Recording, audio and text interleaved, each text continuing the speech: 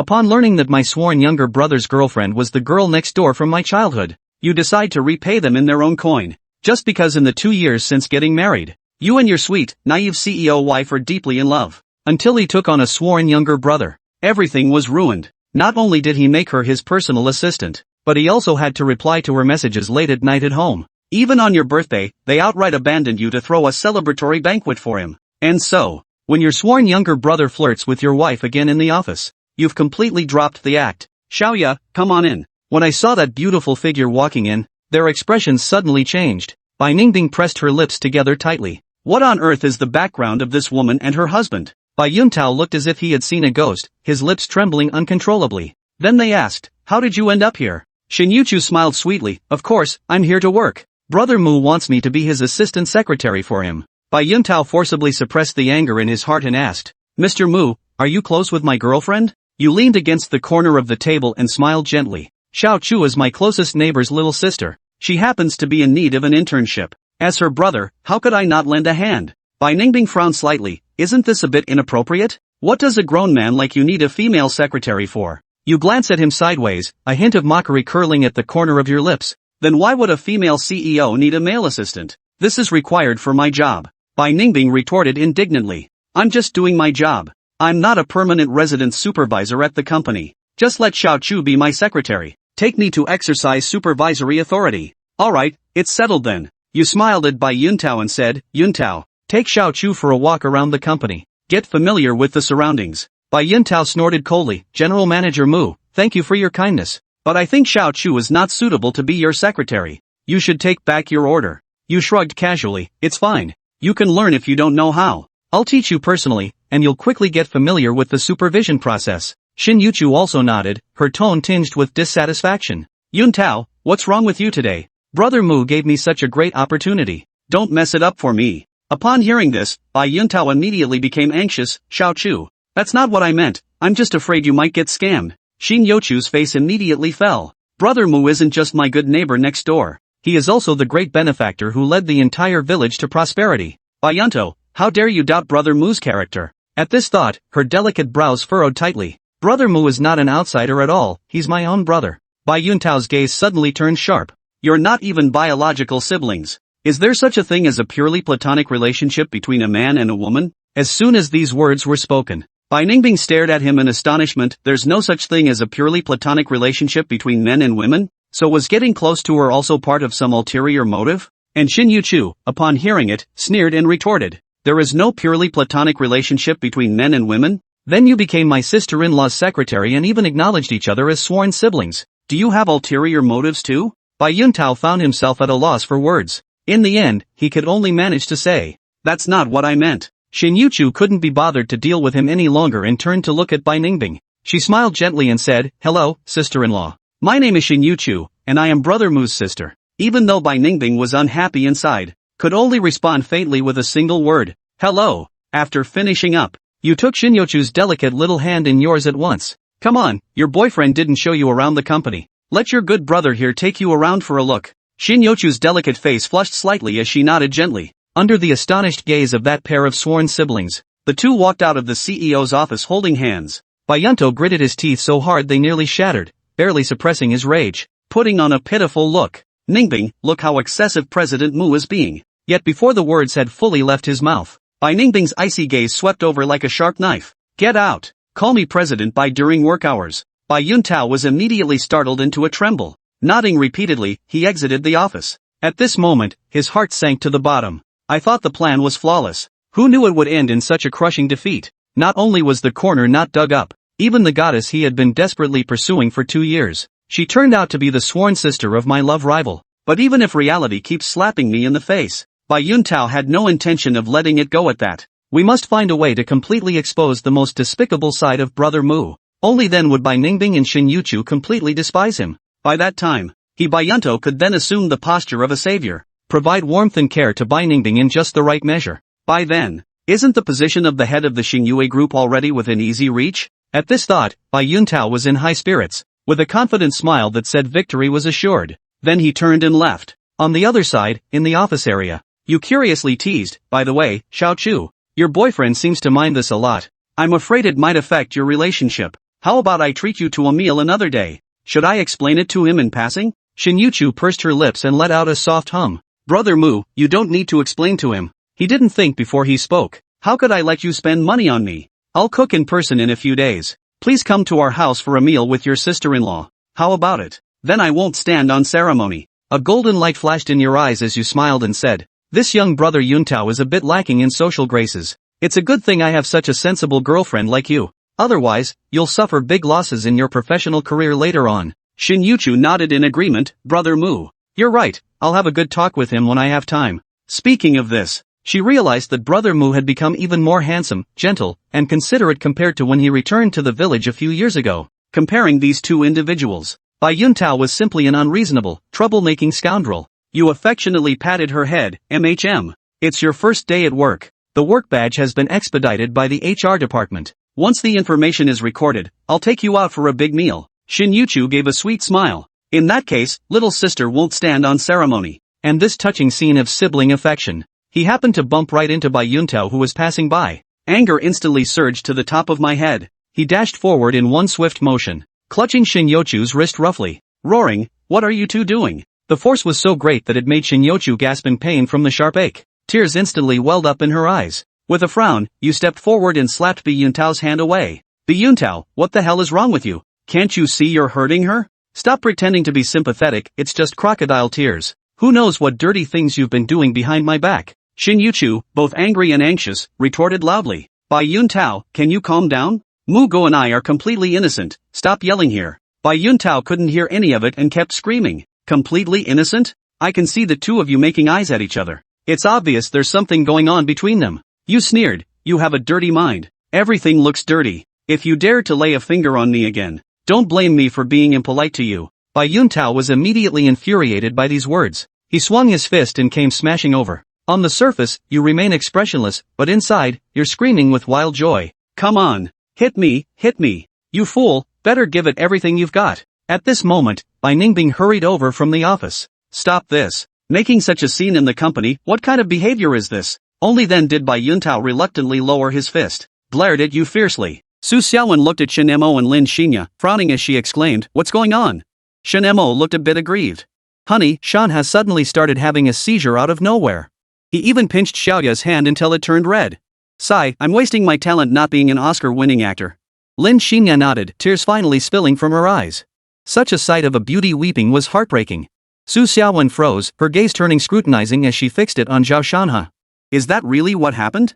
Zhao Shanhe met Su Xiaowen's scrutinizing gaze, then caught Shen Mo's taunting smirk, nearly losing his composure again. He took a deep breath and explained, Sis Xiaowen, Brother Shen was taking advantage of Xinya just now. I only acted to protect her. Shen Mo replied indifferently, Shanhe, how can you make such baseless accusations? Xinya and I are like siblings. How could a brother patting his sister's head be taking advantage? Lin Xinya shot Zhao Shanhe a cold stare. Zhao Shanhe, did a mad dog bite you today? You flew off the handle for no reason and tried to hit Brother Mo. Now get over here and bow to apologize to Brother Mo. Su Xiaowen had been displeased upon hearing Shen Mo touch Lin Xinya's head, but when Lin Xinya accused Zhao Shanhe of trying to hit her husband, she glared at Zhao Shanhe with a hint of anger. Shanhe, is what Xinya said true? You actually wanted to hit Brother Shen. Zhao Shanhe was utterly speechless now, his hands clenched into fists so tightly his knuckles turned slightly white. Gritting his teeth, he reluctantly bowed to Shen Mo, forcing out, Brother Shen, I'm sorry. His eyes were filled with resentment and unwillingness. Seeing his apology, Su Xiaowen's expression softened slightly.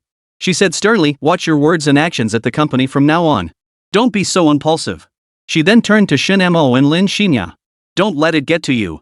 Just focus on your work. With that, she returned to her office. Shen Mo noticed she was defending Zhao Shanhe but didn't take it to heart. He patted Zhao Shanhe on the shoulder and said with a smile, Shanhe, we're all family here. Don't let little things like this ruin our harmony. Zhao Shanhe flung his hand away, snorted coldly, and turned to leave. Lin Xinya watched his retreating figure with concern and said to Shen Mo, Brother Mo, I'm so sorry. His temper's getting worse and worse. Please accept my apology on his behalf. Shen Mo shrugged. It's fine. Xinya, is your hand okay? It's all red. Lin Xinya gave a bitter smile. My hand's fine. As long as you didn't take it to heart. Chapter 7, Su Xiaowen's Confrontation. Shen Mo voiced concern for her future. Sigh, your boyfriend is so immature. He's so young yet already violent. If you two get married, won't he resort to domestic violence? Lin Xinya's slender frame trembled at the words. Yes. Zhao Shanhe used to be too gentle to even raise his voice at her. Why the sudden change today? Could this be his true nature? If that were true, hadn't she found herself a wolf in sheep's clothing? But remembering Zhao Shanhe's past tenderness toward her, she was willing to give him one more chance. Lin Xinye offered an excuse for him. Maybe Shanhe's been under too much pressure lately. People who are exhausted tend to get irritable easily. Shen Mo nodded in agreement. True. Young people are prone to impulsive outbursts, it's normal. Looks like he needs some proper rest. You'll have to do some serious talking with him. Lin Xinye replied, I will. Zhao Shanhe slowly made his way back to his desk, each step feeling like it weighed 1,000 pounds. He sank into his chair, his body collapsing as if it had lost all support. Images of Lin Xinye and Shen Mo's intimate moments flashed relentlessly through his mind, playing like scenes from a movie before his eyes. He recalled Lin Xinye smiling tenderly at Shen Mo gently stroking her hair, and the sight of them walking hand in hand. All of this tore at Zhao Shanhe's heart like a knife. He couldn't accept this reality that Lin Xinye, whom he deeply loved, could be so intimate with Shen Mo, the man he despised most. What was even more unbearable was that Lin Xinye had demanded he bow and apologize to Shen Mo. Zhao Shanhe's pride had suffered an unprecedented blow. He had always considered himself a proud man, incapable of bowing his head before Shen Mo. Yet now, the person he loved most was demanding he perform an act he found utterly humiliating. This wasn't supposed to happen. Zhao Shanhe murmured. He felt like a fool being played for a fool.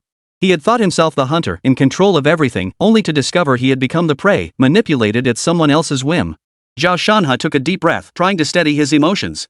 Yet the image of Shen Mo and Lin Xinye holding hands remained etched in his mind like a nightmare, refusing to fade. Inside the CEO's office, Su Xiaowen pulled out her phone and called Su Yaoyao. The call connected quickly.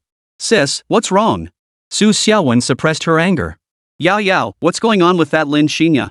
Weren't you supposed to be out with your brother-in-law today? Where are you now? I'm downstairs at the company building. That Lin Xinye is my senior from university. She's also my brother-in-law's godsister. Since summer break is almost here, my brother-in-law plans to have her work as his secretary. Su Xiaowen's tone was clearly displeased. Don't you think they're getting a little too close? So what? Aren't you and your godbrother pretty close too? That male intern assistant, huh? Ha.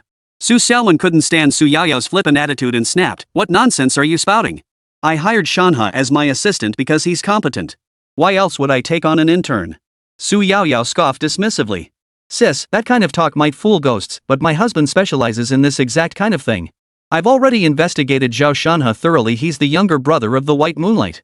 Su Xiaowen froze, a sudden wave of unease washing over her. Her voice faltered. You're talking nonsense. Don't worry, I haven't told my husband about this. But even if he found out, I doubt he'd care. You'd better explain yourself to him clearly. Otherwise, what's done is done. Su Xiaowen retorted angrily, mind your own business. Don't think I don't know about your little schemes with my brother-in-law. I advise you to mind your own affairs. So what if I like my brother-in-law? It pisses you off. Ha. Beep. Su Xiaowen watched the call disconnect, slumping helplessly back into her chair. Yes, her younger sister Su Yaoyao had fallen for her brother-in-law. Their parents were well aware of it but turned a blind eye. Shen Mo was indispensable to the Su family. They could do without anyone else, but not him. Even if Shen Mo wanted to divorce her so Su Yaoyao could marry him, her parents would wholeheartedly support it. Moreover, that girl from her uncle's family was already stirring up trouble, itching to steal her cousin's man. At work, Su Xiaowen could be fiercely dominant, but at home, Shen Mo was the pillar holding everything together. Why? Why couldn't Shen Mo get thoroughly humiliated like those deadbeat dragon kings in romance novels? Then I, Su Xiaowen, could be like the heroines in those novels, bullying him for 3 or 5 years to my heart's content. How wonderful that would be. Su Xiaowen couldn't help but recall her campus days and that long-lost first love. He had been utterly devoted to her, a world apart from Shen Mo's superficial gentleness. If Shen Mo knew Su Xiaowen had a first love, he'd probably be furious. Shen Mo, stop daydreaming. I only want you, not your love.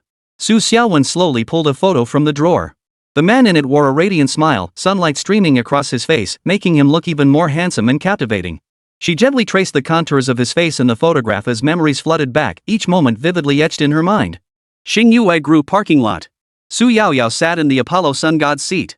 After hanging up on Su Xiaowen, a blush spread across her cheeks like a ripe apple. Her head rested lightly on the steering wheel, yet her heart pounded wildly inside her chest. This was the first time in her life she had ever stood up to her sister with such conviction. In the past, she had been timid and obedient, always complying with her sister's demands. But today, she had finally uttered the words she'd longed to say but never dared. Oh dear, how had she given herself away so quickly? Su Yaoyao tapped her forehead in frustration, inwardly groaning. But the thought that her sister actually had a first-level white moonlight instantly lifted her spirits. This was absolutely fascinating. A sly smile played at the corners of Su Yaoyao's lips. She deliberately kept this news from Shen Mo, eager to see how he would handle the situation. After all, as his sister-in-law who had lived under his roof for 5 years, she understood his character quite well. Shen Mo wasn't the type to throw caution to the wind for love. He valued tangible benefits far more. In Su Yaoyao's view, so-called gold diggers only existed in boring novels.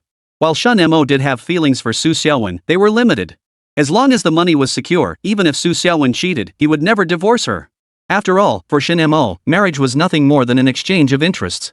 He wouldn't sacrifice his wealth and status for some notion of love. Besides, the world outside is so vast, and there are plenty of flowers in the forest. Why hang yourself on a withered rose? A man of substance never lacks beautiful women by his side. Chapter 8, Carlos's Last Puff. 8 o'clock in the evening. Upon returning home, Shen Mo and Su Yaoyao immediately spotted Su Xiaowen sitting on the sofa, busy with work. He smiled and said, "Honey, you're working so hard. Still grinding late at night to make money? Truly a role model for women and the goddess CEO in every man's eyes."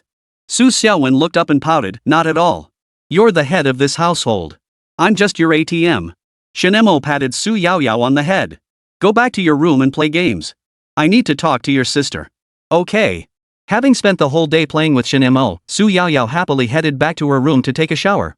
Shen Mo sat down beside Su Xiaowen and unapologetically used her legs capable of crushing a man as a pillow. Su Xiaowen glared at him, both embarrassed and annoyed. "You're using my legs as a pillow? Get off. They're heavy." Shen Mo smiled up at her from below, reaching up to grab her head and pull her in for a kiss. Su Xiaowen struggled briefly before half-heartedly giving in. Shen Mo felt much better and released her. Su Xiaowen's face flushed crimson, yet she seemed reluctant to let go. Shen Mo sat up, pulling her into his embrace. He leaned close to her ear, his hot breath tickling her skin. "How was your stepbrother today? Work going smoothly?" Su Xiaowen pouted playfully. "He's fine, but his uncle might have been in a bad mood today." Shen Mo chuckled softly. "Seems like your godbrother's got his period out of whack. Maybe he's overworked and his prostatitis flared up." Su Xiaowen looked puzzled. "Isn't prostatitis a kidney problem? How could he have that at such a young age?" Shen Mo released her, lit a cigarette, and took a deep drag. "Quite possible. After all, the more effeminate a man is, the more frequent his prostate inflammation flare-ups become and the more volatile his temper grows." Su Xiaowen frowned. "Don't talk nonsense. Shanhe looks perfectly healthy. How can you say he has kidney problems?" Shen Mo chuckled sheepishly, apologetically. All right, my bad. I shouldn't have spoken that way about my younger brother. That's more like it." Su Xiaowen laughed, leaning her slender frame against Shen Mo's chest as her small hand began to slip beneath his shirt. Shen Mo grabbed her hand. "Is your husband's abs that nice to touch?" Su Xiaowen flushed, retorting defiantly, "Then how about your wife's legs? You love seeing me in black stockings, don't you?" Shen Mo chuckled. "I prefer you in a cheapao. Wear one tonight." "Right now?" Su Xiaowen didn't want to move. Today, she was determined to stand her ground. "No way. I still have documents to review." "Fine, I'll ask Yaoyao to wear one for me instead." Shen Mo finished his cigarette, slowly dropping the butt into the ashtray. The entire motion seemed stretched out by time. He had just stood up, before he could stretch his body, when he suddenly felt a faint yet firm grip seize his arm. He turned to see Su Xiaowen clutching him tightly, her face flushed with jealousy. Her voice was urgent as she blurted, "I'll wear it. I'll wear it, okay?" Before she could finish, Su Xiaowen bolted back into the room barefoot like a startled rabbit. Her steps were light and swift, as if terrified Shen Mo might go find his sister. Shen Mo watched her vanish into the doorway, a faint, barely perceptible smile curling the corners of his mouth. He sat down at Su Xiaowen's computer and opened her chat history with Zhao Shanhe. The text on the screen was clear and visible, with Zhao Shanhe's apology message catching his eye first. Shen Mo read each message carefully. "Zhao Shanhe, Sister Xiaowen, I'm sorry I acted impulsively today. I apologize to you and Brother Shen." Su Xiaowen's reply was forgiving and magnanimous. To no one's mistake and corrected is the greatest virtue. Don't let youthful impetuosity get the better of you at work from now on. I'll put in a good word for you with Brother Shen. Zhao Shanhe seemed grateful for Su Xiaowen's forgiveness and continued, "Thank you, Sister Xiaowen. You truly are the kindest, most beautiful, and most gentle sister in the world." Su Xiaowen sent an embarrassed emoji before replying, "Stop flirting. You have a girlfriend, save those compliments for her." Zhao Shanhe didn't stop there. He continued his praise, "To me, you and Xinya are both equally beautiful. Your family to me." Shen Mo silently stared at his phone screen. The chat history displayed didn't stir the slightest emotion within him. A faint, teasing smile even curved his lips. He casually snapped a screenshot of the chat history, then pressed the back button to exit the page. Next, he pulled a pack of cigarettes from his pocket, deftly took one out, and lit it with his lighter. As smoke curled upward, he drew a deep drag, letting the nicotine spread through his lungs, delivering a unique rush of stimulation and satisfaction. Closing his eyes, he savored the moment of tranquility and relaxation. After a while, he slowly exhaled a smoke ring, watching the white mist gradually dissipate in the air. He couldn't help but sigh. Indeed, only cigarettes are a man's best companion. Just like Carlos, he became a god by relying on that most satisfying drag. In the world of Resident Evil, that single, most satisfying puff of smoke not only granted Carlos a fleeting moment of calm amidst intense combat but also rendered a year's worth of anti-smoking campaigns worldwide utterly futile. Carlos, or real man? Creak. Su Xiaowen emerged from the room, her steps light and graceful, clad in a vibrant cheongsam. Her figure was graceful, the qipao accentuating her curves to perfection. How do I look? Pretty? Su Xiaowen spun around, a hint of shyness in her eyes. Shen Mo stood up, walked to her, and gently stroked her hair. You look absolutely stunning, my love.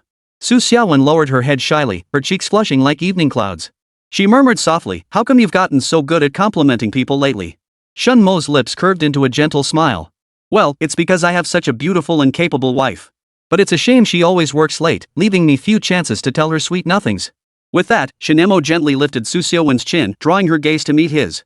His eyes were deep and luminous, seeming to pierce her soul. He murmured softly, my dear, your beauty today truly makes your husband's heart flutter. Su Xiaowen's cheeks flushed even redder. She gave a shy, embarrassed smile and pouted, oh, you're so annoying. We're an old married couple now, why do you still say things like that? Though her words protested, Su Xiaowen's body betrayed her feelings. Like a docile kitten, she naturally nestled her head against Shen Mo's chest, basking in his warmth and affection. This tender embrace made her forget the beautiful times she'd shared with her first love, her white moonlight. She wished time could freeze in this moment forever, if possible.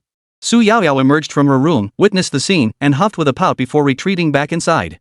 She grabbed the giant panda plush Shen Mo had given her and vented her frustration by squeezing it. Chapter 9, Amusement Park. Honey, it's been 2.5 hours, can we take a break? I have work tomorrow.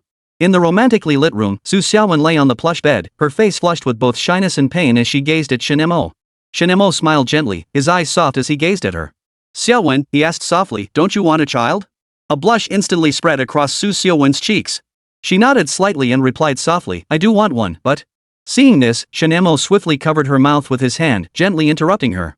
His voice carried a hint of seduction. Wanting a child is the right thing. But first, you need to satisfy your husband. That's how babies happen. Besides, tomorrow is Saturday. We can enjoy some quality time together. Su Xiaowen's eyes gradually clouded over, her breathing becoming slightly ragged. Shen Mo's words seemed to hold a magical power, stirring her heart involuntarily. Her lips parted slightly, emitting a soft moan, then, please be gentle. That soft, pleading whimper ignited a flame within Shen Mo's heart. He drew closer to Su Xiaowen, his lips brushing her earlobe as he murmured softly, alright, Xiaowen. I'll be gentle. Su Xiaowen's body trembled slightly as her hands unconsciously wrapped around Shen Mo's shoulders. Under Shen Mo's tender assault, her resistance gradually faded, replaced by a longing and anticipation. After the exhilarating battle ended, Su Xiaowen collapsed completely exhausted into Shen Mo's arms. Shen Mo glanced at the time, somewhat surprised by Su Xiaowen's stamina. 5 hours. Su Xiaowen had actually lasted 5 hours. She'd need someone to feed her breakfast tomorrow. Watching her sleep soundly, Shen Mo picked up her phone from the table, unlocked it, and opened the photo album. Inside were recent photos from business meetings and selfies. Further back were candid shots of Shen Mo cooking and practicing martial arts. But not a single photo of Zhao Shanhe? Was that guy really that useless? Shen Mo froze for a moment, but then recalled Zhao Shanhe's scrawny appearance. Perhaps Su Xiaowen truly valued his abilities. After all, he couldn't match Shen Mo in looks or physique, and aside from having a higher education, he fell short in every other way. So why did she choose him as her godbrother? Shen Mo searched the photo album for answers, but found nothing. Forget it. Shen Mo put down his phone and fell asleep, holding his stunningly beautiful wife in his arms. 8 in the morning. Shen Mo slowly climbed out of bed and stretched lazily. After brushing his teeth, he headed to the kitchen, opened the refrigerator, and pulled out various ingredients to prepare a pot of 8 treasure porridge. Shen Mo skillfully washed all the ingredients, placed them in the pot, added the right amount of water, and began simmering. Before long, the kitchen filled with a rich, comforting aroma. Meanwhile, Su Yaoyao had finished her morning routine and sat at the dining table, gazing expectantly toward the kitchen. Her stomach had been rumbling for ages, and she couldn't wait to taste Shen Mo's breakfast. Brother-in-law, is it ready yet? Su Yaoyao couldn't help but call out. Shen Mo, busy wrapping dumplings, gave a helpless chuckle. Almost done, almost done. Why don't you learn to cook yourself? Do you really think your brother-in-law is your personal maid? Su Yaoyao stuck out her tongue playfully and retorted, could a maid's cooking ever compare to yours? I've been eating your meals for nearly 6 years now. My stomach can only hold your cooking. Learn? I couldn't even if I tried. Shen Mo felt flattered by her words. Su Yaoyao always clung to him like a child. 6 years of raising her, not a bad deal. 1 hour later.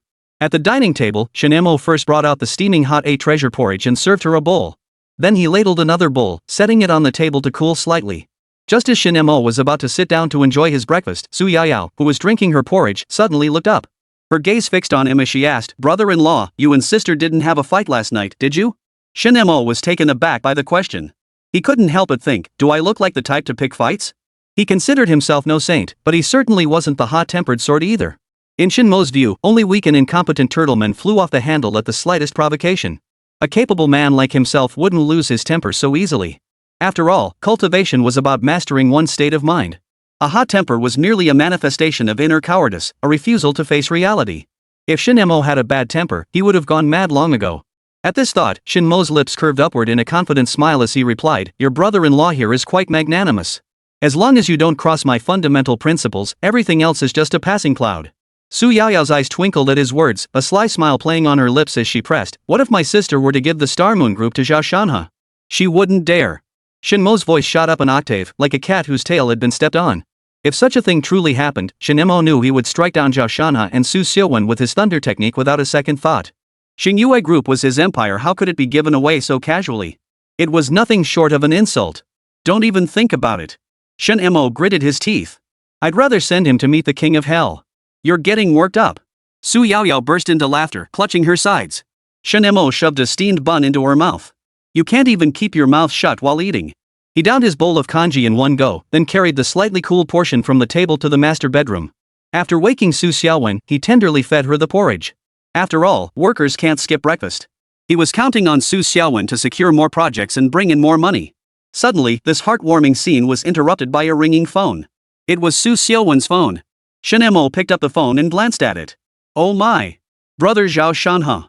He pressed the answer button and switched it to speakerphone. Zhao Shanhe's voice came through, tinged with anticipation. Sis Xiaowen, are you up yet?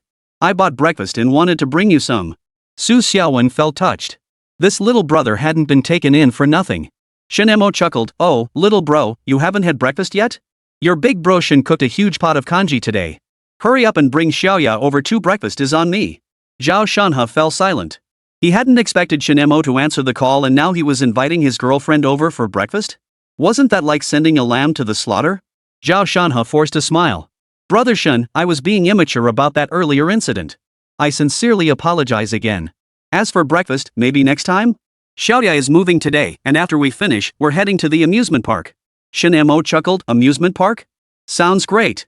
Xiaowen and I were planning to go today too. Why don't you all join us? More people, more fun. Zhao Shanhe gritted his teeth and said, Brother Shen, no need. Xinya has a lot of luggage. I don't know when we'll finish moving. You guys go ahead and have fun. Shen Mo said, I never expected you, little brother, to bring us breakfast while helping Xiaoya move. What a great guy. I'll call Xiaoya and tell her all about how wonderful you are. Zhao Shanhe froze. What did that mean? You're calling my girlfriend? Brother Shen, wait. That's it. I'm hanging up. Beep, beep, beep. Damn it. Zhao Shanhe's eyes widened as he stared fixedly at the disconnected phone. His chest heaved violently, a nameless rage burning fiercely within him. With a furious roar, Zhao Shanhe seemed to lose all reason, violently slamming the phone in his hand onto the ground. The phone collided with the hard floor, emitting a sharp cracking sound. The screen shattered instantly, sending fragments flying everywhere. Staring at the utterly shattered device, Zhao Shanhe's rage not only failed to subside but only intensified. My phone! His voice, filled with frustration and rage, echoed down the street. Passers-by turned to stare at him. Is this guy crazy? Throwing away an iPhone worth over 10,000 yuan like that? What a wasteful son of a... You bet. Look at him, fuming like that. Probably got cuckolded by his wife and taking it out on his phone. Hearing the surrounding crowd pointing fingers at him, Zhao Shanhe lost his mind in rage and charged at the middle-aged women, getting into a scuffle with them. Finally, the police arrived and took Zhao Shanhe, his face scratched and bleeding, to the station. Chapter 10, Lin Xinya's Disappointment. Su Xiaowen watched Shen Mo hang up the phone, a wave of resentment welling up inside her. She pouted and muttered, I didn't even get to say a word to Shanhe. Why did you hang up so fast? Shen Mo ignored her complaint, pulling his phone from his pocket and dialing Lin Xinya's number. Her sweet, gentle voice came through the line almost immediately. Brother Mo, why are you calling me all of a sudden? A sly smile touched Shen Mo's lips. He deliberately activated the speakerphone and said leisurely, I heard you're moving right now. Why didn't you give me a call? I could have come over to help. Lin Xinya visibly paused, seeming taken aback by Shen Mo's words. After a brief pause, she asked in confusion, I'm not moving until noon. Right now, I'm just packing my belongings. Who told you I started moving this morning? Shen Mo replied curiously, Shanhe told me. He called your sister-in-law this morning to bring us breakfast. I suggested he bring you over too so we could all eat together, but he said you were busy moving and couldn't make it. Lin Xinya frowned upon hearing this. He clearly promised me this morning he'd buy me breakfast. It's been over 10 minutes now, and he still hasn't returned. I was wondering where he was. I had no idea he'd called my sister-in-law instead. Shen Mo smiled reassuringly. Oh, don't overthink it. They're siblings after all, it's only natural for them to look out for each other. Stop worrying so much. Lin Xinya felt slightly reassured by Shen Mo's words, but still couldn't help sighing. Mo good, thank you for being so understanding. If Shanhe could be half as considerate as you, I'd be truly satisfied. However, Xiaowen, who was lying on the bed, suddenly interjected, Xinya, how can you speak about your boyfriend like that in front of outsiders? Shen Mo raised an eyebrow at Xiaowen's remark, shooting her a displeased look. What outsider? Xinya is my sister. We're siblings, how could she be an outsider? Xiaowen looked utterly unconvinced. Her eyes widened as she raised her voice, you're only related by adoption, not by blood. Shen Mo's expression darkened instantly, his tone turning icy. Xiaowen, how could you be so unreasonable? What nonsense about step-siblings? The bond between Xinya and me is pure and untainted. I won't tolerate your wild speculation. Xiaowen froze completely. Pointing at herself, her face twisted with hurt and disbelief, her voice trembling slightly, she stammered, you call me unreasonable? Isn't it? Shen Mo retorted without mercy. Look at yourself right now, you're just being unreasonable. Shen Mo continued, when you were being so kind to Shanhe, constantly checking in on him, personally guiding his work, you two were practically inseparable. Did I say anything then? Xiaowen's anger flared instantly, her voice sharpening. Shanhe didn't understand his job. What's wrong with me teaching him personally? Is that a crime? Absolutely. Shen Mo's voice rose in equal intensity. Then why do you call Xiaoya and me outsiders? She's a girl living alone in this city. As her brother, shouldn't I help her? Just then, Lin Xinya's tearful voice came through the phone, Mo, please don't fight with my sister-in-law. It's all my fault. Shen Mo hurriedly comforted her, this isn't your fault at all. Your sister-in-law is just too sensitive and unreasonable.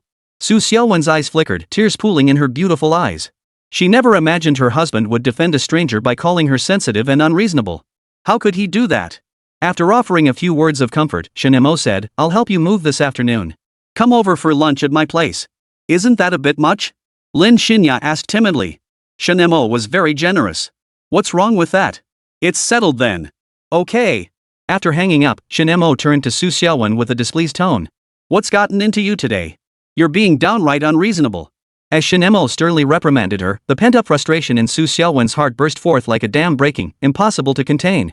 Tears streamed down her beautiful eyes like beads from a broken string. Yes. I'm being unreasonable. You called to check on another girl right in front of your wife. Did you even think about how I feel? Xiaowen's voice was choked with sobs. At that moment, Xiaowen's angry expression was strangely endearing. Her tearful, sniffling demeanor made her look exactly like a wronged little child. Shen Mo, far from feeling the slightest remorse, widened his eyes and snorted coldly. Oh, why are you crying? A month ago, when you called brother Shanhe right in front of me, the way you sounded concerned was practically like he was your husband. I didn't say a word then. How come you're crying like this just because I showed a little concern for my sister? Xiaowen froze upon hearing Shen Mo's words. She carefully recalled the incident and realized he was right. But as a girl, she naturally refused to admit defeat easily. She retorted stubbornly, don't talk nonsense.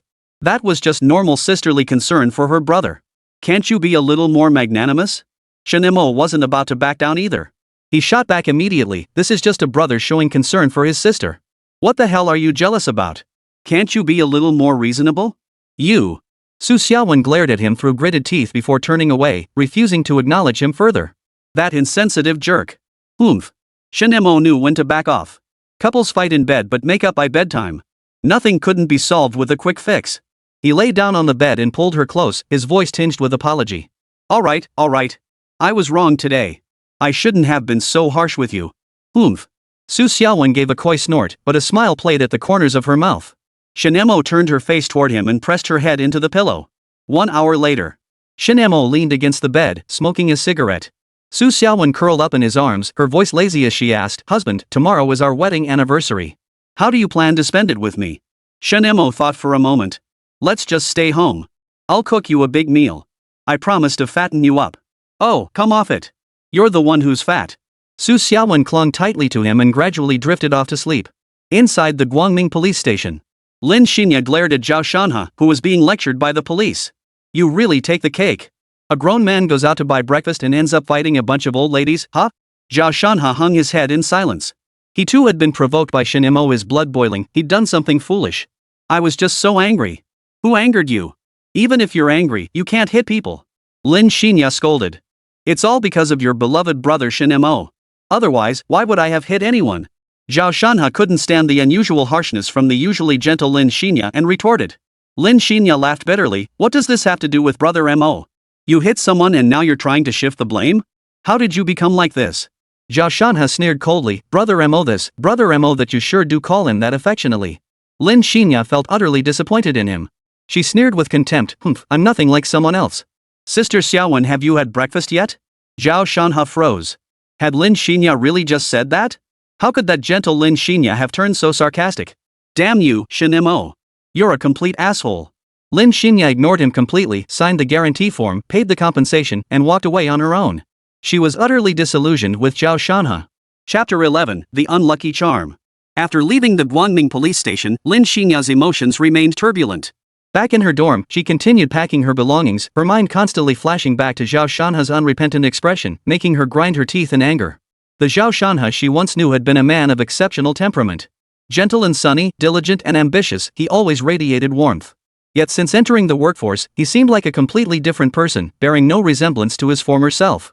The more Lin Xinya thought about it, the angrier she became. She simply couldn't understand why Zhao Shanhe had changed so drastically. Not only did he refer to Moge's wife as his sister, but he also expressed extreme dissatisfaction with her relationship with Mo, even becoming irritable over it. What on earth is going on? Lin Xinya couldn't help but ask herself. Was he always like this, only hiding it so well before? At that thought, Lin Xinya suddenly felt terribly guilty toward Mo. Zhao Shanhe's habit of stirring up trouble for no reason was truly detestable. She began to doubt whether this relationship was worth continuing. Maybe we should just break up. The thought flashed through Lin Xinya's mind, but she immediately hesitated. After all, they had been together for 2 years. The bond they'd built over that time wasn't something she could just let go of. Just as Lin Xinya was wavering, her phone suddenly rang. She glanced at the screen, expecting it to be Zhao Shanhe calling. A wave of irritation washed over her, and she was about to hang up. But when she recognized the caller ID as Shen Mo's name, a flicker of surprise and delight crossed her face. She quickly answered, "Hello, Mo. Xiaoya, have you packed everything yet? I'm already driving to the school. The security guards here are stubborn as mules, they absolutely refuse to let me drive in." Lin Xinya hadn't expected Shen Mo to actually come help her move her luggage. A wave of warmth washed over her heart, and she chuckled softly, "Thanks, Mo. I'll have my things packed up soon. Could you wait for me a little longer?" Shen Mo thought for a moment. "Alright, I'll wait for you at the school gate." "Okay." Lin Xinya quickly packed her things, stuffing 2 large suitcases full. With great effort, she finally made it downstairs. As soon as she reached the first floor, Shen Mo and Su Yaoyao appeared before her. "Yaoyao's here too." Su Yaoyao hooked her arm through Shen Mo's and nodded, grinning mischievously. "Today's the first time this pretty girl's helping someone move stuff, right? Are you happy about that, sister ya?" Shen Mo rolled his eyes. "Forget it, with your little frame. Haven't I always carried your luggage for you?" Su Yaoyao glared at him indignantly. "If you carry it, it's like I'm carrying it. What's yours is mine." Shen Mo froze at her words, then playfully hooked his arm around her shoulder. "They say a sister-in-law is half her brother-in-law's. Looks like you're all mine." Su Yaoyao looked dead serious. "That's right. I belong to you." Lin Xinya was dumbfounded. Who would have thought the campus beauty of Jiangcheng University was a total brother-in-law enthusiast? She couldn't help but laugh. "You two really are close, aren't you?" Su Yaoyao laughed. "Oh yes, I've been with him since I was little. I couldn't possibly live without him now." Shen Mo roared with laughter. "You say you can't live without me? More like you can't live without my cooking, right?" Pretty much. Su Yaoyao pointed at the suitcase in Lin Xinya's hands. "Strongman, the task of carrying this beauty's luggage is yours." "At your service, Miss Campus Beauty." Shen Mo obliged her, stepping forward to take Lin Xinya's suitcase and leading the 2 campus beauties toward the school gate. School gate.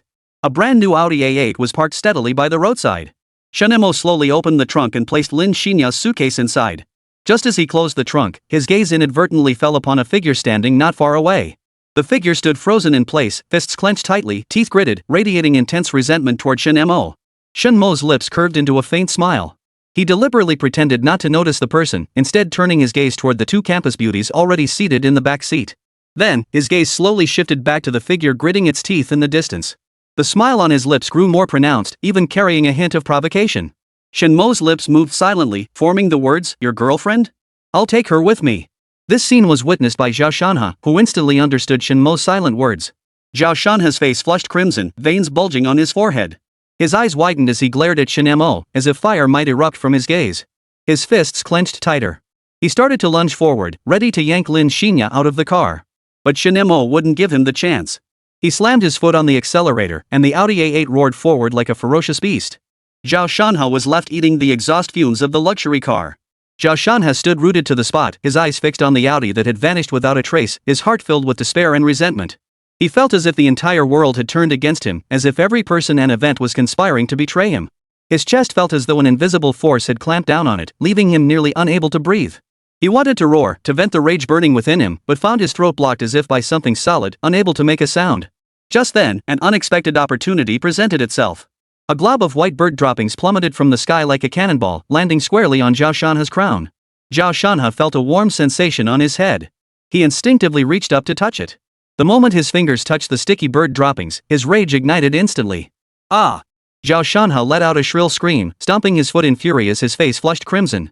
Glaring furiously at the sky, he hurled abuse at the bird that had vanished without a trace. "You filthy bird! You've got some nerve ting on my head." Students passing by witnessed the scene. They froze for a moment, then burst into uproarious laughter. Some even pulled out their phones to film Zhao Shanhe, intending to share the comical scene on their social media feeds. Zhao Shanhe's face flushed even redder. He felt like a clown being mocked by the entire world. He glared at the students taking pictures, yet felt utterly helpless. "I've never heard of such a request in my life. Will the bird even agree to it?" one student teased with a laugh, sparking another wave of laughter from the crowd. Zhao Shanhe, refusing to believe it, lifted his head. Instantly, he felt a warm, stinky breath wash over him. "Ah! Ha ha ha ha!" Everyone roared with laughter, none noticing the yellow talisman beneath Zhao Shanhe's foot rapidly burning to ashes. Chapter 12, To get by in life, you need a little green on you. Suihu Yaiyuan Residential Complex. Lin Xinya covered her mouth in disbelief as she surveyed the 200 square meter apartment. Stepping into this lavishly decorated home felt like entering a dream world. The living room floor was laid with expensive marble tiles, their patterns clear and natural, every inch exuding an air of luxury. A massive crystal chandelier hung from the ceiling, its dazzling brilliance casting a starlit glow that illuminated the entire space. The TV backdrop wall was crafted from natural jade stone panels, their intricate patterns appearing breathtakingly beautiful under the light. The plush leather sofa, in a deep, sophisticated hue, offers a sensation of being gently enveloped when seated. Beside it, a wooden coffee table with fine grain displays exquisite tea sets and floral arrangements. In the dining area, a custom European-style table commands attention with its grandeur, complemented by uniquely shaped crystal candlesticks that exude elegance. The bedroom decor is truly breathtaking. The bed features a top-tier mattress and silk bedding, while the headboard wall is upholstered in soft leather, accented with intricate metal trim. The spacious walk-in closet features a well-designed storage system, keeping garments and accessories neatly organized. The bathroom features a fully smart toilet, marble vanity, and an oversized massage bathtub, each element radiating luxury and comfort. The view outside the floor-to-ceiling windows is equally delightful, offering glimpses of the meticulously tended garden and distant lake scenery. Living here felt like indulging in an ultimate feast of life every single day. Is this heaven? Lin Xinya murmured in disbelief. It was her first time witnessing such opulent decor. Su Yaoyao excitedly took Lin Xinya's hand and led her into the bedroom. The moment the walk-in closet door opened, Lin Xinya was stunned by the sight before her. It was filled to the brim with a dazzling array of dresses and clothing, so many that it was almost overwhelming. "Wow, it's so beautiful!" Lin Xinya couldn't help but exclaim. Su Yaoyao smiled proudly and said, "All these were prepared for you by my brother-in-law. I practically ran myself ragged shopping for them." Lin Xinya shook her head quickly, her gaze shifting to Shen Mo. With a determined look, she said, "Mo Gu, this is too extravagant. I can't accept it." Shen Mo smiled gently and said softly, "They're already bought. If you don't take them, these clothes will just sit here gathering dust. Take them. Don't be polite. Otherwise, I'll get upset." Lin Xinya hesitated for a moment before softly replying, "All right. I guess I'll take them. Brother-in-law, please step outside for now." Shen Mo nodded, assuming the girls had something private to discuss. He tactfully stepped outside for a smoke. Watching Shen Mo leave, Su Yaoyao nudged Lin Xinya with her elbow. So? Touched. Lin Xinya clasped her small hands tightly and nodded. Su Yaoyao leaned close to Lin Xinya's ear and whispered softly, "Oh my, if you're truly that touched, how about giving Brother Mo a sweet kiss?" Lin Xinya looked as if struck by lightning. She jerked her head up, eyes wide, face flushed crimson as she stared at Su Yaoyao, stammering, what are you saying? How could that be possible?" Seeing her reaction, Su Yaoyao continued to tempt her. "Look, Brother Mo prepared all this for you, yet you still don't feel touched enough?" Lin Xinya lowered her head even further, her voice reduced to a mosquito-like hum, "And no. Then why aren't you doing something about it?" Su Yaoyao pressed relentlessly. Lin Xinya finally gathered her courage, lifted her head, and whispered, "But I already have a boyfriend." At this, Su Yaoyao immediately wore a look of disgust and sneered, "Your boyfriend? He's always moody and whiny, acting like a sissy. What gifts has he ever given you? Has he ever taken you on a trip? Has he ever created any romantic surprises for you?" With each word Su Yaoyao spoke, Lin Xinya shook her head more violently, as if trying to shake it off. "What good is a boyfriend like that? To put it nicely, he doesn't love you. To put it bluntly, he's selfish and self-serving. Otherwise, why would he go seducing my sister?" Su Yaoyao said, her face twisted with resentment. At the word flirted, Lin Xinya froze abruptly. Her eyes widened in utter shock as she stared at Su Yaoyao, as if hearing something utterly unbelievable. "Seduce?" Lin Xinya cried out, her voice thick with disbelief. "Shanhe was seducing my sister-in-law." Su Yaoyao nodded solemnly, her tone unwavering. "And it's been going on for quite some time. My brother-in-law has had to pretend not to see it to preserve this marriage, but inside, he's suffering terribly."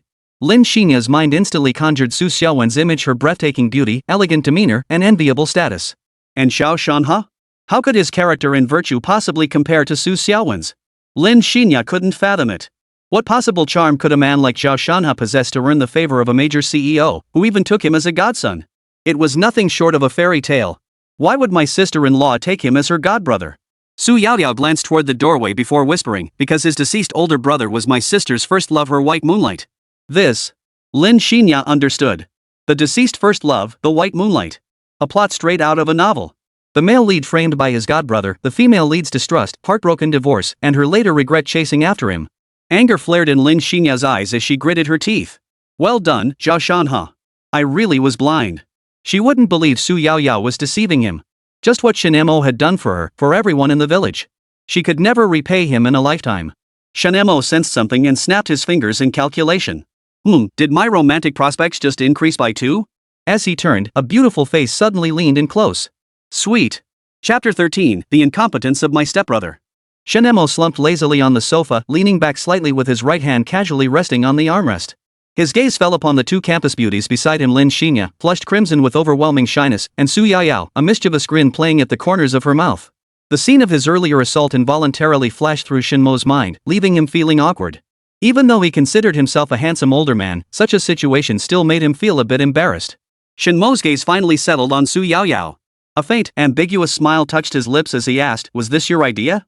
Su Yaoyao seemed startled, abruptly lifting her head with a flustered look in her eyes as she met Shen Mo's gaze. However, she quickly regained her composure, flashing an innocent smile as she replied, "How could that be? It's obvious Sister Ya has always liked Brother Mo." After speaking, Su Yaoyao deliberately lifted her head to gaze at the ceiling, feigning disinterest and complete ignorance of the matter. Seeing this, Shen Mo's smile grew even wider. He turned to look at Lin Xinya, who was blushing and nodded slightly. "Yaoyao is right. I actually do like Brother Mo." Shen Mo chuckled inwardly. "Xiaoya, don't let that crazy girl Yaoyao corrupt you. You're Shanhe's girlfriend. Keep this whole thing to yourself." Su Yaoyao shot him a glare. "Sleazebag, still pretending. Can't you tell? If she really liked that androgynous guy, would she just let him hold her hand? You pervy weirdo." Lin Xinya grew anxious upon hearing this. She stepped forward earnestly and said, "Brother Mo, Yaoyao is right. I've liked you since we were kids. It was just that during college, I got fooled by Zhao Shanhe's sweet talk. Even when we were together, it was only holding hands, nothing more intimate than that." Shen Mo sighed. "Xiaoya, you know I'm a married man. I don't care." Lin Xinya said, "My sister-in-law is completely smitten with Zhao Shanhe right now. Strictly speaking, this counts as emotional infidelity." Shen Mo heard this. He thought about it and realized she was right. He couldn't believe Su Xiaowen had no ulterior motives toward this stepbrother. As for emotional infidelity, is that even a thing? Su Xiaowen was entirely his. Emotion was something that existed, it didn't need to be excessive. Why do people cheat? Loneliness was the primary reason. Shen Mo might be a bit idle, but he was always at home. He provided for both sisters' needs, and their physical intimacy was something she couldn't satisfy him with. When it came to physical intimacy, Shen Mo would bet 500 million yuan that Su Xiaowen would never betray him. Other emotional factors, like some long-lost idealized love interest, were just minor mental crutches. Shen Mo smiled faintly. Xiaoya, does that mean you're physically unfaithful? Lin Xinya lowered her head, her face flushing. I'm not married to Zhao Shanhe. We haven't even been intimate. At most, we're just friends with the title of couple. Meanwhile, at that moment, Zhao Shanhe's heart was filled with doubt and confusion. He seemed to have lost all confidence in life, his entire being becoming vacant and dazed. He sat silently at home, saying nothing as time slipped away in the silence. Finally, unable to bear the torment any longer, he desperately wanted to dial Lin Xinya's number and demand to know what she was thinking. Right in front of her boyfriend, she had unhesitatingly gotten into the car of a married man. This was undoubtedly a slap in the face. Zhao Shanhe had always been regarded as a prodigy by everyone. Whether in his career or love life, he had enjoyed smooth sailing and reaped double rewards. Although Lin Xinya was more conservative, only allowing him to hold her hand, he felt deeply satisfied. This clearly showed Lin Xinya was a traditional woman, insisting on waiting until marriage for intimacy. Yet now, the situation left Zhao Shanhe utterly bewildered and tormented. He couldn't fathom why Lin Xinya would suddenly betray him. Was it because he had grown too close to Su Xiaowen? The mere thought of Su Xiaowen caused a hint of lust to flicker in Zhao Shanhe's eyes. Su Xiaowen was the female CEO of a top domestic conglomerate. Not only did she possess a stunning figure, but her beauty was otherworldly, like a celestial being. Especially when she wore her business attire, that mature yet sensual aura instantly ignited Zhao Shanhe's desire to conquer her. How could Shen Mo, a high school graduate, possibly deserve such a beauty? In terms of looks, he might indeed fall short of Shen Mo. But when it came to talent and knowledge, Shen Mo was nowhere near his level. A stunning beauty like Su Xiaowen belonged with someone as brilliant and erudite as him. A conglomerate like Star Moon Group could only achieve greater glory and expansion under his brilliant leadership. If he could win Su Xiaowen's favor, amassing a fortune worth over 100 million would be as easy as pie for Zhao Shanhe. By then, he would not only possess a peerless beauty like Su Xiaowen but also have a confidant like Lin Xinya by his side. Only then would Zhao Shanhe's life truly reach its pinnacle. The more Zhao Shanhe contemplated this, the more resolute he became. He absolutely could not let a woman like Su Xiaowen slip away, and Lin Xinya was equally indispensable.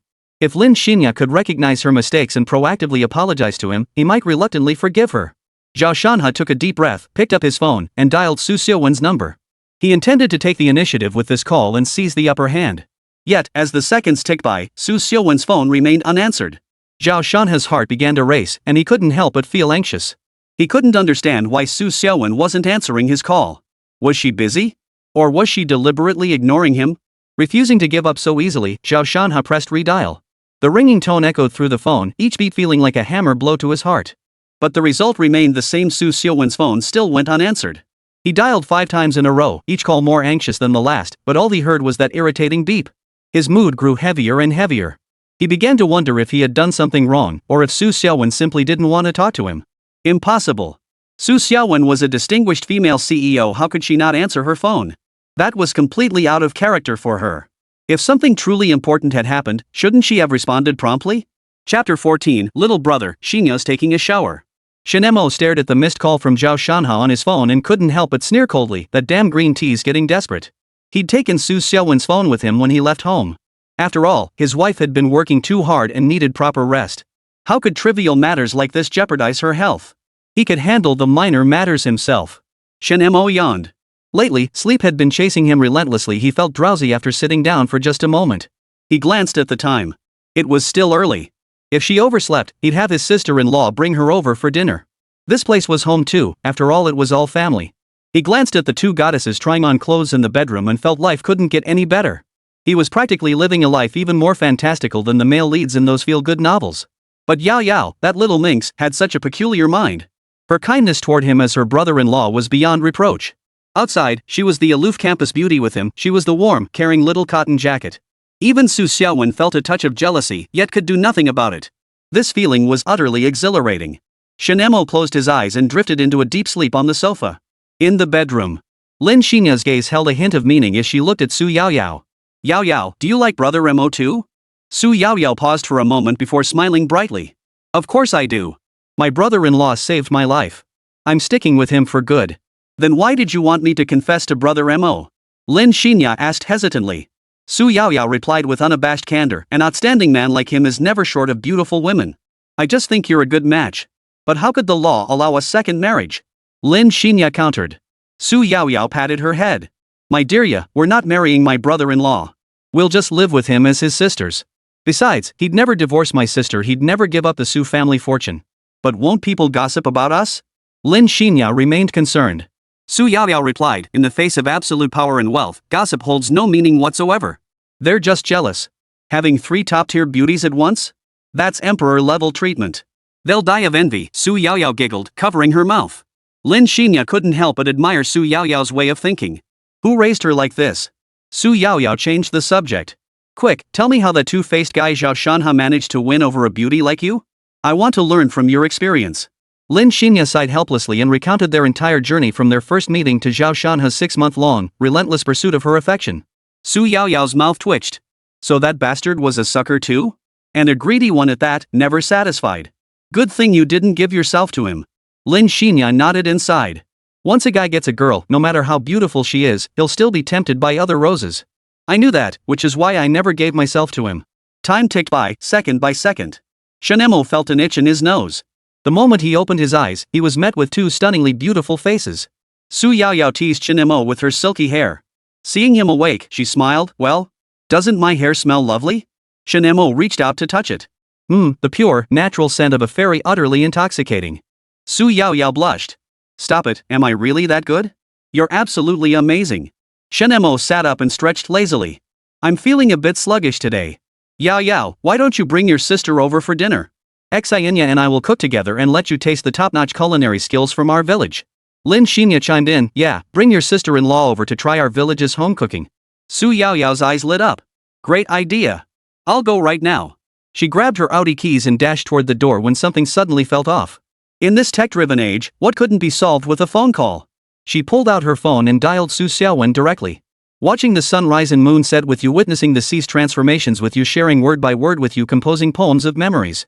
Su Xiaowen's phone rang in Shen Mo's pocket. He pulled it out to check. He turned to look at Su Yaoyao, who stood frozen at the doorway, her face frozen in astonishment. Shen Mo chuckled, I just happened to grab your sister's phone while I was at it. Su Yaoyao pouted in displeasure.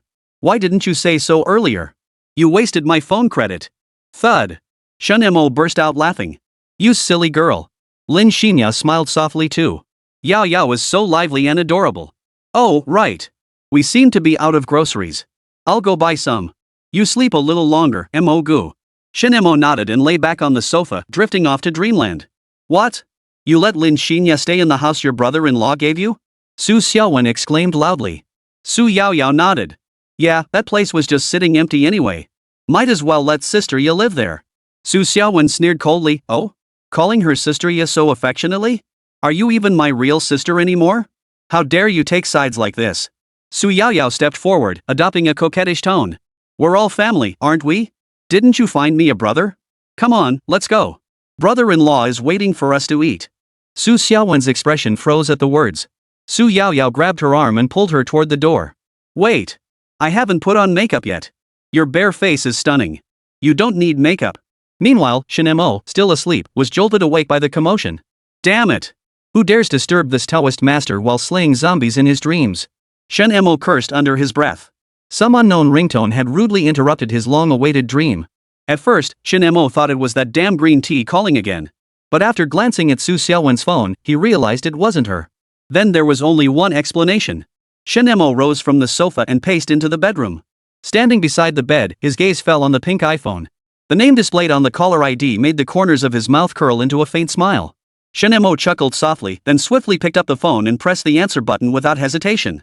Hello, Xinya, where are you now? Zhao Shanhe's anxious voice came through the phone. Today's incident was my fault. I know I was wrong. Please forgive me this once. I promise I'll never make the same mistake again. Shen Mo's smile widened. He deliberately adopted a teasing tone. Oh, isn't this little brother Shanhe? What's up? Did you commit some thunder and lightning-worthy crime today that has you so flustered? Zhao Shanhe sat alone in the hospital ward, his spirits at an all-time low. Today had been nothing but bad luck.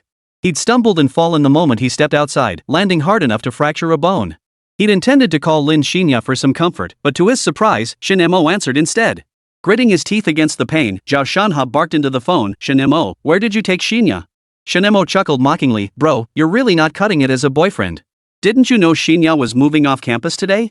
I, her godbrother, helped carry her luggage this afternoon. How are you going to thank me? Zhao Shanhe exploded with rage at those words, cursing, thank your mother. I asked where the hell you took Xinya. Shen Mo frowned slightly at Zhao Shanhe's attitude, though his tone remained calm. Brother, how can you curse like that? Your parents raised you with such effort, not to have you act so uncivilized. Look at yourself, you're a real scourge on society. And you're a college student? Not a shred of manners. Zhao Shanhe was livid at Shen Mo's words, his rage erupting like a volcano. He roared, Shen Mo, cut the crap. Answer my question, where the hell are you guys right now? Shen Mo, however, remained unfazed. The smile on his lips only grew wider as he replied leisurely, we're at home, of course. Xiaoya's taking a shower right now. We're planning to spend a wonderful night together tonight. You bastard. How dare you? Zhao Shanhe roared, his voice deafening. This sudden outburst not only startled the elderly man sleeping nearby awake but also drew the attention of doctors and nurses throughout the hospital. They rushed over to find Zhao Shanhe completely out of control. A group of them immediately rushed forward, pinning him down tightly, afraid he might do something reckless. Let me go. I'll kill Shen Mo. Patient exhibiting suspected rabies symptoms. Prepare sedative injection. No. I don't want a shot. Zhao Shanhe's eyes widened as he stared fixedly at the enormous syringe in the doctor's hand, his entire body trembling. The doctor picked up the syringe expressionlessly and ordered, turn him over. His voice was cold and firm, leaving no room for negotiation. Security guards and nurses sprang into action, deftly turning Zhao Shanhe over so his buttocks were fully exposed to the doctor. No, I don't have rabies. Zhao Shanhe's body shook violently with fear. His hands clutched the bedsheets tightly, as if grasping at the last shred of security. Without hesitation, the doctor raised the syringe high and thrust it forcefully into Zhao Shanhe's buttock. With a sharp pop, the needle pierced the skin and sank deep into the flesh. Ah! Zhao Shanhe let out a blood-curdling scream, a sound like a pig being slaughtered that echoed throughout the hospital. It was an indescribable agony. Chapter 15, Su Xiaowen's Heartache. Ha ha ha ha. Shen Mo lay sprawled on the bed, laughing so hard he was doubled over. This year's pigs are quite the characters. Mo go, what are you laughing at? Lin Xinya returned from grocery shopping and curiously asked Shen Mo, who was lying in the bedroom laughing heartily. Shen Mo cleared his throat twice. Xinya, Shanhe is in the hospital right now. I heard he was bitten by a rabid animal, and now the rabies has taken effect. Lin Xinya shrugged indifferently. Serves him right. So young and already lacking immunity. Can't believe the rabies kicked in so fast. Shen Mo gently stroked her hair. Come on, let's cook together. Sure. As the two cooked together, the kitchen filled with laughter and a light-hearted atmosphere. They playfully teased each other, exchanging light-hearted jokes. This intimate interaction gradually drew them closer. Shen Mo skillfully tossed the braised pork in the wok. His focused expression and handsome profile caught Lin Xinya's attention as she washed vegetables. She paused her movements, gazing at Shen Mo as if time itself had frozen in that moment. A flash of their previous kiss suddenly crossed Lin Xinya's mind. The sweetness and flutter of that moment brought a faint blush to her cheeks. Her heartbeat quickened involuntarily as she stood there, foolishly staring at Shen Mo, completely forgetting she was supposed to be washing vegetables. Shen Mo seemed to sense her gaze. He turned his head, meeting her eyes. Their gazes met in midair, sparking an instant, subtle electricity between them. The corners of Shen Mo's mouth lifted slightly into a gentle smile, warm and captivating like spring sunshine. Lin Xinya shyly lowered her head and returned to her task, yet her heart remained unsettled for a long time. That inexplicable feeling surged rapidly within her heart, leaving her somewhat at a loss. If her romance with Zhao Shanhe had been the naive infatuation of youth, then being with Shen Mo felt like the joyful beginning of happiness. Yet the knowledge that Shen Mo was married dimmed her eyes slightly. Outside the door. Beep beep. The sound of the keypad echoed as the door slowly opened. Su Yaoyao, holding Su Xiaowen's hand, stepped inside together. The moment Su Xiaowen stepped inside, she was stunned by the scene before her. She looked around, taking in the minimalist yet elegant decor. The furniture was arranged neatly, every detail revealing meticulous planning. Su Xiaowen couldn't help but exclaim, this place is beautifully decorated. However, as her gaze fell upon certain details, an uneasy feeling began to stir within her. She noticed a plush sofa tucked into a corner of the living room, draped with an exquisite blanket as if it were a cozy nook prepared just for someone special. Then there were the decorative paintings on the wall. Though unique in style, they felt overly intimate, like art meant to be appreciated by only two people. The more Su Xiaowen looked, the more uneasy she felt, a sense of foreboding creeping into her mind. This place felt like it was meant for keeping a mistress. Here I come. Shen Mo poked his head out from the kitchen and chuckled, come help carry the dishes. What are you standing around for? Su Yaoyao skipped over to help carry the dishes after changing her shoes, even reaching out with her little hand to grab a piece of spare rib to eat. Wash your hands. Shen Mo shot her a glance. Okay. 5 minutes later. At the dining table, the family enjoyed their meal in harmony. Su Xiaowen ate distractedly. Watching Shen Mo serve food to Lin Xinya and Su Yaoyao, a pang of pain shot through her heart. Why should he? Why must the love that belongs solely to me be shared with others? Su Xiaowen shot Shen Mo a displeased look. Honey, mind your manners. Shen Mo asked, what impact? What impact does it have at home? Home. Su Xiaowen latched onto the keyword, exclaiming in shock, you call this place home? Don't tell me you actually want to live here. Yeah, it's a bit closer to the office. I wouldn't have to drive to work. How convenient is that? Shen Mo replied. Su Xiaowen shot to her feet. How could that be acceptable? You two, a man and a woman alone together, don't forget you have a wife. The couple had a minor spat while the two campus beauties ate silently. Shen Mo replied calmly, are you out of your mind? When you and Zhao Shanhe were alone together in the office, did I say anything? I don't recall. You should be mindful of appearances. What assistant stays in the president's office for 2 hours straight? You have a husband, you know. Su Xiaowen's petite frame trembled with indignation. We were working. Shen Mo retorted, I'm working too. Su Xiaowen's face flushed crimson with fury. Her heart felt pricked by needles, a faint sting spreading through her. Without thinking, she blurted out, what have you ever contributed to this company? You're completely dependent on me. The moment the words left her mouth, however, she realized she'd said the wrong thing and regret washed over her. At that moment, Su Yaoyao, who had been eating, abruptly stopped moving. She stared at Su Xiaowen in shock. Beside them, Lin Xinya looked at Shen Mo with concern. Shen Mo's eyes instantly turned icy cold. He fixed his gaze on Su Xiaowen, his stare as if looking at a corpse. His voice was low and filled with murderous intent as he slowly said, say that again if you dare. As the words fell, the chopsticks in his right hand were suddenly enveloped by a purple lightning bolt, instantly reduced to ashes. This shocking display made everyone present gasp in horror, while also making it abundantly clear that Su Xiaowen's words had crossed Shen Mo's final line. Chapter 16, Foot Spa. Husband. I didn't mean it like that. Su Xiaowen stammered. Shen Mo snorted coldly. Remember this, Su Xiaowen. Who built Star Moon Group into what it is today? Me. I put you in this CEO position and I can kick you right out of it. Get your own damn affairs in order first. Don't treat me like some useless deadbeat husband. I won't put up with your nonsense. Su Xiaowen felt utterly panicked. She quickly grabbed his arm, tears welling in her beautiful eyes. Husband, I was wrong. Please forgive me this once, okay? Su Yaoyao and Lin Xinya rushed to smooth things over.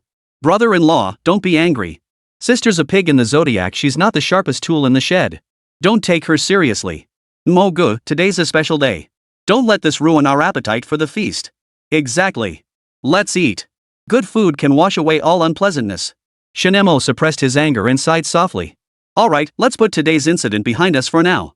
If it happens again, you won't be CEO anymore. Don't forget I'm the company's chairman of the supervisory board. Su Xiaowen nodded repeatedly, promising earnestly, yes, yes. I'll never make you angry again. As long as you don't get upset, that's all that matters. Let's eat. The three of them breathed a sigh of relief. It was the first time Su Xiaowen and Su Yaoyao had ever seen Shen Mo angry. It was terrifying. He even unleashed thunder and lightning. Thankfully, he was just a man. A little coaxing would calm him down. Lin Xinya knew Shen Mo had trained in martial arts at a Daoist temple since childhood. But to actually summon lightning? It was utterly astonishing. But being sensible, she wouldn't mention it to anyone, lest it cause any trouble. After dinner, Shen Mo told Su Xiaowen to wash the dishes while he sprawled on the couch scrolling through his phone. Su Xiaowen sighed and did as she was told. Night was falling.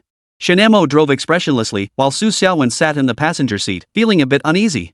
She stole glances at Shen Mo from time to time, wanting to say something but holding back. Finally, Su Xiaowen gathered her courage and asked softly, honey, is my phone with you? Shen Mo's lips curved slightly, revealing an expression that was almost a smile. He glanced at Su Xiaowen and said slowly, yes, I accidentally took it by mistake. Your brother Shanhe called today. It seems he's been hospitalized. What? Su Xiaowen's face instantly drained of color. She gasped, what happened to Shanhe? Why would he end up in the hospital out of the blue? Shen Mo shrugged indifferently and continued, who knows? He mentioned on the phone that he was bitten by a dog and contracted rabies. It sounded pretty serious. I have to go see him at the hospital. Honey, take me there, Su Xiaowen said urgently, her heart racing. She couldn't wait any longer and hurriedly turned to Shen Mo. Bang! Su Xiaowen was yanked out of the car by Shen Mo like a little chicken, then watched helplessly as he drove off with Su Yaoyao. You really think I'm your personal chauffeur, huh? You've spoiled him rotten. What the hell is this? Su Xiaowen stomped her foot in fury. The more she thought about it, the angrier she became. Shen Mo was being utterly outrageous, showing her no respect whatsoever. Shen Mo. Su Xiaowen yelled at the receding car, her voice echoing down the empty street. But the car didn't stop. It vanished from sight in moments.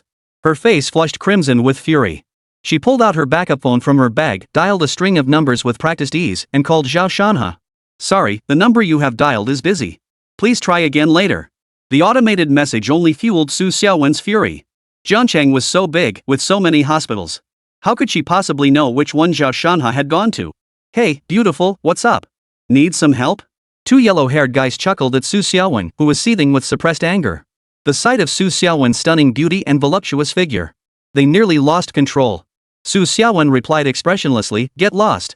"Wow, she's a feisty one, even more exciting." Like starving wolves, they slowly approached Su Xiaowen with lecherous grins plastered across their disgusting, repulsive faces. Yet, faced with these two men with ulterior motives, Su Xiaowen remained remarkably composed. Without a moment's hesitation, she pulled an electric baton from her bag and flipped the switch. "I'm already in a foul mood today, and you two yellow-haired bastards just had to stir up trouble." Su Xiaowen's eyes widened with fury, her voice dripping with rage. "I'll electrocute you both." With her furious shout, the stun gun instantly released a powerful electric current, emitting a crackling sound. The two punks were clearly stunned by this sudden turn of events. They never imagined this woman would have a stun gun. Before they could react, Su Xiaowen struck swiftly, driving the baton hard into one of them. In an instant, the powerful current surged through his body. His entire body convulsed violently before collapsing to the ground like a heap of mud, unconscious. He was knocked out cold. The other punk, witnessing this, was terrified out of his wits. He couldn't care less about his partner anymore. He turned and took off running, as if a demon were chasing him. Su Xiaowen watched the fleeing yellow-haired man, her rage far from subsiding. She raised her high-heeled foot and stomped down hard on the blonde-haired man's chest, again and again. Each kick was filled with force, as if she were venting all her fury. Upon returning home, Shen Mo's first act was to offer incense to the 3 pure ones, followed by the 6 sovereigns. As for the 5 elders? He didn't bother. He never worshipped them in the first place. Su Yaoyao followed suit, mimicking the ritual with proper form. After offering the incense, Shen Mo sat on the living room sofa, closing his eyes to rest. Su Yaoyao sat beside him and whispered, "Brother-in-law, could you teach me Daoist arts too?" Shen Mo sat up and shook his head. "No way. Your aptitude isn't great. You clearly spent all your potential on your looks." Su Yaoyao pouted. "How can you say my aptitude is poor without even looking? Being beautiful is natural for me. Who knows, maybe my aptitude is top-notch too." Shen Mo replied, "Teaching you martial arts is one thing, but Daoist arts? Forget it. Where are all the demons and monsters these days? My exorcism company's been open for ages. When have you ever seen anyone come knocking?" Recalling his own demon extermination company, which hadn't secured a single job, a wave of regret washed over him. Back then, he'd banished those spirits without a second thought. Now he wondered if keeping them might have actually brought in some business. With no other choice, he had to pivot the business and turn it into a foot spa. But that was fine too. Getting a foot massage when he had nothing else to do was actually quite a nice treat. Worth mentioning, the employees he hired were all exceptionally attractive, and their massage techniques were top-notch. To date, not a single one had ever considered quitting. After all, Shen Mo's salary was simply too generous. 50,000 yuan a month, plus 6 insurances and 2 funds. Su Yaoyao snorted coldly. "What kind of person do you think you are? I know you inside out. You opened a foot spa just to hire beautiful women to serve you, and my sister is still completely in the dark about it." Shen Mo chuckled indifferently. "After studying Daoist arts for over a decade, I've amassed considerable wealth. Why shouldn't I enjoy life a little?" Su Yaoyao's face flushed bright red instantly.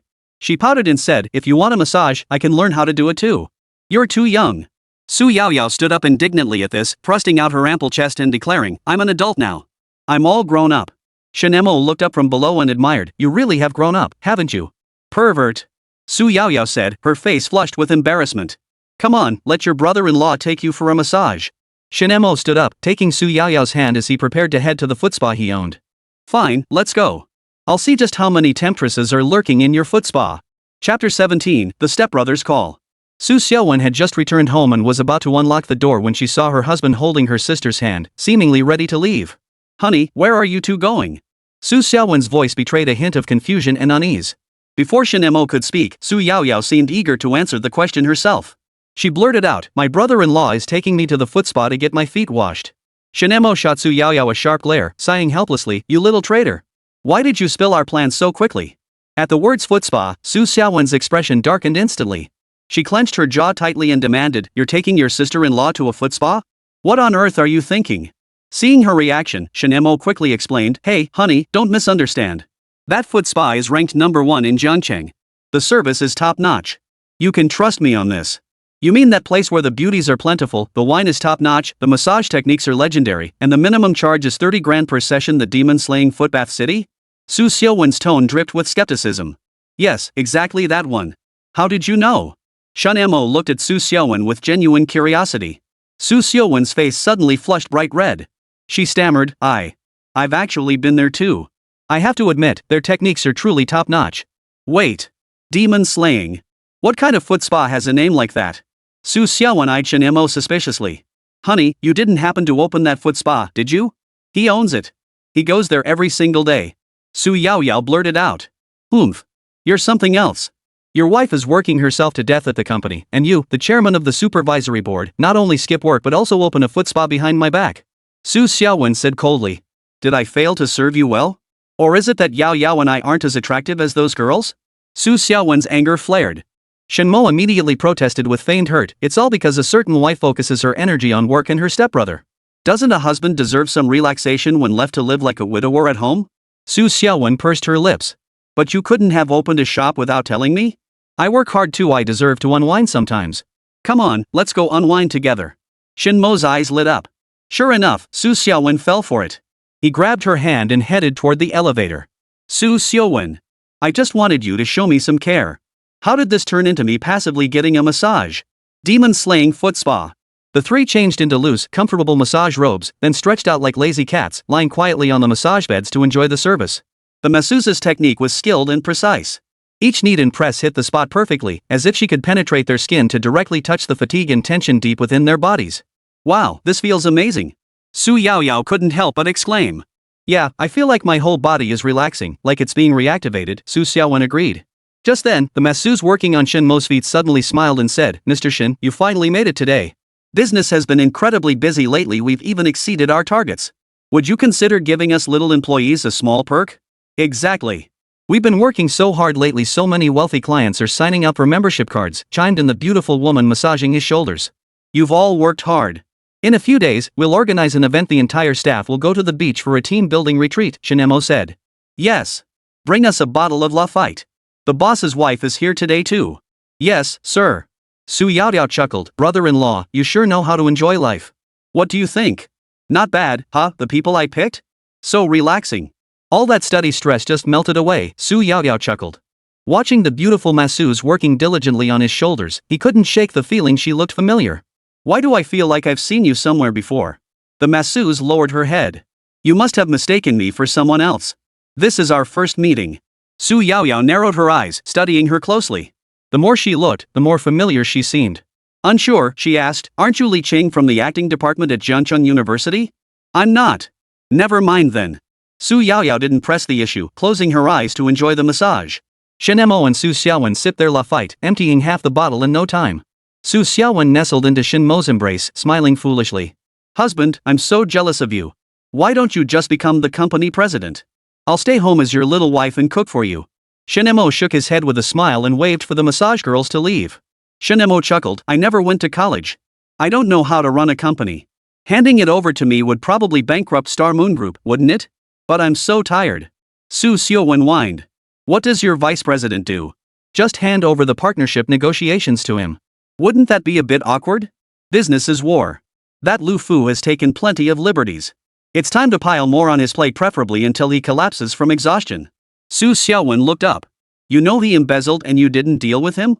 Shen Mo sneered coldly, he'll be dealt with eventually. Once he's useless, we'll send him straight to jail. Learn to recycle waste. True. After all, company finances fall under your jurisdiction.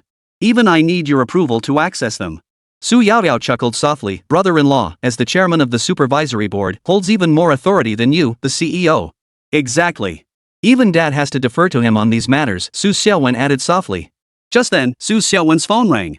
Shen Mo took her bag, pulled out the phone, and waved it at Su Xiaowen. It's brother Shanhe calling. Su Xiaowen's eyes lit up at the sight. She took the phone and pressed the answer button. Xiaowen, where are you? I'm in so much pain. Zhao Shanhe's tearful voice came through. Su Xiaowen's expression changed abruptly. Shanhe, which hospital are you at now? Shen Mo remained silent, wanting to see what Zhao Shanhe would do next. Su Yaoyao came up behind Shen Mo and wrapped her arms around his neck. Zhao Shanhe choked out, I fell and broke a bone today. They even gave me a huge shot. I almost thought I'd never see you again. Su Xiaowen hurriedly replied, alright, I'll come find you right now. Wait for me. Chapter 18, Another Giant Shot. Xiaowen, please hurry. I'm really scared now. Zhao Shanhe's voice sounded incredibly fragile, as if a breeze could knock him over. Su Xiaowen was clearly startled by his tone and hurriedly replied, okay, I'm on my way. Then she hung up without hesitation. Shen Mo, who had overheard their conversation nearby, nearly threw up his dinner. He couldn't fathom a grown man speaking in such a girlish manner. It was utterly disgusting. Su Yaoyao seemed equally stunned by Zhao Shanhe's effeminacy.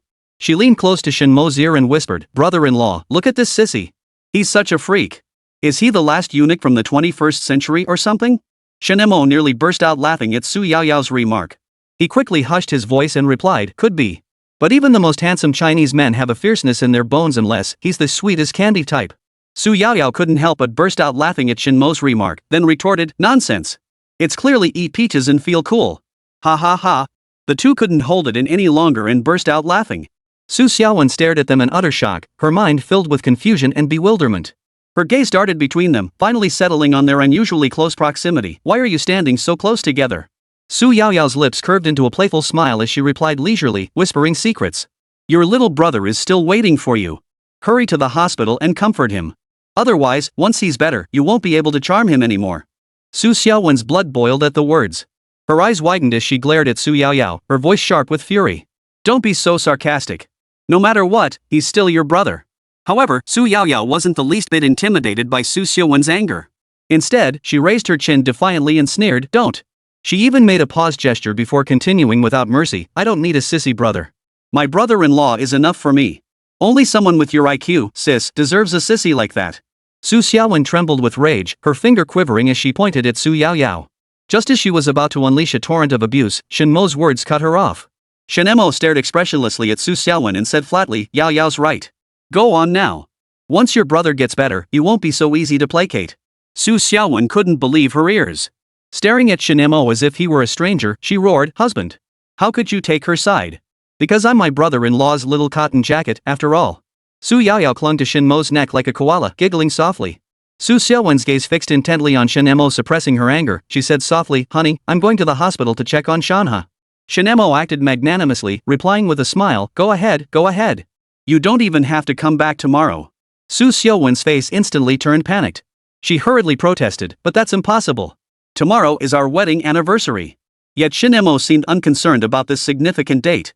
He remained calm, saying, it's fine. I have Yaoyao and Xiaoya to celebrate with me. Plus, my foot spa has 1,000 beauties they can celebrate with me too. You go take care of your brother. After all, he's your dearest loved one. Su Xiaowen's unease intensified at these words. Her eyes widened as she snapped angrily, don't talk nonsense. What the hell do you mean, dearest loved one? The only person I'll ever love is you. Her voice brimmed with fury and hurt, clearly furious at Shen Mo's attitude. Su Xiaowen continued, our wedding anniversary, and you're letting your sister-in-law and Lin Xinya accompany you? Have you even considered my feelings? How do you feel? Shen Mo asked. Su Xiaowen was on the verge of tears. Seeing Shen Mo's indifferent gaze and his intimate interactions with his sister felt like needles piercing her heart. Don't you love me anymore? Of course I do, my angelic wife. How could I not? Aren't you going to see your godbrother? Go on, or he'll be discharged before you get there. Shen Mo replied with a forced smile. Su Xiaowen clenched her teeth. Fine. Don't regret this. After changing clothes, Su Xiaowen left the foot spa directly for the hospital. Humph, women. Shen Mo watched her leave with a cold sneer. Brother-in-law, you really don't care? Su Yaoyao couldn't help asking as she massaged his shoulders with her small hands. Saying I don't care would be a lie. After all, we've been married for years. But half her heart belongs to that sissy. If I say too much, it'll backfire. Arguing solves nothing, it only makes things worse. Shen Mo savored Su Yaoyao's massage. Most divorces happen because of constant fighting, which gradually erodes the relationship. I choose not to argue, I'm magnanimous. See how flustered she is now? Yeah, she was almost in tears just now. Su Yaoyao chuckled. So, how's my massage technique? Not bad, right? It feels great. Just apply a bit more pressure with your fingers and use more force on the shoulders. Like this? Yes, yes, yes. You've got real potential as a masseuse. You should give me massages more often. Dream on. Only once a week. I'll buy you handbags and dresses. You better keep your word. Inside the hospital. Su Xiaowen arrived at Zhao Shanhe's hospital room and pushed the door open. Holy crap! Zhao Shanhe was propped up in bed, his butt sticking straight up. It looked incredibly perverted. Shanhe, what happened to you? Su Xiaowen didn't step inside, but stood at the doorway asking with concern. Xiaowen, you're here. Ah! Hearing Su Xiaowen's voice, Zhao Shanhe tried to turn around in excitement, but the sudden movement sent a sharp pain through the spot where the Big Mac had struck him. He obediently crawled back to his original position, where it was slightly more comfortable. How did you get rabies? Su Xiaowen still didn't approach, afraid Zhao Shanhe might bite her if he had an episode. I don't have rabies. I just broke my leg. That quack doctor thought I had rabies and gave me a shot of giant killer right away. Zhao Shanhe looked utterly aggrieved, adopting a feeble demeanor. The doctor said you have rabies, and you're still lying. Su Xiaowen snapped angrily. She suspected Zhao Shanhe's mind had cleared slightly. The chances of him having an episode were still high. She sat far away from him, occasionally chatting. They didn't notice the pair of eyes watching them from outside the door. Meanwhile, Shen Mo felt utterly relaxed and comfortable as a group of beautiful women escorted him and Su Yaoyao out of the foot spa. Suddenly, his phone rang. Boss, wanna send in another Big Mac shot for him? Shen Mo chuckled, sure, make sure to pack it in, Xiao Bao. Once he's discharged, send that possessed doctor to jail too, it'll add to your good deeds. Got it. Once you're done, I want a chicken leg. Sure. After hanging up, Shen Mo thought to himself, with so few stars in the night sky and a stunning campus beauty by his side. Not doing something would be a huge waste of life. Yao Yao, come on. Let your brother-in-law show you something different. What could be so fun? Su Yaoyao's eyes lit up. Night riding. Su Yaoyao protested, but I don't have a motorcycle license. No way, you have a C1D license, right? Shen Mo asked curiously. What a shame. Su Yaoyao said, what's a pity? You can just take me for a spin. Alright, let's go then. Chapter 19, The Greatest Obstacle to Cultivation. Early the next morning, Su Xiaowen returned home from the hospital looking terrified. The memory of the doctor plunging a giant syringe into Zhao Shanhe's skin made her body tremble uncontrollably. It was terrifying. Had Shanhe broken some divine law? That heart-wrenching scream nearly left her needing a hearing aid for the rest of her life. Su Xiaowen hadn't slept all night, staying by Zhao Shanhe's bedside in a daze. She walked into the bedroom and saw Shen Mo sleeping like a pig, still wearing his motorcycle gear. He clearly went wild out there. Recalling Shen Mo's attitude last night, Su Xiaowen grew angrier the more she thought about it. She flung her bag onto the bed and strode into the shower. Shen Mo slept soundly until he suddenly felt something soft in his arms. His right arm casually wrapped around her before he drifted back into sleep. 3 o'clock in the afternoon. Shen Mo woke up first and noticed Su Xiaowen beside him. She must have returned sometime during the night. Su Xiaowen woke up, opened her eyes, and looked up to find Shen Mo staring at her. Morning, honey. Morning my ass, it's already 3 in the afternoon. Shen Mo stood up and began changing clothes. Su Xiaowen's eyes lit up as she stared intently, taking in Shen Mo's upper body muscles and his 8-pack abs. Even as his bedmate, she couldn't help but swallow hard. Lunch was a simple affair. Su Xiaowen remembered today was her and Shen Mo's wedding anniversary and began imagining what surprise he might have planned for tonight. Meanwhile, Zhao Shanhe woke up in agony, feeling the intense pain in his buttocks. He cursed furiously, "Quack doctor! I'm calling the cops to arrest you." He fumbled for his phone and dialed 110. Hello? Police? I need to file a report. After venting all his frustration in one breath, Zhao Shanhe felt much better. Soon, the police arrived at the hospital. After reviewing surveillance footage and verifying the facts, they took the doctor back to the station. Through a thorough investigation, the police were shocked to discover that this doctor had repeatedly exploited his position to overdiagnose minor ailments as serious illnesses, illegally amassing over $1,000,000. Moreover, the doctor confessed to all the crimes without hesitation. Most horrifying of all, he had callously removed perfectly healthy organs from patients. However, just as the police had gathered all the evidence and testimonies, he suddenly began screaming like a madman, "I'm innocent!" This sudden turn of events caught the police off guard, leading them to suspect the doctor might genuinely be suffering from mental illness. To ensure the case was handled fairly, the police decided to first take the doctor to a psychiatric hospital for a comprehensive examination. After a series of professional examinations and evaluations, the results showed that the doctor had absolutely no mental illness whatsoever. This revelation suddenly made everything clear to the police. The doctor's bizarre behavior had been nothing more than a deliberate act of feigning insanity to evade legal punishment. With the possibility of mental illness ruled out, the police promptly transferred the criminal to the detention center to await further interrogation and questioning. Meanwhile, Shen Mo was cooking when a ghostly shadow crept silently behind him. Suddenly, the shadow swiftly reached out and snatched a chicken drumstick Shen Mo had prepared. "Boss, it's done. I told the cops everything about that quack doctor," a youthful voice called from behind Shen Mo. Shen Mo turned to face him, a satisfied smile spreading across his face. "Well done. You've worked hard these past 2 days. Xiao Bao chuckled, revealing 2 sharp canine teeth. No trouble at all. Just give me something more substantial next time. Shen Mo looked at Xiao Bao, finding it rather amusing. What else could you possibly want besides chicken drumsticks? Xiao Bao scratched his head, looking a bit embarrassed. My big brother recently started dating a ghost immortal. I was wondering if you could act as their matchmaker. Shen Mo's brow furrowed slightly. Ghost immortals. Immortals aren't allowed to fall in love. Don't you know that? His voice carried a hint of sternness. Wasn't that heavenly decree abolished? Officially, yes. But in truth, it still exists. Besides, that broken heavenly decree Xinxiang altered brought such calamity to the mortal realm the Jade Emperor would never allow such a system that harms the 3 realms to persist. That's absurd. But? Shen Mo cut him off. No buts. Tell De Bao to keep his distance from that ghost immortal. First, he's no relative of the Jade Emperor. Second, he's merely a ghost, not yet an immortal.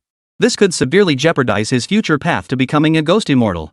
He might even lose his chance to be reborn into the human realm. That's serious? Hurry up. If you delay, you'll be discovered. Shen Mo slapped him hard, sending him crashing into the ground. What is love in this world?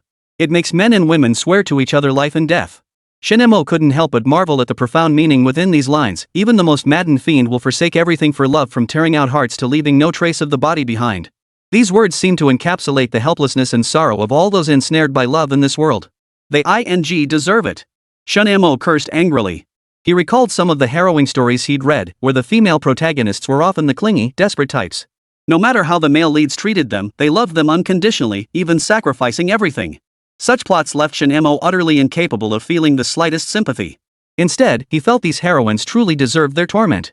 Why didn't she just die? Wouldn't it be better if the heroine acted decisively, ended the male lead with a single blow, and then walked away with his fortune?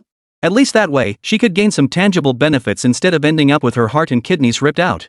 Yet what baffled Shen Mo most was that these torture stories invariably ended with the abused heroine marrying the abusive male lead and bearing his children.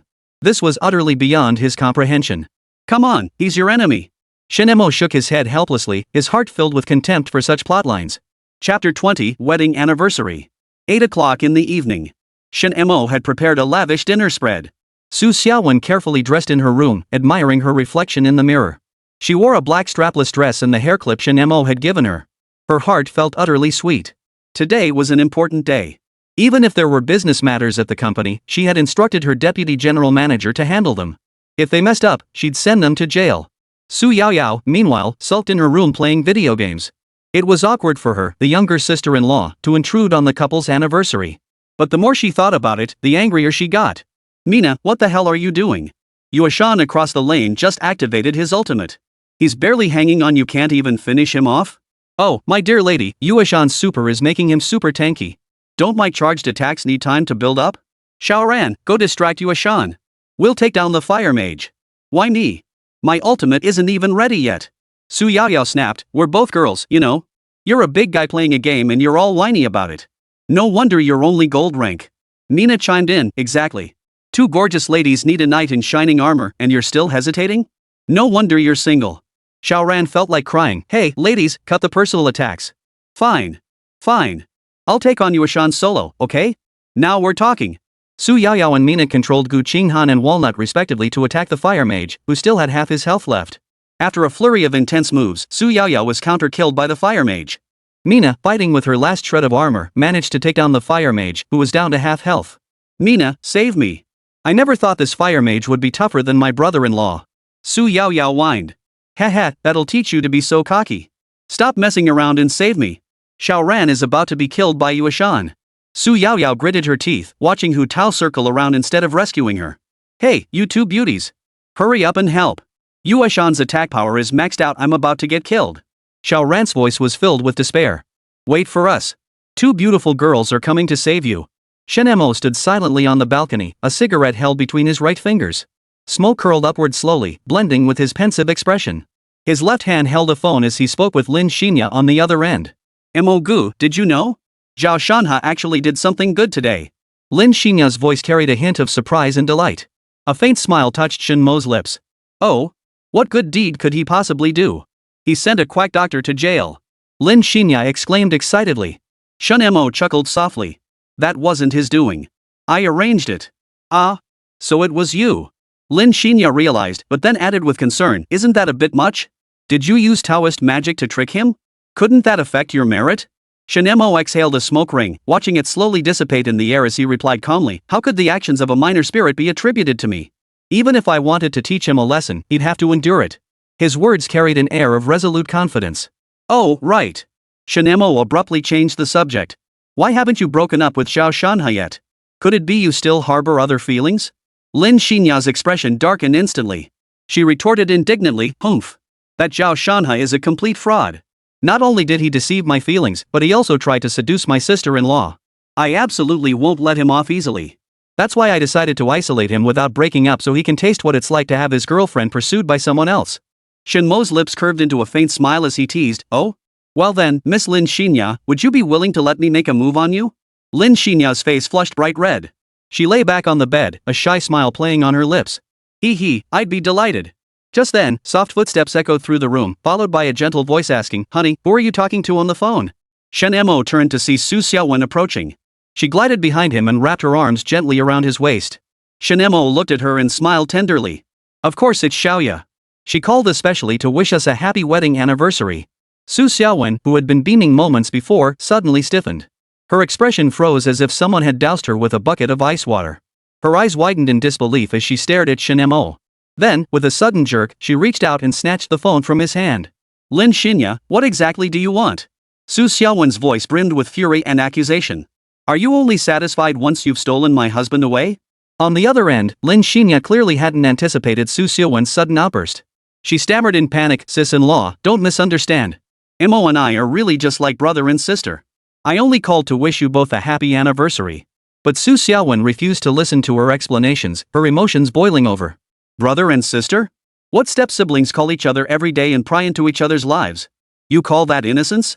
Are you waiting until you two sleep together, then make up some excuse about studying foreign languages? Su Xiaowen's words stabbed straight into Lin Xinya like a sharp blade. Lin Xinya's voice trembled with tears.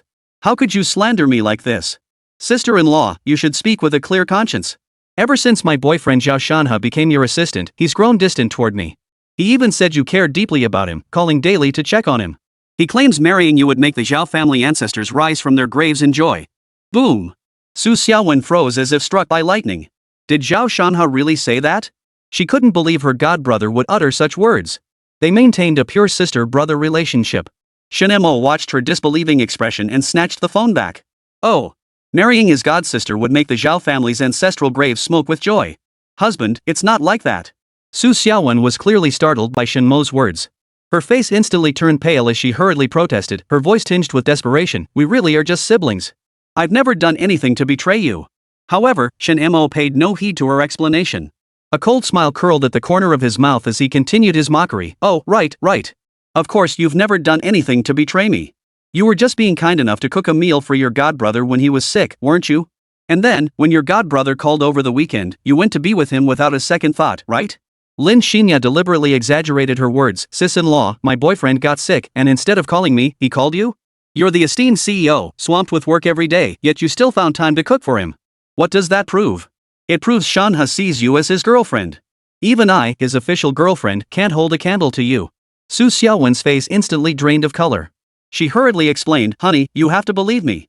When Shanhe was sick, he told me he had no one to take care of him. I went to help out of kindness. As for the weekend, he was working overtime at the office and had some work issues he didn't understand. I just went over to help him sort things out. That's really all there is to it. Shen Mo watched Su Xiaowen's flustered expression and felt like laughing. He gently reached out, softly wiping away the tear threatening to fall from the corner of her eye, then spoke slowly, look at you care more about him than you do about me. He's only been at the company for a few months. Why doesn't he get this kind of treatment? If you treated other employees the same way you treat him, maybe I could actually believe what you're saying.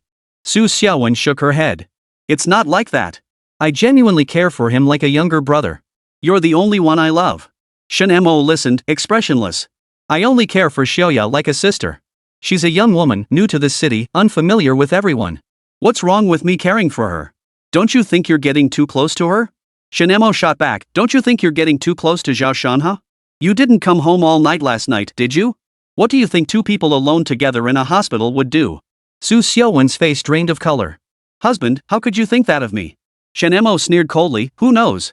Su Xiaowen froze in place, momentarily at a loss. Xiaoya, I gotta go. Today's my wedding anniversary with your sister-in-law. We'll talk tomorrow, Shen Mo said cheerfully into the phone. Lin Xinya replied, well then, I hope you and your wife have a wonderful anniversary. Bye. Shen Mo hung up and turned to face Su Xiaowen, who was still frozen in place. Come on, let's go eat first. Su Xiaowen snapped out of her daze, her eyes lighting up. Husband, you. Shen Mo reached out and took Su Xiaowen's soft, delicate hand. After all, his wife was his. If she made a mistake, a little teasing was enough. If their feelings cooled and she insisted on divorce, wouldn't that beautiful face, that stunning figure, and that vast fortune just go to someone else? Shen Mo wasn't tired of Su Xiaowen. He planned to properly train her in the years to come. Chapter 21, The Cup of Union. Shen Mo's gaze settled on Su Xiaowen. Today, she was exceptionally captivating. She wore an exquisite black gown that perfectly accentuated her figure. The hem swayed gently in the breeze, as if a celestial being had descended to earth. What stirred Shen Mo's heart even more was the hairpin she wore, the one he had once given her. Su Xiaowen's beautiful legs were encased in black stockings, her skin peeking through with an alluring sheen. Those long legs were a deadly temptation. Any man who saw them would be irresistibly drawn. Shen Mo's desire for Su Xiaowen stemmed not only from her appearance but also from the wealth and status she possessed. Yet this did not diminish his lust for her body. After all, who could resist such a lure? When he saw Su Xiaowen's bashful expression, the desire in his heart grew even stronger. He instinctively reached out, gently patting her buttocks, savoring the soft sensation. The feel was truly exquisite. Su Xiaowen's face flushed crimson as she nestled into his embrace like a timid bird. She planted a soft kiss on his cheek and pouted, "Ugh, you're still such a rogue." Shen Mo gazed at Su Xiaowen's tear-stained eyes and flushed cheeks, a powerful urge to protect her surging within him. Her vulnerable appearance at that moment caused an involuntary physical reaction within him.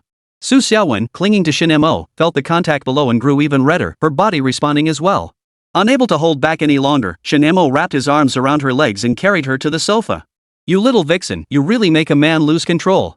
Su Xiaowen's eyes glazed over as she pulled his head toward hers, offering a sweet kiss. She sat her hips down on Shen Mo's lap, her slender legs wrapping tightly around his waist as the air thickened with sensual tension. "Stop teasing me." Yao's playing games with her headphones on right now. "Then you come to me." Ugh. 1 hour later. At the candlelit dinner, Su Xiaowen was happily munching on her steak with a satisfied look on her face. Shen Mo felt uneasy. If not for fear of the food getting cold, he wouldn't have let Su Xiaowen off so easily. Su Xiaowen keenly sensed Shen Mo's mood shift. She set down her cutlery, raised her wineglass, and gazed at him with earnest yet gentle eyes. "Husband," she said, "I hope we can always be as happy as we are right now." Shen Mo's resentment eased slightly at her words, but he still couldn't help sighing. "Happiness is possible," he replied, "but you should handle that matter of yours first." Su Xiaowen knew exactly what that matter Shen Mo was referring to. The scene of Shen Mo's phone call with Lin Xinya flashed instantly through her mind. His doting tone still seemed to echo in her ears, causing her heart to ache unbearably. Her voice was clear and firm, without a trace of hesitation. "I will keep my distance from Shanhe, husband. I hope you can also maintain some distance from Lin Xinya." Shen Mo's brow furrowed slightly, clearly dissatisfied with Su Xiaowen's answer. He pressed, "Why not just fire him outright?" Su Xiaowen pressed her lips together, carefully choosing her words. After a moment, she spoke slowly, "Husband, Shanhe really works hard, and he's made significant contributions to the company. I hope you can understand my decision." A faint smile touched Shen Mo's lips. "Understand? Of course I understand." He looked at Su Xiaowen and continued, "Xinya is also a good kid. She came to this city alone to study, attending one of the top universities in the country. Her future is truly limitless. I think we should give her a chance to develop within the company, so she can become an outstanding asset to us in the future." Su Xiaowen felt a wave of complex emotions wash over her as she listened to Shen Mo's words. She knew Shen Mo had a point. Lin Xinya was indeed a promising young talent. Yet she couldn't ignore the unease and worry deep within her heart. Shen Mo picked up his wineglass and gently clinked it against Su Xiaowen's, producing a crisp sound. Just then, Su Xiaowen rose gracefully, fluttering like a butterfly to Shen Mo's side. A sweet smile played at the corners of her lips as she murmured softly, "Husband, let's have a cup of wine together." Shen Mo chuckled in response, "Sure thing. We haven't shared a cup yet." They exchanged a knowing smile, their right arms interlocking in perfect harmony as they prepared to drain their glasses of red wine. Yet, in that romantic moment, a jarring ringtone suddenly pierced the air like a shrill bolt of lightning splitting the night sky, instantly shattering the tender atmosphere. It was Su Xiaowen's phone. Caller ID, Zhao Shanhe. Su Xiaowen's face paled as she hurriedly explained to Shen Mo, "Honey, I didn't know he'd call. Maybe he has something work-related to report to me." Shen Mo's lips curved upward. "Go ahead. It'll be nice to have your brother watch us share a toast." Chapter 22, Go ahead, but don't come back. A flicker of hesitation crossed Su Xiaowen's face, but she pressed the answer button nonetheless. Shen Mo sat quietly beside Su Xiaowen, his gaze fixed on the phone in her hand, watching the expression change across her face as she answered. Zhao Shanhe's pitiful voice came through the line. Sis Xiaowen, where are you? I didn't see you when I got discharged today. Are you ignoring me? Su Xiaowen's expression instantly turned awkward. She hurriedly explained, of course not. I'm your sister, after all. Shen Mo watched Su Xiaowen's shifting expression and couldn't help but sneer inwardly.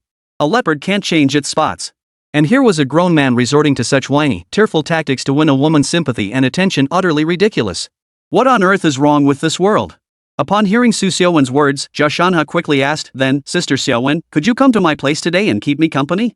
Su Xiaowen turned to look at Shen Mo, whose face was still plastered with a smile, and a sense of unease washed over her. She gripped her phone tightly and said, how could I possibly come to your place? I'm a married woman, and you have a girlfriend. That would be highly inappropriate. Inappropriate?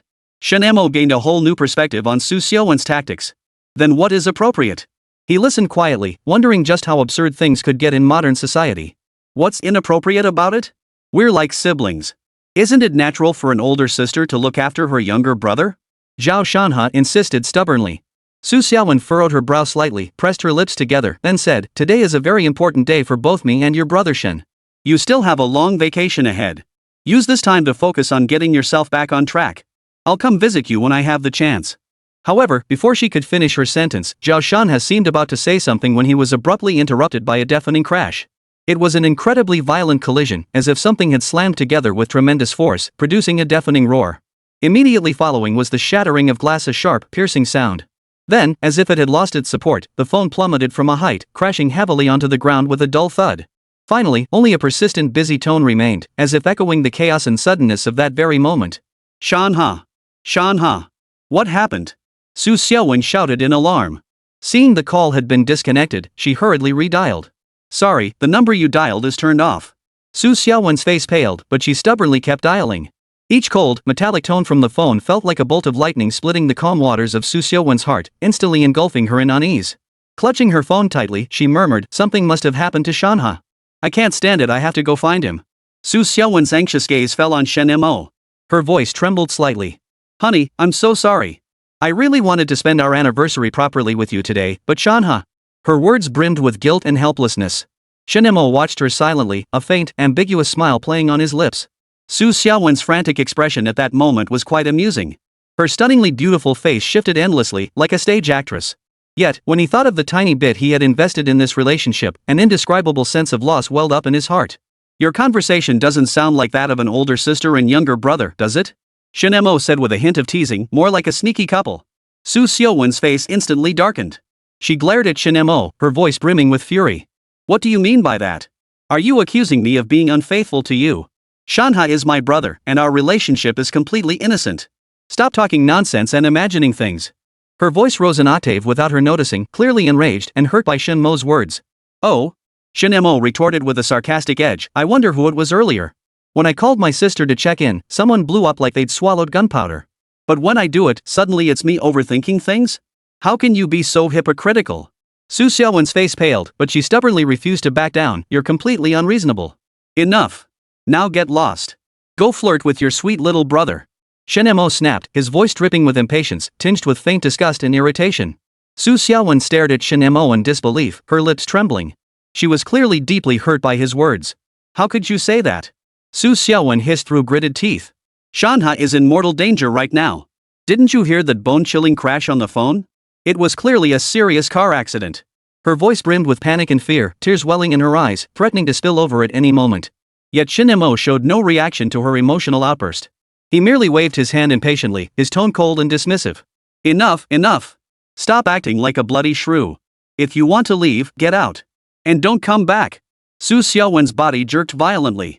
She couldn't believe this cold, heartless man before her was the husband she had once loved deeply. Her world shattered in an instant, leaving her heart filled with despair and helplessness. Honey, please don't talk to me like that. Su Xiaowen's voice cracked with tears, and finally, her tears spilled over.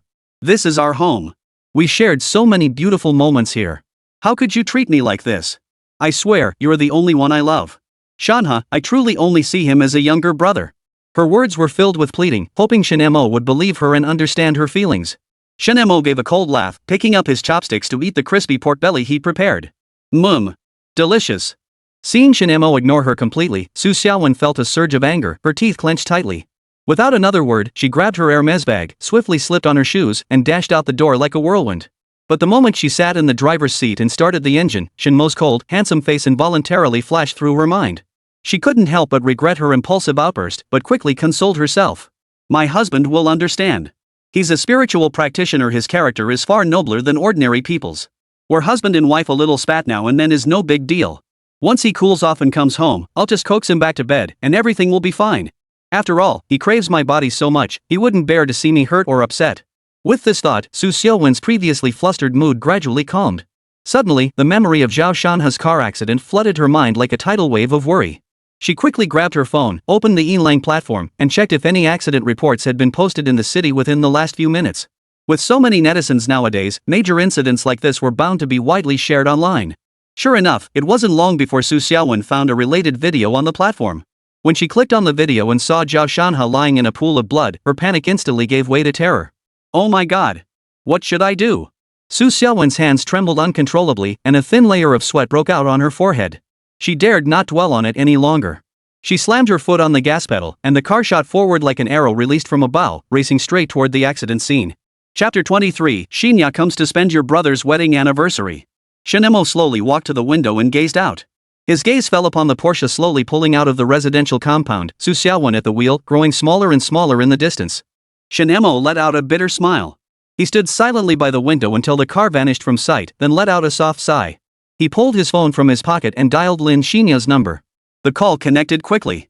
Lin Shinya's cheerful voice came through. Brother Mo, why are you calling me all of a sudden? Shen Mo paused for a moment, then feigned solemnity. Ah, Shinya, your brother here is feeling so miserable. Your sister-in-law has abandoned me again for your boyfriend. What on earth is going on?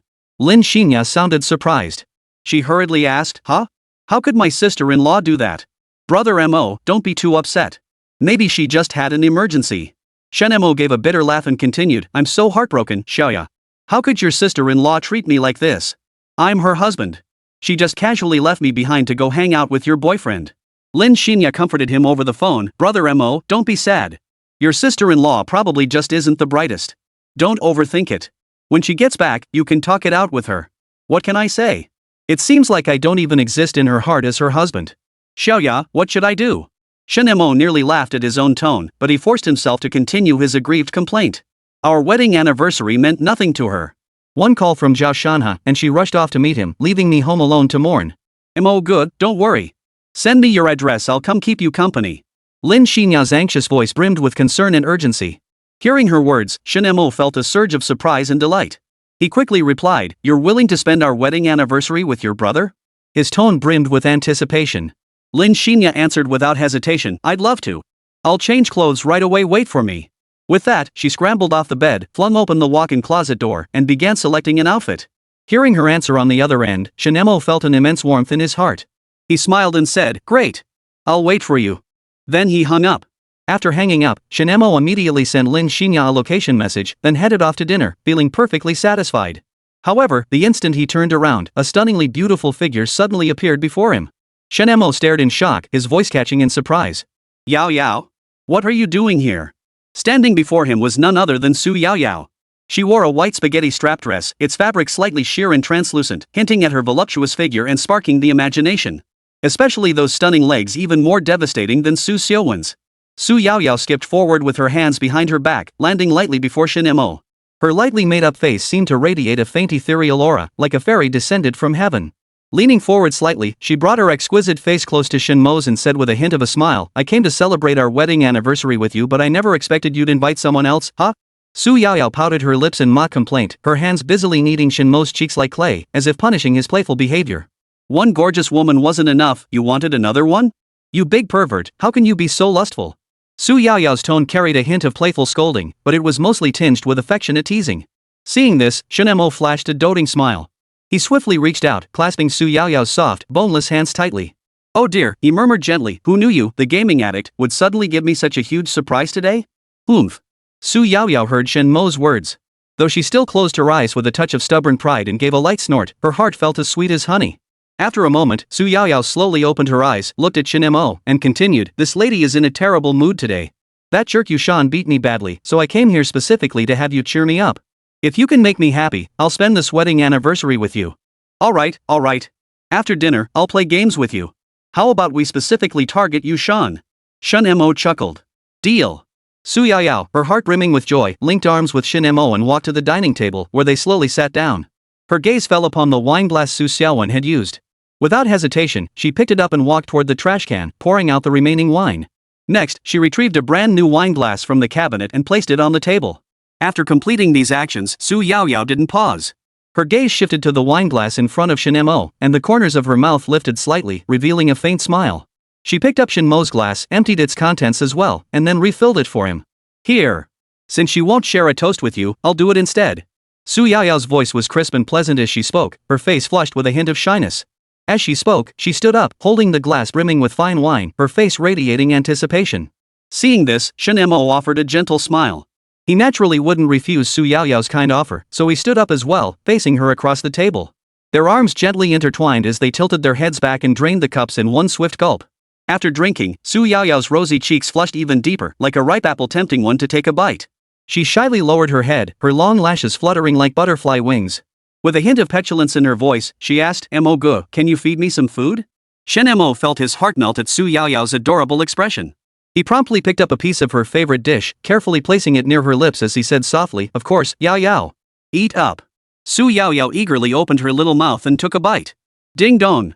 Just as this warm moment unfolded, the doorbell rang. Su Yaoyao snorted, "They sure got here fast, must have taken a rocket. I'll get it." As Su Yaoyao stood up and passed by Shen Mo, her eyes twinkled. She leaned down and planted a kiss on his cheek. Shen Mo froze, looking up at her. Su Yaoyao stuck her tongue out at him before trotting off to answer the door. The moment Su Yaoyao opened the door, she was stunned by the sight of Lin Xingya standing outside. Both girls were utterly stunned by each other's stunning outfits. Chapter 24, Beautiful Companions. Wow! Both girls exclaimed simultaneously. Xiaoya, you look absolutely stunning. Su Yaoyao gazed at Lin Xingya, who wore a blue dress as if she had stepped out of a fairy tale. Like the azure sky, she radiated a fresh, serene aura. Her shoulders were as white as snow, delicate and soft, like jade. Beneath her delicate collarbone lay a full curve, perfectly accentuating the graceful lines of her figure. At her feet, a pair of white sneakers complemented the blue dress, showcasing her youthful vitality while retaining the aura of a pure, ethereal maiden. As the saying goes, a girl who is naturally beautiful and then begins to dress with care is bound to be campus queen material.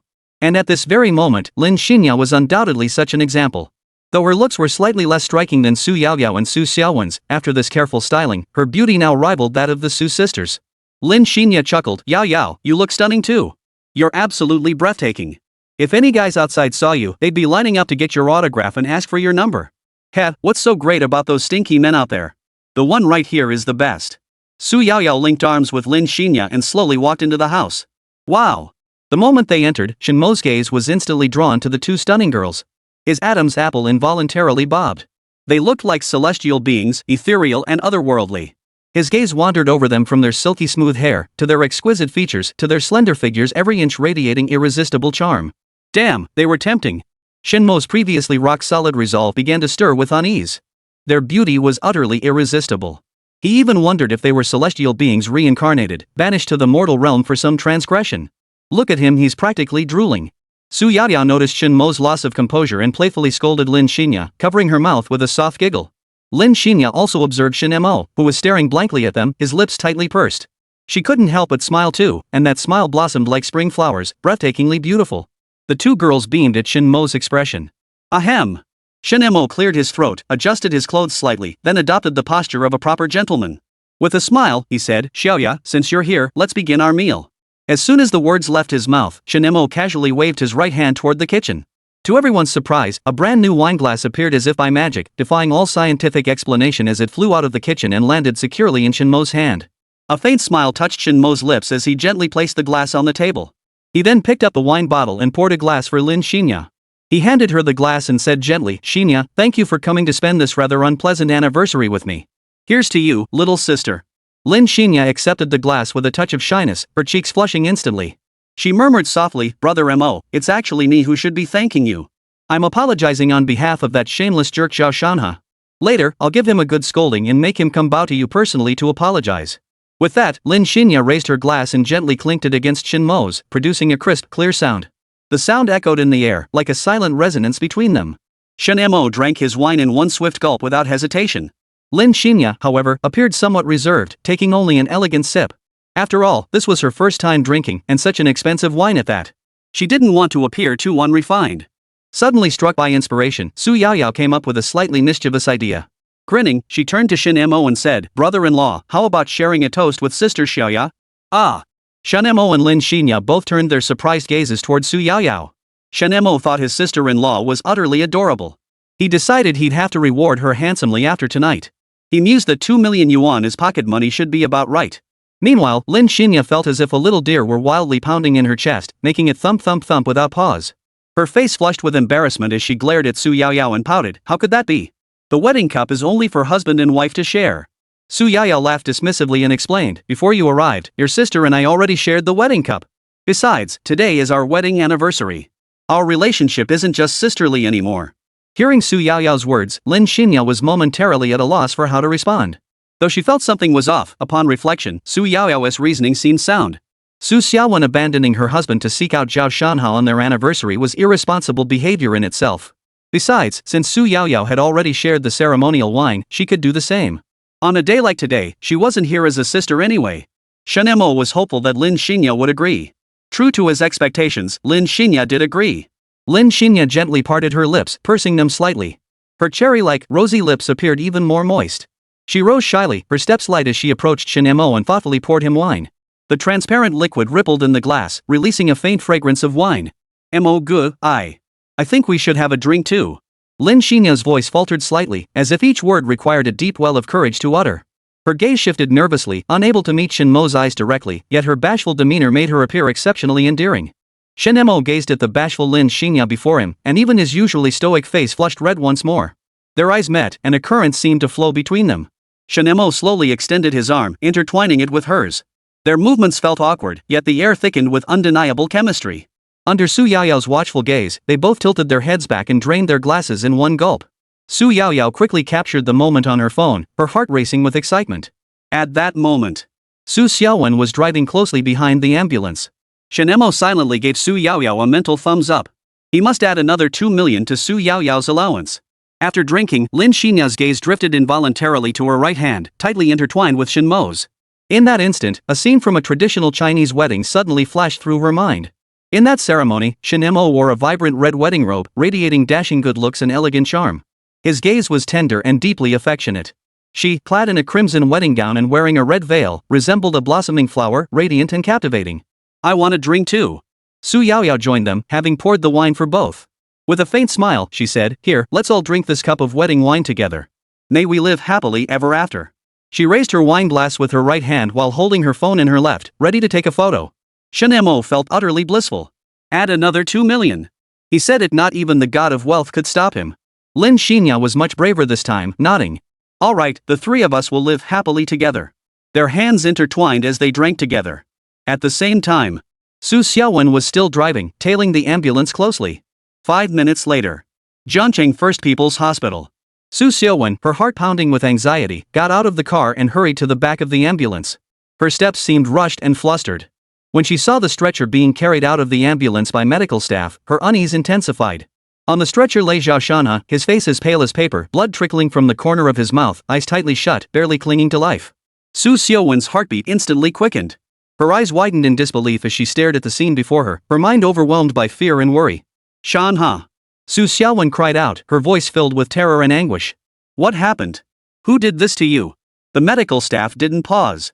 Their expressions grave, they hurried onward, ignoring Su Xiaowen's cries as they rushed Zhao Shanhe straight to the emergency room. Su Xiaowen's heart burned with anxiety as she clung to the medical staff's heels, jogging along behind them. Chapter 25. Right, I just have 2 people keeping me company. Su Xiaowen stood outside the operating room door, her steps anxious and restless. Her hands clenched tightly together, as if this could ease the tension in her heart. Images of Zhao Shanhe's near-death state kept flashing through her mind. His pale face and faint breathing tore at her heart. When this image overlapped with the memory of the person who had pushed him away, an uncontrollable urge to kill surged within Su Xiaowen. Her eyes turned cold and sharp as she pulled her phone from her bag and dialed a number. The call connected quickly. Su Xiaowen's tone was unusually cold. "It's time to get things done." The other party clearly hadn't anticipated Su Xiaowen's sudden call and hesitated slightly. This was only the second time Su Xiaowen had ever called him. The last time had been 6 years ago, following a harrowing assassination attempt. And today, Your Highness, command me. I'll walk through fire for you. Su Xiaowen's expression remained impassive as her voice rang out coldly. Find out who the driver was that hit Zhao Shanhe today. Ghostly Ghost frowned in confusion. Who is Zhao Shanhe? Ghost's life had been filled with hardship and twists. From childhood, he grew up in poverty, enduring a life of hardship. As an adult, he fell victim to a scam, nearly lured into a pyramid scheme. While trying to escape, Ghost accidentally killed someone. Fearing arrest, he drifted through life in a daze, constantly living in fear. One day, starving and desperate, he stumbled upon a luxurious villa. Seeing the imposing gates and beautiful gardens, Ghost decided to risk sneaking into the villa to steal some food to fill his stomach. However, Ghost's luck was truly terrible. He had barely slipped inside when the security guards spotted him. The guards quickly surrounded him. Terrified, Ghost thought he was surely headed for the police station this time. Just as Ghost felt utterly hopeless, Su Shangqing, the head of the Su family and Shen Mo's current father-in-law, spotted him. Instead of handing him over to the police, Su Shangqing prepared a sumptuous meal for Ghost. After wolfing down the meal, Ghost was filled with gratitude toward the Su family.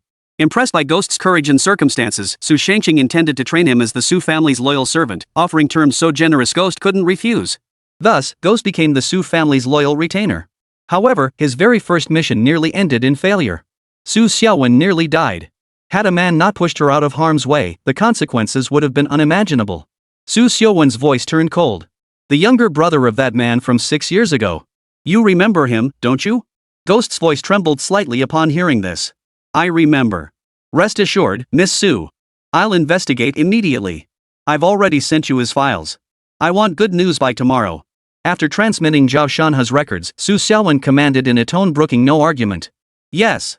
Su Xiaowen hung up the phone and sat down, looking exhausted. She glanced at her phone.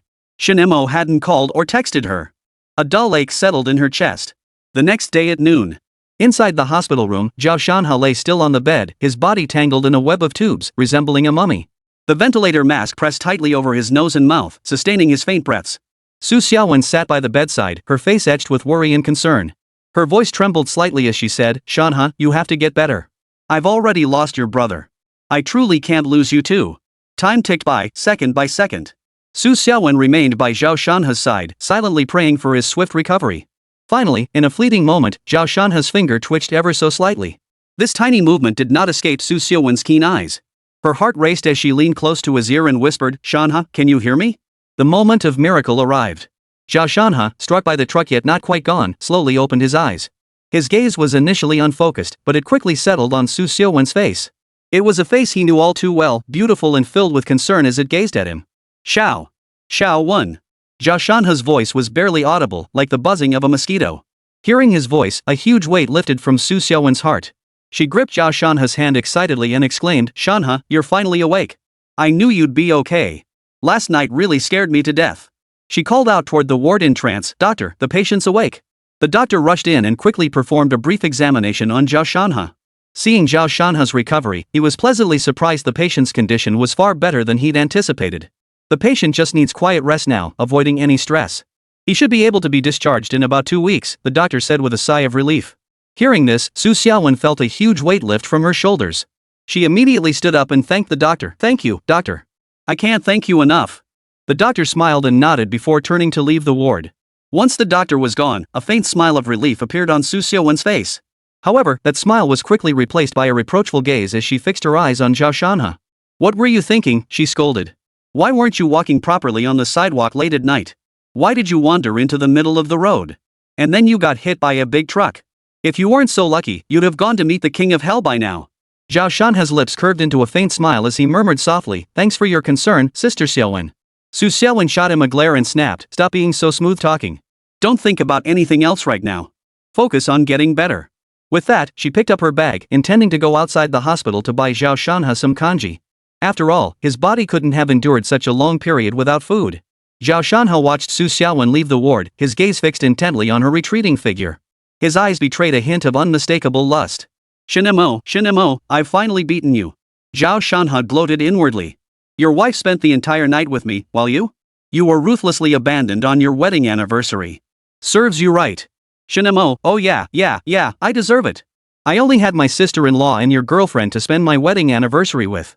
You really won. That's just great. Chapter 26. Zhao Shanhe nearly fumes to death. Zhao Shanhe felt as sweet as honey inside, his mind already spinning with fantasies of life after winning Su Xiaowen. He pictured himself as a billionaire tycoon, striding through the world with an air of supreme arrogance and unrivaled power. First, he would make Lin Xinya completely his. They'd been dating for years, yet she'd only let him hold her hand? To Zhao Shanhe, this was nothing short of a profound humiliation. He resolved not only to possess her body but to conquer her heart, making her willingly become his second wife. As for whether Su Xiaowen would agree, Zhao Shanhe couldn't care less. In his eyes, Su Xiaowen was nothing but second-hand goods. What right did she have to demand his undivided devotion? She should just obediently fulfill her role as his primary wife.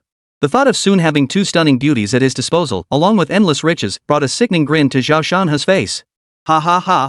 A passing patient couldn't help but glance over upon hearing the sound, muttering, "Why isn't this lunatic in a mental hospital? What kind of doctor arranged this?" Outside the hospital, Su Xiaowen hurried out of the inpatient building, her heart inexplicably heavy. Standing at the entrance, she paused, recalling how she'd left Shen Mo behind last night. Taking a deep breath, she pulled out her phone and dialed his number. Shen Mo's deep voice came through the phone. "Who is this?" Su Xiaowen's heart tightened. She knew Shen Mo might still be angry, but she mustered her courage and said, "It's me, Xiaowen." Her voice trembled slightly as a wave of intense guilt washed over her. Yesterday should have been their wedding anniversary, yet she had abandoned her husband to come to the hospital for a subordinate. She couldn't help but think that no man could possibly accept such behavior. She resolved to apologize sincerely to Shen Mo. After all, she knew Shen Mo loved her deeply and would surely understand her predicament. She silently rehearsed her apology in her mind, determined to appear pitiful enough to tug at Shen Mo's heartstrings and make him rush to her side. Su Xiaowen's heart raced with excitement as she put on a pitiful act. "Honey, I fell down today. It hurts so much." Shen Mo lay on the bed, his gaze unfocused as he stared at the ceiling. He felt two soft, fragrant things pressing against him in his arms. He answered the ringing phone instinctively, not even noticing who was on the other end. "Damn it!" Shen Mo lowered his head, his gaze slowly settling on the two figures in his arms, both dressed in skirts, sleeping peacefully. The heavy drowsiness that had enveloped him washed away like a receding tide in that instant, leaving only a lingering trace of fatigue. On the other end, Su Xiaowen froze upon hearing that sudden burst of profanity, as if time itself had frozen in that moment. For a long moment, her eyes widened as she stared at the phone in disbelief, his words echoing relentlessly in her mind. What did he just say? Su Xiaowen snapped back to reality, her anger erupting like a volcano. Your wife hurt herself falling, and not only do you not care, but you have the nerve to mention national treasures? Shen Mo's attention was focused on his own clothes and theirs. When he confirmed that his clothes and theirs were all intact and still on their bodies, the heavy weight that had been hanging over his heart finally lifted. He let out a long sigh of relief. Thank goodness. Thank goodness I didn't do anything reckless last night when I was drunk. Otherwise, I'd be dead happy. Su Yaoyao and Lin Xinya opened their eyes at that moment, their first sight being Shen Mo already sitting upright. Ah! Su Xiaowen didn't hear Shen Mo's voice, but she heard two shrieks from the girls. She nearly jumped out of her skin, her hand trembling as she held her phone. Honey, what are you doing? What's with those two female voices?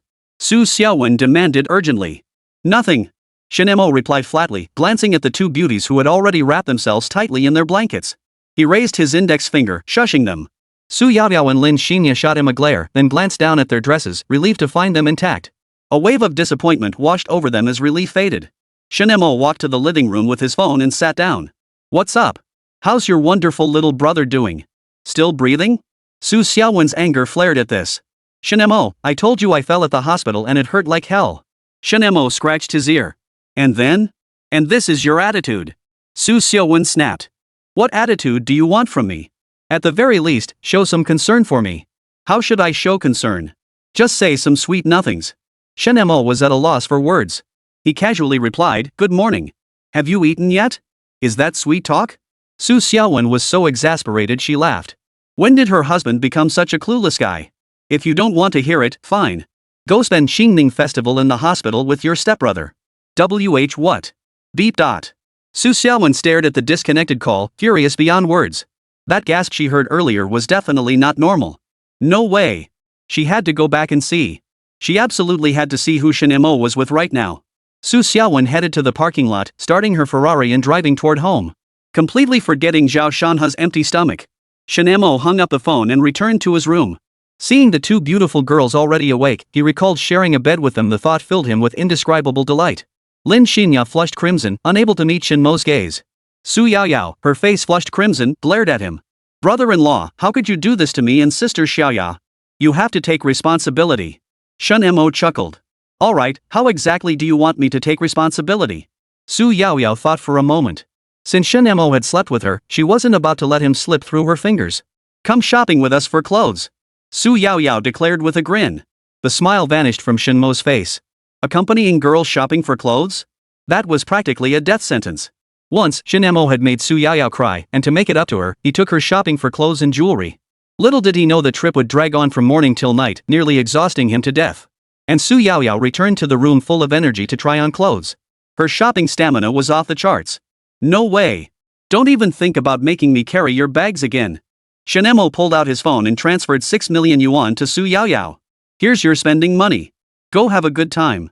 Su Yaoyao pulled out her phone to check the deposit notification and gasped in shock. 10, 100,000, 10,000, 100,000. Su Yaoyao counted the zeros, jumping up in excitement. Long live my brother-in-law. Su Yaoyao threw herself into Shen Mo's arms and planted a big kiss on his cheek.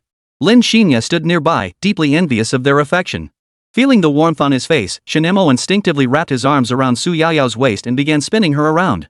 Ah, put me down. Su Yaoyao cried out with her eyes closed. At that moment, Su Xiaowen was driving toward them.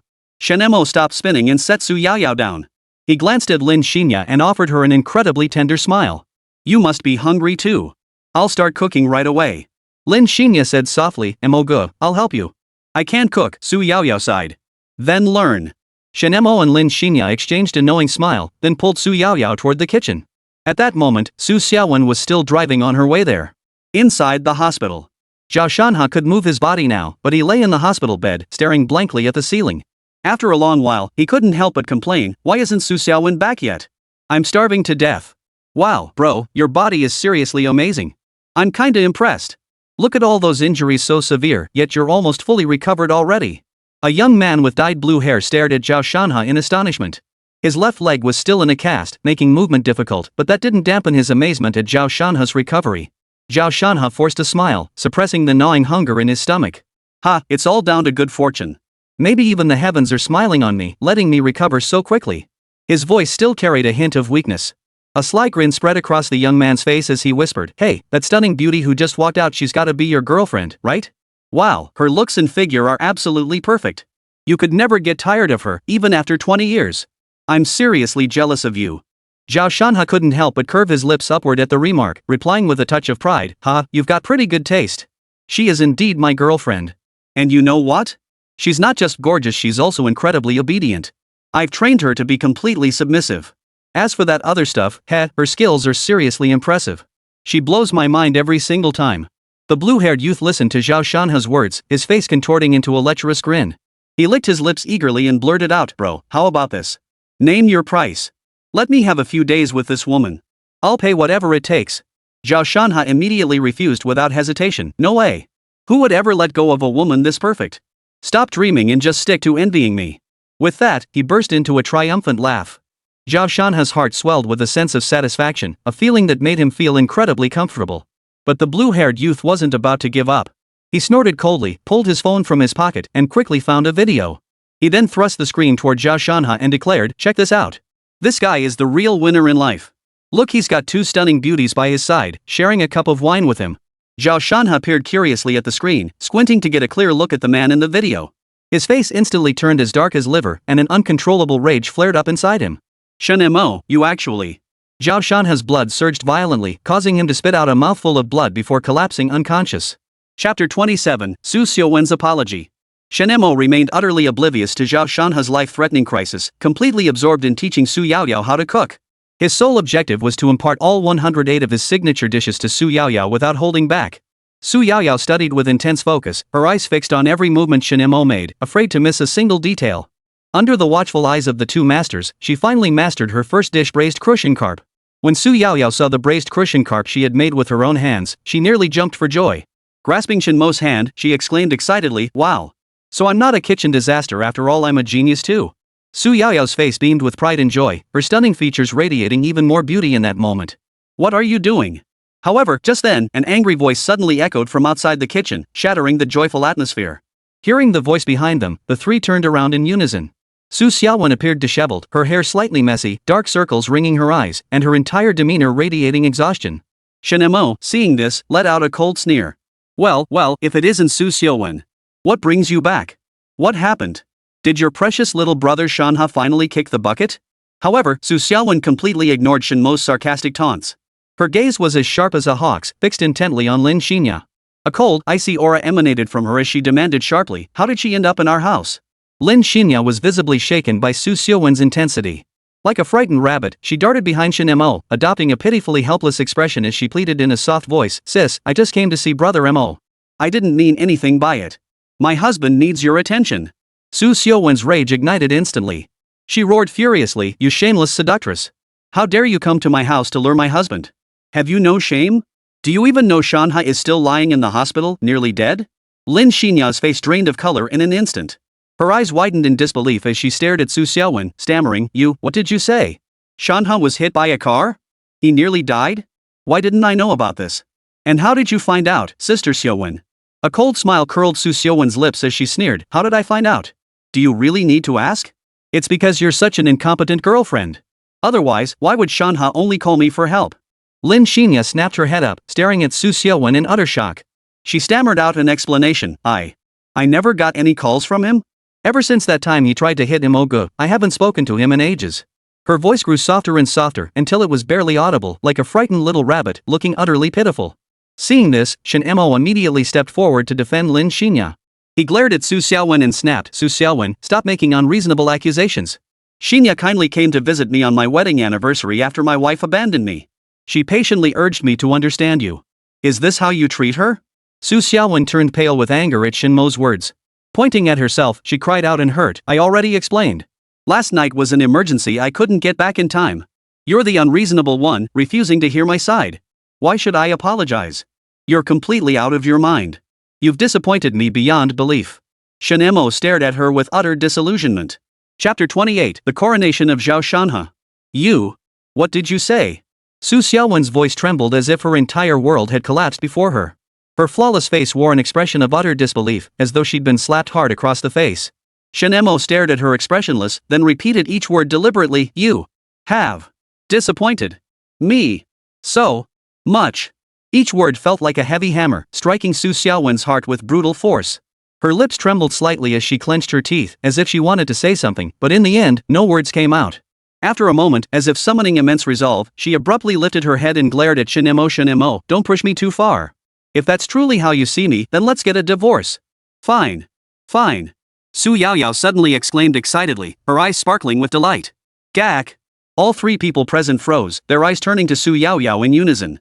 Shen Mo and Lin Xinya found Su Yaoyao utterly adorable in that moment.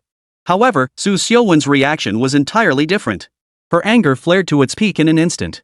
She glared at Su Yaoyao, her rage nearly boiling over. Her sister was utterly inconsiderate. How could she laugh at a time like this and say such things? "You're dreaming!" Xiaowen roared, her voice echoing through the room, making everyone's ears ring. Faced with Xiaowen's fury, Su Yaoyao showed no fear whatsoever. Instead, she giggled and said, "Sis, don't get mad. I was just joking." Xiaowen stared at Su Yaoyao's innocent, carefree expression, yet the rage in her heart refused to subside. This sister of hers was truly a love-hate relationship. Sometimes astonishingly clever, other times frustratingly childish. Especially when it came to scheming to steal her sister's husband, she was full of devilish tricks. "Hey, you're quite the little genius, aren't you?" Shen Mo gazed at Su Yaoyao, a smile curling his lips. He gently ruffled her hair, his eyes brimming with affection. Su Yaoyao purred like a contented kitten. Watching their interaction, Xiaowen felt like she could spit blood. "That's my husband. He should be giving me that look." Lin Xinya tugged gently at Shen Mo's sleeve and whispered, "Imogu, I want to go to the hospital to see Zhao Shanhe." Shen Mo nodded. He was also pondering to himself, how could the curse he'd placed fail? Even that massive truck hadn't killed Zhao Shanhe, he'd only suffered minor injuries. Could it be that his magical power had weakened? Shen Mo turned to Xiaowen and smiled. "Xiaowen, let's go to the hospital and see my brother." Xiaowen jumped to her feet at his words, staring at him in utter shock, as if she couldn't believe her ears. "Husband, you?" Xiaowen's voice trembled. She was clearly startled by Shen Mo's sudden change in attitude. She hadn't anticipated Shen Mo shifting from cold indifference to such warmth in an instant, leaving her completely unprepared. Seeing her reaction, Shen Mo's smile widened. "What's wrong? Don't want to go? Fine, I'll go by myself." With that, he made a move to turn and leave. Xiaowen quickly grabbed his arm, her voice filled with urgency. I'll go, okay?" Shen Mo nodded with satisfaction, then turned to Xiaowen. "Then what are you waiting for? Go change your clothes. Look at yourself, you don't exactly look like someone going to visit a patient in the hospital. Was Shanhe's family not there last night? Why did he need you to stay with him all night? His words carried both sarcasm and a hint of sweetness, leaving Su Xiaowen unable to decipher his true intentions. Su Xiaowen's expression softened. Suddenly, she felt her husband still loved her. Otherwise, why would he be so furious? And he even wanted to visit his godbrother. That meant his anger had subsided, didn't it? She walked up to Shen Mo, wrapped her arms around his shoulders coquettishly, and pouted, "Honey, will you come with me to change clothes? Whatever you like, I'll change into it for you." Shen Mo's eyes lit up at her words, a smile playing on his lips. Oh really? Would a maid outfit be okay too? Su Xiaowen's pretty face instantly flushed. She shot Shen Mo a playful glare and pouted coyly, "There are outsiders here." Yet her gaze drifted deliberately toward Su Yaoyao and Lin Xinya, her eyes flashing an almost imperceptible hint of defiance. Trying to steal my husband? No way. Seeing this, Su Yaoyao couldn't help but snort coldly inside. She responded without backing down, "I have a maid outfit too, and it's the kitty cat type." Su Xiaowen shot her biological sister a fierce glare, inwardly cursing, "What a thankless little brat. How dare she try to steal my husband? Su Yaoyao, bull.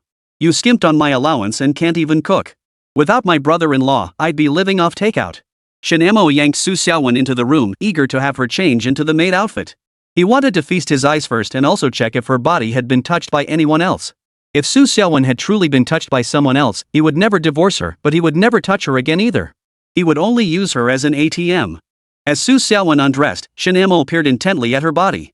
After his inspection, Shen Mo was quite satisfied. Su Xiaowen knew her place and hadn't done anything she shouldn't have with that Zhao Shanhe. Shen Mo smiled at her, then swiftly pulled a pink and white maid outfit from the wardrobe. He shoved it into Su Xiaowen's hands and commanded, "Put it on. I want to see how good my taste is." Su Xiaowen stared at the maid outfit in Shen Mo's hand, her lips twitching slightly in surprise. She had assumed Shen Mo would wait a few days before buying the maid outfit, but it turned out he had already prepared it long ago. Su Xiaowen gave a helpless smile, inwardly marveling at how childish her husband was, always rushing into things like this. But since Shen Mo had already bought it, Su Xiaowen couldn't very well refuse. She took the outfit and began changing in front of him. The moment Su Xiaowen slipped the outfit on, Shen Mo's eyes lit up. He stared intently at the maid before him. The sight of the beautiful CEO in a maid outfit was a privilege reserved solely for Shen Mo. The maid outfit's cut was impeccable, perfectly accentuating Su Xiaowen's curves. Especially those voluptuous contours were strikingly highlighted, while her entire rear was both pert and round. Shen Mo wiped away imaginary drool, silently reciting the Tao Te Ching to himself, but he couldn't resist. He picked Su Xiaowen up and tossed her onto the bed. 3 hours later. Inside the Audi A8, Su Xiaowen lay limp and asleep in the front passenger seat, while Su Yaoyao watched her from the back seat with a look of heartache. "My brother-in-law is still so strong. How did my sister survive with such a petite frame?" Lin Xinya, unaware of what had transpired, remained as pure and innocent as ever, utterly clueless. During the drive, Shen Mo casually bought a hat. Natural green. Symbolizing the vitality of the green grasslands, a sign that he wasn't quite dead yet. Upon arriving at the hospital, Su Xiaowen rested in the car while Shen Mo took Su Yaoyao and Lin Xinya to the hospital front desk to inquire about Zhao Shanhe's room location. After receiving the exact information, the three headed together to Zhao Shanhe's ward. As Shen Mo approached the ward door, the corners of his mouth lifted slightly, revealing a faint smile. He pushed open the door and stepped inside. Upon entering, Shen Mo immediately spotted Zhao Shanhe lying in the hospital bed. His face was as pale as paper, devoid of color, and he appeared utterly sickly, barely clinging to life. At that moment, a doctor stood by the bedside, carefully examining Zhao Shanhe. Hearing the door open, the doctor instinctively turned his head. When he saw the beauty of Su Yaoyao and Lin Xinya, a hint of surprise flashed in his eyes. "Who are you?" the doctor asked, puzzled. Shen Mo quickly stepped beside the doctor, his gaze fixed on Zhao Shanhe in the hospital bed.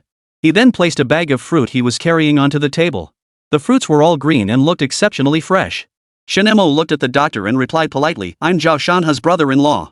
I heard about his car accident and came to see him." The doctor nodded upon hearing this. "So your family. But where did the previous family member go?"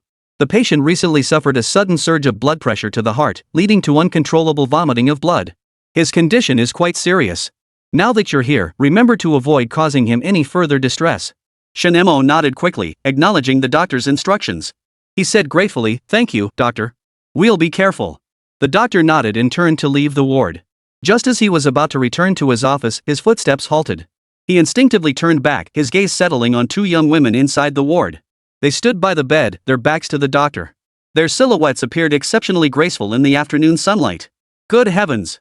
A wave of jealousy toward Zhao Shanhe surged within him. What kind of incredible luck did Zhao Shanhe have? 3 stunningly beautiful women had come to visit him. Lin Xinya approached the bedside, gazing at Zhao Shanhe, who was barely clinging to life. Deep down, she couldn't help but feel a pang of pity. Even though Zhao Shanhe had deceived her, seeing him so weak at this moment, pity welled up in her heart. Shen Mo took out the prepared natural green and thoughtfully crowned him with it. Little brother Shanhe, may you recover swiftly like a seed taking root. Chapter 29, Zhao Shanhe returns to the ICU. Su Yaoyao covered her mouth and giggled softly as she looked at Zhao Shanhe wearing the green crown. Her brother-in-law was too ruthless. This was meant to plunge that sissy into utter despair. She walked over to Lin Xinya, her face radiant with a gentle smile, and explained softly, Sister Xiaoya, look, the green color my brother-in-law bought actually has deep meaning. It signifies that he has forgiven Zhao Shanhe, and he hopes Zhao Shanhe can recover quickly, growing strong and healthy like a green tree in spring. Lin Xinya blinked her big eyes, looking skeptical as she asked, but why green? Su Yaoyao's lips curved upward slightly as she suppressed a smile. Because green has a special meaning. It symbolizes new beginnings and hope. Lin Xinya nodded thoughtfully, her innocent voice brimming with wonder. Oh, I see. Brother Mo is truly a kind-hearted person. After everything Zhao Shanhe did to him, he could still be so forgiving and magnanimous, letting bygones be bygones. Su Yaoyao quickly chimed in, exactly. He's such a good person. With that, she gave Shen Mo a thumbs up. Shen Mo, catching the gesture, returned a thumbs up to Su Yaoyao and Lin Xinya with a faint smile. The siblings' harmonious banter completely charmed the innocent Lin Xinya, who wholeheartedly accepted their explanation. Ha ha ha. Suddenly, a hearty laugh echoed from another hospital bed. Shen Mo, Su Yaoyao, and Lin Xinya all turned their gaze toward the source of the sound. A blue-haired youth. The blue-haired youth smiled at Shen Mo and asked softly, Bro, got any cigarettes on you? Shen Mo reached into his pocket, pulled out a pack of cigarettes, and walked over to the blue-haired youth. He handed him a cigarette and kindly lit it for him. Taking the cigarette, the blue-haired youth drew a deep drag, his face lighting up with satisfaction as he sighed, wow, that hit the spot. Lowering his voice slightly, he leaned closer to Shen Mo and said mysteriously, that gorgeous woman who just walked away, she's your wife, right? Shen Mo nodded, feeling slightly puzzled as to why the other man would suddenly ask that. He countered, what's up? Did my wife do something to betray me? The blue-haired youth quickly waved his hands, explaining, not at all. It's just that the look she gave that sickly guy, it was full of genuine concern. You can't fake that kind of feeling. Shen Mo let out an almost imperceptible smile. He lit a cigarette and asked leisurely, what's your name, buddy? The blue-haired youth flicked ash from his cigarette with a flourish and replied, my name is Zhuang Baifan. As soon as he finished speaking, Shen Mo suddenly choked on his smoke and began coughing uncontrollably. After catching his breath, he looked at Zhuang Baifan and teased, nice name. It really suits you. Zhuang Baifan didn't seem bothered at all.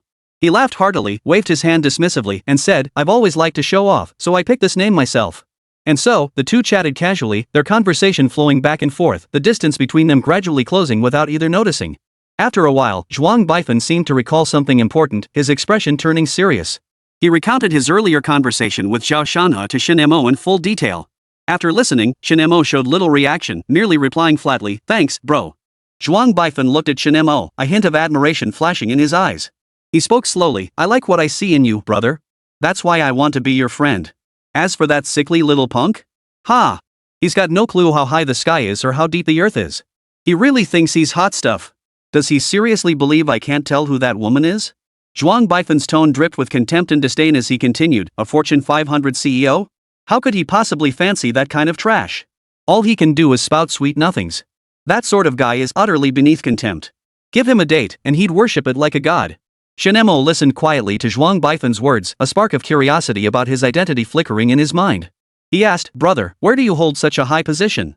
A look of pride flashed across Zhuang Baifan's face. He puffed out his chest and declared loudly, I'm the eldest son of the Zhuang group.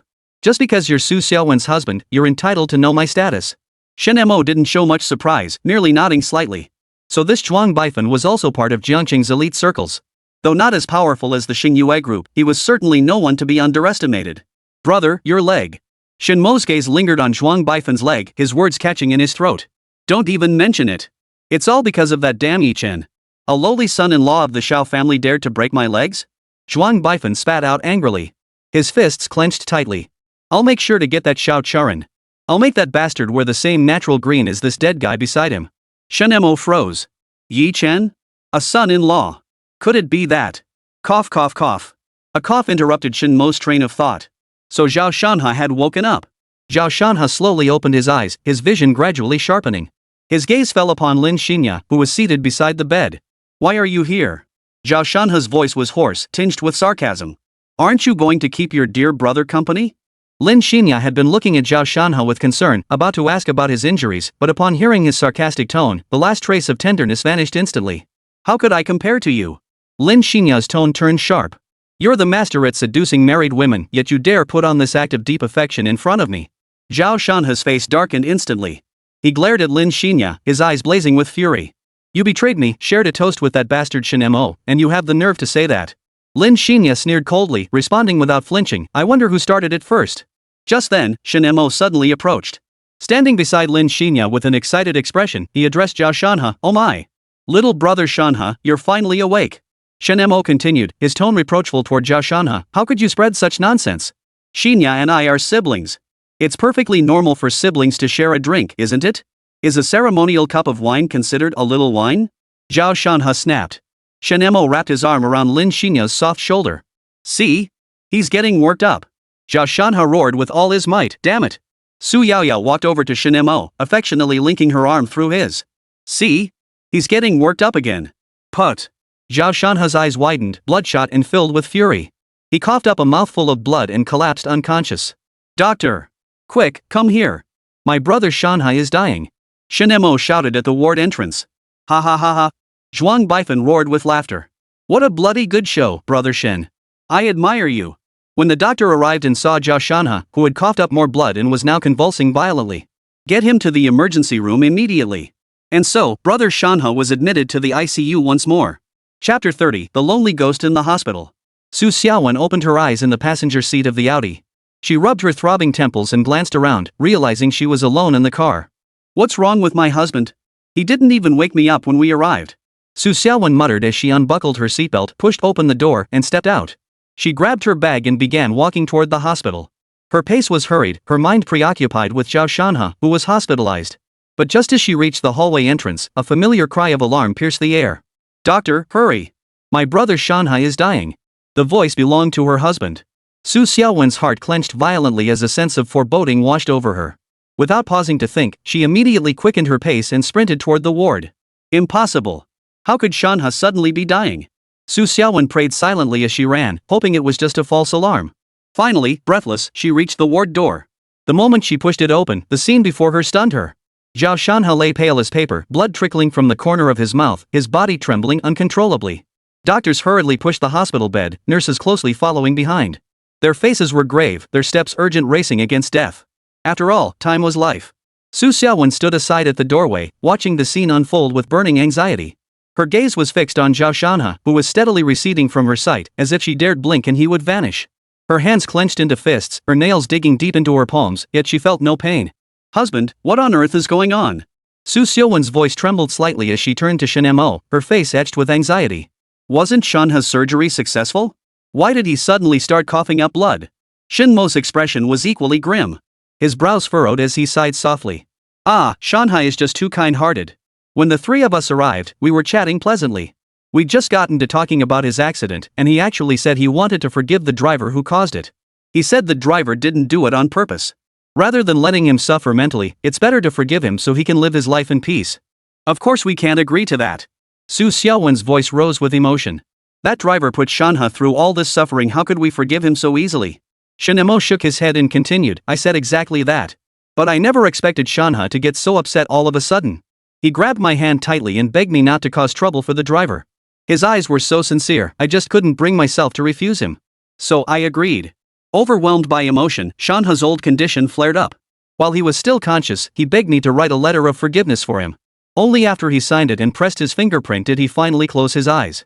Su Yaoyao. Lin Xinya, A. Zhuang Baifan? Damn. That acting talent would be wasted if he didn't pursue acting. Su Xiaowen felt as if all her strength had been drained, slumping weakly against the wall as she murmured, how could he be so kind? Just like his brother. Upon hearing the word brother, Shen Mo immediately zeroed in on the key point. He gripped Su Xiaowen's hand tightly, his tone turning icy, who is Shanhe's older brother. Su Xiaowen's heart lurched violently. Her gaze became evasive, unable to meet Shen Mo's eyes. After a moment's hesitation, she stammered out, he's just a college classmate. We're only ordinary friends. Shen Mo observed Su Xiaowen's guilty expression and confirmed in his mind that this was the cliché scenario of the deceased white moonlight. He said flatly, just ordinary friends? Not your first love? Caught off guard by Shen Mo's question, Su Xiaowen paled slightly and raised her voice. Just ordinary friends.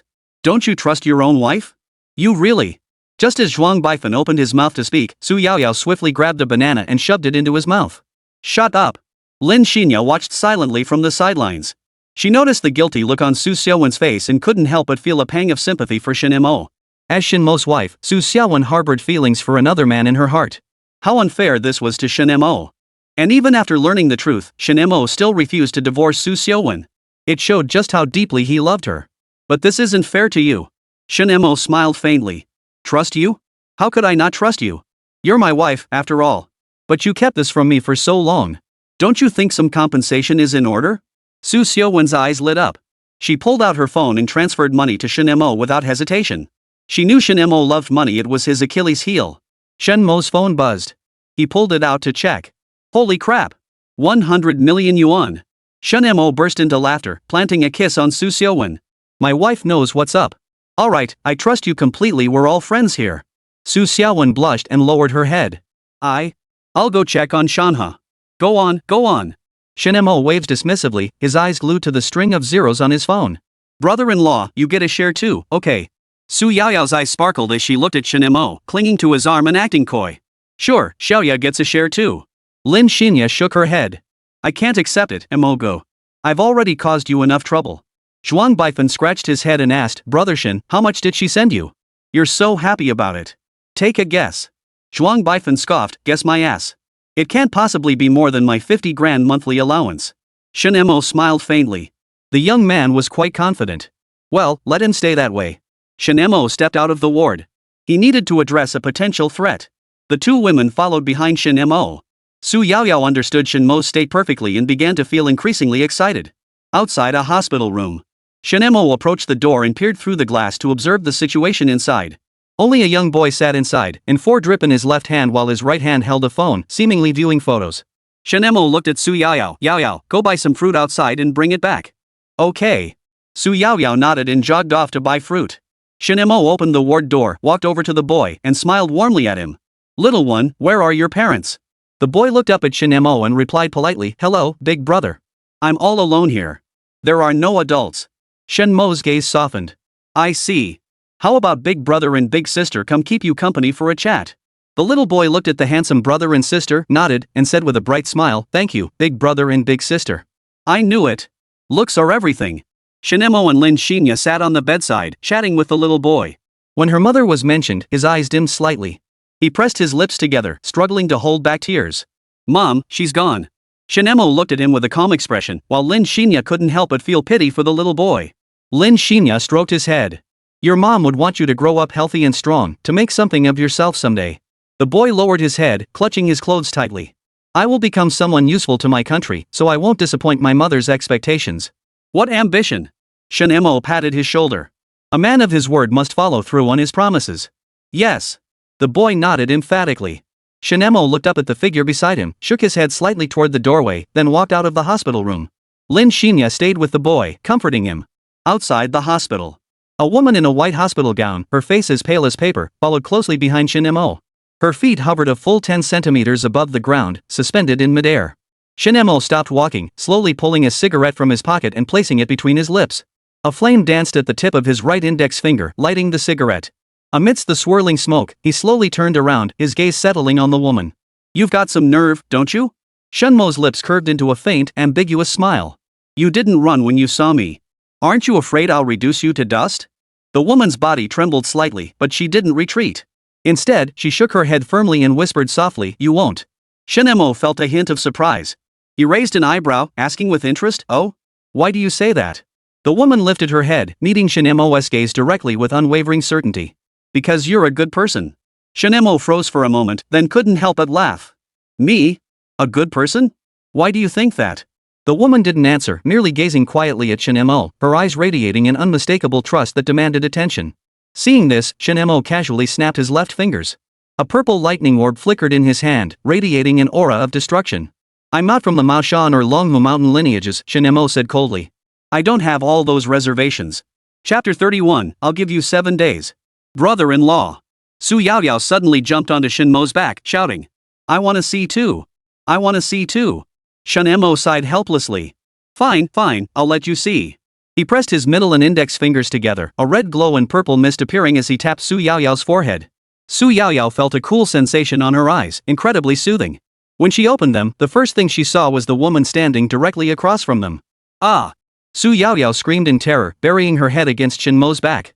With a heart like that, you still dared to shout about wanting to see ghosts. Shen Mo was truly impressed by her. Su Yaoyao whimpered weakly, this is only my second time seeing a ghost, you know. Enough. Shen Mo set her down from his back and fixed his gaze on the female ghost. You're that little boy's mother, right? Since your earthly life has ended, why haven't you gone to the underworld to report? The ghost gazed at the hospital with deep reluctance. I can't bear to leave my son. Shen Mo replied, staying by your child's side isn't good for his health. Your yin energy entering his body will cause his lifespan to diminish. Besides, you've lost your chance to go to the underworld.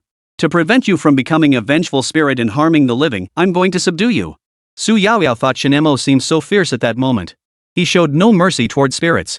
The female ghost knelt down with a thud, looking pitifully at Shen Mo. Master Daoist, before you subdue me, please let me see my son one last time? Shen Mo froze. He'd assumed threatening her would make her flee in panic. He hadn't expected her attachment to her son to be so profound. This was rare indeed. Tell me, how did you pass away? The ghost slowly rose from the ground, yet her eyes held an endless sorrow. Her voice trembled slightly as she spoke. I died of cancer. Our family was too poor to afford my treatment, so I had to give up. I saved every penny for Xiao Zhan's education. Shen Mo gazed at her now nearly transparent form. You've lingered in the mortal realm too long. Your spirit won't last many more days. Unless you absorb the pure yin energy of a young girl, you'll be scattered to the winds. The ghost lowered her head. Her sorrow didn't linger long. But I haven't finished knitting my son's clothes yet, she said. Before I leave this world, I want to complete those last 5 garments. That way, I can fulfill this one wish of mine. Shen Mo felt a surge of curiosity. Why 5? The ghost smiled faintly, her expression radiating profound love and blessing for her son. She explained, because after he turns 25, a girl who truly loves him will appear. She will weave clothes for him with all her heart. She's so pitiful, brother-in-law. Please help her. Su Yaoyao felt deeply sympathetic toward her and turned to Shen Mo. Shen Mo felt nothing but a headache. Killing ghosts was his specialty, but helping them. Just this once. Shen Mo pulled a yellow talisman from his robe. This was a newly drawn gathering yin talisman, originally meant to lure ghosts for potential business opportunities. Now it could only serve this purpose. He held the yellow talisman in his hand and gave it a light shake. Instantly, it ignited, bursting into a fierce flame that consumed the entire talisman in an instant. Once the talisman was reduced to ashes, he hurled the dust toward the female ghost. The ashes shot toward the female ghost like sharp blades. The instant the ashes touched her, they instantly fused into her body. The female ghost, who had been on the verge of collapse, suddenly received nourishment the instant the ashes merged with her soul. She rapidly returned to normal. Her form ceased to be transparent, becoming solid and tangible, while her yin energy grew significantly stronger than before. Shen Mo then produced a contract, affixed a special seal to it, and handed it to the woman. I still don't know your name? Yun Xiaoying. Yun Xiaoying accepted the contract with a look of gratitude, pressing her right hand onto it to leave her fingerprint. Once the contract took effect, 2 ghostly figures, one black, one white, appeared. Su Yaoyao hid behind Shen Mo, peeking out cautiously with her small head. Yun Xiaoying swiftly moved behind Su Yaoyao as well, watching with fear in her eyes. Shen Mo communicated with them in ghostly language. Black and white impermanence, how have you been? Old Shen, what favor do you need us to do this time? Just so you know, the payment is 2 packs of Licoon cigarettes. Black Wuchang chuckled. Just a small favor. Shen Mo briefly explained the situation to them. The black and white impermanents nodded in agreement. At the same time, they reached out for their payment. Shen Mo was utterly helpless with these two. They were more addicted to cigarettes than he was. He pulled 2 packs of Licoon cigarettes from his pocket and tossed them over. After catching them, the black and white impermanents pulled out a cigarette each and lit up with relish, their eyes simultaneously turning to Yun Xiaoying. We'll come for you in 7 days to guide you to your next life. With that, they vanished from the spot. Chapter 32, A Brief Mother-Son Reunion. Shen Mo gazed intently at Yun Xiaoying and spoke slowly. Alright, you've heard everything. For these 7 days, just stay here and be with your son. After 7 days, the black and white impermanents will naturally come to guide you to your next life. Yun Xiaoying collapsed to her knees with a thud, repeatedly kowtowing to Shen Mo. Tears streaming down her face, she said, Thank you, great Daoist master, for granting me this chance. If there is a next life, I would gladly be your ox or horse to repay your immense kindness. Seeing this, Shen Mo waved his hands hurriedly. Enough. No need for all this nonsense. When you arrive in the underworld, just remember to have that old fellow, the king of hell, record a merit point for me. Yun Xiaoying froze, pointing at herself in disbelief. Me? Have King Yama record a merit for you? I don't have that kind of power. Su Yaoyao beside her looked equally bewildered. Blinking her large eyes, she turned to Shen Mo and said, "Brother-in-law, have you lost your mind? The king of hell rules the underworld. He holds immense power and authority. Why would he listen to Yun Xiaoying?" Thwack! Shen Mo's lips curved into a faint smile. His fingers snapped lightly, landing precisely on Su Yaoyao's smooth forehead. "I only asked her to mention my name." Shen Mo's voice carried a hint of teasing. "Yama and I are old acquaintances. He'll certainly give me a little face." Su Yaoyao clearly hadn't expected Shen Mo to suddenly attack her. The sudden pain made her gasp, "Ouch," before quickly covering her forehead with her hand. "That hurts." Su Yaoyao's eyes instantly welled up with tears. Looking at Shen Mo pitifully, she complained with a face full of grievance, "We were just talking. Why did you have to hit me?" "I'll remember that, master." Yun Xiaoying nodded emphatically, her tone deeply respectful. Holy crap! A Daoist priest connected to the king of hell? Is this even an ordinary Daoist priest? Could he be the reincarnation of some deity? Let's go. Go see your son. Shen Mo pulled Su Yaoyao toward the hospital, with Yun Xiaoying following closely behind them. She looked down at her feet, now able to touch the ground normally, feeling a slight sense of relief.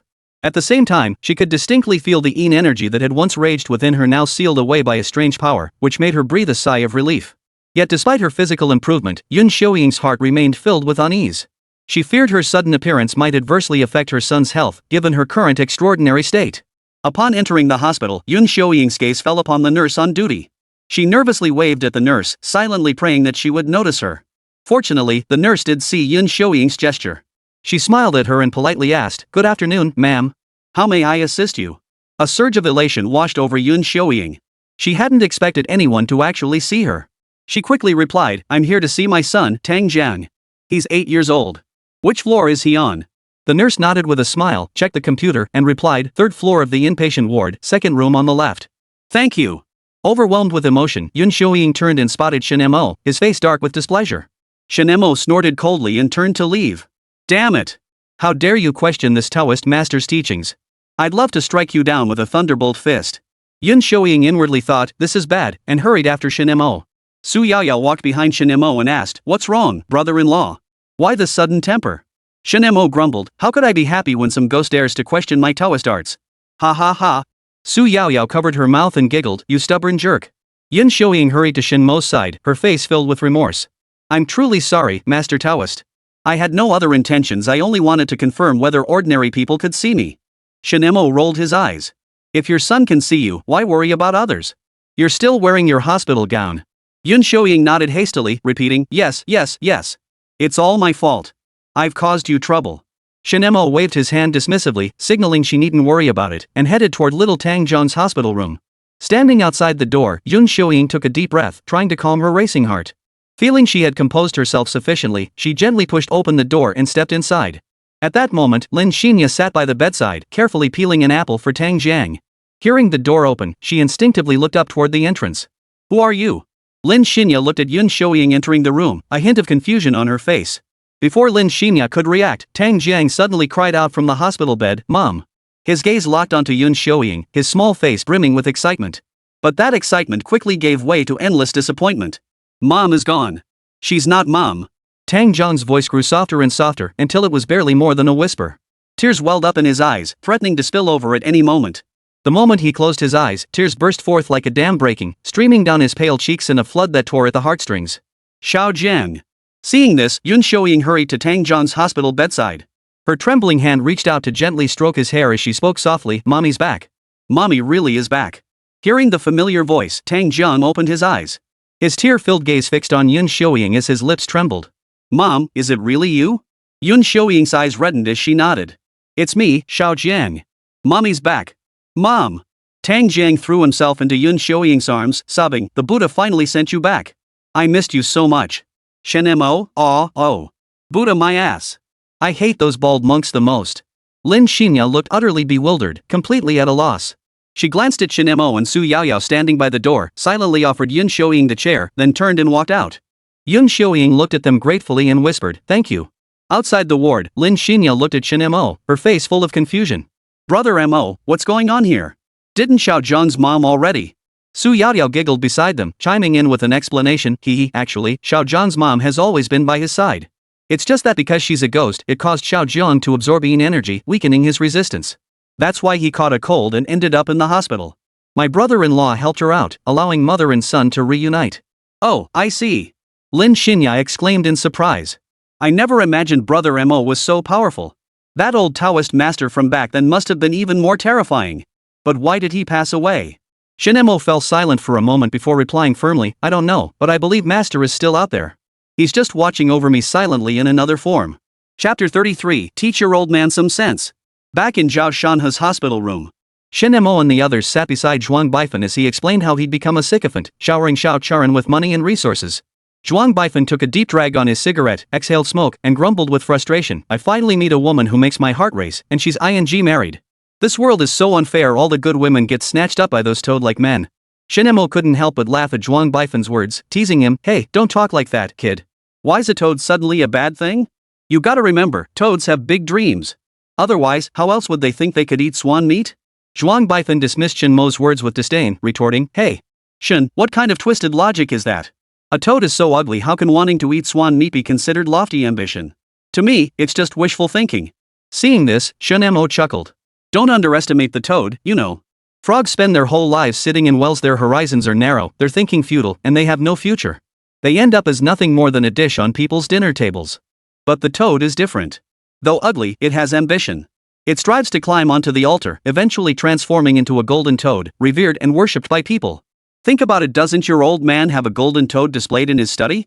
Zhuang Baifan thought carefully and nodded. I believe there is one. Shen Mo slapped his stump. See? That's exactly right. Right, yep. Zhuang Baifan yelped in pain. Bro, are you trying to kill me? Sorry, I didn't mean to. Then forgive. I did it on purpose. Zhuang Baifan, so the clown is actually me? Shen Mo patted his leg. Still hurting? Zhuang Baifan cautiously tried to move his leg, which had suffered a comminuted fracture. The result startled him. There was absolutely no pain at all. He stared at his leg in disbelief, as if witnessing a miracle. Holy! What the hell is going on? My leg's healed? Zhuang Baifan nearly leaped off the hospital bed in excitement. Su Yaoyao watched his excited reaction from the side and couldn't help but roll her eyes. It's just your leg healing. Look at you, getting all worked up over nothing. Zhuang Baifan couldn't care less about Su Yaoyao's words. He was as happy as a child, laughing heartily, I'm back at my peak. Yi Chen. I'm gonna make you pay. His laughter echoed through the hospital room. Su Yaoyao and Lin Xinya couldn't help but laugh at his ridiculous antics. Su Yaoyao chuckled, compared to Yi Chen, you're just a pathetic sucker. He might be an ugly toad, but he's got the right idea, he'll end up with the girl in the end. Zhuang Baifan felt instantly offended by this remark. He glared at Su Yaoyao but didn't argue back. Shen Mo observed Zhuang Baifan and suddenly noticed the empty table beside his bed. Curious, he asked, hasn't anyone come to visit you? You're a big shot after all. Zhuang Baifan's face twisted with resignation and resentment. The company went bankrupt. Who do you want to suck up to me now? Shen Mo was taken aback. The Zhuang group went bankrupt? Zhuang Baifan scowled. Put. Like that could happen. It's just my rotten luck. The company I worked my ass off to build went under, and I blew every last penny chasing that woman, Xiao Charan. Looking back now, I regret it so much, my guts are turning green. Seeing his state, Shen Mo hurriedly comforted him, bro, don't lose heart. Life is full of setbacks and hardships. As long as you don't give up and keep pushing forward, you'll definitely overcome this and shed that lapdog label. He gave Zhuang Baifan a light pat on the shoulder for encouragement. Zhuang Baifan felt a wave of warmth wash over him as he heard Shen Mo's words. He was so moved he almost wanted to swear brotherhood with Shen Mo and acknowledge him as his elder brother. But just then, Shen Mo suddenly blurted out, then upgrade to a werewolf. Su Yaoyao and Lin Xinya, standing nearby, finally couldn't hold back any longer and burst out laughing. Embarrassed in front of the two beauties, Zhuang Baifan's face flushed crimson in an instant. He wished he could sink into the ground right then and there. Zhuang Baifan grumbled, brother Shen, stop teasing me. If I had your kind of luck with women, I'd gladly die right now. Shen Mo burst into laughter again before saying, well, then you'll never die. Oh, right. Shen Mo changed the subject after laughing. Go tell your old man that Star Moon Group is preparing to collaborate with the Zhuang Group. Make sure he agrees properly. Zhuang Baifan. Wait, isn't that a threat? My dad's 7 wolves will beat me to death. Brother Shen, are you one of those legendary martial artists? Zhuang Baifan asked cautiously. Shen Mo replied, no. Zhuang Baifan breathed a sigh of relief, instantly reverting to his spoiled brat demeanor.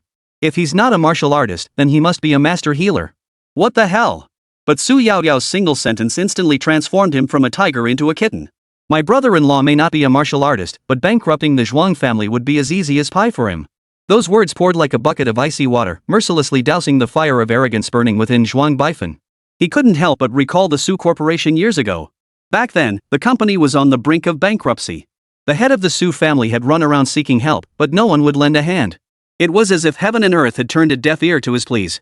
Yet, astonishingly, within a mere fortnight, the Su Corporation miraculously rose from the ashes. Not only that, but within a single year, Su Enterprises surged forward, successfully securing a spot among the Fortune Global 500. Meanwhile, the eldest daughter of the Su family leveraged her own abilities to establish a company entirely on her own, the now renowned Star Moon Group. This enterprise also ranks among the top domestic companies, securing a spot on the Fortune 500 list. Rumors spread that the Su family's rapid rise must have been aided by some mysterious benefactor. Yet, who exactly was this mysterious figure? No one had ever seen his true face. Zhuang Baifan knelt down with a thud. Brother Shen, from this day forward, I am your most loyal subordinate. Rise, Warwolf. Shen Mo helped him up and handed him a talisman. Do this properly.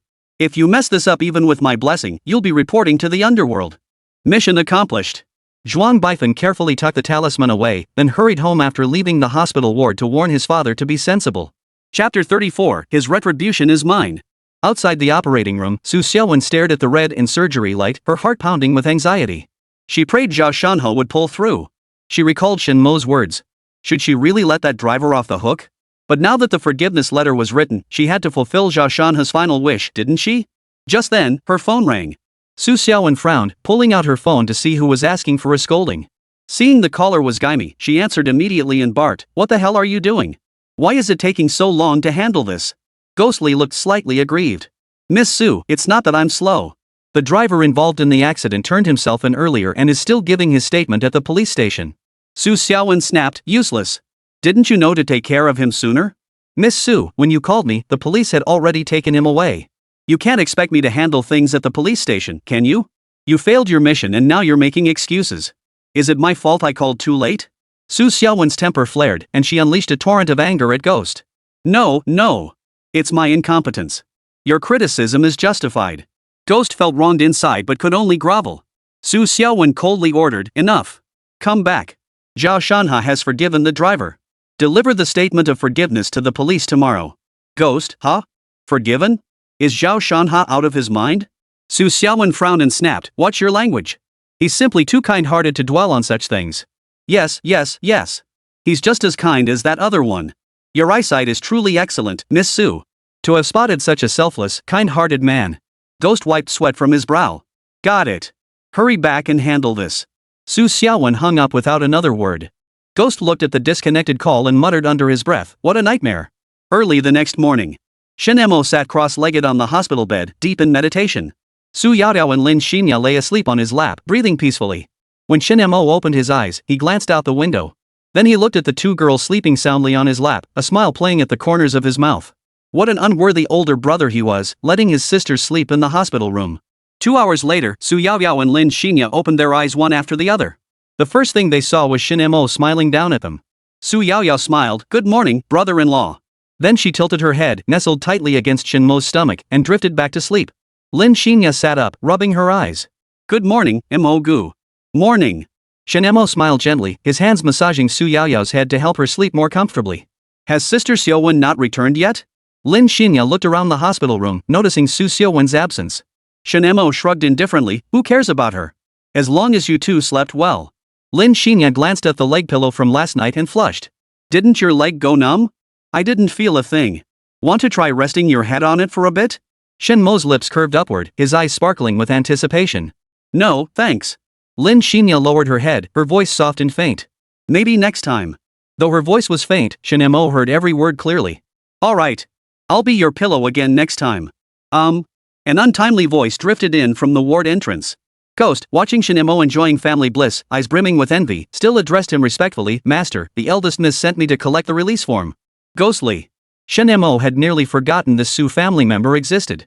He was actually sent by Su Xiaowen to collect the forgiveness letter. So it seemed that Su Xiaowen, with her dim-witted intelligence, had actually believed his nonsense from last night. Go to the supermarket and buy some paper and a pen. Write up a letter of forgiveness. Once Zhao Shanhe returns to the ward, just have him press his fingerprints on it. Ghostly figure, huh? Wait. So you're deceiving the young miss? You're treating her and Zhao Shanhe like little kids. And the young lady actually fell for it. Shen Mo tilted his head. Any questions? Ghostly figure stiffened, standing ramrod straight, crystal clear. With that, he dashed off to the supermarket to buy pens, paper, and red seal paste. Returning minutes later, he sat down at Zhuang Baifan's hospital bed and began drafting the letter of forgiveness. But after writing the 3 characters for letter of understanding, he stopped. Scratching his head sheepishly, he looked at Shen Mo and said, "Sir, I don't know how to write." Shen Mo's face darkened. He didn't know how to write it either. What the hell were his subordinates doing? Hadn't they all been trained? How could they not even write a letter of understanding? If the ghostly apparition knew what Shen Mo was thinking, it would have cried out, "I'm innocent." The Su family's loyal servant training followed a special forces model all about honing killing skills. But improving one's education? That perk was nowhere to be found. Shen Mo turned his gaze to Lin Xinya. "Xinya, you write it." "Yes." Lin Xinya nodded obediently, took the pen and paper from Ghost, and began drafting the letter of understanding. Shen Mo observed Ghost standing nearby, observing the process. "Weren't you trained by the Su family? How come you can't even write a letter of understanding?" "I dropped out before finishing junior high to start working," Ghostly chuckled awkwardly, scratching his head. "Then why didn't you write it yourself, sir? Why make this lovely young lady do it?" Shen Mo was stumped and made up an excuse on the spot. How could a boss possibly do it himself? "Shoya is my secretary. If she doesn't write it, who else would?" "I see." Ghost clapped his hands in sudden realization. "You how shameless." Su Yaoyao opened her beautiful eyes and smiled as she sat up, stretching her arms wide. The ghostly figure's gaze was completely captivated by Su Yaoyao's stunning beauty. Noticing the ghostly figure's unusual behavior, Su Yaoyao glared at it angrily and snapped, "Get out! You come in only when I tell you to." "Ah. Yes." Startled by Su Yaoyao's rebuke, the ghostly figure scrambled out of the hospital room in a fluster. "Oomph." Su Yaoyao gave Shen Mo a disapproving snort. "Why did you let him in? There are 2 beautiful girls here. What if she accidentally exposed herself while stretching?" Shen Mo pulled Su Yaoyao into his arms. My bad. Let me check if anything's showing," Shen Mo said as he touched her lower abdomen. "Nice try, handsome." Su Yaoyao chuckled softly, clasping his hand. "Brother Mo, I'm done writing." Lin Xinya handed the completed letter of understanding to Shen Mo, her face beaming with a smile, seemingly waiting for his praise. Shen Mo took the letter, his gaze falling on the neat, elegant handwriting. He couldn't help but praise, "Wow, your handwriting is really beautiful." Hearing his praise, Lin Xinya's heart swelled with joy, and her smile grew even brighter. Yet she still replied shyly, "Oh, come on." Su Yaoyao leaned in beside them, examined the writing on the letter, and nodded in agreement. "It really is beautiful." Shen Mo smiled at Lin Xinya and affirmed again, "Really, your handwriting is exceptionally beautiful." Flustered by their compliments, Lin Xinya murmured softly, "Thank you both for your kind words." Shen Mo tucked the letter of understanding away and said, "All right, everything is ready now. We just need your brother's fingerprint." "But that driver hit him. How can he not be held legally responsible?" Lin Xinya protested. Though she no longer felt much for Zhao Shanhe, she still wanted the perpetrator to bear some responsibility. Shen Mo replied, "Honestly, this whole incident was Zhao Shanhe's fault. Who goes making phone calls in the middle of the highway late at night? And at night, no less. The driver is probably mentally shattered right now. Without this release form, what would happen to his family? Are we supposed to wait until his family is ruined?" Lin Xinya nodded. "Serves him right. Trying to seduce his brother's wife and getting hit by a car, that's karma." Shen Mo thought to himself, every cause has its effect. His retribution is me. Chapter 35, Blood Donation? Go ahead, I won't stop you. The operating room lights went out. Su Xiaowen sprang to her feet as if springs were attached to her bottom, her eyes fixed intently on the doctors as they wheeled Zhao Shanhe wrapped tightly in bandages out of the operating room. When she saw her stepbrother's closed eyes and face as pale as paper, a huge weight lifted from her heart. "Doctor! How is my brother?" Su Xiaowen's voice trembled with tension as she hurried to the doctor, her face etched with anxiety. The doctor paused, looked at Su Xiaowen, and replied calmly, "The surgery was successful. The patient's vital signs are stable for now. However, we need to transfer him to the intensive care unit for further observation and treatment." Hearing this, Su Xiaowen felt an immense weight lift off her shoulders. Her body felt drained of all strength, and she nearly collapsed to the ground. Regaining her composure, she managed to say to the doctor, "Thank you, doctor." "I can't thank you enough." That night, Su Xiaowen barely slept a wink. Her energy had been completely drained by the long wait. At that moment, she felt like an empty shell, drained of her soul and utterly exhausted. However, the doctor's next words made Su Xiaowen's heart, which had just settled, leap back into her throat. "But the patient is currently experiencing severe blood loss. Our hospital's blood bank is critically low, and many other patients also urgently need blood." The doctor's brows furrowed deeply, revealing his concern over the situation. Su Xiaowen was frantic with worry. She urgently asked, "What can we do? Can I pay extra?" The doctor shook his head firmly. "This isn't about money." A sudden thought flashed through Su Xiaowen's mind, her blood type. It was universal donor blood. She quickly offered, "Can I donate blood?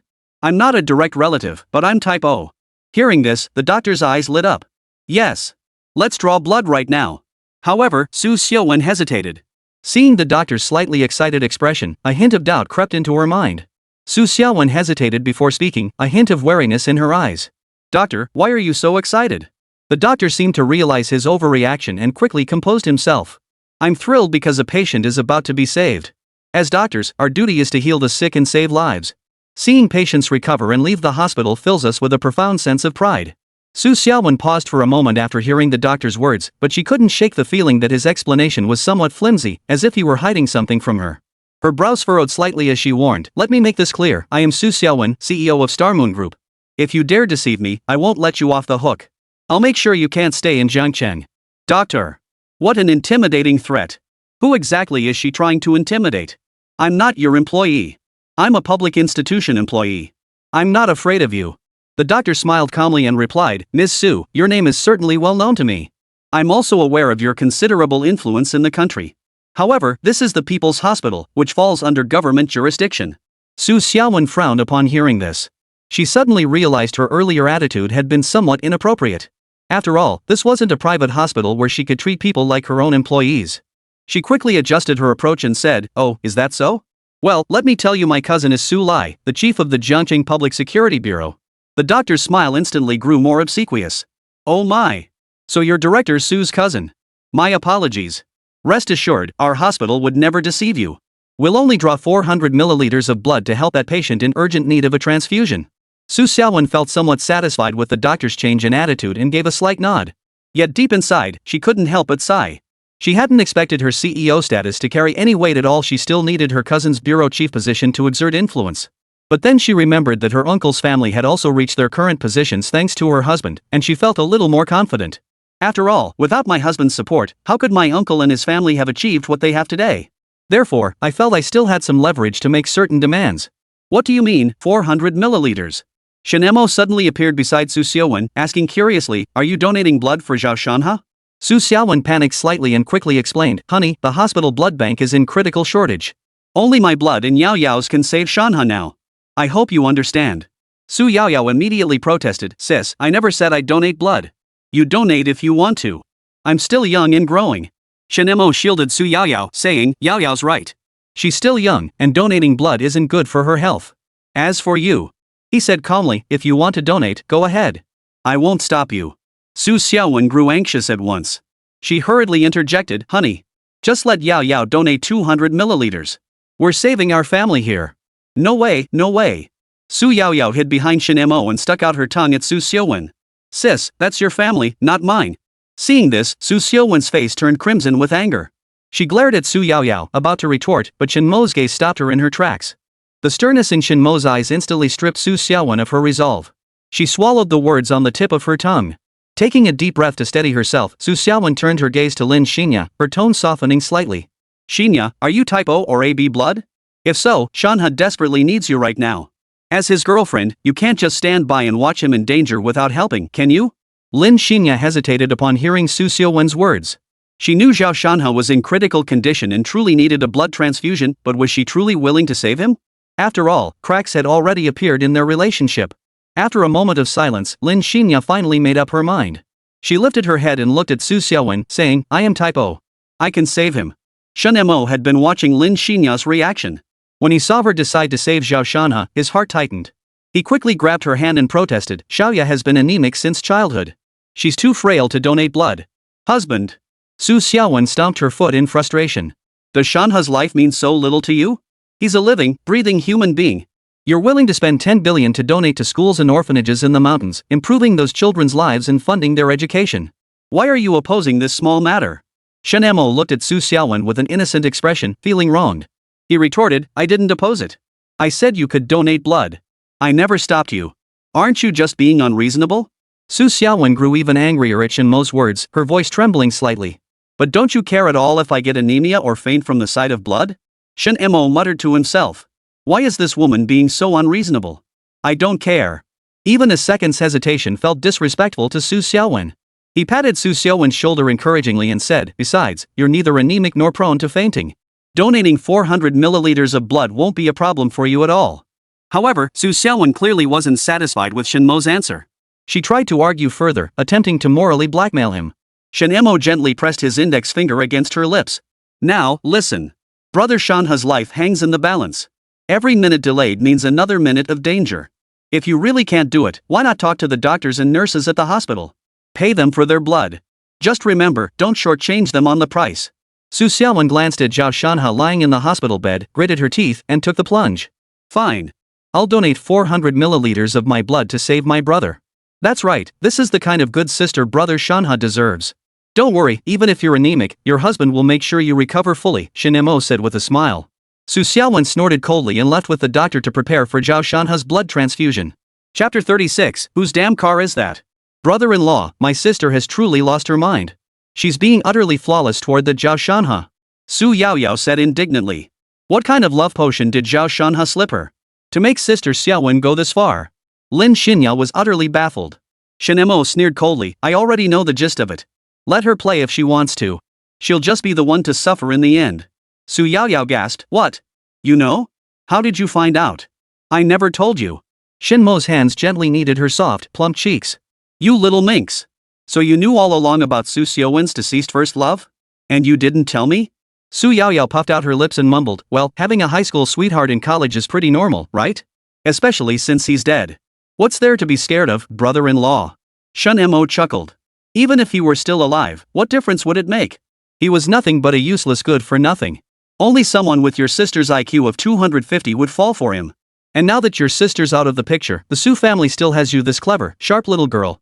Xingyue Group could easily be handed over to you to manage. No way. Su Yaoyao refused without hesitation, not even pausing to think. The mere thought of Su Xiaowen's daily commute sent shivers down her spine. Endless business negotiations, countless dinner meetings, utterly terrifying. Shen Mo seemed unfazed by her reaction. Still fondly rubbing her cheeks, he chuckled, well, if you don't want it, there's nothing to be done. Looks like we'll have to hand the company over to Mumu. She's graduating from university soon, perfect timing for Dad to come back and teach her the ropes. No way. Su Yaoyao pushed his hand away, her face filled with anxiety. You absolutely must bring my sister back. She's a money-making machine. If the group falls into my hands, it'll go bankrupt. Shen Mo chuckled at her reaction. Why so lacking in confidence? Su Yaoyao sighed dejectedly, I really am lacking confidence. My dream is to become an Academy Award-winning actress. Shen Mo comforted her, all right. Future Oscar-winning actress Su, let's go home and eat first. Once we've fattened you up nicely, you can pursue your dream of becoming a leading actress. At the word food, Su Yaoyao's eyes instantly lit up, sparkling like stars. Like a child, she clutched Shen Mo's left hand tightly while grabbing Lin Xinya's right hand, cheerfully shouting, let's go. I'm going to eat my fill, and after dinner, I want to take a bath too. The trio chatted and laughed as they walked out of the hospital, heading straight for the parking lot. However, when they reached the parking lot and saw a Volkswagen blocking the path to their own car, Su Yaoyao's good mood vanished instantly. She glared angrily at the Volkswagen, finding it increasingly irritating the longer she looked. Finally unable to contain herself, she shot a furious glance at the license plate before bellowing at the top of her lungs to anyone nearby. Who's the cheapskate? Cheapskate. Whose car is this? Shen Mo and Lin Xinya exchanged glances before walking over to the Volkswagen. Upon seeing the license plate, both burst into laughter. F. Xiongbi SB250. Shen Mo also yelled to the crowd, who owns the SB250? Move it already. A crowd of onlookers slowly gathered, some even recording videos. Which Xiongbi car is this? Move it out of the way, I'll give you the spot. Shen Mo yelled. Someone even started a livestream. This trio of stunningly handsome guys encountering a broke driver? It was bound to go viral. And sure enough, within moments, the live stream's viewership ballooned from 5 people to hundreds. Holy crap, one license plate got cursed at 3 times. What kind of heinous crime did this driver commit? Ha ha ha. Ha ha ha ha. Good thing I'm not a Xiong, I'm a Xia. Wow, is your province that extreme? I'm different, I'm a Gui luxury lady. That's nothing. I'm a total loser 666666. I thought our province was unbeatable, but there's even tougher competition? I'm speechless. Don't you think these 3 are insanely good looking? So jealous having 2 such gorgeous girls. Hey upstairs, we're talking about license plates here, get lost with your girl talk. Damn. They're seriously gorgeous. Hey, you're off topic. What kind of pen are you? You won't believe it. Listen up, I'm the premium pen 9542B. Whoa, is it really that expensive? Ha ha ha ha. Shen Mo was still yelling, Xiong Pen, if you don't come out now, I'm going to ram your car. Xiong Pen's here. Xiong Pen's here. A young man rushed out of the hospital, saw the trio with their otherworldly looks, and blurted out a classic Chinese expression. Holy. Shen Mo sized him up. You're Qiangbi SB 250? That's me. The youth retorted angrily, can you keep your voice down? And you lot are the real losers. Aren't you the poor pen? Of course I'm not a poor schmuck. Did you see the model of this Volkswagen? How dare you call me a poor schmuck? Where do you belong? I'll take you on one-on-one. Shen Mo walked to the back of the car and glanced at the letters beneath the W emblem, Phaeton. What does that mean? Shen Mo was baffled. Isn't it just Volkswagen? Could it possibly be more expensive than my Apollo sun god? Su Yaoyao leaned close to his ear. Brother-in-law, this is a Volkswagen Phaeton. But it's still a Volkswagen. Hick. Have you got eyes in your head? Haven't you heard the saying? Don't fear Mercedes or Land Rover, but fear a Volkswagen with letters. The teenager looked at him with contempt. You think your crappy A8 can compete with my beloved car? You're asking for trouble. Shen Mo's tone was indifferent. How much? This much. The teenager held up 2 fingers, beaming with pride. 200 grand? Not bad. What's with all the swagger from a cheapskate? Shen Mo remarked. You're the cheapskate. Shen Mo grabbed him and pulled him to the car. Look at this, you idiot. What else could this be but a Qiong pen? And it's an SB 250. Are you a fish? Do you have a 3-second memory? Oh right, I forgot I'm a Qiong pen. The teenager snapped his fingers in realization. But my car is definitely more expensive than your crappy Audi. Shen Mo pulled out the Apollo sun god key. More expensive than this? What the hell is this? It's just AFING. The boy's eyes widened. Apollo Evo sun god. It's 20 times more expensive than mine. And it's a limited edition. Shen Mo looked at him with amusement. Now admit you're a fool? This must be rented, absolutely rented, the teenager insisted stubbornly. Or maybe you forged the key. Pfft, you're the fool. Shen Mo sneered dismissively. Move your stupid 250 out of the way. I'm going home for dinner. Chapter 37, Someone's bullying me, sis. In all my years as Xiaofu, no one's ever called me poor before. Shen Mo said, so your name's Xiaofu? Your name's pretty pathetic, and your looks are even more so. Xiaofu didn't get it, what did you mean? Shen Mo, your name sucks, you look ugly, and most importantly you're a broke asshole. Ya wah. Xiaofu felt like his inner universe was about to explode. This beggar across from him was calling him a poor bastard again. Kid, what's your name? I don't mess with nobodies. It's about to begin. It's about to begin. The ultimate showdown between men. You're not going to fight, are you? Can you take off your shirt? I want to see those abs. Where is this happening? Which hospital? I'll go tell them to stop. Su Yaoyao pulled Lin Xinya away from the battlefield to avoid collateral damage. Lin Xinya protested urgently, Yao, why are you pulling me away? They're about to fight. What if Mo gets hurt? Su Yaoyao gave a mysterious smile. Just sit back and watch your MOGE's ultimate showdown. Lin Xinya. The atmosphere on the scene was eerily tense. 2 grown men were about to come to blows over a license plate number that read poor schmuck. Shen Mo bowed his hands toward Xiaowen. My surname is Ba, as in battleship, you may also call me Ba Ba. Ha ha ha. What a great name. Congrats, handsome guy, on welcoming your big boy. I'm totally smitten, he's handsome and creative. If he gave me that Audi, I'd consider giving him a chance to be my boyfriend. Go look in the mirror. If that doesn't work, try ironing your face, guaranteed you won't dare show your face in public. Exactly. You didn't even get to see those 2 beauties, what makes you think you're special? Unlike me, I'd give myself away for free. What a pathetic name. Well then, today I'll show you just how formidable I am. Xiaofu lunged forward, jabbing 2 fingers toward Shen Mo's eyes. Watch my double dragons playing with the pearl. Scissors? Then I win, I'll go with rock. Shen Mo dodged with a flash and countered with a punch to his face. Ah! Xiaofu executed a dazzling midair spin, landing flawlessly, almost eating dirt. How dare you hit my handsome face? Xiaofu stood up, rubbing his already swollen left cheek. Ouch! It's swollen. I'm disfigured now. The girls will sadly lose one of their top male idols. I almost threw up. This level of narcissism rivals a toad trying to eat swan meat. That's why he's a broke-ass 9 times out of 10, he's just pretending to be rich to pick up chicks. Where in our city would you find a luxury car with a broke-ass license plate? Hey, upstairs, you're ing brilliant. Still up for it? Shen Mo chuckled, cracking his knuckles with a satisfying pop. What a gentle yet violent madman. Stop. Xiaofu watched Shen Mo, who was still itching to move, and made a stop gesture. Think again. Take this from your humble servant Shen. Shen Mo wasn't in the mood for small talk. His stomach was already growling, why waste words? You forced my hand. Just as Shen Mo's fist was a mere inch away from Xiaofu. A miracle happened. Shen Mo halted his attack, his eyes lighting up as he stared at the lethal weapon Xiaofu had produced. The world's greatest red. And 10 bundles. That's 100,000. Xiaofu's lips curved upward. I'll concede this round. How about a 10-minute break before the second match? If you agree, this 100,000 is yours. Shen Mo accepted the cash without hesitation. Even a second's delay would be disrespectful to money. Though this sum was mere pocket change to him, who would turn down money? Cash was the last thing he needed. Holy crap. What a vicious trick. Why didn't I get stuck with that broke loser? This is so unfair. Complaint. I'm reporting this streamer for subjecting me to such a deadly temptation. You deserve to be banned. Yeah. Complain about the streamer. He's been streaming this long and hasn't even let out a fart. What the hell is he even doing? The hot chick streaming with that hottie just went live. Let's go support her, bros. Shut up, you're just lusting after her looks. I'm going first. The streamer, thrilled to see his view count soaring, was already fantasizing about what car to buy once he hit it big.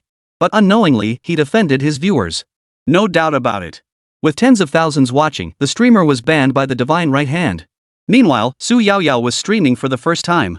Her flawless looks quickly drew fans. Her stream's viewership quickly hit 1,000. Su Yaoyao cleared her throat. Hello everyone.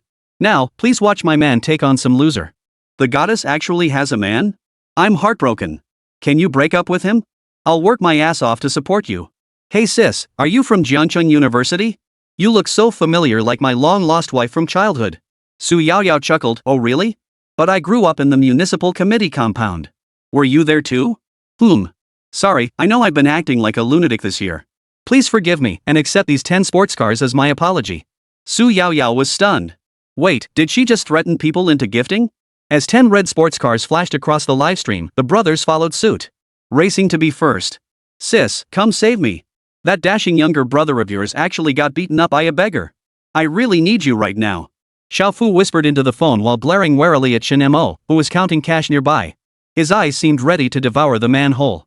A furious roar erupted from the other end of the line. What? Someone dared lay a finger on my precious little brother? Just you wait, sis is on her way to make you look good. Xiaofu sighed helplessly, having a sister like you is truly my blessing. Hey, you little brat, learning to talk back now? Let me tell you, sis, I beat you when you were little for your own good. Look how sensible you are now. That's why you can't spoil your little brother when he's young, otherwise, he'll be too tough to handle when he grows up.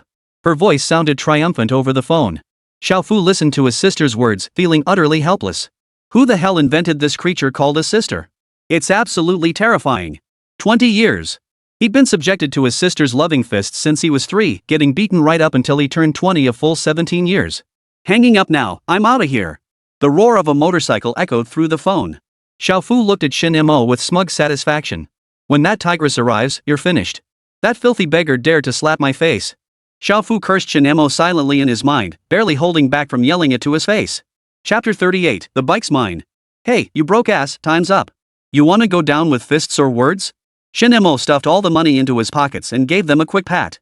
No. Xiaofu wore a smug look. I've found someone even tougher to take you on one-on-one. Got the guts to accept the challenge? No way. Shen Mo retorted, you coward. If you don't want to fight, then go home to your mommy.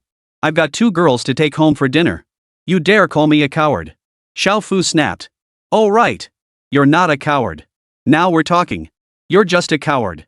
Xiaofu's face flushed crimson as he snarled, if you accept this duel, I'll give you $1 million in cash.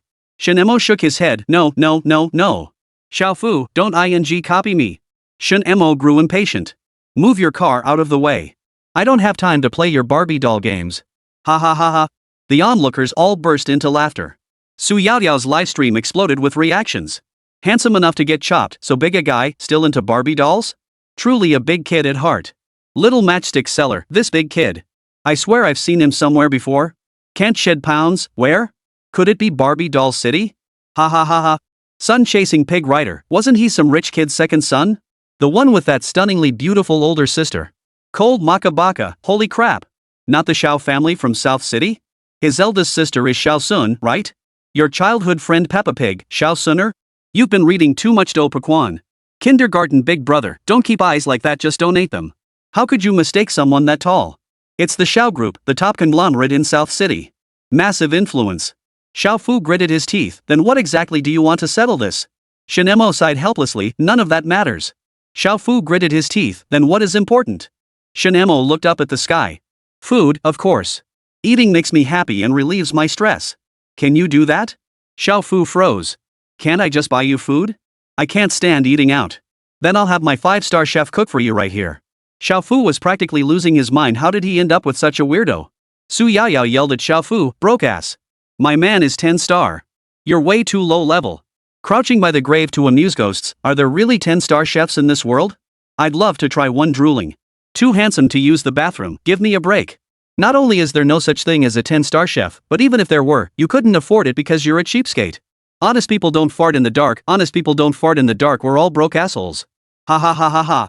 Su Yaoyao gazed at the livestream with a perfect smile. Remember to follow me. I'll open a shop window to sell some snacks. Brick-breaking factory boss, the fairy smiled at me so happy. Meat over steel, beauty, what if it doesn't taste good? Can I eat you instead? Principal jumping off building shouting go. Go. Go, don't get your hopes up, upstairs.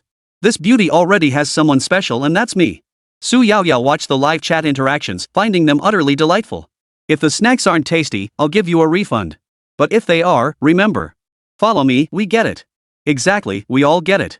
Su Yaoyao flashed a mischievous smile, capturing many young hearts. You misunderstood, I meant you'd have to pay extra. The entire livestream audience froze in shock.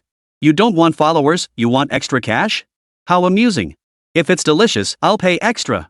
Me too. Me too. Xiao Fu couldn't believe it and shouted, bull. There's no such thing as a 10-star chef in this world. If there were, I'd do a handstand on my head. There is. And it's me. Go take a dump in the bathroom right now. I'll be here live streaming the whole thing. Shen Mo admired his smooth talk, though he doubted the guy had the guts to back it up. Then cook it live right here.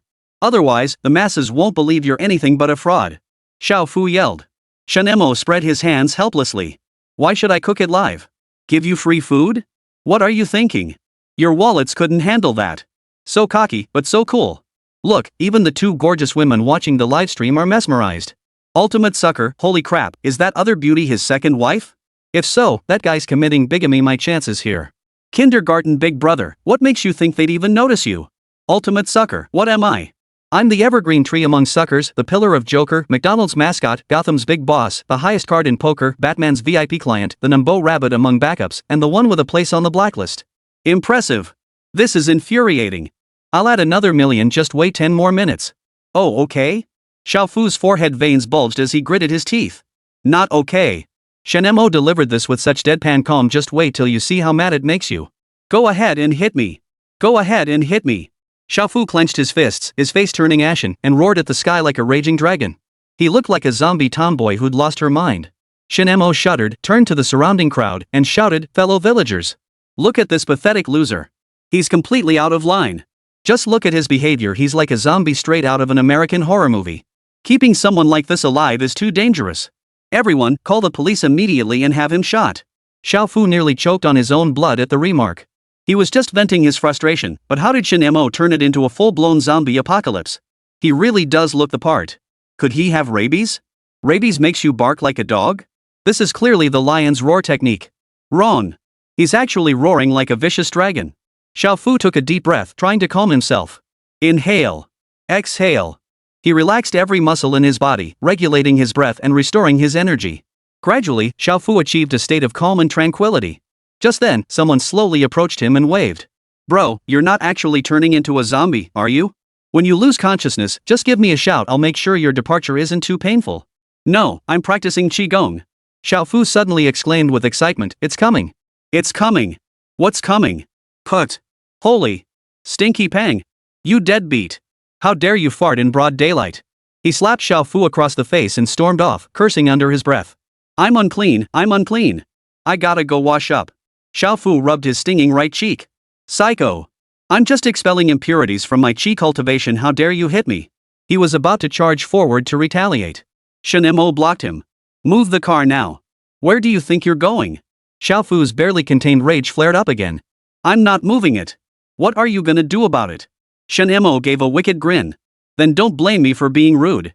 His right hand grabbed Xiao Fu by the collar, lifting him as easily as a cat. After tossing him into the Volkswagen Phaeton, Shen Mo lifted the entire car with one hand and began shaking it violently. Shake you to death. See if you're still so cocky. The onlookers stared as if they'd seen a ghost. Su Yaoyao and Lin Xinya, oh. Live chat, holy crap. Is it daytime or what? Chapter 39, Sisterly Kindness, Brotherly Devotion. Amazing. Is that even human? Lifting a car like that. And with just one hand. Unbelievable. That's not human strength. Could he be the legendary bare-faced man? How else could he possess such immense power? That makes sense. Bears are incredibly strong, typically over a ton, with the biggest ones reaching up to 1.6 tons. Hey! Are you stupid?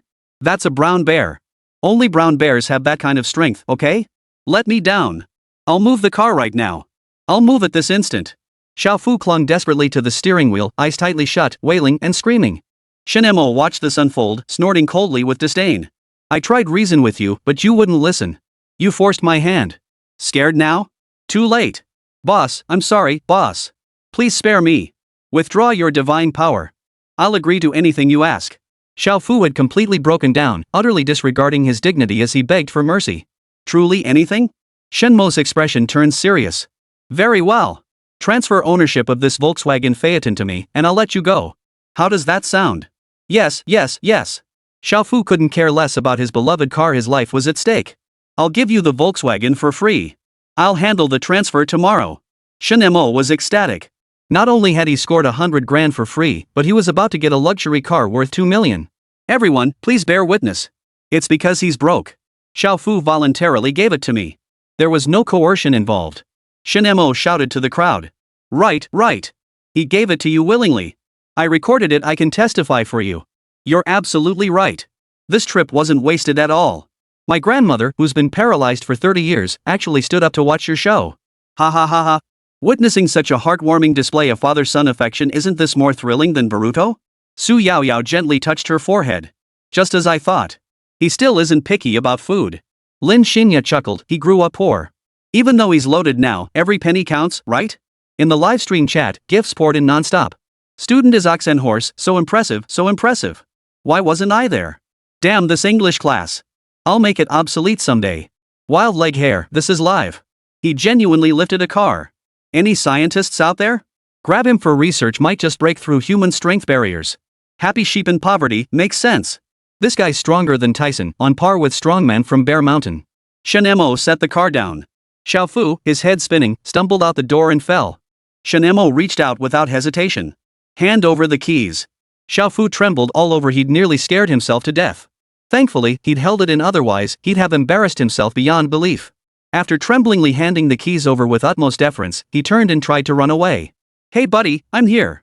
A melodious female voice echoed amidst the unmatched roar of a motorcycle engine. Sis. Xiaofu looked toward the source of the voice, his face lighting up with surprise. The pink-clad motorcycle girl charged straight toward Xiaofu with unstoppable force. Xiaofu ran toward the bike with a look of grievance, as if begging for affection. Sis, you're here. I finally. Wait. Holy crap. Xiaofu froze in his tracks, watching his sister not only fail to brake but actually accelerate harder. Terrified, he spun and fled. Sis, you're trying to murder your own brother. Xiaosun sneered coldly, you've brought such shame upon the Xiao family. Today, you're going to get what's coming to you. This sudden display of sisterly affection and brotherly devotion gave the crowd another juicy scandal to gossip about. Some gawkers, even with broken legs, could still hobble over on crutches faster than athletes. Rushed straight to the scene to catch the spectacle. Shen Mo climbed into the Phaeton, started the engine, and savored its roar. The effect was spectacular. Su Yaoyao pulled Lin Xinya into the car too, letting her test the seats. The overall feel was quite good. It was a bit cramped though, not as comfortable as the Rolls-Royce Phantom at the Su family's place. Brother-in-law, we have plenty of cars already. Just yours alone includes several models like the Apollo, Lamborghini, Bugatti, Audi, and now we've added a Volkswagen to the mix. Su Yaoyao leaned closer to Shen Mo. What? Planning a luxury car party? Lin Xinya remained silent. She'd only heard of these luxury cars and had seen the Apollo sun god in person. Being a listener was fine, at least she didn't look like a country bumpkin. Party. Shen Mo's eyes lit up at the suggestion. Party? Great idea. Let's throw a party. What? Su Yaoyao froze. She just said it offhand, never expecting him to take it seriously. Shen Mo chuckled, my demon-slaying foot spa's been doing pretty well lately, right? The girls all want some perks, so I'm planning a pool party. Su Yaoyao tapped his head lightly, a half-smile playing on her lips. You're such a genius. If you wanted to see all those beauties in swimsuits, you could have just said so. Why put on such a righteous front? Shen Mo's lips curved into a faint smile as he replied, at your age, you don't need to know all that. Learn to enjoy the beautiful things in life. Su Yaoyao pouted, muttering discontentedly, humph, I don't care. I'm joining this event too. But I'm putting my foot down, no other men allowed except you. Lin Xinya's cheeks flushed slightly as she murmured shyly, I want to join too. Shen Mo nodded and readily agreed, alright, let's set it for 3 days from now. But before he could finish, a sudden shout cut him off. Wait. Xiaowen rushed over like a whirlwind, grabbed Xiao Fu by the ear without a word, and shoved him into the back seat without mercy. Then, she swiftly opened the passenger door, plopped herself inside, and declared with righteous indignation, I want to join too. Shen Mo froze, staring at this uninvited guest in utter shock. Hey, lady, who are you? Xiaowen gently flicked her long hair, smoothing it out to look even more silky, her voice crisp and sweet. Hey, handsome. I'm this kid's big sister. My name's Xiaowen. Nice to meet you. She extended her hand with a charming smile. Her crescent-shaped eyes curved into slits, revealing a hint of mischief and charm. It was worth mentioning that Xiaowen had gotten her nails done the day before yesterday. Each of her nails was adorned with a tiny, exquisite diamond. Wow, so handsome. That looks. Those muscles. He must have 8-pack abs. Shen Mo, being so proactive with the beauty, reached out without hesitation to shake her hand. Wow, not only is it soft, but the strength is on par with a real man's. She must have built that strength from beating up her little brother. Xiaowen appeared to be in her early 20s. She wore a pink motorcycle suit that perfectly accentuated her curvaceous figure. Her face wore minimal makeup, yet her features remained exquisitely delicate and enchantingly alluring. Her beauty rivaled Lin Xinya's, making her undeniably a stunning beauty. Shen Mo glanced at Xiao Fu, who stood dumbfounded behind him. You broke-ass bastard has a sister this gorgeous? You really are one lucky son of a. Xiao Fu's mouth twitched. You like her? Want me to give her to you for free? Didn't you see her chasing me on her motorcycle? What good is being pretty if she's not the least bit ladylike? She's like a tomboy. Xiao Fu chuckled awkwardly. My sister's naturally gorgeous, of course. She just gets a little. Xiaowen's voice was melodious and drawn out. But to Xiao Fu, it sounded like a warning bell or perhaps a soul-binding chime. He couldn't help but shudder, quickly changing his words. Sometimes she's just a little too beautiful, she's practically every man's dream girl. Xiaowen covered her mouth and giggled, playfully scolding, it's not as exaggerated as you make it sound. Seeing her reaction, Xiao Fu felt a surge of secret delight, knowing his words had pleased his sister. He continued, I mean every word. With your beauty, sister, surely many men admire you. A faint blush spread across Xiaowen's cheeks as she replied shyly, you're such a sweet-talking little brother. Shen Mo, observing the scene, smiled and chimed in, your brother's right. You truly are stunningly beautiful, a real eye-catcher. Xiaowen's eyes lit up instantly, clearly pleased with Shen Mo's compliment. She thought to herself, this Shen Mo sure knows how to talk. Looks like there might be a chance here. Chapter 40, Young Master Zhao's Unlucky Day. Xiaowen, the young lady from the Xiao family of South City, had been renowned since childhood for her exceptional intelligence. Her academic talent was nothing short of astonishing. She excelled effortlessly in both humanities and sciences, achieving remarkable results. After completing her college entrance exams, Xiaowen resolutely chose to study abroad, setting her sights on Harvard University, ranked #1 in the world. There, she thrived like a fish in water. Not only did she achieve outstanding academic results, but she also actively participated in various club activities, broadening her horizons and expanding her network. After years of dedicated study, Xiaowen successfully completed her degree and returned to China. Upon her return, she wasted no time diving into the management of the family business. Leveraging the specialized knowledge and exceptional intelligence she acquired at Harvard, Xiaowen soon distinguished herself and became the president of the Xiao Group. Her leadership and decision-making skills were every bit as strong as her father's, and in some areas, even surpassed his. Under her guidance, the Xiao Group flourished, expanding its operations and growing in scale. This trip to Jiangcheng also carried a crucial mission for Xiaowen, to negotiate a partnership with Xingyue Group. As Jiangcheng's leading enterprise with formidable strength, partnering with Xingyue Group would undoubtedly unlock immense business opportunities and growth potential for the Xiao Group. Xiaowen was confident about this partnership, believing both parties would reach a consensus and achieve mutual benefit. Since she was in Jiangcheng, Xiaowen also brought along the sleep god from home. This sleep god was her younger brother, who spent his days either sleeping or playing video games, much to Xiaowen's frustration. However, this trip offered Xiaowen an opportunity to put him to work carrying her bags, accompanying her on shopping trips, and serving as cheap labor. It was a case of making the most of the situation. Shen Mo and Xiaowen were both watching each other, their gazes filled with scrutiny. Xiaowen wasn't just looking at a handsome guy, she was eyeing a handsome guy who could bring benefits to her company. She had already obtained Shen Mo's photo. Through her father's relentless pestering of Chairman Su for 49 days straight, she had finally managed to gather some information about him. A Daoist master. No wonder the Su family had pulled off a miraculous recovery from the brink of bankruptcy. Ordinary Daoist priests possess no genuine abilities. Those with real power were pampered with fine food and drink. The celestial master's methods had nothing to do with science, they were pure mysticism. Offend him, and even the police wouldn't want to get involved. After all, it's not illegal, the law lies with the other side. What Shen Mo saw was different. Fortune had settled upon him, yet it carried a hint of dark energy. This was no good omen. This woman was bound to face trouble within the next year. Su Yaoyao pursed her lips and ended the livestream, glaring at Shen Mo with a look of jealousy. Have you had enough? Your eyes are practically shooting sparks. Shen Mo snapped back to reality. It's truly an honor to have such a beauty attend my party. Xiaowen smiled. It's my good fortune to be friends with a handsome guy like you. If we ever do business together, I'll gladly give you a 20% discount. What generosity! Shen Mo marveled inwardly, truly someone with deep financial fortune. She understands how to read people so well right from the start. Su Yaoyao couldn't help but regard this woman with newfound respect. Truly a femme fatale, no wonder the Xiao family reigns supreme in South City. Xiao Fu glanced at the two beauties beside him and flashed what he considered a dashing smile. Since we're all friends now, ladies, might I have the honor of knowing your names? Su Yaoyao's eyes twinkled mischievously. My surname is Ma. You can also call me Mama. Put. Lin Xinya couldn't help but laugh.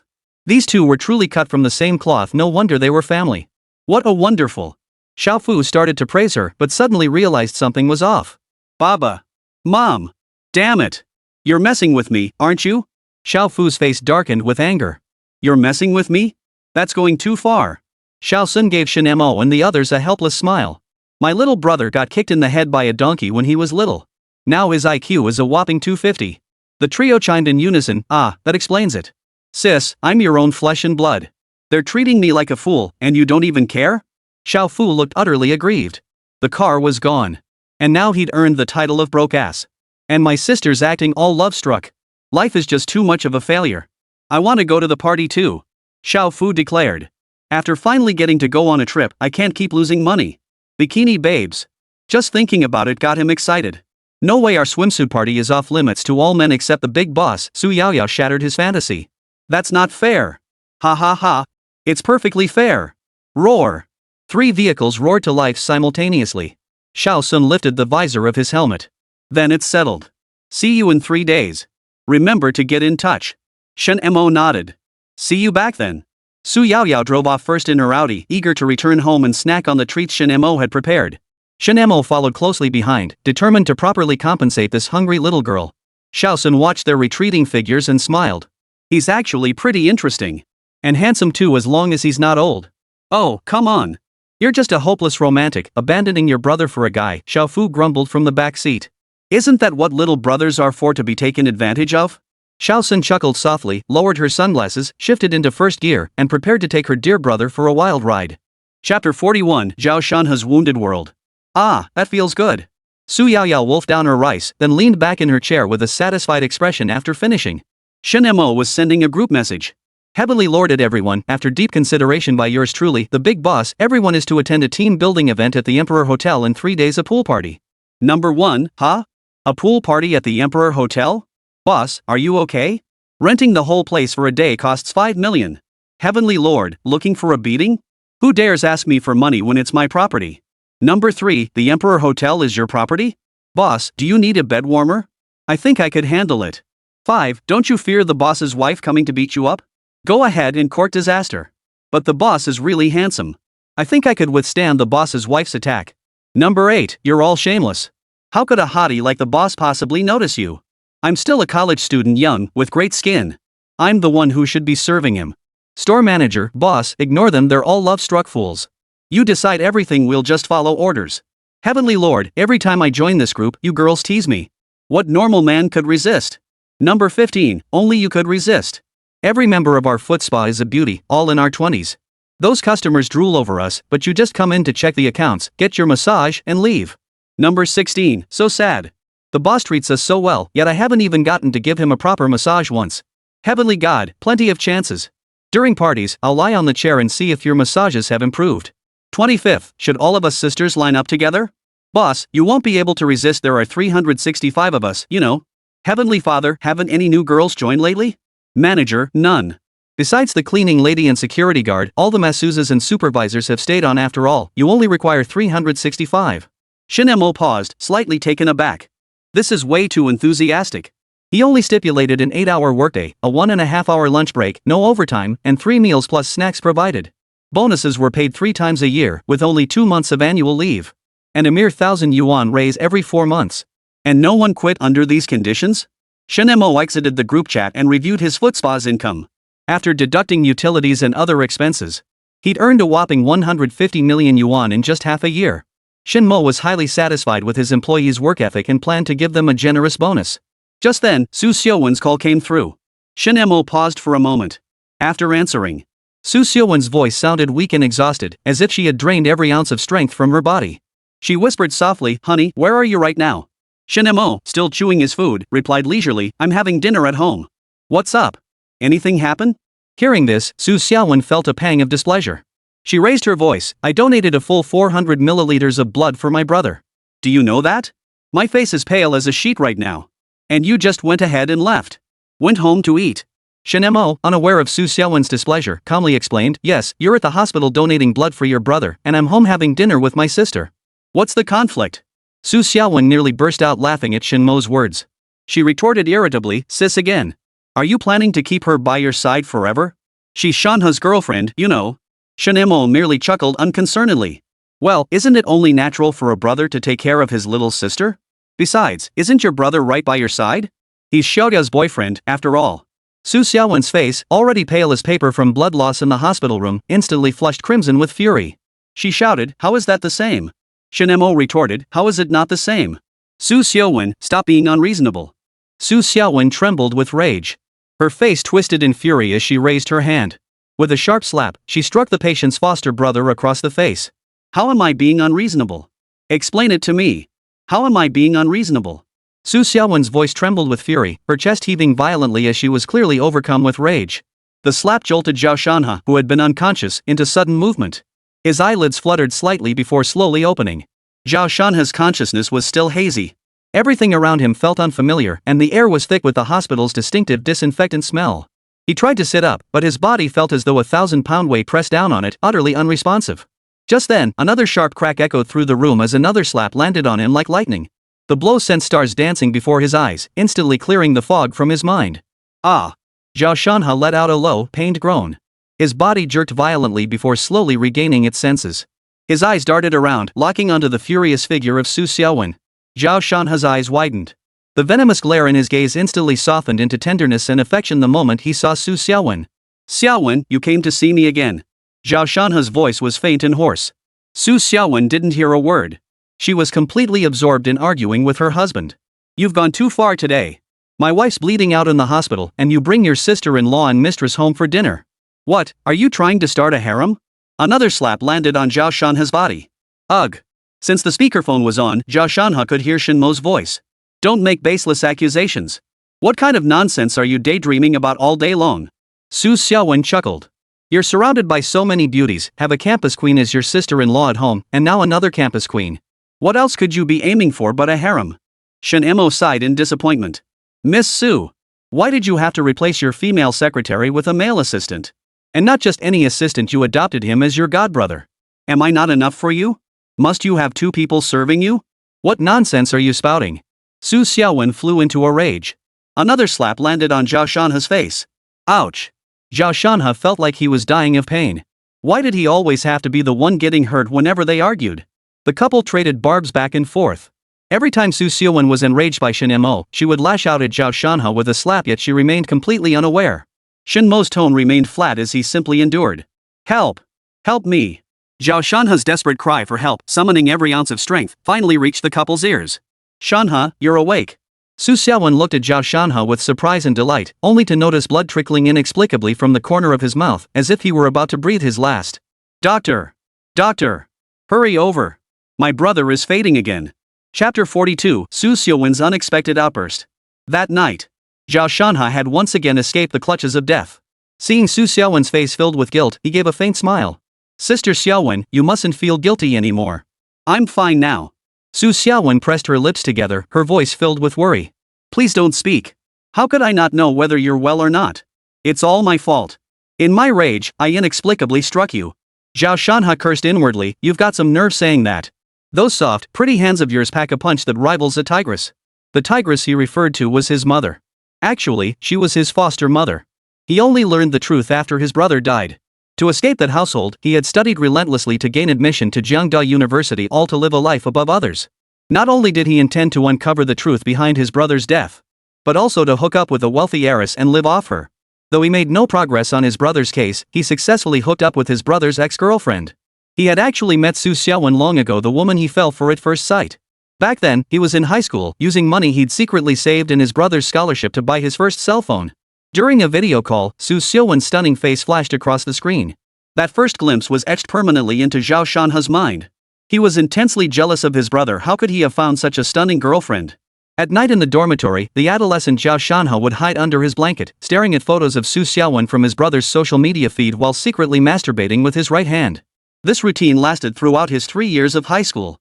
When he finally got into college, he excitedly filled out his application for Jiangcheng University. His sole desire was to see Su Xiaowen's face with his own eyes. Unexpectedly, his brother's sudden death shattered his fantasy. His adoptive parents tore up his acceptance letter in a rage. They forced him to kneel and mourn his deceased brother for 3 days. This forced Zhao Shanhe to miss out on university. Zhao Shanhe desperately wanted to confront them about why they treated him this way, but he dared not. One night, Zhao Shanhe, who had been reluctant to return home after repeating his senior year, came back. Passing by his adoptive parents' room, he overheard shocking news. He was actually an adopted child? This revelation filled Zhao Shanhe with immense joy. He wasn't the biological son of these two bastards after all. From their words, he learned he had been secretly swapped while his adoptive mother worked as a maid in a wealthy household. His adoptive mother had fallen for the wealthy man and schemed her way into his bed.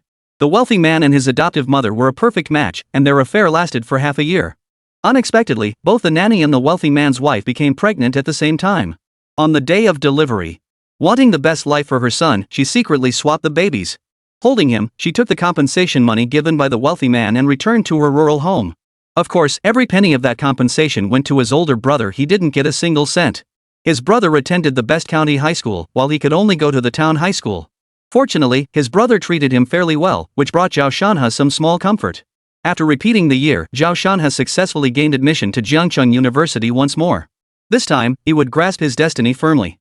Since his brother was gone, he would take his place as Su Xiaowen's guardian, so his brother could rest in peace. As for why he was investigating the truth behind his brother's death, it was entirely to thank that person. Thank you for giving me this chance to get close to her. He wanted to send that person to hell to reunite with his brother, so the secret would belong solely to him. Su Xiaowen would then be his for the taking. But he never imagined Su Xiaowen had already graduated and reportedly gotten married. This infuriated Zhao Shanhe. Still, he couldn't neglect his studies, so he threw himself into his university coursework. In his junior year, he met Lin Xinya, a girl who captured his heart. He pursued her relentlessly for half a year.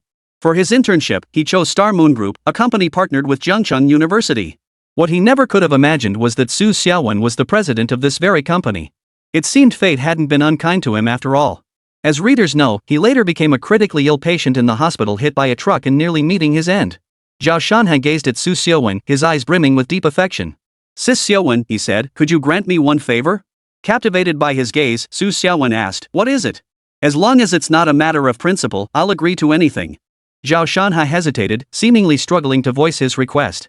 Finally, he gathered his courage and said, "I want you to pretend to be my girlfriend." The words exploded like thunder in Su Xiaowen's ears. She never imagined Zhao Shanhe would make such a request. It took her a long moment to recover, her emotions suddenly surging. Shen Mo's uncharacteristic calmness, her sister's scheming, Lin Xinya's manipulative ways, and that little brat from her uncle's family still lurking in the shadows. In that instant, Su Xiaowen lost all rationality. All the resentment and anger she'd felt during her argument with Shen Mo earlier now poured out onto Zhao Shanhe.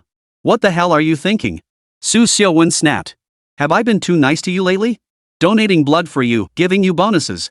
And now you have the nerve to push your luck with this outrageous demand." Zhao Shanhe was startled by Su Xiaowen's reaction. He hadn't expected her to be so furious. He hurriedly explained, "Sister Xiaowen, don't misunderstand. I didn't mean it like that. I just..." But Su Xiaowen wouldn't listen to his explanation. She continued berating him, "So you think life is all sunshine and rainbows because I've been nice to you? My husband has started neglecting me lately because of you. And now you want me to pretend to be your girlfriend? Dream on." Zhao Shanhe's eyes widened. Su Xiaowen's sudden rage was like a tigress's. Wasn't she supposed to hesitate, wrestle with her feelings, and then nod? Why the sudden outburst? Su Xiaowen continued her tirade. Listen here, Zhao Shanhe. Don't think I genuinely treat you like a little brother. In looks, you can't hold a candle to your brother, let alone my husband. As for knowledge, you're just an intern. What the hell kind of ability do you have? What makes you think you could close 100 million yuan deal? I'm the one who paved the way for you. Do you really think you deserve it? Dare mention anything about girlfriends, brothers, or sisters to me again, and I'll skin you alive. Su Xiaowen stormed off with her bag, leaving Zhao Shanhe standing there dumbfounded.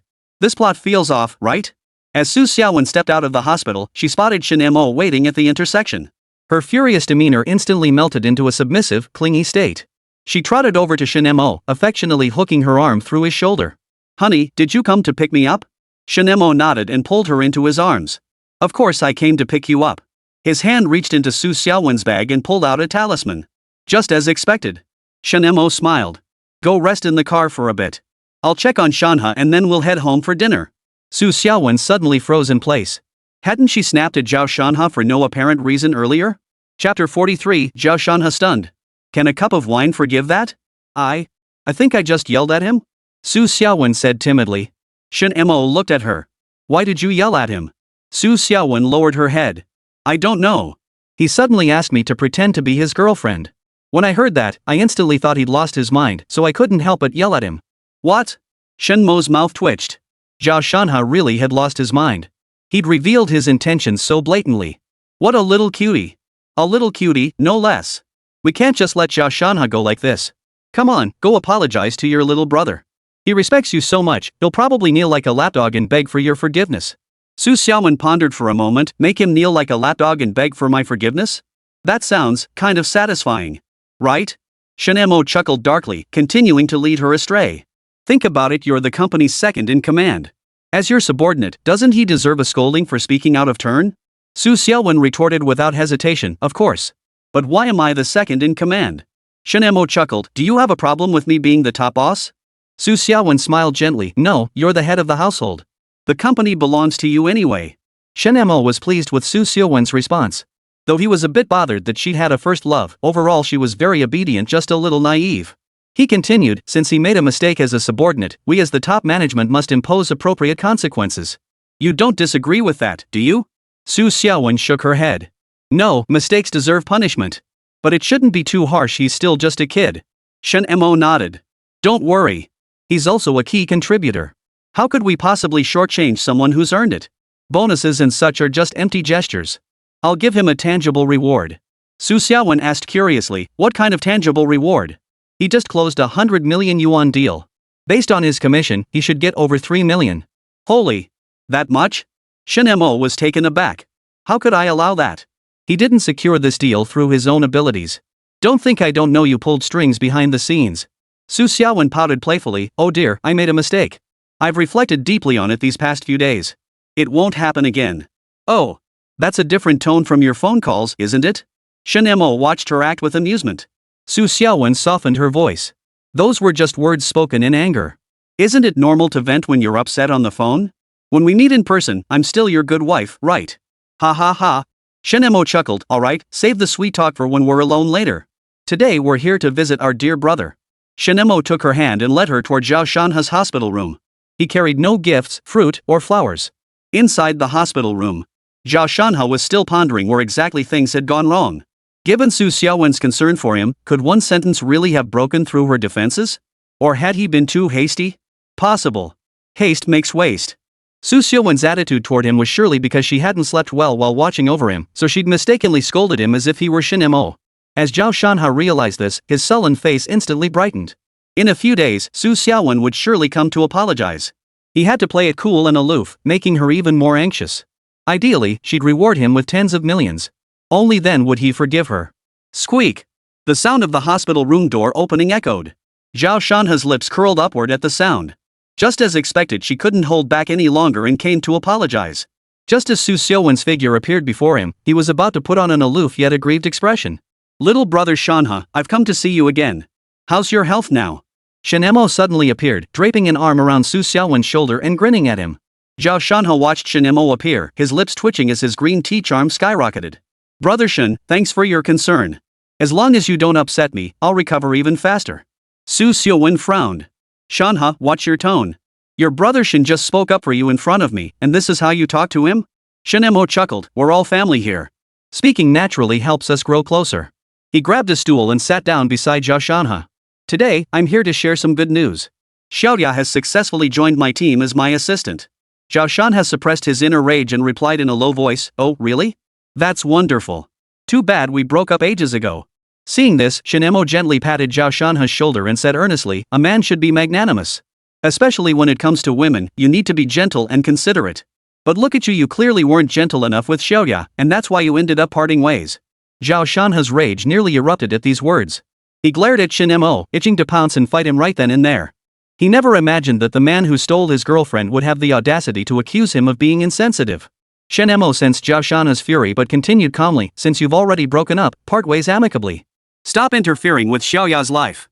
Remember, for a woman, the only good ex is a dead ex. Zhao Shanhe could no longer tolerate Shen Mo's words. His lips trembled with rage, his voice rising an octave involuntarily. Brother Shen, what do you mean by that? Are you cursing me to death? Xiaowen, sensing the tension escalate, quickly interjected, stop talking nonsense. Brother Shen didn't mean it that way. He just meant that a decent ex should vanish from the other person's life as if they were dead, so they won't cause any trouble. Zhao Shanhe's eyes turned red with rage, but he kept telling himself. Hold it in. You must hold back. Xiaowen was just a little irritable from lack of sleep. She'd be back to normal in a few days. Zhao Shanhe took a deep breath, then looked at Xiaowen with a face full of grievance and said, but, Sister Xiaowen, Brother Shen actually drank a cup of wine with my ex-girlfriend and your sister. What? Xiaowen froze upon hearing this, her expression darkening as she coldly demanded, where did you see that? Don't you dare make things up. Zhao Shanhe hurriedly explained, right on the Yinlang platform. I saw it with my own eyes. Xiaowen's gaze immediately shifted to Shen Mo, her tone tinged with accusation. Husband, is what Shanhe said true? Did you really share a cup of wine with Yao and Lin Xinya? Shen Mo nodded, answering frankly, yes, honey.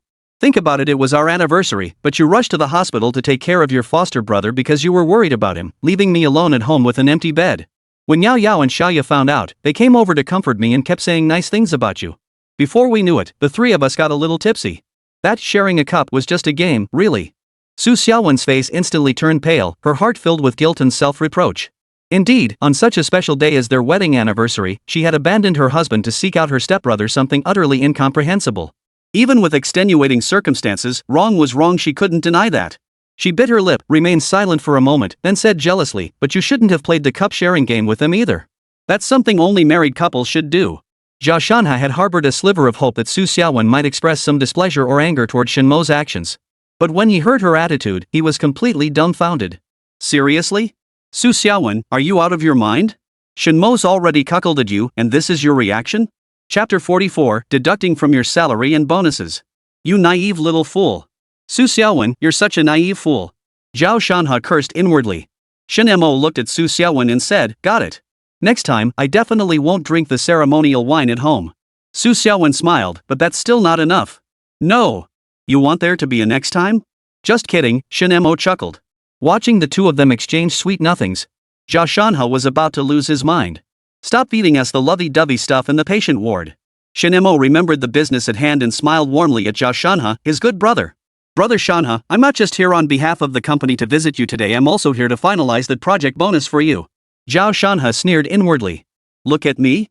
Empty-handed, with that smug look of a petty man who's gotten his way, and you call that looking at me? But the mention of a bonus stirred anticipation within him. 100 million. The commission alone must be several million, right? Zhao Shanhe had never seen so much money before. He was already daydreaming about what he'd do with it. Shen Mo smiled, beckoning Xiaowen over. His voice carried a hint of excitement. Come see this. How about this reward for my little brother? Seeing this, Xiaowen couldn't help but feel a surge of curiosity. She quickly walked behind Shen Mo, wrapped her arms around his neck, and leaned her head close to his to look at the phone screen. Wow! A phaeton! Xiaowen laughed, this reward looks pretty nice. Lying in his hospital bed, Zhao Shanhe watched Shen Mo and Xiaowen's intimate interaction unfold before his eyes. His heart felt like a jar of mixed emotions had been overturned. His expression was as sour as if he'd eaten something disgusting. Yet, when he heard Xiaowen say the reward was nice, his mind couldn't help but start wondering what exactly a phaeton was. Xiaowen asked curiously, honey, when did you buy this phaeton? Aren't your other luxury cars enough for you to drive? Zhao Shanhe felt a surge of secret delight. Luxury cars. This was indeed a splendid reward. Shen Mo smiled faintly and explained, you can check what's been happening on the Soundwave platform lately to find out how I got this car. But using it as a reward for Brother Shanhe? It couldn't be more fitting. Su Xiaowen nodded in agreement. It really is quite fitting. Zhao Shanhe was now eager to know what kind of luxury car could earn such praise from Su Xiaowen. Shen Mo turned off the screen, looked at Zhao Shanhe, and chuckled, Shanhe, since Sister Xiaowen thinks it's great, let's just happily decide on it.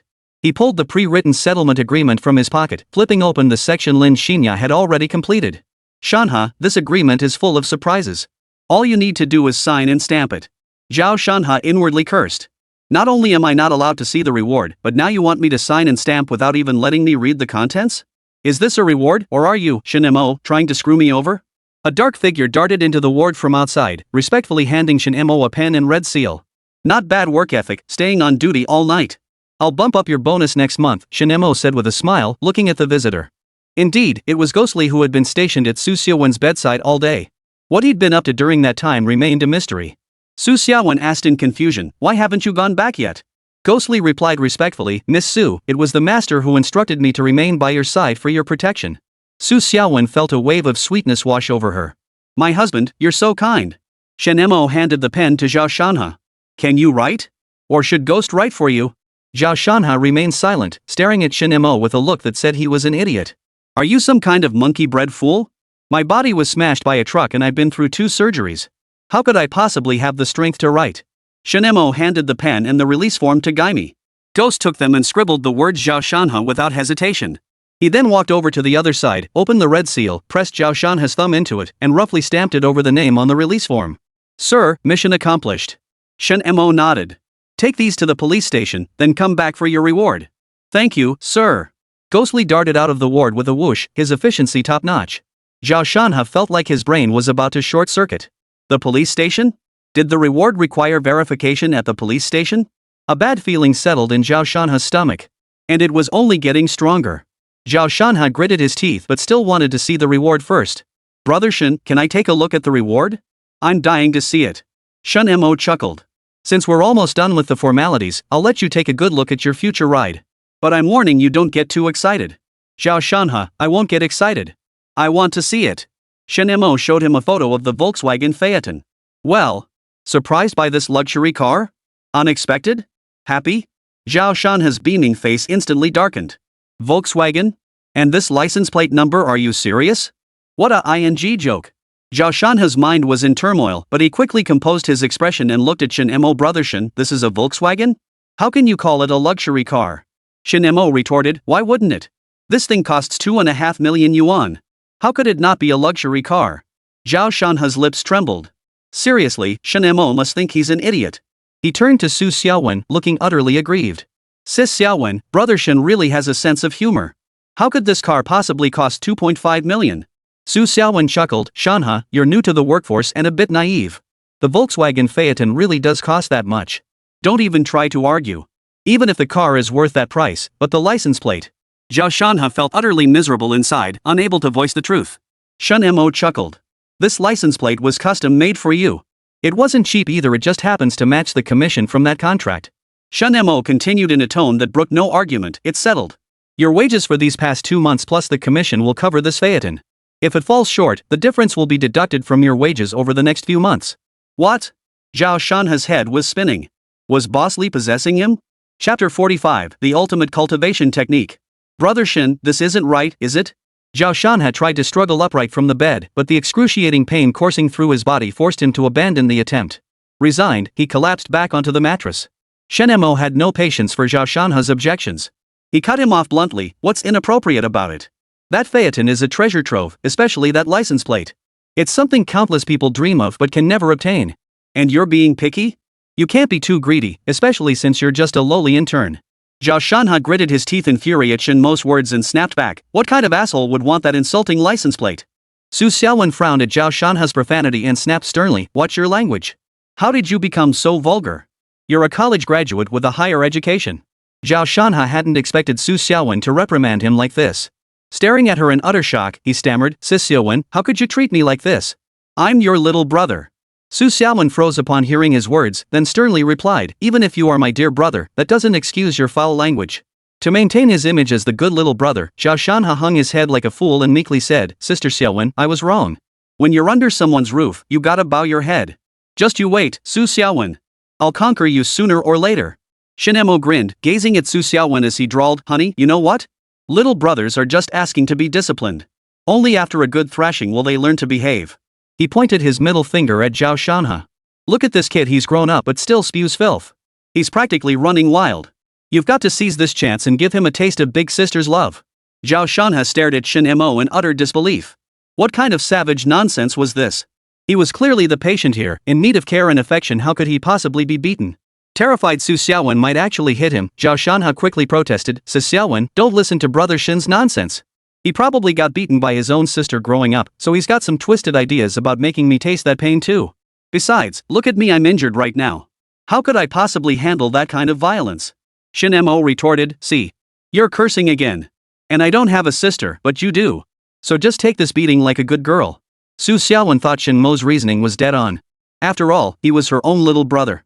If he messed up, he needed to be disciplined, otherwise, he'd be running wild sooner or later. Especially since she'd been in a foul mood lately and needed someone to take it out on. She certainly couldn't hit her husband. She couldn't beat him, he'd actually fight back. After one of our arguments, he really laid into me, but hurt for days afterward. I had to stand through work. My sister has her husband to protect her, so he can't hit her. But my brother? He's just the perfect punching bag. Su Xiaowen's eyes lit up at the thought. She looked at Zhao Shanhe and smiled, Shanhe, as the saying goes, there's nothing a good beating can't fix. Even though you're the one who got hit, your head wasn't injured, right? Big sis will go easy on you. Su Xiaowen's words completely disarmed Zhao Shanhe. Xiaowen, you're such a lady. How could you possibly hit someone? That doesn't fit your image as a cool, aloof CEO. Su Xiaowen chuckled. We're family, no need for formalities. Isn't your existence just to highlight how wonderful your sister is? I've been in a terrible mood lately, so little brother, this is precisely why you exist. Su Xiaowen moved closer to Zhao Shanhe, scrutinizing his head intently, searching for the perfect spot to vent her frustration without causing serious harm. Seeing Su Xiaowen genuinely about to strike, Zhao Shanhe clenched his teeth, his face contorting into a feigned look of vulnerability. His voice trembled as he said, all right then. Sister Xiaowen, go ahead and hit me. If it makes you feel better, even if you beat me to death, I'll accept it willingly. Su Xiaowen was deeply moved by Zhao Shanhe's words. Looking at this boy who seemed strong yet was truly fragile, her eyes gradually welled up with tears. Yet despite the pity welling up inside her, she remained resolute. Shanhe, she said firmly, you're a good kid, but wrong is wrong. You still deserve this beating. Zhao Shanhe slowly closed his eyes. He didn't believe Su Xiaowen would actually lay a hand on him. After all, their relationship had always been good, and he didn't think Su Xiaowen was the cruel type. Smack! A sharp crack echoed through the hospital room as a crisp, resounding slap landed hard across Zhao Shanhe's face. Caught completely off guard by the sudden blow, Zhao Shanhe jerked his head to the side, a searing pain instantly shooting through his face. Zhao Shanhe's eyes widened in shock as he stared at Su Xiaowen. She had actually struck him. Moreover, the sheer force of the blow nearly swelled his cheek. Su Xiaowen's right hand trembled slightly, her palm stinging from the force of the blow. She took a deep breath, struggling to steady her emotions, then declared, that felt amazing. One more slap. Shen Mo was recording the entire scene, capturing every moment. That's satisfying slap. ING satisfying. Shen Mo handed his phone to Su Xiaowen. You only need to slap him once. I'll take over from here. Su Xiaowen glanced at her own reddened hand and nodded. Go easy on him, Shanhe's still young. We don't want to hurt him. Don't worry. Before Zhao Shanhe could recover, Shen Mo raised his hand and slapped the other side of his face. Smack! The blow sent stars dancing before Zhao Shanhe's eyes, leaving his entire face puffed up like a pig's snout.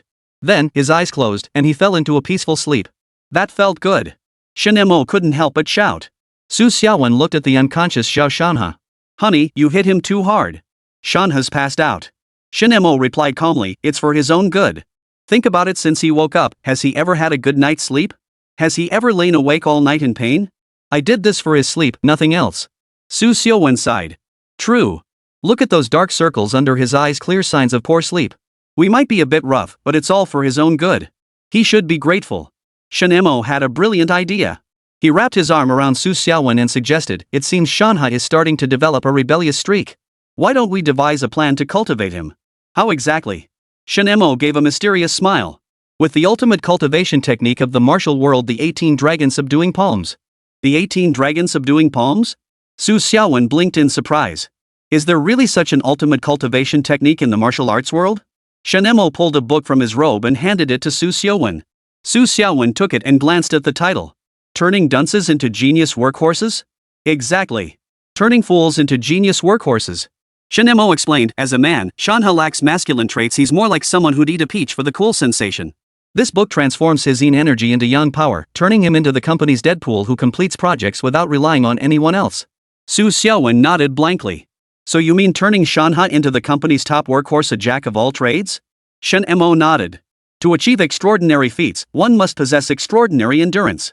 Therefore, we must increase Shanhe's responsibilities. At minimum, he must master the work of 7 departments without error.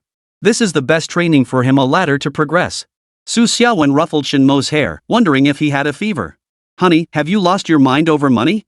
One person handling 7 jobs? That's impossible. I couldn't even manage it.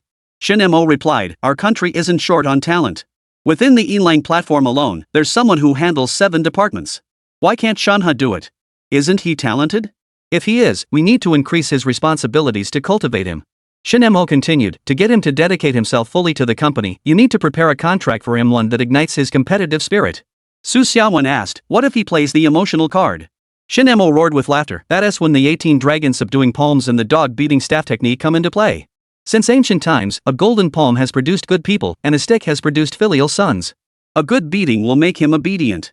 Su Xiaowen looked concerned. Isn't that a bit cruel? Being soft on him is doing him a disservice. You don't want him running to you crying over every little thing, do you? A man needs to have some backbone. Shen Mo said earnestly. Su Xiaowen found her husband's words utterly right. A golden palm makes a good man. Sticks and stones make a filial son. If it benefits the company, what's a little ruthlessness? And so, the couple decided Zhao Shanhe's future. The man himself was still asleep, dreaming of becoming a tycoon. Chapter 46, Swimsuit Party 1. Shen Mo and Su Xiaowen left the hospital and returned home.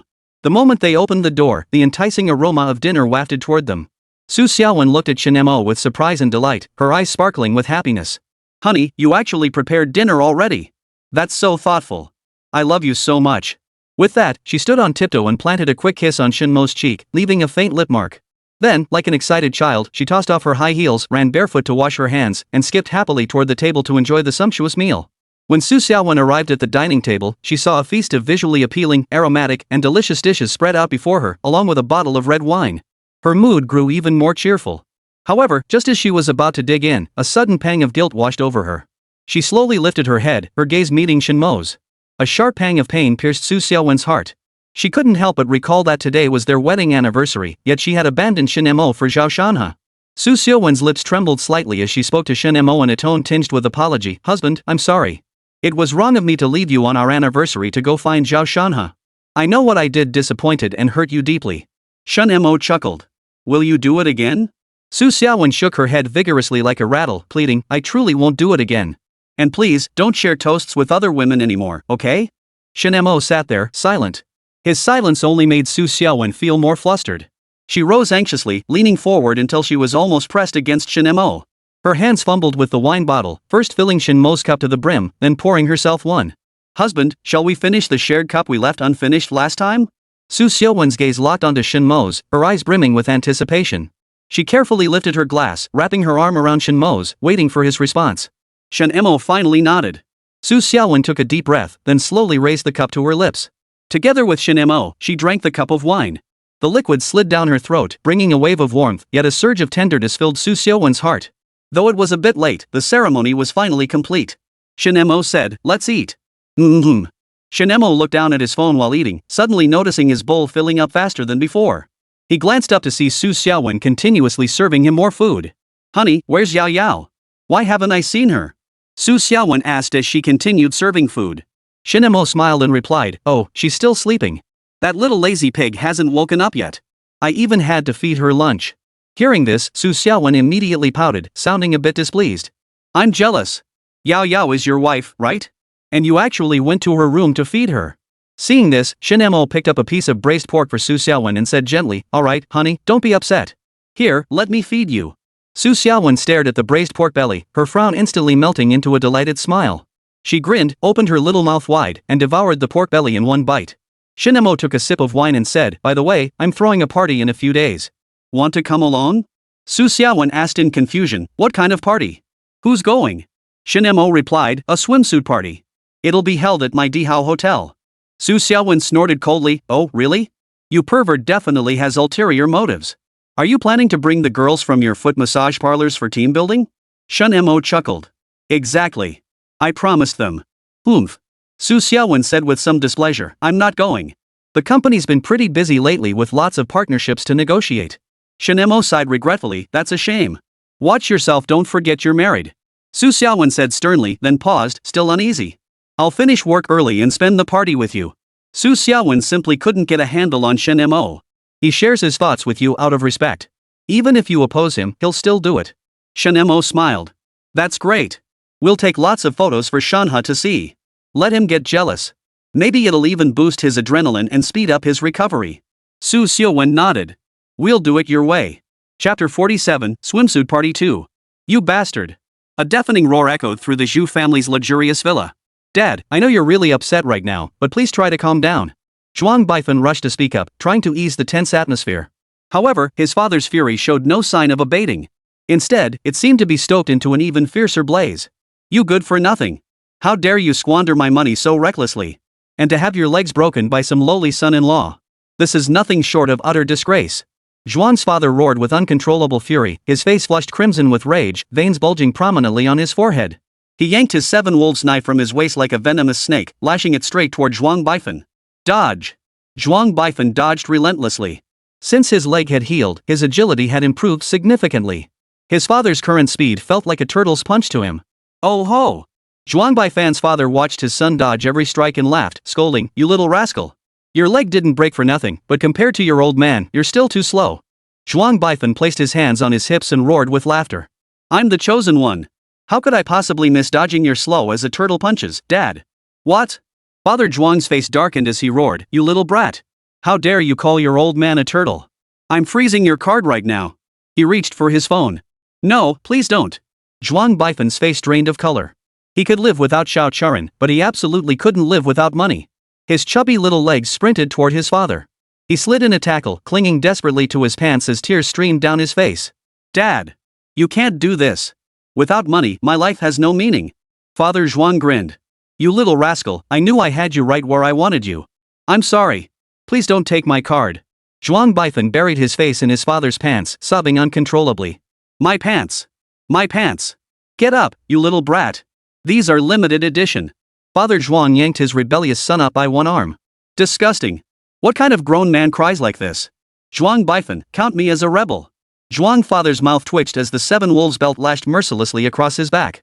"See what you get for talking back, for being a rebel, for being defiant, for squandering everything. I gave you 100 million to start a company, and you bankrupted me over some woman." Zhuang's father grew angrier with each word, striking Zhuang Baifen's backside with increasing force. "You're a sucker. You're throwing money away. You deserve to have your legs broken." Zhuang Baifen screamed in agony, begging for mercy. "Ah! Dad! Go easy on me. I'm the Zhuang family's only heir. If you beat me to death, who'll inherit your fortune? Rebellious son! Rebellious son!" Father Zhuang unleashed a lightning-fast 5-blow lashing, leaving Zhuang Baifen wailing like a child. 10 minutes later. Exhausted from the beating, Father Zhuang plopped down on the sofa and took a sip from the teacup on the table. Zhuang Baifen stood obediently nearby, hands clutching his buttocks, legs slightly bent, struggling to maintain a horse stance. Father Zhuang watched his son's crooked posture, and his anger flared up instantly. He sprang to his feet, grabbed the seven wolves leather belt nearby, and lashed it viciously across Zhuang Baifen's legs. "Ah!"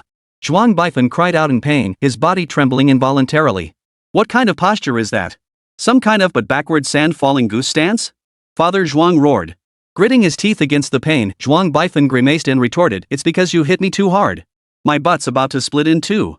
I'll have to sleep on my stomach tonight." "Serves you right." Zhuang's father snapped, "If you weren't such a spendthrift, acting like a love-struck fool, I wouldn't have had to hit you." Zhuang Baifen hung his head, not daring to utter a word. Seeing this, Father Zhuang realized his earlier outburst had been excessive. He took a deep breath to steady his emotions, then handed the teacup in his hand to Zhuang Baifen. "Go. Refill this for me."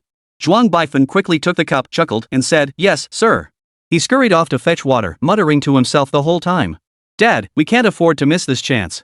I've seen how formidable that Su family genius is. He even fixed my leg with a single slap. Father Zhuang snorted coldly. I reckon that slap knocked some sense out of you. Your brain's as useless as a 250, right up there with that kid from the Xiao family in South City. Zhuang Baifan handed the tea to his father, pursed his lips, and retorted unconvinced, I'm much smarter than him. Father Zhuang glared at him, took the cup, sipped the tea, then continued, partnering with Star Moon Group is certainly a good thing, but I fear that Big Shot might take advantage and jack up the price. Zhuang Baifan rubbed his head thoughtfully. I doubt it. Brother Shen seems pretty reasonable to me. Hearing this, Father Zhuang was so furious he smacked him on the head. How did a genius like me end up with such a dim-witted son? Haven't you heard about the terms for partnering with Xingyue Group? Every company that collaborates with them splits profits 30-70. Zhuang Baifan finally snapped out of it, slapping his thigh. Oh, I get it now. Looks like Brother Shen and his crew know how to play the game. They only want 30% of the profits.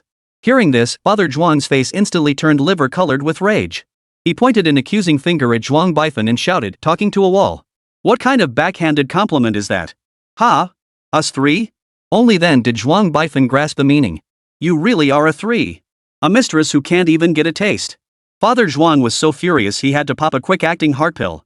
Otherwise, this rebellious son would drive him to an early grave. Zhuang's father took a deep breath. Fine, let it be a 30-70 split. Offending such a master of mysticism is the foolish act of a fool. As long as we maintain good relations, why should we fear not rising to great heights in the future? Zhuang Baifan nodded and gave his father a thumbs up. Dad, you haven't lost your touch. A wise man knows when to yield. You ungrateful son deserves a beating. Father and son began bickering once more. Time passed. Shen Mo rode his sleek Kawasaki motorcycle like the wind, arriving at the entrance of the Emperor Hotel. He slowed to a stop, his gaze fixed on the imposing structure before him, a surge of satisfaction washing over him. This was his property. He dismounted, tossing the keys toward the security guard at the entrance. Then came a red envelope. Park this for me in the garage. The guard caught both the keys and the red envelope with lightning speed, a delighted smile spreading across his face. Yes, sir. His voice betrayed a mix of awe and reverence toward Shen Mo. The guard swiftly ran off to retrieve the car, his movements agile and efficient. He silently marveled to himself, working for a boss like this must be a blessing earned in a past life. Another young security guard stood nearby, watching it all unfold with eyes brimming with envy. He pressed his lips together, staring longingly at Shen Mo, silently praying that one day he too could earn the boss's favor like that veteran guard. Shen Mo noticed the young guard's gaze and offered a faint smile. Are you new here? The young guard straightened his posture as if called upon by a teacher and answered loudly, Yes, boss. I just started the day before yesterday. Shen Mo nodded, satisfied with his attitude. Keep up the good work. Here's your tip for today. With that, he gave the young guard a light pat on the shoulder before pulling a red envelope from his pocket and handing it over. Overwhelmed by the unexpected kindness, the young guard accepted the envelope with trembling hands, his voice choked with gratitude. Thank you, boss. Thank you so much. Chapter 48, Swimsuit Party 3. As Shen Mo entered the hotel, all the staff greeted him warmly with good morning, boss. Shen Mo smiled and nodded, heading toward the elevator.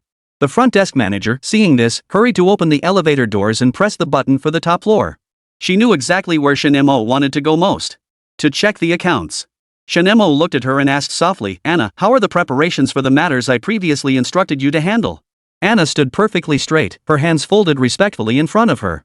Rest assured, boss. Everything has been prepared exactly as you requested. Anna was not only beautiful but also intelligent and exceptionally capable, a talent personally selected by Shen Mo. Her university major had been hotel management, making her perfectly suited for the role. Recalling the scene from 2 years prior, Shen Mo had been searching high and low for the most auspicious location. By chance, he came across Anna during her internship. At that moment, Anna was being harassed and teased by a difficult client, finding herself in a rather challenging situation. Seeing this, Shen Mo stepped in without hesitation, employing some clever physical techniques to rescue Anna from the situation. Afterward, Anna was deeply grateful to Shen Mo. To express her thanks, she specially invited him to share a bowl of pig's trotter noodles. They enjoyed lively conversation over the meal, gradually deepening their understanding of each other and quickly becoming familiar. Learning that Anna worked part-time to pay for her tuition due to her family's financial struggles, Shen Mo generously declared, I'll cover your tuition. Anna hesitated to refuse. Shen Mo clarified, of course, it's not a gift. After you graduate, come work for me and gradually pay it back. Anna smiled and nodded upon hearing this, extending her hand softly. Then thank you for your support, my future boss. Shen Mo nodded with satisfaction. Alright, spread the word. Any employee who wants to attend the party is welcome. Those who don't can sign in at the finance department to collect a 500 yuan bonus and take a day off. Thank you, boss. Anna's eyes sparkled with admiration. She couldn't help but swallow hard, captivated by Shen Mo's striking looks and physique. She had fallen for Shen Mo at first sight. It wasn't just his looks, it was how he had shone like the sun, illuminating the deepest darkness within her during her darkest hour. A hero saving a damsel in distress, it was something a beauty would never forget. Stepping out of the elevator, Anna followed Shen Mo like a quiet shadow, her hand clutching her phone as she tagged everyone in the group chat, swiftly relaying his orders. Together, they approached the general manager's office door. Shen Mo pushed it open. Behind the door, a stunning figure appeared before his eyes. It was his beautiful general manager, Yi Qingcheng. Yi Qingcheng wore a black business suit, the perfectly tailored ensemble accentuating her curvaceous figure. Her features were exquisitely refined. Beneath her high, straight nose, her lips were painted with a subtle shade of lipstick, accentuating her skin as white as snow. Her aura was cold and elegant, like a plum blossom blooming in the depths of winter, radiating a unique charm. Her jet-black, lustrous hair cascaded down her shoulders like a waterfall. Beneath her pencil skirt, her legs, encased in black stockings, were complemented by a pair of black and red high heels, a sensual ensemble that was the stuff of men's dreams. As Shen Mo entered the office, Yi Qingcheng immediately rose to her feet, her face breaking into a polite yet captivating smile. She said softly, "Boss, the accounts and party preparation materials are all ready. They're right here." As she spoke, she gently pulled out the chair for the main seat, inviting Shen Mo to sit. Shen Mo strode toward the chair and plopped down. He began examining the documents carefully, asking about specific details as he went. Yi Qingcheng answered fluently and coherently. At that moment, Anna quietly approached Yi Qingcheng and whispered, "Ms. Yi, the boss says all employees who wish to attend the party should stay. Those who don't can take a day off with a 500 bonus." Yi Qingcheng gave a slight nod. She had been preparing materials and hadn't had time to check the group messages yet. After reviewing the documents, Shen Mo remarked with satisfaction, "Excellent. The hotel's recent revenue not only met targets but exceeded them. Every employee deserves credit. Add an extra bonus to the year-end awards. Proceed with the party as planned. Report any issues immediately." Yi Qingcheng and Anna responded in unison, "Yes, boss." As Shen Mo rose to leave, Anna suddenly suggested, "Boss, I have a small idea. We could incorporate some interactive games at the party to boost everyone's sense of participation." Shen Mo pondered for a moment before smiling. "Good idea. Let's do it." Yi Qingcheng and Anna sat on the sofa to discuss further party details. Shen Mo watched Yi Qingcheng's beautiful face, a smile curving his lips. Interesting. She actually carried a hint of a distant Daoist aura, and the future trajectory had shifted. She could have lived out her life in peace. Now, a bloodbath is imminent. Shen Mo glanced at Yi Qingcheng's bag resting nearby, then retrieved paper and pen from a drawer to begin writing an incantation. After finishing, he folded the paper into a star shape and slipped it into her bag. As he slowly lifted his head, his gaze met a pair of beautiful, deep eyes. Yi Qingcheng felt a sudden flutter of unease. A faint blush spread across her cheeks, as delicate and vibrant as a newly blooming peach blossom. She gazed shyly at Shen Mo, her heart pounding wildly like a frightened deer. Earlier, while talking with Anna, her gaze had involuntarily followed Shen Mo's movements as he placed something into her bag. What could it be? 1,000 thoughts raced through Yi Qingcheng's mind, but the one that made her heart race the most was the possibility of a love letter hidden in her bag. Could the big boss really be interested in her? Wanting her to be his mistress? The thought made Yi Qingcheng's heart race even faster, her cheeks flushing a deeper crimson, as if they might bleed. Yet reason told her this was utterly impossible. Though he was her benefactor, and she was confident in her looks and figure. But the big boss surely wouldn't notice her. His wife was far more beautiful. She must be overthinking this. But then, how could she explain that letter? Yi Qingcheng's thoughts tangled like a ball of yarn. The more she pondered, the more confused she became, her fair cheeks burning hotter with overwhelming embarrassment. Chapter 49, Su Mumu. Night was falling. A Rolls-Royce pulled up outside the Emperor Hotel. A group of bodyguards emerged from the rear vehicles, forming a protective circle around the luxury car. The doors opened automatically. A crystal-colored high-heeled shoe emerged from the vehicle. Su Yaoyao then stepped out, dressed in a stunning blue evening gown. Her long hair cascaded like a waterfall over her fragrant shoulders. Beneath her exquisite makeup, her eyes shone like stars, and every movement radiated a cold, elegant aura. Next emerged Lin Xinya in a purple dress, her curvaceous figure exceptionally alluring. Bodyguards immediately formed a tight protective circle around them, escorting the women toward the hotel lobby. These bodyguards had been summoned by Su Yaoyao with a single phone call, all elite professionals meticulously trained by the Su Corporation. They were perfectly suited to guarding the entrance. The concierge manager had been waiting at the entrance. Spotting Su Yaoyao, he immediately approached with a broad smile. "Welcome, second young Mississippi. The chairman is currently awaiting you in the general manager's office." Su Yaoyao gave a slight nod, offering no words. She reserved her gentler side for only her closest confidants. Outwardly, she maintained the image of an aloof goddess. Lin Xinya clearly felt somewhat overwhelmed by this opulent treatment. After all, she had once been an ordinary girl, and this was her first time experiencing such extravagant surroundings firsthand. As they entered the hotel, the staff in the lobby couldn't help but be captivated by Su Yaoyao's beauty, their eyes widening in awe. They said in unison, "Good day, second young Mississippi." Su Yaoyao smiled faintly and replied politely, "You've all worked hard." Just then, a surprised voice suddenly rang out from outside the door, "Miss Mumu. What brings you here?" Su Yaoyao frowned upon hearing that familiar name. She turned to see a familiar figure slowly entering the hotel. It was a woman dressed in a rose-colored gown, paired with a pair of red high heels, her entire presence resembling an unapproachable fairy descended to the mortal world. Indeed, it was none other than Su Mumu, the youngest daughter of Su Yaoyao's uncle's family. Her beauty rivaled Su Yaoyao's own, bearing a certain resemblance to her. Su Mumu approached Su Yaoyao, a smile playing on her lips as she murmured softly, "Little Yaoyao, it's been ages." Su Yaoyao smiled back. "Sister Mumu, when did you return from the capital?" "Just recently. I heard my brother-in-law was throwing a party here, so I had the nerve to invite myself," Su Mumu replied, her eyes crinkling in amusement. The smile vanished from Su Yaoyao's face. "Sister Mumu, you really are devoted. After all this time, you're still after my brother-in-law. Don't forget you're already betrothed." Su Mumu's smile vanished too, and she retorted with disdain, "That was arranged by grandfather. I never agreed to it. But what about you, little sister? Why haven't you succeeded in stealing him away yet?" Su Yaoyao snorted coldly. "Come on, let's go upstairs and talk." She grabbed Su Mumu's hand and headed toward the elevator. Lin Xinya, fearing they might start fighting, hurried after them. The bodyguards followed closely behind. "No entry." The two goddesses inside the elevator shouted at the bodyguards outside the doors. The bodyguards didn't dare move an inch. Su Yaoyao pulled Lin Xinya into the elevator, and the three girls rode up to the top floor. Lin Xinya stood in the middle, glancing left and right, too afraid to speak. The atmosphere was too eerie. Su Mumu looked at Lin Xinya and asked, "So this must be my brother-in-law's godsister, Xinya?" Lin Xinya gave an awkward smile. "Hello, Miss Mumu." Su Mumu adopted an instantly familiar tone, smiling as she said, "Just call me Mumu. No need to be so formal." Su Yaoyao sneered coldly, "Looks like my sister will stop at nothing to get what she wants. She even knows my husband has a godsister. Nothing special, just world class." Su Mumu teased playfully, "Didn't Sister Xiaowen also get an adopted brother recently? So? How far have they gotten? When are you getting divorced from my brother-in-law?" Su Yaoyao's face turned as cold as ice. Her gaze fixed on Su Mumu with utter detachment as she replied in a frosty tone, "Even if I did divorce him, it would never be for someone like you, a 21-year-old old hag." The word struck like a sharp blade, piercing straight through Su Mumu's heart.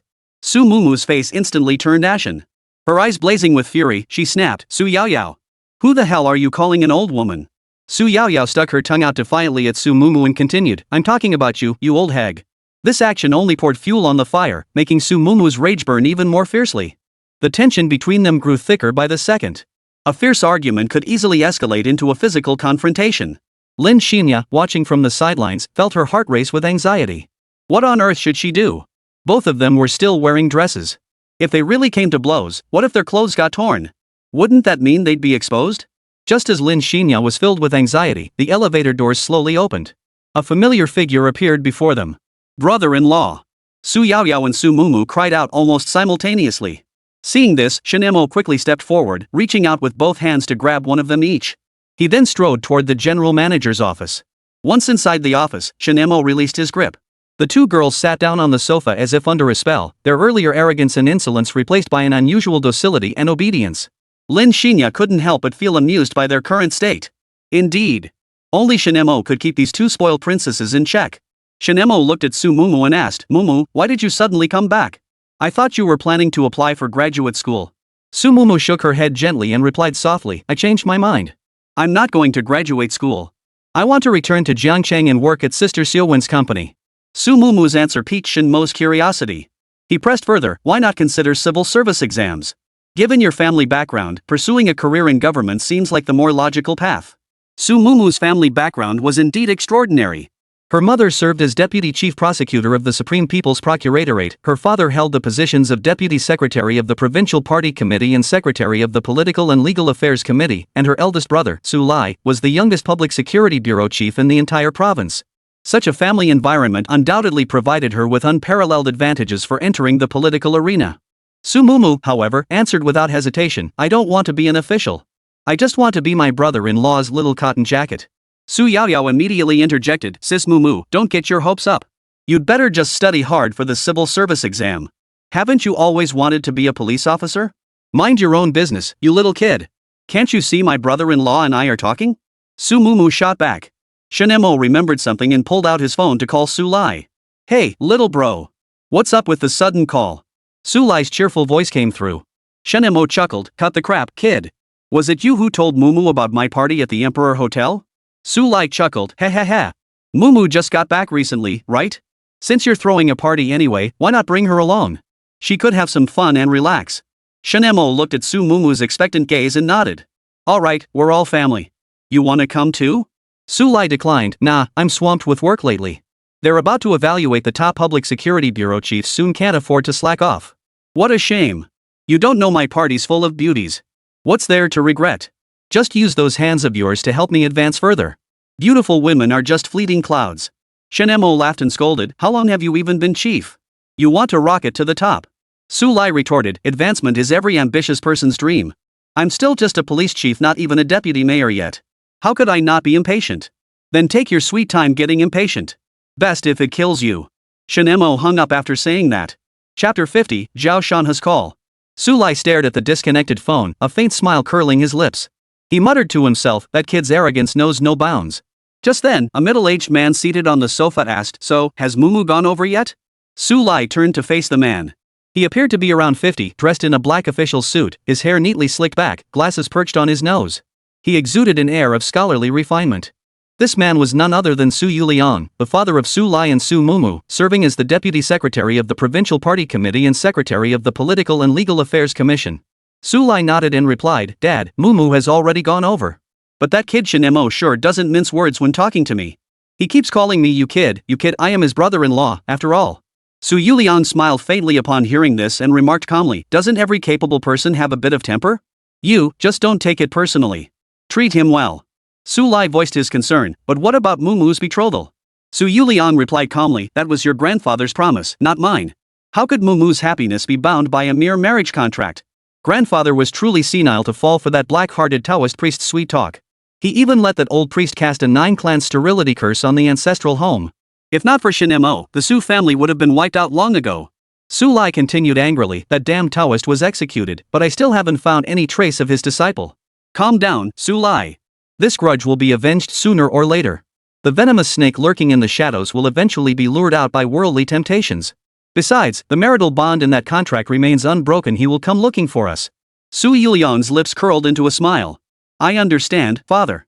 But those who harmed my Su family will die by my gun. Su Lai walked to the window, his eyes flashing coldly as he stared into the darkness. Xingyue Group. In the president's office, Su Xiaowen sat in her chair, facing the woman across from her. She smiled, extended her hand, and shook the other woman's lightly. Ms. Xiao, it's a pleasure to collaborate with you. I hope our partnership will be smooth and enjoyable. Su Xiaowen's gaze fell upon Xiao Sun, reputed as the most beautiful woman in South City. A flicker of doubt stirred within her. She sensed that Xiao Sun's visit held some undisclosed purpose, yet outwardly, she appeared so warm and friendly. Xiao Sun smiled in response. Pleased to be working with you, Ms. Su. I'm also very much looking forward to this collaboration. Su Xiaowen glanced out the window at the darkening sky. It's getting late. Do you have any plans for the rest of the evening, Ms. Xiao? Xiao Sun chuckled softly. Nothing special. What about you, Ms. Su? Any important matters coming up? Su Xiaowen smiled and replied, my husband is hosting a party tonight. I really should hurry over. Xiao Sun nodded and smiled, I see. It seems you and your husband have a wonderful relationship. Otherwise, you wouldn't be so eager to attend the party. Su Xiaowen's face beamed with happiness as she said softly, yes, I love my husband very much. We love each other and hope to walk through life together, growing old together. Since it's a party, and Mr. Shen invited me too, why don't we go together? Xiao Sun grinned. The smile slowly faded from Su Xiaowen's face. I'd climb mountains and cross seas for you. I'd empty my pockets for you. To meet the longing in your eyes. For you, I dare not slack off. Pretending to be fine no matter how tired I am. For the adoration in your eyes. Shen Mo stood on stage, bathed in the spotlight, microphone in hand, singing. Below the stage lay a vast swimming pool. The shimmering water surface reflected the lights, creating a dreamlike atmosphere.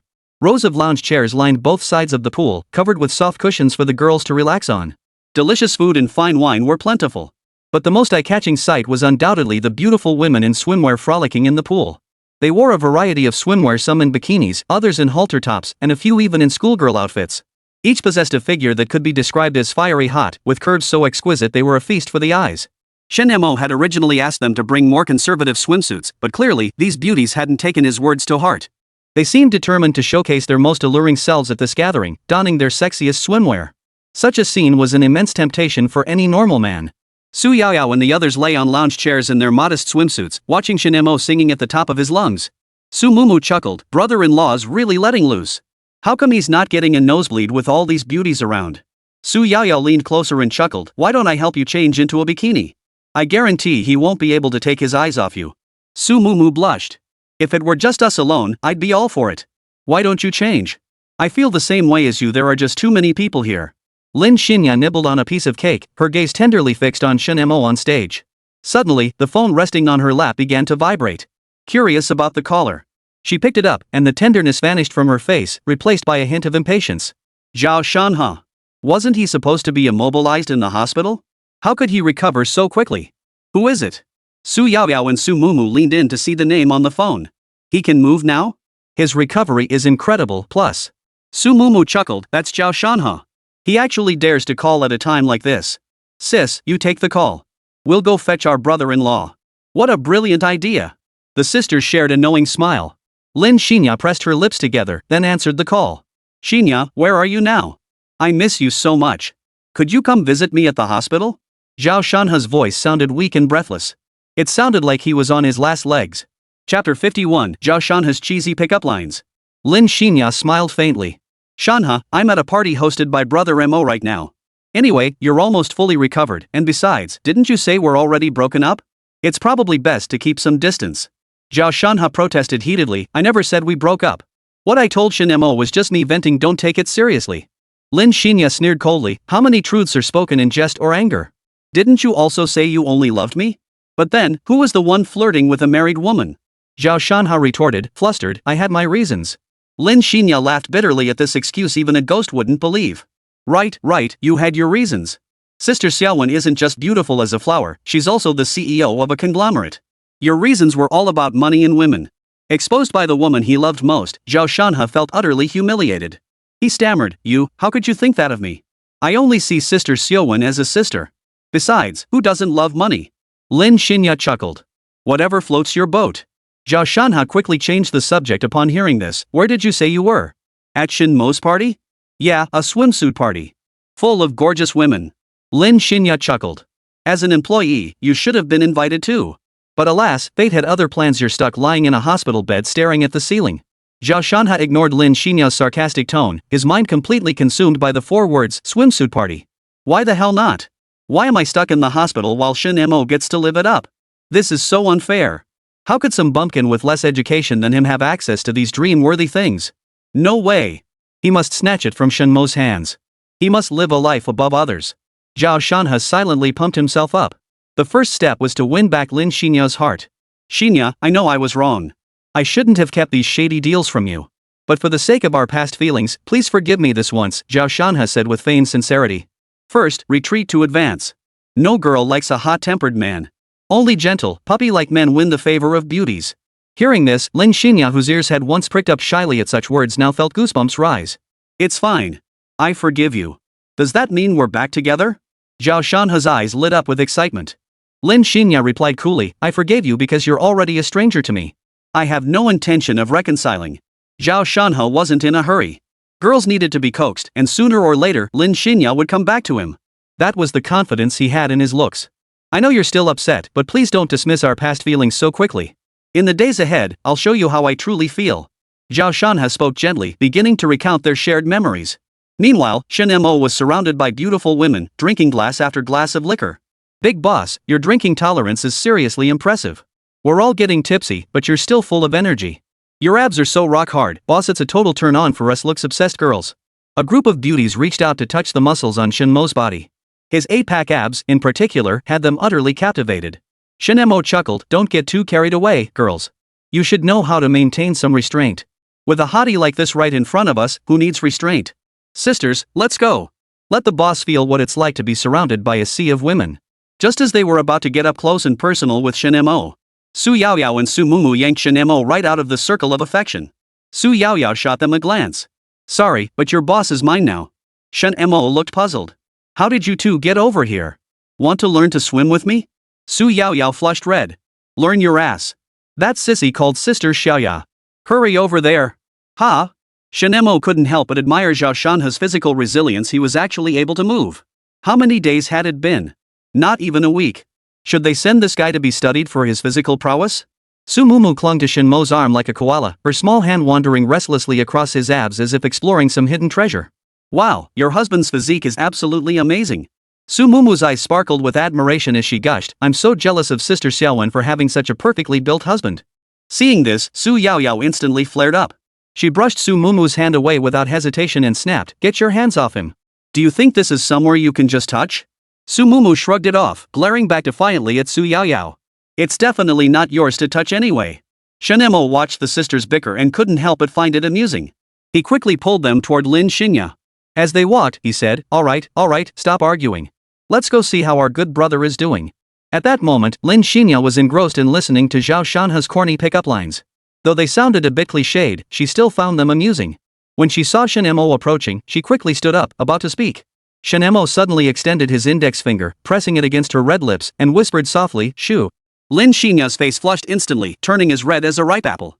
She nodded obediently, yet her gaze involuntarily lingered on Shen Mo's handsome face, unable to tear herself away. Shen Mo smiled faintly, took Lin Xinya's phone, and led them to the lounge, eager to hear just how corny Zhao Shanhe's cheesy lines really were. After switching to speakerphone, Zhao Shanhe's deeply affectionate voice filled the air. Xinya, you know what? My body is actually in great shape. I can carry cars, I can carry gas cylinders, but the only thing I can't carry is the weight of missing you. And yes, my feelings for you have changed because lying here sick in this hospital bed, I love you even more than when I was healthy. Zhao Shanhe rattled off 25 cheesy lines in a row. The four listeners got goosebumps all over. Su Yaoyao whispered to Lin Xinya, Wow, did he really chase you with this kind of corny, cringeworthy stuff back then? This is just too awkward. Lin Xinya's expression darkened as she whispered back, I'm not entirely sure. I remember him being perfectly normal back in college. Su Mumu couldn't help but laugh, though she kept her voice low. Ha! This Zhao Shanhe is quite the character. Turns out he has two faces. Maybe this is his true self after all. Chapter 52, Vimi 100k to test his skills. Xiaoya, wanna tease your ex-boyfriend a bit? Shen Mo smirked. No thanks. Lin Xinya shook her head. You tease him yourself, Mo. Shen Mo leaned closer to her. Then I won't hold back. What? Under the stunned gazes of three stunning beauties, Shen Mo reached out without hesitation, cupping Lin Xinya's head and pulling her in abruptly. Their lips pressed tightly together. This sudden turn of events left Su Yaoyao and Su Mumu utterly speechless. Their eyes widened in disbelief as they watched the unfolding scene, time itself seeming to freeze in that moment. Lin Xinya didn't struggle or resist like most people would. Instead, she obediently closed her beautiful eyes, seemingly savoring this special moment in silence. After a moment, Shen Mo slowly released his hold on Lin Xinya's head. Clearing his throat softly, he spoke in a voice identical to hers, Listen to me. How does my voice sound now? Su Yaoyao snapped back to reality and chuckled. You wouldn't be thinking of my little cotton jacket, raised by me. You guessed my purpose right away, Shen Mo chuckled. Su Mumu pouted her cherry red lips. I'm your little cotton padded jacket too. Su Yaoyao snorted coldly, but you weren't raised by him. Su Mumu stared at her, her face brimming with defiance. I wish I could, but Uncle Heir and Sister Xiaowen wouldn't agree. Lin Xinya still hadn't fully processed what had happened. She touched her lips, a slow smile spreading across her face. Though it wasn't her first kiss, she still felt incredibly shy. Shen Mo picked up his phone. Are you done talking? Zhao Shanhe was still scrolling through cheesy pickup lines on his phone when Lin Xinya's voice reached him. He hurriedly replied, I could never finish. My love for you is as vast as the heavens and earth. A lifetime wouldn't be enough to express it all. Fine. I'll type a few lines for you. Recite them exactly as written, and then I'll consider forgiving you. Zhao Shanhe's eyes lit up. He declared earnestly, No problem. Just send them, Xinya. I'll say whatever you want. Shen Mo began typing, but soon couldn't suppress the smile tugging at the corners of his mouth. The three women crowded closer to see. Wow. How cruel. I've sent it to you. Just say it on your phone. I'll spare you some dignity. Zhao Shanhe was nearly moved to tears. He hadn't expected Lin Xinya to be so considerate. He'd thought he'd have to kneel and apologize in public. But then, he opened WeChat and saw the message she'd just sent. His expression immediately soured. This is... What's wrong? Say it. If you don't, I'm hanging up. No. After a moment of inner turmoil, Zhao Shanhe finally relented. Fine, I'll tell you now. Shen Mo activated the recording and urged, hurry up and tell me. I really want to hear it now. Zhao Shanhe took a deep breath. Zhao Shanhe, a complete sissy, pledged to sacrifice my life for Xingyue Group without ever betraying it. I willingly work overtime without pay and voluntarily contribute 70% of my salary and bonuses to the hard-working cleaning ladies. I will strive to become the corporation's most loyal high-grade ox horse, seeking neither advancement nor promotion, but only to give everything to the company without compensation. Should I break this oath, may I be struck by lightning, haunted by vengeful spirits, lose all my hair, and be cursed with no descendants. Ha ha ha. Shen Mo and the others couldn't hold back any longer and burst into loud laughter. Zhao Shanhe heard a different female voice and asked, Xinya, is anyone else with you? Shen Mo suppressed his laughter, wrapped his arm around Lin Xinya, and ruffled her hair. Of course. They're all my dear sisters. Rest assured, they won't say a word. Zhao Shanhe relaxed at her words. Xinya, you laugh too, right? Does that mean you forgive me? Not yet. Shen Mo's eyes twinkled mischievously. My makeup supply is running low lately. So troublesome. Don't worry about it, I'll buy you some. Zhao Shanhe hurriedly offered. Really? Then transfer me 100,000 yuan to prove it. Shen Mo was dying to know how much money Zhao Shanhe actually had. If it exceeded 100,000, it would mean Su Xiaowen was seriously invested in this godbrother of hers. Zhao Shanhe hesitated. Though he'd received generous bonuses from Su Xiaowen and currently held around 1 million yuan. But spending money on Lin Xinya still made him a bit reluctant. 3 seconds later. Zhao Shanhe said earnestly, alright. Xinya, I'll transfer you 100,000 right now. As long as you're happy, I'm happy too. After all, once he recovered, he could return to the company and curry favor with Su Xiaowen. Wouldn't that 100,000 be quickly earned back? He might even get Su Xiaowen's body in return. Zhao Shanhe suddenly felt that 100,000 yuan was pocket change and transferred it to her immediately. Shen Mo watched the 100,000 yuan hit his account and felt a pang of discomfort. Damn it. How dare you take my money? I'll make sure you spit every penny back out soon enough. Shen Mo accepted the funds, thinking he could save it for Lin Xinya to buy her favorite cosmetics. Lin Xinya suddenly leaned close to Shen Mo's ear, her soft voice like a gentle breeze. Emoga, I can't accept this money. It's yours to begin with. Shen Mo smiled faintly and replied in the same tone, wouldn't it be better to save it for cosmetics and pretty dresses to show off to me? Lin Xinya's face flushed crimson as she shyly asked, then, what kind of dress would you like to see? Su Yaoyao leaned in, grinning as she chimed in, this big pervert loves seeing Chongsam's school uniforms, black stockings, and maid outfits. Su Mumu, sitting on Shen Mo's lap, heard Su Yaoyao's words and asked curiously, how do you know that? Su Yaoyao's lips curved into a slight smile as she whispered, because I've worn all those for him to see. The way he looks at me, it's like he wants to devour me whole.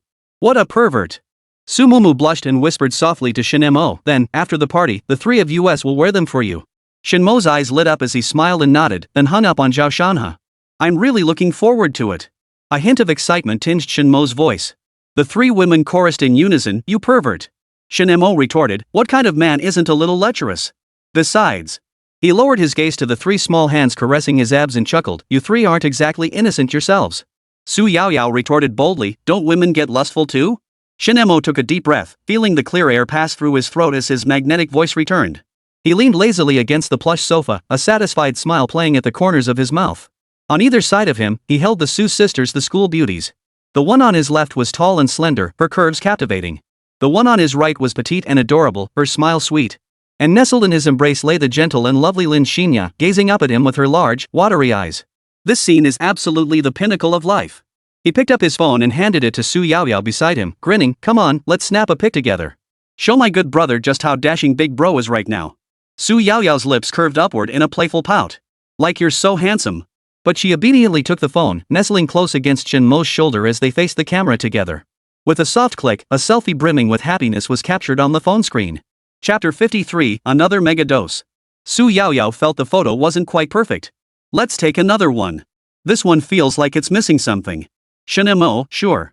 The three women clung tightly to Shen Mo. Su Yaoyao laughed, ready, 3, 2, 1, cheese.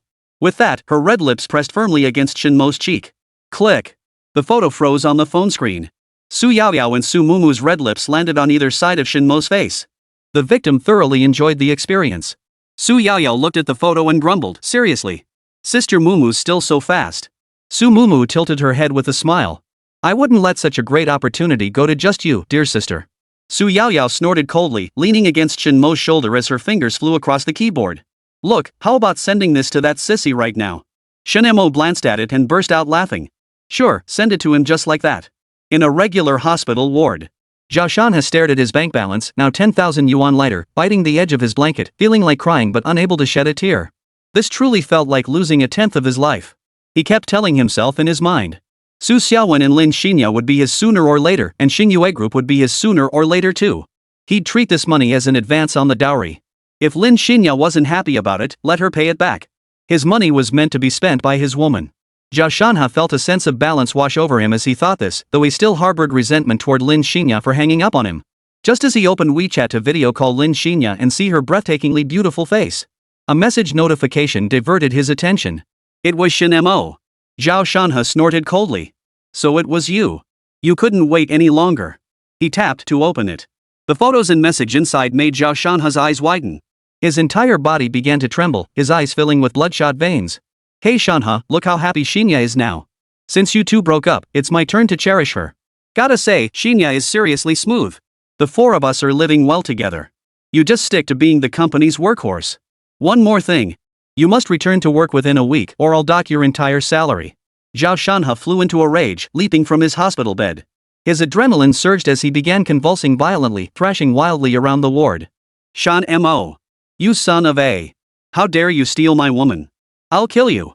Outside the ward. The doctor hurried to the door with 3 security guards, their footsteps sounding somewhat frantic.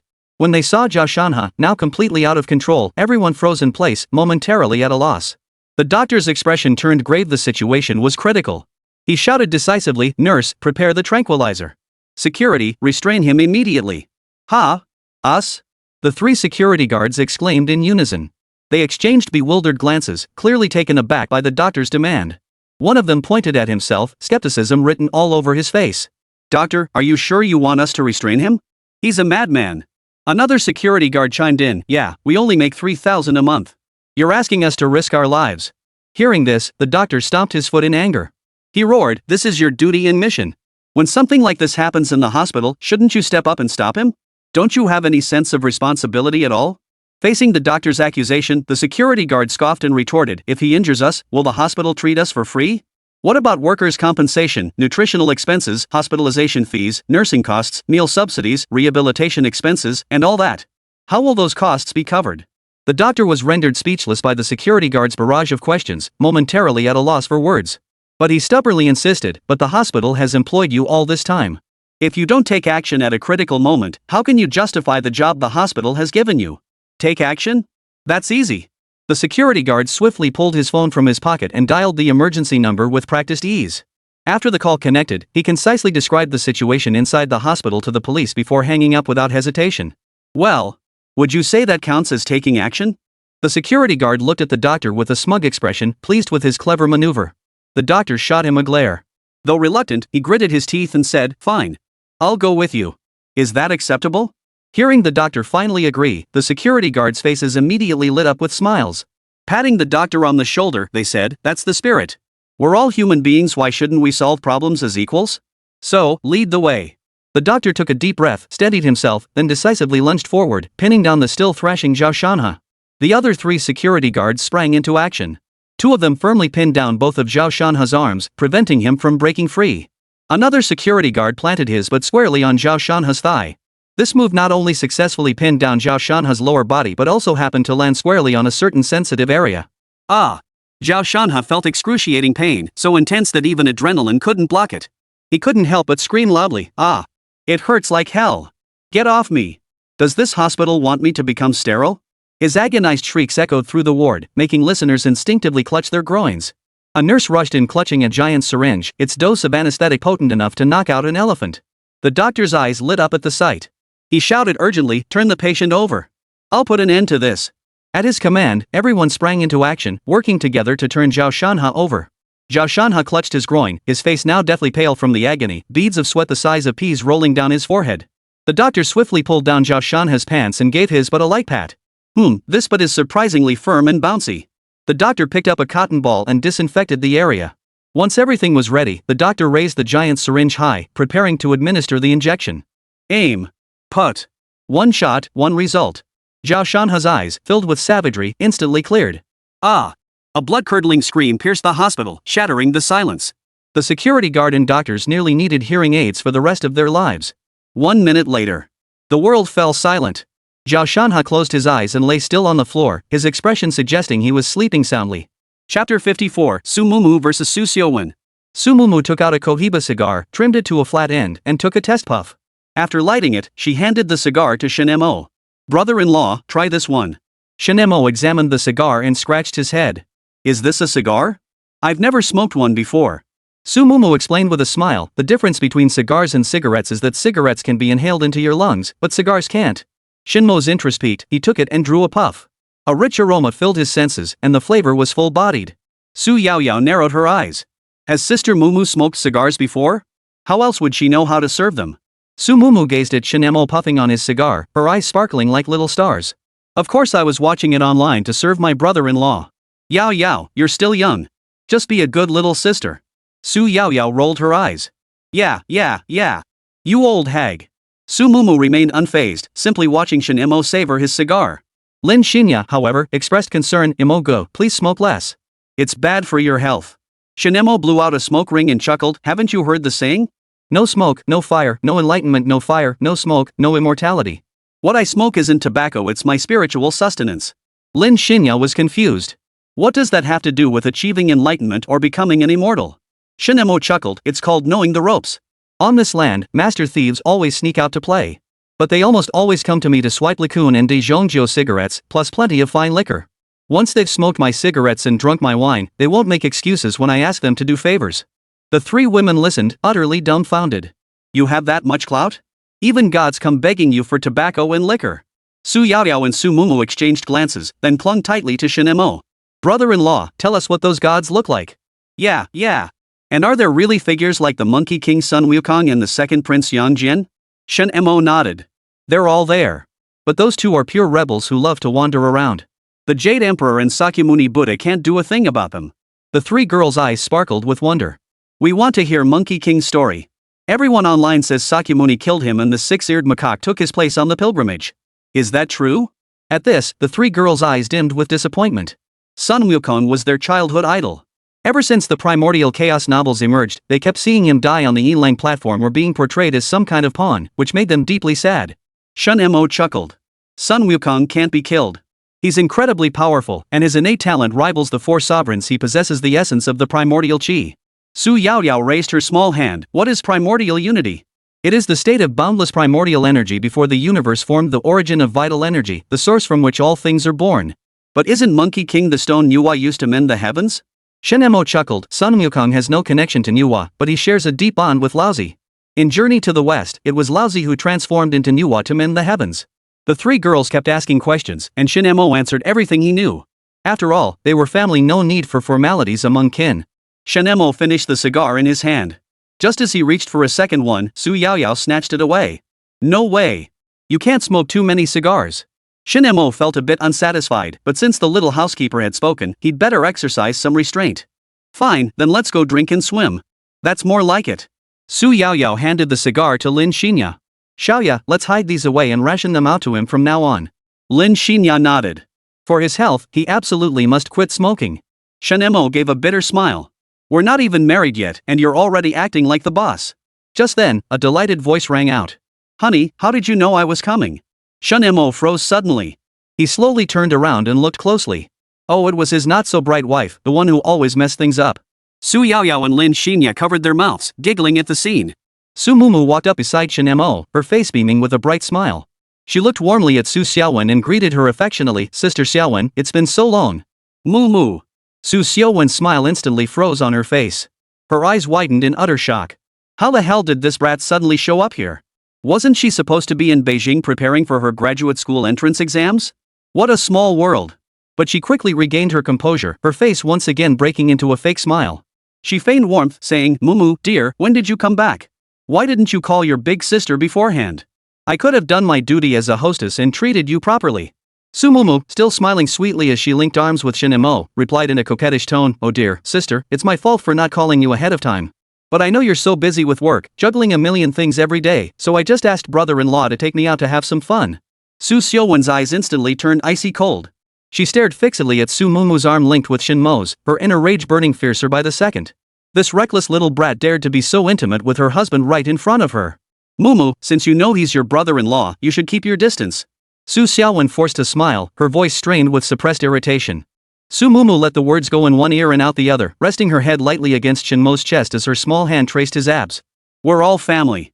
Isn't it natural for my brother-in-law to take his sister-in-law out to have fun and build a bond? Besides, my brother-in-law doesn't belong exclusively to my sister. Su Yaoyao sucked in a sharp breath. Her cousin's game is this high level? What a green tea move. Looks like she's holding back on me. She wouldn't dare use her full arsenal on her own kind. Su Xiaowen coldly declared, my husband doesn't belong to me, so does that mean he belongs to you? Su Mumu, you better stick to some moral boundaries. Su Mumu pouted, sis, why are you suddenly so mean? Did I do something wrong? Shen Mo couldn't help but lower his gaze to the petite girl in his arms. What a devilish little temptress. No wonder green tea girls have such a following. Su Xiaowen ignored her completely, glaring at Shen Mo with hurt eyes. Husband. I'm right here, and you're just standing there like an idiot? Is my sister's body that captivating? Shen Mo nodded instinctively. It certainly is captivating. Su Mumu chuckled triumphantly, did you hear that, sis? Your husband is quite smitten with me. But as a little sister, I should indulge his little whims, just like you do with your brother Shanhe. After all, he showers you with money and resources. And you even cooked for him once, didn't you? Su Mumu batted her big eyes. What a deep sibling bond. Su Xiaowen's heart twisted in agony at the words. That little brat knew everything. And she had the nerve to act all innocent right in front of her. And the worst part? Her husband was actually infatuated with her? The pain in Su Xiaowen's heart was excruciating. It felt like her heart was being torn apart. Su Mumu looked up at Shen Mo, her eyes brimming with affection as she pouted, Mo-gu, can I make you a special breakfast tomorrow? Chapter 55, Su Xiaowen's First Love. Su Xiaowen clenched her fists tighter, her nails digging into her palms. Rage made her body tremble slightly. She glared at Su Mumu, the fire in her eyes threatening to erupt. You shameless seductress. Su Xiaowen finally erupted in a torrent of curses. How dare you seduce your own sister's husband? Have you no shame whatsoever? Su Mumu's face instantly drained of color, her lips trembling slightly. Tears of hurt welled in her eyes, her beautiful gaze filled with sorrow and helplessness. Sister, how could you say such things to me? Su Mumu's voice cracked with tears. We're sisters. Didn't you dote on me when we were little? Why are you treating me like this now? Shen Mo frowned beside them, deeply displeased with Su Xiaowen's behavior. He sternly rebuked her, Su Xiaowen, you've gone too far. How dare you scold your own sister? Where did your manners go? Apologize to Mumu immediately. Su Yaoyao quickly nodded in agreement. Yes, sister. Mumu is family. How could you call her a green tea? That's so hurtful. Apologize to Mumu now. Su Xiaowen felt as if she'd been plunged into an ice cellar, her body numb with cold. Staring in disbelief at her husband and sister who had turned against her, she stammered, you want me to apologize? Why should I? She's the one trying to steal my husband. Su Mumu stared at Su Xiaowen in terror. Seeing her about to explode, she darted behind Shen Mo for cover. Her small hands clung tightly to Shen Mo's waist, as if that could somehow bring her a shred of security. Shen Mo felt Su Mumu's body trembling slightly, clearly intimidated by Su Xiaowen's fierce demeanor. He couldn't help but feel pity for her. His right hand gently patted the small hands clutching him as he soothed her softly, don't be afraid. Your brother-in-law is here. No one will bully you. He turned to face Su Xiaowen, his gaze cold and unwavering. Su Xiaowen, haven't you been getting a bit too hot-headed lately? Getting jealous of your own sister? Look what you've done to scare Mumu. Su Xiaowen's blood boiled at Shen Mo's words. She shrieked, husband. I'm your wife. You should be on my side. Shen Mo snorted coldly. All I see is you acting like a raving lunatic. Your parents have spoiled you rotten. You're handling all the housework for the next month, that's your punishment. Su Xiaowen couldn't hold back her tears any longer upon hearing this. She buried her face in the sofa and sobbed quietly. Shen Mo sighed, looking at Su Mumu with an apologetic expression. Mumu, sweetie, your sister must be exhausted lately. I apologize on her behalf. Su Mumu knew when to back down, her face softening with understanding. Brother-in-law, go comfort your sister. She seems really upset. Shen Mo nodded, his gaze shifting to the bystander watching the scene unfold. You must be that poor guy's sister. Welcome to the party. Xiaowen stepped forward with an awkward smile. Sorry, Mr. Shen. As an outsider, I probably shouldn't be sticking around for your family matters. Shen Mo waved it off. It's fine. Since you're here, you're family. Yaoyao, take them with you to have fun, Shen Mo said to Su Yaoyao. Su Yaoyao nodded and led them toward the pool area to have fun. Su Xiaowen sat on the sofa, her head buried tightly in the cushions. Shen Mo sat beside her and removed the pillow. Su Xiaowen lifted her head, her hair slightly disheveled, her eyes red and swollen, looking utterly pitiful. Honey, please don't treat me like this, okay? Shen Mo replied calmly, do you know you were wrong? You've been quite fiery today, how dare you speak to your own sister like that? Su Xiaowen clung tightly to Shen Mo. I won't again. I promise. I just love you so much that I couldn't help but snap at Mumu. Shen Mo patted her back. You're finally being reasonable. Whatever you want to eat when we get home, I'll make it for you. The three sisters of the Su family were all little foodies. A meal could easily win them over. Su Xiaowen lifted her head, her eyes lighting up. I want your signature dish. Alright, I'll make it for you. Shen Mo smiled. By the way, the contract I asked you to prepare, is it ready? Su Xiaowen nodded eagerly, grabbed her bag, and presented a contract to Shen Mo like a precious treasure. Honey, look. I had someone prepare it as soon as I got to work. I've already checked it, it's all good. Shen Mo nodded and flipped through it. Reduce Shanhe's compensation again. How can an intern's salary be 10,000? Also, transfer him from the president's assistant position. Have him start from the bottom. Su Xiaowen cautiously asked, isn't that unfair to Shanhe? Shen Mo's expression remained stern. It's perfectly fair. This decision is mine, and it's also a form of training for him. Su Xiaowen hurriedly nodded, afraid Shen Mo would get angrier. I'll listen to you. I'll listen to everything you say. You'll listen to everything I say? Then tell me about your first love. Shen Mo curved his lips into a smile. Su Xiaowen's first time was with him. But he still wanted to know if those sensual lips had ever kissed anyone else. If it had. Then. Su Xiaowen's expression froze. She replied weakly, I told you, he was just a friend. Shen Mo sneered coldly, I can tell truth from lies. Just answer my question honestly. Did you two engage in any intimate acts while dating? Su Xiaowen lowered her head, knowing she couldn't hide it anymore. He hugged me. Shen Mo pressed, and then? Su Xiaowen answered earnestly, we held hands. Anything else? Su Xiaowen shook her head hastily. Nothing else, truly nothing. Honey, I'm not lying to you. My first kiss and my first time were both given to you. Shen Mo was satisfied. Su Xiaowen was telling the truth. Those Zhao brothers really were a pair of unlucky souls. Shen Mo chuckled. You pass. So your first love must have passed away, which is why you're so kind to brother Shanhe. Su Xiaowen nodded. Yes. He died saving me, so I wanted to take care of his younger brother. Shen Mo pondered for a moment. What's his name? Do you know his birthday? I'll check if his soul is still in the underworld. Su Xiaowen paused, but answered honestly, his name is Zhao Miao. His birthday is? Make sure you remember it clearly. Su Xiaowen lowered her head, looking like a child who'd done something wrong. Shen Mo snapped his fingers in calculation. He hadn't realized until he did it, but the result gave him a start. How interesting. Shen Mo burst into laughter, this is too interesting. Su Xiaowen watched Shen Mo burst into laughter and asked anxiously, honey, what's wrong? Don't scare me, okay? Shen Mo gazed at her with tender eyes. My dear wife, you've truly given me a surprise. Chapter 56, Lin Xinya's Initiative. Su Xiaowen felt dazed, unsure why Shen Mo was so delighted. But at least the outcome was positive, her husband had finally stopped being angry. Yet the thought of her husband constantly surrounded by beautiful women made Su Xiaowen feel deeply uneasy. Wait a minute. With her husband's formidable stamina, her petite frame simply couldn't satisfy him. If Yao Yao and Mumu could share the burden. Su Xiaowen's thoughts spiraled into absurdity, and she quickly dismissed them. What was Su Xiaowen thinking? Thinking about sharing her husband with her sister? She must be out of her mind. Shen Mo smirked, leaning closer to Su Xiaowen. That's an interesting idea. As long as you don't object. Su Xiaowen flushed and glared at him. How could I possibly allow that? You're just a man, not an emperor. Do you think you can have a harem? Shen Mo chuckled. I may not be an emperor, but I am God. Why shouldn't I? Su Xiaowen covered her ears and shook her head. No, I won't allow it. Shen Mo took her hand. Since it's not allowed, then my dear wife will attend to me tonight. What? Su Xiaowen's eyes widened. Shen Mo pulled her toward his suite, tossed her onto the bed, and stared at her like a dragon eyeing its prey. Husband, is it too late to agree now? Su Xiaowen stammered. You tell me. Shen Mo flashed a wicked grin and lunged forward, tearing at her black stockings. Don't. I want to be on top. Su Xiaowen's face was utterly mesmerized as she flipped him over and pinned Shen Mo beneath her. She slipped off her skirt, revealing her flawless figure, and slowly lowered her head downward. Shen Mo closed his eyes, savoring Su Xiaowen's attentions. Two images flashed through his mind, one of Zhao Shanhe, the other of Zhao Miao, as calculated. Two useless pieces of trash. The goddesses you both loved but could never have? They're all mine now.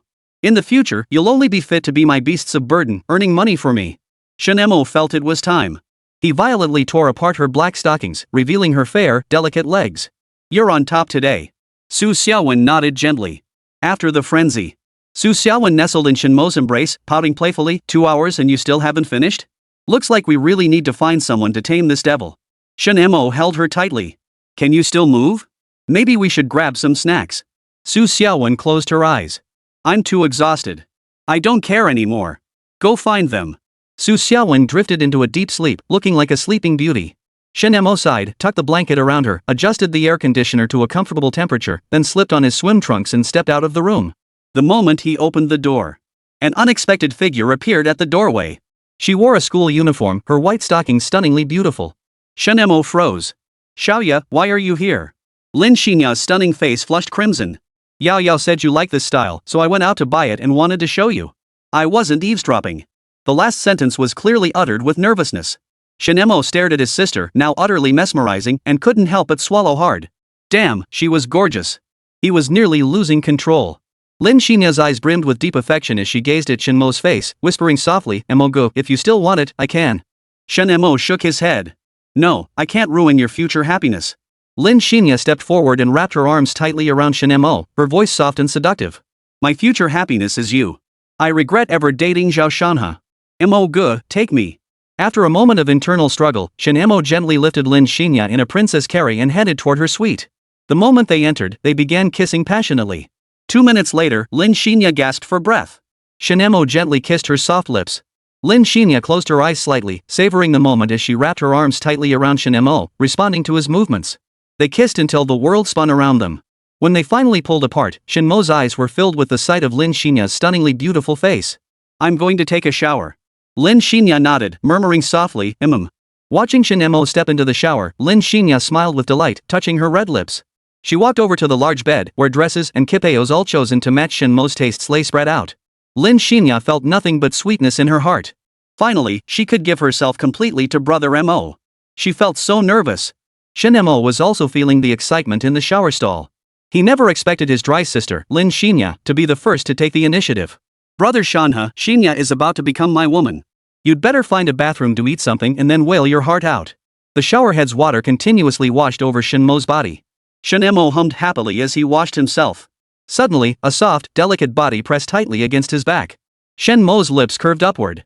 I'm still showering. Lin Xinya clung tightly to Shen Mo, stammering shyly, I came to scrub your back. Shen Mo turned to look at her. Littleya, you're such a good girl. Lin Xinya murmured softly, if heaven brought us together, then naturally I'll be your good girl. With that, she closed her eyes and pressed a kiss to his lips. A playful commotion erupted in the shower stall. Mo, stop tickling me.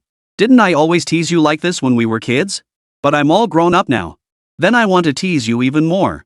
Inside the hospital, Zhao Shanhe abruptly sat up in bed, his forehead covered in beads of sweat. An inexplicable pain gripped his heart, making it hard to breathe. What's going on? Why does my heart hurt so much? Zhao Shanhe clutched his chest. He glanced out the window, then looked at his phone at the photo Shen Mo had sent. His beloved girlfriend, Lin Xinya, was nestled in Shen Mo's arms like a little bird, clinging to him like a devoted wife.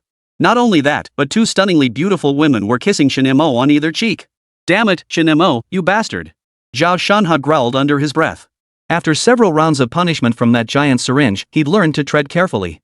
He called Lin Xinya, desperate to hear her explanation. I've already gone home. I've already brushed my teeth and gone to bed. Inside the Dihao Hotel, Shen Mo carried Lin Xinya out of the shower and gently laid her on the bed. Lin Xinya stood up, towel in hand, and said softly, let me dry you off. Shen Mo savored the moment. But just then, the ringing of a phone abruptly disrupted the tender moment. Lin Xinya frowned, pulled her phone from her bag, and her eyes widened with disgust. She handed the phone to Shen Mo. Brother Mo, it's Zhao Shanhe. Shen Mo took it, a smile playing on his lips as he answered his younger brother's call. Xinya, are you home yet? Zhao Shanhe's voice was filled with urgency. Oh, it's Shanhe. Xinya's pretty busy right now. Is there something important you need? If it's not urgent, we can skip it. If it is, I'll pass it along. Chapter 57, Learning Foreign Languages is great. Zhao Shanhe hadn't expected Shen Mo to answer the call. Rage surged instantly, and he gritted his teeth. Brother Shen, I need to talk to Xinya. Could you please give her the phone? Lin Xinya clung tightly to Shen Mo, shaking her head. She kissed his ear softly and murmured, I don't want to deal with him. Brother Mo, you handle it yourself. Shen Mo wrapped his left arm tightly around her slender waist, kissed her forehead, and nodded. Alright, I'll just break through his defenses then. Lin Xinya smiled faintly, her cheeks flushing as she began massaging him. Shen Mo sucked in a sharp breath. Brother Shen, did you hear what I said? Zhao Shanhe, who had been staring intently at his phone, grew impatient upon hearing Shen Mo's sharp intake of breath. Shen Mo chuckled. Little brother Shanhe, Xinya is right beside me now. She discovered my foreign language skills are a complete mess and offered to tutor me. Foreign languages? Zhao Shanhe scoffed dismissively. Brother Shen, you're just a high school graduate. Learning foreign languages won't do you any good. That's work for high IQ people. You're better off living off someone else. Shen Mo closed his eyes, leaning back against the headboard. Right, it's pretty soft and sweet indeed. What? Zhao Shanhe froze. I'm mocking you for having no education and living off others, yet you're not even angry. And you're saying it's sweet and soft? What the hell? Shen Mo hurriedly interjected. Brother Shanhe, I was enveloped in such tenderness just now that I didn't catch what you said. Zhao Shanhe scoffed coldly. Brother Shen, you're not getting old and losing your hearing, are you? How majestic. A familiar voice came from Zhao Shanhe's phone, a voice he knew all too well. Xinya, is that you? What are you doing? Getting books ready to teach Brother Mo English. Lin Xinya's voice sounded muffled. Zhao Shanhe felt a bad premonition. What's wrong with your voice? Nothing serious, just a sore throat. I think I'm coming down with a cold. Zhao Shanhe breathed a sigh of relief. Glad to hear it. Make sure to buy some medicine online, use my money. Wah! Shen Mo let out a pained cry from the phone. Zhao Shanhe, bro Shen, what's wrong now?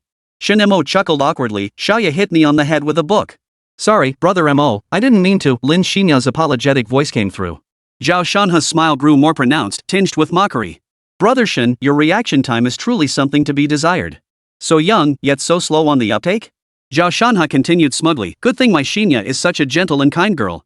If it had been someone else, say, one of those hot-tempered tough girls, you'd probably have a huge bump on your head by now.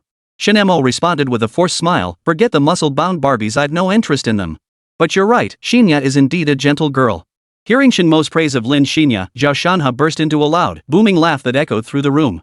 Of course she is. My Xinya is the gentlest girl in the entire world, no contest. Shen Mo suddenly poured cold water on his enthusiasm, his tone turning icy. Too bad, Xinya doesn't belong to you anymore. You two have broken up. Zhao Shanhe's face darkened instantly. Clenching his fists tightly, he roared angrily, that was just me talking in anger. I love her so much that I said those things in the heat of the moment. In my heart, she's still my bride-to-be.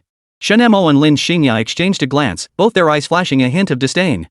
Shen Mo's lips curved slightly. Hey, Shanhe, don't get so worked up. Xinya never agreed to marry you. Why are you talking nonsense?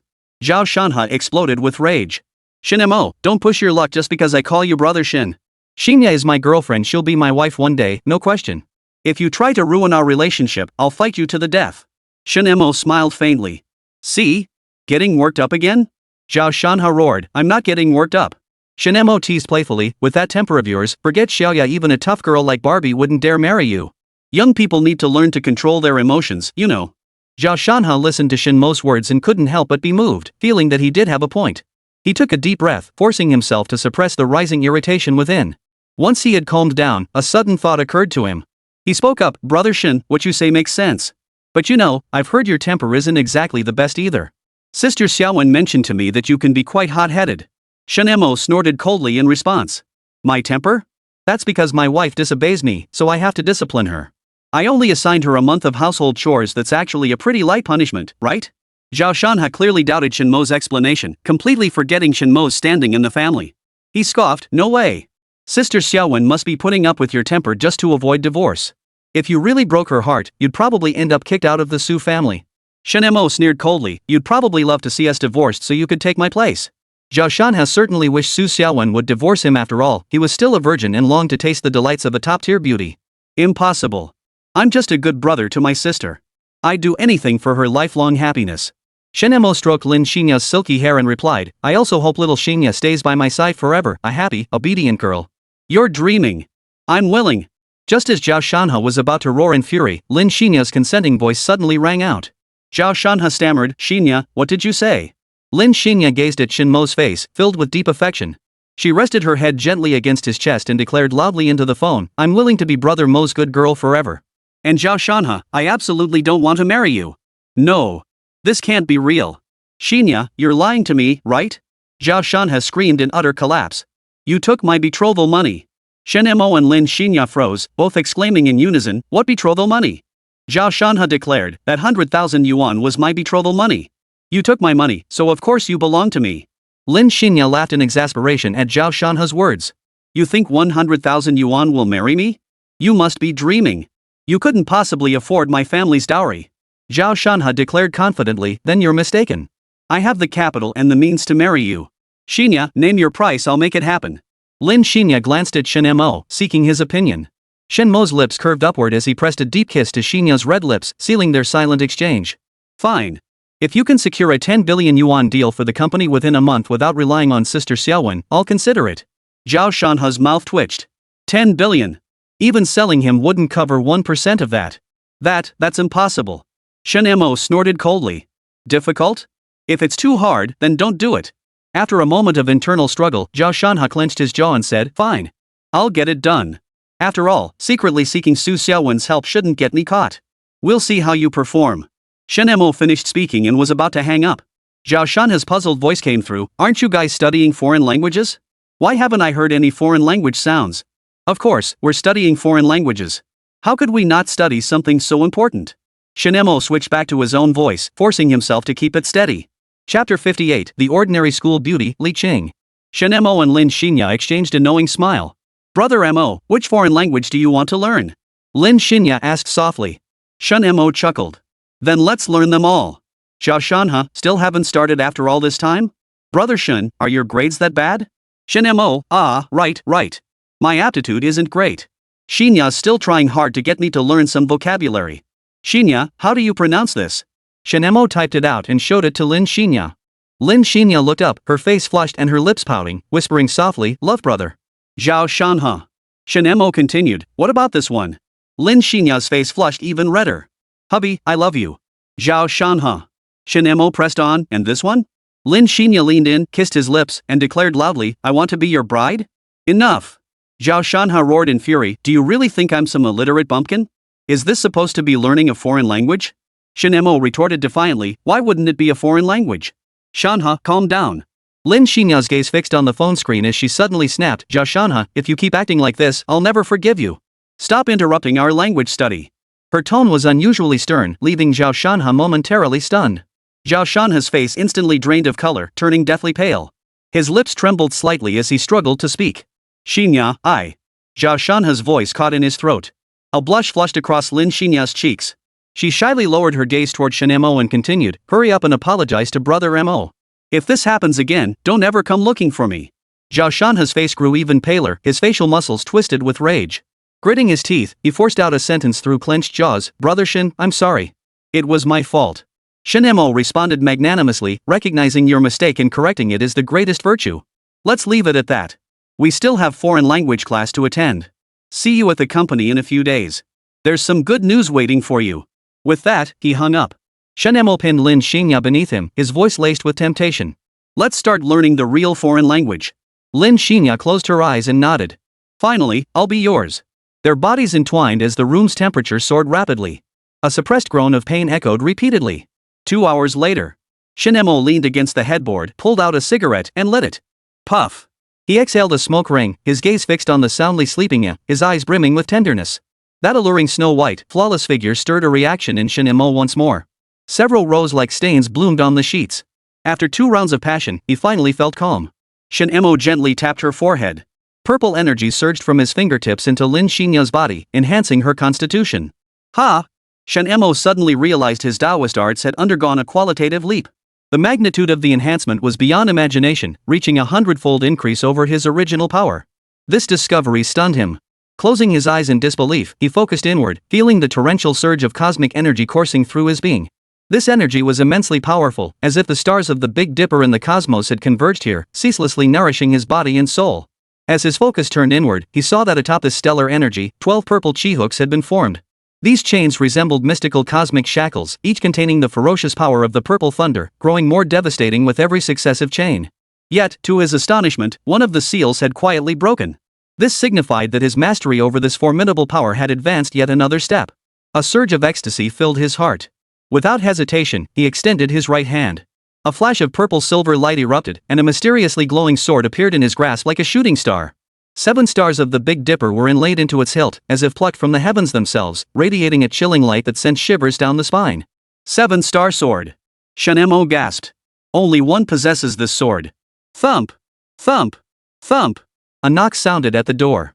Shen Mo opened his eyes, his gaze shifting toward the doorway, his eyes flashing with golden light. Yao Yao, what do you want? Shen Mo closed his eyes, withdrawing his supernatural power, then got out of bed to open the door for Su Yao Yao. As he opened the door, Su Yao Yao stormed inside. She glanced at Lin Xinya, who was already asleep after finishing her business, then shot Shen Mo a displeased look, her voice tinged with hurt. Why wasn't I second? Shen Mo replied gently, you're still too young. Su Yao Yao snorted and turned her head away. And I prepared so many dresses I knew you'd like. I never thought Sister Xiaoyao would beat me to it. Shen Mo changed the subject. You didn't come here to. Su Yao Yao flushed and glared at him. Of course not. Remember that masseuse who gave me a massage a few days ago? Shen Mo nodded. I remember. What about him? Don't tell me he's actually your classmate? Su Yao Yao nodded. I saw her by the pool today. I'm absolutely certain it was Li Qing. People on campus even call her the commoner campus beauty. Shen Mo frowned. How many campus beauties can one school have? You're one, Xiaoya is another, and now there's this commoner campus beauty? This is a top public university, where's the sense of nobility? Su Yao Yao chuckled. Maybe because even campus queens need a ranking system. Ah, that's not important. What matters is I saw a ghostly figure, it was right behind her, following her closely. Su Yao Yao's voice trembled slightly as she spoke. Shen Mo leaned closer to examine her eyes and noticed the purple aura he'd given her last time hadn't faded. Seems like your intense focus on someone triggered the purple aura, activating your yin-yang vision. Chapter 59, The Usefulness of Virgin Zhao Shanhe. Really? Does that mean my yin-yang vision will stay with me forever? Su Yao Yao asked curiously. Shen Mo chuckled. Do you want to keep seeing spirits? Su Yao Yao shook her head. No way. I don't know any Daoist magic, and I sure don't want to see scary stuff like that every day. Exactly. What kind of girl wants to see supernatural stuff like that? Shen Mo ruffled her hair and dispelled the purple aura from her eyes. Su Yao Yao felt the cool sensation in her eyes vanish. After hesitating, she spoke up, brother-in-law, why don't you go check on my classmate? If she really is possessed, just help exorcise it. Shen Mo nodded. I was going to check on her anyway. She's an employee under my company. As her boss, I should help if I can. Let's go then. I'll take you to her. Su Yao Yao eagerly pulled Shen Mo out of the suite. The party was still in full swing. Many girls were already quite drunk, some heading back to the hotel rooms prepared for them to rest. Others lay asleep on lounge chairs. As soon as Shen Mo arrived, he caught glimpses of several revealing scenes. Noticing his gaze, Su Yao Yao jumped behind him and covered his eyes. Don't look! Don't look! Alright, I won't look. Shen Mo chuckled but continued peeking through the gaps in his fingers. Brother-in-law, Li Qing is over there. Su Yao Yao pointed in one direction with her little finger. Shen Mo glanced over and saw a tall, slender girl wearing a conservative swimsuit. Even without makeup, her face was breathtakingly beautiful. She stood by the glass railing, holding her phone as she admired the night view and made a call. Shen Mo couldn't help but exclaim, she truly has the makings of a campus beauty. It's just that she's a bit unlucky. Su Yao Yao asked, what do you mean? The rope always snaps at its weakest point, misfortune always finds the most unfortunate. Shen Mo said solemnly, then sighed deeply. That wasn't a ghost, but a disembodied celestial soul. Judging by her appearance, it should be Li Qing's mother. Moreover, her celestial soul appears extremely unstable. It seems she'll depart this world very soon. What? Hearing Shen Mo's words, Su Yao Yao couldn't help but gasp in shock. Her eyes widened, her face filled with shock and pity. Her gaze drifted involuntarily to Li Qing, who was on the phone, and seeing her haggard and sorrowful face, a wave of sadness washed over Su Yao Yao. I heard her father has already passed away, leaving only her mother to rely on. But now, even her mother is about to leave her. What will become of her future? Su Yao Yao's voice brimmed with sympathy. Shen Mo's eyes twinkled as he curved his lips into a smile. Actually, the solution is quite simple. Just transfer the lifespan of a virgin to her, and that would solve everything. Su Yao Yao's face lit up with a childlike smile as she threw her arms around Shen Mo excitedly. Really? You're not pulling my leg, are you, brother-in-law? Shen Mo held her gently and whispered softly, why would I lie to you? Besides, I've already decided who that virgin will be. Ha. Su Yao Yao's eyes lit up at this, and she flashed a mischievous grin. Could it be our dear brother Zhao Shanhe? He. Her laughter mirrored Shen Mo's perfectly, their minds in perfect sync. They exchanged a knowing smile, a blend of mutual appreciation for their understanding and a hint of mischief, like two villains straight out of a movie. Brother-in-law, Yao Yao, you two laugh like villains. Su Mumu approached, a faint smile playing at the corners of her lips as her gaze fell upon the two smirking figures. Shen Mo turned his head, his gaze meeting Su Mumu's. Mumu, where did you go just now? A faint blush spread across Su Mumu's cheeks. She shyly leaned close to Shen Mo's ear and whispered softly, I went to buy a maid outfit. I'm going to wear it for you tonight. Shen Mo felt his heartbeat quicken. His throat felt dry as he asked in a slightly husky voice, oh? Really? Su Mumu's smile widened. She blinked and continued, and you know what? I've got a little surprise for you too. Think of it as a special treat. Shen Mo's curiosity was thoroughly piqued. He couldn't help but press, what kind of perk? Su Mumu gave a mischievous chuckle, deliberately teasing him. Hee, that's a secret. Su Yaoyao snorted coldly, ruthlessly exposing the truth. What perk? It's obviously that Miss Xiao.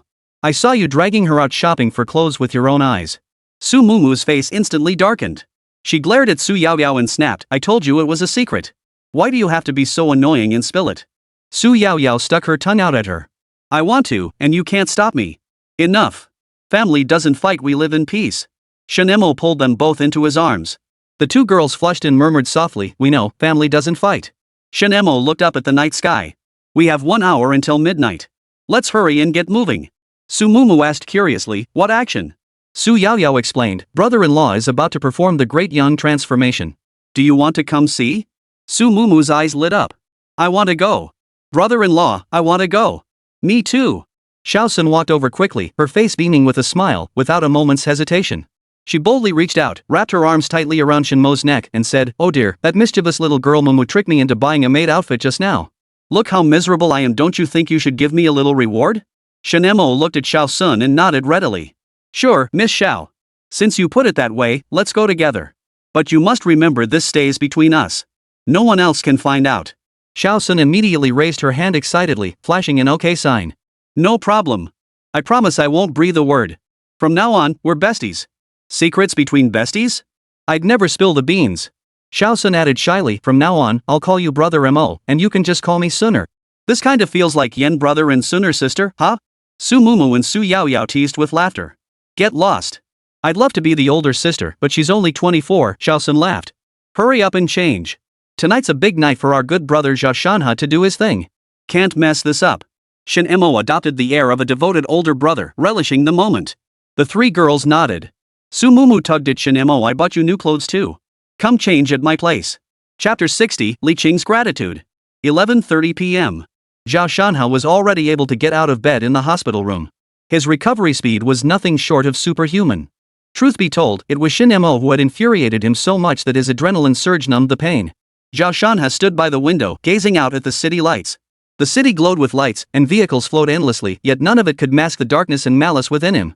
Shen Mo, I, Zhao Shanhe, will take everything you have and kill you with my own hands. He gritted his teeth, his eyes blazing with vengeance. And you, Lin Xinya, you. Teaching Shen Mo English? I'm your boyfriend. If anyone deserves lessons, it's me. My English hasn't even passed CET 6. Zhao Shanhe grew increasingly furious, cursing incessantly. Yet as the curses poured forth, the rage within him seemed to gradually subside, replaced by a twisted sense of equilibrium. Bang! Suddenly, the light bulb in the hospital room blew out. Zhao Shanhe jumped up in fright, then stumbled and fell flat on his face. What the hell? Why did the light go out? Zhao Shanhe looked around fearfully, his mind flashing with images of a giant syringe plunging into his flesh. It can't be happening again. Suddenly, a chilling gust of wind swept through the room, piercing Zhao Shanhe like an icy current and sending involuntary shivers down his spine. With a loud bang, the lights suddenly flickered back on in the previously pitch-black room. But what stunned Zhao Shanhe was that these lights were no longer ordinary white bulbs, they had transformed into dazzling, multicolored lights. Zhao Shanhe stared wide-eyed, incredulous at the constantly flickering lights before him. The dazzling colors seemed eerily unsettling in the darkness. What sent a chill down his spine even more was that within these lights, a vague, shadowy figure seemed to flicker in and out of view, as if a ghost were drifting through the glow. Colorful lights? What the hell is going on? There can't be ghosts, right? Zhao Shanhe's voice trembled slightly as his heartbeat quickened, an inexplicable dread enveloping him. Ah! Before he could recover from his shock, a blood-curdling scream pierced the silence. Ghost! Zhao Shanhe's shrieks echoed through the room, threatening to shatter the ceiling. But this was only the beginning. Before his scream had fully faded, Michael Jackson's Dangerous suddenly blasted through the speakers. The pulsing rhythm and deep bass instantly filled the entire room. Simultaneously, all the colored lights began rapidly converging. At the convergence point, a white figure gradually materialized. He wore a white top hat, its brim tilted slightly, partially obscuring his face. He wore a white suit, exquisitely tailored with sleek lines, his hands clad in white gloves that perfectly complemented his attire. Zhao Shanhe pressed himself tightly against the corner, his body trembling slightly, his eyes filled with terror and despair.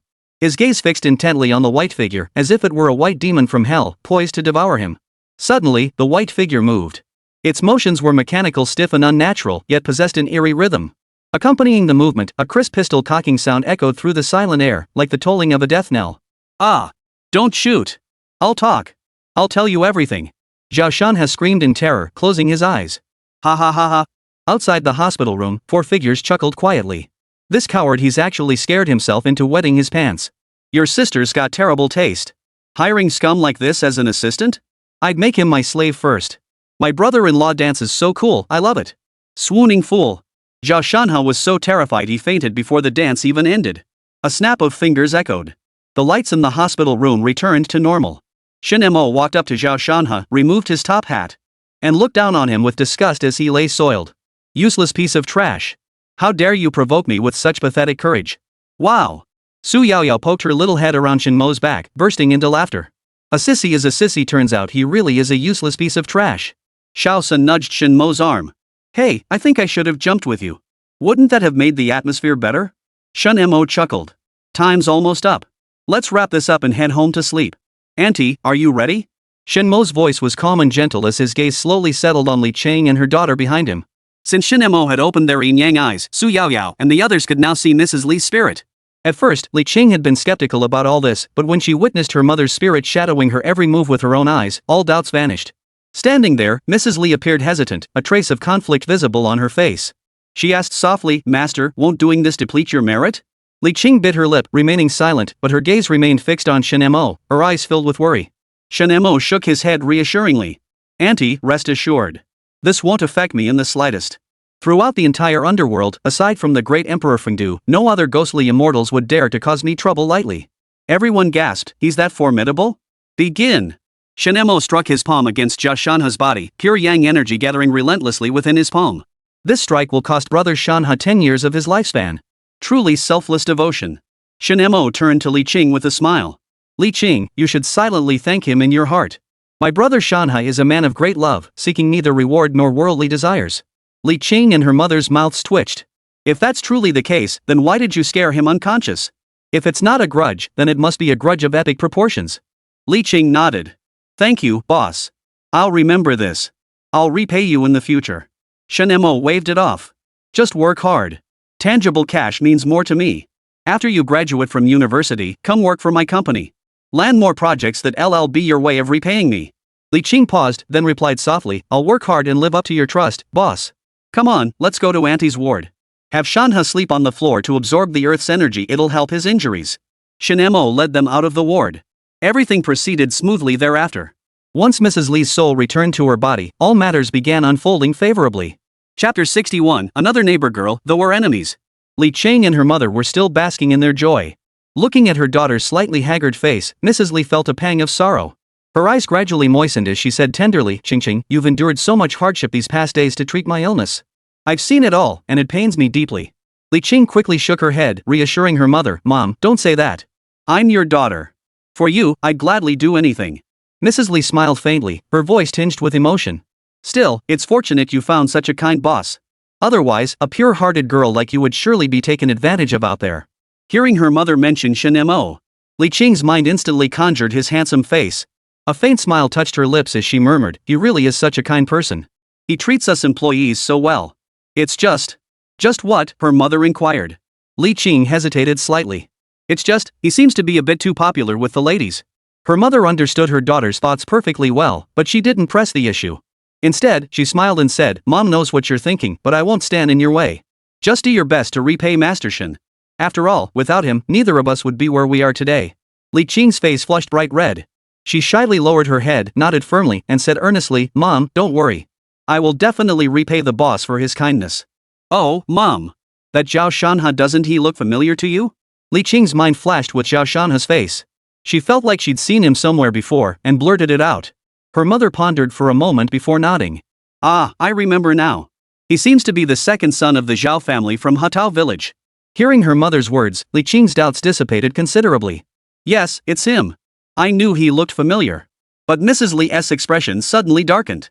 She snorted coldly and said, "Humph. That Zhao Shanhe is no good. He may be a pitiful boy, but he is still a malicious little bastard. And his mother is an even more vicious woman, always flirting around, messing with everyone. She has nothing but a." Li Qing was startled by her mother's harsh judgment of Zhao Shanhe and his mother. She quickly pressed, "Mom, why do you say that? What exactly did they do?" Li's mother seemed reluctant to revisit the past. She frowned and sighed. "Ah, it was so many years ago.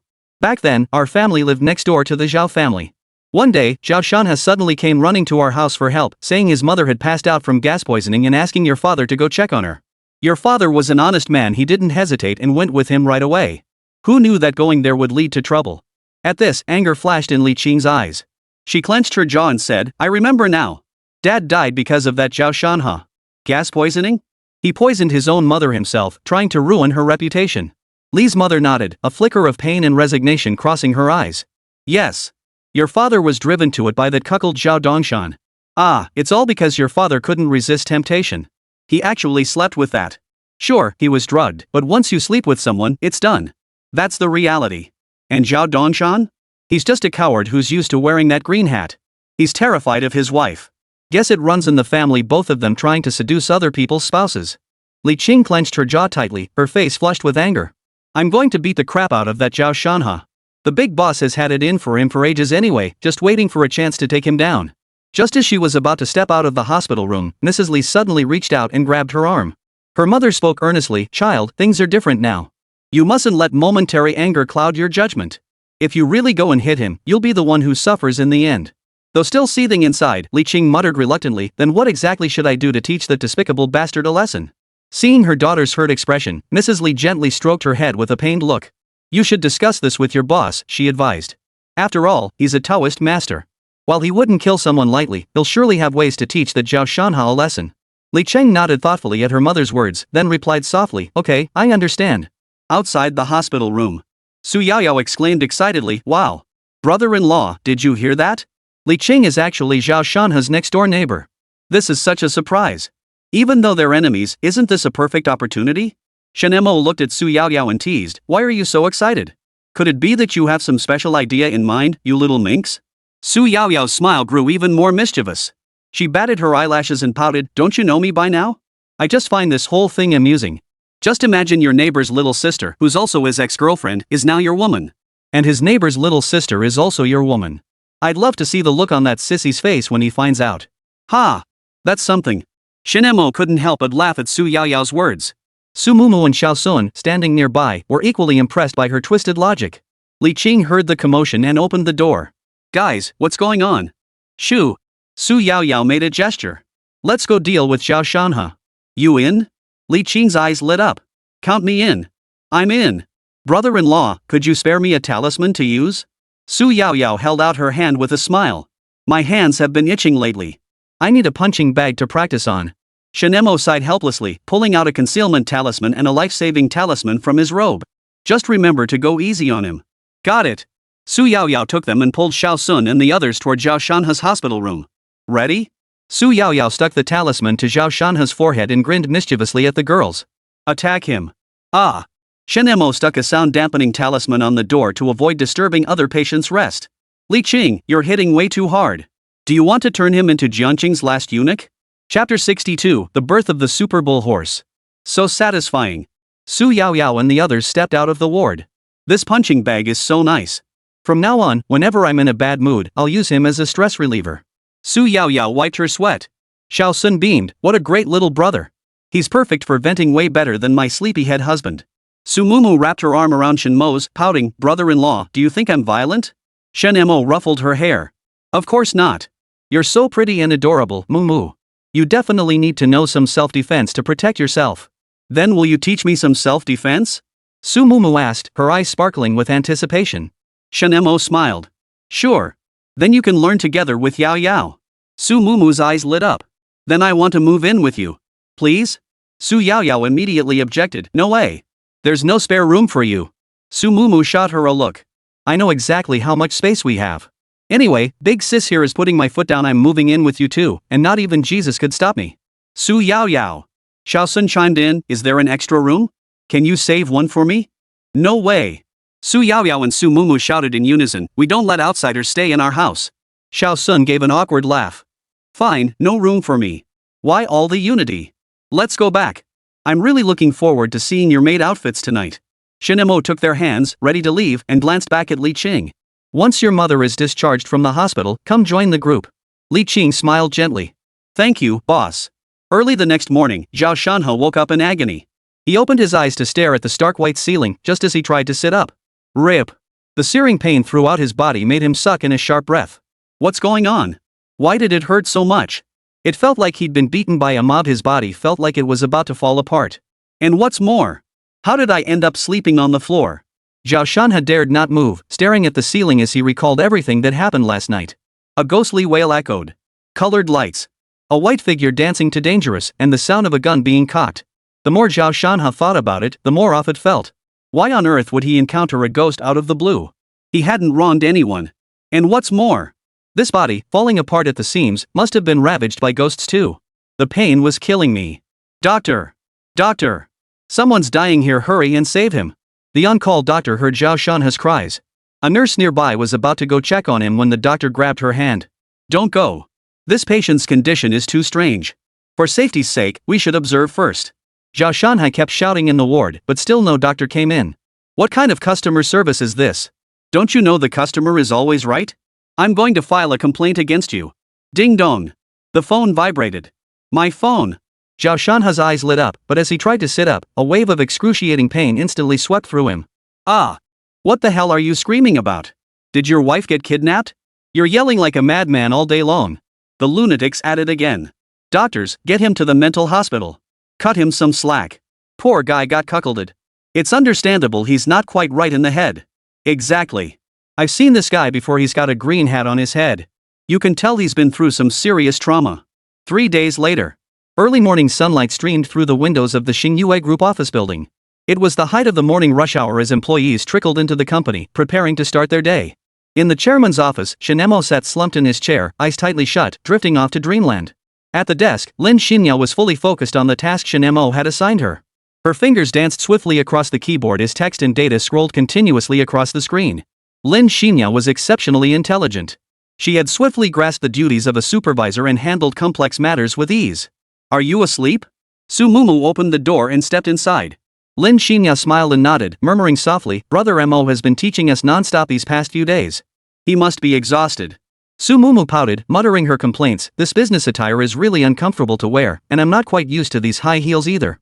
Seeing this, Lin Xinya couldn't help but laugh and comforted her, it's okay, you'll get used to it after wearing them for a few days. Besides, Brother Mo loves Secretary Su's business attire, doesn't he? Stop it. Su Mumu blushed and laughed sheepishly. By the way, what are you looking at? Lin Xinya explained with a smile, it's the person Brother Mo is keeping a close eye on. Su Mumu stared intently and gasped in surprise. Wow, there are so many. And there's even a vice president among them. Lin Xinya said, these people? They're nothing but petty thieves. If they weren't still somewhat useful, Brother Mo would have sent them straight to jail to boost Director Su's political achievements. Su Mumu chuckled mischievously. My brother could certainly use some achievements. But that depends on whether my brother-in-law is willing to part with them. What are you guys up to? Su Yao Yao walked in carrying breakfast. Want to try your brother-in-law's cooking? Su Mumu's inner glutton emerged instantly. Yes, yes, yes. Hurry up and give me a tiramisu. Zhao Shanhe. Lin Xinya exclaimed in surprise, he actually came to work? Su Yao Yao and Su Mumu exchanged glances before walking over to the computer. Holy crap. How is his physical condition so incredible? Goodness, is he even human? His physical condition is like a zombie's. Zombie? Shen Mo opened his eyes. What zombies? Ha ha ha. Look, zombie brothers coming to work. Su Yao Yao pointed at the monitor and laughed. Whoa. Impressive stamina. We should send him for research. Might lead to a major breakthrough. Shen Mo picked up a piece of bread and put it in his mouth. Now that Nyoma is here, it's time to announce his appointment. With that, he stepped out of the office and headed toward the president's office. Zhao Shanhe gazed at Xingyue Group, a smile curling at the corners of his mouth. All of this will be mine someday. He limped into the company and clocked in. The surrounding employees stared at him as if he were a national treasure. Amazing. You got hit by a truck and recovered so quickly. What a model employee coming back to work the moment he's healed. Truly the ultimate workhorse. Heard he's about to get a promotion. So jealous he's moving up. Promotion my ass. The second miss said he's about to take on 7 roles at once, becoming the company's ultimate workhorse. Chapter 63, The 5-Year Pact. Zhao Shanhe felt nothing but puzzlement. Why were his colleagues looking at him with pity, mockery, and scorn? Was it because his right eyelid had been twitching non-stop today? Was something good waiting for him? It must be. Today was bound to bring a romantic encounter. As the saying goes, when the left eye twitches, love blossoms. When the right eye twitches, chrysanthemums bloom. Today it's my right eye, something wonderful is bound to happen. Zhao Shanhe thought this, and his lips curled into a huge grin. He winked at his colleagues, who regarded him like a monkey, his smile stretching all the way to his ears. He tugged at his tie with his right hand, stepped into the elevator, and greeted his fellow passengers with a friendly smile. His colleagues gave awkward smiles. They squeezed to the edge, holding back their disgust, desperate to keep their distance. Once he finally stepped out of the elevator, they began whispering among themselves. Good heavens, Zhao Shanhe looks so much older. He's got quite a few gray hairs now.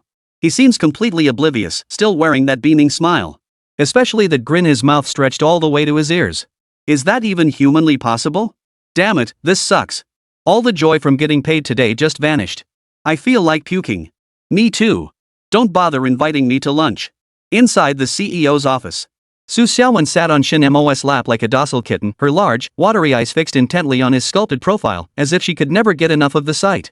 Unable to resist, she pressed a kiss to his cheek. The soft touch felt like a feather gently brushing against his skin. Honey, you know what? I feel like you're getting more and more handsome every day. Xiaowen murmured softly, her eyes brimming with affection. A seductive curve lifted the corners of Shen Mo's lips as he teased, I've always been this handsome, you're just now noticing. And I've only been in your office for a moment, yet you've already kissed me 10 times. Instead of blushing, Xiaowen gently kissed Shen Mo's cheek again. Then she nestled her head against his neck and murmured in a playful pout, I could kiss you forever and still not get enough. I truly love being with you. Shen Mo felt the warmth of Xiaowen's tenderness on his neck, and a wave of happiness washed over him. His hands began to wander over Xiaowen's legs, clad in black stockings, savoring their silky smoothness. But speaking of which, who was the one brimming with hostility toward me the very first time we met? When we went to get our marriage certificate, you looked utterly unwilling. Shen Mo suddenly recalled their first encounter and chuckled at Xiaowen. Xiaowen lifted her head, her face radiant with happiness, and retorted, you just don't understand a girl's heart.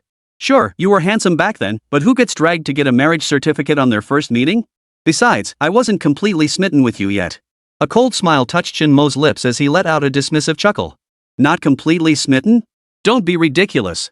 If your parents hadn't kept our relationship with Zhao Miao a secret from me, how could I have been kept in the dark? Xiaowen's face instantly turned as pale as paper. She bit her lip tightly, remained silent for a moment, then whispered softly, Husband, please don't be angry. This is all my fault. Mom and Dad had no choice either. Yet Shen Mo suddenly burst into a loud, echoing laugh that sent shivers down the spine. He composed himself and continued, why would I blame them? They've been so good to me, not only giving me 20% of Su Corporation shares, but also blessing me with such a beautiful wife and sister-in-law by my side. Tell me, what reason do I have to hold it against them? At this point, Shen Mo paused. He looked at Xiaowen with a faint, ambiguous smile and added, besides, I took your virginity by force. Back then, weren't you still Zhao Miao's girlfriend? No wonder you made that 5-year pact with me, you were waiting for Zhao Miao to return. Too bad he ended up getting into trouble because of you. Xiaowen's eyes seemed to churn with a storm of emotions, a turbulent mix of feelings raging like a tempest. She stared intently at Shen Mo, her voice trembling slightly as she asked, so the girlfriends of the Zhao brothers are all your women now? Do you find that thrilling? Shen Mo smiled faintly, reaching out to gently caress Xiaowen's cheek, savoring the softness and warmth of her skin. His voice was soft as he replied, quite thrilling, and they're all so moist. Especially you, the one I failed to train properly. You still couldn't let go of Zhao Miao. After discovering Zhao Shanhe was his brother, you cared for him like he was your own. Xiaowen slowly lowered her head, seemingly unable to meet Shen Mo's gaze. Her voice became as thin as a mosquito's buzz as she weakly explained, I just wanted to repay his life-saving favor, that's why I took special care of Zhao Shanhe. Shen Mo snorted coldly, clearly unimpressed by her explanation. His tone carried a hint of scorn. Oomph. Your actual savior was right before your eyes, yet you chose to ignore him? If not for me, do you think you could have escaped that assassination attempt by over 20 men? Zhao Miao's misfortune was entirely his own fault for being an idiot. You bear no blame. Xiaowen's eyes suddenly brightened at Shen Mo's words, her voice trembling slightly with excitement. What do you mean, husband? Are you saying you're actually? Shen Mo smiled faintly, extending a finger to gently trace the necklace adorning Xiaowen's snow-white neck. This necklace was a gift from me. It possesses protective properties. Shen Mo explained. Meaning, when you're in danger, it automatically protects you. So, what else could your ex-boyfriend have been doing but courting death? Su Xiaowen stared wide-eyed at Shen Mo, her heart brimming with emotion and delight. She had thought Shen Mo had simply given her an ordinary necklace, never imagining it possessed such a special function. I love you to death. Su Xiaowen clung tightly to Shen Mo, her voice trembling with emotion. Thank you, my husband. Thank you for protecting me and my family. From now on, I'll take good care of you and bear your children. Shen Mo held her close, slipping his hand beneath her uniform. Too bad our 5-year agreement hasn't passed yet. You should focus on serving me well first. Su Xiaowen lifted her head, eager to respond. If you hadn't reminded me, I'd have completely forgotten. Then let's go to the civil. Xiaowen, I'm back. Zhao Shanhe pushed open the door and walked straight in, immediately catching sight of the two of them in a tender embrace. Su Xiaowen's expression darkened. Get out. Don't you know to knock before entering? Chapter 64, do 250 squats? Oh, little brother Shanhe is here. Why not rest a bit longer? Shen Mo smiled broadly at Zhao Shanhe, a hint of excitement in his eyes. Zhao Shanhe's body trembled slightly. He forced a smile and said, Brother Shen, you're joking. As a member of this company, now that I'm fully recovered, it's only natural that I continue contributing to the company. Damn it! Shen Mo, you bastard. He was still in recovery, his body not fully healed, yet Shen Mo suddenly messaged him to return to work. Otherwise, he'd dock my salary, bonuses, and that Volkswagen Phaeton worth $2.5 million. How could I not come back? I need that paycheck to survive. I still need to win over Su Xiaowen and take over Xingyue Group. Su Xiaowen stood up from Shen Mo, her gaze toward Zhao Shanhe no longer carrying the tenderness of before, but instead the domineering and icy aura of a female CEO. Oh, Shanhe's here. Good. He's a fine employee. Zhao Shanhe looked at Shen Mo with a smug expression. See? Your wife is praising me. Su Xiaowen picked up a document from the table and announced, starting today, the company will focus on cultivating Zhao Shanhe. President Zhao Shanhe's position as assistant to the president will be transferred to a key department. Upon hearing this, Shen Mo reached out and tugged at Su Xiaowen's sleeve, shaking his head gently to signal her to stop speaking. Su Xiaowen understood Shen Mo's meaning. She nodded slightly, then stood to the side, assuming the posture of a secretary and saying no more. Zhao Shanhe. No way. My dear sister Xiaowen, you're the president here, aren't you? Your office chair is occupied by Shen Mo, and you just let him have it like that? What's going on here? Shen Mo smiled and said, Shanhe, has your health recovered lately? Zhao Shanhe nodded awkwardly and chuckled, I've fully recovered now. I'm brimming with energy at work these days. I see. Shen Mo stroked his chin. Then let's test your stamina. Start with 250 squats. What? Zhao Shanhe froze, taking a moment to recover before stammering, Brother Shen, I. Su Xiaowen's voice turned cold. Use your title when addressing me at work. Zhao Shanhe stared at Su Xiaowen in utter disbelief, his voice filled with hurt. Xiaowen. No. Ms. Su, I just got out of the hospital after a serious illness and haven't fully recovered yet. There's no way I can do 250 squats. Didn't you just claim you're fully recovered? Are you trying to deceive us? Su Xiaowen narrowed her eyes. Look at you now. You've aged so much after just one hospital stay. Clearly, you haven't been exercising enough. Get moving and do those squats to loosen up your muscles. Zhao Shanhe bit his lip as he looked at Su Xiaowen, feeling increasingly that things were spiraling out of his control. She was such a gentle and considerate beauty of a CEO just days ago. How could she change so much in such a short time? I'm your godbrother, you know. Yes, CEO Su. I'll do the squats immediately. Zhao Shanhe took a deep breath and began slowly lowering himself, his legs trembling. Shen Mo held Su Xiaowen in his arms as the couple watched Zhao Shanhe exercise. Here, honey, have some chips. Su Xiaowen gently opened the drawer and pulled out a bag of potato chips. Her slender, fair fingers, like exquisitely crafted art, tore open the bag and offered the chips to Shen Mo, her eyes brimming with infinite tenderness. Shen Mo smiled faintly, slowly opening his mouth to accept Su Xiaowen's offering. He chewed the chips, savoring their crisp texture and subtle saltiness. Yet, Shen Mo couldn't shake the feeling that something was missing. A sudden thought struck him. He pulled out his phone and swiftly sent a message to Lin Xinya. Shen Mo, Xiaoya, go get me a bottle of red wine and come up to feed it to me. Lin Xinya was eating tiramisu while watching surveillance footage when her phone lit up. She hurriedly picked it up to see my beloved husband, Mo Good, displayed on the screen. A radiant smile instantly spread across her face as she replied joyfully. Lin Xinya, okay, Mo Good, I'll be right up. After sending the message, Lin Xinya fluttered up like a cheerful little bird and hurried to fetch the red wine from the back counter. Shen Mo didn't pause his actions. He immediately sent another message to Su Mumu. Shen Mo, Mumu, grab me a Cohiba cigar. Su Mumu was eating breakfast when her phone's vibration caught her attention. She set down her sandwich, picked up her phone, and saw future husband displayed on the screen. Her eyes lit up instantly, and she replied without hesitation. Su Mumu, got it, I'll go get it right now. After sending the message, she immediately pulled the cigar from her bag and headed toward the CEO's office. What are you two up to? Su Yaoyao narrowed her eyes at their unusual behavior. And nothing. Lin Xinya and Su Mumu hid the Lafite and Gao Shiba behind their backs. Oomph. Su Yaoyao dabbed her mouth with a napkin. Come on, let's go together. Lin Xinya and Su Mumu exchanged a glance. She really is his daughter. Little brother's not quite up to par, huh? Out of breath after just 20 reps, with such a weak constitution, how can he possibly contribute to the company? Shen Mo savored the food fed to him by Su Xiaowen, his mouth full of sarcastic jabs at his good little brother. Zhao Shanhe glared at them through gritted teeth. You two bastards. Su Xiaowen, you, how dare you treat me like this? When I get my hands on you, I'll teach you a lesson you won't forget. Knock knock knock. Knocks sounded at the door as three women dressed in different secretary outfits entered the office. Their figures were scorching hot. They giggled, covering their mouths as they watched Zhao Shanhe doing squats. Su Yaoyao cheered him on. Come on, Zhao Shanhe. You're a cockroach that just won't die. Su Mumu chimed in, keep it up. If you're about to die, remember to call us, we'll dial 120 for you. Ignoring Su Yaoyao and Su Mumu, Zhao Shanhe fixed his gaze on Lin Xinya with a look of deep devotion. Xinya, have you come to plead for me? Lin Xinya flashed a professional smile. Yep, I'm here to plead your case. Just hang in there a little longer. Xinya, thank you. You're so kind, so genuinely good. Zhao Shanhe was deeply moved. You're welcome. Lin Xinya and the others walked over to Shen Mo. Here's the wine you requested, brother Mo. Lin Xinya elegantly filled the wine glass, then took a small sip, savoring the rich flavor as it rolled over her tongue. Su Xiaowen, standing nearby, fixed her gaze on Lin Xinya and Shen Mo, a barely perceptible hint of jealousy flickering in her eyes. Watching Lin Xinya hand the glass to Shen Mo, a wave of jealousy surged within her. Zhao Shanhe, however, watched the scene with utter disbelief. He couldn't comprehend why Lin Xinya was doing this, shouting in disbelief, Xinya, what are you doing? Lin Xinya ignored Zhao Shanhe's accusation, her gaze fixed solely on Shen Mo, her eyes brimming with tenderness as she replied, I'm pleading for you. Can't you please serve the big boss well? As the words fell, Lin Xinya had already moved behind Shen Mo. She extended her delicate, pale hands and began gently kneading his shoulders. Her technique grew skilled and gentle, bringing Shen Mo a wave of comfort and relaxation. Shen Mo took a satisfied sip of red wine, a faint smile curling his lips. Indeed, he murmured appreciatively. Wine tastes even better when tasted by a goddess.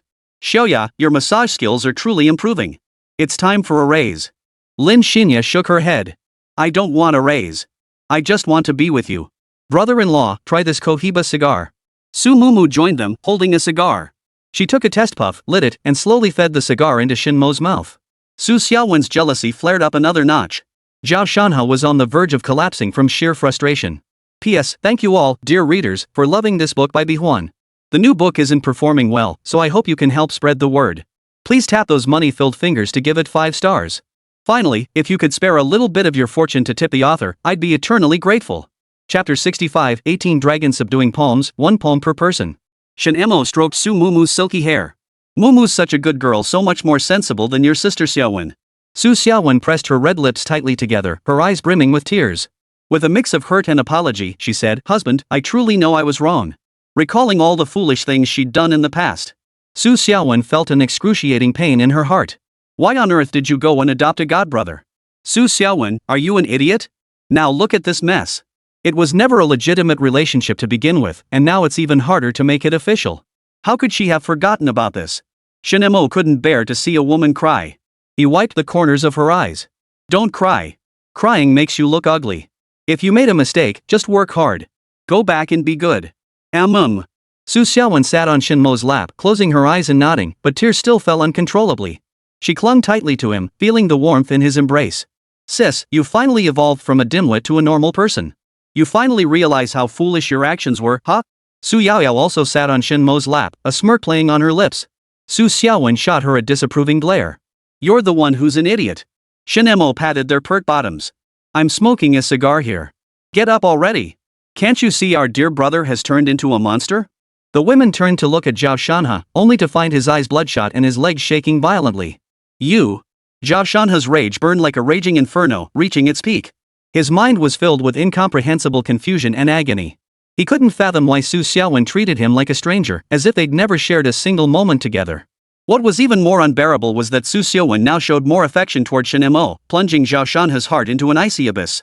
As for his girlfriend, Lin Xinya, the woman who had once been intimately close to him, even if it was only holding hands.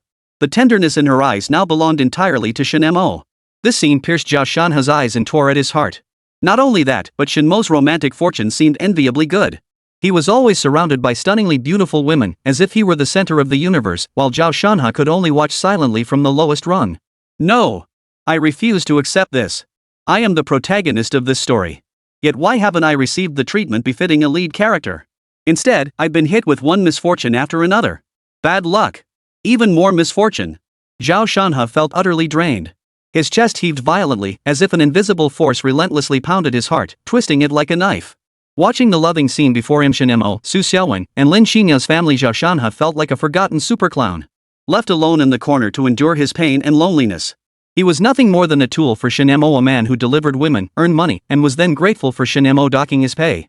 Zhao Shanhe felt his second half of life was nothing but a farce, and he was the most pitiable clown in it all. Shen Mo blew smoke rings while sipping wine poured by Xia herself. Shanhe, what's going on? You look like you're about to keel over. That's not good. If you're not feeling well, just say so. I'll give you time off to go to the hospital and get checked out. Thank you. Zhao Shanhe gritted his teeth, his eyes bulging. My health is perfectly fine. No need for Brother Shen to trouble himself with such concern. I see. Shen Mo nodded and passed the wineglass to Lin Xinya. Lin Xinya took it, poured wine immediately, and handed it back to Shen Mo with a soft voice. Brother Mo, look how hard Shanhe is working. Could you maybe? She batted her eyelashes as she spoke. Just let him off this time? I promise he'll work diligently, devote himself wholeheartedly to the group, and give his all until his last breath. Zhao Shanhe stared blankly at Lin Xinya, a wave of warmth surging through him. I'm sorry, Xinya. I misunderstood you. He wanted to slap himself hard across the face. Xinya was the kind, perfect girl he'd pursued for so long. How could I have been so vile as to think she and Shen Mo were? What a piece of trash I am. Shen Mo pretended to stroke his chin. After a few minutes of contemplation, he smiled and nodded. Alright, I'll do Xiaoya a favor. But you know, if you want me to intercede, you'll have to give something in return, right? Lin Xinya's face flushed crimson. Zhao Shanhe wore a gloomy expression. What does that mean? Shen Mo, what are you trying to do? Lin Xinya took the wine from Shen Mo's hand, sat on his lap, took a sip, and slowly leaned in. No! Zhao Shanhe watched the scene with eyes bulging, spitting out a mouthful of blood. His eyes darkened. Then he collapsed and fell asleep. Ha! Shen Mo and the women approached Zhao Shanhe. Su Yaoyao remarked with disdain, he can't handle a little shock? I thought his tolerance was off the charts. Should we call an ambulance? Su Xiaowen looked at Shen Mo. Shen Mo shook his head. He's just overexcited. Let him vent his anger and he'll be fine. How do we fan it out? Su Xiaowen suddenly remembered. Honey, you mean the ultimate ox and horse training technique? Brilliant. Exactly the 18 dragon subduing palms, Shen Mo praised. Lin Xinya gasped, what? You won't beat him to death, will you? No way. That cockroach-like guy is a tough little bugger. He got hit by a truck, spent half a month in the hospital, and walked out. How could he possibly die from a slap? Su Yaoyao flashed a wicked smile. Then I'll go first. The dragon's regret. Smack. The resounding slap echoed throughout the entire office. Su Yaoyao exclaimed excitedly, wow, slapping someone's face feels so satisfying. My turn. Su Mumu couldn't resist either. Soaring dragon in the sky. Smack. Zhao Shanhe's face was now swollen and red on both sides, his eyelids beginning to flutter. My turn. Dragon battles in the wilderness. Smack. Ever since she'd slapped Zhao Shanhe once, Su Xiaowen had been itching for a second chance. Today, she finally got it. That felt so satisfying. Lin Xinya hesitated. I think I'll pass. Su Yaoyao and Su Mumu exchanged a knowing smile, each grabbing one of Lin Xinya's wrists. How could you back out now? This is a once-in-a-lifetime chance. Doesn't that green tea guy deserve a beating? Exactly. If you miss this chance, you'll never get another one. Lin Xinya hesitated for 3 seconds before finally slapping him hard across the face. Shen Mo flexed his right hand. The moment of reckoning has arrived. This strike will send his soul flying. His left hand hoisted Zhao Shanhe up, then swung him back with a dragon's tail strike. The resounding slap made the women cover their ears. Zhao Shanhe executed a perfect 720-degree aerial spin, landing flawlessly. The posture was nothing short of flawless. Except his face hit the ground first. Wow, what a textbook aerial spin. Su Yaoyao's eyes lit up. Ugh. Zhao Shanhe opened his eyes, slowly pushing himself up with both hands. His head buzzed. Where am I? Su Yaoyao gave Shen Mo a thumbs up. He's awake. He's awake. Amazing, Plas. Chapter 66, Pay Deductions and Bonus Cuts. It hurts like hell. Zhao Shanhe let out a wail. What happened? Why is my face so swollen? Ahem. Shen Mo patted his shoulder. Calm down, Shanhe. You just got too worked up, causing your brain's CPU to overload and pass out, and you landed face first. Zhao Shanhe clutched his face, now swollen like a pig's head from the blow, glaring at Shen Mo through gritted teeth. You didn't hit me, did you, brother Shen? What kind of accusation is that? Shen Mo replied with deadpan seriousness, that was first aid. You passed out in the office, didn't we have to take action? Then he changed the subject. By the way, do you remember how you fainted? Zhao Shanhe clutched his head. I think it was because you texted me to come back to work or else you'd dock my pay, so I came back. Su Yaoyao and the others whispered among themselves. Su Mumu, well. Looks like I hit him too hard. Our dear brother's lost some of his memory. Su Yaoyao, poor Shanhe. He really is the perfect punching bag. That felt so satisfying, I could slap him again right now. Su Xiaowen, we can't beat him up too badly. He's our super workhorse, handling 7 departments worth of work. If we damage him, it's a loss for the company. Lin Xinya chimed in, exactly. The best workhorse, he still has to earn money for brother Mo. Su Yaoyao gasped, look. Brother-in-law is starting to brainwash that naive youngster. Their eyes followed his gaze. Shen Mo said earnestly, exactly. Young people should work hard. I called you here today because I have an appointment for you, great news. Zhao Shanhe narrowed his eyes, looking skeptical. Brother Shen, you're taking this way too seriously. I'm not buying it. Shen Mo's mouth twitched. He hadn't expected to actually fool this stubborn mule. He quickly shot a meaningful glance at Su Xiaowen. Su Xiaowen nodded, walked over holding the appointment document, and said earnestly, Shanhe, how can you not believe your brother Shen? He's your dearest friend and relative, why would he deceive you? Look. Here's the appointment letter. She waved the document in her hand. Only then did Zhao Shanhe break into a smile, looking at Su Xiaowen with gratitude. Thank you, Sister Xiaowen, for recognizing my abilities. And thank you to the company for nurturing me. Ha ha ha. Su Yaoyao couldn't help but laugh out loud. Zhao Shanhe glanced over and immediately spotted the familiar figure. Xinya, what are you doing here? Ha? Within 3 seconds, Lin Xinya had her lines ready. I was so thrilled for you that Brother Mo specially invited me over to hear your promotion announcement. Shanhe, congratulations. You're about to advance. Zhao Shanhe gazed at her with gentle eyes. Thank you, Xinya. How kind you are. Meeting you, Xinya, is truly a blessing in 3 lifetimes for me, Zhao Shanhe. Lin Xinya smiled. Then I hope you always feel this fortunate. Now, go listen to your appointment. Shen Mo held the appointment letter and began reading. Following a decision by senior management, Zhao Shanhe will be transferred from the position of president's assistant to a comprehensive role. He will initially oversee 7 departments: sales, procurement, production, accounting, logistics, customer service, and technology. Additional responsibilities will be assigned later. Zhao Shanhe was dumbfounded. 7 departments? Is this even a promotion? Am I a manager or a director? Shen Mo's lips curved into a slow smile. It's an ordinary staff position. And it will be an excellent opportunity to hone your skills as a top-tier talent. What? Zhao Shanhe blurted out in Japanese, his voice as if his life were about to be taken away. Zhao Shanhe shook his head repeatedly. Impossible. Absolutely impossible. This isn't a promotion, it's a promotion to a workhorse. Shen Mo chuckled darkly. You're a ing genius. Young people need to push their limits. Trust yourself, you can handle 7 departments. Do well and you'll be promoted to supervisor. Fail and we'll add 3 more. Shen Mo's voice sounded like the devil himself whispering in Zhao Shanhe's ear, listing his crimes. Sister Xiaowen, the company can't treat me like this. I just signed a 100 million yuan contract for you guys. You can't just throw me under the bus like this. Zhao Shanhe turned to Su Xiaowen, his eyes filled with hurt. Su Xiaowen replied coolly, sorry, this is the big boss's decision. Even I, as president, have to follow his orders. Besides, this is to build your skills. Don't be ungrateful. Zhao Shanhe's legs buckled and he collapsed to his knees, plunged into endless doubt. No, this can't be the end. I must be dreaming. Yes. I'm dreaming. He raised his hand and slapped his own swollen, pig-like face, trying to snap himself awake. It hurts. Zhao Shanhe cried out in agony. This isn't a dream. Shen Mo's smile remained unchanged. Oh, right, Shanhe, remember the reward the company gave you? Zhao Shanhe stared at him in utter despair. What do you mean? Shen Mo explained, during your surgery period, the company covered your surgical fees, medical expenses, nutritional costs. That amount exactly covers the cost of that Xiaowen BSB 250 motorcycle. In fact, it exceeds it by 500,000 yuan.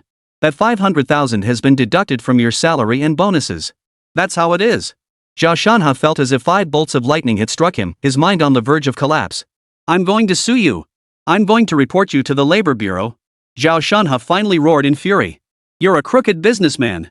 You, Shen Mo, are nothing but a crooked businessman. Shen Mo wore an innocent expression. I didn't cause your accident, and neither did the company. How am I a crooked businessman? Besides, you're just an intern without a signed labor contract. Why should the company pay for your expenses? Zhao Shanhe latched onto the key words. Right. What about the driver who hit me? Why hasn't he come to the hospital to see me, to beg my forgiveness? Does he want to go to jail? Lin Xinya explained. Shanhe, the thing is, you're just too kind-hearted. Zhao Shanhe, what do you mean? Su Yaoyao and Su Mumu approached him together, holding a commemorative banner. Su Yaoyao beamed. Look. This is the commendation banner the driver gave you. Excited? Su Mumu smiled sweetly. How thrilled are you? Zhao Shanhe squinted to get a better look. Thank you, kind benefactor, for letting me off. When did I let him off? Zhao Shanhe was about to lose his mind. He rammed me with a big truck. Why would I let him off? Lin Xinya's eyes crinkled with amusement. Because you're kind. You begged us to write that letter of forgiveness while you were unconscious. I wrote it, you pressed your fingerprints on it, how could you forget? Zhao Shanhe desperately wanted to curse at the top of his lungs. But seeing the several stunning beauties before him all looking at him with such pure kindness, his heart suddenly softened. I truly forgot. My apologies for making such stunning ladies laugh at me. It's fine, Shanhe. You're just too kind-hearted. Why not try your best to accept the work from these 7 departments? Listening to those sweet voices and gazing upon those peerless faces, Zhao Shanhe felt a trickle of blood run from his nose. He nodded, patted his chest, and declared. 7 departments? Piece of cake. I, Zhao Shanhe, will take them on. He shouted this line loudly, brimming with confidence. Chapter 67, Su Xiaowen vs Lin Xinya. Wow! You're amazing! The women cheered, but inwardly they thought. This fool finally agreed. Let him handle all the work from now on. Isn't the birth of a super workhorse just for the company and them? Earn the least pay, do the most work, what a model employee. Zhao Shanhe. We're honored to call you the strongest workhorse on the green grasslands. Zhao Shanhe reveled in the cheers. He felt like he could float away, ready to soar through the skies. Piece of cake. Give me 3 more departments to handle, and I'll breeze through it. Zhao Shanhe declared with unwavering confidence. Shen Mo and several of his lovely secretary sisters' eyes lit up. Excellent. Truly the strongest employee of our Star Moon Group. Amazing, Shanhe. You're such a real man. Exactly. I'm so moved I could crown you right now. So, here, take this hat as a gift. Su Mumu and Su Yaoyao handed Zhao Shanhe the commemorative banner, then produced a green hat identical to the natural green one Shen Mo had given him. Now, bend down. Su Yaoyao smiled sweetly. Let us sisters officially crown you. Zhao Shanhe gazed at their radiant smiles, his heart pounding wildly. Ignoring the hat's color, he bowed his head like a gentleman. He waited for the coronation ceremony performed by the 2 princesses of the Su family. Su Yaoyao placed the green hat on his head and chuckled. From now on, whenever we encounter anything we don't understand at work, we'll trouble you to lend us your expertise. Zhao Shanhe crooked his mouth. No problem. Shen Mo clapped his hands. Alright, Shanhe, now that you've received your commendation and donned your hat, go out and work hard. The company won't shortchange you. Zhao Shanhe lifted his chin proudly. Brother Shen, do I even need to say it? I'm off to negotiate that partnership right now.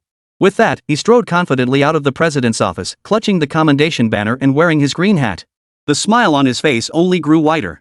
They're all mine. All of you gorgeous ladies will be mine someday. Zhao Shanhe's grin grew even brighter. He felt this trip was well worth it. The campus beauties smiled at him. They even presented him with a banner and a hat. It was truly exhilarating. Zhao Shanhe's mind was filled with all sorts of wild thoughts as he stepped into the elevator to get back to work. Ha ha ha ha. A burst of girlish laughter echoed through the president's office. That Zhao Shanhe is a genius, not only tough enough to be a human punching bag, but also willing to work himself to the bone for the company. From now on, we'll hand all our errands to him. Make him handle everything. Su Yaoyao and Su Mumu chatted incessantly about Zhao Shanhe. Su Xiaowen leaned close to Shen Mo's ear. Honey, let's scrap that 5-year agreement, shall we? We should go get our marriage certificate, the one without the seal, get it stamped, and input the info into the system. How about it? Shen Mo puffed on his cigar and glanced at her. What? Want to make it official? Su Xiaowen nodded eagerly. Yes, very much. I want to be your real wife. I don't want to share you with Yaoyao and Mumu. Shen Mo pulled her into his embrace. I think you should just keep serving me as Zhao Miao's girlfriend. Besides, you said back then you'd never regret it. Su Xiaowen paled, her voice filled with hurt. Husband, please don't treat me like this. We've been together nearly 6 years. Our feelings are so strong. Why can't you forgive this one little whim of mine? Shen Mo chuckled. A little whim? Such a good relationship? Tell me, how good is our relationship? 6 years together? Didn't I force myself on you at the start? And you once said we were just bedmates, that there'd never be real feelings. Su Xiaowen's eyes welled up as she choked out, I fell in love with you. I truly fell in love with you. Please give me a chance to be your real wife, okay? A fake marriage is still a marriage. A fake wife is still a wife. Shen Mo lifted her chin and kissed her soft red lips. Right, honey? Su Xiaowen closed her eyes, wrapping her arms tightly around Shen Mo's neck as she responded to him. Lin Xinya stared at them wide-eyed. Her heart raced with excitement. So they were just pretending to be married. Did that mean she had a chance to become the real one? She glanced at Su Mumu and Su Yaoyao, still chatting on the sofa. Sorry, Yaoyao, Mumu. I'll keep this a secret for now. I'm going to be your sister-in-law. Sister-in-law. Su Xiaowen cleared her throat twice, released Shen Mo, and said earnestly, I understand. I'll make you truly fall in love with me. A faint smile touched Shen Mo's lips, tracing a gentle curve. Yet deep within, he was already quietly plotting his next move. He slowly drew closer to Su Xiaowen, feeling their breaths mingle. Shen Mo's lips moved slightly, as if speaking. Hearing this, Su Xiaowen couldn't help but feel a surge of surprise. Her beautiful eyes widened as she stared straight at Shen Mo, her gaze a tangled web of complex emotions: delight, regret, and resignation. After a moment's hesitation, Su Xiaowen finally murmured, I agree. Shen Mo's smile grew even brighter. He nodded with satisfaction. That's right. That's my good wife. Come to my room tonight wearing the dress I prepared for you. His gaze fixed on Su Xiaowen like a hungry wolf, his voice dripping with a dangerously seductive allure. Su Xiaowen's face instantly flushed crimson. She shyly lowered her head, responding softly like a dutiful little wife, all right, my dear husband. At that moment, Lin Xinya, who had been standing by silently, decided she couldn't just stand by and watch anymore. She resolved to take the initiative. She walked over to Shen Mo and whispered coquettishly, Brother Mo, would you like to come rest at our place tonight? I've specially prepared all kinds of black stockings and dresses for you, and I can cook your favorite hometown dishes too. With that, Lin Xinya planted a light kiss on Shen Mo's cheek, leaving a faint trace of her lips behind. Su Xiaowen glared at Lin Xinya through gritted teeth. He's my husband. Littleya, you'd better stick to being just a sister. Lin Xinya smiled. I can't really be his little sister anymore. What happened, happened. He's my first man, and he'll be my last. Su Xiaowen looked at Shen Mo helplessly. Husband, is what she said true? Have you two already? Shen Mo nodded. Yes. Right after we finished, didn't you tell me to go find them? That was just something I said when I was exhausted. How could it count? Su Xiaowen stared coldly at Lin Xinya. Littleya, you betrayed Shanhe and made him wear the green hat. You two haven't broken up yet, have you? Lin Xinya countered with a smile, then you betrayed Zhao Miao and made him wear the green hat too, sis. You and Zhao Miao weren't broken up back then either. He died without ever knowing he'd been cuckolded. Su Xiaowen's eyes flashed with anger. I gave my body to my husband completely and purely. Lin Xinya didn't back down, me too. But I was gentle unlike you, who had to force Brother Mo. Chapter 68, Xiao Charan. Su Xiaowen and Lin Xinya continued their standoff. Su Yaoyao and Su Mumu suddenly sensed something was off. What are you two doing? Su Xiaowen and Lin Xinya quickly called a truce. The fake marriage couldn't be discovered by these two. Otherwise, they'd gain two more formidable rivals. Lin Xinya smiled. Nothing much. Just wanted Brother Mo to teach me some self-defense moves. Su Xiaowen chimed in, yeah, your brother-in-law said he'd teach us self-defense privately. Su Mumu suddenly understood. Oh, I see. Then I want to learn too. Su Yaoyao narrowed her eyes, instantly seeing through their lies. There must be some secret they were keeping from her. Let's all learn self-defense together. That way, if we ever run into any thugs, we can beat the crap out of them. Su Xiaowen and Lin Xinya wore fake smiles. Inside, they were filled with regret. They should have discussed this privately. Shen Mo stood up and stretched. I'm dead tired. I'm going back to sleep. Ms. Su, you three secretaries, get back to work. Don't you dare leave. The four women immediately pounced on him and pinned him down. Chairman of the Supervisory Board, you can't leave just yet. There's still work we need your guidance on. Exactly. If you leave, aren't you afraid we'll tear your office apart? Shen Mo sighed helplessly. Is it really that scary? Can't I just go back to my office to sleep? That's more like it. They released him. Shen Mo took a sip of wine and instructed Lin Xinya, have them post Zhao Shanhe's appointment notice on the bulletin board. Also, go handle Li Qing's onboarding paperwork. Got it, I'll handle it right away. Lin Xinya nodded and walked out of the office. Shen Mo then turned to Su Mumu. Mumu, go to the finance department and check if there are any issues with the fund transfers. Su Mumu pouted. Work again? Shen Mo chuckled, I'll cook dinner tonight to treat you, you little foodie. I'll go right now. Su Mumu said excitedly, then hurried out of the office. As for Yao Yao, Su Yao Yao waited expectantly for Shen Mo to assign her a task. Shen Mo said, nothing else for now. Go play. Ha? Su Yao Yao hadn't expected Shen Mo's assignment for her to be play? No other arrangements? Shen Mo shook his head. Not for now. Why don't you check the surveillance feeds for those key individuals? If anything unusual comes up, let me know and I'll handle it. Now that's more like it. Su Yao Yao hummed as she headed back to Shen Mo's office. Honey, what about me? Su Xiaowen eagerly awaited Shen Mo assigning her a task. Shen Mo's mouth twitched. You're the CEO, do you really need me to assign you tasks? Su Xiaowen pouted, but you've assigned tasks to everyone else. It's not fair if I don't get something to do. Shen Mo chuckled at her words.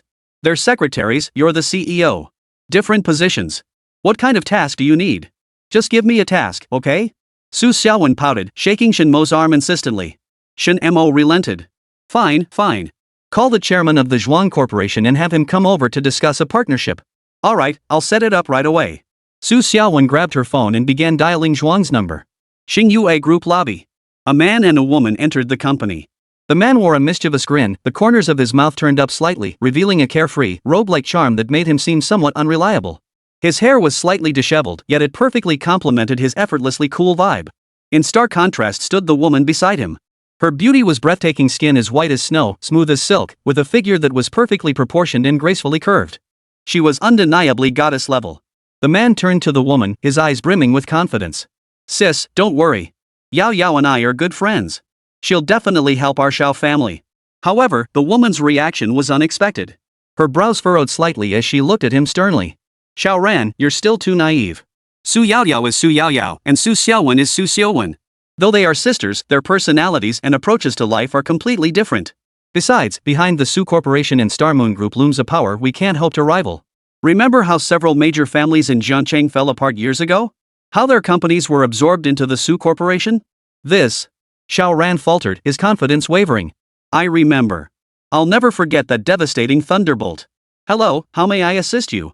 A stunningly beautiful hostess approached them, smiling as she spoke.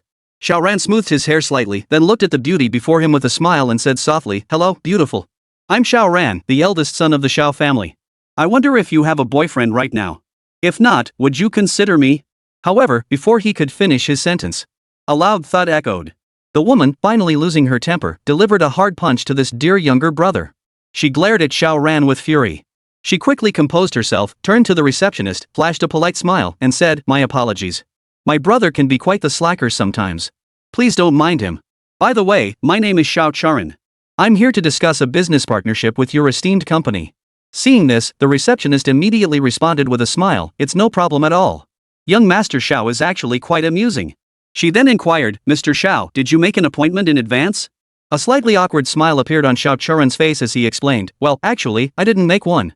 But you see, my brother and Miss Su are good friends. They're not only classmates but also gaming buddies. The receptionist immediately perked up. Oh, so you're a friend of Miss Su heir. That's wonderful. Miss Su is actually at the office today. In that case, please take a seat in the lounge area for a moment. Xiao Charan quickly nodded his thanks, then pulled his still dazed younger brother toward the lobby lounge area to wait. The receptionist thoughtfully poured them both cups of tea. Xiaoran scratched his head and chuckled, Miss, I can just contact Yao Yao myself. No need to go to all that trouble. Certainly. Xiaoran dialed Su Yao Yao's number. She answered quickly. Hey, Su Yao, I'm at your company looking for you today. What brings you here? Looking for a summer job? We happen to need someone to mop the lobby floor. You can start right away. Su Yao Yao replied indifferently. Xiaoran chuckled, My dear Miss Su, give me a break. I've got a big project to negotiate with Star Moon Group. Su Yao Yao replied, No way. If you really want a mop, just mention my name, they'll give you a mop. But let's be clear, the pay is 2,500 yuan. Xiaoran's smile froze. Xiao Charan covered her mouth and giggled. Is this how a good friend and gaming partner treats you? Hey! A beautiful woman's voice? Didn't you come alone? Su Yao Yao asked. I came with my older sister. She's a real beauty, she definitely hit it off with a gorgeous girl like you, Xiaoran said eagerly, his eyes lighting up. How beautiful. A knockout. How old is she? 25. Is she married? Xiaoran, this. Chapter 69, Here he comes, that crooked-mouthed guy. My dear lady. Why are you asking this? Xiaoran was speechless. What kind of attitude is that? Answer your auntie when she asks you a question. Su Yao Yao's displeased voice rang out. Xiaowen shot Xiao Churan a meaningful glance. Xiao Churan nodded helplessly. Xiaowen said, my sister doesn't have a boyfriend, but she does have a husband, albeit a useless son-in-law. Su Yaoyao twirled a strand of hair as she replied, oh, she's married now? Then you can go. Before you leave, remember to mop the floor and help the cleaning lady in the lobby out with some chores. Xiaoran was stunned, as if struck by lightning. He hurriedly protested, Miss, you can't just abandon me like this. If you don't help me out, I'll be left out in the cold. Besides, it's perfectly normal for my sister to have a husband. She's a 25-year-old woman, for crying out loud. Xiao Churan clenched her fists in anger at her brother calling her old. Xiaoran pressed on, Miss, please help me out. Just give me a meal to eat. Worst case, I'll give you my sister for free. How about that? Su Yaoyao laughed in exasperation. What would I want with a married woman? I'm not. Her eyes twinkled mischievously as a sly smile spread across her lips. Fine. I'll have the front desk escort you to the reception room. Xiaoran was overcome with gratitude. Thank you, kind, beautiful, and gentle Miss Su. Your humble servant will be your professional assistant from now on. Get lost. I don't need a sidekick like you. Watching Su Yaoyao hang up the phone, Xiaoran shouted, yes, sis. We can go. He turned to look at Xiao Churan, his smile freezing on his face. Xiao Churan glared at him like a tigress eyeing her prey, her teeth gritted. You think I'm some old hag at 25, huh? Sis. Xiaoran trembled slightly. Can we not embarrass me? You tell me. Smack. After hanging up, Su Yaoyao made arrangements and headed to the president's office to find Shen Mo and Su Xiaowen. The moment she entered, she saw Shen Mo smoking while Su Xiaowen was on the phone. Shen Mo looked up at her. What's wrong? Is something unusual happening? Su Yaoyao approached him and whispered, a friend of mine wants to discuss a business partnership with his sister. Shen Mo asked curiously, a friend? And he's bringing his sister to discuss a partnership? Su Yaoyao chuckled. None of that matters. What matters is that his sister is a stunning beauty. Shen Mo pinched her cheek. What does that have to do with me? I already have plenty of beauties around me. Are you trying to shove another one on me? Just go take a look. If she catches your eye, I'll be your wingwoman, Su Yaoyao chuckled. Shen Mo couldn't quite figure out what this girl was up to. Others were desperate to claim him as their own. But Su Yaoyao? She was offering to be his wingman. What are you two talking about? Su Xiaowen approached. What secrets are you keeping from me? Shen Mo replied, it's one of Yaoyao's friends. He says he's bringing his sister to discuss a business partnership with us. Business? What's his name? Su Xiaowen looked at Su Yaoyao. Su Yaoyao, Xiaoran. I don't know his sister's name. Su Xiaowen frowned. The only Xiao family member I know is Xiao Churan. They're only a second-tier family, and the Xiao family has been facing significant problems lately. It's not the right time to discuss a partnership. Shen Mo and Su Yaoyao exchanged a glance. Xiao Churan? Could it be that woman from Wolf Warrior he couldn't have? Seems like it. And she's said to be breathtakingly beautiful. Shen Mo perked up. Looks like we'll have some fun soon. Su Xiaowen, what are you guys talking about? Meanwhile. Honey, don't go. Just as the Xiao siblings were about to take the elevator to the reception room, they suddenly heard a familiar voice. Turning around, they saw a man wearing a white short-sleeved shirt, blue shorts, and flip-flops running in. The security guard froze, unable to react in time, and couldn't even outrun him. Xiaoran's cheerful smile instantly turned sour upon seeing him. Yi Chen. You bastard actually have the nerve to show up? If not for you, how would Xiao Corporation have ended up like this? Now you're trying to stop us from negotiating a partnership? Do you really want to see the Xiao family go bankrupt? Yi Chen stepped before them. I can resolve the Xiao family's issues. There's no need to suffer this humiliation. Come back with me. He reached out to take Xiao Churan's hand. Xiao Churan angrily slapped his hand away, her voice low and furious. Have you lost your mind? It's bad enough you provoked the Zhuang family, but you actually broke Zhuang Baifan's leg? What the hell do you think you're doing now? Seeing her reaction, Yi Chen hurriedly explained, don't be angry. Listen to me. I have my reasons for doing this.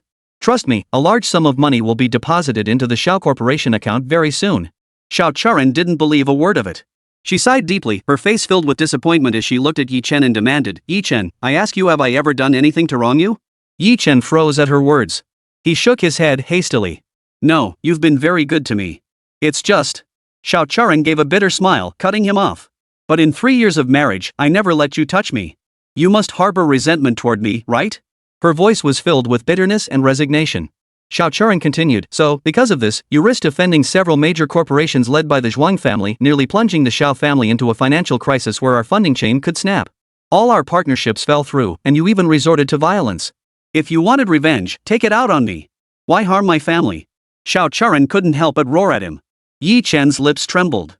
I never intended to harm the Xiao family, nor did I ever plan to take revenge on you. But that's exactly what you did. Xiao Churen's eyes reddened as she bent down, unable to hold back her tears. The security guard hurriedly grabbed Yi Chen. Sir, please don't disturb the other guests. You need to leave. The hostess hurried over to comfort Xiao Churen. Xiaoran clenched her fists, her eyes bloodshot as she glared at Yi Chen. You bastard. I must have been blind to ever think you were a good person before. Seeing the two people who had always been kind to him misunderstand him, Yi Chen's rage boiled over. He instantly lost control, broke free from the security guard, and punched him in the face. Crack! The cracking sound of bone echoed as the security guard felt a searing pain in his chest. Blood spurted from his mouth as his body flew 3 meters away.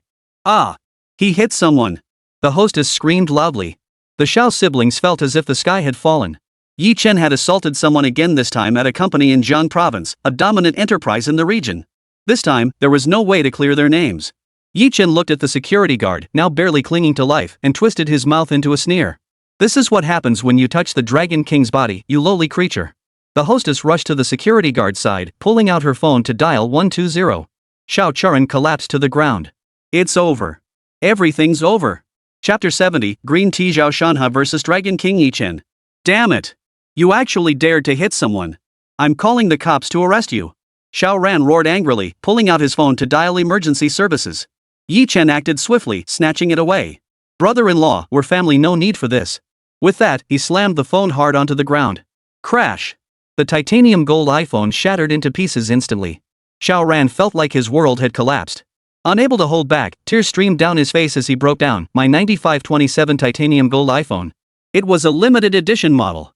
Yi Chen's lips twisted into a startling smirk. I've no desire to return to detention. Your phone must be sacrificed. The front desk staff witnessed the scene and secretly called the police. Ding! The elevator doors opened. Zhao Shanhe stepped out holding documents, ready to discuss a business deal. The moment he stepped out, he witnessed the bizarre scene unfolding. Is this a company drill? So realistic. Zhao Shanhe hurried over to the unconscious security guard, crouched down to examine him closely, and exclaimed in surprise, wow, this guy is acting way too real. He looks just like the real thing. He stood up, turned his gaze to Yi Chen, and asked suspiciously, buddy, what department are you from? I've never seen you around before. Just as Yi Chen was about to answer, when suddenly Zhao Shanhe gasped, holy crap, a stunner. Zhao Shanhe's gaze was magnetically drawn to Xiao Churen, locked firmly on her. That face, that figure, she's a goddess. Completely forgetting Yi Chen's presence, Zhao Shanhe took 3 steps and 2 strides to reach Xiao Churen. He inquired solicitously, beautiful lady, why are you kneeling on the ground? Quickly get up, don't catch a chill. Reaching out to help her up, he continued. Xiao Churen looked frantic and hurriedly said, brother, don't worry about me. Call the police. This isn't a show. The security guard was knocked unconscious by that. Zhao Shanhe refused to believe it. Only a complete fool would dare cause trouble at Star Moon Group. Don't be ridiculous. Only a fool would dare mess with Star Moon Group. In this day and age, are there still such arrogant bastards who don't know their place? Xiaoran grew desperate, pointing at Yi Chen and shouting, the problem is that Yi Chen is exactly that kind of bastard. He's completely insane, and he just got out of detention not long ago. Shanhe, this isn't a drill. The receptionist and front desk staff hurriedly chimed in. Security guards flooded into the lobby, surrounding Yi Chen with riot gear. Yi Chen snorted coldly. Bunch of clowns. If this were overseas, you'd have died 1,000 times over. Holy! Yi Chen is actually you bastard. Just then, the Zhuang family father and son entered the Star Moon Group. Zhuang Baifeng glared at Yi Chen and cursed, heaven has no eyes. How dare you bastard, get out so quickly. Yi Chen sneered, it's you again, useless rich kid. Didn't expect your legs to heal so fast. Guess I didn't hit you hard enough. Zhuang Baifeng instinctively took 2 steps back. The agony of his broken leg still haunted him, yet he stubbornly retorted, Yi Chen. Don't think your martial arts make you invincible. Messing with Star Moon Group? You're dead meat. Yi Chen smirked. A mere Star Moon Group? I couldn't care less. Zhuang's father remained silent throughout. He wanted to see how Su Xiaowen would handle this matter. Inside the CEO's office, the women watched the events unfold on the computer screen, then turned to look at Shen Mo, who was drawing talismans. Brother-in-law, Yi Chen is way too arrogant. Give him a proper lesson. Exactly. I've already called my brother. You beat him to a pulp first. Honey, could the security guard be in real danger? Don't worry, with me here, the security guard will be fine. But Yi Chen will end up with a face full of bruises. Shen Mo pulled out a small straw doll, lit the talisman paper bearing Zhao Shanhe's name, and flicked the flame toward the doll. Yao, wanna play arcade king? Shen Mo glanced at Su Yao and grinned. Su Yaoyao quickly caught his drift and exclaimed excitedly, "Yes. I want to play." Shen Mo handed the controller to Su Yaoyao. "It's green tea versus Dragon King time." Su Yaoyao took it and began manipulating the controls with her small hands. The scene shifted. Xiaowen glared furiously at Yi Chen. "You lunatic! Why are you hurting innocent people?" Yi Chen's eyes flinched. Xiaowen's attitude toward him made his heart ache unbearably. He had returned from abroad solely to marry her. Even though Xiaowen had never loved him, simply seeing her peerless beauty was enough to satisfy him. Physical desires could be easily satisfied by any beauty from the Dragon King's palace. 1,000 ways. Moreover, Xiaowen was always being harassed. It was his doing. Not only did she fail to thank him with a kiss, she actually blamed him for hitting someone. He could wipe out those petty groups single-handedly. The Dragon King never needed a reason for his actions. Kill whoever he wants. Yi Chen wore a look of deep affection. "My dear, I do all this for your own good, yet you never trust me." Zhuang Baifan approached Xiaowen with the obsequious manner of a sycophant, his fawning expression resembling a tail-wagging, begging lapdog. "Charon, just look at the kind of man you've chosen. Not only is he hot-tempered, but he also resorts to violence. He's nothing but a violent maniac. How could he possibly compare to me?" Xiaowen remained utterly unmoved by Zhuang Baifan's flattery, not even deigning to glance at him. Her gaze remained fixed on Yi Chen, her eyes brimming with endless hatred and disgust. Yi Chen felt the hostility radiating from Xiaowen's stare, igniting an inexplicable rage within him that left him intensely irritated. He resolved to teach this group of security guards a harsh lesson to vent his pent-up anger. Just as Yi Chen prepared to act, a figure suddenly streaked toward him like lightning. With an incredibly flashy roundhouse kick, it slammed into Yi Chen's face. A thunderous crash echoed through the air. Yi Chen was sent flying backward, propelled a full 4 meters before crashing heavily to the ground in a textbook faceplant. "Holy crap, that's a pro!" The crowd was stunned by the sudden turn of events, unable to suppress their gasps of astonishment. Yi Chen struggled to his feet, his face covered in dust and bearing a clear imprint of a large shoe print. Blood gushed from his nose like a burst water pipe. "Wow, that was hilarious." Su Yaoyao beamed with excitement. Who knew Zhao Shanhe could be so useful? He's such a great tool to have around. We'll definitely have to give him more tasks from now on. Su Yaoyao's small hands tapped relentlessly on the keyboard. Zhao Shanhe's body moved against his will, unleashing a mantis fist strike toward Yi Chen. Yi Chen was still wiping the blood from his nose, completely unprepared for Zhao Shanhe's sudden attack. Chapter 71. Zhao Shanhe wins the opening move. Zhao Shanhe's mantis fist struck Yi Chen squarely in the face. Forced to endure the blows to protect his handsome Dragon King face, Yi Chen took the hits. "Damn it, have you had enough?" Yi Chen, pushed beyond endurance, could no longer hold back. He cursed through gritted teeth. Zhao Shanhe felt utterly helpless. "Brother, if I said I couldn't control myself, would you believe me?" With that, he slapped Yi Chen across the face. Smack! Yi Chen clutched his face, gritting his teeth. "Do I look like some dumbass pig to you? The mighty Dragon King, humiliated by a country bumpkin?" It was utterly humiliating. At home, he was slapped daily by his loving father-in-law and mother-in-law, slapped by his entire family. If they weren't family, if not for the 3-year agreement, he would have slaughtered them all long ago. Now even a lowly company clerk dares to slap him. If he endured this any longer, how could he possibly maintain his authority over the Dragon King's hall? How could he show off in front of his wife, Xiaowen? Yi Chen's mouth began to twist.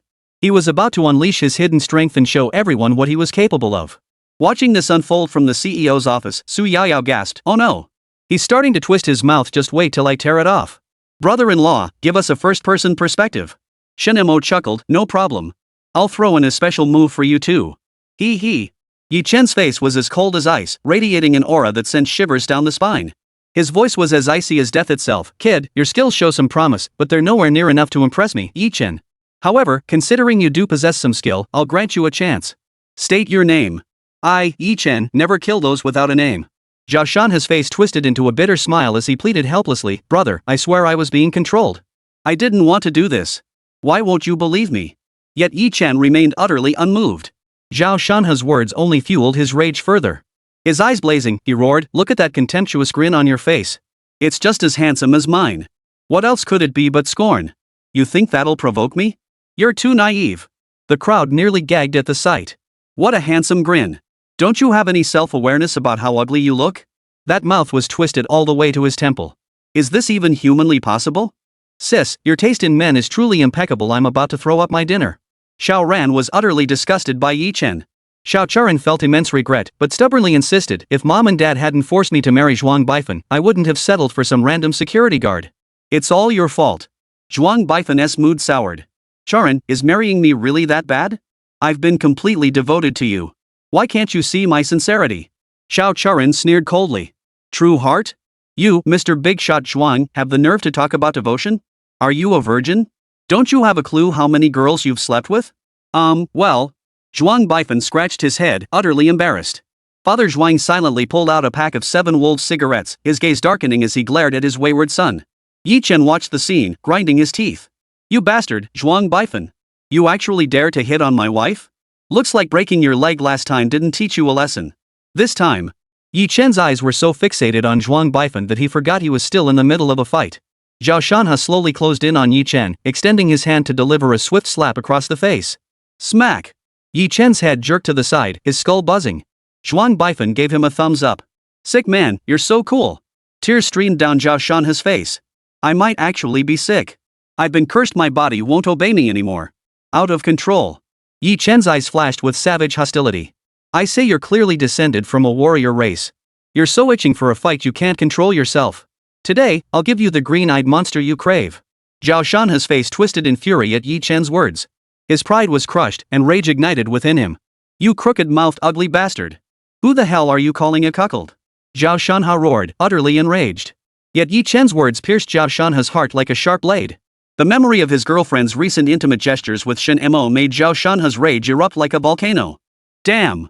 That gorgeous woman is your wife, huh? Soon enough, she'll be the third concubine in my harem. Zhao Shanhe resolved to shed all restraint, relaxing his entire body in preparation for a fierce showdown with Yi Chen. But Su Yaoyao wasn't about to let him have his way. Crooked mouth, I'm telling you today I've set my sights on your pretty wife, and I'll tear your mouth apart too. Know your place, get down on the ground and bark like a dog, or you won't be treated like a human. Zhao Shanhe's words exploded through the air like a thunderclap. Yi Chen froze upon hearing those words. Shut up!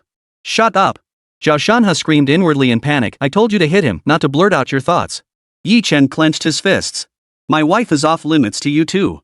Today I'll cripple you. I'll pile those horns on your head a story high. Zhao Shanhe's lips trembled as he licked his tongue. Your wife looks quite luscious.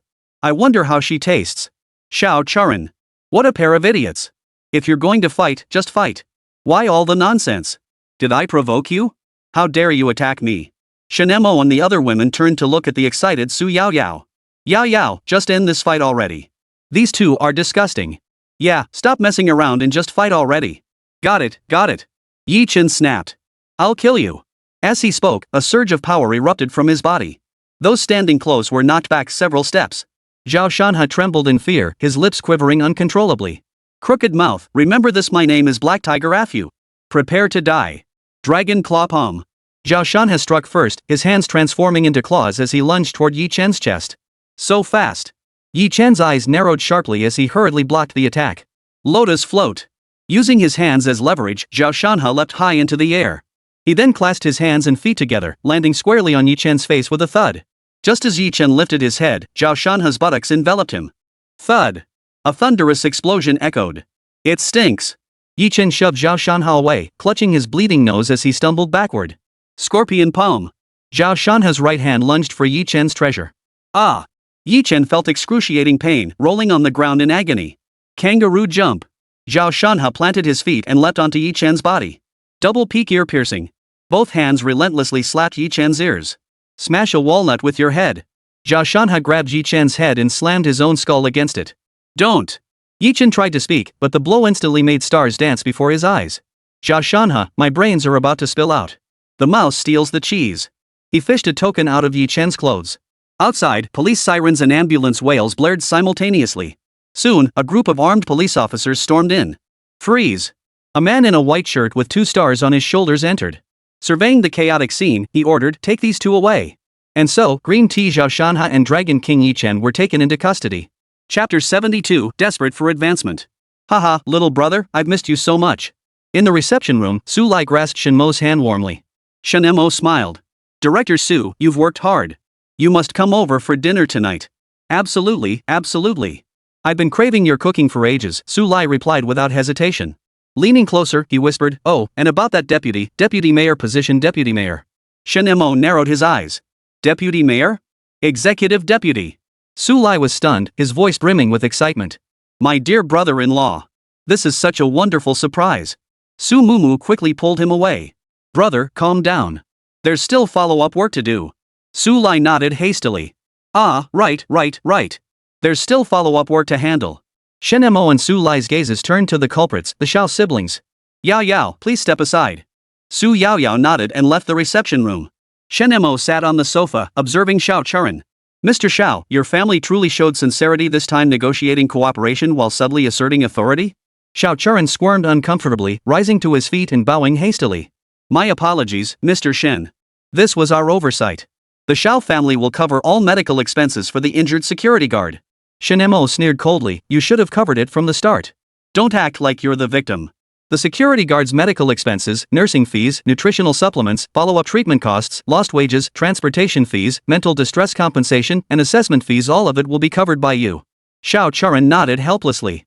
Understood. Shen Mo turned to Su Xiaowen. Xiaowen, once the security guard is discharged, compensate him with 1 million yuan. Additionally, increase his salary by 20%. Su Xiaowen smiled and nodded. Understood. Shen Mo said calmly, since the Xiao family agrees, that settles it. Su Lai hadn't expected the matter to be settled so quickly.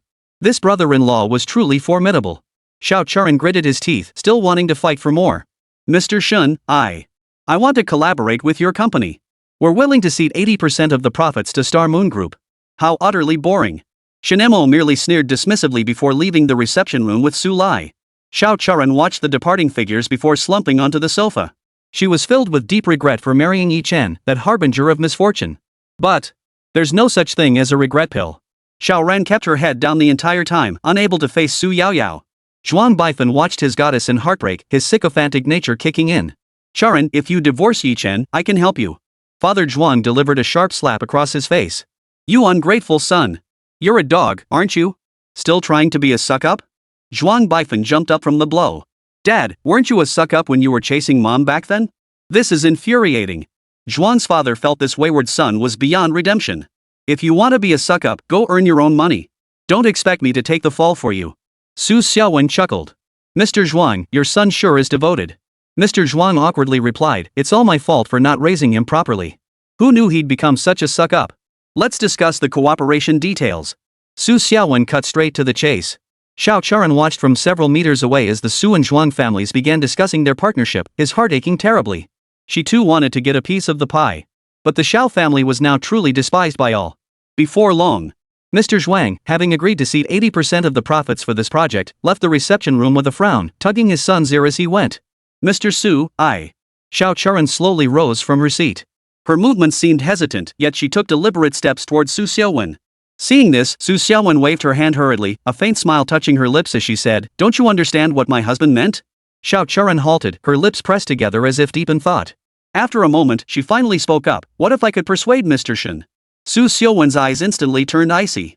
She stared straight at Xiao Churan and snapped, if it's purely business negotiations, then naturally it's acceptable. But if you have any ulterior motives, your Xiao family will be finished. Xiao Churan observed Su Xiaowen's visible irritation, yet a faint, confident smile touched his lips. Ms. Su, I have no ulterior motives. I'm doing this solely for the sake of the Xiao family. Therefore, no matter what, I'm determined to take this chance. Su Xiaowen snorted coldly, her voice icy. Mr. Xiao, let me warn you, you are a married man. There are certain things you absolutely must not covet. Yet Xiao Churan remained unfazed by Su Xiaowen's warning. The smile on her lips grew more pronounced, even tinged with a hint of defiance. But I believe I have every right to do so. Besides, isn't Mr. Shen the one calling the shots in the Su family now? Su Xiaowen's eyes narrowed. Truly worthy of her reputation as the Red Rose of Jiangchang. That was quite the jab. What do you think you have? I have an identity and looks that drive men wild. Xiao Churan finished speaking, grabbed her bag, and led Xiaoran away. Su Xiaowen stood rooted to the spot, watching her depart with a faint smile. She really has some nerve, this future tool. Supervisory Board Chairman's office. Shen Mo and Su Lai stared intently at the token on the desk. As their gazes met, one could almost sense the shock echoing within each other's hearts. This is actually the Dragon King's token from the Dragon King's Hall, the largest mercenary organization abroad.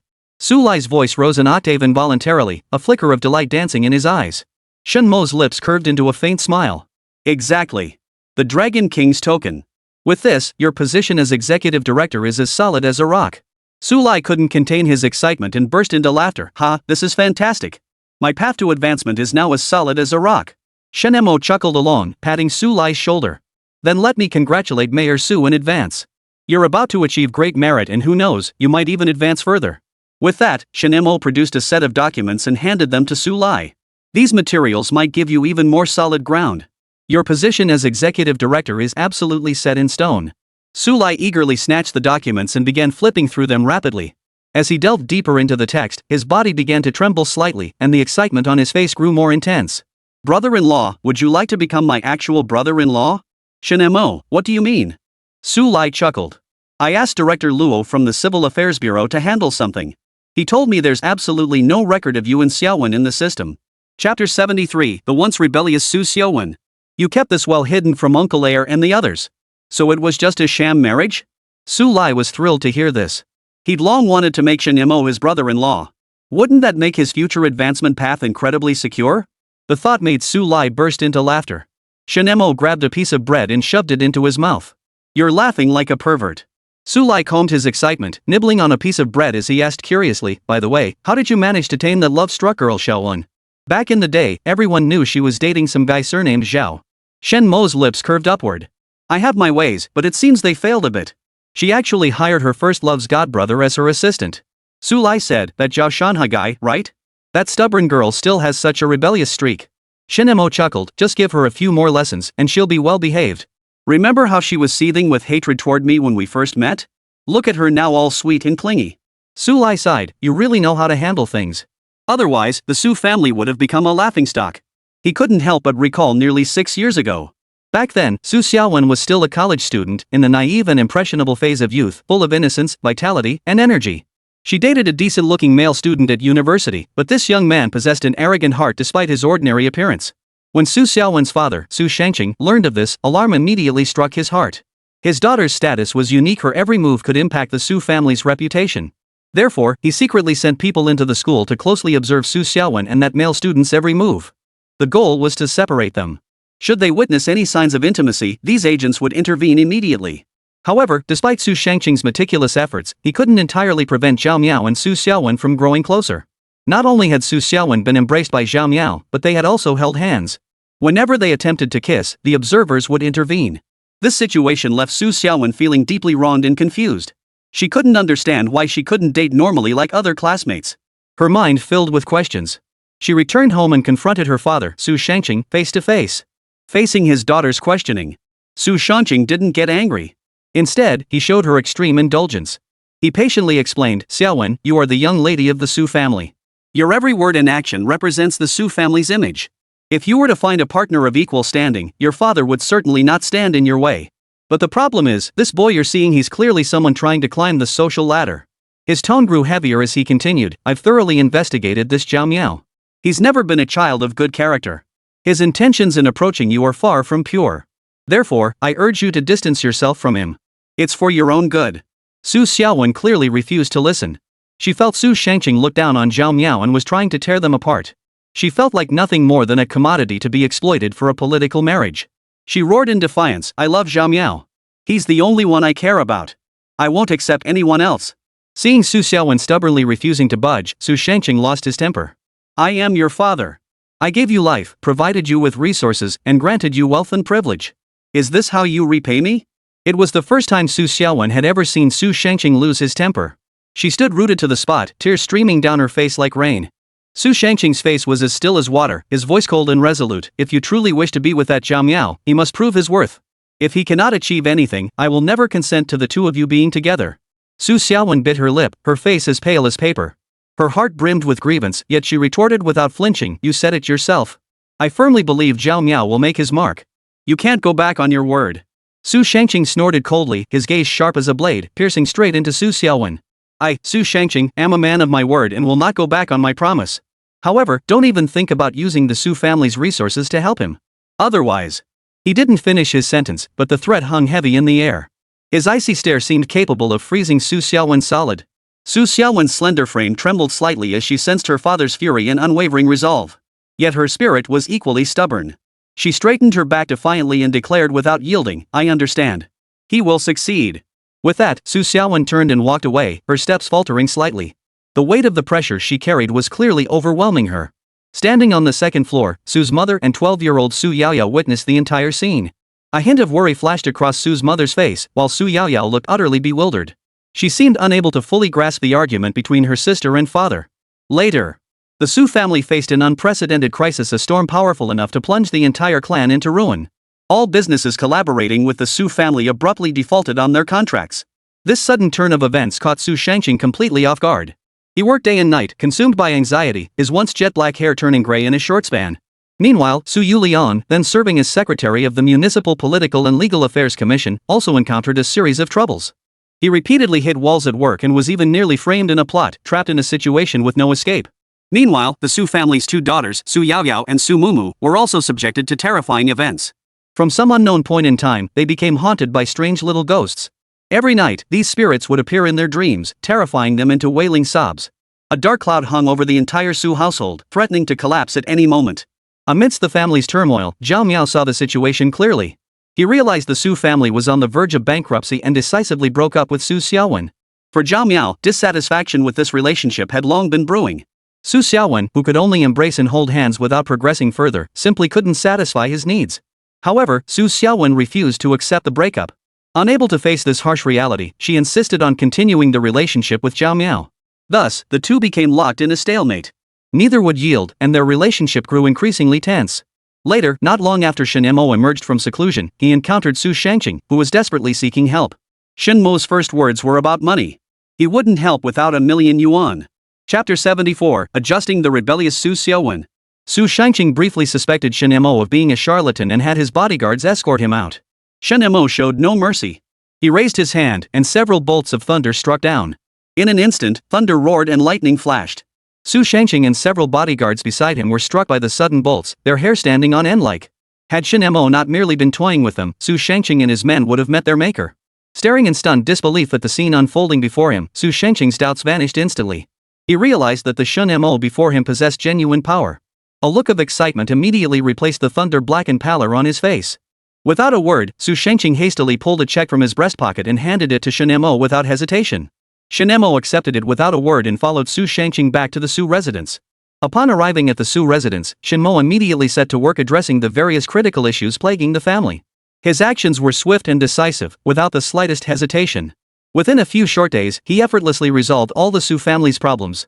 Finally, Shen Mo even delivered the ghost of Xia Rizi as a toy to the hands of the old heroes. After completing his tasks, Shen Mo happily took the money and prepared to withdraw it. He planned to buy a house in Jiangcheng and settle there. Old Master Su and the Su brothers hurriedly detained him, preparing a banquet for him that evening. Shen Mo accepted without hesitation. Food is as essential as iron. Skip a meal and hunger gnaws at you. Staying for dinner wasn't such a bad idea. But unexpectedly, Su Shangqing had begun to scheme like an old fox. After finishing his meal, Shen Mo patted his belly contentedly and strolled back to the guest room, ready for a good rest. He gently pushed open the door and switched on the light. Yet the moment the light illuminated the room, he froze in shock at the sight before him. There lay Su Xiaowen, drunk and sprawled across his bed. Her clothes were disheveled, revealing patches of fair skin. Shen Mo was still young at the time and completely inexperienced with such matters, leaving him momentarily at a loss. Thoughts raced through his mind, and he even began to wonder if he had entered the wrong room. Just as he turned to leave, a sudden click echoed through the room. The door was locked from the inside. His heart skipped a beat as a bad feeling washed over him. Immediately after, Su Shangqing's voice came from outside the door. Master Shen, our Su family owes you a great debt of gratitude that we can never repay. My daughter is still young and inexperienced, but tonight she will serve you. Please don't look down on her. Shen Mo froze upon hearing these words. He never imagined Su Shangqing would do such a thing. As he stood frozen in shock, Su Shangqing slipped a book through the door crack before falling silent. Damn it! Shen Mo picked up the book with curiosity, flipped it open, and instantly widened his eyes, letting out an involuntary gasp. The more Shen Mo read, the more excited he became, his heartbeat accelerating involuntarily. His gaze drifted unconsciously toward Su Xiaowen lying on the bed, as if she possessed some irresistible magic. A few minutes later. Master Shen, what are you doing? Stop!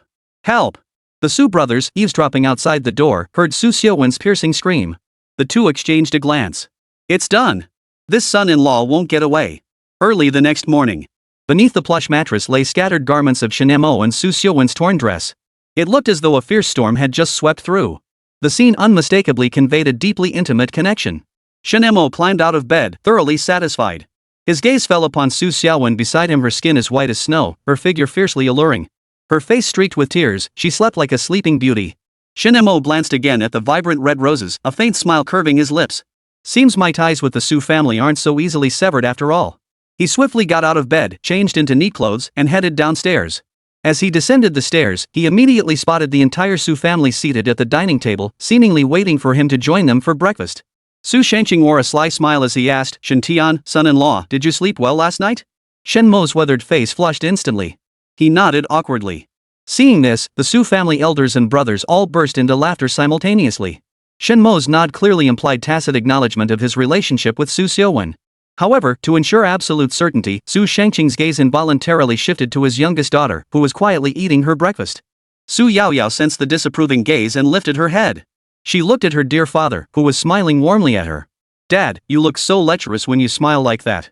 Su Shangqing laughed heartily. Daddy isn't being creepy, I'm just very happy. Uncle, share the joy. What's got you so happy? Asked Su Mumu, a high school student, curiously. Su Shangqing's eyes darted around. His son-in-law was his, and he wouldn't let the eldest son take him away. Su Yuliang gave him a dismissive snort. How could he not know what his father was thinking? He wouldn't stoop to such things unless his daughter approved. Afternoon. Su Xiaowen sobbed uncontrollably in her room, feeling defiled and guilty toward Zhao Miao. Shen Mo entered carrying a bowl of kanji. Su Xiaowen glared at him with venom, her teeth clenched. Shen Mo, I hate you. I'll never forgive you for this. Shen Mo chuckled softly. This is the first time anyone's dared speak to me like that. Well, then, I'll teach you a lesson. He set the porridge aside and pounced on Su Xiaowen. After a passionate encounter, Shen Mo held Su Xiaowen in his arms and fed her the porridge. Too weak to resist, Su Xiaowen opened her small mouth and drank the porridge in humiliation. After feeding her, Shen Mo whispered, we'll continue tonight. Su Xiaowen's eyes widened in terror. No, don't. For several consecutive days, sounds would emanate from Su Xiaowen's room, followed by agonized screams. Until one day, Su Xiaowen sneaked out, intending to find Zhao Miao. But unexpectedly, she was targeted by assassins. Zhao Miao was also thrilled to see Su Xiaowen come looking for him. Not only had the Su family recovered, but they had risen to become one of the top families. To him, Su Xiaowen was a prized catch. She was the stepping stone to his ascent to the pinnacle of the world. Not long after they met, gunfire erupted from all directions. Su Xiaowen survived because of the necklace Shen Mo had given her. Zhao Miao took 3 bullets to the chest and fell into the lake. Su Xiaowen was overcome with grief these past few days. She refused to eat or drink, lying in bed tormenting herself. Shen Mo witnessed it all. He showed no mercy, continuing to torment her. He even made her change into different outfits. To his surprise, it actually worked. At that moment, Su Xiaowen gazed at Shen Mo with eyes brimming with tenderness. She even took the initiative. Chapter 75, Megatron-style torture. It must be said, Su Xiaowen's eyes resembled a deep lake. When filled with tenderness, that gentle warmth felt like a spring breeze caressing one's face, utterly intoxicating. It was entirely different from the sense of aggression brought by a forced relationship. This tenderness felt like a delicate stream of emotion, slowly flowing into one's heart, bringing endless warmth and comfort. Her eyes held not only tenderness but also a profound yearning, a longing for love and anticipation, the very beginning of a relationship. When Shen Mo had completely conquered her, rendering her utterly compliant, a thought had flashed through his mind, the idea of spending the rest of his life with her. Yet Su Xiaowen's hesitation stood like an uncrossable chasm between them, casting uncertainty over the future of their relationship. Shen Mo continued her training. 3 years later at the Civil Affairs Bureau, Shen Mo and Su Xiaowen walked hand in hand into the marriage registration office, ready to collect their marriage certificate. Just as they were about to sign and stamp the document, Su Xiaowen suddenly grabbed Shen Mo's hand, her eyes fixed on him as she said, Shen Mo, let's make a 5-year pact. Shen Mo looked at her in surprise, puzzled. A 5-year agreement? What do you mean? Su Xiaowen took a deep breath and continued, 5 years from now, I promise to love you wholeheartedly and become your most tender wife. But for these 5 years, let's keep things as they are now. You can continue being yourself and I'll stay true to who I am. Shen Mo was thoroughly baffled by Su Xiaowen's words. He couldn't fathom why she would suddenly propose such a request. What on earth was this woman thinking? Noticing his confusion, Su Xiaowen offered a gentle smile and explained, I just want to give us both some time and space to get to know each other better and strengthen our bond. Though Shen Mo found Su Xiaowen's reasoning somewhat peculiar, he saw the earnestness in her expression. After all, she was already his woman. He might as well agree for now. Shen Mo nodded in agreement to Su Xiaowen's 5-year arrangement. Su Xiaowen used her connections to have the staff refrain from stamping the marriage certificate or entering it into the system. The staff member looked at Su Xiaowen with suspicion. Shen Mo was equally astonished. He couldn't help but ask, Xiaowen, what are you doing? Su Xiaowen, however, remained remarkably calm. She smiled at Shen Mo and said, this is just an agreement between us. In 5 years, if we both still stand by this promise, it won't be too late to get it stamped and entered into the system. Shen Mo looked at Su Xiaowen with a hint of resignation, silently marveling, this woman is truly unpredictable. Nevertheless, he decided to respect Su Xiaowen's choice. And so, Shen Mo and Su Xiaowen left the marriage registration office with an unstamped, unregistered fake marriage certificate. They held neither an engagement ceremony nor a grand wedding. Su Xiaowen didn't even wear a beautiful wedding dress to exchange vows. Shen Mo didn't complain much about any of this. After all, Su Xiaowen was already his woman. Life had to go on, and they would still enjoy what they deserved. He continued as usual, having Su Xiaowen wear a maid outfit to serve him whenever he desired. Her parents watched this unfold, their hearts filled with anxiety. They summoned Su Xiaowen alone back to the Su family villa, leaving her feeling uneasy. As soon as she walked in, a barrage of scolding greeted her. "You ungrateful girl." Those 4 words struck her heart like a heavy hammer.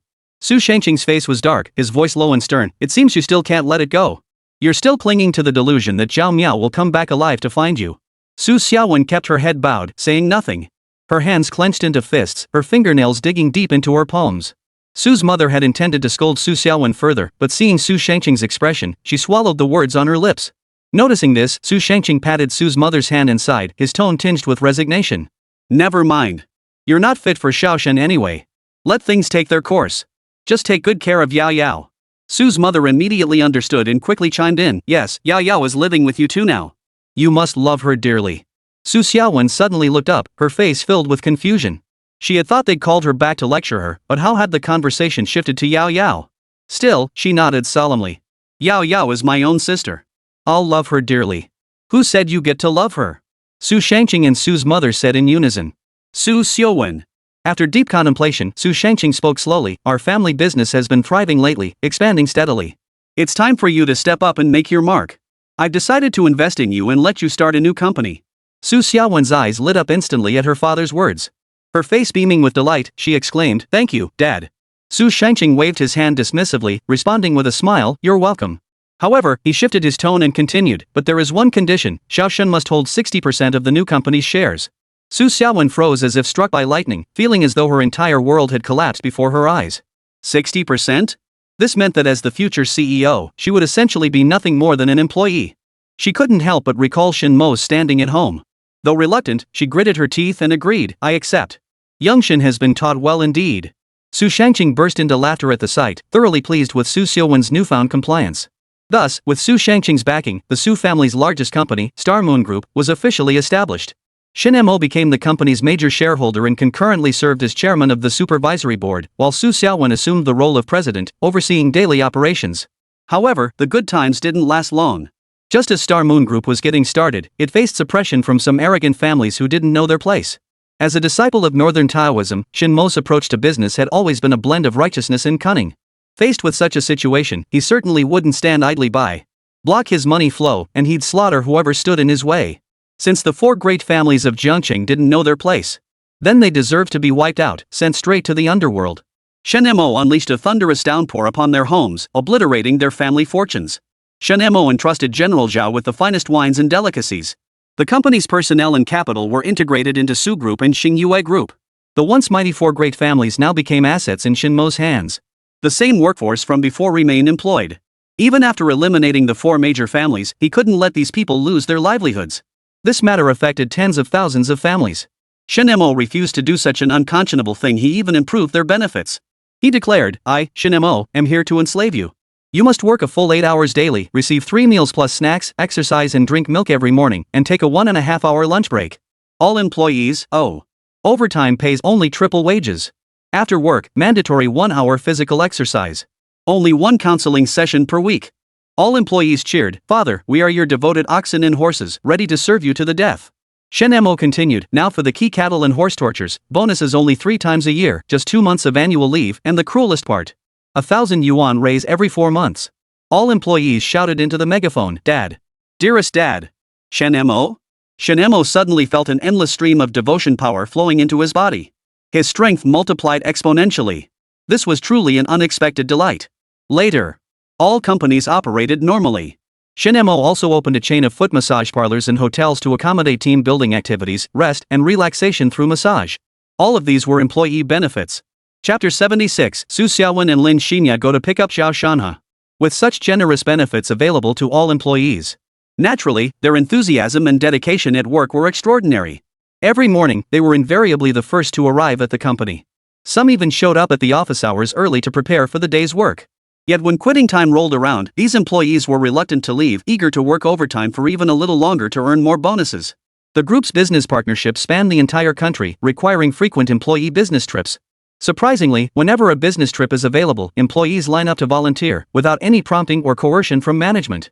They have only one goal in mind: to work hard, work tirelessly, to deliver outstanding results, get promoted and earn a raise. After all, the generous bonuses and fair promotion opportunities were simply too tempting to resist. The big boss treats employees so generously, truly regarding them as family. And that's precisely why the employees work so hard. A boss like this deserves to prosper. Shen Mo couldn't help but feel a bit surprised seeing his employees working so enthusiastically. He had assumed that even with the best benefits, employees wouldn't push themselves this hard. However, this experience only strengthened his conviction: as long as employees receive sufficient care and motivation, they will undoubtedly give their all to create value for the company. Thus, Shen Mo resolved to introduce even more employee benefits, ensuring they felt valued and cared for by the company. But he seemed to have nothing better to do all day long. Su Xiaowen had gone to work, leaving only him and his sister-in-law, Su Yaoyao, at home. Su Yaoyao loved to cling to her brother-in-law. Before she turned 16, whenever Su Xiaowen wasn't home, she'd sleep with him. Like a little koala bear. Su Yaoyao adored spending time with Shen Mo. She wanted to cling to him all day long. Until she was 18, almost 19. Su Xiaowen hired an assistant who was also her godbrother. Shen Mo puffed on his cigarette and chuckled. Good thing we didn't actually get married back then. Otherwise, I'd be the king of cuckolds. He handed Su Lai a cigarette. Su Lai took it, placed it between his lips, lit it, took a deep drag, and blew out a smoke ring. But it's you who's making others wear the green hat, kid. Whether it's Xiao Miao or the Zhao Shanhe, their girlfriends are head over heels for you now. Share some tips with me, so I can go conquer your sister-in-law. Shen Mo glanced downward. Still need to work on that, ha ha ha. Get lost. Su Lai laughed and cursed. Think about it. You know Mumu likes you. She's 21 now, graduated from college, and skipped grad school just to come back and see you. Su Lai looked at Shen Mo earnestly. As an older brother, I cherish all three of my sisters deeply. But in my heart, my own little sister holds the most special place. I want to find her a good home, someone who will make her truly happy. Shen Mo smiled faintly, seemingly already having his own plans. He deliberately kept them under wraps and asked Su Lai, guess why my in-laws entrusted Yao Yao to my care? Su Lai clearly hadn't anticipated this question. He froze for a moment, pondering deeply. Then, suddenly realizing, a faint smile touched his lips as he said, I can't match Uncle Heir's wit. Now I understand men always have certain desires, I get it. Then, Su Lai changed the subject and continued, but I still plan to leave Mumu with you. After all, you're my brother-in-law. With that, he drew the last drag from his cigarette, patted Shen Mo on the shoulder, and turned away with a smile. Shen Mo watched Su Lai's receding figure and chuckled. Good lad, you really are a sly fox. You two, how long have you been eavesdropping? Shen Mo glanced toward his desk. Two adorable little heads slowly peeked out from beneath the desk. It was Su Yaoyao and Su Mumu, the lively pair. Brother-in-law, we didn't mean to eavesdrop. Su Yaoyao blinked her big eyes innocently. Shen Mo's lips curved into a faint smile. He stubbed out his cigarette and strode toward the two campus beauties.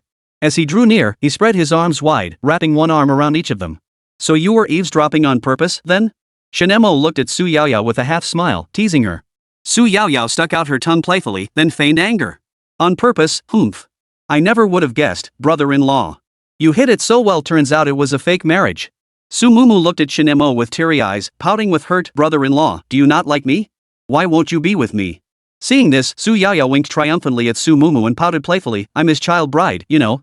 Of course he likes me better. Shen Mo looked at the two adorable girls and couldn't help but laugh. He spoke gently, all right, stop fighting. Aren't you both mine? With that, he spread his arms wide, pulling both Su Mumu and Su Yaoyao into his embrace. He let them sit on his lap, basking in the bliss of having them both close. Su Yaoyao nestled against Shen Mo like a docile kitten, her face glowing with a sweet smile as she could. I always thought there was something odd about your relationship with my sister. Now it seems my intuition was spot on, you really are my future husband. Su Mumu felt a pang of jealousy upon hearing this. She pouted and retorted, no. He's clearly my future husband. Watching the two of them squabbling over him, Shen Mo found it both amusing and adorable. He quickly stepped in to smooth things over with a laugh. All right, you're both my treasures. Family doesn't fight, you know? We should all get along harmoniously. Okay, no fighting among family members. The two girls smiled and snuggled into his embrace. As evening approached, Su Xiaowen and Lin Xinya arrived at the police station to meet Zhao Shanhe. Zhao Shanhe's eyes lit up as he looked at them. Xiaowen, Xinya, did you come to pick me up? Lin Xinya nodded. Yes, we came especially for you. How about it? Are you happy? Zhao Shanhe was so overcome with emotion he was nearly in tears. Happy? Overjoyed. You truly are the most important people in my life. Su Xiaowen and Lin Xinya felt a wave of nausea wash over them. Still, they forced smiles. Let's go. Since you stepped in for the company this time, management has decided to reward you. Chapter 77. Zhao Shanhe felt hope for the future. Zhao Shanhe had already been deeply troubled by the unusual changes in his body. He was certain he was sick and not just some minor ailment, but something serious and life-threatening. When he was released, his first thought was to rush to the hospital for a checkup and find out exactly what was wrong with him. Yet what he never could have imagined was this. The very first sight upon stepping outside revealed the two most important women in his life. One was a wealthy, beautiful woman, the other a pure, innocent campus beauty. Both radiated youthful beauty, instantly catching his eye. Why had these two women come to pick him up together? Zhao Shanhe couldn't help but start speculating wildly. He felt he had successfully penetrated their innermost thoughts. At this thought, an uncontrollable surge of excitement and anticipation welled up within him. If this were truly the case, then wouldn't Zhao Shanhe soon achieve his goals? He could almost see himself standing at the pinnacle of life, basking in endless glory and wealth. And more importantly, he would bid farewell to his virginity and usher in a new chapter as a man. And getting rewarded for fighting a battle he didn't even want to fight? Today must be Zhao Shanhe's lucky day. Indeed. His left eye twitching meant romance was in the air. If his right eye twitches, it must mean good fortune in the bedroom. The future finally looked promising. Zhao Shanhe's eyes instantly welled up. Overcome with emotion, he wiped the corners of his eyes. Thank you all. You truly do care about me. And thank you to the company for recognizing my dedication. Lin Xinya watched him cry, and the more she thought about it, the more she realized how terrible her judgment had been. How could she have ever fallen for someone like him? She felt like a delicate and vibrant flower that had been planted in a pile of manure. Now, her heart was filled with regret. She regretted not seeing his true colors sooner. What she found even harder to accept was that this grown man was crying over such a trivial matter. He was nothing but an immature brat. In contrast, Brother Mo was completely different. He possessed the spirit of a true man, towering in stature, with solid muscles and those enviable 8-pack abs that made women drool. Not only was he exceptionally handsome, but he was also exceptionally capable, handling any task with ease. Especially his incredible stamina, it made Lin Xinya's imagination run wild. Her mind began conjuring up some rather impure images, her cheeks flushing involuntarily as her heartbeat quickened. Su Xiaowen was filled with regret. She felt utterly blind for choosing someone like Zhao Shanhe as her assistant. Zhao Shanhe's abilities were truly mediocre. He always did his work half-heartedly, excelling only at sucking up. Useless. If she hadn't provided Zhao Shanhe with resources, how could he have secured that deal with his limited skills? The only reason she'd given Zhao Shanhe a chance was because he was Zhao Miao's younger brother. If not for the sake of the late Zhao Miao, Su Xiaowen wouldn't have given Zhao Shanhe a second glance. Looking back now, Su Xiaowen regretted it so much she could have kicked herself. She had once dreamed of wearing a beautiful wedding dress, marrying Shen Mo, and living a happy, fulfilling life. But now, that dream seemed like a distant fantasy. Fortunately, Su Xiaowen knew Shen Mo still harbored some interest in her. Otherwise, he wouldn't make her wear a maid outfit every day to serve him. At this thought, a blush involuntarily spread across Su Xiaowen's cheeks. And Zhao Shanhe had witnessed every moment. He felt a secret thrill, convinced that seeing both women blush meant they'd been charmed by his appeal. Lin Xinya snapped back to reality and smiled. Well then, let's go. We should head back to the company now to collect your reward. Zhao Shanhe nodded repeatedly. Alright, let's go together. Su Xiaowen grabbed Lin Xinya's arm and turned to leave. She didn't want to speak to Zhao Shanhe. Zhao Shanhe hurriedly followed them out. Outside, a Lamborghini was parked, surrounded by people snapping photos. After Su Xiaowen and Lin Xinya got in, they drove off immediately. Zhao Shanhe was left behind, breathing in the exhaust fumes. Zhao Shanhe. Watching the Lamborghini vanish from sight, Zhao Shanhe smiled. The Lamborghini only had 2 seats, ladies first, of course. Zhao Shanhe wouldn't blame them for driving off. A man should be magnanimous, women will love him more for it. He hailed a taxi at the intersection, feeling exceptionally cheerful as he handed the driver a 100 yuan note. Keep the change, sir. The driver grinned as he took it. Sir, you look absolutely dashing today. Where would you like to go? Zhao Shanhe was pleased with the driver's flattery and handed him another 100. That's a tip for the compliment. Take me to Star Moon Group. The driver's eyes lit up as he accepted the money. Sure thing. I'll get you there in 10 minutes flat. Xingyue Group. Inside the chairman of the board's office, Shen Mo was preparing Zhao Shanhe's reward. Brother-in-law, are you done writing yet? Su Yaoyao leaned against his chest, pouting in boredom. Su Mumu poured Shen Mo a glass of wine and said to Su Yaoyao, Yaoyao, stop messing around. Your brother-in-law is busy right now. Shen Mo finished typing the last character. Alright. What do you think of this reward? Su Yaoyao and Su Mumu looked at the computer screen. Ha ha ha. Su Yaoyao exclaimed, this is amazing. This reward is absolutely incredible. Let's go with it. Su Mumu planted a kiss on Shen Mo's cheek. Brother-in-law, you're so wicked enough to make my heart flutter. Shen Mo gave a devilish grin. If a man isn't a little bad, women won't love him. Honey, we're back. Su Xiaowen and Lin Xinya walked into the office. Seeing her two sisters so close to Shen Mo, Su Xiaowen felt a surge of jealousy. You two stay away from your brother-in-law. Su Yaoyao stuck her tongue out at her. No way. I won't. I just won't. Su Mumu wrapped her arms around Shen Mo's neck and flashed Su Xiaowen a sweet smile. Sis, gotta admit, even a fake brother-in-law is pretty smooth. Shen Mo. He looked at Su Mumu and smiled. Mumu, the word smooth doesn't quite fit me. Su Mumu flashed a seductive smile. Why don't you let me show you? Su Xiaowen and Lin Xinya heard the words fake brother-in-law and felt like the sky had fallen. Where on earth did these two little devils hear about this? An already complicated situation became even more tangled and confusing because of this unexpected discovery. Lin Xinya sighed helplessly, this is just asking for trouble. Su Xiaowen bit her red lips, inwardly cursing her luck. But she didn't lose heart. Instead, she quickly composed herself and stepped forward to engage in a fierce little skirmish with her two younger sisters. Seeing this, Lin Xinya refused to be outdone and joined the fray. In an instant, the four girls were laughing and playing together. The atmosphere instantly lightened, filled with a warm, family-like vibe.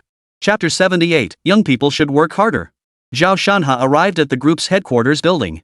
A satisfied smile spread across his face as he gazed at the brightly lit skyscraper before him.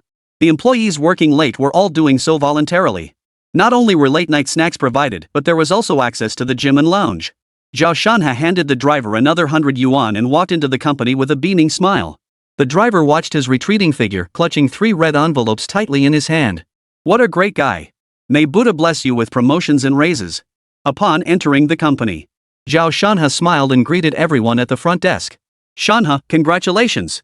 The company's definitely going to give you more responsibilities this time. Shanhe, you're amazing. Looks like a wimp but turns out to be a real man. Listening to their flattering words, Zhao Shanhe basked in the attention, stepping into the elevator to head to the president's office for his reward. Shen Mo had been waiting in the office for quite some time. Knock knock knock. The knocking sounded. Come in. Zhao Shanhe, standing outside the door, heard that irritating voice and his expression instantly changed but quickly shifted back into a smile. He pushed open the door and stepped inside. Only Shen Mo and Su Xiaowen were in the office. He approached Shen Mo and said with a smile, Chairman Shen, President Su, I'm back. Sitting in his office chair, Shen Mo smiled. Shanhe, good work stopping those troublemakers. Never would have guessed someone so effeminate could actually have martial arts skills. Zhao Shanhe brushed off the sissy remark, grinning proudly. This company is my first home. Anyone who dares tarnish its image is slapping me in the face. I'd give my life for this company. Shen Mo wore a wolf in sheep's clothing smile. Indeed. Your sister Xiaowen didn't misjudge you. An employee who treats the company like home deserves special cultivation. Zhao Shanhe's eyes lit up at the words. He felt a surge of anticipation. Under his excited gaze, Shen Mo picked up a document, cleared his throat, and declared in a solemn, dignified tone, ordinary employee Zhao Shanhe has consistently served the group with quiet dedication, working tirelessly and earning commendation for his contributions. In recognition of his outstanding performance, the company has decided, after careful consideration, to focus on his development and cultivate him into the ultimate all-rounder talent. When Zhao Shanhe heard the words ultimate workhorse, a sudden sense of foreboding washed over him. What did that mean? Ultimate workhorse? Does this mean I'll be expected to work non-stop like an ultimate workhorse? Shen Mo continued, to help Zhao Shanhe improve himself more effectively, the work from the 7 departments he previously managed must be completed ahead of schedule. Additionally, he must take on responsibilities from 5 more departments: manufacturing, quality control, security, cleaning, and painting to gain more experience. No sooner had Shen Mo finished speaking, Zhao Shanhe felt a thunderous crash in his mind, as if struck by a bolt from the blue. He froze solid in place. His eyes widened in disbelief as he stared at Shen Mo. What did you say? 5 more departments? You really think I'm some kind of workhorse? Shen Mo turned to Su Xiaowen. Xiaowen, make sure someone properly mentors Shanhe at work. He's a pillar of the company's future. Su Xiaowen replied softly, it's already been taken care of. No. Zhao Shanhe screamed in despair, it's not fair. Shen Mo. You can't treat me like this. I'm a talent, not a workhorse. Shen Mo chuckled, precisely because you're talented that we need to focus on cultivating you. That way, when you get promoted, no one can accuse you of taking shortcuts. And one more thing. Address me by my title at work. Zhao Shanhe's face flushed crimson with rage. Chairman of the board, this is extremely unfair to an ordinary employee like me. Who can possibly handle the workload of 12 departments at once? Why are security and cleaning duties also dumped on me? Why? Shen Mo replied, because you're talented. Because you're kind. The security guard got injured, it's perfectly reasonable for you to cover his shift temporarily, right? And the cleaning lady works so hard, lending a hand makes her job much easier. What do their problems have to do with me? Zhao Shanhe retorted defiantly. Shen Mo's expression turned cold. Shanhe, words that undermine unity are best left unsaid. Your actions stem from kindness, they will appreciate your help. Zhao Shanhe felt a knife twist in his heart.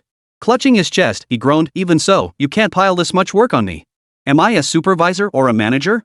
Shen Mo pulled out a new name tag and handed it to Zhao Shanhe. Zhao Shanhe stared at it. Four bold characters were printed on the badge. Ultimate Special Employee. His eyes widened like copper bells, staring fixedly at the characters as if trying to see through them.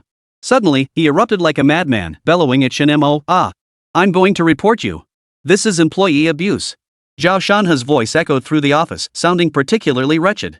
His dream of joining the elite class shattered completely in that moment. His harem fantasies crumbled along with it. Zhao Shanhe cast a desperate glance at Su Xiaowen, who was massaging Shen Mo. His eyes pleaded, as if Su Xiaowen were his last lifeline. Xiaowen, I've done great things for this company. How can they treat me like this?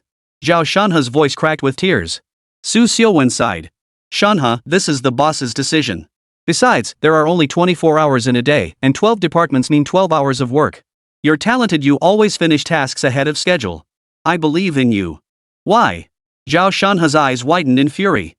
You used to treat me like your own brother. Why have you changed so much? Su Xiaowen smiled. Young people can't just rely on their big sisters. There's still so much to learn. For someone as talented as you, this is nothing. I refuse. Zhao Shanhe refused to believe her nonsense.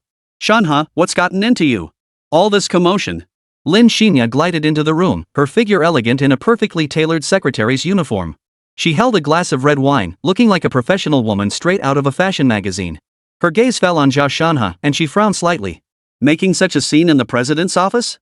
What kind of behavior is this? Xinya. Zhao Shanhe's eyes lit up as if he'd spotted a savior. He rushed forward eagerly. Xinya, save me. Shen Mo wants to assign me tasks across 12 departments. I'm human, not a beast of burden. He's your brother, I'm your boyfriend, please plead my case. Zhao Shanhe pressed closer to Lin Xinya as he spoke, reaching out as if to grab her sleeve. Lin Xinya didn't stop as he hoped, instead walking briskly over to Shen Mo. Shanhe, the company is cultivating you, of course they treat you like a human being. Young people should work hard, that's how you grow faster, Lin Xinya said with a smile, her tone light. A fleeting, almost imperceptible glint of amusement flashed in her eyes before she continued, look at me, I'm not only the secretary to the chief supervisor but also his personal assistant. I handle so many tasks, even cleaning duties. You can't just give up easily because you feel inadequate. Chapter 79, The Moment of Reversal. What do you mean? Personal assistant. Zhao Shanhe's eyes widened as he glared at Lin Xinya, his voice trembling slightly with anger. Are you saying you're responsible for Shen Mo's daily life, everything from eating and drinking to using the bathroom? Are you two living together? Lin Xinya shook her head hastily, looking innocent as she explained, no, Zhao Shanhe, don't jump to conclusions. Mo Gu is married. I'm your girlfriend, how could we possibly live together? Zhao Shanhe stared intently at Lin Xinya, growing increasingly uneasy the longer he looked. He noticed that the look in Lin Xinya's eyes when she gazed at Shen Mo seemed filled with an inexpressible admiration. Not only that, but Zhao Shanhe also realized that although Lin Xinya was only 20, she exuded an aura of a young married woman that didn't match her age. Could it be? A terrifying thought suddenly flashed through Zhao Shanhe's mind, but he immediately shook his head, banishing the notion. No! Absolutely impossible! He shouted inwardly, Lin Xinya is my girlfriend. How could she betray me? Zhao Shanhe took a deep breath, forcing himself to calm down. His top priority now was resolving work issues, not indulging in wild speculation. He refocused his attention on Shen Mo and said firmly, Brother Shen, I genuinely can't handle 12 departments at once. This workload is beyond what any ordinary person could manage. If you don't rescind your order, I'll have no choice but to resign. Zhao Shanhe stared at Shen Mo and Su Xiaowen, hoping to intimidate them with his threat of resignation. But he seemed to have overestimated himself. Shen Mo replied coolly, fine. Remember to submit your resignation to Xiaoya. I'll approve it immediately. Zhao Shanhe froze in place. He'd only been bluffing, he hadn't truly intended to quit. The benefits at Star Moon Group were exceptionally generous. Only a fool would quit. Countless college graduates were lining up to get in. He stood rooted to the spot, head bowed, fists clenched, racking his brain for a solution. Shen Mo and Lin Xinya exchanged a knowing smile. Su Xiaowen watched him with his head bowed. For some reason, she still felt a slight urge to help him. Shen Mo sensed something and turned to Su Xiaowen, a flicker of surprise in his eyes. Shen Mo's lips curved upward as he turned his gaze to Zhao Shanhe. All right, Shanhe. Seeing how difficult this is for you, I'll make an exception. You'll handle 9 departments' work, but your salary will be cut by 20%. Zhao Shanhe looked up, glaring at him. How is that any different from not cutting it at all? And you're deducting my pay. I'm taking you to labor arbitration. Go ahead. Shen Mo pointed toward the door. Either agree or hand over your work badge and get out. Zhao Shanhe wrestled internally. He tried to appeal to Su Xiaowen's sympathy, fixing her with a pitiful look. Su Xiaowen's slender frame trembled. Honey, give him a chance. Lin Xinya stared at her in utter bewilderment. What was going on? Zhao Shanhe seemed to glimpse hope, his gaze softening. Shen Mo stared at her. Under his intense gaze, Su Xiaowen's delicate frame trembled even more violently. Lin Xinya seemed to notice Su Xiaowen's unusual state too, her eyes filled with confusion. Shen Mo smiled. Fine, then 8 departments it is. Zhao Shanhe tried to negotiate further. Shen Mo's voice turned cold. No complaints. Everyone else can complain, but you can't. Get to work or get out. Zhao Shanhe gritted his teeth. Understood. Shen Mo pointed toward the door. Get out. Zhao Shanhe walked out of the office, his legs trembling slightly. Shen Mo lit a cigarette. Xiaoya, you go out too. Head over to Yao Yao and the others first. Yes. Lin Xinya nodded and left the office. Shen Mo fixed his gaze on Su Xiaowen and sneered coldly, come out on your own, or I'll beat you out. Su Xiaowen stood rooted to the spot, her beautiful black eyes shifting to gold. True Lord, I implore you not to interfere with the natural order of this world. Shen Mo snorted coldly. You mean Zhao Shanhe? He's the one you chose. Yes. Su Xiaowen continued, not only him, but Yi Chen is also my chosen one. With just your measly heavenly general level Dao? You dare meddle in my affairs. After speaking, Shen Mo raised his right hand, the 7-star sword pointing toward the heavenly Dao. The heavenly Dao stared at the 7-star sword pointing at it, its eyes filled with terror. Shen Mo declared, don't think being the top dog in this little world gives you free reign. If need be, I'll just replace this heavenly Dao with another immortal. I'm sorry. The heavenly Dao knelt immediately to apologize. Shen Mo helped her up. I won't stop you from cultivating these toys, it just adds a bit of entertainment. But don't push your luck. The way of heaven, understood. Shen Mo, get lost. A golden energy sphere shot out from Su Xiaowen's body, flying toward the window. Su Xiaowen collapsed limply into Shen Mo's arms. Shen Mo supported her as he gazed out the window. Well, that was an unexpected treat. Then let's have some fun. Early the next morning, Shen Mo arrived at the Zhengcheng Public Security Bureau. He walked straight to the chief's office and pushed the door open. Su Lai was about to scold whoever had barged in, but upon recognizing his own cash cow, his expression instantly softened into a broad smile. Brother-in-law, what brings you here? Shen Mo made himself comfortable, sitting down in his chair without hesitation. What's the status on Yi Chen's case? Have you reported it to my uncle and the provincial committee yet? Su Lai closed the door and sat across from him. I've reported it, but there's no resolution yet. I get the feeling this Yi Chen has political connections. Shen Mo declared, since we can't resolve this immediately, let's destroy his Dragon King temple first.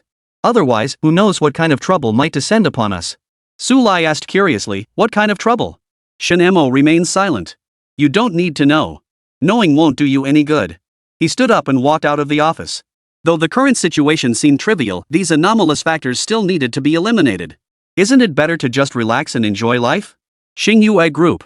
As Shen Mo stepped through the company entrance, he immediately spotted the woman he'd expected sitting composedly on the lounge sofa. The moment Xiao Churen's gaze met Shen Mo's, her eyes lit up. She rose swiftly, striding toward Shen Mo with a radiant smile. Good morning, President Shen. Xiao Churen's voice was crisp and pleasant. Today, she wore a black long dress that accentuated her fair skin, her pure yet alluring style catching the eye. I came today to discuss with you regarding our. Shen Mo seemed in no mood to hear her continue. Without hesitation, he took her hand and led her straight toward the elevator. Xiao Churen was clearly taken aback. Her carefully prepared words were abruptly cut short by Shen Mo's action, leaving her no choice but to silently follow him into the elevator. The elevator doors closed slowly, leaving only Shen Mo and Xiao Churen in the confined space. Xiao Churen felt her heartbeat quicken. She looked at Shen Mo, silently wondering what his sudden urgency could possibly mean. Chapter 80, The Dragon King's money, I'll graciously accept it. Mr. Shen, shouldn't you let go? Xiaocharen's face flushed as she watched Shen Mo tightly clasp her small hand, whispering softly. Shen Mo looked at her, amused. Didn't you come here to use your beauty tactics? What's the matter? Won't even let me hold your hand? As he spoke, he tightened his grip. Rip! Xiaocharen sucked in a sharp breath, looking at him with pitiful eyes. Mr. Shen, it hurts. The elevator doors opened. Shen Mo released her and walked back to his office. Xiaocharen rubbed her small hand, gazing at his retreating figure with a look of grievance. You really don't know how to treat a lady gently. After Shen Mo and Xiaocharen entered the office, Shen Mo sat down in his chair and turned to look at her. Close the door. Xiaocharen pursed her lips and locked the door from the inside. Sit down. Xiaocharen nodded and sat down across from him. However, Shen Mo's first words caught her off guard. He asked, did you transfer all the compensation to the security guard? Xiaocharen nodded. Everything that should have been paid has been paid, but my company's cash flow is even tighter now. She let out a bitter laugh. Mr. Shen, don't I look ridiculous? Married to such a good-for-nothing, and now my company is on the brink of bankruptcy because of him. Shen Mo stood up and poured her a glass of wine. Xiaocharen picked it up and downed it in one gulp. Shen Mo cut straight to the point. Let me tell you about this Yi Chen. You know the Dragon King's Palace, the largest mercenary group overseas, right? Xiaocharen looked puzzled. Yes, I know. It's the largest criminal organization abroad, involved in illegal money-making schemes and even human organ trafficking. But what does that have to do with Yi Chen? Shen Mo replied, he is the Dragon King of the Dragon King's Palace. He came back to China to approach you specifically to establish the organization's influence domestically. What? Xiaocharen stood up, her face frozen in shock. Impossible. My Xiao family is only a second-rate clan. What could a Dragon King possibly see in us? Shen Mo stared intently at her face. You, Xiaocharen, are known as the Red Rose of Jiangchang. You possess immense wealth, beauty, and charisma. Aren't you the perfect target to approach? Xiaocharen couldn't help but recall the scene of her first encounter with Yi Chen. A newly hired security guard, scruffy and disheveled. Possessing a confidence that seemed to come from nowhere. Especially skilled at fighting. Once, when Zhuang Baifan was harassing her, Yi Chen, still in his security uniform, kicked him square in the face. Zhuang Baifan flew into a rage and ordered 10 bodyguards to teach him a lesson. Yi Chen remained unfazed, effortlessly breaking all 10 bodyguards' legs. Of course, she ended up footing the bill. Later, Zhuang Baifan came to the Xiao family to propose marriage. Zhao's parents smiled and agreed to the match. Xiaocharen felt as if the sky had fallen. Overwhelmed with grievance, she stormed out of the Xiao residence. Why? Why couldn't she decide her own marriage? Was being born into a wealthy family just about arranging marriages for profit? The injustice surged within Xiaocharen like a relentless tide. The more she thought about it, the more profoundly wronged and hurt she felt. Driven by her emotions, she made an impulsive decision. She took Yi Chen, the man who had once beaten Zhuang Baifan, and without hesitation, went to register their marriage. Her choice of Yi Chen stemmed not from any special feelings, but from a desire to use him to achieve her own ends. To make Zhuang Baifan back down. This marriage was nothing more than a hollow transaction to her. Despite this, Xiaocharen paid Yi Chen a hefty annual acting fee of 1 million yuan, demanding he not only protect her but also cook for her. For Yi Chen, this seemed manageable enough, so he voiced little complaint. He could only covet this exquisite prize he could never taste. Yet the chain of events that followed caught Xiaocharen completely off guard, delivering what could be described as a devastating blow. On one occasion, while Xiaocharen was entertaining a business partner and the conversation was flowing smoothly, Yi Chen suddenly burst in and, without a word, attacked the partner. The scene left Xiaocharen utterly stunned. She rushed forward to stop him and apologized profusely to the partner. To salvage the situation, Xiaocharen sincerely invited them to drink cup after cup of apology wine. But just then, Yi Chen barged in again and mercilessly attacked the partner once more. This time, not only did the partnership negotiations completely collapse, but Xiaocharen's reputation in the business world was severely damaged. Worse still, due to Yi Chen's actions, several companies that had previously maintained good cooperative relationships with the Xiao family also terminated their contracts with them, dealing a massive blow to the Xiao family's business operations.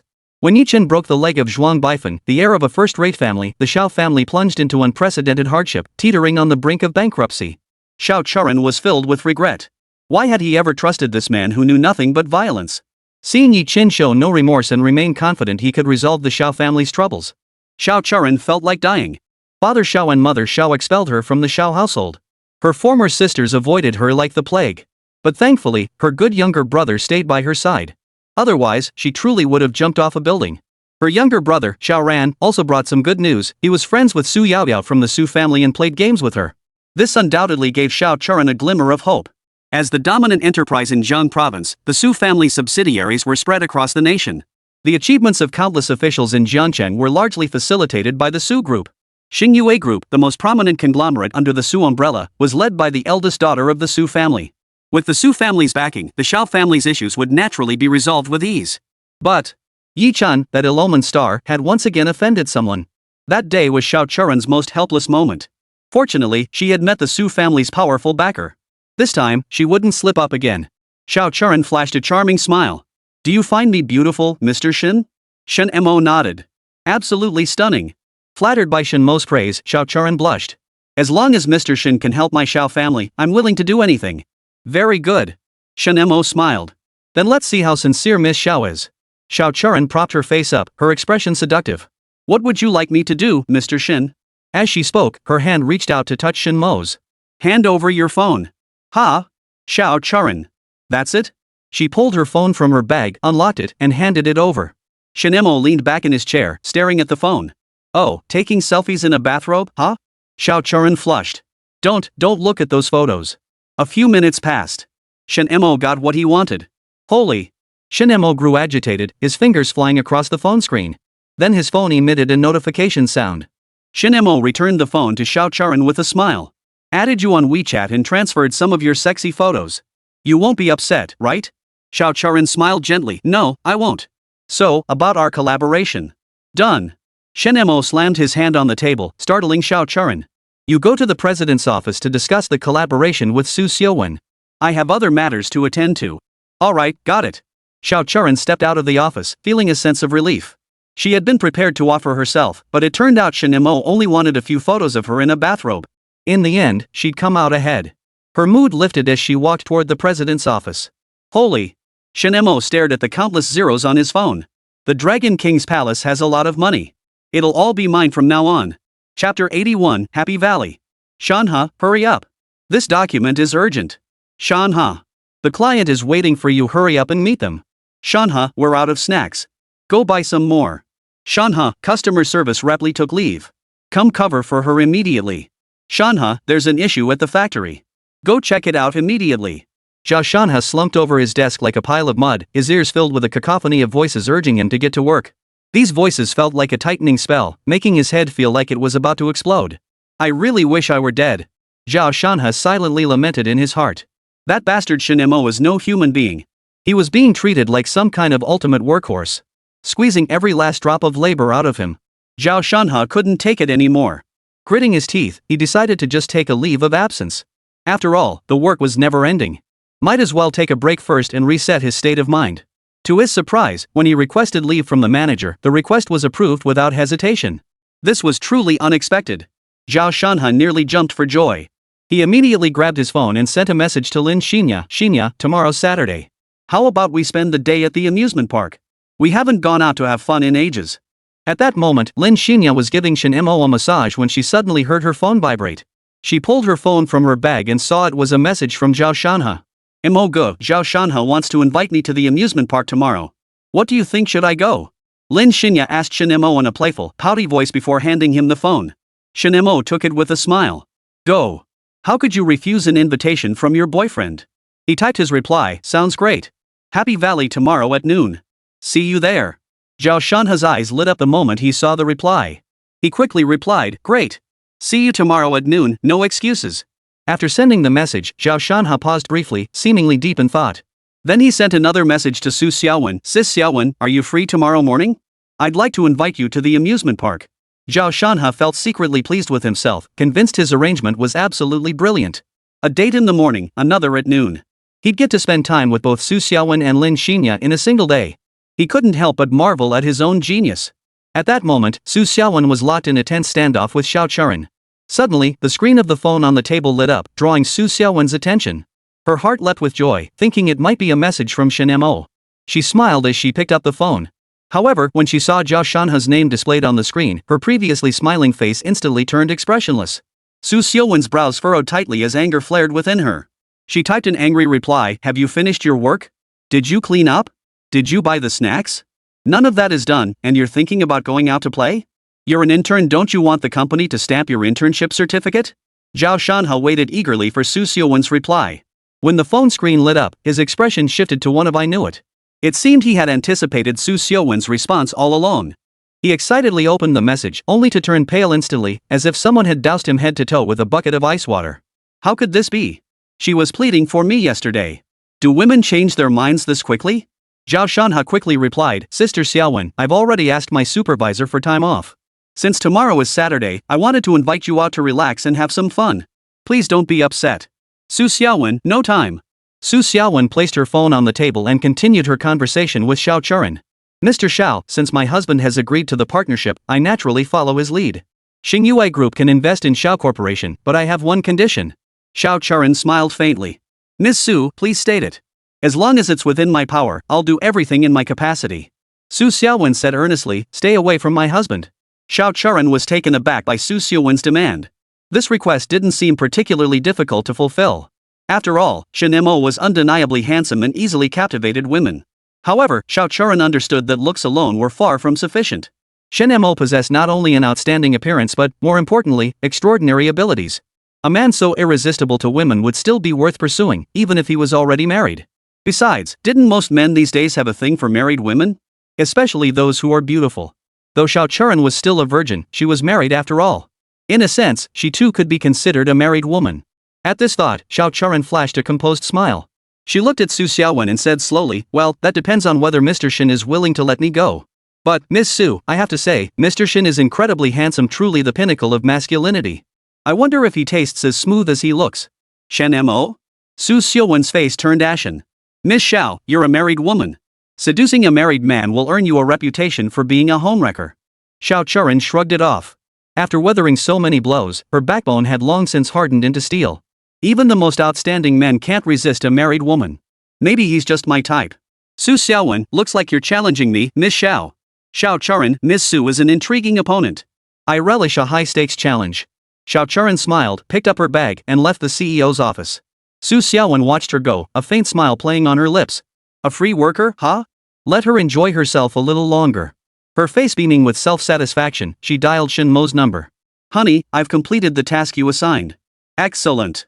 The Dragon King Hall funds are secured too. Use a portion of that to invest in her. As you say. Oh, and I bought some new clothes today, I'll show them to you tonight. Sounds great. My wife is getting more obedient every day, but household chores still need to be done. Come on, honey, I worked all day. I'm exhausted. What did you say? I'll complete the task you assigned. Such a good girl. Tomorrow's reward, we're going to the amusement park. Zhao Shanhe stared intently at his phone screen, where Su Xiaowen's reply was displayed. He stood frozen like that for a long time. Where exactly had things gone wrong? Ever since he first met Shen Mo, everything had started going wrong, spiraling further and further out of his control. Worse still, not only had he lost control of the situation, but he'd also dragged his campus beauty girlfriend into it. What the hell was going on? The more Zhao Shanhe thought about it, the more frustrated and disheartened he felt. Now even Lin Xinya was giving him the cold shoulder, making him suspect he might be wearing a green hat.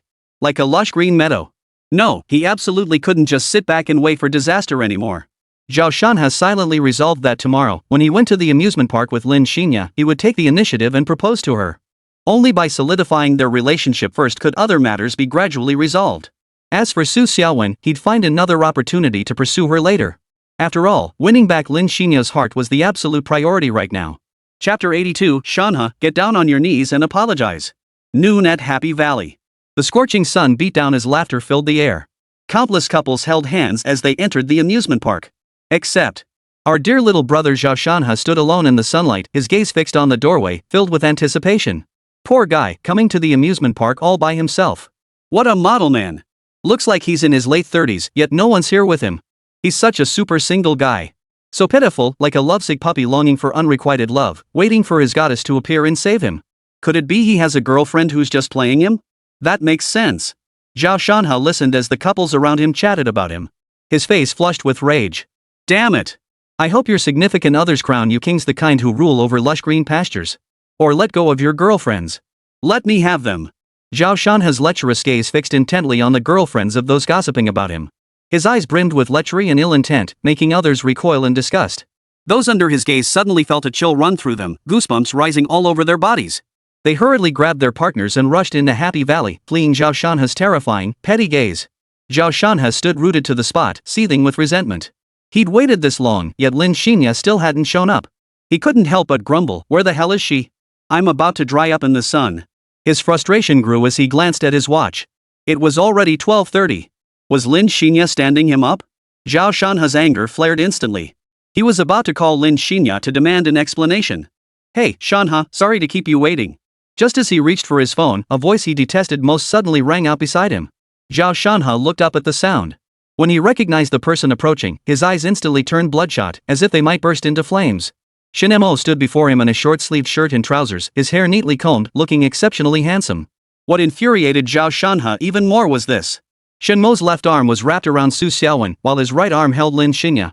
Behind them were Su Yaoyao, Su Mumu, and the siblings Xiaocharan and Xiaocharan. Damn it!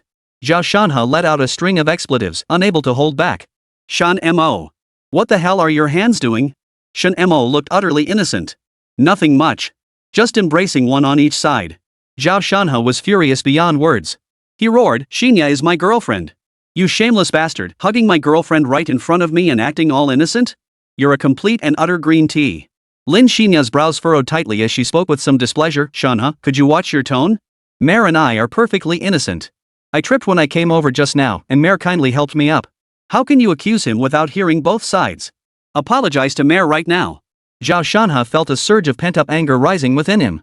He stared at Lin Xinya in disbelief, his voice trembling slightly. Xinya, what on earth are you talking about? You want me to apologize to Shen Mo, that dead green tea? That's impossible. Lin Xinya's expression darkened further as she snapped, Zhao Shanhe, if you keep talking nonsense, we're done. Zhao Shanhe instantly turned pale. As if struck by lightning, he staggered back 2 steps, his body swaying. Shen Mo watched the scene unfold, a faint smirk curling his lips into a look of smug satisfaction. He stared defiantly at Zhao Shanhe, his expression the very picture of a classic green tea. Zhao Shanhe's face turned from white to green. His gaze shifted to Su Xiaowen beside him, and he said in a sarcastic tone, Sister Xiaowen, look at this. Brother Shen is cheating on you. Su Xiaowen shot back with obvious irritation, Shanhe, stop imagining things. Didn't Xinya already explain? She tripped and fell when she arrived. Your brother-in-law was just helping take care of your girlfriend. How can you be so ungrateful? Get down on your knees and apologize to your brother-in-law right now. Zhao Shanhe felt as if someone had struck him hard on the head, leaving his mind in utter chaos. He stood frozen in place, utterly at a loss for how to handle this infuriating situation unfolding before him. The 2 women he cared about most. One demanded he bow and apologize. The other demanded he kneel and apologize. This was nothing short of treating him like a toy to be toyed with at will. Just as Zhao Shanhe felt overwhelming anger, embarrassment, and helplessness. Shen Mo suddenly spoke up, Shanhe, let it go. We're all family. No need to be so stubborn about it. No apology needed. However, Lin Xinya wasn't having it. She pouted, glaring at Shen Mo with displeasure. How can that be acceptable? He clearly acted immaturely and spoke hurtfully. How can he not apologize? Brother Mo, you're just too kind-hearted. She turned to Zhao Shanhe angrily. Shanhe, learn from this. Stay calm when things get heated. Don't let your words turn foul. Zhao Shanhe had been psychologically attacked again today. Shen Mo was too kind? He was the one being unreasonable? His girlfriend was being held around the waist and he, her boyfriend, was getting scolded. Where's the decency? Is there any bottom line? Su Yaoyao and Su Mumu captured Zhao Shanhe's humiliating moment on camera. Xiaocharan was filled with disgust toward Zhao Shanhe. Not long ago, he'd been verbally attacked by Yi Chen and that. He was itching to kill him. Xiaoran watched him with schadenfreude. What a brave man indeed, daring to harbor improper thoughts toward Su Xiaowen. If you manage to live to old age, I, Xiaoran, would gladly grant you 10 extra years of life. Su Yaoyao chimed in, you can't be shameless like that. Learn to be grateful. Get down on your knees and apologize to Brother Shen. Su Mumu chimed in, exactly. You're a college student. Brother Shen gave you an internship at his company and even helped your girlfriend. How dare you be ungrateful? Kneel. Apologize. Xiaocharan and Xiaoran, kneel and apologize. Spectators, exactly. That guy even ogled someone else's girlfriend, shameless scum. Kneel and apologize. Kneel. Zhao Shanhe roared at the crowd, is there no justice left in this world? No law to uphold? He stole my girlfriend, why should I apologize? Have you all lost your minds? The crowd looked at Shen Mo and his handsome boyfriend and beautiful girlfriend, then glanced at Zhao Shanhe. A 30-year-old man, plain and simple. Could an old man really have such a gorgeous girlfriend? Do they think the public are little darlings? Or are they blind? He really thinks he's some big shot, some rich tycoon, huh? The crowd is getting angry.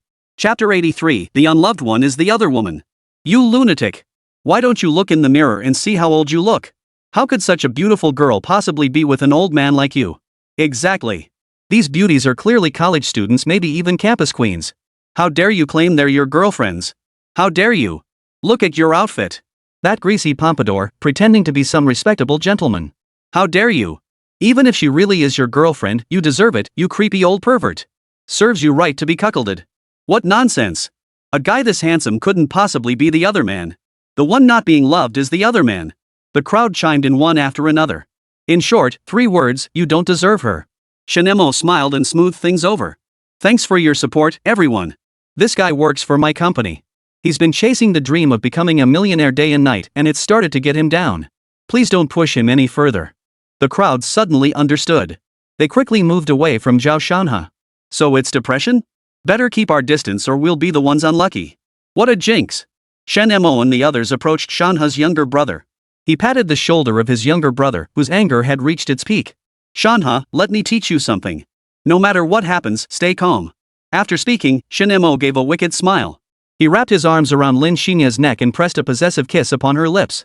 Lin Xinya closed her eyes, wrapping her arms around Shen Mo's neck as she returned his kiss. Boom! No! Zhao Shanhe collapsed to the ground, howling at the sky. Why? I haven't even kissed you yet, how dare you let Shen Mo kiss you? Why? Lin Xinya released Shen Mo and smiled faintly. Me and brother Mo just kissed.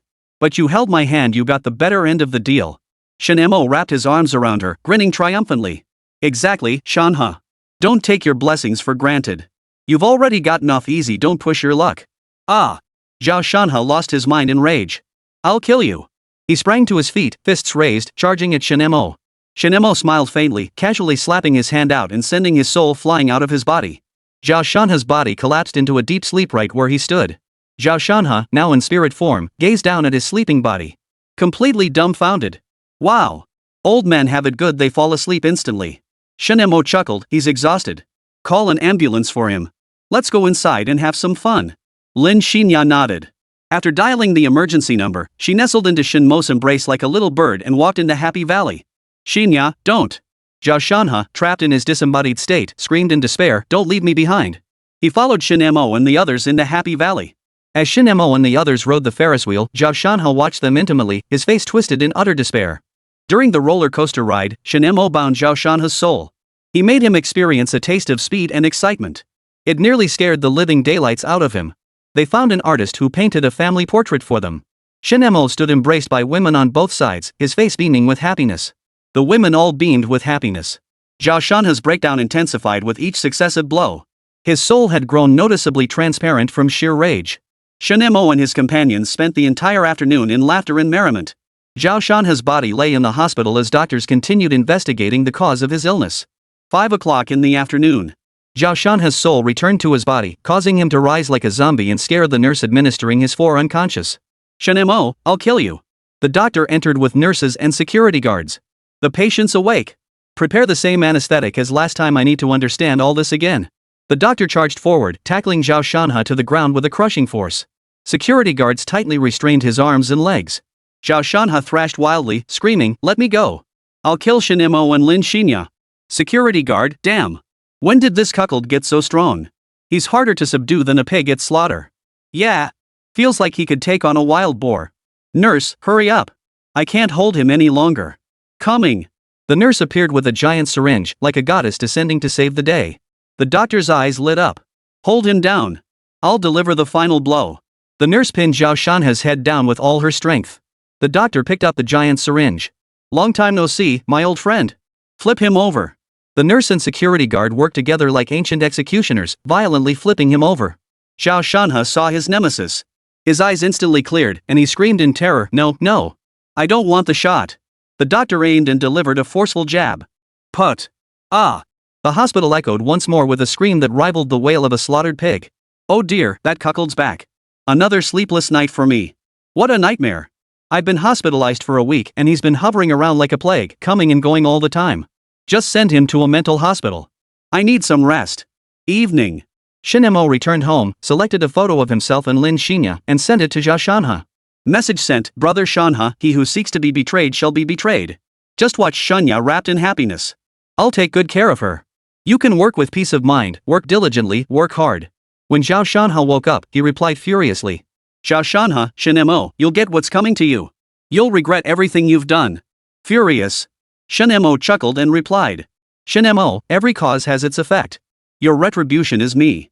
Remember to work hard and earn money for me. Kisses. Zhao Shanhe sent a voice message. Shen Mo, what kind of love potion did you feed Xinya? You bastard, give her back to me. Shen Mo replied with a sarcastic laugh. What nonsense are you spouting? Xinya loves me, that's why she's with me. You're just a mistress barking like a mad dog. Zhao Shanhe went berserk upon hearing this. I'm her legitimate boyfriend. You're the mistress. Shen Mo retorted. Xinya doesn't love you, so how could she be your girlfriend? The one not loved is the mistress. So, Shanhe, you've earned yourself a new title, the mistress who meddles in others' relationships. You're welcome. If you want to thank me, send me a red envelope. No need for much, just 100,000 will do. Chapter 84, Su Yaoyao's surprise. You. Zhao Shanhe cursed loudly. Damn it. Damn that bastard Shen Mo. Not only did he want his girlfriend, but he wanted his money too? Zhao Shanhe couldn't take it anymore. He angrily threw his newly purchased phone to the ground. Thud. The phone smashed into a pulp against the wall beside the nurse, startling her half to death. She had just come in to check on Zhao Shanhe's condition, only to nearly get hit in the head. She screamed, Dr. Liu, come quick. The patient's gone berserk again. Ignoring the nurse's shouts, Zhao Shanhe stared fixedly at his shattered phone and screamed in despair, my iPhone 15. The doctor rushed in, looked at the shattered phone on the floor, and exclaimed, I'm speechless. Get him to the psychiatric hospital immediately. I'm not mentally ill. Zhao Shanhe roared, another quack. I'm suing you all. Sue us when you're discharged. Take him away. The doctor, unwilling to go through formalities, teamed up with security to drag Zhao Shanhe downstairs like a pig. Zhao Shanhe stubbornly refused to get into the ambulance. The doctor delivered a swift kick to his backside, sending him tumbling inside. Thud. As the ambulance doors slammed shut, Zhao Shanhe pressed his face against the window, wailing, let me out. I'm not crazy. Shen Mo watched the entire scene unfold on his phone. This was the consequence of crossing him. Why ruin a good life by playing the manipulative? The main event was about to begin. Oh, dear brother. Your tragedy is about to reach its climax. Come quick, brother-in-law. The eternal torment game is about to begin. Su Yaoyao stepped out of the room and immediately grabbed his hand to play games. The gaming room contained 3 computers and 2 beds. The game had already begun. Su Mumu, wearing pink headphones, was already scouring for gear with her tiny hands controlling Hu Tao. Shen Mo and Su Yaoyao sat down, put on their headsets, and immediately got into the zone. Su Xiaowen was still waiting for Shen Mo in the master bedroom. Hours passed. She waited and waited until her eyes closed and she fell asleep. Dawn. Su Xiaowen slowly awoke, blinking sleepily as she looked around. The space beside her was empty. Had Shen Mo not returned to the bedroom all night? She furrowed her brow in confusion, wondering, where did my husband go? Su Xiaowen slowly sat up, stretched lazily, then got out of bed, slipped on her slippers, and stepped out of the master bedroom. She headed straight for the gaming room, vaguely suspecting Shen Mo might be there. When she reached the door, she pushed it open without hesitation. However, the sight that greeted her instantly ignited a fierce wave of jealousy. 2 beds stood in the gaming room. Su Mumu lay quietly on one of them. On the other bed, Shen Mo was holding Su Yaoyao tightly, the 2 of them sleeping in each other's arms. Su Yaoyao seemed to hear the door open. Groggily, she lifted her head from Shen Mo's embrace. Through sleepy eyes, she glanced at Su Xiaowen standing in the doorway, her expression sour, and said, Good morning, sis. We're going to sleep a little longer. Why don't you go cook the congee brother Mo prepared last night? And remember to close the door quietly. With that, Su Yaoyao curled back into Shen Mo's embrace like a docile kitten, a contented smile still playing at the corners of her mouth. Soon, she was fast asleep once more. Su Xiaowen stood at the doorway, trembling with rage as she watched the scene unfold. She desperately wanted to rush over and pry Su Yaoyao out of Shen Mo's embrace, but she feared waking him and incurring his displeasure. Xiaowen, what brings you here? Su Mumu wiped her eyes, climbed down from her bed, and hopped straight onto Shen Mo's bed, placing her small hand on his stomach. We're going to sleep a little longer. Could you make breakfast for us, sister? You're the best. Su Xiaowen was furious. Both her little sisters had turned into sly little green teas. As their older sister, she simply couldn't do anything about them. She couldn't take it anymore, yet she had to endure it. She obediently went to cook porridge. Shen Mo patted their pert behinds. When did you 2 start acting like bullies? We learned it from you. Su Yaoyao and Su Mumu chimed in unison. Su Yaoyao nestled against Shen Mo, her eyes sparkling. Will you spend the day alone with me today? Su Mumu also wanted to vie for his attention. Su Yaoyao pressed her head down firmly, looking at Shen Mo expectantly. Shen Mo nodded. Alright, today I'll be with you only. Tomorrow you can rest Mumu and I will go to work together. Okay. Get up and wash up. Come taste the congee your big sister made. Shen Mo stood up and led them to wash up. In the kitchen, Su Xiaowen was wearing an apron and simmering porridge. Seeing Shen Mo get up, she smiled. Honey, come see how my porridge turned out. Shen Mo glanced at it. Too much sugar. Su Xiaowen pouted. You haven't even tasted it. How do you know there's too much sugar? Shen Mo chuckled. You'll know once you taste it. I'll try it. Su Yaoyao walked in, scooped a bowl, and tasted it. Way too sweet. Sis, you really did add too much sugar. Good, I hope it kills you with sweetness. Su Xiaowen glared at her. Shen Mo shooed them out. I'll handle this. You two go change into your pajamas. Su Xiaowen tried to come back in to help, but Shen Mo pulled her out. She had no choice but to obediently go change. By noon, Su Xiaowen and Su Mumu had been sent by Shen Mo to work overtime at the company. Shen Mo clearly had plans today. He intended to devote the entire day to accompanying the adorable Su Yaoyao. Su Yaoyao dressed up meticulously, applied her makeup with care, then excitedly pulled Shen Mo out the door to go shopping. Shen Mo sighed helplessly, knowing his tough days were about to begin again. Su Yaoyao possessed boundless enthusiasm for shopping. Like a curious child, she darted through the mall, fascinated by every item on display. Shen Mo could only silently trail behind her, his hands growing heavier with each additional shopping bag, feeling like a walking display rack. After an exhausting shopping spree, Shen Mo finally dragged his weary body back home. Su Yaoyao happily carried her gifts back to her room and said mysteriously to Shen Mo, I have a surprise for you today. Don't be too shocked later. Sitting on the sofa, Shen Mo watched Su Yaoyao's room, wondering what she was up to this time. He considered peeking. But he decided against it. Surprises were always meant to be mysterious. If you knew what it was beforehand, there'd be no sense of surprise. The moon shone brightly amidst sparse stars. Su Yaoyao had been back in her room for 2.5 hours.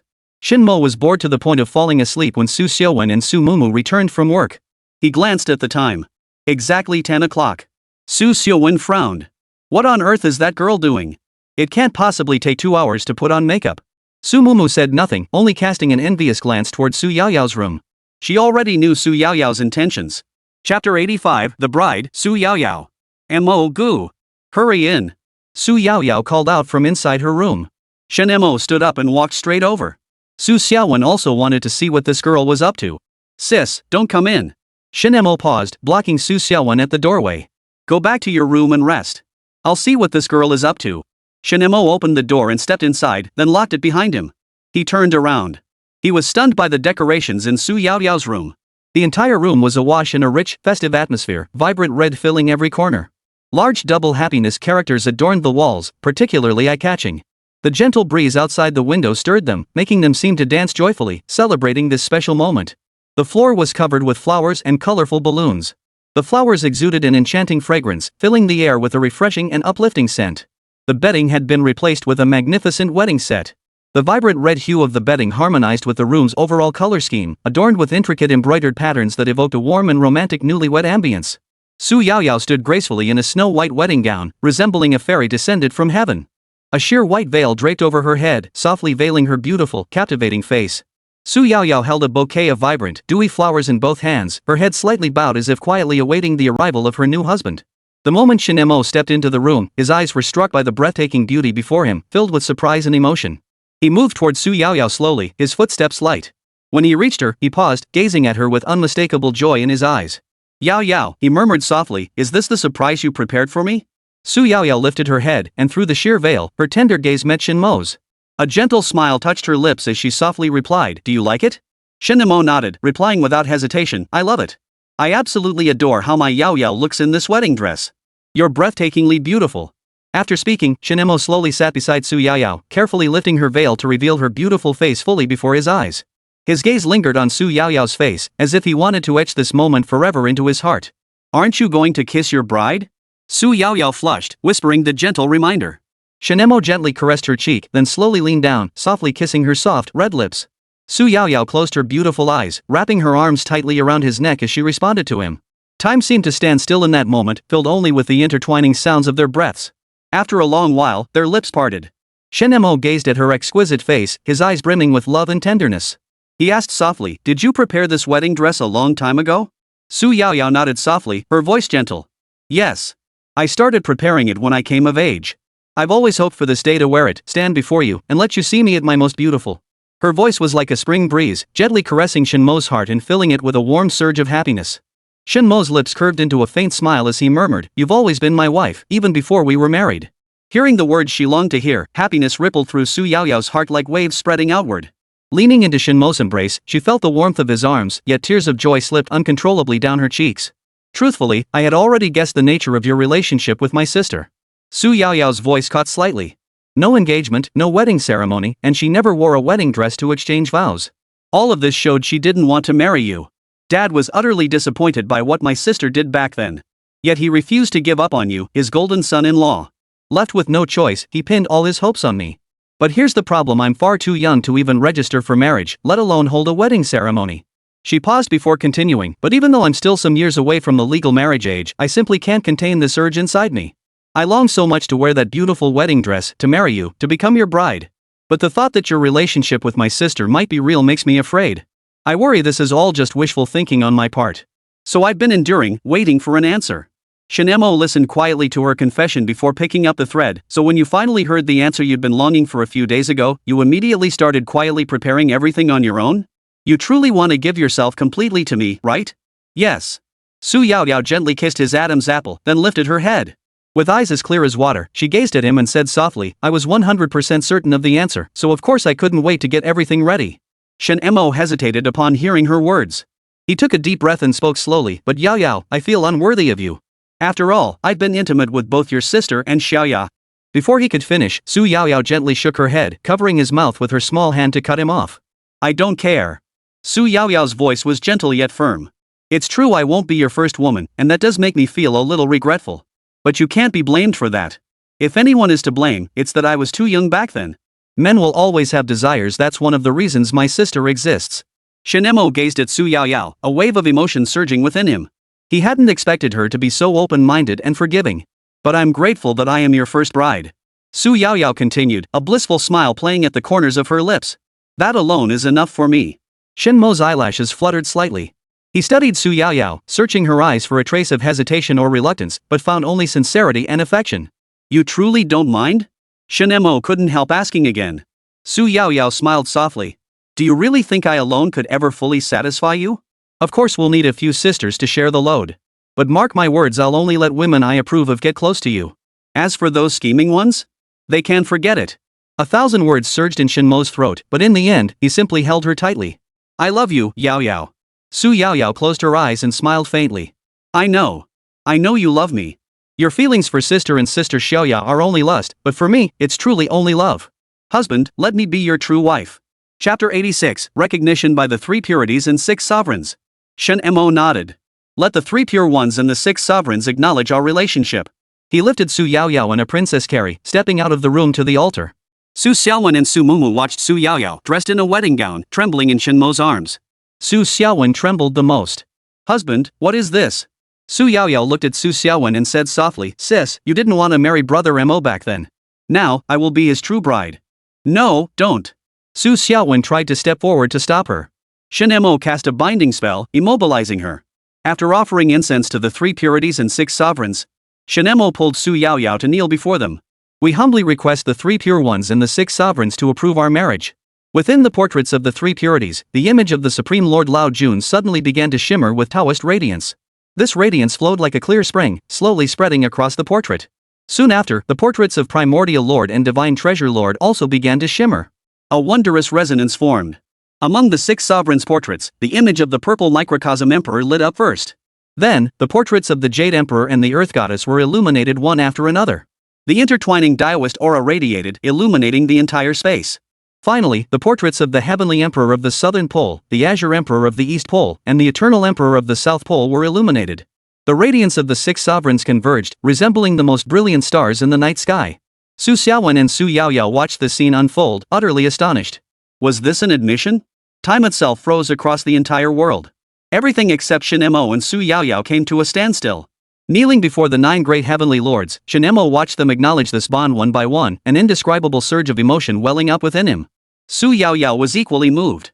After exchanging a glance with Shen Mo, she bowed her head to the 9 heavenly lords in respect and gratitude. At that moment, a strange light suddenly shot out from Shen Mo's spatial pocket. It was the 7-star sword. Like a shooting star streaking across the void, it flew straight toward the portrait of the Supreme Lord Lao. As the 7-star sword neared the portrait, a powerful Dao essence surged forth from the painting, enveloping the sword's body tightly. The aura swirled around the blade like a living mist, constantly shifting and dancing.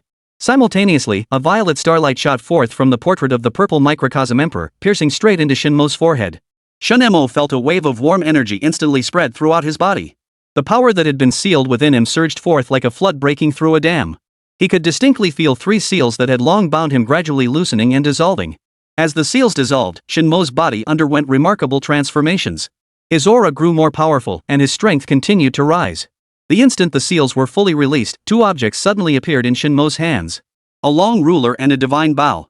Nourished by the Dao essence of the Supreme Lord Lao, the 7-star sword transformed into a golden hue and flew back to Shen Mo's side. Shen Mo tucked them away.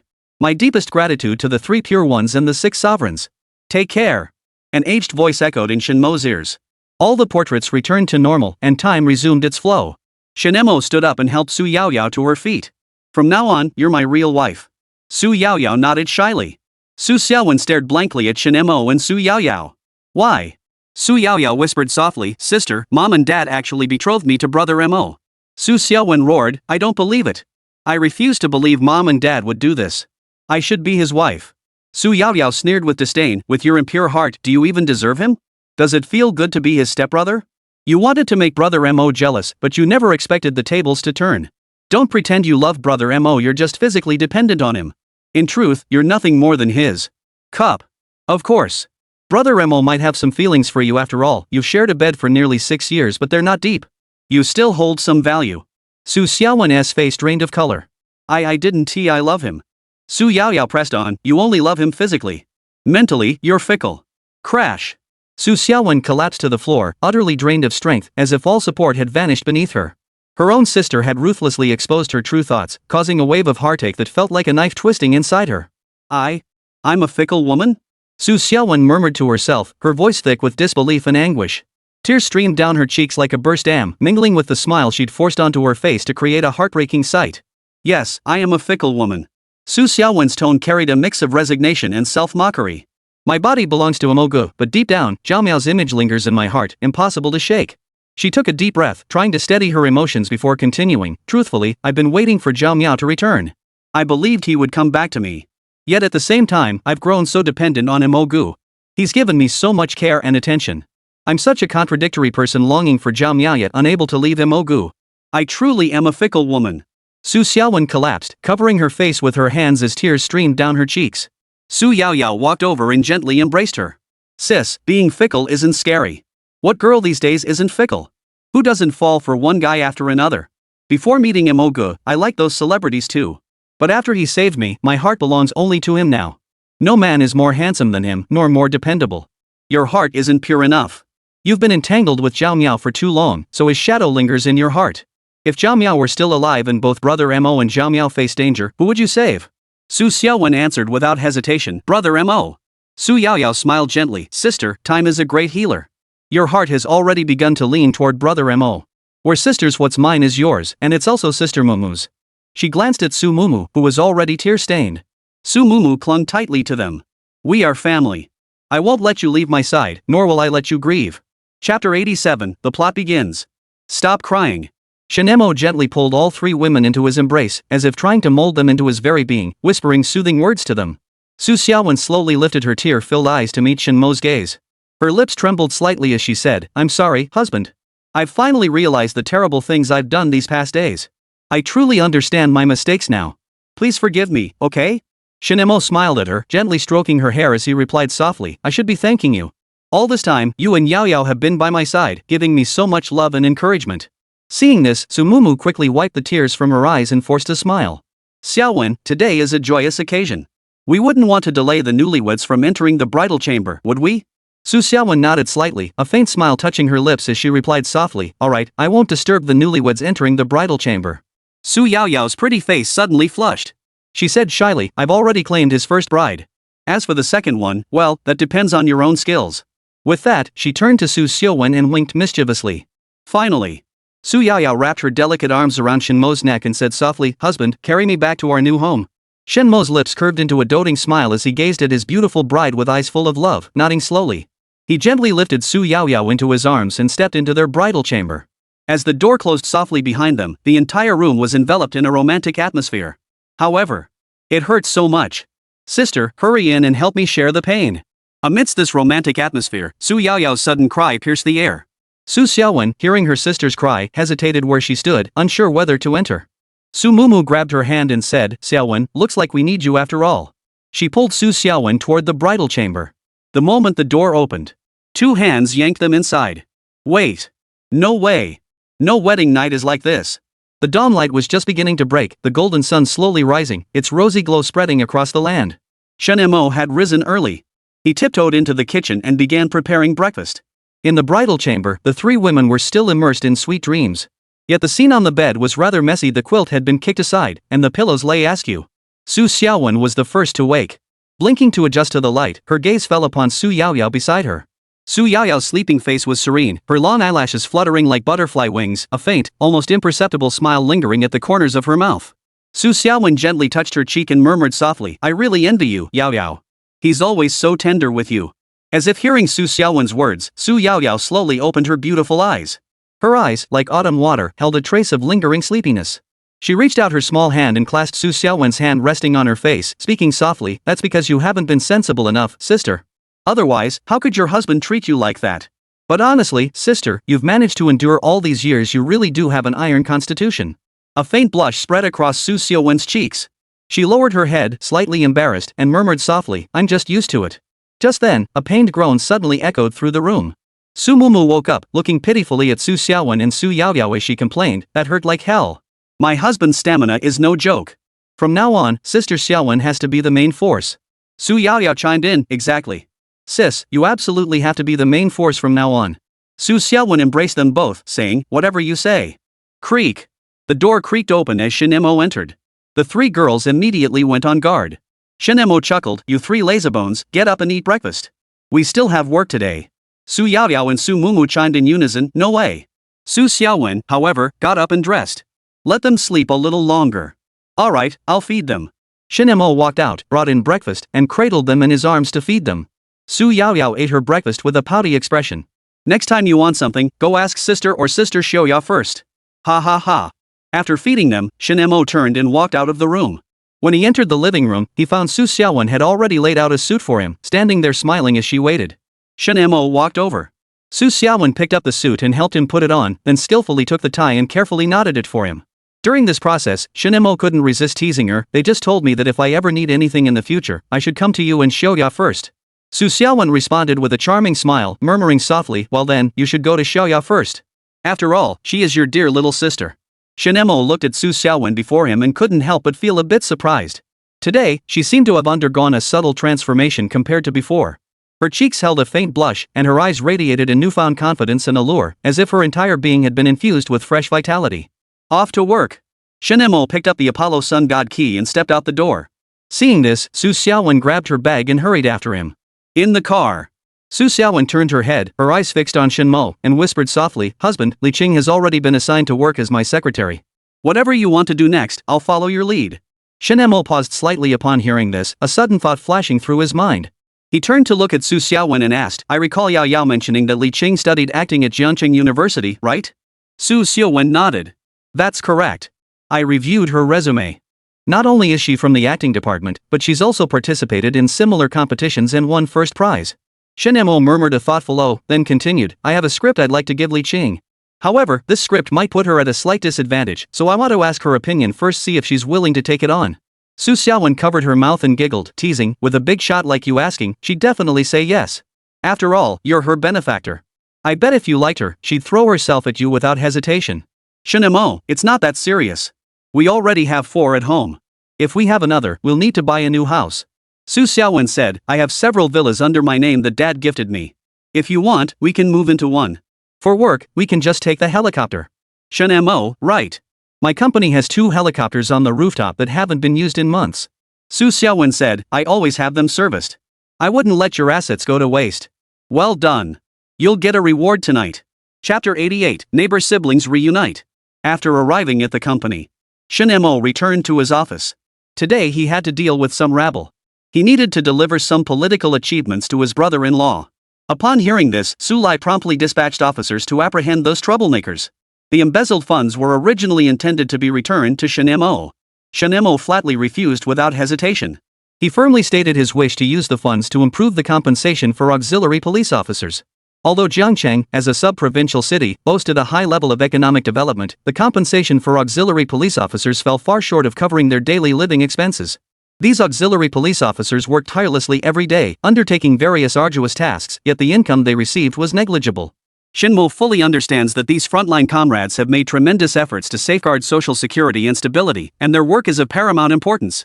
Therefore, we absolutely cannot let them feel disheartened. We must tangibly improve their compensation to demonstrate respect and recognition for their work. Knock knock knock. A knock sounded at the door. Come in. The office door slowly swung open as Li Qing entered. With a smile on her face, her gaze fixed on Shen Mo, she said softly, "Big boss, I've had a detailed discussion with Mr. Su. I'm very eager to take on this script." Shen Mo smiled and nodded, then gestured toward the guest chair. "Please sit down." Li Qing walked obediently to the guest chair and sat down gracefully, facing Shen Mo. Shen Mo observed Li Qing's outfit. A gray blouse paired with a pencil skirt perfectly accentuated her curvaceous figure. Her long, beautiful legs appeared even taller and more alluring in high heels.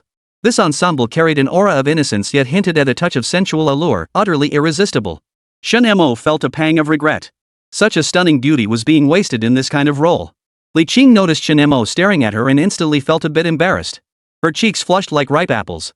She gently lifted her hand to tuck a strand of hair behind her ear, murmuring shyly, "Mr. Shen, please don't look at me like that. I get shy." Shen Mo snapped back to attention and chuckled, "My apologies. Since you've agreed, let's get straight to the point." Li Qing nodded and took careful notes. Downstairs at the corporate building, Zhao Shanhe, resilient as a cockroach, had recovered. Calming himself, he returned to his post. Now, a flame of vengeance burned within him. He swore to himself. He would kill Shen Mo, reclaim Lin Xinya. He would also claim Su Xiaowen and bring the Star Moon Group under his control. He would become the man of the female CEO, with beautiful women lining up to serve him. To achieve extraordinary greatness, one must possess extraordinary endurance. In novels, every crooked-mouthed Dragon King first endured humiliation before delivering a stunning comeback. He must demonstrate extraordinary capability so Su Xiaowen would reconsider him.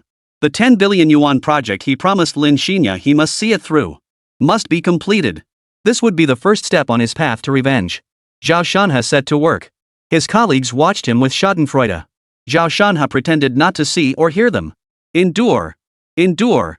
Endure. Lin Xinya arrived at the office area for her inspection duties.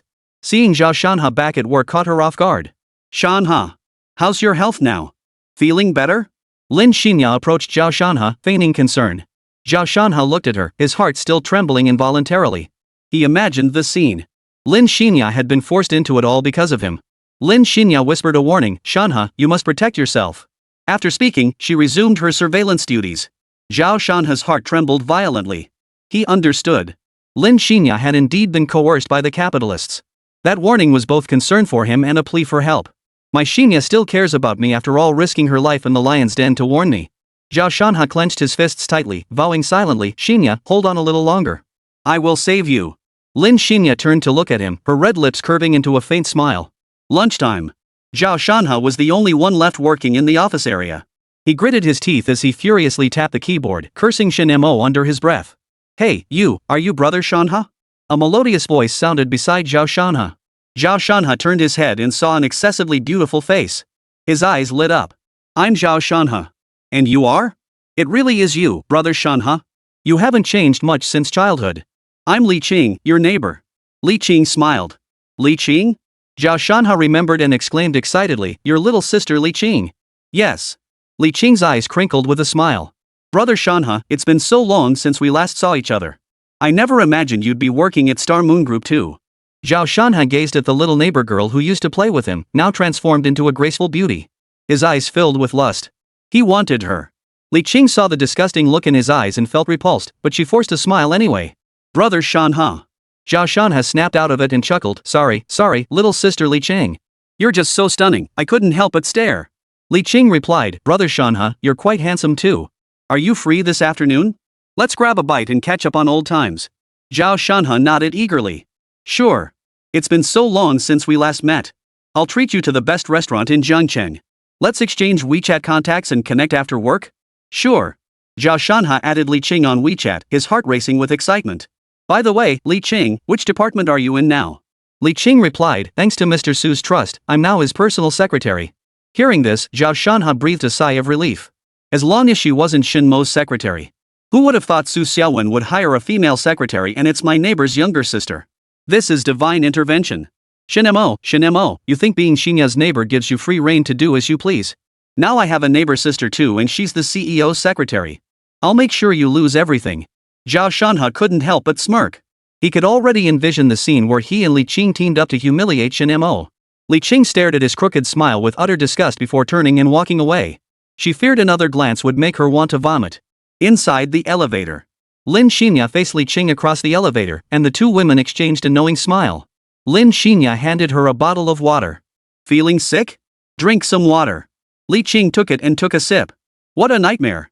To actually know such a disgusting person, and he was even your childhood friend? Lin Xinya chuckled. Why don't you go to the big boss's office and check out his looks? Might just cheer you up. Li Qing's eyes lit up. Great idea. Senior Xinya, take me in. Chapter 89, Zhao Shanhe's moment of heartache. Night fell, and the city lights began to glow. The Xingyue Group building glowed brightly as employees streamed out, wrapping up their day's work. Downstairs, Zhao Shanhe had been waiting for quite some time. He wore a well-tailored suit. To secure dinner with Li Qing, he had gone all out today, not only completing tasks across 8 departments at an astonishing pace but also meticulously selecting an elegant restaurant. Finally, Li Qing came into Zhao Shanhe's view. She wore a simple white t-shirt paired with blue denim shorts, her feet in a pair of pristine white sneakers, radiating a fresh and natural charm. Li Qing approached Zhao Shanhe with a smile and said, Brother Shanhe, sorry to keep you waiting. Zhao Shanhe stared at Li Qing before him, momentarily lost in thought. It's so beautiful. He composed himself and quickly replied, Not at all, I just arrived a moment ago too. He praised her, Li Qing, you look absolutely stunning today. You're practically campus queen material. Li Qing smiled faintly, her voice tinged with shyness. Oh, come on, Shanhe, you're flattering me. Let's hurry up and go, I'm starting to get hungry. Zhao Shanhe nodded quickly and hailed a taxi. He gallantly opened the door for Li Qing and invited her to get in. But Li Qing didn't accept Zhao Shanhe's offer. Instead, she walked straight to the other side of the taxi, opened the door herself, and got in. Brother Shanhe, would you mind taking the passenger seat? Zhao Shanhe gave an awkward smile and slid into the passenger seat. Not a single word passed between them all the way to the restaurant. As she stepped out, she glanced at the destination. Holy crap! Emperor Hotel? The big boss's property, huh? This Zhao Shanhe really is a sucker. Zhao Shanhe and Li Qing entered the Emperor Hotel. The front desk staff recognized Li Qing and was about to greet her. Li Qing shook her head slightly and gave a subtle nod. Everyone understood immediately. Shen Mo sat in his office, watching the first-person view on his computer, and burst out laughing. Perfect. This sissy actually walked right into my trap. He's here to hand over the money himself. Lin Xinya sat on his lap, wrapping her arms around his neck. A lamb walking into the tiger's den, we've got to skin him good. I'll handle it. What do you say? Shen Mo nodded. Lin Xinya picked up her phone and called Yi Qingcheng at the Dihao Hotel. Xinya, what's up? Is something wrong? Yi Qingcheng's melodious voice came through. Lin Xinya, sis Qingcheng, brother Mo has this annoying person dining at the Dihao Hotel. They'd better cut corners. Yi Qingcheng sat at her desk, her expression serious.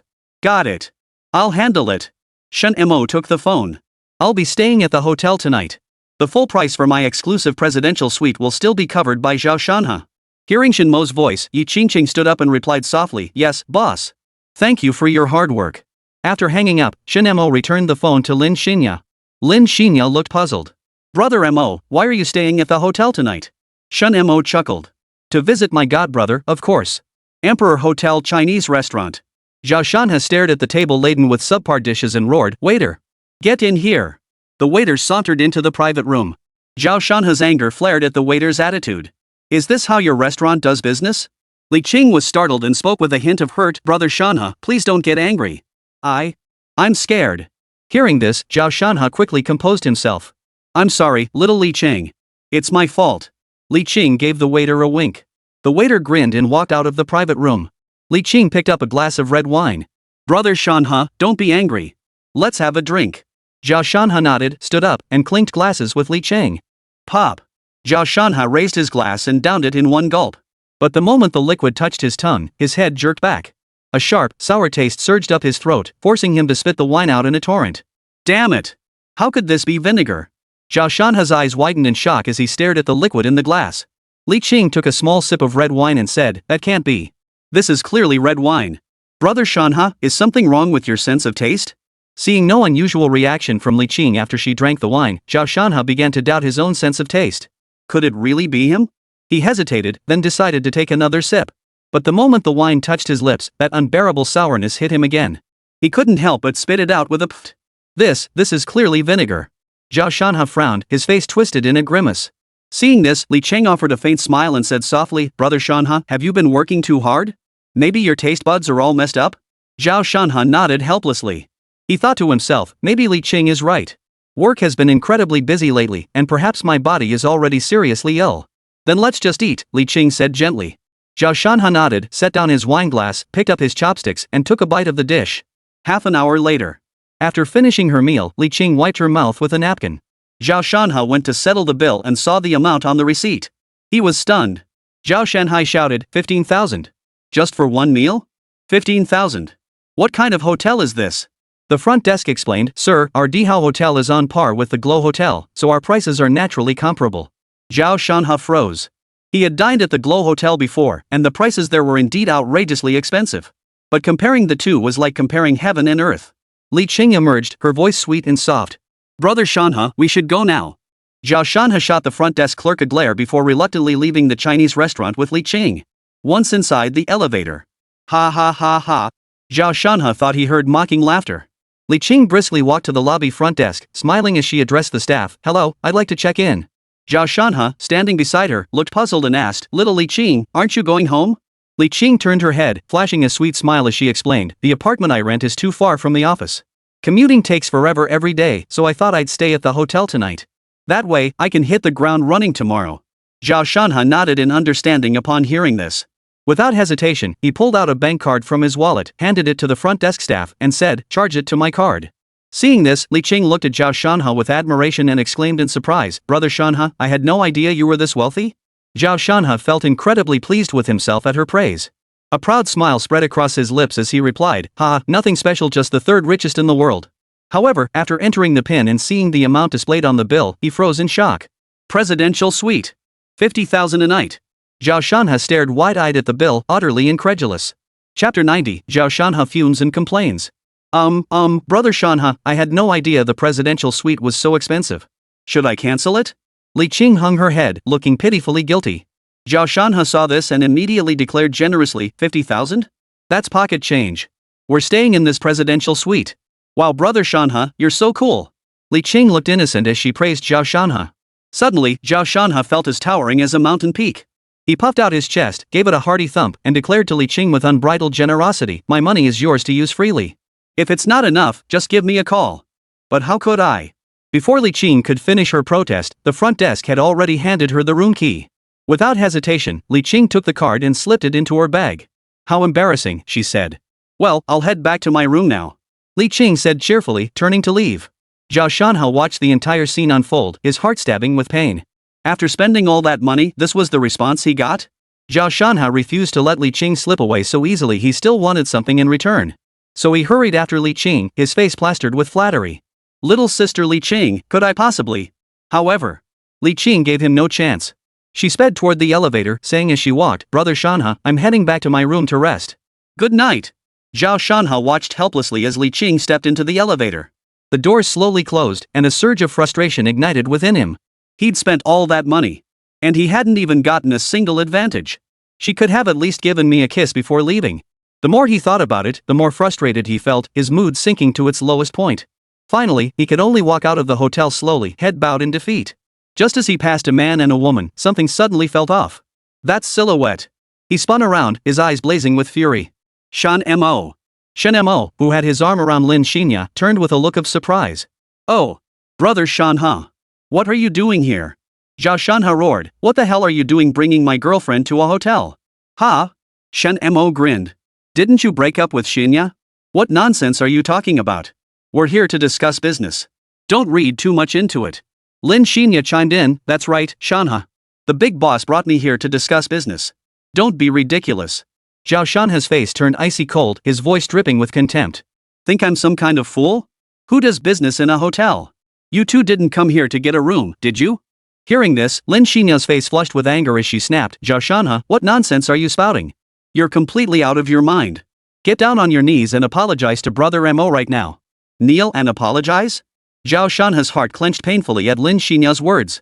He stared at her in disbelief, his voice trembling. You want me to kneel and apologize?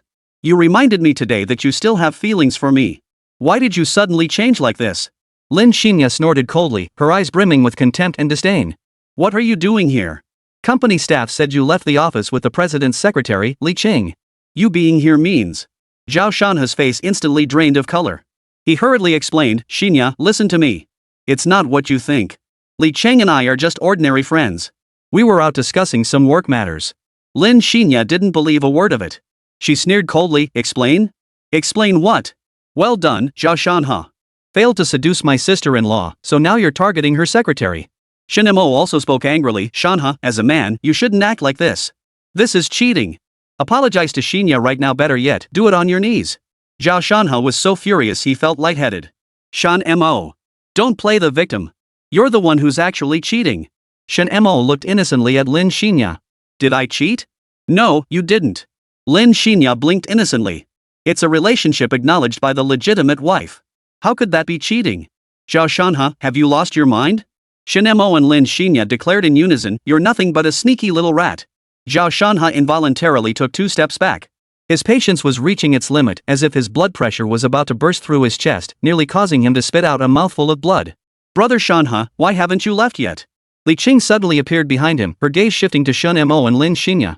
Chairman of the Supervisory Board. What brings you both here? Shen Mo asked gently, Li Qing, do you know Shanhe?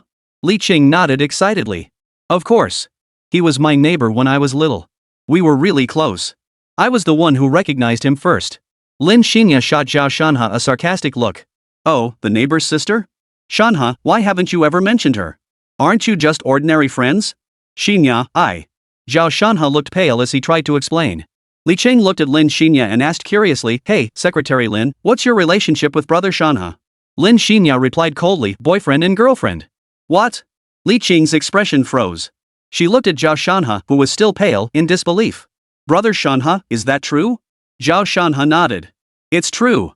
Li Qing's eyes welled up with tears. Why? You promised to marry me when we were kids.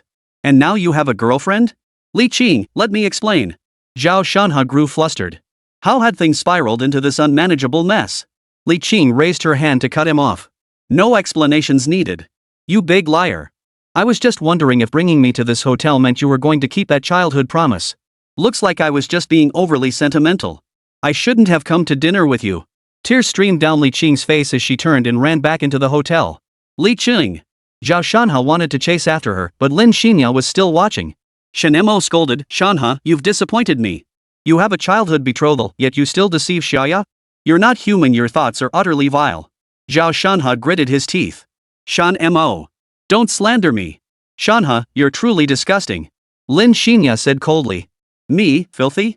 Zhao Shanhe's pupils contracted as he stared at Lin Xinya in utter shock. Lin Xinya stepped forward and delivered a hard slap across his face. Smack. Disgusting. Leaving those words behind, Lin Xinya walked into the hotel with Shen Mo. Zhao Shanhe was stunned by the blow, watching helplessly as they entered the hotel. This wasn't right, was it? According to the tropes of the chasing husband to the crematorium novel, shouldn't I be the one furious, beating Shen Mo senseless while you tried to stop me and beg for forgiveness? Why is everything turned upside down?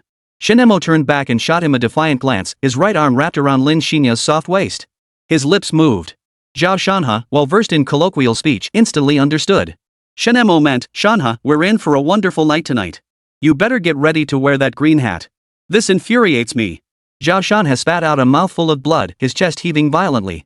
He pulled out his phone to call Su Xiaowen, ready to report Shen Mo. Chapter 91, Foreign Language Exchange. Hello, Shanhe? What's up? Finished your work? Did you clean up? Zhao Shanhe's mouth twitched. The same old routine, she really treated him like the company's workhorse. Xiaowen, I. Su Xiaowen snapped, stop calling me Sister Xiaowen. How many times have I told you to use my title when we're working? Zhao Shanhe felt blood rush to his head, nearly coughing up blood again. Yes. I apologize, Ms. Su.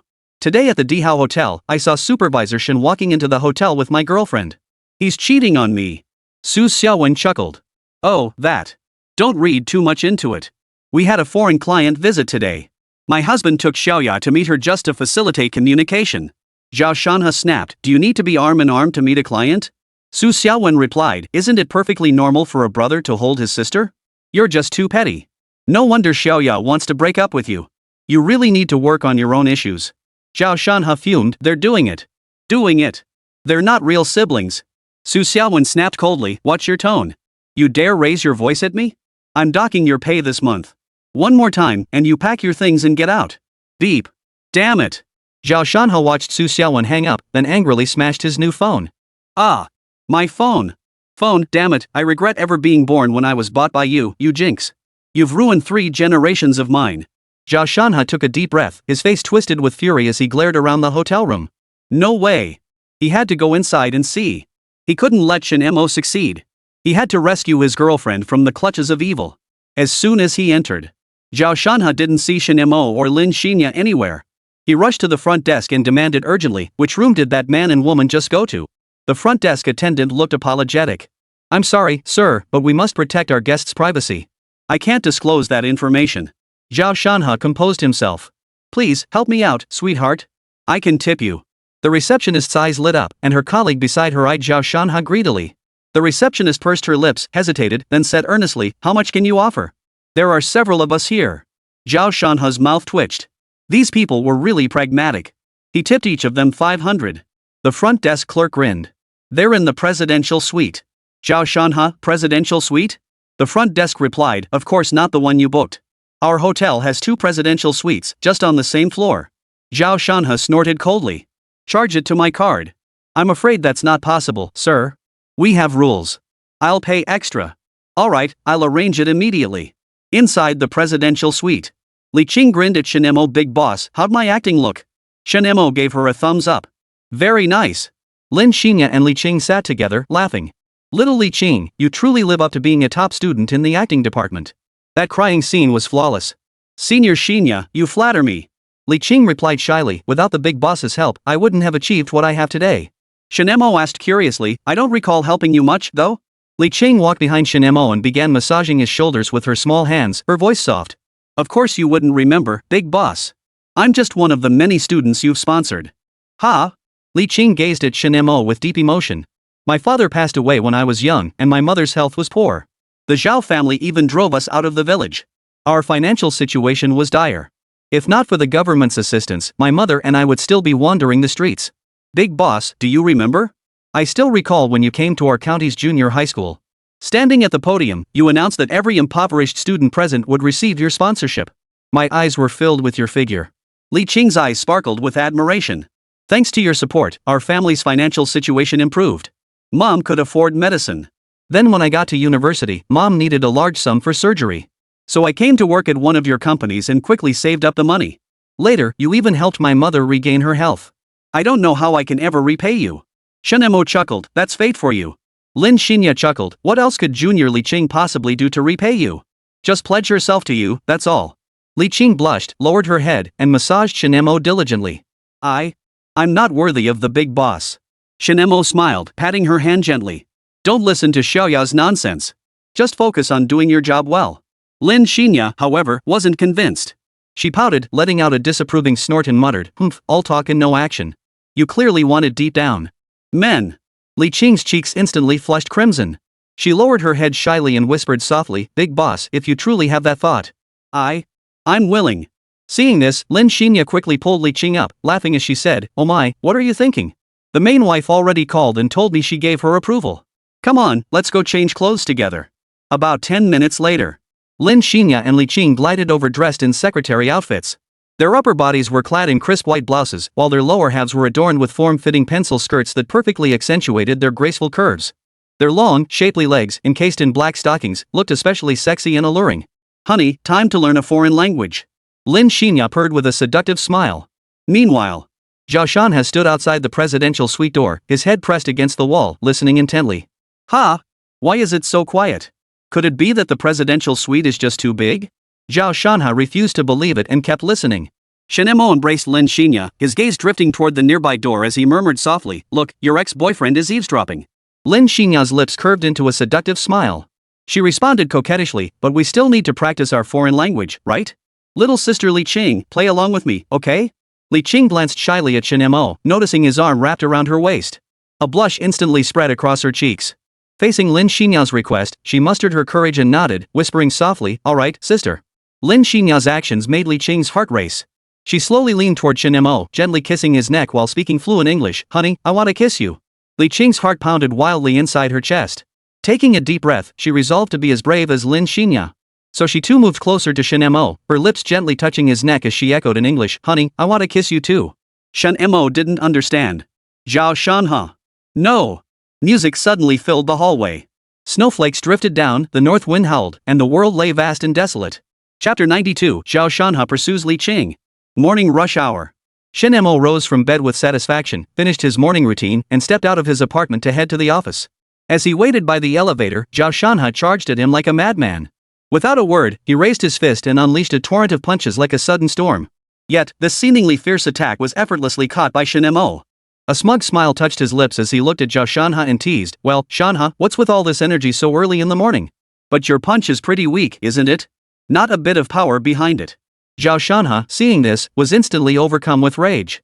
He roared, "Shen Mo, what exactly did you and Xinya do last night?" Shen Mo's smile only grew brighter. He replied casually, "Nothing much, just studying foreign languages together." "Hey! I swear I see something green on your head." "Ha! That's a good omen." Zhao Shanhe's rage boiled over at this, his hair standing on end as he roared, "What good omen? Shen Mo, you bastard! How dare you cuckold me? How dare you treat me like this?" Facing Zhao Shanhe's accusation, Shen Mo remained unconcerned, saying, "If you want to get by in life, you gotta let a little green grow on your head. It's for your own good." With that, Shen Mo suddenly sidestepped and executed a shoulder throw, slamming Zhao Shanhe hard onto the ground. Caught completely off guard, Zhao Shanhe was knocked senseless and couldn't get up for a long while. Even so, Zhao Shanhe's face was twisted with defiance. Lying on the ground, he glared viciously at Shen Mo and cursed, "You bastard! What gives you the right to treat me like this?" Shen Mo merely sneered in response, then said with a carefree air, "Those who seek to cuckold others must be prepared to face the consequences of being cuckolded themselves. But I must say, Xiaodia is truly too gentle." Had ha. Zhao Shanhe's eyes turned bloodshot. "I only had those thoughts. I never acted on them." Shen Mo sneered contemptuously, "Because you're incompetent. I only got Xiaoya's body, but you held her hand. Looks like you got the better deal. Bastard." Shen Mo grew annoyed. "Did I tell you to curse?" He hoisted Zhao Shanhe into the air and unleashed a devastating supreme 9-hit smash. Smooth sailing. Double victory. 3 yang auspicious. 4 hit extraordinary. 5 blessings descend upon the door. 6 times the luck. 7 ups and downs. 80 mortals cross the sea. 9 returns to 1. After flinging Shen Mo away, he clapped his hands and walked off with a flourish. Poor Zhao Shanhe lay on the ground, moaning in agony. His body felt as though it had been struck by a vehicle, searing pain radiating throughout his entire frame. The agony in his back and waist was particularly excruciating, nearly unbearable. He tried to struggle to his feet, but his body refused to obey. He lacked even the strength to move a finger. Fortunately, however, Zhao Shanhe's injuries weren't as severe as he'd feared, just fractures. Had it not been for the hotel's exceptionally soft carpet providing some cushioning, he might have suffered multiple compound fractures. As Shen Mo left, he glanced at the surveillance footage and let out a faint smile. The security guard on duty understood immediately and promptly deleted the footage. The boss treated them well, so of course they had to look out for him. And so, Zhao Shanhe found himself back in the hospital once more. His attending physician was still Dr. Niu. Looking at Zhao Shanhe, he sighed, rubbing his temples. "What's wrong with you, patient? If I say you're in poor health, you miraculously survive. If I say you're in good health, you become a permanent resident of this hospital. What exactly are you trying to do? Have you taken a liking to one of the nurses here?" Zhao Shanhe glared at the doctor with utter contempt, roaring, "Quack! Get out of here, you quack! How dare you be so arrogant?" Dr. Niu's eyes bulged like ox testicles as he barked at the nurse, "Bring my old friend over here." Understood. The image of a giant hamburger flashed through Zhao Shanhe's mind, sending a wave of terror through him. He scrambled to apologize, Doctor, I'm so sorry. My brain must have been knocked by a cow, that's why I talked back to you. Please forgive me, I beg you." Dr. Niu smiled warmly. "What nonsense are you talking about, patient? You have fractures all over your body and need surgery. I'm doing this for your own good. Be a good boy. The pain will only last a moment." "No. Oh my. Sweetheart, that means you need to push harder." For the next full fortnight, Zhao Shanhe vanished without a trace, neither showing up at the office nor requesting leave. Faced with this situation, Shen Mo directly docked his pay. However, during this period, another person showed keen interest in Shen Mo, Xiaowen. Whenever she had a spare moment, she would find ways to tease him. Yet despite Xiaowen pulling out all the stops, Shen Mo remained completely unmoved. This wasn't because Xiaowen lacked charm or appeal. It was because Shen Mo had another target in his heart. Yi-chen. The man who dared to lay a hand on Shen Mo's employee was now behind bars. But for someone like Yi-chen, Shen Mo would never let him off easily. He intended to make Yi-chen suffer both physically and mentally, forcing him to pay for his actions. Killing Yi-chen outright wasn't the best choice that would merely be a mercy. A true hunter savors the process of watching their prey struggle in agony, witnessing them descend step by step into despair. Knock knock knock. Lin Xinyao walked in. Brother Mo, Zhao Shanhe came to work today. It seems like he's trying to pursue Li Qing now. Shen Mo looked up. Are you serious? Lin Xinyao was absolutely certain. It's true. The look he gave me today was murderous, but when he saw Li Qing, he turned into a total suck-up, fawning over her like a puppy. Shen Mo thought for a moment. Tell Li Qing to stop pretending. I'll get to know Zhao Shanhe in a few days. No. Li Qing pushed open the door and walked straight in. She approached Shen Mo, suddenly kneeling down and pleading, Brother Mo, let me keep up the act. I just heard that Zhao Shanhe's father died, and his mother is coming to Jiangqing to find him. This is my best chance for revenge. Brother Mo, please help me. Get up. What are you doing? Shen Mo tried to help her up, but Li Qing kept shaking her head, her eyes pleading with him. I agree. I agree. Get up now. Li Qing didn't rise. She glanced at Lin Xinyao, clenched her teeth, and began to serve Shen Mo. Rip. Shen Mo sucked in a sharp breath. Lin Xinyao tactfully stepped outside. Chapter 93, Maternal Kindness, Filial Piety. Jiangbei City. Inside an extravagantly luxurious villa. Madam, Zhao Dongshan has passed away. Shi Jinxiang has already departed for Jiangcheng. It appears her target is Zhao Shanhe. An elderly man stood respectfully before a woman, speaking softly. The woman appeared to be in her 20s or 30s, dressed in a green qipao that accentuated her graceful figure. Her features were exquisitely refined, her beauty and physique truly stunning. In reality, however, she was approaching 50. Yet, thanks to meticulous care, time had left few visible marks on her face. Butler, have Duer and Shenga returned yet? The woman's voice was crisp and pleasant, yet carried a subtle, unmistakable authority. The old steward respectfully shook his head. The eldest young master and young mistress have not yet returned, but the second young master is still downstairs helping with the housework. A faint, cold smile touched the corners of the woman's lips. It seems I must pay a visit to that Daoist master from the Su family. He'll surely find these toys quite interesting. Hearing this, the steward's face betrayed a hint of hesitation. Madam, should we inform the master? The woman's beautiful eyes fixed on the butler, her gaze as icy as frost. Her voice turned equally cold. Butler, don't you dare forget who truly holds the reins in this household. Understood, understood. The butler trembled, cold sweat beading on his forehead, and hastily bowed his head in submission. The woman glanced down at the man diligently scrubbing the floor below, a faint smile playing on her red lips. Sometimes, the hunter often hunts as the prey. The real hunt was about to begin. Zhao Shanhe was searching for Li Qing at that moment. His calls went unanswered, and his WeChat messages remained unreturned. Anxiousness began to creep into his mind. Just as he was about to take action, his target suddenly vanished. Just then, the ringtone of his newly purchased phone sounded. Zhao Shanhe carefully pulled it out, afraid he might drop and break it again. He thought it might be Li Qing calling back and started to smile. But when he saw the name on the caller ID, the smile on his face gradually faded, replaced by a grim expression. After answering the call, a torrent of angry curses erupted. You bastard! You've got some nerve now, haven't you? Your father's dead and you won't even come back, won't send money either. Think you can run wild? Zhao Shanhe retorted coldly, Shi Jinxiang, I'm not your biological son. Watch your mouth. Hearing this from the car, Shi Jinxiang screamed back, you bastard. You're nothing but a bastard. I raised you, and this is how you talk to me. Mark my words. I'll be in Jiangcheng soon. You'd better come pick me up properly, or else I'll make a scene. Zhao Shanhe gritted his teeth in fury. Why won't you just leave me alone? Shi Jinxiang snorted coldly, there's no reason. Abusing you just gives me a sense of accomplishment. You still haven't found your real parents, have you? Zhao Shanhe blurted out, tell me now. Which wealthy family are my parents from? If I can go back, I'll give you tons of money. Shi Jinxiang sneered sarcastically, want to know? Serve me well first, then go buy groceries and cook dinner. After that, come pick me up at the station. Beep. Zhao Shanhe stared at his phone screen, which displayed call ended. His rage flared instantly, nearly making him hurl the phone. But he forced himself to suppress his rage, slowly slipping the phone back into his pocket. As if it were a precious treasure requiring careful handling. Damn crazy. Zhao Shanhe muttered under his breath, his fists clenched so tightly the veins on his knuckles bulged. That crazy still wouldn't let him off the hook. The more Zhao Shanhe thought about it, the angrier he grew. He felt like a complete sucker. After her own son died, she turned around and tried to make him, her once abused foster son, support her in her old age. It was nothing short of a cruel irony. Endure. Endure. Zhao Shanhe took a deep breath, trying to calm the rage boiling inside him. The immediate priority now was to win Li Qing's heart. Then he would return to serve his stepmother, coaxing from her the identity of his biological parents' wealthy family. Once he could trace his lineage back to his true family, he would eliminate this vicious stepmother, followed by Shen Mo. He would also seize every woman Shen Mo had, then slowly train them to submit completely to his will. He was brimming with confidence, convinced that with his own talent and knowledge, combined with the vast wealth of his biological parents, he would surpass Star Moon Group, perhaps even acquire it. Shanhe, what the hell are you daydreaming about? Is the project done yet? The client is waiting. Get the supplies back first, we're running out of A4 paper. Zhao Shanhe. Ah. This is just too much to bear. Zhao Shanhe's chest heaved violently, then he obediently went back to work. Inside the supervisor's office, Shen Mo watched Zhao Shanhe's every move on the surveillance feed and chuckled, this ox and horse's work ethic still needs improvement. He ruffled Li Qing's hair.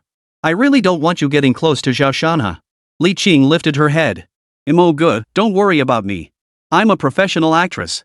Then she lowered her head again. Shen Mo closed his eyes and leaned back in his chair. Play a few more notes. Play a few more tunes. Return to your hometown once more.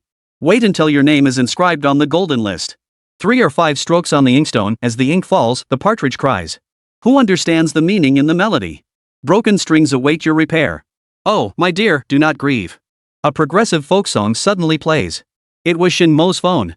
Li Qing stood up, picked up Shen Mo's phone from the table, handed it to him, and said in a sweet voice, Brother Mo, I'm so eager to make progress too. Shen Mo smiled, slowly extending his right hand to take the phone from Li Qing. With his left hand, he gently pressed her head down, guiding her into a crouch. Li Qing obediently crouched down. She was about to make progress. After answering the call, Shen Mo asked calmly, Hello, who is this? A deep, alluring voice came from the other end, This is the Qin family from Jiangbei. I have someone here who would be of great interest to you. A barely perceptible smile flashed across Shen Mo's face as he replied softly, Oh, Auntie Jiangshu. Thank you for your cooperation. Proceed exactly as planned.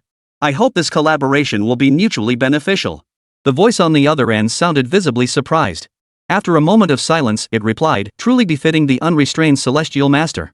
The Qin family pledges to follow your lead and obey your every command. Shen Mo was pleased with this attitude. Excellent. As expected of the former eldest daughter of the Jiang family from the capital, you truly are extraordinary. Jiangshu chuckled softly, Then I'll leave it to your arrangements, big boss. Chapter 94, Li Qing agrees to Zhao Shanhe. After work, Zhao Shanhe arrived at the station.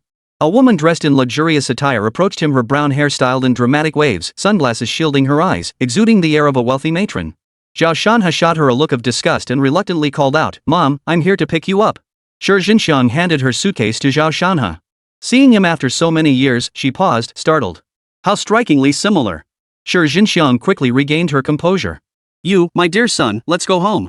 She had intended to call him a bastard, but seeing the crowd around them, she decided to spare him the humiliation. Zhao Shanhe pulled the suitcase expressionlessly, leading her away from the station. Back home. Shi Jinxiang stood in the 100-square-meter apartment Zhao Shanhe rented, surveying the surroundings with obvious displeasure and contempt etched on her face. Furrowing her brow, she declared without restraint, You're such a loser. I heard you joined the top conglomerate in Jiang province and assumed you'd be living high on the hog. Never imagined you'd be stuck in this godforsaken dump. Zhao Shanhe felt a sharp pang of pain in his heart at her words. He clenched his fists tightly, struggling to control his emotions, and gritted his teeth in response. If it weren't for that Shen Mo, I would have become the head of Xingyu A Group long ago. Shi Jinxiang sneered coldly. Typical. A good for nothing is a good for nothing. Can't even handle a woman. Didn't you have a girlfriend? Where is she? Or has she already cuckolded you? Her words were like a sharp blade, piercing straight through Zhao Shanhe's heart. Shi Jinxiang plopped down on the sofa, crossed her legs, and continued her taunts. And look at yourself, how did you age so much? You're practically middle-aged now. Zhao Shanhe shook his head helplessly. I don't know.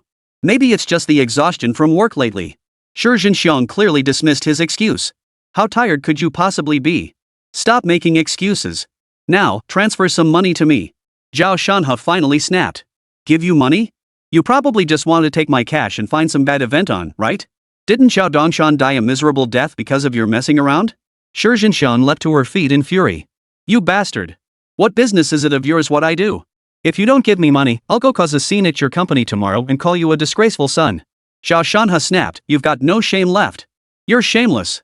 Cornard. Zhao Shanhe obediently transferred a small sum to her. Shi Jinxiang glanced at the transfer. This pittance is barely enough to fill a tooth gap. It's nothing compared to what your real father would give. Zhao Shanhe retorted, who the hell is my real father? Shi Jinxiang smiled, her face filled with nostalgia. He was a man who satisfied me both physically and materially. I really miss those days of sneaking around. Disgusting. Zhao Shanhe didn't want to ask anymore and turned to leave. Shen Mo and Su Xiaowen walked through the door. The moment they opened it, the enticing aroma of dinner wafted toward them. You're back. From the kitchen, two adorable little heads peeked out, Su Yaoyao and Su Mumu, their faces beaming with bright smiles. Husband, sister, you're back. Su Yaoyao exclaimed happily.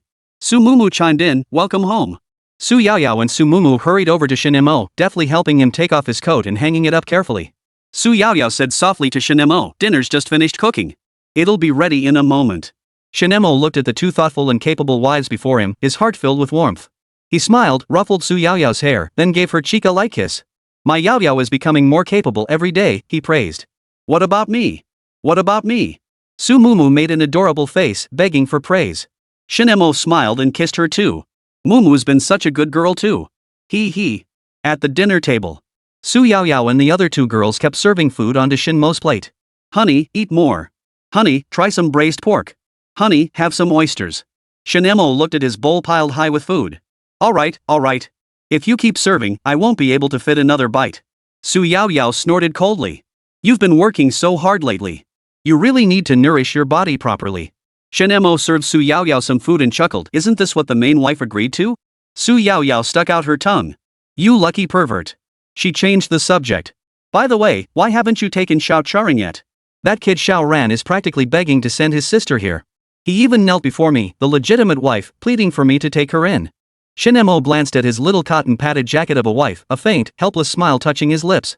Other wives schemed relentlessly to monopolize their husbands, yet his own virtuous wife actively sought women for him.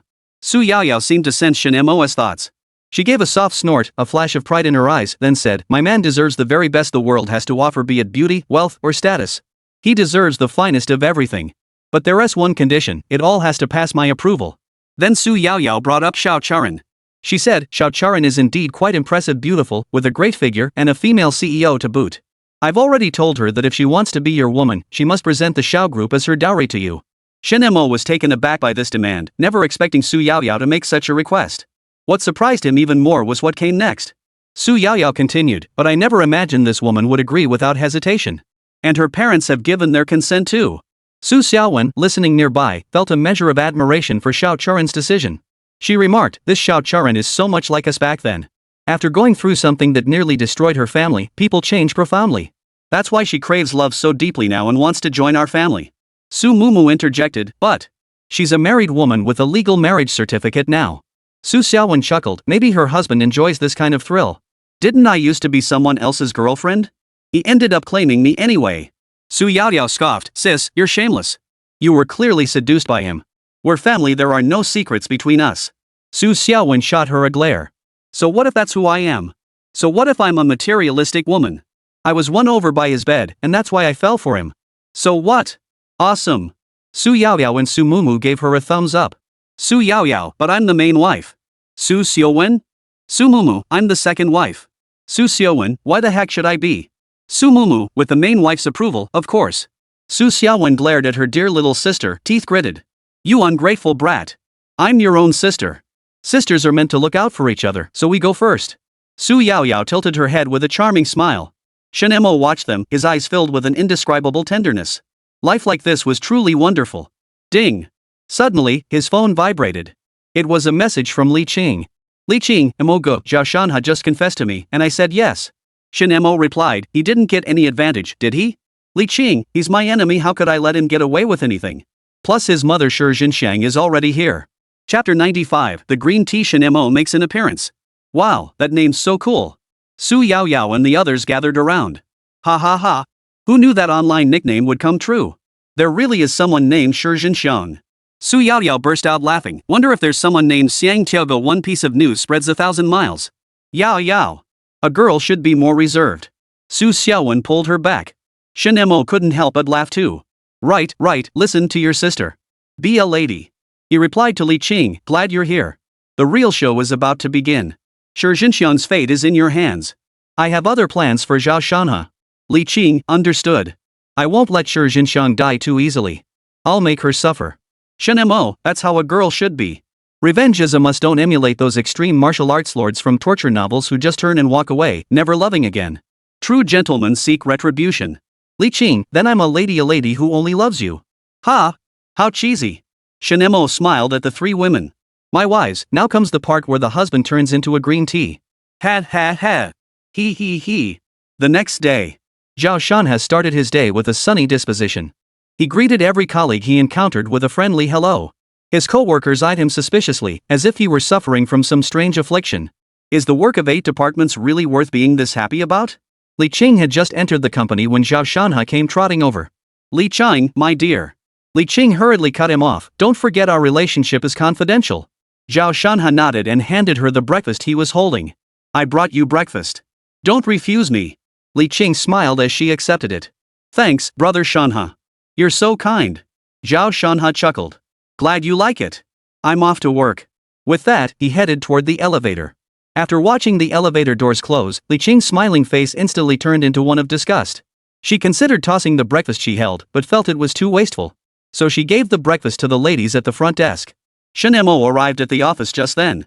He glanced at Li Qing before heading toward the elevator. Li Qing followed behind at a leisurely pace.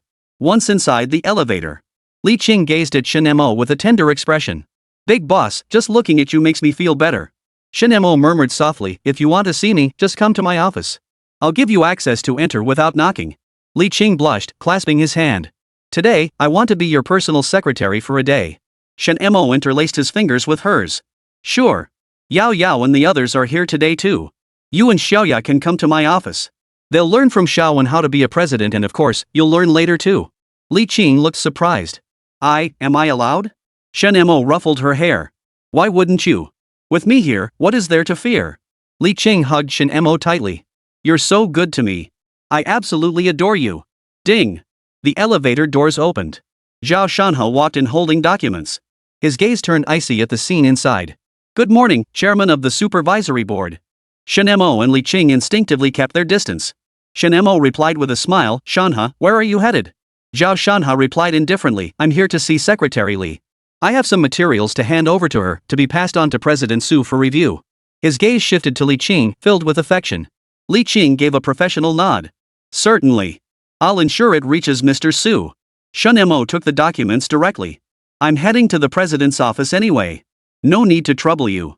Get back to work. Zhao Shanhe frowned slightly. All right. Inside the elevator, Shen Mo stood face to face with Zhao Shanhe, wearing a broad smile. Zhao Shanhe glared at him, clearly unwilling to concede. Ah! Li Qing suddenly let out a piercing scream. Under Zhao Shanhe's stunned gaze, her delicate body collapsed into Shen Mo's arms. Shen Mo wrapped his arms tightly around her, asking with concern, Secretary Li, what's wrong? Li Qing pouted, my foot hurts. Zhao Shanhe watched the scene through gritted teeth, his face turning ashen. Chairman, I'll take Secretary Li to the infirmary first. No need. I'll take her myself. You should get back to work, Shen Mo said, lifting Li Qing in a princess carry. Zhao Shanhe trembled visibly. Chairman, you have family matters to attend to. Carrying a young woman like this is beneath your dignity. Shen Mo shot him a glance. What business is it of yours? Zhao Shanhe retorted coldly, because she's my girlfriend? Ha! Shen Mo looked utterly incredulous. You?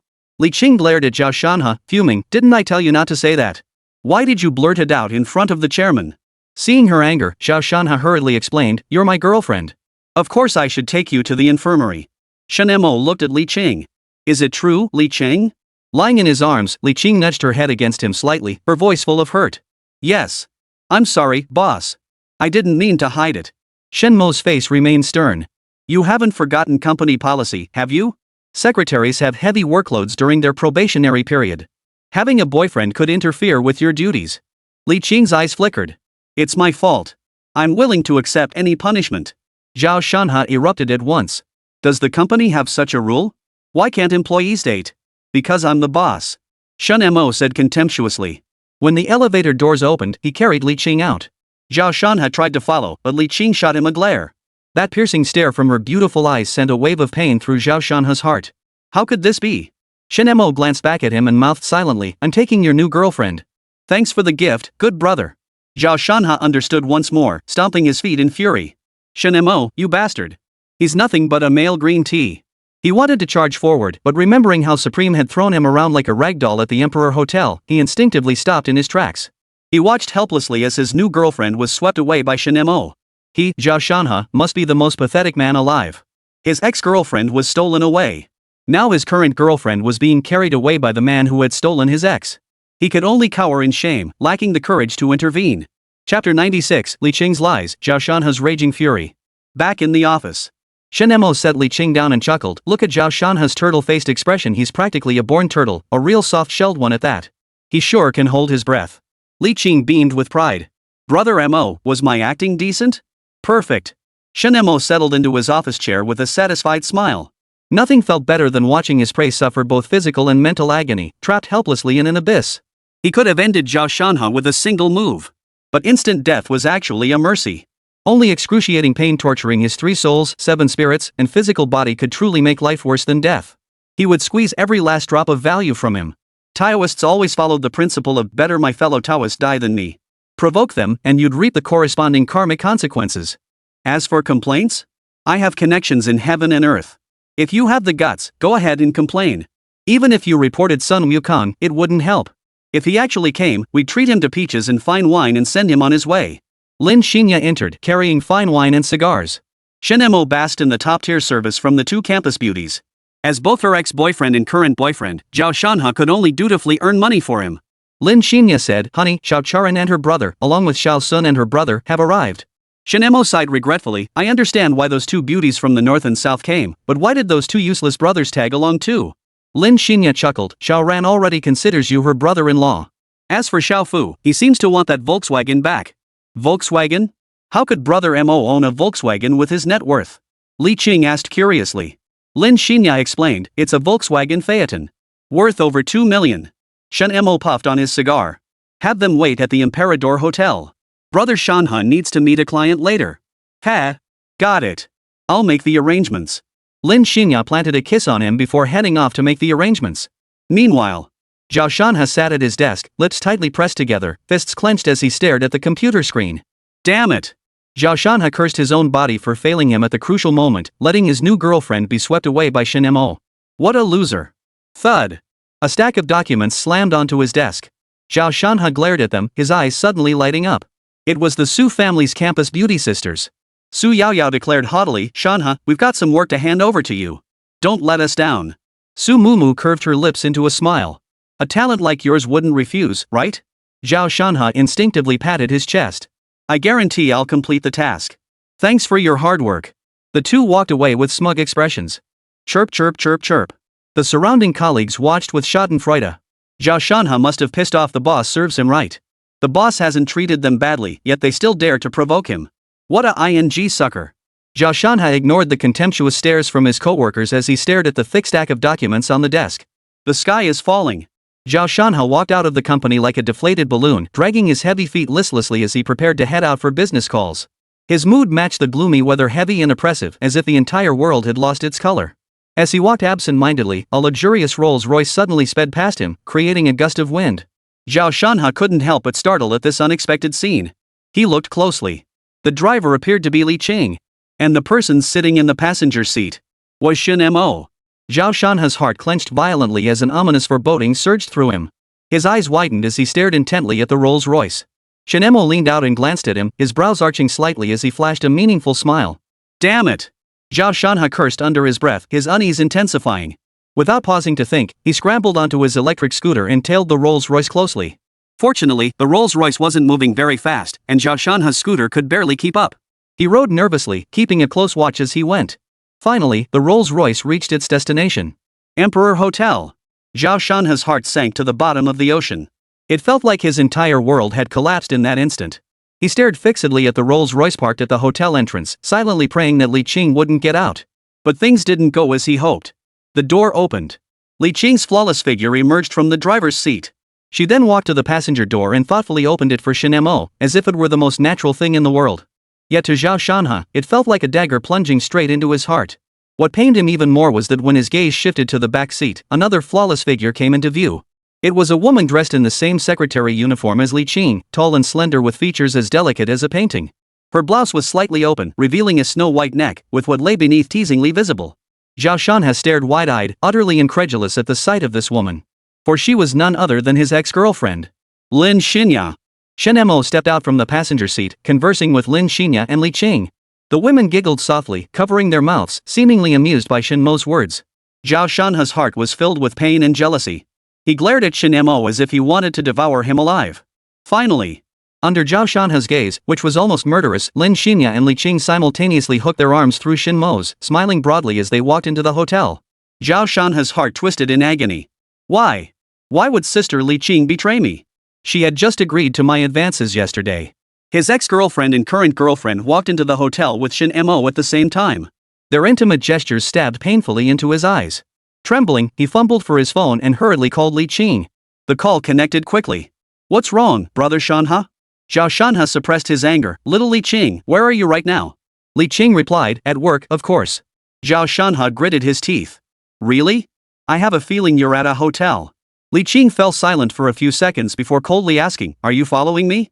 Zhao Shanhe roared, what kind of attitude is that? I'm your boyfriend, your boyfriend. Li Qing shrugged indifferently, so what?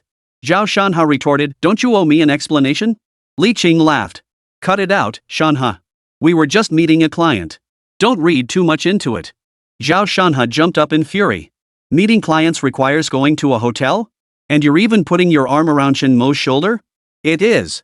I want to advance too. I'm just holding hands with the big boss. You're my boyfriend now, after all.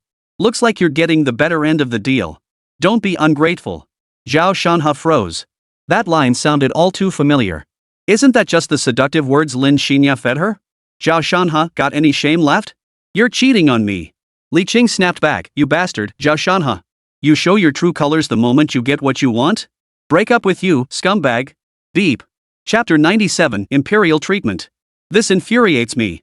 Zhao Shanhe's hair stood on end with rage. His chest heaved violently, as if about to explode, his eyes blazing with fury and uncontrollable anger. Just as his emotions threatened to boil over, he suddenly raised his right hand high, poised to smash the phone to the ground. In that instant, a sliver of reason flashed through his mind. He abruptly realized the phone was too valuable. Swiftly, he stuffed it into his pants pocket and zipped it shut. His rage did not subside.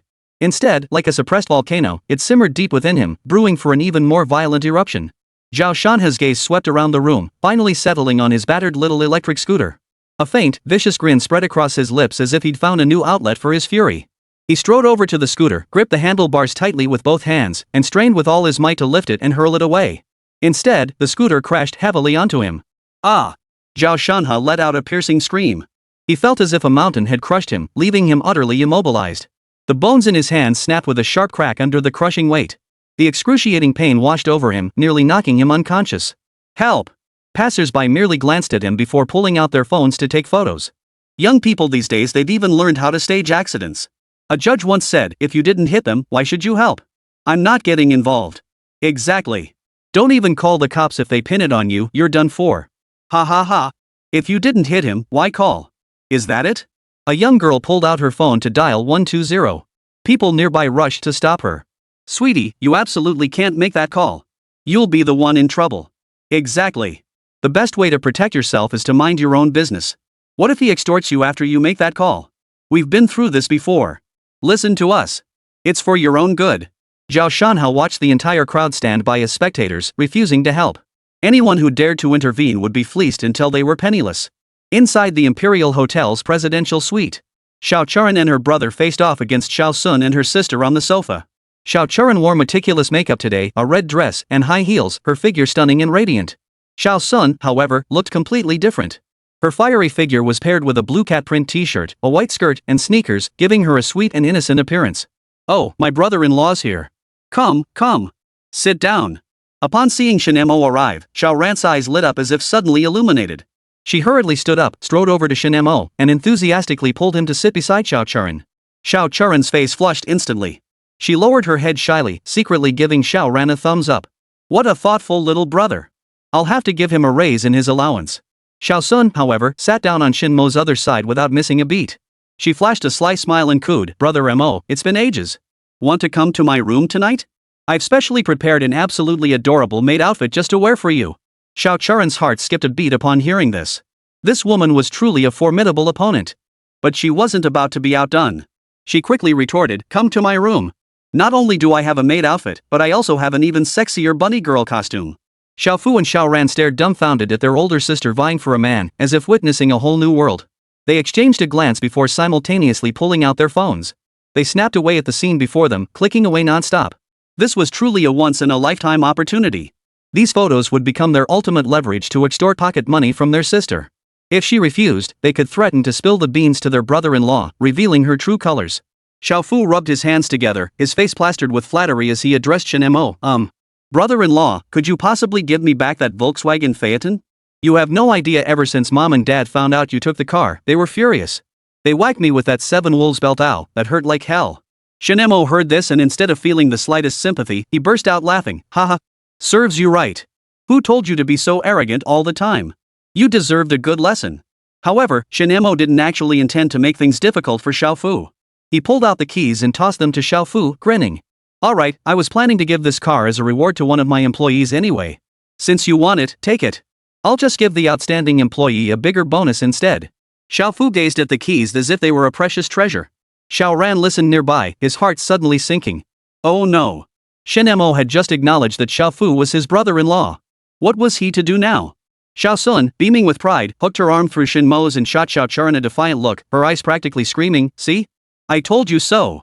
Xiaocharan shot Xiaoran a glare. "Hurry up and make your move." Xiaoran nodded slightly. "Brother-in-law, my parents want to invite you home for dinner. They've specially prepared your favorite dishes." Xiaocharan understood immediately. She leaned close to Shen Mo's ear and whispered softly. Shen Mo's eyes lit up at the words.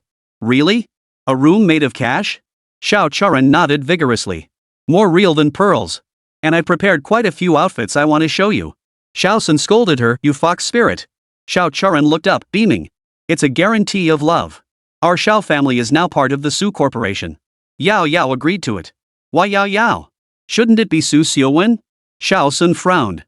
Xiaocharan laughed. "Su Xiaowen was just temporary. Yao Yao is the permanent one. We're besties now, you know." Xiaosun gritted her teeth. "Oh dear, I was careless. Now I'm stuck playing second fiddle."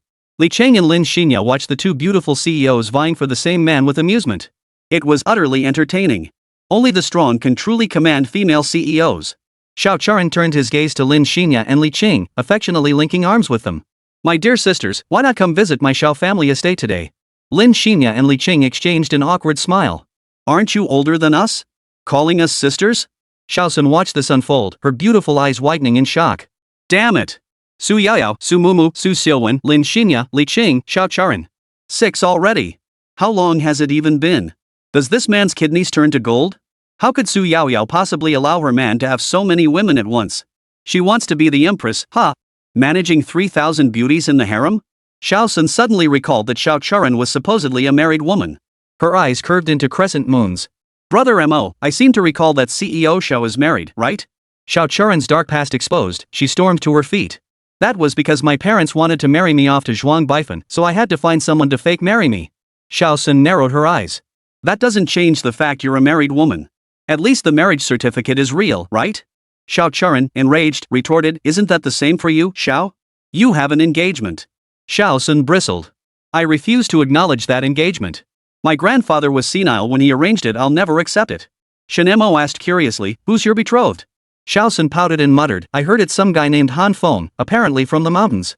Chapter 98, The Su family's enemy approaches. Shen Mo's eyes narrowed. Han Feng, and a mountain dweller. Could it be that traitor who betrayed his master and ancestors? I heard he possesses a strange flame too. Xiaosun said, "Brother Mo, don't overthink it. It's not the Han Feng from Dopa. He's a mountain dweller, seems to be a Taoist priest like you." Shen Mo snorted coldly. "A Taoist? Which of the 10 great Taoist sects does he belong to?" Xiaosun shook her head. "Not any of them, apparently. Doesn't even know which mountain he's from." Shen Mo stared at the black mist swirling around Xiaosun's forehead. It was exactly like the Su family back then. Found him.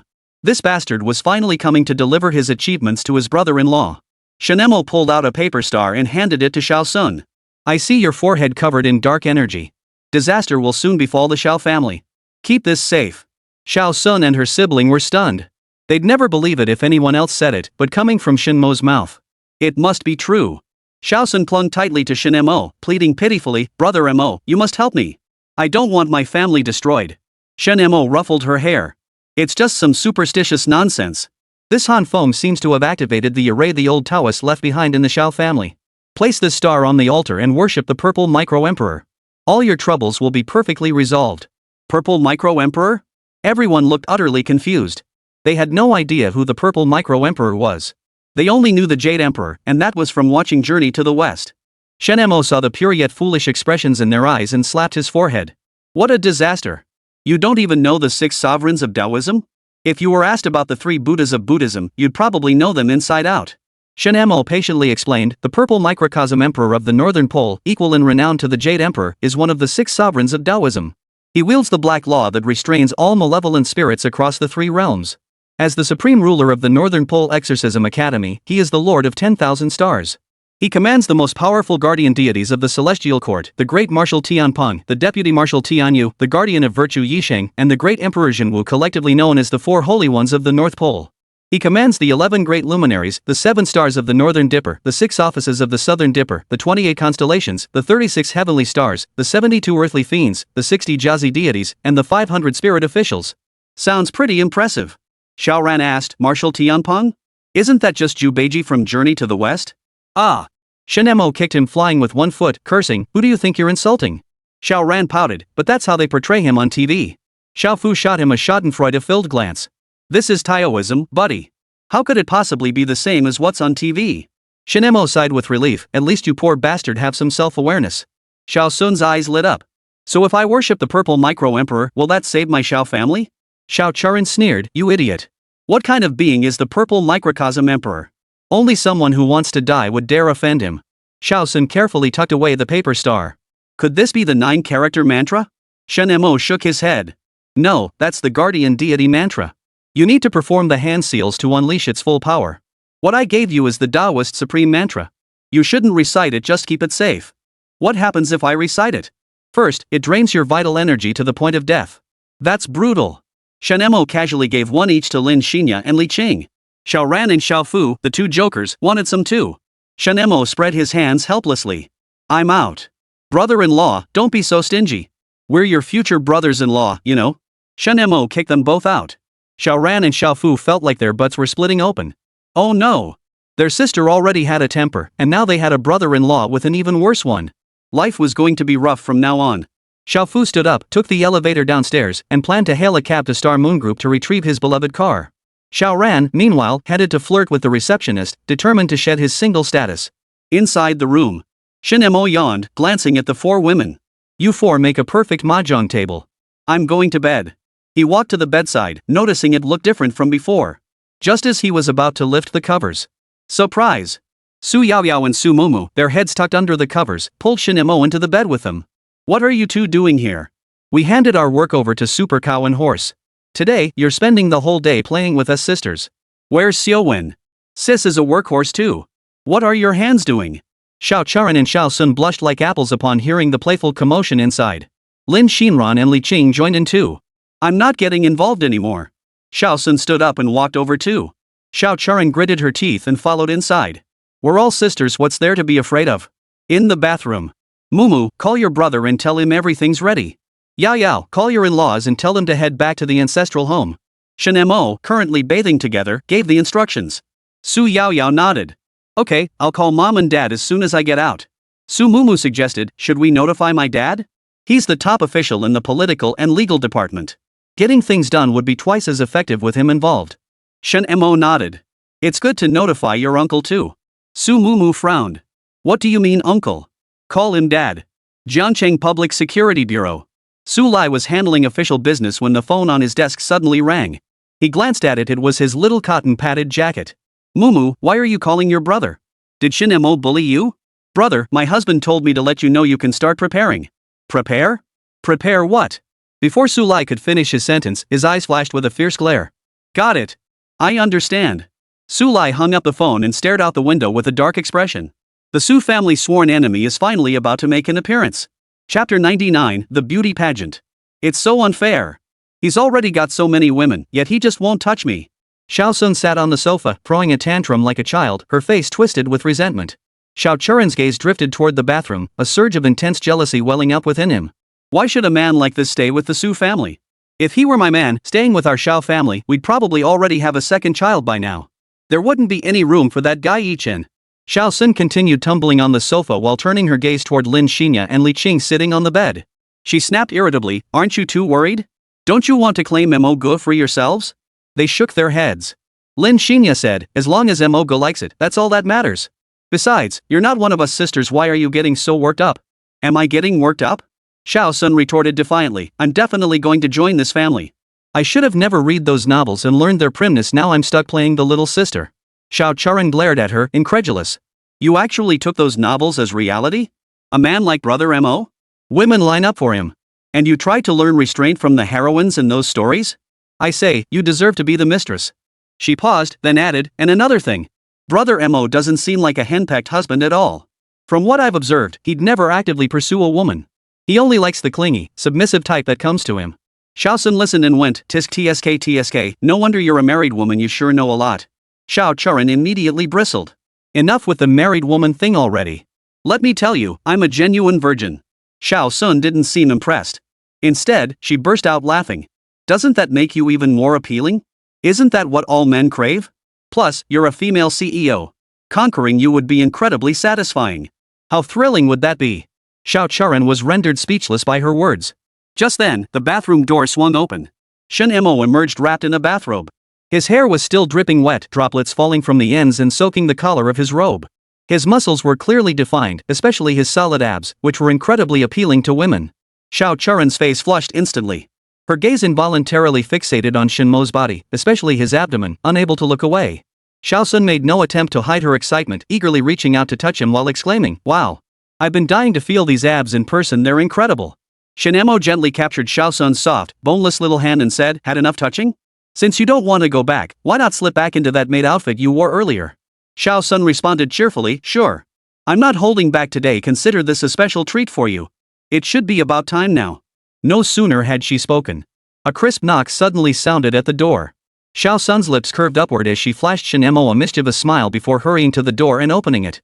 Standing outside was Anna, holding several pieces of sultry clothing. Ms. Xiao, these are the clothes you left here. Xiao Sun pulled her inside too. One more won't hurt, one less won't matter. Come on in. Wait. Upon entering the room, Anna was utterly stunned by the sight before her. The room was filled with so many breathtakingly beautiful women. Each one radiated grace and charm. Wow. The boss sure knows how to have fun. Xiao Sun handed a pile of clothes to them, including Su Yaoyao and Su Mumu. These were all carefully selected by Mumu and me. Xiao Sun said proudly. Let's have a beauty pageant just for Mo Ge today, how about it? Sure thing. Su Yaoyao agreed without hesitation. This lady's never been afraid of anyone. With that, Su Yaoyao swiftly picked out 2 outfits in Shen Mo's favorite style, then dragged Su Mumu into the bathroom to get changed. Damn, Su Yaoyao sure is bold.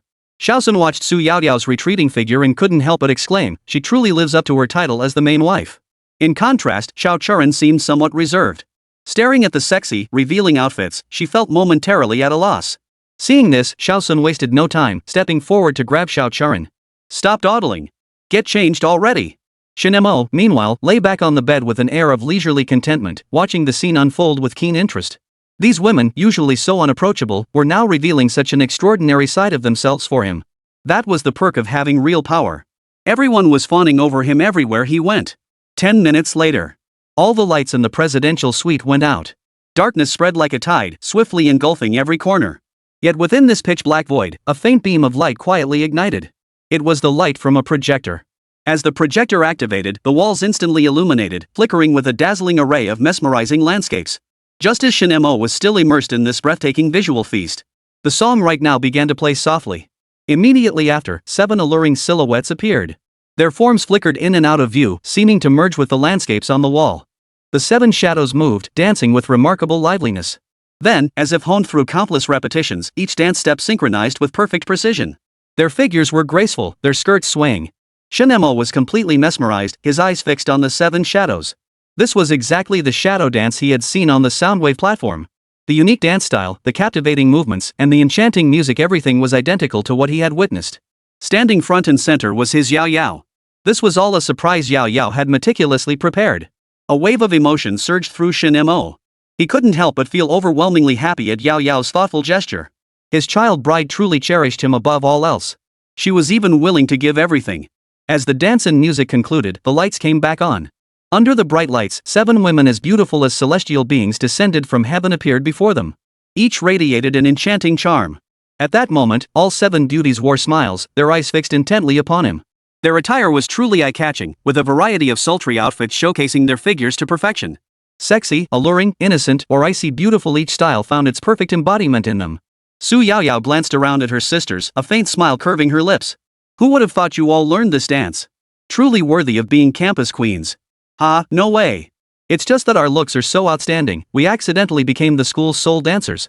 Xiaowen stood tall, her figure striking, and looked at Su Yaoyao. But you know what? I noticed something interesting. Moge's gaze seems to have been fixed on you, Yao Yao, the entire time. Su Yaoyao's smile grew even more confident at this. Of course it is. After all, I'm the only one he loves. As for you girls, he's just lusting after your bodies. Hearing Su Yaoyao's blunt words, they all froze in surprise. Xiao Charan asked curiously, Yao Yao, you really are different from other girls. What exactly are you after by gathering so many sisters? Su Yaoyao didn't hide her thoughts, stating plainly, I'm after a lot. First, you can all work and earn money for my husband. Second, your looks and figures are so outstanding it's so impressive to bring you out in public. And lastly, you all have quite a bit of wealth, right? He. Whoa, you're something else. Xiao Sun was furious upon hearing this. You're treating us like beasts of burden. Exactly. Ugh, I'm gonna strangle you. Xiao Sun chased after Su Yaoyao. Su Yaoyao dived straight into Shen Mo's arms, sticking out her tongue and making faces, go ahead and hit me, go ahead and hit me. Xiao Charan pulled Xiao Sun back, his eyes fixed intently on Shen Mo. Bro Mo, who are you picking in this beauty contest today? Of course it's my precious Yao Yao. Shen Mo declared without hesitation.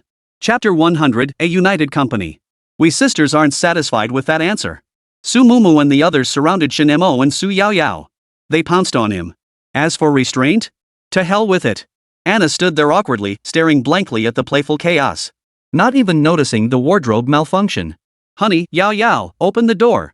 A loud knocking sounded at the door. Anna heard the sound and hurried to open the door. Standing outside was Su Xiaowen, with Yi Qingqing following behind her. Su Xiaowen frowned at Anna's attire, then glanced inside at the crowd of beautiful women pressing against Shen Mo. Jealousy surged through her. Yao Yao, you little minx. How could you bring your husband to this kind of gathering? Su Xiaowen shrieked. Yi Qingqing, seeing the scene inside, felt an urge to join in. Su Yaoyao shrugged indifferently. Sis, you're just in time. Hurry up and change, then come join the fun. Su Xiaowen's chest heaved violently. After working my ass off all day, you bring your husband to this den of iniquity without even telling me? You really think I'm some kind of beast of burden, huh? And Su Xiaowen turned to Shen Mo, pouting in displeasure. Honey, can't you rein her in? If this keeps up, your kidneys won't survive. Shen Mo chuckled, I think it'll be fine. This is Yao Yao's ultimate beauty night she planned for me. You're here just in time. Go get Qingqing to change and join us. Su Xiaowen. Yi Qingqing. Come on, we're CEOs here. Oh well, as long as my man's happy. Su Xiaowen sighed and pulled Yi Qingqing inside. Ms. Su, I didn't. No, you do. 9 beauties, each with her own charm. Shen Mo lay there, fed by others, drunk and resting his head on a beauty's lap, his hands and legs massaged by attendants. Truly the pinnacle of life. Beautiful CEOs serving their husband throughout history, only Shen Mo has ever enjoyed such treatment. Overwhelmed by sheer comfort, Shen Mo gradually drifted off to sleep. The women did not disturb him, continuing to massage his entire body. The next day, when Shen Mo awoke, he glanced around to find only Yao Yao and Mumu sleeping on either side of him. He glanced at the time. 10 o'clock. They must have gone to work. Out of the corner of his eye, he noticed a note clearly visible on the desk lamp. Shen Mo picked it up to read. Last night you looked so peaceful asleep, the girls let you off. Next time you won't be so lucky. The handwriting was neat and elegant. It was clearly Xiao Sun's handwriting. What's wrong? Aren't you going to sleep a little longer? Su Yaoyao wrapped her arms around him from behind, her soft, delicate body pressing tightly against his. Shen Mo instinctively reacted.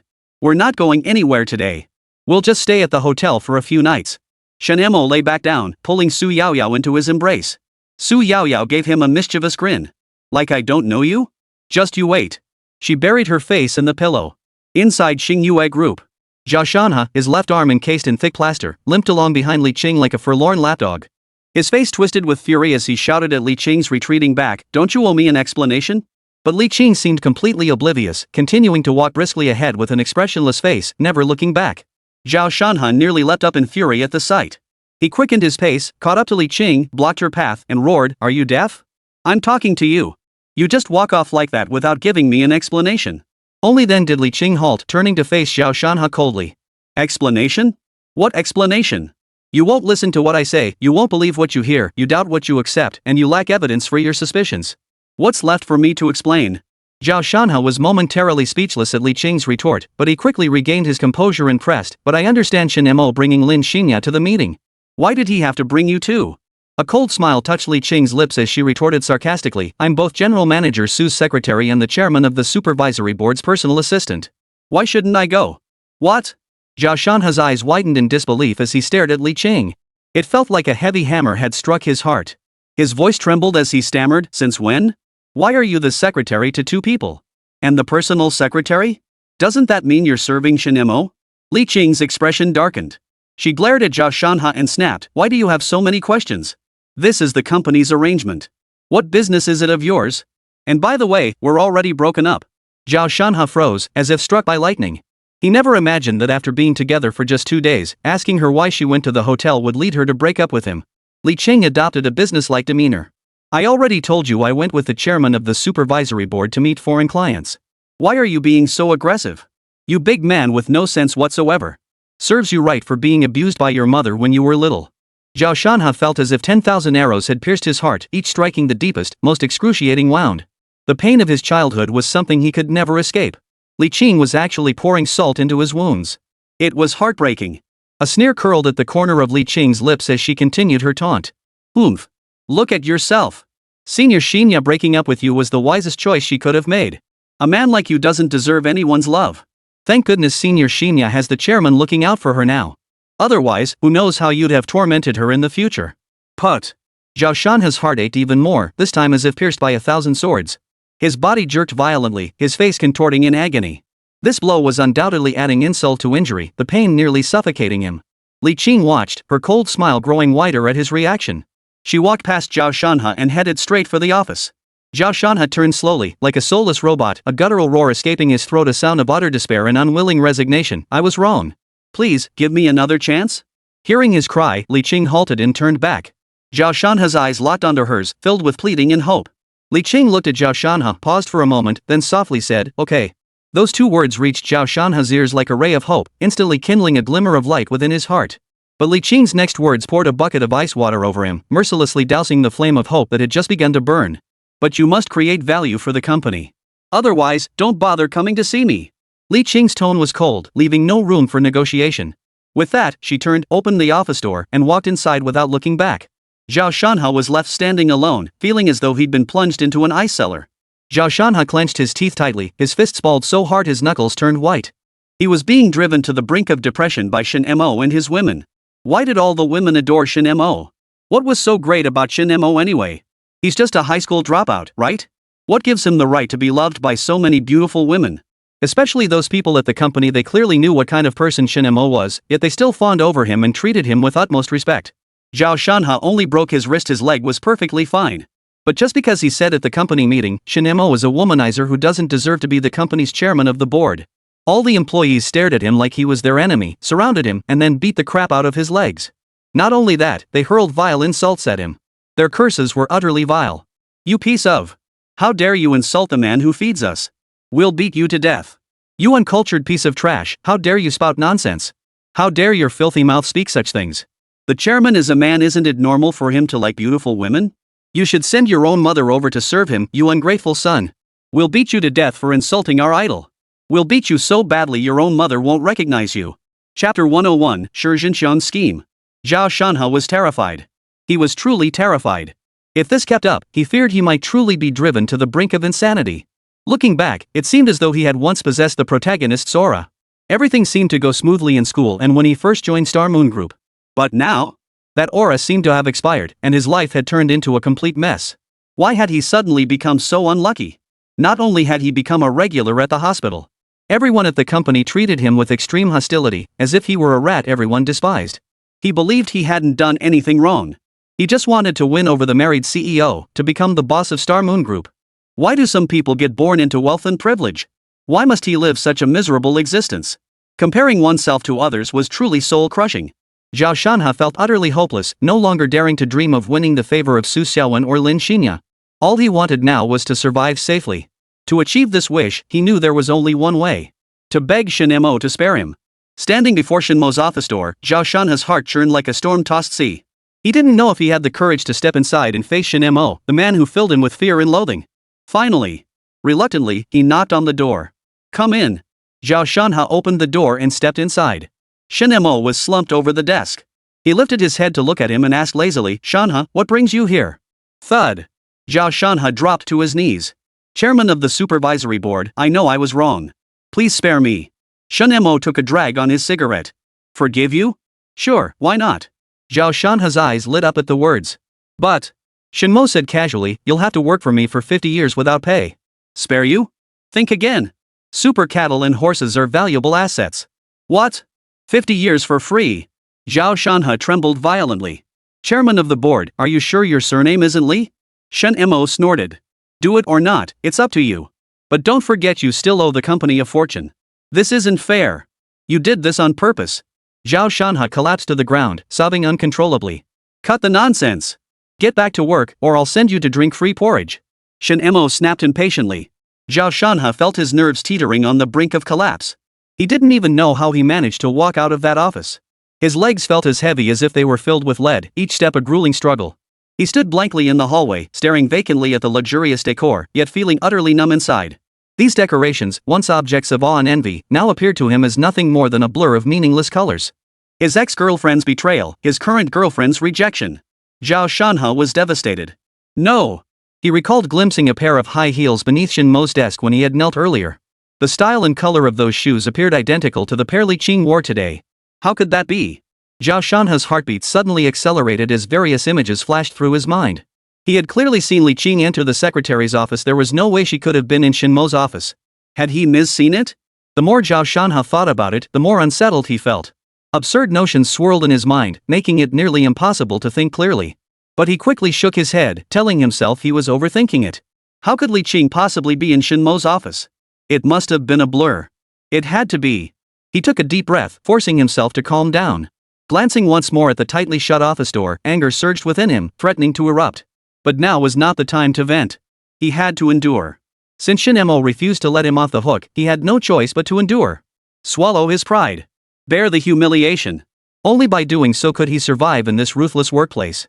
Zhao Shanhe clenched his teeth tightly, silently vowing to himself that no matter what, he would endure until the day he could rise above it all. In the office, Shen Mo leaned back in his chair. "Just when things were getting critical, those two girls sent me packing. No worries, brother Mo. You still have me." Li Qing crouched on the floor, looking up at Shen Mo. "Zhao Shanhe seems a bit depressed today. What should we do next?" Shen Mo pondered for a moment. "It's time to avenge you. Someone will come to assist you in a couple of days. Cooperate fully with her." Li Qing was deeply moved. "Thank you, brother Mo. You're so kind." She worked even harder. Shen Mo watched her, slightly surprised. Meanwhile, Shi Jinxiang called Zhao Shanhe, furious. "Useless. Absolutely useless.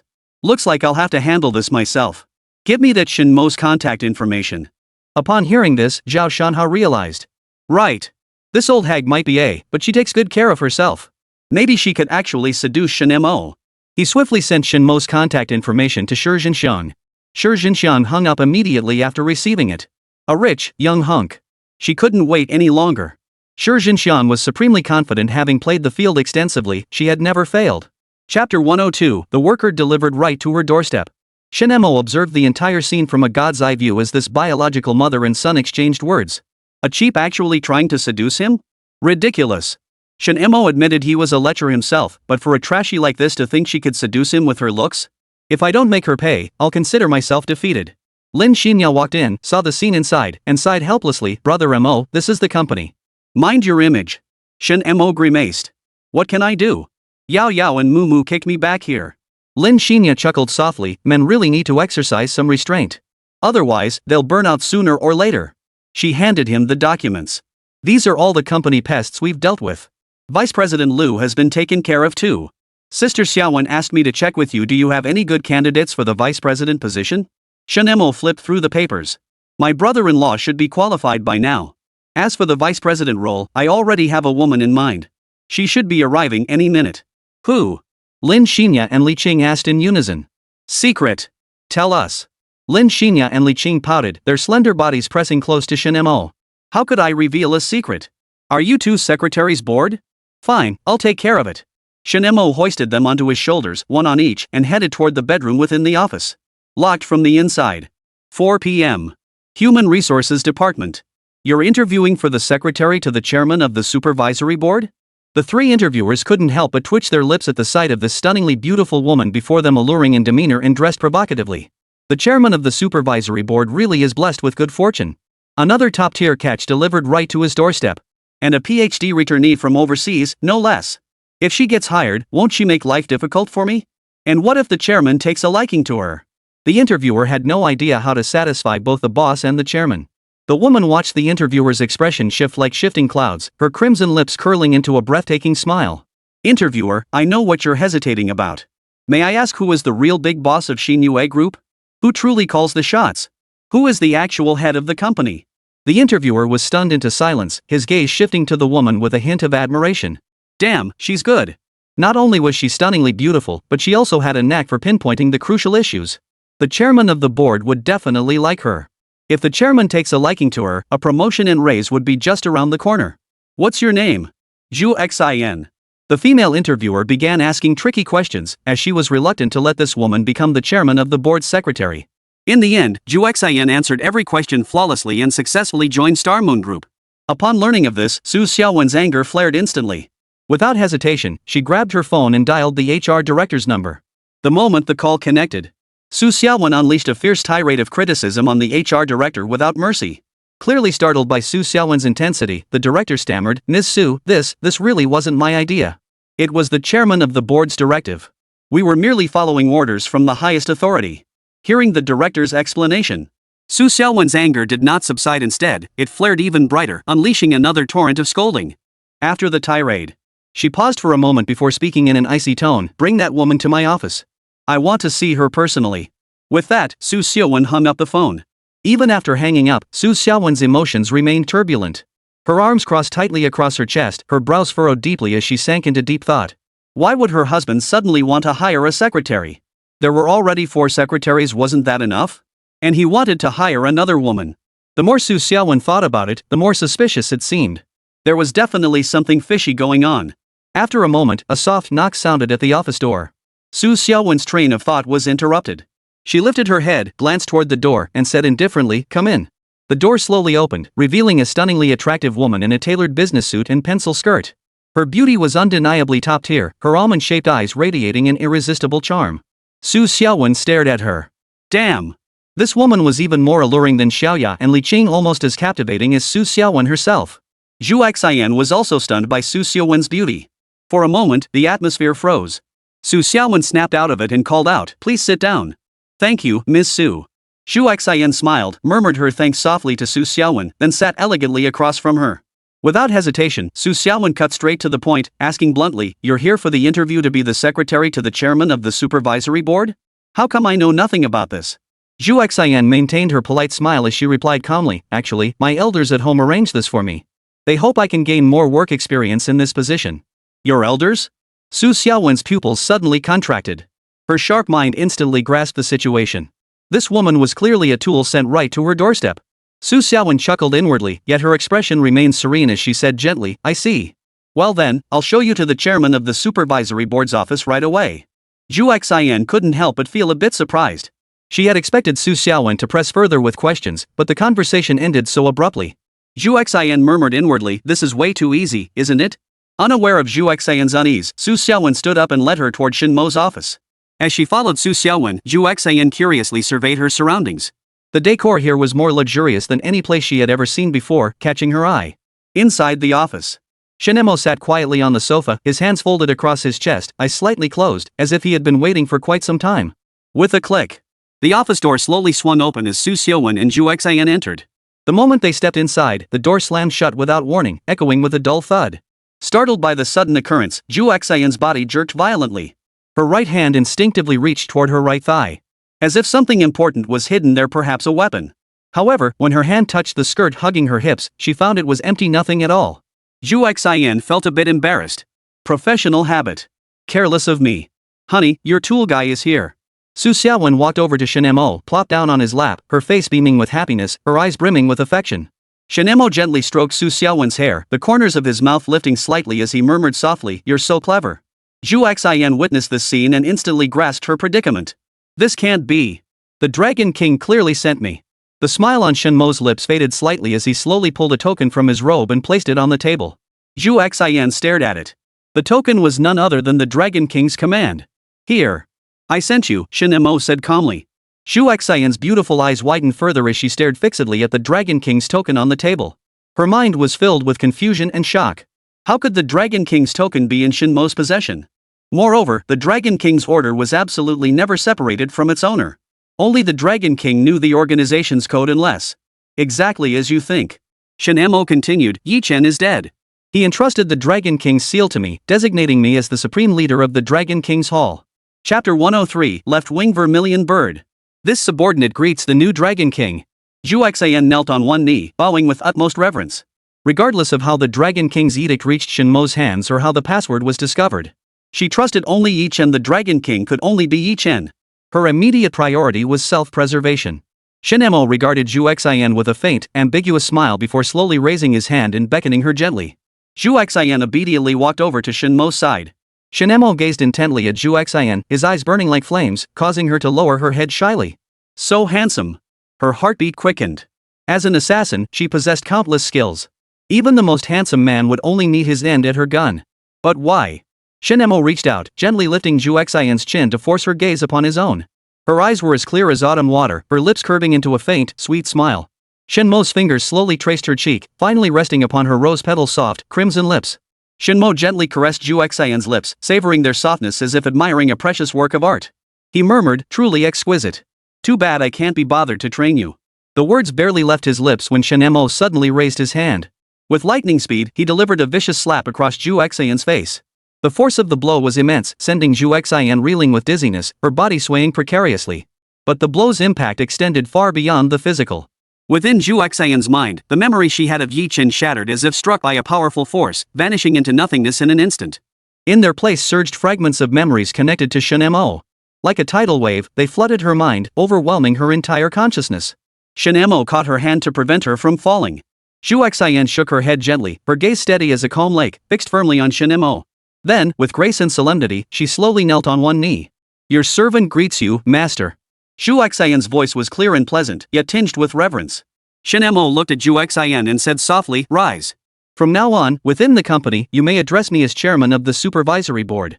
Upon hearing this, Zhu Xian swiftly rose to her feet and replied with a smile, yes, chairman. Her smile blossomed like spring flowers, radiant and captivating. But when her gaze shifted to Su Xiaowen, it instantly turned as cold as ice, tinged with a palpable hint of jealousy. Su Xiaowen naturally sensed Zhu Xian's hostility. She snorted coldly and glared back defiantly, what are you looking at? I'm your boss's wife. A sneer of contempt curled at the corner of Zhu Xian's lips. As if you're worthy. Her voice was soft but dripping with contempt and scorn. Seeing this, Su Xiaowen flew into a rage. She pouted and called out to Shen Mo, honey, look at her. Shen Mo was growing increasingly fond of Su Xiaowen's coquettish tone. All right. From now on, she'll be your vice president. Su Xiaowen shook her head. I don't want her. She looks like she's killed a lot of people. Shen Mo replied, exactly. She's Zhu Ke, one of the 4 guardians of the Dragon King's Hall. Not only is she skilled in multiple fields, but managing a company is child's play for her. What's more, she's a computer genius. She handles nearly all of Dragon King's Hall's daily operations. Upon hearing Shen Mo's words, Zhu Xian's heart swelled with delight. Her beautiful eyes sparkled with little stars of admiration as she fixed them intently on Shen Mo and declared, the chairman is absolutely right. Moreover, crucial matters like the Dragon King Hall's fund flows and personnel adjustments are all handled by me. You could say that aside from the Dragon King and those few elders, I'm the highest leader of the Dragon King's Hall. Shen Mo couldn't help but burst into laughter upon hearing Zhu Xian's words. Haha, well said. Truly worthy of being called the former top genius of Huaxia. It's just a pity that your family was destroyed by the Dragon King's Hall. As Shen Mo finished speaking, Zhu Xian's slender frame trembled violently. Her face instantly turned as pale as paper, and even her voice began to quiver. Chairman, what did you say? The Dragon King's Hall destroyed my family? Shen Mo nodded. Indeed. You were a genius nurtured by the state. Yet during your exchange studies abroad, you were targeted and abducted by the Dragon King's Hall. They intended to mold you into a cold-blooded killing machine to serve their sinister objectives. Yet your family ties to the Zhu clan were undeniably your greatest anchor. The Dragon King's Hall would not tolerate this. So they chose to destroy your family before your very eyes, then injected you with a neurotic drug to seal away your memories. Shen Mo formed a seal with his right hand and gently tapped Zhu Xian's forehead. As he moved, a faint beam of light shot from his fingertip and sank into Zhu Xian's forehead. I am now releasing your sealed memories. I hope your psyche is strong enough to withstand this torrent of information, Shen Mo said. Zhu Xian felt a colossal wave of memories surge through her mind like a burst dam, her head throbbing unbearably as if it would split open. But she gritted her teeth, forcing herself to endure the agony as the sealed memories washed over her like a tidal wave. The loving faces of her parents, the gentle smiles of her grandparents, the caring words of her uncles and aunts all flashed before her eyes. Then she saw a group of people in white coats, expressionless, inserting syringes into her body one after another. The cold liquid injected into her veins brought a bone-chilling coldness. The horrifying scenes of her classmates being beaten replayed endlessly before her eyes, their screams and pleas for mercy still echoing in her ears. Finally, the raging inferno engulfed her home, reducing it to ruins. Everything was consumed by the flames, reduced to ashes. Mom! Dad! Grandpa! Grandma! Uncle! Uncle! Zhu Xian knelt on the ground, screaming in agony. Su Xiaowen couldn't bear to watch and crouched down to pull her into her arms. Cry. It'll be better once you let it out. Zhu Xian clung tightly to Su Xiaowen and wept uncontrollably. Lin Xinya and Li Qing emerged from the bedroom, grasping the situation upon seeing the scene. They approached to comfort Zhu Xian. Shen Mo watched it all unfold, his heart filled with the conviction that the Dragon King's palace deserved utter destruction. After an unknown amount of time had passed, Zhu Xian turned to Su Xiaowen and the others and said, "Thank you." She stood up, retrieved her phone from her bag, unlocked it, opened the screen, and handed it to Shen Mo. Her voice remained soft yet carried a resolute tone. "Chairman of the board, this contains all of Dragon King Hall's data, domestic spy contacts, and crucial information on fund flows." Shen Mo stared at the staggering data before returning the phone to Zhu Xian. Zhu Xian took it back, slightly surprised. Shen Mo said awkwardly, "I don't understand it." Zhu Xian asked, "Then, shall I explain it for you?" "No need." Shen Mo had no desire to hear any of this. His Daoist studies were exceptionally advanced. But his academic performance was only above average at best. Zhu Xian, work with my brother-in-law to root out every Dragon King temple spy planted domestically. Then transfer all operational funds into the group's internal accounts but under no circumstances expose yourself. Shen Mo said with grave seriousness. Zhu Xian nodded quickly. Understood. Immediately, her beautiful eyes curved into crescent moons as she leaned closer to Shen Mo, her voice soft and sweet. "Chairman, what about me staying by your side as your secretary?" As she drew near, a faint rose fragrance wafted like light smoke into Shen Mo's nostrils, causing his mind to wander. "From now on, you'll be my right-hand woman. Whatever I tell you to do, you do. Including sleeping with you?" Zhu Xian licked her red lips. "Chairman, I'm still a virgin. Tonight could be. You vixen!" The three women exclaimed in unison. Chapter 104, Prank on Shi Zhenxiong. One had to admit, Zhu Xian possessed a charm that truly bewitched the soul. Shen Mo couldn't help but flush crimson. "Let's handle business first." "All right." Su Xiaowen fumed, "You vixen. Stay away from my husband. Sis, you've got so many sisters already. One more won't hurt, right?" Zhu Xian glanced at Lin Xinya and Li Qing. Su Xiaowen snorted coldly. "You're dreaming, fox spirit. If you join in, you'll steal my husband's soul away." "Well, that just means sister still has some work to do." Lin Xinya and Li Qing watched Su Xiaowen's furious outburst and thought she deserved it. She had a chance to become the main wife, but she had to go and cause trouble. Now that her husband hadn't kicked her out, she should be grateful. Yet here she was, still causing a scene. Lin Xinya pulled Su Xiaowen aside and whispered, "Xiaowen, don't be foolish. If he likes her, we have to accept it. Otherwise, he'll kick you out."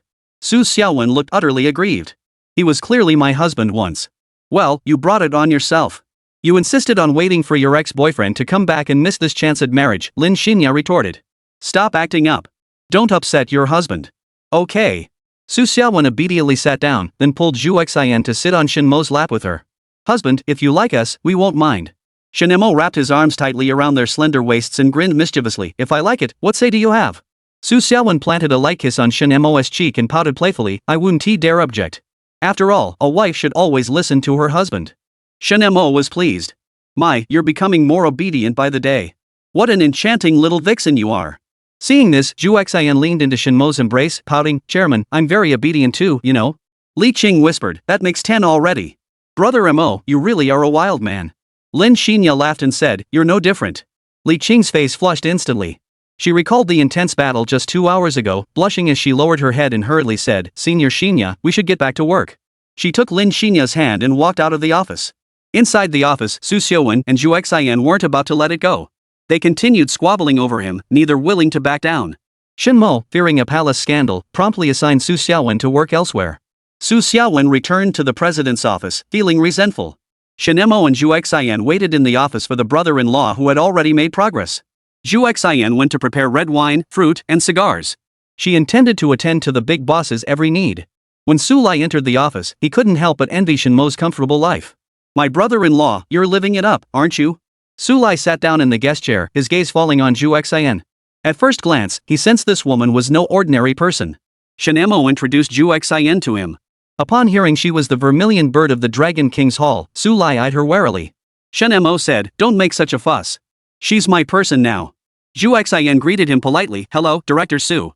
The chairman instructed me to work with you to uncover the Dragon King Hall spies hiding within the country." Su Lai was thrilled upon hearing this. This was a step toward advancement. The Political and Legal Affairs Committee Secretary was as good as caught. Zhu Xian relayed all the intelligence and weapon specifications to Su Lai. After jotting it down, Su Lai smiled at Shen Mo, brother-in-law, "Everything's ready. Just waiting for your orders." Shen Mo hummed in acknowledgement. The first thing that kid will do when he comes down the mountain is find the 9 families with whom he has already signed marriage agreements. We just need to wait for him to walk right into our trap. How long will that take? No idea. Can't be bothered to calculate. Kid, with so many women, they'll turn you into a dried-up old man sooner or later. Su Lai cursed under his breath as he walked away. "Chairman, what were you just talking about?" Zhu Xian asked curiously, peeling a grape with her delicate fingers and feeding it to him. Shen Mo ate the grape. "Nothing important." Zhu Xian didn't press further and continued to attend to him. After eating his fill, Shen Mo said, "Someone's waiting for me downstairs. Go fetch her up here. I'll play a little prank on her." First floor lobby. Shi Jinxiang sat on the sofa, her face alight with greed as she surveyed the company's decor. She couldn't help but fantasize about how wonderful life would be if she could seduce this boss. "Hello, may I ask if you're Ms. Shi Jinxiang?" Yes. Shi Jinxiang stood up. Having worked as a nanny for the wealthy, she knew a thing or two about this. But seeing the beauty before her, her confidence wavered. "The chairwoman of the board wishes to see you. Please follow me." Shi Jinxiang was taken aback and hurried to follow. But after taking just one step, she stumbled and fell flat on her face. Zhu Xian helped her up. "Auntie, are you okay?" I'm fine. Shi Jinxiang laughed awkwardly. "You're fine? Well, now you're not so fine." Zhu Xian let go of her hands, and her beautiful legs in high heels stumbled casually. Shi Jinxiang was pulled by gravity, landing face first on the ground in a spread eagle position. The pain made her yelp. Chapter 105, Congratulations on passing the cleaning job interview. "Oh dear, Auntie, are you alright? How clumsy of you. Is it because you're getting old and your body's not what it used to be?" Zhu Xian exclaimed, helping her back to her feet. Shi Jinxiang felt stars dancing before her eyes as blood streamed continuously from her nose. You did that on purpose." Shi Jinxiang glared at her, fury evident on her face. "How could that be?" Zhu Xian feigned innocence. "Auntie, it's perfectly normal for someone your age to have some hearing loss. But that's no excuse for falsely accusing someone. You need to apologize to me." Everyone at the front desk witnessed the new secretary's masterful performance. They quickly stepped in to smooth things over. "Exactly, Auntie. You clearly tripped yourself just now. How could you falsely accuse our good colleague? This is nothing but a scam." "Exactly. These days, some seniors are unbelievable. Our beautiful young lady offered to help and she ends up getting framed. No wonder young people are afraid to help when they see an elderly person fall. That judge's statement saved countless families. Think about it, the weight of the phrase, 'If you didn't hit her, why did you help her up?' Exactly. Mind your own business and you'll never get into trouble. Looks like this young lady is about to get scammed. That old lady could drag this out for a year or two." Everyone chimed in, all attacking Shi Jinxiang. Shi Jinxiang looked as if she'd swallowed something foul, her face turning an ugly shade of green. She was the victim here, yet now they were turning it around and blaming her? Noticing her distress, Zhu Xian offered a generous proposal. "Auntie, I'll be magnanimous and forgive you this once. Just apologize to me, and we'll proceed to the supervisor's office." Shi Jinxiang gritted her teeth. Apologizing to achieve her goal wasn't such a bad deal. "I'm sorry, dear. My eyesight's failing me. I fell on my own and wrongly accused you. It's all my fault. It's okay, Auntie. I forgive you. Zhu Xian said with a smile, handing her a tissue. Come on, I'll take you to the office. Shi Zhenxiang took it and nodded. The moment she stepped into the elevator, she stumbled and fell again with a thud. In the chairman of the board's office, Zhao Shanhe stood in the center, his body trembling slightly like a flickering candle in the wind, as if he might collapse at any moment. He kept his head bowed, unable to meet Shen Mo's gaze, terrified that the other might see the fear and unease within him. Shen Mo, meanwhile, sat leisurely at his desk, flipping through the documents Zhao Shanhe had handed over. As he read, he occasionally lifted his head, scrutinizing Zhao Shanhe with a critical gaze while murmuring under his breath, implicitly and explicitly criticizing Zhao Shanhe's work errors. At Shen Mo's sides, Lin Xinya and Li Qing stood silently like two obedient maids. Fruit and wine in hand, they occasionally offered Shen Mo a piece of fruit or poured him a glass of wine, their attentiveness evident. Watching this scene unfold before him, Zhao Shanhe felt as though his heart were being gnawed by 1,000 ants, the pain unbearable. The two women he had deeply loved now acted like strangers, fawning over Shen Mo while ignoring him completely. This sense of betrayal twisted his heart like a knife, leaving him in agony. My apologies, Chairman. It was my oversight. Zhao Shanhe bowed his head, offering a sincere apology. Shen Mo waved his hand dismissively. It's fine. I'm a generous and righteous man, known for being a great boss to my employees. Of course. But a mistake is a mistake, and you still have to be punished. Shen Mo smirked wickedly. We'll just dock your pay. The debt you owe is enough to make you work for free for 10 years. Keep up the good work. What? Zhao Shanhe trembled with rage. Damn it, this Shen Manhwa is just as shady as bossly. Think I'm some kind of sucker? Shen Mo smiled as he looked at Li Qing. Li Qing fluttered her eyelashes, a hint of allure in her eyes, and murmured softly, Chairman of the Supervisory Board, why not give Shanhe another chance? Zhao Shanhe looked at Li Qing in surprise, his heart stirred once more. He hadn't expected her to intercede for him at this moment, and his regard for her soared several dozen points. Shen Mo shook his head without hesitation, his tone firm. No. Seeing this, Li Qing hurried over to Shen Mo's side and began gently massaging his shoulders while continuing her plea, at worst, I'll work for you for free for 10 years, okay? Shen Mo raised his hand, gently caressing Li Qing's exquisite face. A faint smile touched his lips as he teased deliberately, oh dear, that's a tough one. Li Qing's cheeks flushed slightly. She slowly lowered her head and planted a soft kiss on Shen Mo's forehead. Then, lifting her face, she said with a blush, is it still difficult now? Shen Mo chuckled smugly, turning to Zhao Shanhe with a challenging look. Of course it's not difficult anymore. Zhao Shanhe watched Li Qing make such sacrifices for him. Though a twinge of jealousy flashed through his heart, he was overwhelmed by a deeper sense of gratitude. He silently vowed never to take her for granted again, to cherish and protect her more than ever. Shen Mo wrapped his arm around Li Qing's waist and addressed Zhao Shanhe, Shanhe, since Li Qing has pleaded on your behalf, I'll grant her the favor and lighten your load a bit. Didn't you have several vacant positions across departments earlier? I've already hired a new employee to help you shoulder some of the workload. Didn't you already give me a reduction? Zhao Shanhe gritted his teeth. Shen Mo, what nonsense. Temporary, do you even know what temporary means? The job is still yours. Knock knock knock. The knocking sounded. Zhu Xian entered, leading Shi Zhenxiang, her face bruised and swollen, limping as she walked. Seeing his stepmother in such a state, Zhao Shanhe felt an indescribable sense of satisfaction.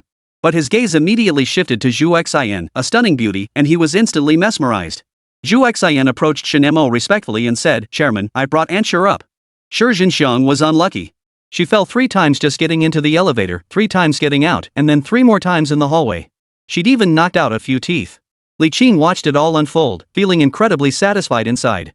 Knowing this was Shen Mo's doing, she looked at him with eyes brimming with affection. Shen Mo chuckled. Auntie, what's with the look? Must be all those guilty deeds catching up with you, bad luck finally catching up. Shi Zhenxiang was about to explode, but the sight of Shen Mo's striking looks instantly extinguished her anger. What could she do? Looks are justice. Shi Zhenxiang redirected her fury at Zhao Shanhe. You good for nothing. Nothing good ever happens when you're around. Shi Zhenxiang's relentless tirade. Zhao Shanhe's stoic endurance. Shen Mo and the others watching the show and recording videos. Finally, after finishing her tirade, Shi Zhenxiang turned to Shen Mo with an eager expression. What a young and handsome boss. Auntie would love to treat you to a meal. Thank you for looking after this good-for-nothing brat at the company. Shen Mo smiled faintly. Sure thing. Food is as essential as iron, right? May I choose the location? Of course, you're treating. No problem. Shi Zhenxiang's heart leapt with joy. She hadn't expected it to be this easy. The other women looked at Shi Zhenxiang's smug expression with sorrow. Poor fool. May your wallet be thicker than your face. Shen Mo continued, Auntie, Shan has been under a lot of pressure at work lately. He's even thinking about quitting. You really need to talk some sense into him. Zhao Shanhe. Shen Manhwa, are you even human? What? Shi Jinxiang exploded with rage, unleashing a torrent of scolding at Zhao Shanhe. Zhao Shanhe clenched his fists tightly as he was berated. His body and mind were severely wounded, and his dignity was utterly shattered. Even the Dragon King endured 3 years of daily torment and persevered. He, Zhao Shanhe, could endure it too. Shen Mo smiled gently and spoke softly to Shi Jinxiang. Auntie, you see, a company isn't a marketplace. If you must scold someone, you should do it at home. The most critical issue right now is that Shanhe's work attitude isn't quite right, which is why he can't complete his tasks. So, I was wondering if you'd be willing to join our company and help Shanhe shoulder some of the workload? Upon hearing this, Shi Jinxiang felt somewhat reluctant. After all, at her age, where would she find the energy to work? But the thought of potentially living a life of luxury in the future gave her strength. She forced a smile and replied, "Of course I'm willing. I absolutely love going to work." Shen Mo nodded with satisfaction at her response and smiled. "That's wonderful. Welcome to our big family, Auntie. Oh, and by the way, our cleaning staff just retired, so you'll be taking over that position." Chapter 106, Meeting the Powerhouse Woman. Shi Jinxiang pointed at herself in disbelief. "Me? As a cleaner?" Shen Mo explained, "Yes, Auntie. Shanhe mentioned you used to work as a nanny. Cleaning should be a breeze for you." Zhao Shanhe's heart skipped a beat at this. He instinctively denied it. "I didn't."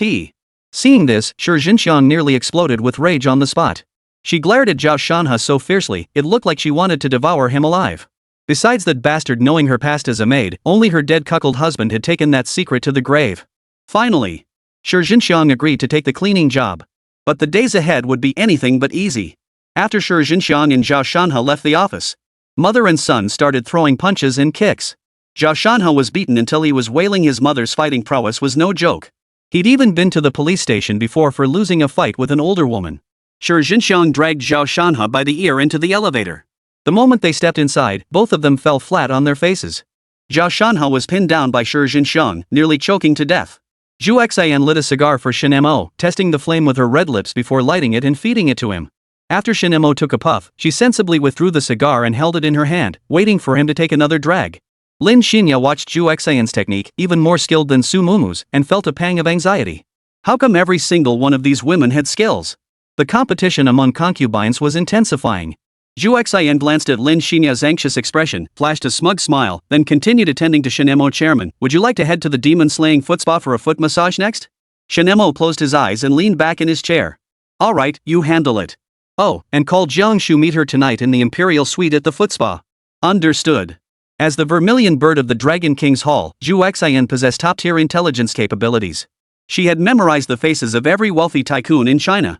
The Jiangshu Shen Mo referred to was none other than the current Mrs. Qin of the Jiangbei Qin family. Zhu Xian handed the cigar to Lin Xinya and set about making the arrangements. Qin family of Jiangbei. A handsome young man greeted a man and a woman with a beaming smile, enthusiastically asking, "Big brother, Sister Xinga, where are you headed?" His warmth went unreciprocated. The man looked at him with contempt and said, "None of your business."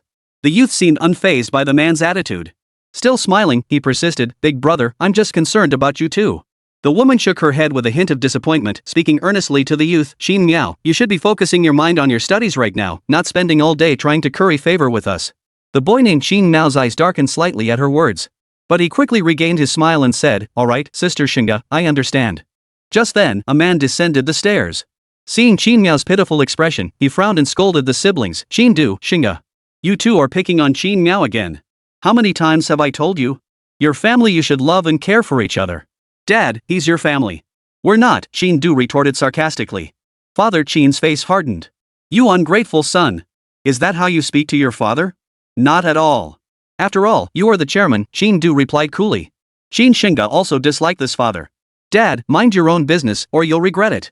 Rebellion. Utter rebellion. Qin's father's eyes blazed crimson as his voice turned icy. "Two ungrateful sons. I've raised you for nothing." "Oh, is that so?"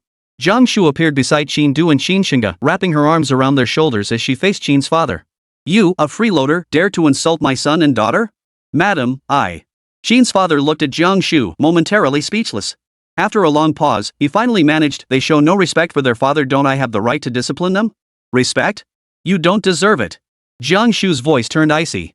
"Your immediate priority is to divorce me immediately and get the hell out of this house. You." Hearing Jiang Shu's icy words, Qin's father felt a pang of pain. "After everything I've done, you still won't forgive me?" Jiang Shu sneered, "So much? We both know exactly how this bastard came to be. She glanced at Qin Miao, who kept her head down and dared not speak. But we're family, after all. There's no need to be so sharp-tongued, Qin's father said. He may be your family, but he's not mine. My son and daughter are enough for me. As for you, if you don't want a divorce, that's fine, we'll just drag this out. Jiang Shu pulled Qin Du and Qin Shinga away from the villa. They climbed into the Rolls-Royce waiting outside and drove away from this home. Qin's father stood at the doorway, watching the receding silhouette of the car, his heart filled with regret and anguish. Qin Miao stood beside him and whispered, "I'm sorry, Dad. I tried my best." Qin's father reassured him, "It's fine. Once I fully control the company, they'll accept you." Qin Miao nodded and turned back toward the villa, though his eyes concealed a well-hidden darkness and murderous intent. Ever since his return, the mother and daughter had given him nothing but cold stares. Sooner or later, he would kill Qin Du, claim this mother and daughter as his own, and seize control of the Qin group. Inside the Rolls-Royce, Jiang Shu gently patted her children's hands as she looked at their troubled expressions. "It's okay," she soothed. "Don't dwell on it. Mom will take you out to relax and meet someone." Qin Du, hearing his mother's words, asked curiously, "Who?" Jiang Shu smiled faintly, her voice tinged with mystery. "The Su family of Jiangcheng." Qin Shinga's eyes lit up with excitement at once. "Mom, you're not planning to take me to see Sister Xiaowen and Yao Yao, are you? I haven't seen them in 10 years. Jiang Shu watched her daughter's excitement, gently ruffling her hair as she smiled. "Of course you'll see them. But this trip isn't to see them, it's to meet their husbands." Qin Du frowned in surprise. "Su Xiaowen and Su Yao Yao married the same man? That's ridiculous." Jiang Shu shot him a glare and retorted, "Mind your own business. Don't think I don't know you've liked Su Xiaowen since you were a kid." Qin Du flushed crimson. Scratching his head awkwardly, he protested, "It was just love at first sight. I mean, she really made an impression back then. But after all this time, Xiaowen must have forgotten me completely." Qin Shinga laughed at her brother. "Ha! You secretly adored her but never dared to act. No wonder you're still single." Jiang Shu chimed in, "Exactly. Girls need to be pursued. What good is just secretly admiring someone?" The mother-daughter duo's relentless teasing left Qin Du feeling increasingly embarrassed and ashamed. He sighed helplessly and lowered his head in deep thought. After a moment, Qin Du finally lifted his head again, offering a wry smile to his mother and sister. "Do you think I don't want to pursue Xiaowen? But you know how accomplished she is now. I'm just a lowly deputy general manager, how could I possibly be worthy of her?" Jiang Shu disagreed with his reasoning and retorted, "How can that be an excuse? 6 years ago, you had plenty of chances, but you chickened out. The entire Qin family chickened out." Jiang Shu sighed as she spoke. "Because of that major incident that happened to the Su family back then, we didn't step in to help. Honestly, we don't have the face to meet these old friends of the Su family now." Exactly. The Su family was truly at rock bottom back then. Who could have predicted such a sudden reversal just days later? Qin Du admired their ability to fight back from the brink. Jiang Shu nodded. This chance to mend ties with the Su family must not be missed. You all need to be sensible. Understood. Chapter 107, Jiang Shu's Warmth. Dongma Foot Spa. The Rolls-Royce pulled into the parking lot at the entrance. Jiang Shu and her 2 daughters stepped out, surveying their destination. So this really is for relaxation. Qin Shu and Qin Shinga's lips twitched. The concierge at the entrance spotted the arriving guests and politely inquired, "Good day. Do you have a reservation?" Jiang Shu nodded. "Your boss sent us." The concierge smiled. "Ah, clients of the big boss. Please come in. The boss has made arrangements. This gentleman's private room is a deluxe suite. The boss is waiting for you in the imperial suite." Qin Du was led to the luxury private room, utterly bewildered. He wanted to protest. But the moment he saw the beautiful young lady entering to serve him, he immediately abandoned his foolish protest. Meanwhile, Jiang Shu and Shen Mo successfully met. Qin Shinga entered a room and spotted 2 familiar figures receiving massages. Excitedly, she approached them. "Xiaowen, Yao Yao, do you remember me?" Su Xiaowen looked at her and smiled. "Shinga, it's been ages. You're growing more and more graceful." "Not at all." Su Yao Yao leaned closer to her. "Wow, Shinga really is beautiful. She's perfect for it." "Suited for what?" Su Yao Yao and Su Xiaowen exchanged a glance. They immediately began helping her change clothes. Jiang Shu walked into the other room. Inside, aside from Shen Mo, it was filled with beauties. She couldn't help but think he was too fickle. "Aunt Jiang Shu is here. Would you like to try a massage from one of my employees?" Shen Mo greeted Jiang Shu as she entered. "Sure, I could use some relaxation myself." Jiang Shu didn't hesitate, nodding in agreement. Jiang Shu lay face down on the electric massage chair, experiencing the foot spa's massage service. She gave it a perfect score in her mind. "This feels amazing. All my fatigue is gone. No wonder you opened this place." Shen Mo replied proudly, "Of course. What else are people born for?" To live well, to live comfortably, to live without worries. Jiang Shu chuckled, that's the mindset of a normal person. Your employees must be very happy, right? The beautiful masseuse attending to Jiang Shu smiled and chimed in, you're absolutely right, sister. We're truly blessed working under our boss. No one would dare harass us. Jiang Shu sighed, across the entire province of Jiang, Mr. Shen's enterprises account for a staggering 50% of the market. He's provided livelihoods and stability for countless families, secured the future for the disabled, truly serving the people. Shen Mo humbly replied, not at all. I aim to grow even stronger in the future, ensuring all workers have their basic needs met. Auntie, let's chat after you've had a nice, relaxing massage. All right. Jiang Shu's body relaxed completely as the masseuse applied just the right amount of pressure. All these years, she had sacrificed most of her youth for this family. She hated Qin's father, not because he was promiscuous, but because he was the root cause of all the trouble. She, a proper young lady of means, had endured hardship alongside Qin's father when he was penniless in his youth. Once the company grew large and powerful, people's ambitions would swell rapidly. Jiang Shu knew then that the husband who once loved her was dead, replaced by a ruthless man bent on seizing control of the company. Jiang Shu wasn't one to be pushed around. She had invested the most capital, held the largest stake, and her people dominated the company's board. Ousting Qin's father would be as easy as pie. Yet she still harbored a sliver of hope that he might return to his former self. But after the incident at the hospital, Jiang Shu's heart had completely hardened. She harbored no expectations for him anymore. Yet he stubbornly refused to divorce her, even having the audacity to bring his mistress's son back. Jiang Shu showed no mercy, completely stripping him of his authority in the company and reclaiming all his shares. Qin's father was now nothing more than a figurehead, a tool bearing the title of chairman. At best, he could only receive the salary of an ordinary employee. Since he refused to divorce, she decided to turn him into a money-making tool. At least he'd be put to good use. Shen Mo slowly opened his eyes, suddenly sensing that the person massaging him had a different touch. He turned his head. He was startled. The one massaging him now was none other than Jiang Shu, that married woman. Jiang Shu offered a gentle smile. What's wrong? Is my massage uncomfortable? Shen Mo glanced around the room. Only he and Jiang Shu were present. He cleared his throat twice. No, it feels very good. I never imagined that a lady like you, Auntie Jiang Shu, would know how to give massages. Jiang Shu replied softly, I once aspired to be a devoted wife and mother, but it didn't turn out well for me. I was foolish. Shen Mo chuckled, Auntie Jiang Shu, you're not foolish at all. When the plot twists from the novel unfolded, you pulled off a clever switcheroo. That was quite clever of you. Jiang Shu blushed slightly at Shen Mo's praise. Not at all. It's just that now I have an ungrateful wolf who won't be tamed, so of course I have to keep my guard up. Shen Mo sighed, human hearts are truly unpredictable. Jiang Shu's expression grew troubled. Shen Mo, there's something I need to ask of you. Go ahead. Please take my daughter in too. Chapter 108, Never underestimate a wealthy family's wife. Are you kidding me? Shen Mo stared at her in utter astonishment. Who hands over their own daughter to a lecherous stranger they've never met before? And on their very first meeting? Is human trust really that high? His gaze fell upon the aunt who, though nearing 50, possessed the youthful appearance of a young girl. Her beauty was striking, radiating a unique charm. A charm that only Cao Cao could truly appreciate. Dressed in a massage robe, the delicate curve of her collarbone revealed the voluptuous swell beneath, its undulating contours trembling slightly with each breath. It held an endless allure for anyone bearing the surname Cao. Jiang Shu seemed to sense Shen Mo's gaze, a blush of shyness spreading across her cheeks as she murmured softly, I had no choice. In this complex and chaotic world, there's no safer place than by your side. We merchants make many enemies in the business world, including some ruthless, bloodthirsty individuals. My son has some ability to protect himself, but that's all. My daughter, however, is still studying at university.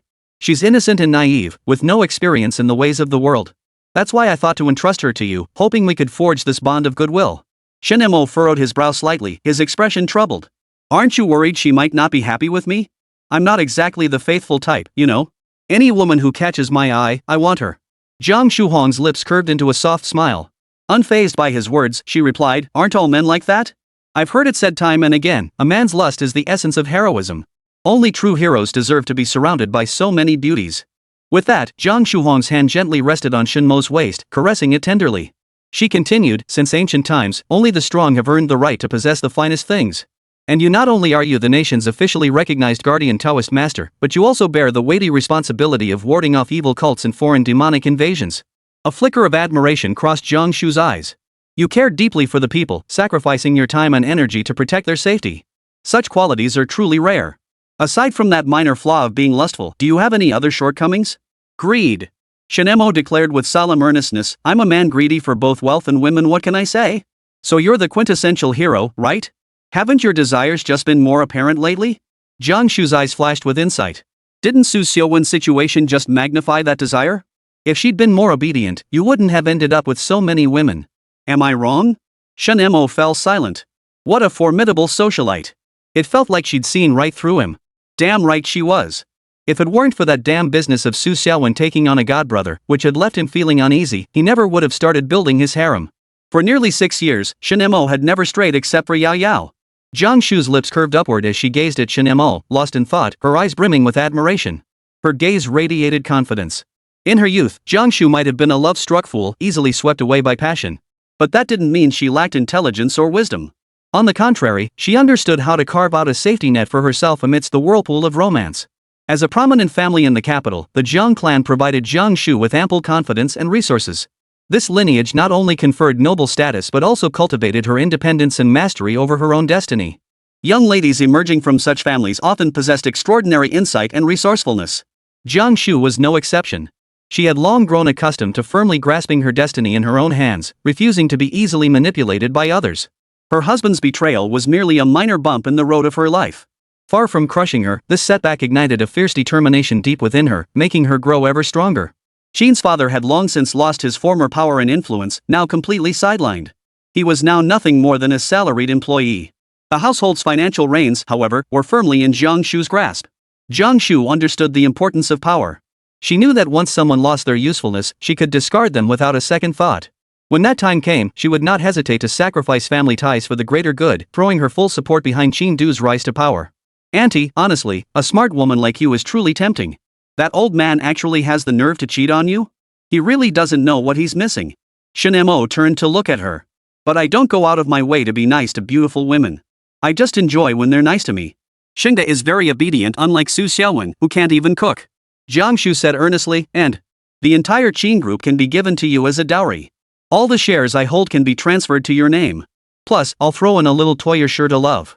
Hearing this, Shen Mo's heart stirred. He raised his right hand and replied with a smile, all right then, since that's the case, let us make this a pleasant collaboration. Auntie, this way you can return to the capital with peace of mind, openly announce our relationship, and gain more resources and support from the Jiang family. Jiang Shu hastily reached out to grasp Shen Mo's right hand, her voice soft as she said, then it's settled, my dear son-in-law. As she uttered those last 4 words, Jiang Shu deliberately leaned close to Shen Mo's ear and murmured softly. Shen Mo felt a wave of warm breath wash over him, enveloping his ear. Simultaneously, a faint, sweet fragrance drifted into his nostrils, causing his body to tremble involuntarily as some emotion within him seemed to ignite in an instant. Shen Mo struggled to contain himself. He abruptly turned his head, locking eyes with Jiang Shu. They were so close, mere inches apart, close enough to hear each other's breath. Auntie, you really are pragmatic. This isn't some novel, where's the romance in that? Aren't humans just creatures who like what they find attractive? Holy crap.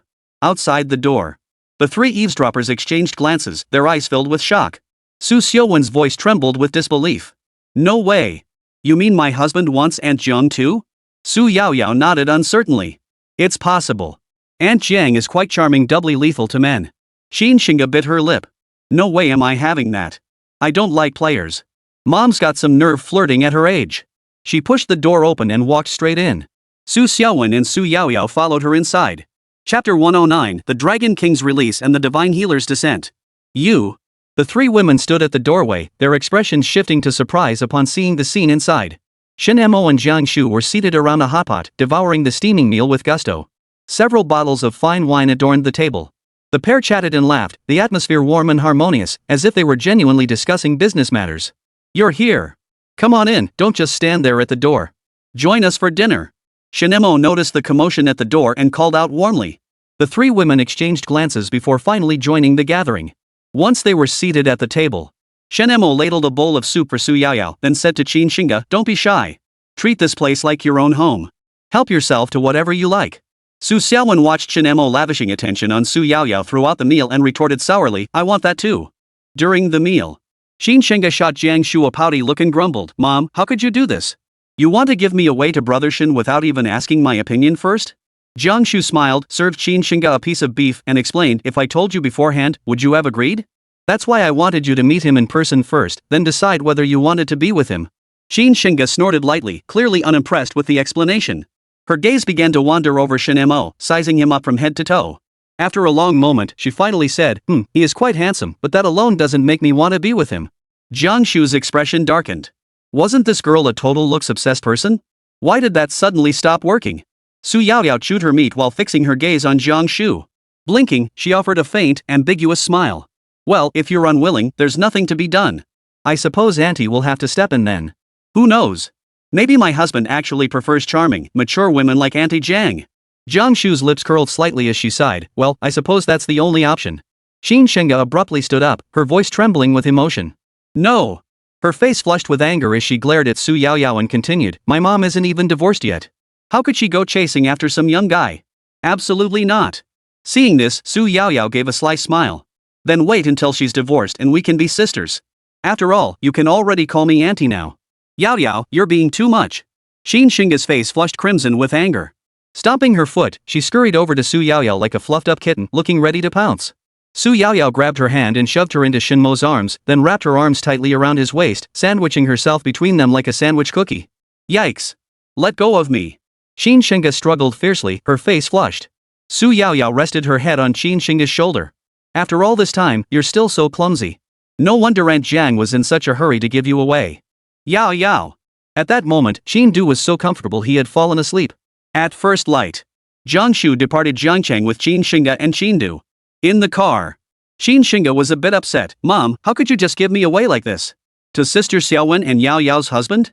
Is that fair to me? What? Shen Du exclaimed, staring at Jiang Shu in disbelief. Mom, you're giving my sister away to Xiaowen and Yao Yao's husband? This is ridiculous. The driver, who had been listening to this bombshell, perked up his ears. Jiang Shu replied coldly, don't ask so many questions. The current situation leaves us no choice. Oh. Back at the Qin family villa in Zhangbei City. Jiang Shu glanced at the driver. Go collect this month's wages and head home. The driver was confused. How had he suddenly become unemployed? But seeing the icy aura emanating from Jiang Shu, the driver obediently went to collect his pay. When Qin father saw them return, his expression darkened. Frowning, he demanded impatiently, where were you last night? Why didn't you come back all night? Jiang Shu paid no heed to Qin father's questioning. She didn't even glance at him, striding straight up to the second floor as if he were invisible.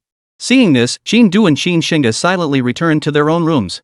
Father Qin wouldn't let it go. He strode to the staircase entrance, blocking Jiang Shu's path.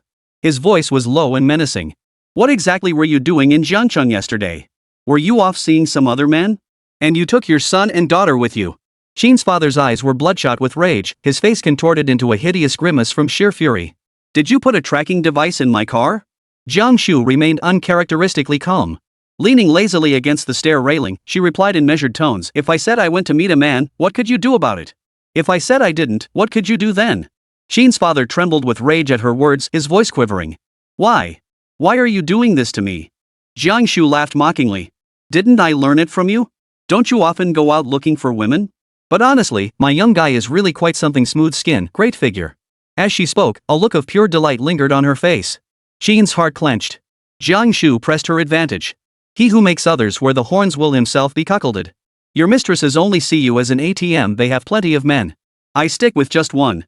In that sense, you're the one getting the better deal. Damn it. Smack. Jiang Shu slapped him across the face. Shen's father clutched his face. How dare you hit me? Smack. Smack. 2 more slaps landed on his face. Jiang Shu rubbed her palms. A freeloader's face deserves a beating.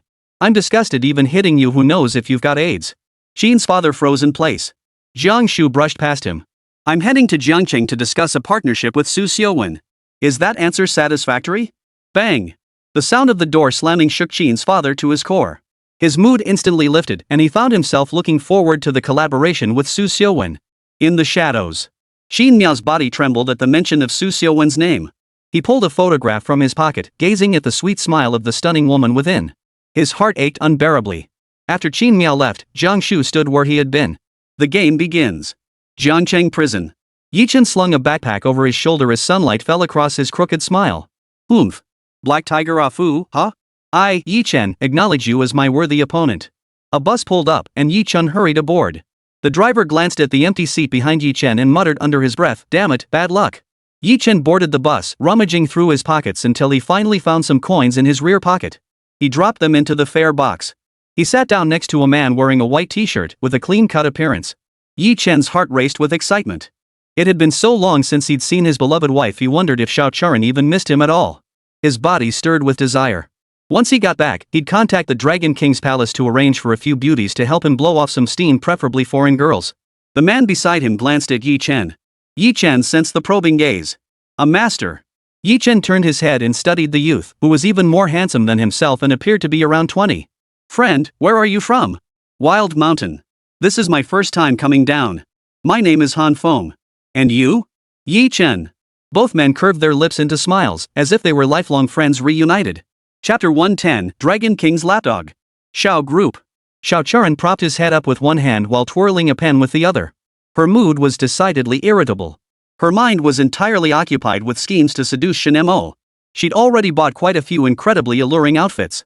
She just wanted to invite Shen Mo over alone and show them off to him. Ideally, she'd have him drink a little, get things done, and make it a done deal. Then this husband wouldn't be able to run away. She had to act fast, before who knows how many temptresses showed up at his door. There was no helping it. Shen Mo was simply irresistible. Only women who don't care about power, money, or looks could resist such temptation. But those are abnormal people, the kind who drown themselves in the river for love, even abandoning their parents, all under the noble banner of for love.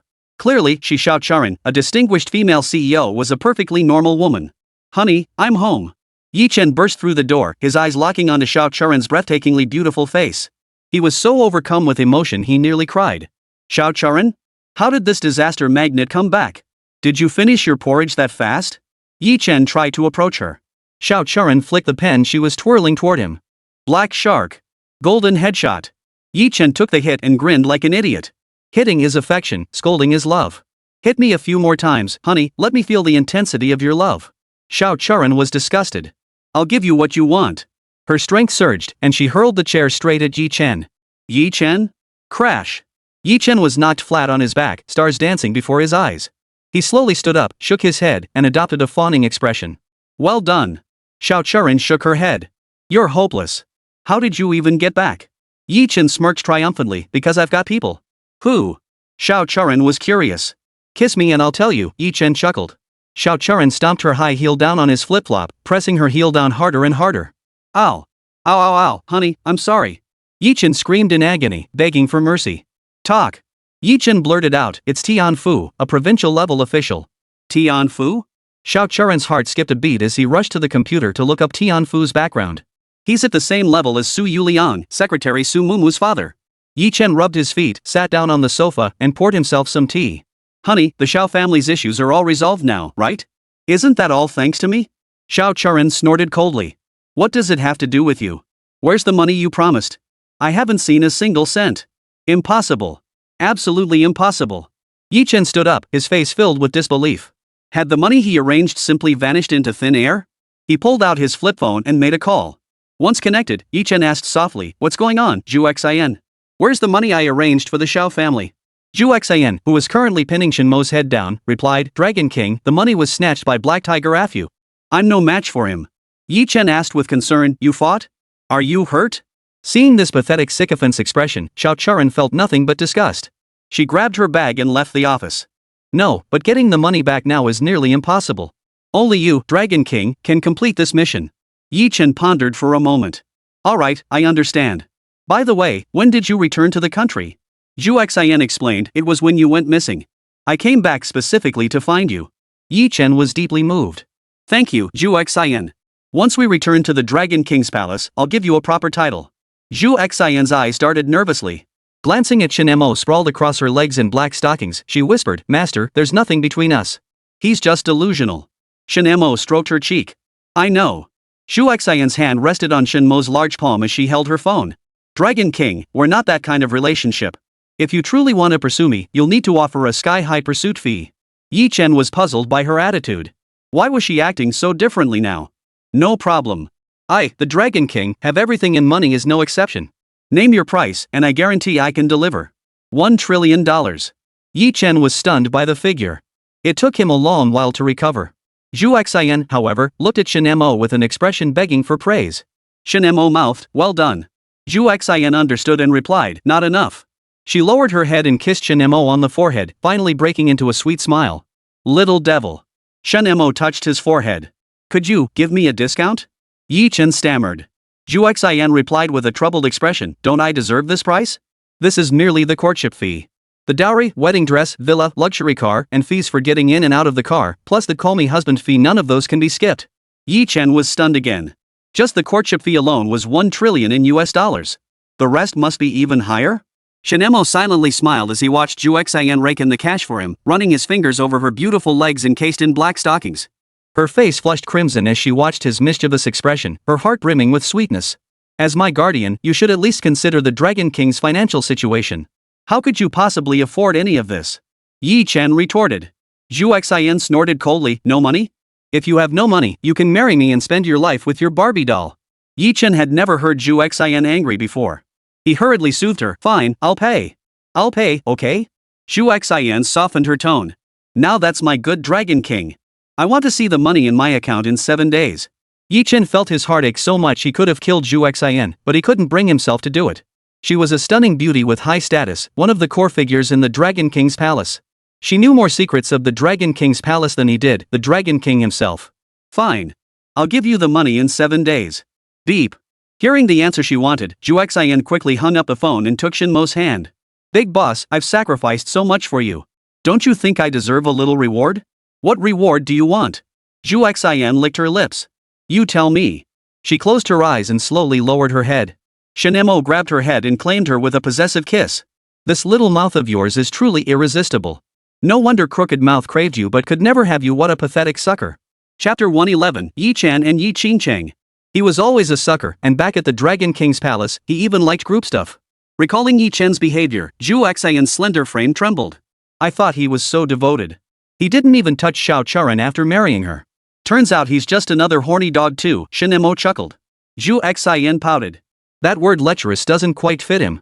Calling Yi Chen a lecher is an insult to the word itself. Shen Mo's curiosity piqued. Spill it, what heinous deeds did this Yi Chen commit? Zhu Xian sighed and recounted the truth. When Yi Chen was first brought back to the Dragon King's palace by the old Dragon King, he was incredibly arrogant. He even harassed the maidservants under his command, sneaking into their rooms at night to force himself on them. Once, he tried to lay his hands on me, but I beat him up. Unbelievably, after getting beaten to a pulp, that shameless bastard just grinned like an idiot, saying he'd conquer me someday. Before he became Dragon King, he was always my defeated foe. But now that he's Dragon King, I'm no match for him. Shen Mo called her out, but you did have feelings for him at some point. I've seen your memories. He saved your life, so you developed some affection. Zhu Xian's eyes darted nervously under his scrutiny. Chairman. You know how easily a hero saving a damsel in distress can stir feelings, right? I am a woman after all. I'll marry and have children someday. If you really got together, wouldn't you be afraid of catching AIDS? Shen Mo sneered coldly. Zhu Xian grabbed his hand and guided it toward her clothes. Words can deceive. If you check for yourself, you'll believe. Shen Mo touched her lower abdomen. Enough. Do you think I don't know your situation? I'm just teasing you. Ugh, you're so annoying. Zhu Xian complained with her mouth, but her heart was bursting with joy. She continued, after Yi Chen became the Dragon King, his first order was to send people across the country searching for his long-lost sisters who disappeared when they were young. But they found nothing. Yi Qingcheng and Yi Qingxin, right? Shen Mo interjected. Zhu Xian was slightly surprised, but considering Shen Mo's capabilities, it made perfect sense. Exactly. Even I could only trace them being sold by traffickers. They later escaped and were taken in by an orphanage, but I lost their trail after that. Of course you couldn't find them, they're under my protection now. Shen Mo recalled, back then, Yi Qingcheng was in her 3rd year of college. It was incredibly tough for her. Not only did she have to study, but she also had to care for Yi Qingxin, who was terminally ill. Their daily meals consisted of chili-flavored rice with pickles. She was so thin, weighing only 60 jin. She kept this up for 3 whole years. Zhu Xian was astonished. I never imagined Yi Qingcheng went through that later. How is Yi Qingxin now? Shen Mo replied, she's in college now. That girl's very bright. She got into Zhengde University and is in the same department as Yao Yao. Last month she went to Beijing for a national college computer design competition. Judging by the dates, she should be back soon. You've protected them for so long. I'm a bit envious. Why didn't I meet you sooner? Zhu Xian said regretfully. Shen Mo replied, it's not too late now. Let's talk about the good deeds Yi Chen has done. Zhu Xian nodded. Yi Chen, furious at not finding the sisters, took out his rage on 20 foreign girls before brutally murdering them all. Then, like a madman, he founded a scam park and started trafficking organs. While amassing wealth like a maniac, he also lured countless female college students to ghost out her. Those who refused to comply, he strangled to death and even. Zhu Xin hesitated, reluctant to continue. Shen Mo didn't want to hear more either. He sat up and lit a cigarette. He's truly inhuman. He actually thinks calling himself Dragon King makes him a dragon. Zhu Xin, you need to speed things up. The Dragon King's hall must be gone within a month.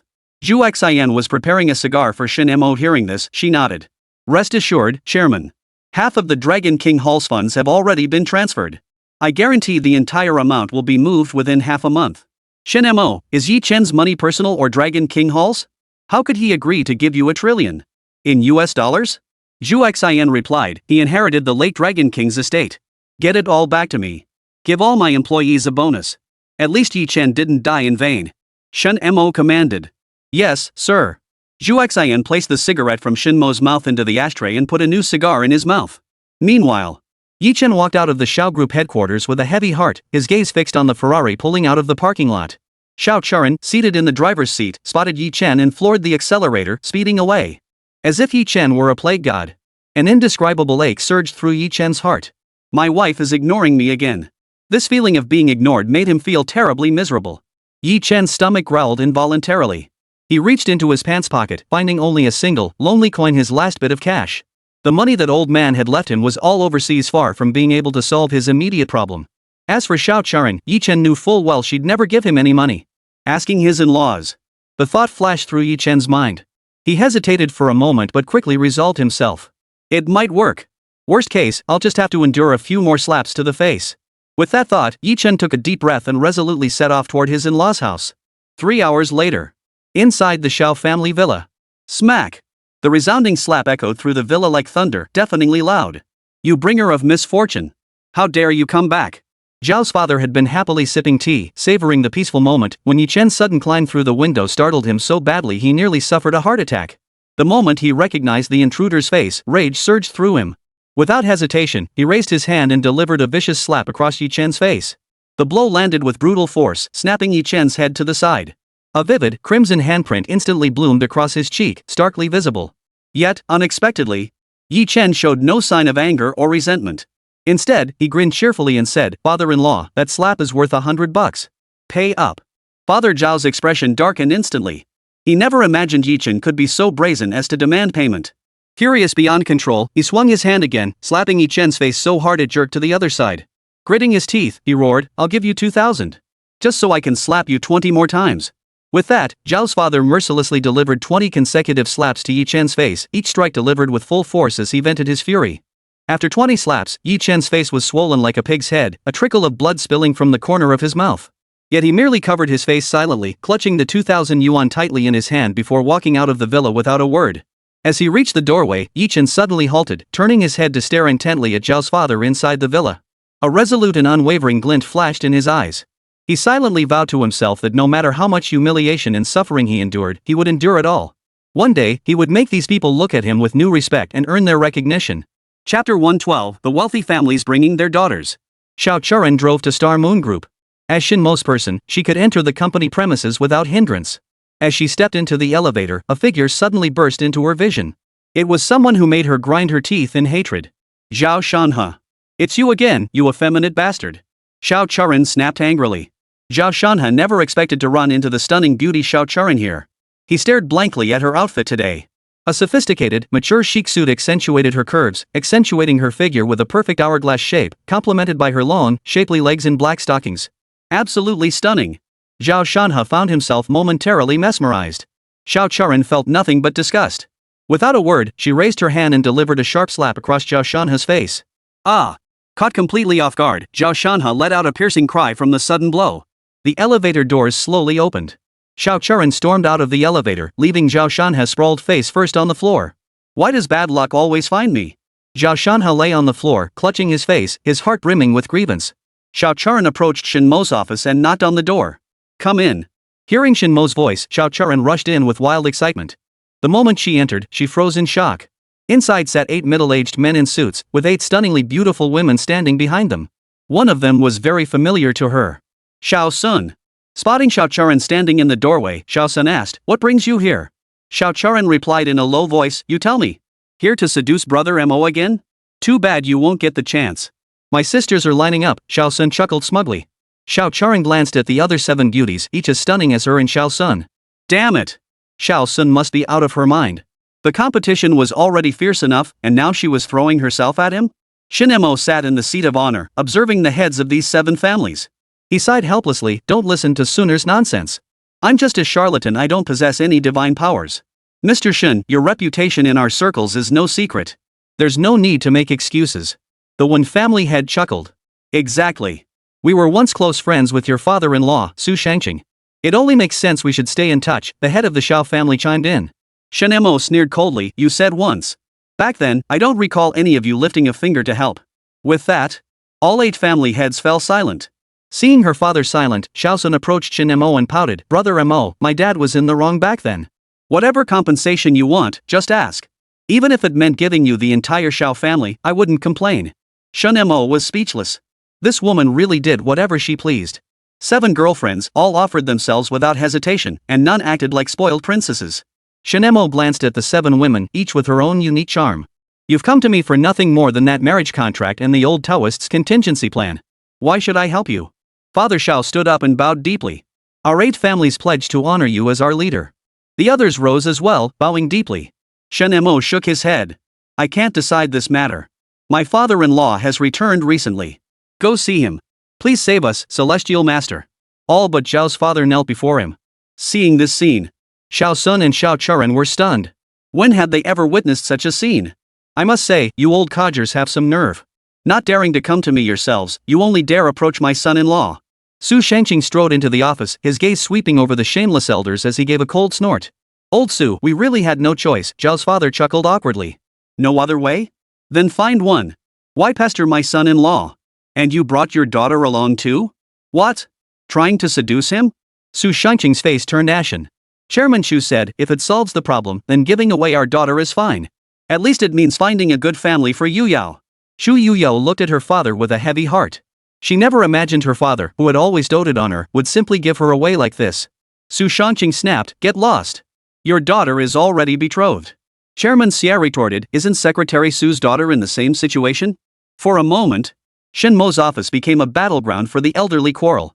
Shen Mo led Zhu Xian and Xiao Charan away from this temporary entertainment for the elderly. Xiao Sun followed with her 7 sisters in tow. In the general manager's office, Shen Mo looked at the multitude of women before him and felt overwhelmed. Each woman was as beautiful as a flower, with graceful and curvaceous figures. The Su sisters Su Yaoyao and her 2 siblings also scrutinized this group of women at the peak of beauty. Su Yaoyao shot Shen Mo a glare, her tone tinged with envy. I guess letting someone build a harem was a mistake. How long has it been? We're already over a dozen sisters now? Shen Mo explained with an innocent look, this isn't my fault at all, it's all Xiao Sun's doing. Don't blame your man for this. Xiao Sun muttered from the side, anyway, since the main wife already agreed to let you have a harem, I just brought my sisters over too. They need your help, so isn't this the perfect way to repay the favor? But that's way too many.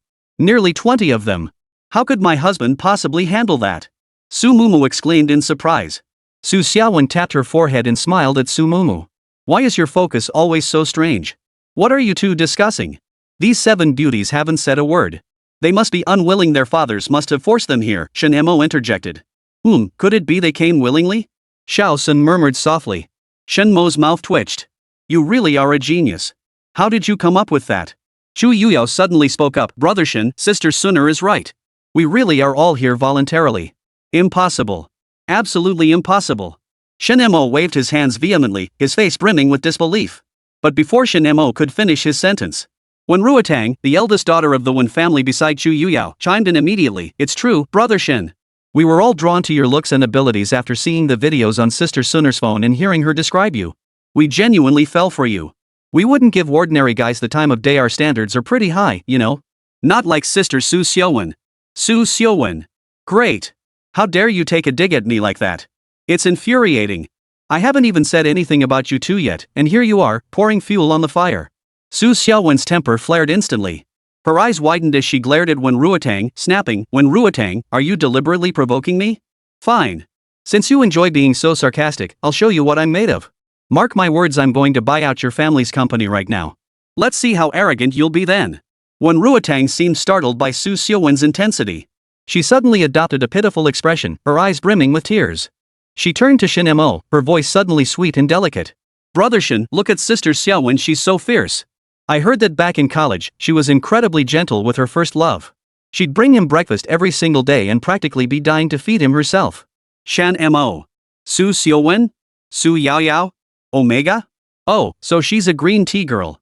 Here comes the fun. Chapter 113, 7 Green Teas vs Su Xiaowen. Honey, don't listen to their nonsense.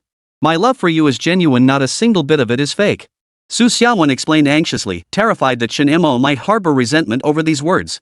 Before Su Xiaowen could finish her sentence, Miss Lin Yanqiu suddenly interrupted. Sister Xiaowen, how could you deceive Brother Shen? I still remember back at that gathering when we were all young. You brought that man to show off to us. You were holding hands with him, beaming with happiness, telling us he was your future husband and would be our brother-in-law someday. You even made us call him brother-in-law. Lin Yanqiu's words exploded like a bombshell between Shen Mo and the other women. Su Xiaowen was stunned speechless by Lin Yanqiu's words. She never imagined Lin Yanqiu would bring this up at this moment, especially in front of Shen Mo. A wave of panic instantly surged through her heart. Shen Mo and Su Yao Yao were overjoyed inside. Wow! Another green tea. This scene was absolutely priceless. Su Xiaowen's rage erupted like a volcano. These women were nothing but a bunch of green teas. They put on this innocent, helpless act on the surface, but behind the scenes, who knows how many schemes they're cooking up. Wait, aren't Yao Yao and the others the same? Su Xiaowen suddenly realized that Su Yao Yao and the others were also green teas. Otherwise, how could they dare to commit such an unconscionable act as stealing their sister's husband? Girls these days, especially the pretty ones, seem to have lost all faith in love. They only value looks and capability, treating emotions like tools to be manipulated at will. Su Xiaowen couldn't help but feel a pang of sadness. She felt like she was already out of touch with the world of these young girls. She couldn't comprehend these girls' thoughts or actions, nor could she fit into their circle. Just then, a voice suddenly piped up. How can you speak that way about our sister Xiaowen? She's our big sister. She's taken care of us since we were little. Shen Xingxi, the eldest daughter of the Shen family, said with displeasure. Su Xiaowen was somewhat surprised, and her heart warmed a little. It seemed there was still a younger sister who understood the situation. Sure, Sister Xiaowen might not be the sharpest tool in the shed when it comes to social cues, and she's a total love-struck fool who even had a first love, but that doesn't change the fact that she's a great big sister. And Brother Shen? He's the most wonderful man imaginable. Look, we all share the Shen surname, maybe we're long-lost siblings. So in the future, I'll take good care of my brother and cherish him dearly. Shen Xingxi gazed at Shen Mo with tender eyes and whispered softly, Brother, what do you think of me as a sister? I can cook, do laundry, and even warm your bed. And unlike Sister Xiaowen, I've never had a first love. The only man I've ever truly admired is you, Brother Mo. All my firsts are waiting for you to claim them. Shen Mo was utterly stunned upon hearing this. He and all the women present simultaneously gasped in unison. This was the ultimate green tea move. Shen Mo felt a flutter of interest. Having such a girl by his side would be pure entertainment. Su Yao Yao also found herself wanting this sister to join their family. Whether she was a good person or not didn't matter as long as she was beautiful. The main thing is she's pure and has a green tea personality. Everything else, her husband could train her to be perfect. Shen Xingxi wore a white gauze dress, her delicate, sweet features framed by a high ponytail. White stockings hugged her legs, topped with sneakers, the perfect picture of the girl next door type. Shen Mo and Su Yao Yao exchanged a glance. Yao Yao, I want her. Husband, I want her too. Su Mumu, Lin Xinya, Li Cheng, Zhu Xian, they all wanted this sweet little green tea. Only Su Xiaowen was furious. Shen Xingxi. Sis, don't be angry. Xingxi didn't mean it, she's just a bit too honest. Miss Xiao Luowei sighed softly, speaking earnestly, you can't blame sister entirely for this. After all, matters of the heart are unpredictable. But really, sis, why start a relationship out of nowhere? We all know your body is pure and untouched, yet your mind still harbors traces of your ex-boyfriend. You must cast aside those distractions to truly become Brother Shen's woman. Unlike me, both my body and mind are wholly devoted to Brother Shen alone. Xiao Luowei fluttered her beautiful eyes at Shen Mo, a hint of allure flickering within them. She playfully blew him a kiss, sending him a suggestive glance. Xia Mingyi, the eldest Miss Xia, walked over to Shen Mo and plopped herself down on his lap without hesitation. She wrapped her arms tightly around his waist and said in a soft, coquettish voice, Brother Mo, just listen to what the sisters say. I'm different from them, you know. I'm not good at sweet talk. What I'm best at is showing my feelings through actions. Whatever you say, brother, I'll do obediently. And you know what? Whatever you like, I'll like too. Oh, and I've specially prepared so many different maid outfits. Which one do you like, brother? Just give the word, and Mingyi will change into it immediately, then serve you wholeheartedly. Her fair, slender legs brushed against Shen Mo. The other women were utterly stunned by her audacity. Next, Miss Gu Yunshu and Miss Meng Shudon launched their own green tea attacks on Su Xiaowen. Unable to take it anymore, Su Xiaowen shrieked, "You bunch of green teas. I'll fight you all." The president's office became the scene of an all-out beauty brawl. The sound of dresses tearing echoed continuously. All the spectacle fell into Shen Mo Dao's eyes. Chapter 114, Affection Points and Goodwill Points. In the end, Su Xiaowen suffered a crushing defeat, but the 7 women's dresses were also torn to shreds, revealing their snow-white skin. In a women's fight, it's hard to tell friend from foe. You step on me, I step on you. Without even seeing whose skirt it was, they tore at it with all their might. Shen Mo feasted his eyes. The faces of the 7 beauties glowed like ripe apples, flushed crimson like the evening sky. They shyly lowered their heads, unable to meet Shen Mo's gaze, their hands clutching tightly over their private areas. Su Xiaowen looked pitifully vulnerable as she approached Shen Mo, clearly feeling deeply wronged. "Husband, look at them. They ganged up on me." Shen Mo couldn't help but find the scene amusing. He regarded Su Xiaowen with keen interest. "You were the one who couldn't keep your cool first. Now that they've exposed you, you're so upset. You can't blame others for that." Hearing Shen Mo's words, Su Xiaowen froze like a child caught doing something wrong, standing dumbstruck in place. Yet her hands kept tugging at Shen Mo's arm, her pitiful gaze genuinely tugging at one's heartstrings. Her entire demeanor was the very picture of an innocent yet manipulative girl throwing a tantrum. Shin Xingxi's 7 daughters watched Su Xiaowen flaunt her charms so shamelessly. Except for Chu Yuyao, the others, heedless of potential wardrobe malfunctions, swarmed Shen Mo like starving tigers pouncing on prey, each unleashing their own mastery of coquettish charms. Shen Mo was surrounded by tender care, his heart in heaven. "Alright, look at your clothes. Go change in the bedroom of the office before coming out." "Oh." A wicked smile spread across Su Xiaowen's beautiful face. "Sisters, I have plenty of clothes. I can give them to you to wear." The 7 women felt a chill run down their spines at the sight of her smile. Still, they obediently followed Su Xiaowen to the bedroom to change. Su Yaoyao couldn't hold back any longer and burst out laughing. "This is hilarious. It's the first time I've ever seen you looking so flustered, sis. Your future life will be full of sunshine, honey. Most of these women are green teas. If they start fighting over you, who would you choose to side with?" Su Mumu presented Shen Mo with a dilemma. "Of course, my 2 treasures." Shen Mo pulled them both into his arms, his hands starting to get naughty. "Aren't we your treasures too?" Lin Xinya and Li Qing said with a hint of jealousy. Zhu Xian also put on a pitiful look. Su Yaoyao declared triumphantly, "I'm the main wife. You 2 have to take a back seat." "Put." Xiao Charan grimaced. This competition pressure was just too much. Her heart had grown numb. Facing such fierce competition, she felt utterly overwhelmed. That damn man was practically a magnet for women. No, tonight she had to get down to business. Otherwise, seducing him later would be even harder. Resolved, Xiao Charan slowly leaned toward Shen Mo's ear. Her red lips parted softly as she murmured, "Mo Gu, come over for dinner tonight. Even though Yi Chen is a total suck-up, his cooking is absolutely delicious." Shen Mo turned to look at Xiao Charan, his eyes crinkling with warmth as he replied, "Sounds great. I've never tried the Dragon King's cooking before and yours, of course." Hearing Shen Mo's reply, a faint blush instantly spread across Xiao Charan's lovely face. Her eyes brimmed with anticipation as she cooed, "It's a deal. You absolutely have to come." Shen Mo understood Xiao Charan's feelings perfectly. He looked at the bashful woman before him. A cold smile formed in his heart. On the surface, this woman seemed to like him very much. But she didn't believe in love only in gain. Shen Mo could sense these women's affection and love levels toward him through his spiritual energy. Su Xiaowen's affection level was 85, indicating she cared deeply for him and was willing to make sacrifices for him.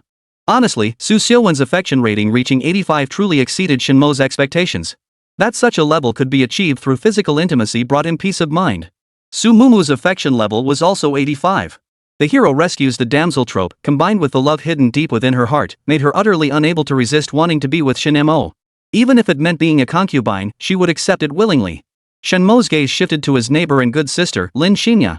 Her affection level was only 70, and that was with a foundation of childhood friendship.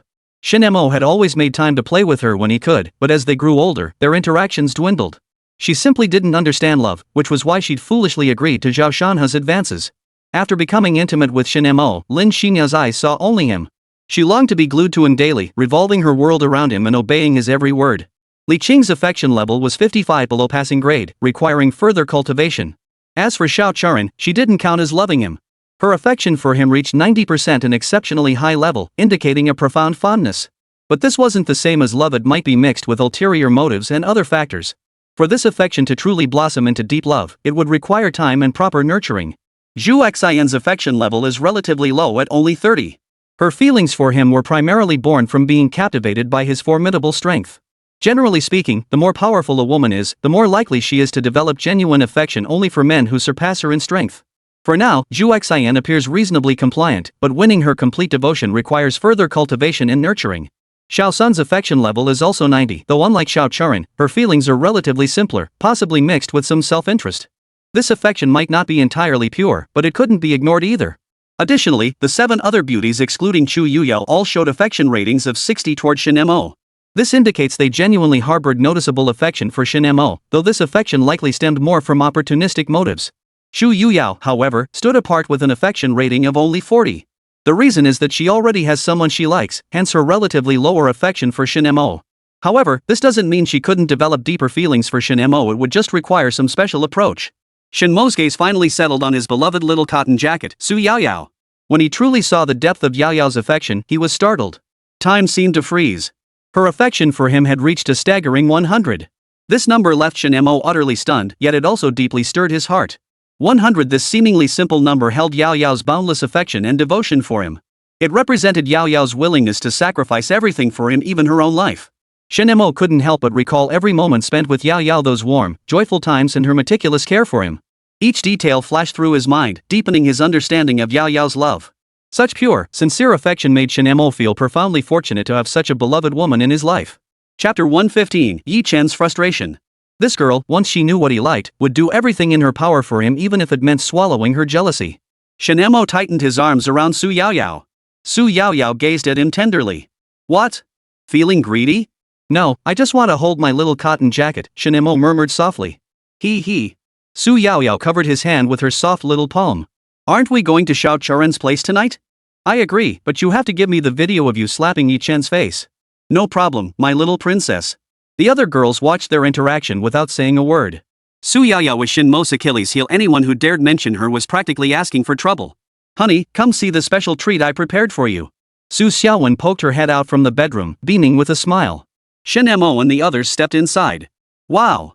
All the bedroom windows were drawn shut, and lights illuminated the entire room. Inside, Shen Xingxi and the 7 girls wore all sorts of alluring outfits. Upon seeing Shen Mo enter, they all blushed shyly, desperately wanting to find a place to hide. Shen Mo feasted his eyes. Not bad.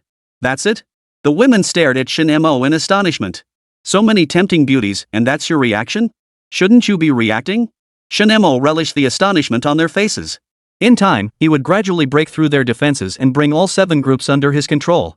In the future, they would all work for him. But for now, there's no rush. Evening. At Xiao Churin's residence, Yi Chen bustled about the kitchen preparing a lavish feast. An apron tied around his waist, his face beamed with excitement. Originally, Yi Chen had planned to interview for a security guard position today. But just as he was at the interview, Xiao Churin suddenly called. The call instantly sent Yi Chen's heart racing. Hello, Yi Chen? I'm getting off work early today and want to come home for dinner. Hurry up and cook me something delicious. Xiao Churin's voice came through the phone. Without hesitation, Yi Chen replied, of course. I'll go get the ingredients right away and cook you a feast. After hanging up, Yi Chen jumped up in excitement. Those nearby thought he was crazy. Yi Chen didn't care. Working as a security guard? Nothing compared to serving his wife. He grabbed the money his father-in-law had given him and hurried to the market. The market was bustling with people, its stalls overflowing with fresh vegetables, fruits, and meats. Yi Chen weaved through the stalls, carefully selecting each ingredient. His shopping basket gradually filled with an array of ingredients. Finally, Yi Chen hummed a tune as he carried his overflowing basket of ingredients back home. Humming a tune, he began to work his magic in the kitchen, crafting dish after dish that was a feast for the eyes, nose, and palate. Brother Mo, please come in. Xiao Churin's crisp, melodious voice rang out from the doorway. Hearing this, Yi Chen's heart stirred. He immediately set down his knife, hurried out of the kitchen, and eagerly anticipated catching a glimpse of his wife's breathtaking beauty. However, the moment he saw the scene before him, rage erupted like a volcano within his chest. After opening the door and stepping inside, Xiao Churin first removed her high heels and slipped into a pair of comfortable slippers. Then, she retrieved a brand new pair of slippers from the shoe cabinet and personally bent down to help Shen Mo put them on. This scene left Yi Chen speechless, his rage intensifying. He couldn't accept his wife being so attentive to another man while he was treated like a servant and ignored. After helping Shen Mo into his slippers, Xiao Churin stood up, gently removed his coat, and hung it on a rack. She looked every inch the doting little wife. But when her gaze fell upon Yi Chen's darkened face, her expression abruptly hardened. She snapped sharply, "What's that look on your face? Is dinner ready yet?" Yi Chen's expression darkened further. He clenched his jaw tightly, forcing out a single sentence through gritted teeth. Who is he? Xiao Charan sneered coldly. He's the major shareholder of my company. Without him, my company would have gone bankrupt long ago because of you, you jinx. And you have the nerve to glare at me like that? Get moving and prepare dinner. Though Yi Chen's heart burned with rage and resentment at these words, he could only reluctantly turn and walk into the kitchen to continue stir-frying. Shen Mo murmured softly, what a pathetic sycophant. Take a seat on the couch for a moment. He'll have dinner ready soon. Xiao Charan wore a smile, yet her heart brimmed with disgust toward Yi Chen. This useless piece of trash. How could it take him this long to cook a meal? Shen Mo suddenly asked, where's your room? Xiao Charan froze, then replied shyly, my bedroom is a mess. Can we skip it? Shen Mo ruffled her hair and murmured softly, it's fine. I'm more curious to see just how messy the female CEO's boudoir is. Faced with Shen Mo's persistence, Xiao Charan could only nod helplessly before leading him into her bedroom. Yi Chen peered out from the kitchen as they entered the master bedroom, nearly exploding with rage. The kitchen knife in his hand bent under his grip. Yi Chen suppressed his rage, quickly turned off the stove where soup was still simmering, then tiptoed to the bedroom door. He pressed his ear tightly against it, listening intently for any sounds inside. If Shen Mo dared to make even the slightest improper move toward his wife, he'd burst in immediately, beat the crap out of him, and play the hero saving the damsel in distress. Then, his wife would surely see him in a new light. Yi Chen's lips twisted into a crooked smile at the thought. Inside the room, Shen Mo surveyed the indeed messy boudoir, clothes and skirts casually tossed on the bed. Shen Mo glanced around casually and immediately spotted a pair of purple panties. Xiao Charan covered her face, feeling utterly mortified. She always cleaned her room herself and had never allowed anyone else inside, let alone a man. Her mood had been low these past few days, so she hadn't bothered tidying up, thinking no one would come in anyway. But today, Shen Mo had walked into her bedroom and witnessed this utterly embarrassing scene. Shen Mo smiled and asked, want me to tidy it up for you? No. Xiao Charan panicked at the suggestion and immediately began shoving clothes into the wardrobe. Shen Mo observed. Inside Xiao Charan's wardrobe hung not only cute style outfits, but also Chongsam's, white lace dresses, red silk gowns, lace skirts, and deepy bodycon dresses. Xiao Charan hung her head, utterly mortified. Shen Mo sat on her bed and beckoned her over. Xiao Charan sat beside him, her cheeks still flushed. Your husband is still eavesdropping outside, Shen Mo whispered. What? Xiao Charan jumped to her feet and rushed to open the door. Sure enough, he was eavesdropping. Yi Chen nearly stumbled, rubbing his head as he met Xiao Charan's furious glare. I just came to say dinner's almost ready. Smack! Xiao Charan slapped him across the face. Get cooking immediately. Don't interrupt our business talks. Bang! Yi Chen clutched his face, staring at the now closed door. He felt utterly humiliated inside. He, the mighty Dragon King, was being treated this way by a woman. And she was the one woman he had loved most since childhood. He dared not retaliate, dared not curse. Chapter 116, Xiao Charan's flurry of slaps. Xiao Charan stormed into the room and locked the door behind her. When she saw Shen Mo had already opened her wardrobe and was holding a lace dress, she rushed over to snatch it back. Mo, why are you being so mean? Why are you taking my dress? Shen Mo chuckled, put this dress on. I want to see it. Ha? Xiao Charan gasped. Now. Shen Mo nodded. Xiao Charan stood rooted to the spot, her mind churning like a stormy sea. It felt as if two little people were fiercely arguing inside her heart. One voice urged her to maintain her composure, warning her not to abandon her principles so easily. The other voice urged relentlessly, since she'd already brought Shen Mo back, she should act decisively and make it irreversible. After a fierce internal struggle, Xiao Chu Ran ultimately decided to heed the other voice within her. She thought to herself. Exactly. Didn't I bring him back for this very purpose? Why hold back now? Xiao Charan gritted her teeth, her resolve set. Without hesitation, she began changing clothes right in front of Shen Mo. This action caught Shen Mo off guard. He had assumed she would put up some resistance. After all, it was only a high affinity rating. But when he saw Xiao Charan's exquisite figure, his gaze instantly sharpened, the previously calm look in his eyes turning intense. Shen Mo watched Xiao Charan with the steady gaze of an old dog. Her fair skin and curvaceous lines radiated an irresistible allure. Shen Mo took a deep breath, striving to calm his rising agitation. He then retrieved several dresses of different styles from the wardrobe, handed them to Xiao Charan, and softly said, try these on. Xiao Charan took the dresses without hesitation and immediately changed into one as Shen Mo requested. When she reappeared before Shen Mo, his eyes nearly popped out of his head. It was nothing short of a visual feast. Yi Chen, the sycophant, finished cooking. He knocked on Xiao Charan's door and said, honey, dinner's ready. Click. Xiao Charan changed back into her previous clothes and walked out of the room with Shen Mo. At the dining table, Xiao Charan kept serving food onto Shen Mo's plate. Her thoughtful manner made Yi Chen's heart ache. Why the hell does she have to? Why does my wife treat this pretty boy so well? Is it just because he's the major shareholder? Yi Chen clenched his chopsticks, struggling to suppress the rage boiling inside him. He had to endure. He couldn't provoke Xiao Churan's anger any further. Shen Mo raised his wine glass. Yi Chen, right? Well, it's quite the match. Churan marrying you is like a phoenix descending to earth. Yi Chen. Damn it. That pretty boy dares to talk behind my back? He desperately wanted to punch him, but reality wouldn't allow it. His Dragon King's seal had mysteriously vanished, a crucial artifact. Worse still. For some unknown reason, he couldn't get in touch with anyone from the Dragon King's palace stationed in this city. If he really did beat him up, the consequences would be unimaginable. Not only would the funds be withdrawn, but the Xiao family would likely be utterly ruined. His wife would surely hate him for the rest of her life. Xiao Churan smiled as he picked up his wine glass and clinked it lightly against Shen Mo's. Brother Mo, you're absolutely right. Xiao Churan said in a sweet voice, marrying someone who stirs up trouble all day long has made my life truly miserable. But thankfully, with Brother Mo stepping in to help, my Xiao family can barely weather this storm. Little sister raises a toast to you. With that, she tilted her head back and drained the glass of red wine in one gulp. A faint blush instantly spread across her fair cheeks. Shen Mo took his time finishing his drink, then waved his hand dismissively. Between us? This little thing isn't worth mentioning. Xiao Churan chuckled softly, wrapping her arm affectionately around his. Exactly, we're family, after all. She brushed her foot against Shen Mo's. The blush on her cheeks deepened. Yi Chen watched their intimacy and slammed his hand on the table. Aren't you two getting a little too close? Seeing Yi Chen's anger, Xiao Churan stood up angrily too. She walked over to his side and raised her hand. Smack! Right in front of Shen Mo, she delivered a resounding slap to Yi Chen's face. A miniature camera hidden in Shen Mo's collar captured the entire scene. Honey! Yi Chen clutched his face, staring in disbelief at the woman who had struck him again. Smack!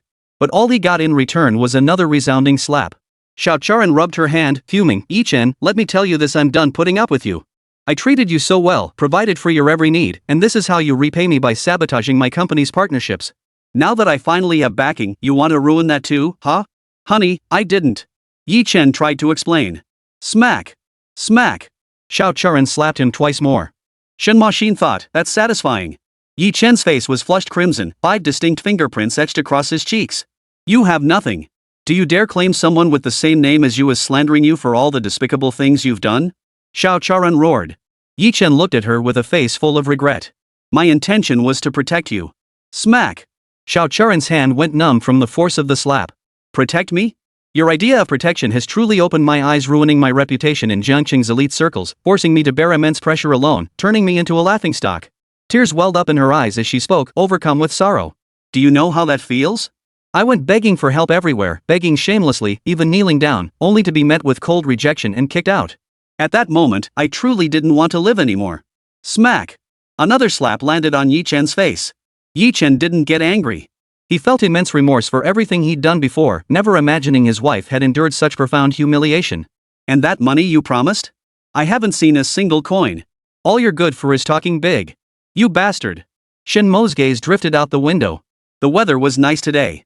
Yi Chen snapped back, honey, you're wrong about this. I found out the money was stolen by Black Tiger Afu from Star Moon Group. That guy's a real expert. Smack! This time, Yi Chen's face truly swelled. Xiao Churan roared furiously, Brother Mo is the boss of Star Moon Group. There's no Black Tiger Afu in his company. He's just some jerk named Zhao Shanhe, and he was staring at me with those lecherous eyes. What? Yi Chen flew into a rage. He dared to ogle my wife? I'll kill him. Chapter 117, Shen Mo sleeps in Xiao Churan's room tonight. With that, Yi Chen stormed toward the door. Shen Mo and Xiao Churan continued quietly enjoying their dinner, their gazes unconsciously meeting at Yi Chen standing in the doorway. Yi Chen stood there, hesitating to change his shoes, as if waiting for someone to stop him. Shen Mo and Xiao Churan kept watching him, their eyes revealing contempt and disdain for Yi Chen, as if he were nothing more than a clown putting on a monkey show. Yi Chen felt their gazes and slowly turned to face Shen Mo and Xiao Churan. He saw them eating as if nothing had happened, completely ignoring his actions. An indescribable pain surged through him. He couldn't help but recall past scenes.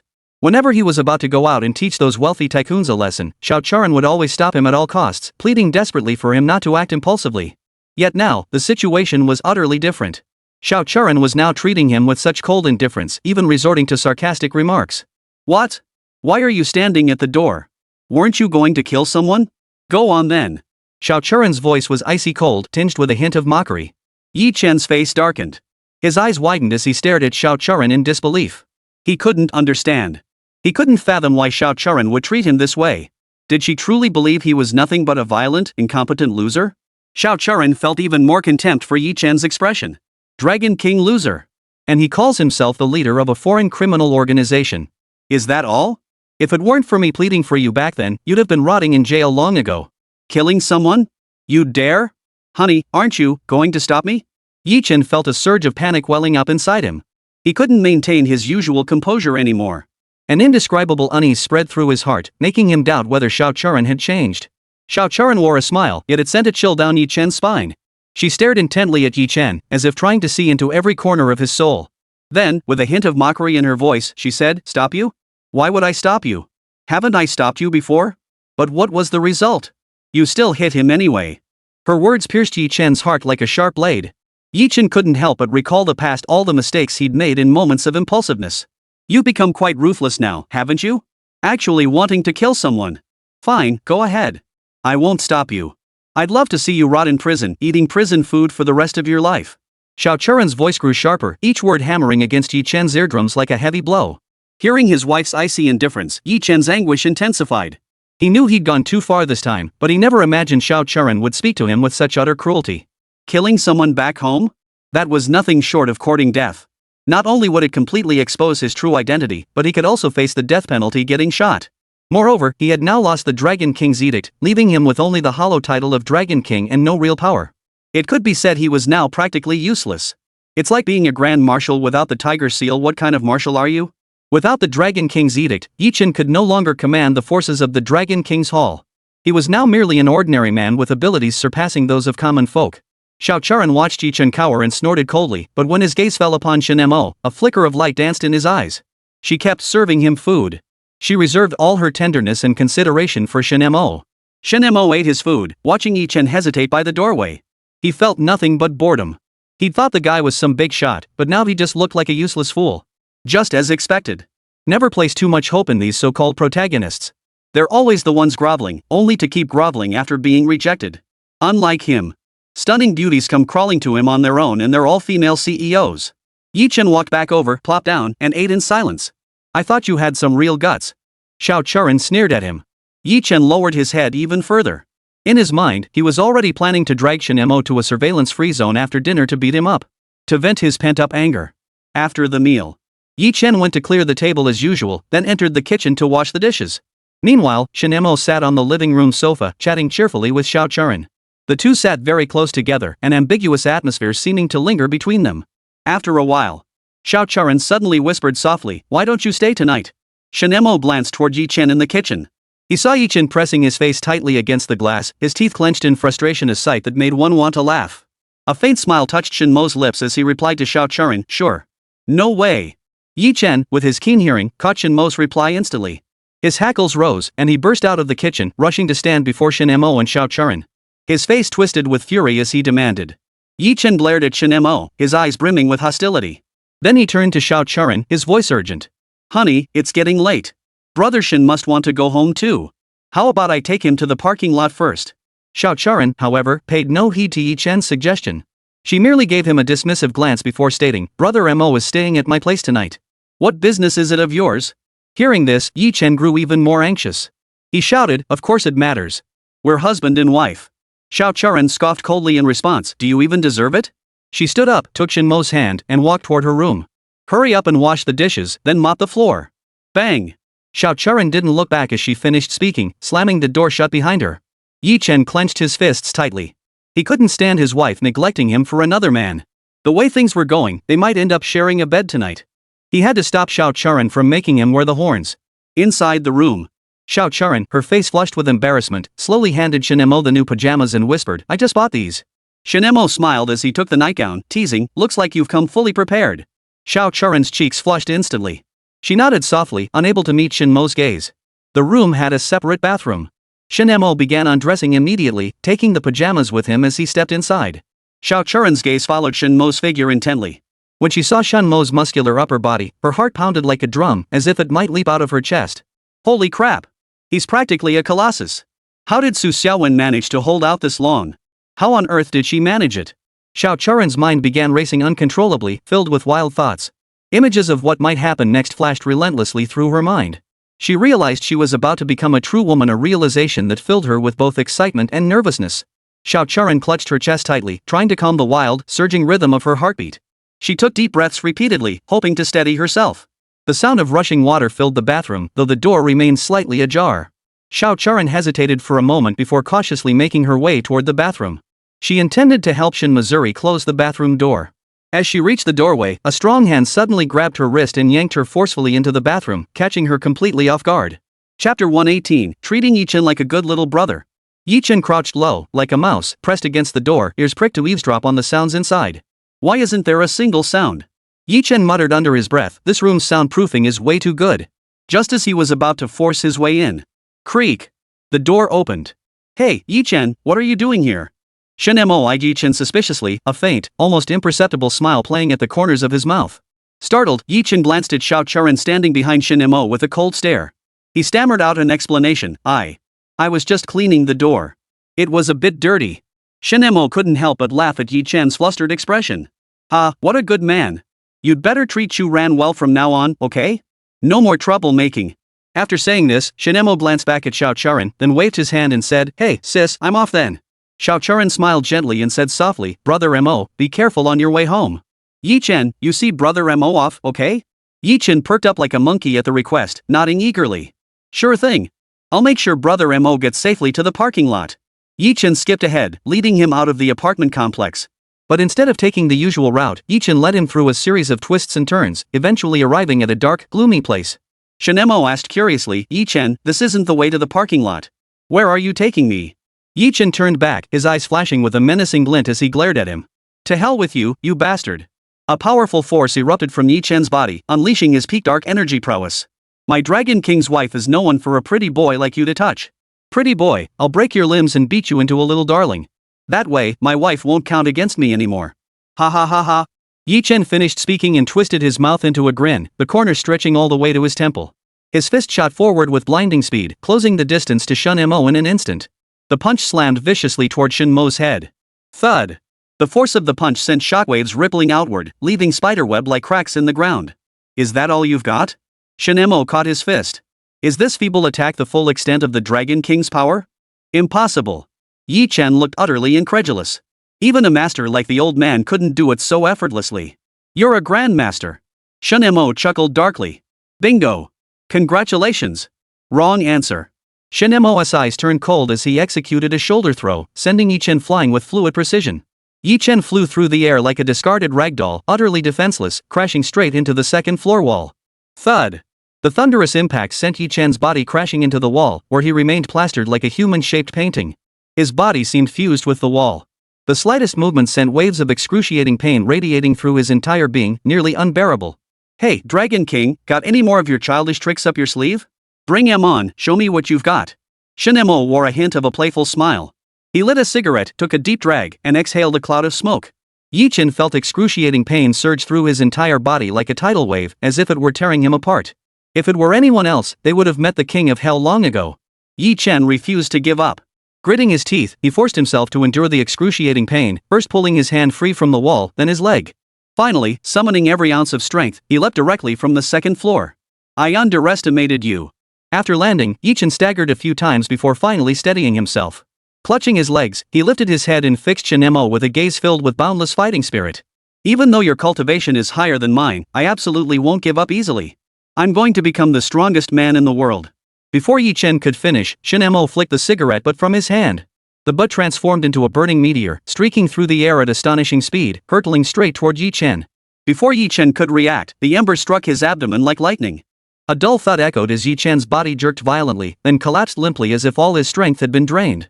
His mouth twisted painfully to one side as a bitter, bloody spray erupted from his lips. Shen Mo snorted coldly.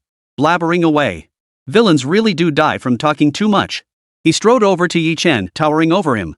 Remember that security guard you injured at Star Moon Group? How dare you hurt an ordinary man just trying to make a living? Yi-Chen recalled the incident, his lips trembling. Because, he blocked me. The Dragon King must not be disrespected. How noble the Dragon King must not be disrespected. So him touching you was an insult, was it? Shen Mo laughed bitterly, clenching his fist through the air. An invisible force seized Yi-Chen's neck, slowly lifting his feet off the ground. Spare. Shen Mo cursed, you bastard. You dare bully my employee? Today, I'll make you eat your own words. I'll cripple your limbs. Shen Mo's hands clamped down like eagle talons, gripping Yi Chen's throat as he launched him into a brutal series of throws. He hoisted Yi Chen high into the air before slamming him violently to the left. A thunderous crash echoed as Yi Chen's body slammed into the ground like a cannonball, kicking up a cloud of dust. And this was only the beginning. Shen Mo snatched Yi Chen up again and without hesitation slammed him hard to the right.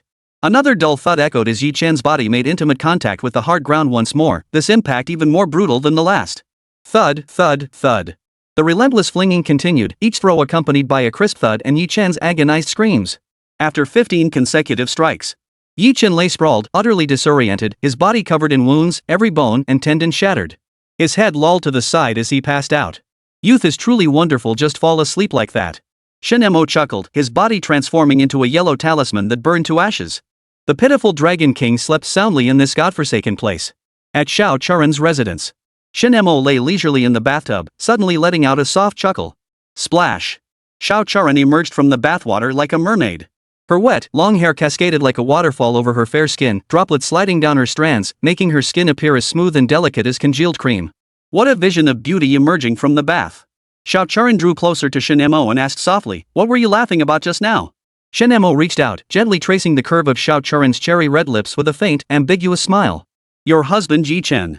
I crippled him. Are you angry?" "What?" Xiao Charen's expression changed instantly. "But you've always been with me." Her words abruptly halted as if she'd grasped something. Her gaze grew peculiar, fixing intently on Shen Mo. "Did you do this for me?" Shen Mo teased. "Do you really think I did it for you?" Xiao Charen's expression darkened further. She bit her lip, her voice tinged with disappointment. "Then it must have been for that security guard." "Of course." Shen Mo snorted coldly. "Of course. When my people are bullied, I can't just sit back and do nothing as their boss. He injured my employee, so I just crippled him completely. That's only fair." Chapter 119, The second prey walks into the trap. "Is that really fair?" Xiao Charen began massaging him. Shen Mo stroked her head. "What fairness exists in this world? Since ancient times, society has been divided into tiers. You, living high above, will never understand the hardships of those at the bottom. They toil endlessly for daily necessities. Survival itself is a torment." Xiao Charen lifted her head. I'll keep up with you. You're getting obedient." Shen Mo noticed her affection points had shifted to love points, though they were still quite low. "You truly have no feelings for Yi Chen?" Xiao Charen replied, "A little. But only a little. Now I hate him. You did well to beat him. It's just a pity I couldn't see it. You're a greedy woman too.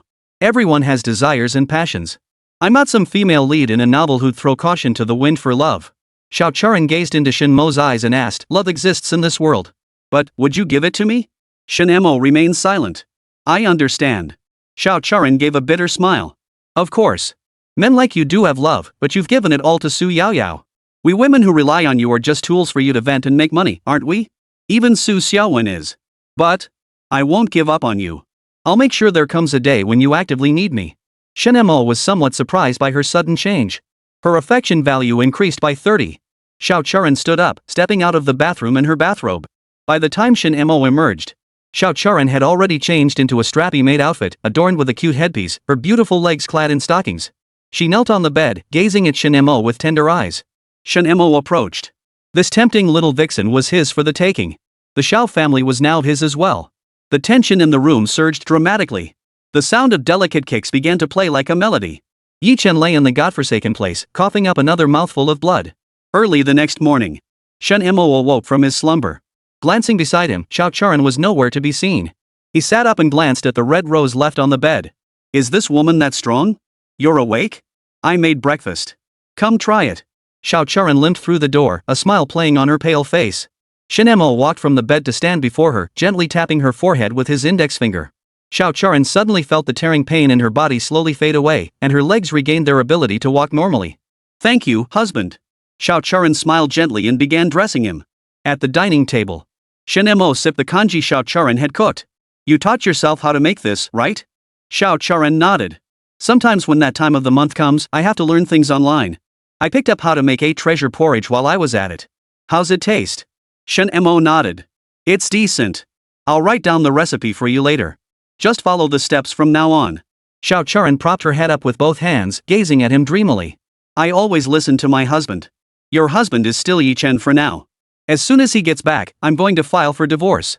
Xiao Charan asked hopefully, will you come again tonight? Shen Mo shook his head. Not tonight.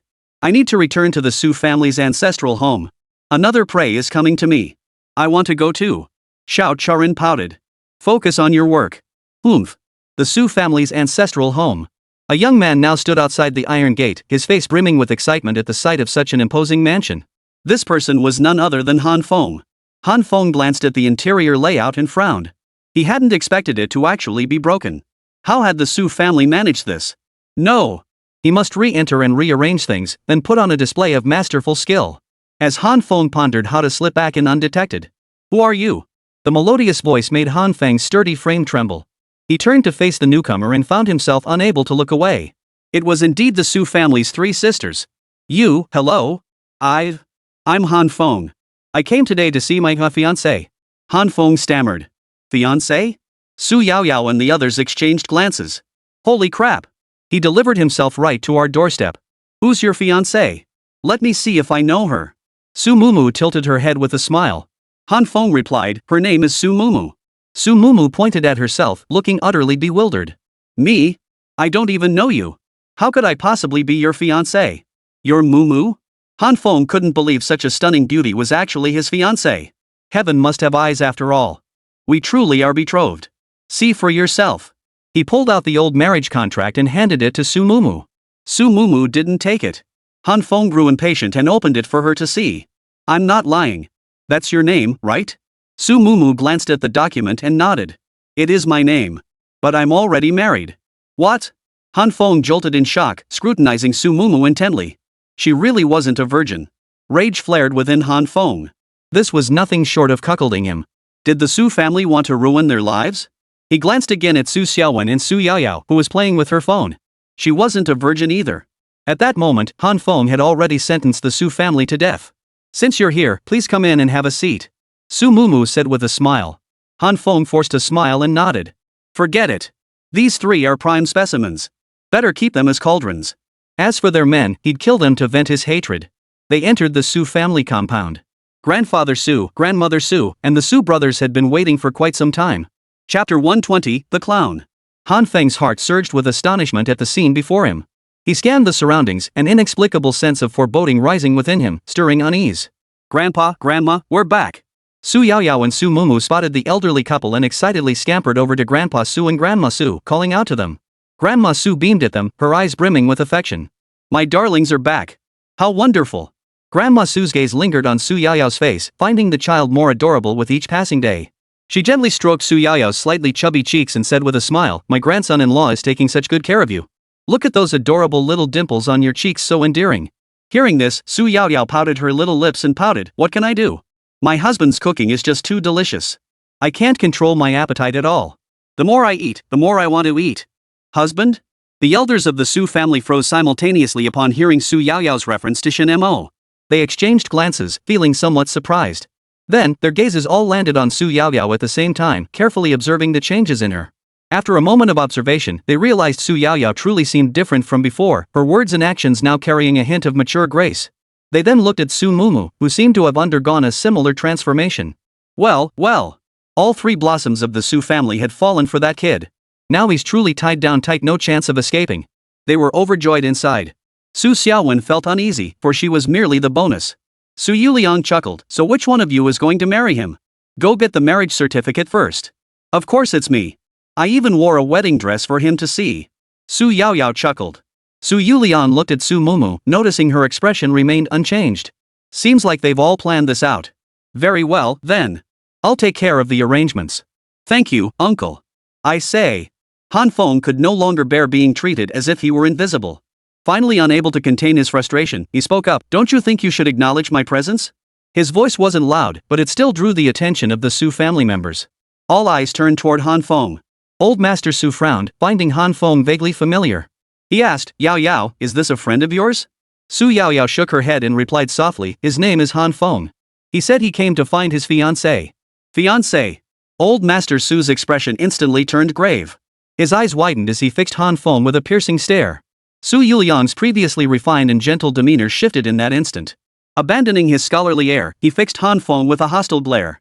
No wonder Xiao Mo had let them come back. So he had known all along that this young man would come knocking on his own. Old Master Su cleared his throat twice, seemingly attempting to ease the tense atmosphere.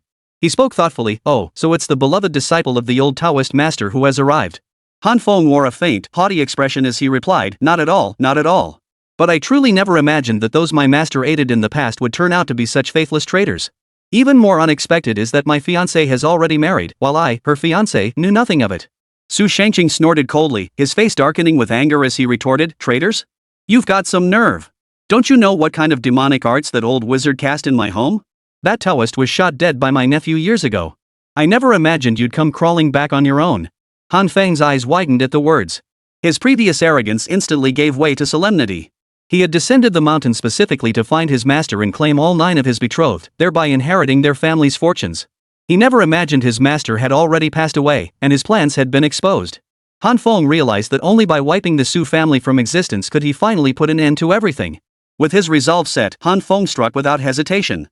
His fist shot out with a fierce punch, carrying a sharp wind and murderous intent, like a violent tornado, slamming violently towards Su Shangqing and the others. Yet the seemingly unmatched, terrifyingly powerful strike was, in truth, all show and no substance. The fiercer the storm, the greater the coolness. Su Shangqing and the others felt only the cool breeze blowing over them, quite pleasant. They stood perfectly still, staring at Han Feng with eyes that said, "Look at this little cutie. Are you trying to recreate a tornado destroying a parking lot?" Han Feng heard this and his face was filled with disbelief. His fist strike could easily obliterate 5 large trees.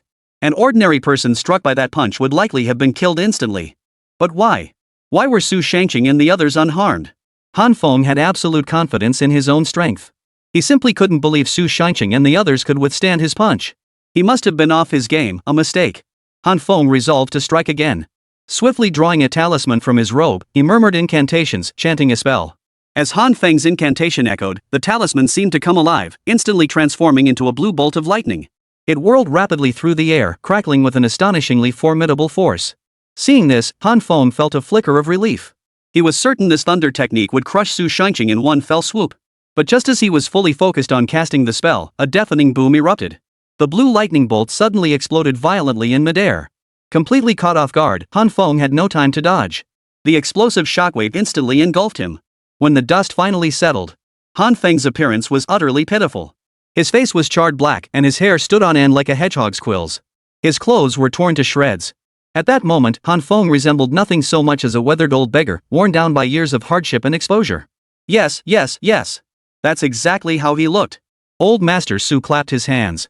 That old Taoist back then had exactly this spiky hair, a soot-blackened face, and was dressed in rags when he brought a little beggar boy to our house to beg for alms. Ha ha ha. Everyone burst into laughter. This clown act was actually pretty good. Su Yaoyao chuckled, "Hey, Han Feng, keep dancing. I want to see you get struck by lightning." "Damn it." Han Feng rose with trembling legs, scanning his surroundings with a furrowed brow. There must be a master nearby. This expert surpassed all 5 of his masters. Better to retreat first. Han Feng pulled out an earth escape talisman, intending to flee. Bang! A gunshot rang out, striking his right hand holding the talisman. Ah! Han Feng screamed in agony as the talisman, soaked in his blood, fell to the ground. A squad of SWAT officers stormed in, surrounding Han Feng completely. Their tame summoners were aimed squarely at the top of his head. Chapter 121, Shen Mo's Gourmet City. Shen Mo and Su Lai slowly entered the villa, their gaze settling on the battered and disheveled Han Feng. Shen Mo wore a blank expression, showing no interest whatsoever in Han Feng. In his eyes, Han Feng was nothing more than a conceited individual who thought highly of himself just because he possessed some ability. Just like Yi Chen, he treated human life with utter disregard and held no respect for the government. Su Lai, however, sneered coldly at Han Feng, mockingly remarking, "The old one died by my hand, and now the young one has fallen into mine. It seems I, Su Lai, am the ultimate nemesis for both of you master and disciple." Han Feng clutched his wounded hand and snorted coldly. Glaring at Su Lai, he retorted without backing down, "By you bunch of useless trash? If not for that master intervening, your 9 clans would be nothing but my servants." Han Feng's words brimmed with contempt and disdain for Su Lai, his tone revealing utter disregard for them. Su Lai's face darkened instantly. He glared at Han Feng, grinding his teeth as he spat, "I'll give you a quick death. At least you won't suffer too much. Remember to be more careful in your next life." Su Lai raised his pistol, ready to pull the trigger. "Hold on." Han Feng glanced at his uniform and declared confidently, "You must be the chief of the Public Security Bureau. To execute me, don't you need to follow legal procedures? The processes of the Public Security, Procuratorate, and courts haven't been completed yet. What you're doing is illegal." Shen Mo and the others couldn't help but admire this wild man from the mountains. He actually knew how to use the law to protect himself? Su Lai's mouth twitched, his gaze involuntarily shifting to his father, Su Yuliang. Su Yuliang shook his head. Though he was the top official in the political and legal system, his subordinates were all busy currying favor with the newly arrived provincial party secretary, Jin Ruisha. The situation didn't look promising. Su Lai gritted his teeth, holstered his gun, and gave the order, "Take him away. Interrogate him back at headquarters." "Yes, sir." The SWAT officers obeyed, forcing Han Feng to the ground. Su Lai looked at Shen Mo with some frustration, hoping he would step in. Shen Mo waved his hands dismissively. If they had provoked him, he would have certainly intervened. The problem was, they hadn't provoked him. Besides, taking action himself would be tantamount to defying the state. If only Uncle could shed some of his bookish ways and act more like Li Kong, who would dare disobey him then? In the living room, Shen Mo and the other men were chatting, while Su Xiaowen and the others went to help with the cooking. Having entrusted the cooking to them, Shen Mo naturally wanted to see the results. "Big brother, what are you afraid of? You're the head of the political and legal department. How many officials owe their promotions to the achievements we Su family helped them accomplish? Now they're repaying kindness with betrayal, stabbing us in the back?" Su Shanhe said indignantly. "All that money spent, and this is the result?" Su Yuliang took a drag on his cigarette. "There's nothing we can do. The top leader wields almost absolute power. Even if he's parachuted in, he still holds the imperial sword." Su Lai lowered his voice. "Why was he parachuted in? And it seems this new top leader has it in for our Su family. It's us, the Su family." Su Yuliang stated with certainty, "Our family's influence is now so vast it rivals a nation's wealth. With Shen Mo holding court at home, they feel uneasy. Or maybe I've encroached on their turf." Shen Mo chuckled. "Being an honest citizen sure isn't easy." Su Lai rolled his eyes. "If only you were a law-abiding citizen." Shen Mo looked at Su Yuliang and said earnestly, "Uncle, that scholarly demeanor of yours really needs some adjustment. In this harsh reality, excessive kindness often leaves you at a disadvantage." Su Yuliang lifted his teacup, sipped lightly, then spoke slowly. "Before entering public service, I was a university professor. Decades haven't erased that habit. Yet I never imagined even my own disciples would seek allegiance to that new provincial party secretary. This slap came as a complete surprise to me." Shen Mo tried to comfort him. "Uncle, don't dwell on it too much. Some things are best left to unfold naturally. With your influence, who would dare openly oppose something you've refused to agree to? How can that be? Didn't they gang up on me today?" Su Yuliang smiled faintly, looking somewhat resigned. "During today's meeting, Jin Ruisha invited some people to engage in a heated debate with me, completely embarrassing me in front of everyone." Shen Mo frowned. "What else?" Su Yuliang sighed and continued, "They also plan to demolish that food court under your management." The smile vanished from Shen Mo's face, replaced by a look of grave seriousness. "Great. They really are coming for him." Shen Mo fixed his gaze on Su Yuliang and demanded, "What exactly is the reason my food court is being demolished?" Su Yuliang hesitated before replying, "They claim your food court pollutes the lake and generates endless trash everywhere." Shen Mo snorted coldly, clearly finding this excuse utterly ridiculous. "Garbage constantly accumulating everywhere? My food court has a dedicated sewage system and waste disposal measures. Did he even bother to investigate on site?" Su Yuliang shook his head. "No, he only heard about it." Shen Mo's voice grew sharp with anger. "Just hearsay? That's enough to tear down my food court? Doesn't he realize how many people depend on this place to make a living? Even if they demolish it, how much relocation compensation will they offer? Where are those employees supposed to find work? This is nothing short of making life impossible for ordinary people. I don't think they've given these issues a second thought.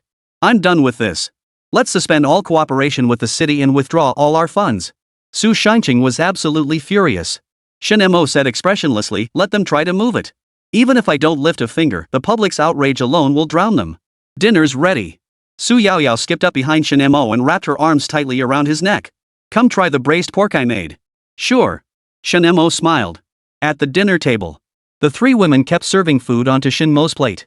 Su Lai gnawed on his chopsticks, shooting Shen Mo a displeased look. The old man watched with a delighted smile. "Such a lovely bond. Looks like we'll be holding great-grandchildren soon." Su Yaoyao flushed. "It's still too early. Let's wait until my sister gets pregnant first." Su Xiaowen shot her a glare. That evening, Shen Mo and the others stayed at the old mansion tonight. The butler led them to a newly prepared room. The moment they entered, their eyes immediately fell upon the enormous bed. "Wow! This bed could sleep 10 people, right?" Su Yaoyao stepped forward to compare sizes. Su Mumu chuckled at Shen Mo, "Looks like the elders are eager for grandchildren. Better step up your game, honey. You've got it backwards, it's you two who need to step up." Chapter 122, Jin Miao, Zhao Miao. A few days later, Jiang Shu returned to Jiangcheng, and the two headed straight to a foot spa for massages and conversation. This feels amazing now, that's what I call pampering, Jiang Shu said with a look of pure bliss. If you spend most of your life exhausted and never take time to enjoy it, life becomes meaningless. Shen Mo raised his wine glass to clink with hers. Why did you decide to come find me today? Shouldn't you be playing mahjong with your sisters? Mahjong can't compare to spending time with a handsome young man like you. And soon, this handsome guy will be my son-in-law. I bet you have something fun in mind. You bet. Jiang Shu smiled smugly. It'll be a delightful scene of them tearing each other apart. Aunt Jiang, you're really getting into the spirit of things. Shen Mo swirled his wine glass. Jiang Shu said coldly, when you're young and foolish, you believe in love. You've got to learn from your mistakes. He's just a tool. Taking his life would be as easy as turning my hand over. Xingyue Group. A luxury car pulled up at the group's entrance. Two men stepped out from the back seat. Dad, is this Star Moon Group? The man was Qin Miao. His eyes gleamed greedily at the towering building, his heart racing with excitement. That's right. This partnership depends entirely on you. Qin's father glanced at him. The two men walked inside. Upon entering the lobby, father and son spotted a familiar figure. It was her. Qin Miao was overcome with emotion. He rushed forward and upon recognizing her face, threw his arms around her, exclaiming, Mom, it really is you. Shi Jinxiang stood momentarily stunned. Gazing at the familiar face, she nearly broke down in tears. Son, how did you come here? Xiangxiang, it's been so long. Qin's father whispered softly, watching the mother and son in each other's arms. Didn't I give you so much money? Why are you mopping floors here? Shi Jinxiang looked at him awkwardly. I spent all the money on renovating the house. In truth, she'd spent it all on keeping a sugar daddy. Especially college boys. 5,000 for one night. Father Qin smiled and nodded. You've been working so hard these past few months. But don't worry, our family will be reunited soon. Hearing this, Shi Jinxiang felt a surge of emotion welling up inside her, her eyes stinging slightly. She quickly replied, it's fine. Just being able to see you all is enough to make me happy. Then, as if suddenly remembering something, she hurriedly asked, oh, did you come here to discuss the partnership? Mr. Qin nodded. That's correct. This partnership is of great importance. Seeing this, Shi Jinxiang immediately said, that's wonderful. Come on, I'll take you upstairs. Shi Jinxiang was responsible for cleaning the entire hallway. But she spent most of her time cleaning Shen Mo's floor, hoping to create a chance encounter, yet never once did she see him. For this, she had been scolded repeatedly. After just a few days on the job, she found the hardship unbearable and repeatedly requested to resign, but her requests were always denied. But now, things had changed. She never imagined she would become the VIP guy for Qin's father and his group. Shi Jinxiang led Qin's father and his group into the elevator with a heart full of joy. Just as the elevator doors began to close, Lin Xinya emerged from the shadows. Clutching a walkie-talkie tightly in her hand, she whispered, Li Qing and the others are already upstairs. A prompt reply came over the radio, copy that. Inside the elevator, Qin Miao felt a flutter of nervousness. He was about to meet the person he'd been longing for, he couldn't wait. Just then, his phone rang. After answering, a sweet voice filled his ears. Brother Sanchue, where are you right now? Hearing that sweet voice, Qin Miao's lips curved into a smile. Little Yu Yao, I'm in Jiangcheng right now. What a coincidence. I'm in Jiangcheng too. I was just about to head back and wanted to ask where you were so I could come find you. Dad and I are at Star Moon Group. We're negotiating a major partnership. Once this deal is sealed, I'll finally have the confidence to marry you. Xu Yuyao paused for a few seconds before replying, I'm not far from Star Moon Group either. Let's meet downstairs. Great. Qin Miao hung up the phone, his smile never leaving his face. His father looked at him and said earnestly, it's that girl Yu Yao, isn't it? You need to step up your game. Find a way to build connections with the Chu family quickly, this is a rare opportunity. Qin Miao nodded. I understand, Dad. Seeing this, Shi Jinxiang quickly interjected, son, listen to your mother. As long as there's even a shred of feeling between you, you must act decisively and win her over. Women are reserved before they sleep with you, but once they have, it's a whole different story. They'll become inseparable, utterly devoted to you. Qin Miao hesitated at his mother's words, furrowing his brow. Mom, is that really how it works? I feel like Yu Yao genuinely likes me. I'm afraid being too aggressive might push her away. Shi Jinxiang waved her hand dismissively. You're still too young, dear. You don't understand women. So-called love might only account for a small part of the mind, but it takes up the majority of the body. Listen to your mother, you won't go wrong. Shi Jinxiang's confidence began to sway Qin Miao. The elevator doors opened. Mr. Qin and Qin Miao stepped out. Shi Jinxiang said from inside the elevator, the farthest left door is the president's office. I have to get off now, or I'll get docked pay. The elevator doors closed. Qin's father and Qin Miao shared a helpless smile. She hasn't changed at all, still the frugal homemaker. Yeah, mom's always been the perfect wife and mother. Much better than that woman Jiang Shu. Who are you? How did you get to this floor? A woman's voice sounded behind them. The two turned around, their eyes lighting up instantly. What a stunning beauty. Mr. Qin quickly regained his composure and said, "Hello, we're from the Qin family of Jiangbei. We're here specifically to discuss a business partnership with your company. I'm Li Qing, Ms. Su's secretary. I haven't received any notification either. May I ask if you have an appointment?" Qin Miao quickly replied, Yes. Your CEO sent me here. She and I were college classmates. Li Qing smiled slightly. I see. Since you're Mr. Su's distinguished guests, I'll escort you over. Thank you. Li Qing led the way ahead. Father and son kept staring at her graceful silhouette. Li Qing seemed to sense their creepy stares but continued leading the way with a blank expression. The president's office. Su Xiaowen was busy processing documents, completely unaware of what was about to unfold. Knock. Come in. President Su, these two are guests from the Qin family of Jiangbei. They say they're your university classmates. Su Xiaowen looked up, her gaze meeting Qin Miao's with a hint of surprise. Zhao Miao. Chapter 123, Su Xiaowen, Zhao Miao, why aren't you dead yet? Zhao Miao gazed at Su Xiaowen, who appeared even more beautiful and captivating than before. His throat involuntarily moved as he swallowed hard, his heart pounding with nervousness.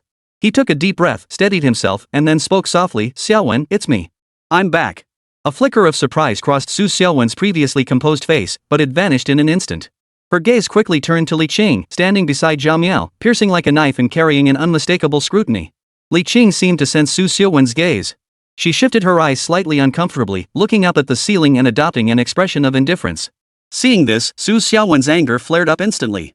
These two vixens actually dared to use my white moonlight to test my devotion to my husband. Do you really think I'm still the same Su Xiaowen from back then? The more she thought about it, the angrier she grew. She silently resolved that once she got home, she would have her husband properly discipline these two presumptuous little sisters. Just as Su Xiaowen was seething inwardly, she suddenly realized this wasn't the time to lose her temper. After all, Zhao Miao was still standing right before her. She quickly composed herself, her face regaining that faint smile. Turning to Zhao Miao, she said with a hint of teasing in her voice, Zhao Miao, how come you didn't die? Or did you die, and now you're just a lingering ghost? The remark stunned not only Zhao Miao and Qin's father. Even Li Qing was left speechless. Clearly, no one had anticipated Su Xiaowen would speak so bluntly. Zhao Miao was dumbfounded. This plot twist was unexpected. According to the novel's plot, shouldn't you be overcome with emotion, then cling tightly to me, weeping and wailing about how I didn't die? Why does she sound like she'd rather he were dead? Qin's father was also dumbfounded. Is this really how you treat your white moonlight? Not an enemy. Li Qing's red lips curved into a smile as she began mouthing words to Su Xiaowen. Su Xiaowen immediately understood and blinked back a reply. Li Qing nodded, silently exited the office, and walked into the hallway. She pulled out her walkie-talkie. Xiaowen is all set. It's her turn to shine now. Roger that. Inside the office. Zhao Miao spoke with palpable excitement. Xiaowen, don't you miss me at all? We were so deeply in love once. Su Xiaowen's reaction, however, was unusually cold. She replied expressionlessly, I did think about you back then, but that's in the past. Now that I'm married, naturally I have to focus all my attention on my husband. Hearing this, Zhao Miao grew even more agitated. He shouted, we never broke up. A cold smile touched Su Xiaowen's lips as she retorted, really? 5 years ago, you were the one who told me we were breaking up. I remember it clearly. Zhao Miao's voice dropped an octave as he weakly defended himself, but those were just words spoken in anger. You didn't agree to it back then, so we never truly broke up. As he spoke, Zhao Miao's mind was already a tangled mess. He was starting to doubt the very foundation of their past relationship. Seeing this, Su Xiaowen frowned impatiently and cut him off. Enough. Stop beating around the bush. Just tell me, why didn't you die? Or did you die and come back as a ghost to haunt me? This barrage of sharp, cutting words pierced Zhao Miao's heart like a dagger, causing him excruciating pain. How could the once gentle and kind Su Xiaowen have become this person? They had been so close before. Now they were strangers, even enemies, for no apparent reason. Could time truly alter someone's character? But this was a completely different person. Father Qin inwardly sensed trouble. This whole scene felt like an interrogation. He hurriedly tried to smooth things over. Ms. Su, back then, a Miao fell into the lake trying to save you. I was the one who found him and rushed him to the hospital, pulling him back from the brink of death. But when he woke up, he had lost his memory. He's been recuperating these past years and only regained his memory a month ago. Zhao Miao nodded repeatedly, gazing at Su Xiaowen with deep affection. Yes. And ever since my memory returned, I've thought of you constantly. You're the woman I love most in this life. Women love hearing sweet nothings. I refuse to believe you're not moved. Su Xiaowen scoffed. Wow, this sounds like something straight out of a novel. It's so tear-jerking, I should probably throw myself into your arms and sob uncontrollably, right? Zhao Miao looked at her with pain etched on his face, as if her words had deeply wounded him. Xiaowen, you've really changed. You definitely weren't like this before. Su Xiaowen nonchalantly picked up her coffee, took a sip, and said indifferently, Oh? Really? But I feel like I haven't changed at all. Except that I've reserved all my romantic energy for my husband. Zhao Miao shouted angrily, This isn't fair. How could you betray our love like this? Su Xiaowen slammed her cup down with a loud thud. Her tone turned icy cold. What bull love? You penniless nobody. You should be grateful and groveling like a dog just for having once caught this lady's fancy. Her words pierced Zhao Miao's heart like a sharp blade. You dare speak of love to me? My love belongs entirely to my husband now. You were nothing but a fleeting dream. Zhao Miao's face instantly turned as pale as paper. He stumbled back 2 steps, staring at Su Xiaowen in disbelief. Xiaowen, how could you become like this? Have you forgotten the vows we once made? Su Xiaowen laughed sarcastically. Promises? How laughable. You broke up with me when I needed you most. Didn't you shatter those promises with your own hands? Your love runs so deep, huh? You regained your memory a month ago? And all you could think about was me? Why didn't you come find me? No planes or high-speed trains? Or did the Qin family run out of money to buy you a ticket? If you'd said you remembered yesterday, I might have believed you. Too bad your acting is so pathetic. Qin's father wanted to slap himself. He shouldn't have brought this up. Zhao Miao, however, spoke with genuine emotion. Xiaowen, I had no choice. I'm just an illegitimate child in the Qin family. My stepmother and those 2 siblings treated me terribly, making me live in the storage room, forcing me to do the servants' chores, sometimes even leaving me without food. Buying a ticket? Forget about it. These past years have been worse than a dog's life. But thinking of you helped me endure it all. Zhao Miao recounted his misfortunes with a look of deep grievance. Su Xiaowen twirled a pen, her tone tinged with amusement. Oh? That does sound rather pitiful. Zhao Miao's eyes lit up. Xiaowen, you believe me? I don't. Su Xiaowen replied without hesitation. The Qin family of Jianbei is one of the most prominent clans. They have a marriage agreement with the Chu family of Jianbei, right? But the Qin family's eldest son has a girl he likes, and the Chu family's eldest daughter, Chu Yuyao, also has her heart set on someone from the Qin family. They're even engaged. Who could this person be? So hard to guess. Su Xiaowen watched the two with a mischievous twinkle in her eyes. Father Qin sighed. This Su Xiaowen was definitely no pushover. This collaboration might just fall through. Zhao Miao, exposed by his first love, felt panic and urgency welling up inside him. Xiaowen, call me CEO Su. Chapter 124, The Moonlight's fiancé was snatched away. Yes, Ms. Su. Zhao Miao was intimidated by Su Xiaowen's powerful presence and obediently addressed her by her title. Mr. Qin was also frozen in place. Su Xiaowen folded her arms. I know why you're here. We can discuss cooperation. Really? Qin's father exclaimed excitedly. But? Su Xiaowen smiled and said, I want 80% of the profits. This? Qin's father thought he'd misheard and asked uncertainly, what percentage of the profit? 80%. Su Xiaowen stated the figure that struck both father and son like a bolt from the blue with utter calmness. 80% of the profits? What's the difference between that and robbery? They wouldn't make a dime. Zhao Miao gritted his teeth. Xiaowen, you're asking for the moon. Take it or leave it. Zhao Miao was seeing a whole new Su Xiaowen completely different from the love-struck girl he once knew. Zhao Miao had no choice but to play his trump card. I saved your life, you can't bite the hand that fed you. Su Xiaowen had been waiting for that line. Fine. Let's split it 50-50. That'll settle the debt from back then. Fine. Qin's father sighed dejectedly. Today had truly been a costly endeavor using past favors to pressure Su Xiaowen. He was sure to be blacklisted by Star Moon Group from now on. He glanced at Zhao Miao, who was staring blankly, and cursed inwardly, what a useless piece of trash. White moonlight? More like a complete idiot. Alright, leave the cooperation proposal here. You may leave now. Su Xiaowen dismissed them. Qin's father nodded and left, only to turn back and find Zhao Miao still lingering in place. Idiot. What are you standing there for? Is there something else? Su Xiaowen eyed Zhao Miao, who showed no intention of leaving, and asked impatiently. Zhao Miao replied, Xiaowen, I think we need to have a proper talk. Why? To draw a line under what we once had. Su Xiaowen felt utterly exasperated. Her relationship with Zhao Miao was nothing but a stain. Otherwise, why all the nonsense? Her husband only sought her out when he needed something. Now he was sharing a room with Yao Yao, leaving her alone in their bedroom, living like a widow. Fine. Meet me at the Chinese restaurant in the Emperor Hotel after work. Alright. Deal. Zhao Miao's heart leapt with joy as he nodded repeatedly. Su Xiaowen turned to Qin's father. Your family is welcome to join too. Zhao Shanhe works at my company as well. Zhao Miao. Shanhe is at the company too? Why hadn't Shi Jinsheng told him? And why would he be at Su Xiaowen's company? Could it be? Zhao Miao turned with a sudden chill in his eyes. Alright, I'll bring them along. Su Xiaowen caught the slight shift in his expression and smiled. See you there. 5 minutes earlier.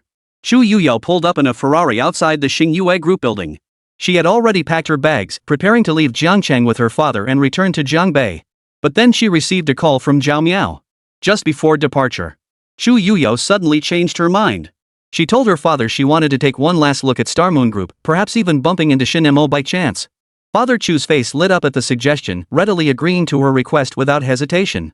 Not only that, but he earnestly advised her to do everything possible to build a relationship with Shen Mo. If that proved impossible, she should simply make it a done deal. He declared that as long as she won Shen Mo's favor, he would immediately go to the Qin family to call off the engagement. Faced with her father's demands, Chu Yuyao felt a pang of disappointment, yet she silently nodded, promising to do her utmost. At that moment, she felt like a sacrificial pawn, ready to be offered up for the sake of family interests. In the world of wealthy aristocratic families, marriage was often a transaction of interests, where only unions between equally matched families were deemed acceptable. Though Zhao Miao was the Qin family's adopted son, he ultimately couldn't represent the Qin family's true power. Unless, of course, he was Qin Du himself. To see Zhao Miao, Chu Yuyao had no choice but to flatter her father relentlessly. Her sweet words made her father so delighted he couldn't stop smiling, eventually leaving Jiangcheng with a smile. The Chu family owned a luxurious villa in Jiangcheng, where Chu Yuyao resolved to stay for a month. During this month, she secretly resolved to give herself to Zhao Miao, making the situation irreversible. Even if it meant facing scolding upon her return home. But she didn't care. She loved Zhao Miao. It had been love at first sight. Since they couldn't walk down the aisle together. Then she would offer him her womanhood. Chu Yuyao entered a coffee shop and sat down. She ordered a cup of coffee and waited quietly. Are you Yuyao? Chu Yuyao recognized the familiar voice. She turned her head. Aunt Jiang? Chu Yuyao hadn't expected Jiang Shu to be in Jiangcheng too. She smiled and greeted her. Jiang Shu sat down across from her. What brings you here, you little rascal? I'm just visiting. It's been ages since I last came to Jiangcheng, and I wanted to see how much it's developed. Chu Yuyao made up an excuse to brush it off. She knew Jiang Shu had never liked her brother, San Shui. Is that so? Are you sure you're not here waiting for Qin Miao? Jiang Shu narrowed her eyes and smiled. Chu Yuyao froze at the remark, then gave a wry, resigned smile. You really can't hide anything from Auntie Jiang, can you? Jiang Shu urged earnestly. Yuyao, you're still so young. Just like your auntie when I was your age, it's easy to get swept away by love.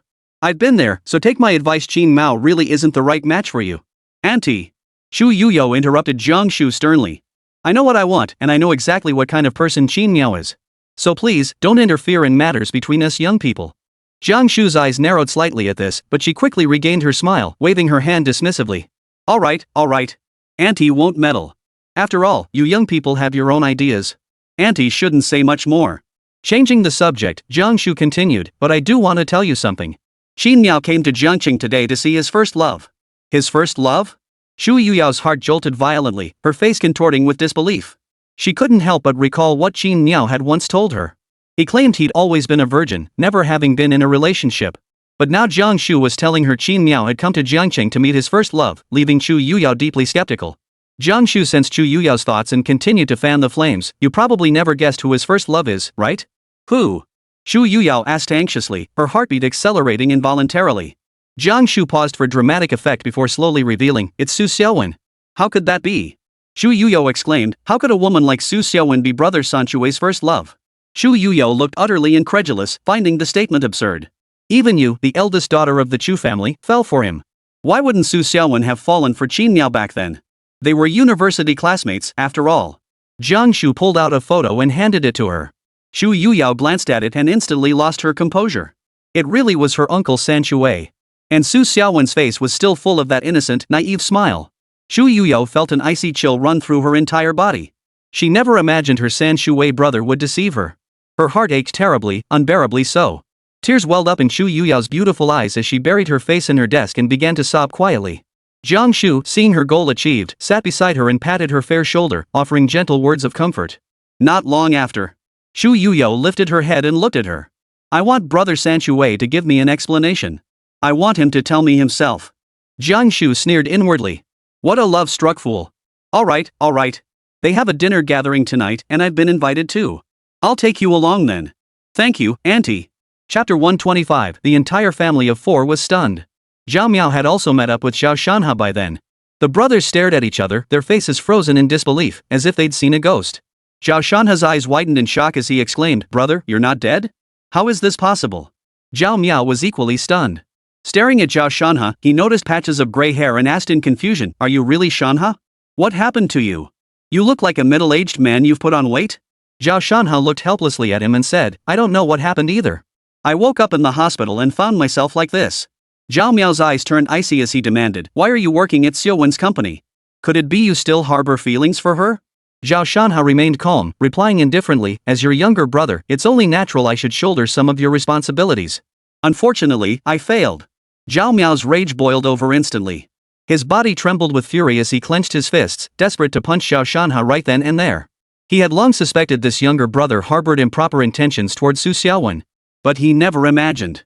He actually dared to make a move on his future sister-in-law. Thankfully, he had failed. Otherwise, Zhao Miao would have had to kill his own kin for the greater good. Xin's father and Shi Zhenxiang were chatting idly nearby. As he gazed at Zhao Shanhe's face which bore a striking resemblance to his own, he found himself momentarily lost in thought. How could he resemble me so much at 30? Zhao Miao bore no resemblance to Qin's father whatsoever. Xin had assumed his features were mostly inherited from Shi Zhenxiang. Now it seemed he looked like a clown. He shot Shi Zhenxiang a glare. Shi Zhenxiang couldn't quite meet his gaze. Xin's father was furious. This woman's scheming nature hadn't changed at all. Forget it. It didn't matter who his son was anyway. All he wanted was money and the Qin family fortune. The atmosphere was lively when the family of 4 met. Zhao Shanhe nearly beat Shi Zhenxiang senseless. Yao, everything has been arranged. Lin Xinya called Su Yao, Aunt Zhang has also taken care of Chu Yuyao's side. Good. Don't let my husband know about this. We'll surprise him. Lin Xinya chuckled, You're such a schemer cut from the same cloth as your husband. Su Yao glanced at the sleeping Shen Mo. Well, men don't love women unless they're a little wicked, right? After hanging up, Lin Xinya grabbed her purse, stepped into the elevator, and headed for the parking garage. Once in the parking garage, she drove home in the McLaren Shen Mo had gifted her to change clothes. As soon as she entered the house, Li Qing had already changed into a sleeveless pink dress, her hair cascading over her shoulders. Her lightly made-up face radiated youthful charm, and the star-shaped earrings adorning her ears made her look utterly adorable. Sis, I'm back. Come see how pretty I look. Li Qing spun around upon seeing Lin Xinya, her skirt twirling with each turn. Lin Xinya smiled. You look adorable. Brother Mo will surely be thrilled to have you tonight. Stop it. Li Qing flushed. Lin Xinya also went back to her room to change. Half an hour later, Lin Xinya emerged wearing a full JK uniform, black tights, a short skirt, and a tie, paired with a shirt, vest and jacket, radiating youthful charm. He'll be head over heels. The 2 girls exchanged a knowing smile. Emperor Hotel. Zhao Miao and the other 3 arrived at the hotel lobby. The moment Zhao Shanhe recognized the hotel, he desperately wanted to turn and run. The reason was simple, after being swindled out of so much money, only a sucker like him would come back. Zhao Miao's expression darkened. He had searched everywhere after leaving Star Moon Group but found no trace of Chu Yuyao. Her phone was turned off too. What the hell was going on? Oh, what a coincidence. You're here too? Jiang Shu led Chu Yuyao into the lobby, her gaze lingering on them with a hint of meaning. Xin's father stiffened. Madam, what brings you here? Shi Zhenxiang hid behind Xin's father, unable to meet Jiang Shu's gaze. Zhao Shanhe rushed forward, his face flushed with excitement, recognizing her. You're my mother? I'm your biological son. Jiang Shu smiled faintly. I'm sorry, but I have both sons and daughters. I never lost a child. You've mistaken me for someone else. Her gaze shifted to Shi Zhenxiang, still hiding behind Xin's father. Her tone softened. Long time no see, Shi Zhenxiang. I never imagined you'd changed so little. Madam. Shi Zhenxiang kept her head bowed, fear flickering in her eyes. Yuyao, why are you staying with Aunt Jiang? Zhao Mao asked Shu Yuyao in a tone tinged with accusation. Shu Yuyao shot him a cold stare but said nothing. Come on, there's a surprise waiting for you tonight. Jiang Shu smiled faintly, leading Shu Yuyao toward the elevator. Xin's father and the others felt an ominous foreboding in their hearts. Especially Zhao Shanhe, he seemed to foresee what was about to unfold. They entered the private room. The Qin family of 4 froze in shock at the sight before them. Shen Mo sat in the seat of honor, flanked by Su Xiaowen and the others. Shen Mo glanced at the new arrivals and offered a faint smile. Welcome. Zhao Miao saw his two most beloved women seated on either side of Shen Mo, and a torrent of rage surged within him. Zhao Shanhe, seeing both his ex-girlfriend and current girlfriend present, felt his own rage boil over. Chapter 126, Don't Get So Excited. Father Qin noticed his wife was present too. Why did he suddenly feel like he was wearing a green hat? It was practically glowing. Shi Jinxiang watched Shen Mo surrounded by so many stunning beauties, including Jiang Shu. She couldn't compete with them except for her age. Flirting? Like hell she would. The scene split into two distinct halves. Shen Mo's side was swarming with beauties, while Zhao Shanhe's side glowed a vivid shade of green. The atmosphere was awkward. Soon the waiter brought in the dishes, and Shen Mo's side was filled with delicacies from land and sea. Zhao Shanhe's side was filled with nothing but green vegetables. Qin's father and the others looked as dark as thunderclouds. This was practically accusing them all of being cuckolds. Zhao Miao suppressed his anger and spoke first. Xiaowen, this must be your husband, right? He really is quite the handsome chap. Su Xiaowen beamed with happiness. Thank you for the compliment. My husband has always been the pillar of our family. Shu Yuyao noticed Zhao Miao actually knew Su Xiaowen and felt a pang of unease. She had truly misplaced her trust. When Shen Mo arrived, he felt baffled, as if someone had orchestrated this dinner gathering. After some thought, he realized it was little Cotton Coat's doing. Well, he might as well play along. Shen Mo spoke up, so you're Zhao Miao? Pleased to meet you. Not only are you lucky to be alive, but you're also quite the sight to behold. Zhao Miao. Damn it. I compliment you, and you resort to personal attacks? Zhao Shanhe heard it all, and it felt damn satisfying. Finally. That skinflint finally has someone else to torment. Zhao Miao suppressed his inner rage, forcing an unnatural smile onto his lips. With a tone laced with sarcasm, he remarked, Xiaowen was my first love. I never expected her to suddenly get married. This truly caught me off guard. But seeing the two of you sitting together, you really do make a perfect match, a handsome man and a beautiful woman. Su Xiaowen's eyes instantly turned icy at Zhao Miao's words. She glared fiercely at him but said nothing. Shen Mo replied casually, what can I say? I fell for Xiaowen the moment I saw her. Back then, I had no idea she had a first love. But you know, Xiaowen has been so good to me, she's willing to give me anything, and she's especially obedient. Zhao Miao hadn't anticipated Shen Mo's utter composure, let alone his utterly unconcerned demeanor. This left him both stunned and furious. However, when he heard Shen Mo say Su Xiaowen was willing to give him everything, jealousy and pain surged through him like a tidal wave, stabbing his heart with countless sharp needles. He recalled every little moment he'd shared with Su Xiaowen. At most, they'd held hands or shared a hug. Any attempt to go further had been disrupted, even met with physical blows. And now Su Xiaowen was so compliant with Shen Mo? How could he possibly accept this? Zhao Miao's face flushed crimson with agitation. His expression began to lose control, hinting at an emotion on the verge of erupting. Su Xiaowen placed a pair of chopsticks full of food into Shen Mo's bowl and said softly, honey, don't worry. I'll be even more obedient from now on. Zhao Miao was struck again. This was the first time he'd ever seen Su Xiaowen act so sweetly and submissively. Shen Mo wrapped his arm around her waist and kissed her. Good girls get candy. Zhao Miao couldn't take it anymore. He slammed his hand on the table and stood up. He looked like a clown throwing a tantrum. Shen Mo smiled faintly, watching the furious Zhao Miao with interest. He teased, hey, old Zhao, what's gotten into you? Why all this sudden excitement? Can't we just talk things out calmly? No need to get worked up. Seeing this, Mr. Qin quickly tugged at Zhao Miao's sleeve and whispered urgently, sit down. What kind of spectacle are you making? This is completely inappropriate. Zhao Miao seemed to realize his own outburst. He took a deep breath, trying to calm his emotions, and slowly sat back down in his chair. He explained awkwardly, my apologies. Work has been incredibly busy lately. I'm probably just worn out, so my temper's been a bit short. Shen Mo, seeing this, quickly responded with a smile, oh, I understand. Work is tough. Who doesn't have moments when they're in a bad mood? You and Shanhe are both the same type, moody and unpredictable. You can't keep things bottled up inside. Whatever's on your mind, you just wear it on your sleeve. As he spoke, Shen Mo's gaze shifted to Li Qing and Chu Yuyao sitting beside him. But you two really need to work on those tempers. Girls as lovely and charming as Li Qing and Yuyao deserve to be cherished. If they ever end up marrying you guys, I'm afraid they might get abused.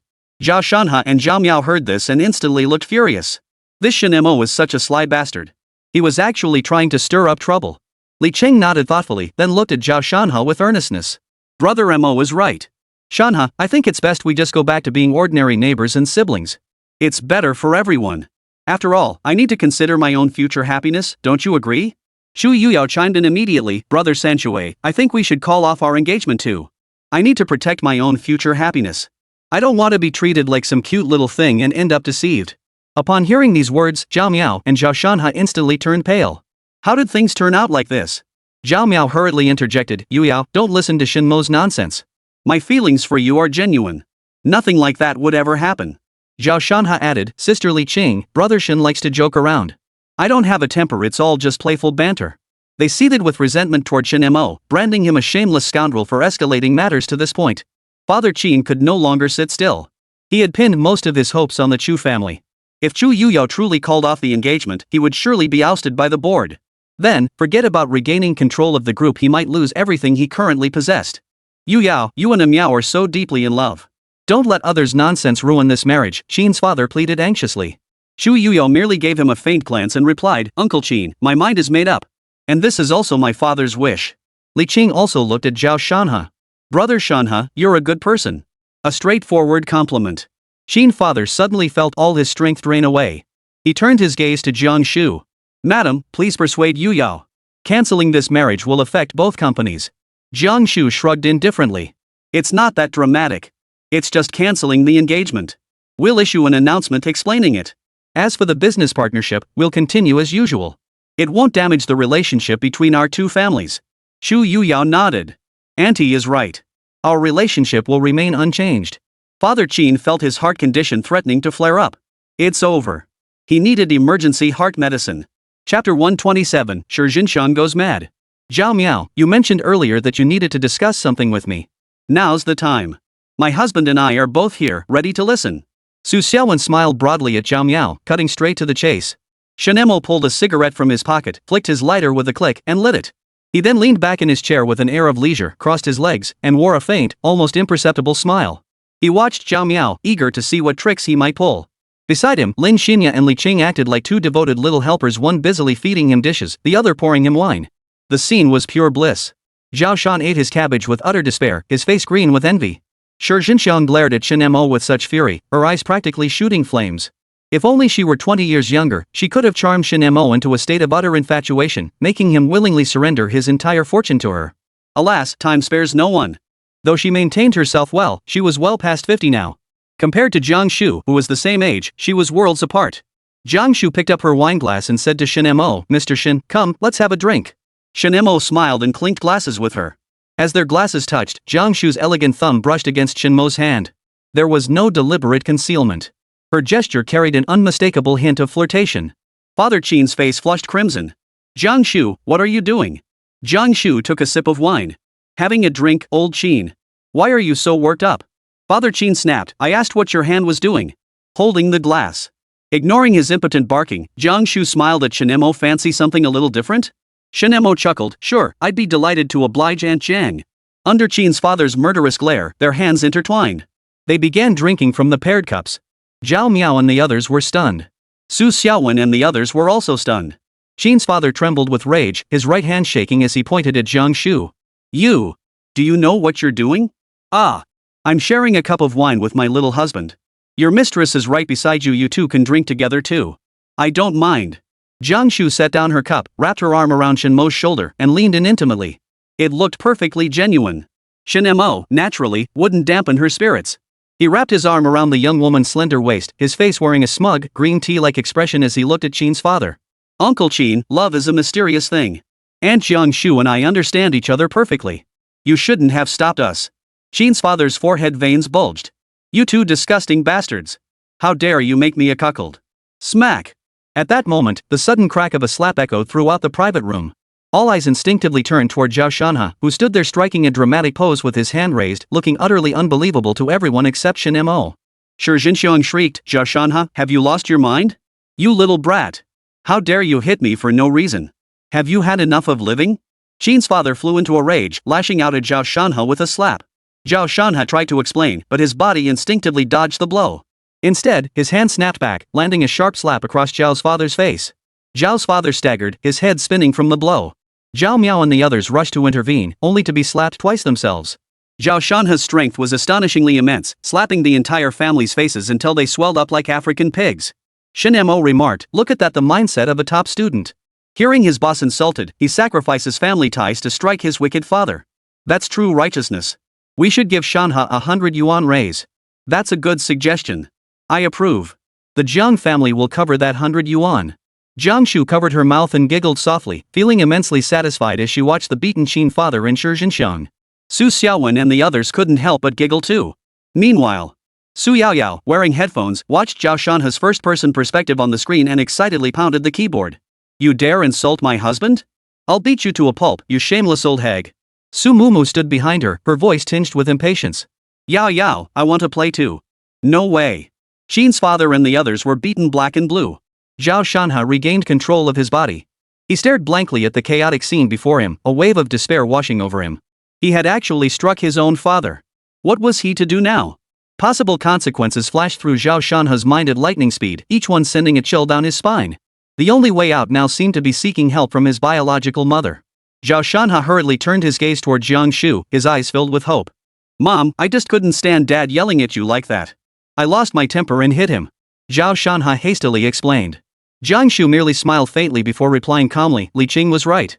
You truly are a good person. But unfortunately, I am not your mother.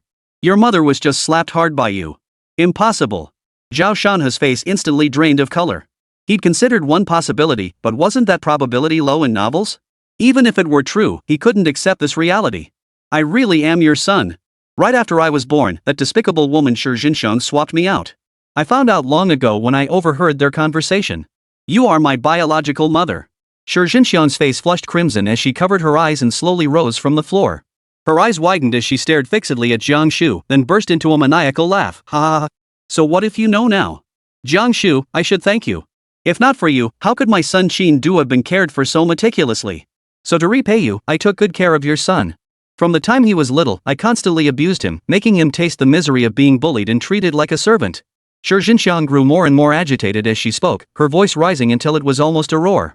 Faced with her fury, Jiang Shu merely smiled faintly. The smile held neither anger nor mockery, but instead conveyed a subtle sense of pity. Seeing this, Shi Zhenxiang shrieked, what kind of attitude is that? Shouldn't you be furious? Your son was abused by me like that, and you can still smile? Shi Zhenxiang continued, and my eldest son? I brought him to the Qin household with old Qin. I intended for you to raise him too, so he could rise in the world someday. But who would have thought you'd turn out like those vicious mothers in novels? You show him no care whatsoever, even making him do the servants' chores. You deserve to die. Mr. Qin snapped back to his senses and quickly pulled her away. What nonsense are you spouting? Old Qin, look at you cowering like that. She knows all about your affair with me. What are you afraid of? You're the chairman of the Qin Corporation. She's just a naive, spoiled little princess from the capital with no real-world experience. Shi Zhenxiang kicked him away in disgust, her gaze shifting to Jiang Shu. Jiang Shu continued to stare at her as if she were a clown. Shi Zhenxiang's emotions had completely spiraled out of control. Like a rabid beast, she roared at Jiang Shu, what I despise most is your high and mighty attitude. Why were you born with a silver spoon in your mouth as a wealthy heiress, while I was destined to be nothing but a lowly peasant? That's why, from the moment I stepped through your family's door, I swore silently to myself that I would take everything that belongs to you. You know what? Before you even got pregnant, I'd already seduced old Qin. I used my charms to make him completely infatuated, utterly lost in my embrace. We even had wild nights on your very wedding bed. That feeling, I'll never forget it for the rest of my life. And old Qin was quite generous after each encounter, he'd give me a hefty sum. Oh, right, that money was probably all from your dowry, wasn't it? Ha ha ha ha. Shi Zhenxiang's laughter grew increasingly maniacal, sounding no different from a lunatic. Chapter 128, it's time for Dalian to take his medicine. Lin Xinya and the others were frightened by Shi Zhenxiang's hideous expression and huddled behind Shen Mo. Zhao Shanhe's inner rage ignited instantly upon hearing Shi Zhenxiang had turned his abuse into a form of vengeful pleasure. He trembled with rage, his fists clenched so tightly the veins stood out. His eyes blazing with fury, he charged forward like a raging lion, unleashing a torrent of punches upon Shi Zhenxiang. Zhao Shanhe's fists rained down on Shi Zhenxiang like hailstones, each blow carrying his boundless fury and anguish. Shi Zhenxiang was beaten senseless, unable to fight back, her cries of agony echoing. Zhao Miao, witnessing his mother's beating, kicked Zhao Shanhe aside and mounted him, raining fists relentlessly on his head. Shi Zhenxiang spat out a mouthful of blood as she joined her eldest son in viciously beating her younger son. The scene was filled with the ultimate family conflict. Father Qin stared blankly as they tore into each other. He made no move to intervene. Shen Mo and the others witnessed the spectacle, pulling out their phones to record it. A few minutes later, Zhao Miao and the others had fought their fill, leaving Zhao Shanhe beaten to the point of being unable to stand. Shi Zhenxiang struggled to her feet, wiping blood from the corner of her mouth. Her eyes locked on Jiang Shu, who stood watching the spectacle, her face twisted with fury as she shouted, Jiang Shu, after what I did to your son, you remain so calm? You even watch with such satisfaction. Don't you feel the slightest pity for your own child? Or is it that everyone in the Jiang family is a cold-blooded creature devoid of emotion? Jiang Shu remained unmoved. She gently swirled the wine glass in her hand, the red liquid rippling softly with her motion. Slowly, she replied, of course the Jiang family has feelings. But what does that have to do with me? It's not my son being beaten, so why should I feel pity? Keep hitting him. I want to keep watching. Shi Jinxiang trembled with rage at these words. She snorted coldly, very well. You truly are stubborn. I bet you're actually agonizing inside. Qin's father witnessed the entire scene, and a certain possibility began to dawn on him. His face frozen in shock, he stared at Jiang Shu and asked incredulously, You stopped trusting me long ago? Jiang Shu replied expressionlessly, in wealthy families, there may be love-struck fools, but there are absolutely no little darlings. Qin's father's face instantly darkened. He said bitterly, so I really did have your love once. Love? Jiang Shu's voice dripped with disgust at the word. If only I'd listened to my parents earlier, if only I hadn't rebelled, my life could have been so much better. But I married you, a penniless young man, for love. And look at the mess I'm in now. I was wrong, madam. Please give me another chance. Adu and Xinga can't grow up without a father. Father Qin tried to soften Jiang Shu's heart with family ties. Jiang Shu revealed the truth, our son and daughter already know. They don't want a father with your kind of stain. Seeing his emotional appeal fail, Qin gritted his teeth. I won't divorce you. I'll go down fighting. With you? Jiang Shu laughed. The entire Qin corporation is under my control. You, a powerless tool, threatening me? Qin's father slumped pale-faced into his chair. What are you two talking about? Shi Jinxiang roared in confusion. Jiang Shu's red lips curved into a sneer. With your IQ, only simple words will do. What I mean is, Duer is my biological son, while Zhao Shanhe is the bastard you bore. I don't believe it. I don't believe it. Shi Jinxiang screamed wildly, I executed every plan myself. How could anything go wrong? Capitalists don't have little darlings. Ah, anything money can solve isn't a problem. Jiang Shuhong said, every person you bribed loves money. The highest bidder gets everything. Rip. What a bombshell. The women felt like they were watching a mini-drama, getting more and more hooked as it unfolded. Zhao Shanhe lay on the ground. Though he might have known the answer deep down, how could he ever admit to such a filthy truth? He had been abused by his own mother for over a decade. Zhao Miao's face was equally filled with disbelief. In the end, he was nothing but a mere puppet. Shi Jinxiang felt like she was going mad. She had abused her own son for over a decade. Her gaze fell upon Zhao Shanhe, now covered in wounds on the ground, and her spirit suffered an unprecedented blow. Jiang Shu felt it wasn't enough. She turned to Qin's father and sneered, do you know what kind of seductive this woman you adore really is? What do you mean?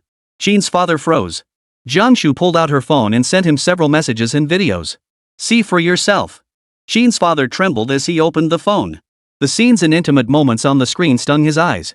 Over the past few years, Shi Jinxiang had used his money to support nearly 100 men. And when that wasn't enough, she started having group sex. Black men too? Father Qin couldn't steady the phone, letting it fall to the floor. His gaze darkened as he stared at Shi Jinxiang, now clearly deranged. You whore who sleeps with everyone. Smack. Qin's father slapped her hard across the face. Shi Jinxiang fell to the ground, wailing loudly. Jiang Shu felt it wasn't enough and added, do you know how your cuckold husband died?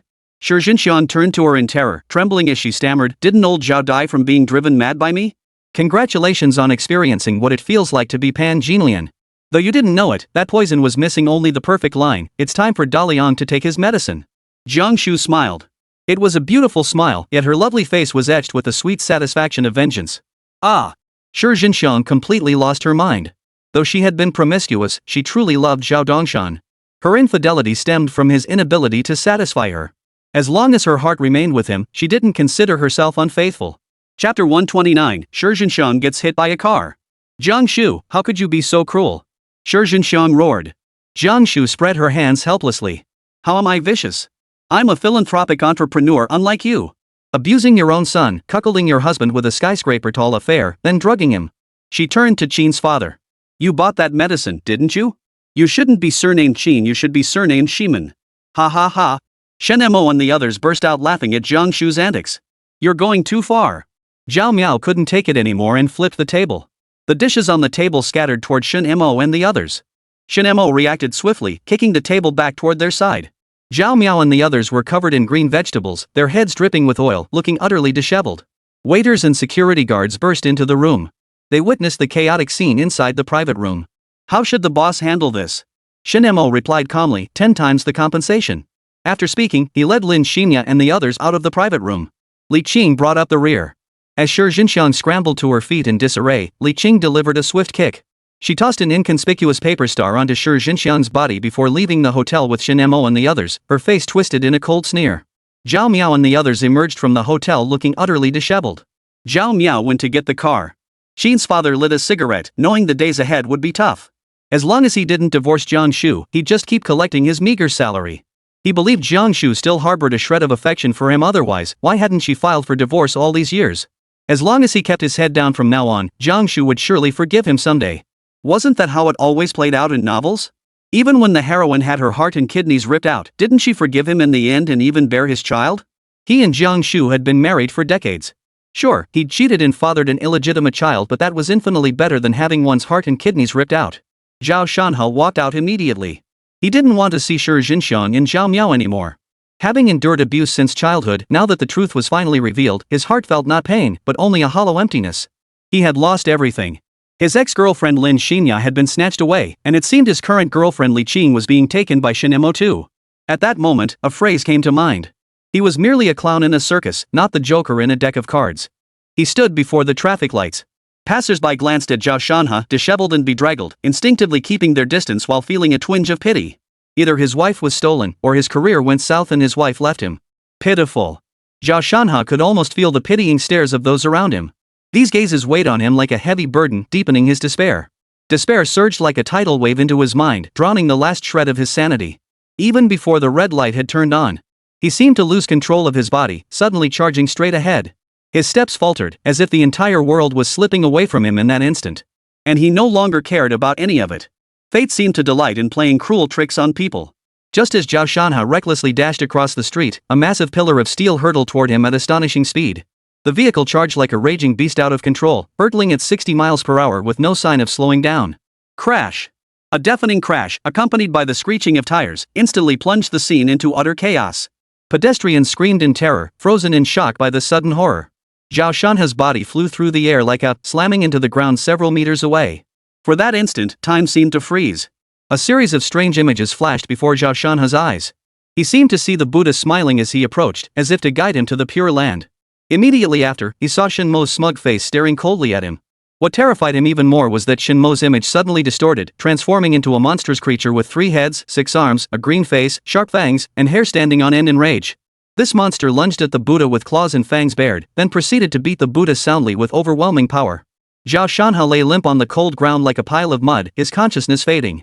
His eyes felt as though weighed down by 1,000 pounds, making it difficult to open them. His eyelids grew heavier and heavier until they finally closed slowly. Ah! A piercing scream suddenly erupted from the crowd. Shi Jinxiang watched in horror as Zhao Shanhe was sent flying. The gruesome scene instantly blanked her mind, leaving her frozen in place. Several seconds passed before she snapped back to reality, letting out a piercing scream as she sprinted toward Zhao Shanhe like a madwoman. But then, the unexpected happened again. The driver who caused the accident cursed under his breath upon realizing he'd hit someone. His first instinct wasn't to check on the victim. Instead, he shifted into reverse without hesitation, preparing to flee the scene. Shi Jinxiang watched as the pillar of steel came crashing back down, aimed directly at her. Her eyes widened in terror as she tried to dodge. Crash! Another deafening crash. Optimus Prime's leg struck Shi Jinxiang, sending her flying half a meter away. Suddenly, Shi Jinxiang felt the entire world spinning wildly. Her body lost all control, fluttering helplessly like a fallen leaf caught in a fierce wind. With a dull thud, Shi Jinxiang crashed heavily to the ground. Her body made intimate contact with the hard ground, unleashing a wave of excruciating pain that engulfed her like a surging tidal wave. Several seconds passed, yet Shi Jinxiang remained motionless on the ground. Her throat felt constricted, unable to produce even a whisper. Worse still, she lacked even the strength to rise, as if every bone in her body had shattered. Amidst this excruciating agony, only one thought occupied Shi Jinxiang's mind. She had to see if her son, Zhao Shanhe, was okay. If Zhao Shanhe had been harmed, she would ruthlessly extort the driver into paying a hefty sum. But if Zhao Shanhe was safe and sound, then she would make him take care of her in her old age. After all, she was getting older and needed someone to look after her. Raising him to adulthood had cost her a fortune. What did it matter if she'd mistreated him? She had given him life. Even if he had been mistreated, Zhao Shan still had to dutifully support his old mother in her twilight years. Otherwise, it would be unfilial. But now, Shi Jinxiang felt as if she were dying. Was she headed for heaven or hell? Father Qin and Zhao Miao drove to the scene. They stared in horror at the two people who had been knocked down, rushing out of the car to check on them. Bystanders stood nearby watching the spectacle unfold, neither calling the police nor dialing for an ambulance. Are you people even human? Didn't you see someone get hit by a car? Why aren't you calling the police? Zhao Miao roared in fury. The onlookers stared at him as if he were an idiot. We did call the police. What if they make us pay for the damages? Exactly. I didn't hit him, why should I call the police? Zhao Miao snapped, don't you have any conscience?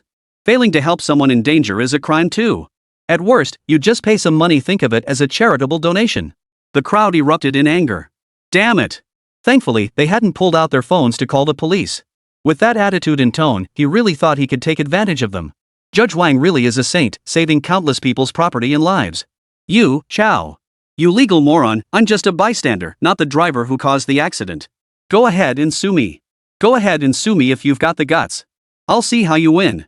And I'll sue you for defamation, you'll pay me for emotional distress. Chapter 130, Zhao Miao's move. The bystanders hurled insults at Zhao Miao one after another. Zhao Miao now felt the weight of the crowd's power, a torrent of spit could drown him.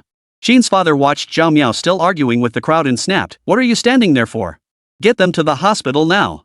Hearing this, Zhao Miao hurried over to help lift Zhao Shanhe and Shi Jinxiang into the car. Zhao Miao drove them to the hospital. Father Qin remained at the scene to confront the driver responsible for the accident, waiting for the police to arrive. Shen Mo and the others stood at a distance, taking in the entire scene. Li Qing's face radiated the joy of vengeance fulfilled, yet two clear tears slid down her beautiful eyes. She murmured to herself, I've finally avenged myself. Her voice carried both the relief of a burden lifted and a hint of inexpressible sorrow. Seeing this, Lin Xinya hurried over to Li Qing's side, gently patting her shoulder as she comforted her, this is a good thing. You should be happy. Why are you crying instead? Shen Mo turned back then, his gaze settling on Li Qing as he spoke, although Shi Jinxiang's body can no longer survive, her soul still exists. This soul. I entrust it to you. Li Qing lifted her tear-filled eyes to meet Shen Mo's gaze. Her lips trembled slightly as she murmured, thank you, brother Mo. She threw herself into Shen Mo's arms, clinging tightly to him as her body trembled slightly, emitting low, choked sobs. Is Zhao Shanhe still alive? Lin Xinya asked. Shen Mo glanced up at the sky. He might survive, or he might not. It all depends on how far he dares to go.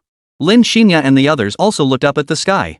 Nothing but a dark, oppressive expanse stretched above. Midnight. Inside the hospital.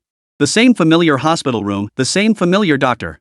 The doctor saw the familiar face with different injuries, his disgust unmistakable. Damn it! Why must this scourge of a hospital in Zhangcheng always target ours? Is this plague of a man even human? Getting hit by two big trucks and still alive?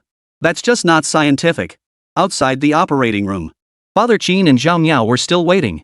When the lights in the operating room went dark, both men jumped to their feet in excitement. The doctor emerged from the operating room, looked at them, and sighed, accept the inevitable. Zhao Miao stood frozen in place. What did the doctor just say? Accept the inevitable. His mother was dead. Zhao Miao refused to believe it, unwilling to accept this outcome. He argued with the doctors in the hospital until security guards finally dragged him out. At that moment, Shi Jinxiang, now a spirit, watched her son being dragged away. Enraged, she lunged at the security guard. But she passed right through the security guard's body. Shi Jinxiang stared blankly at her hands and her legs hovering inches above the floor. She refused to accept this reality.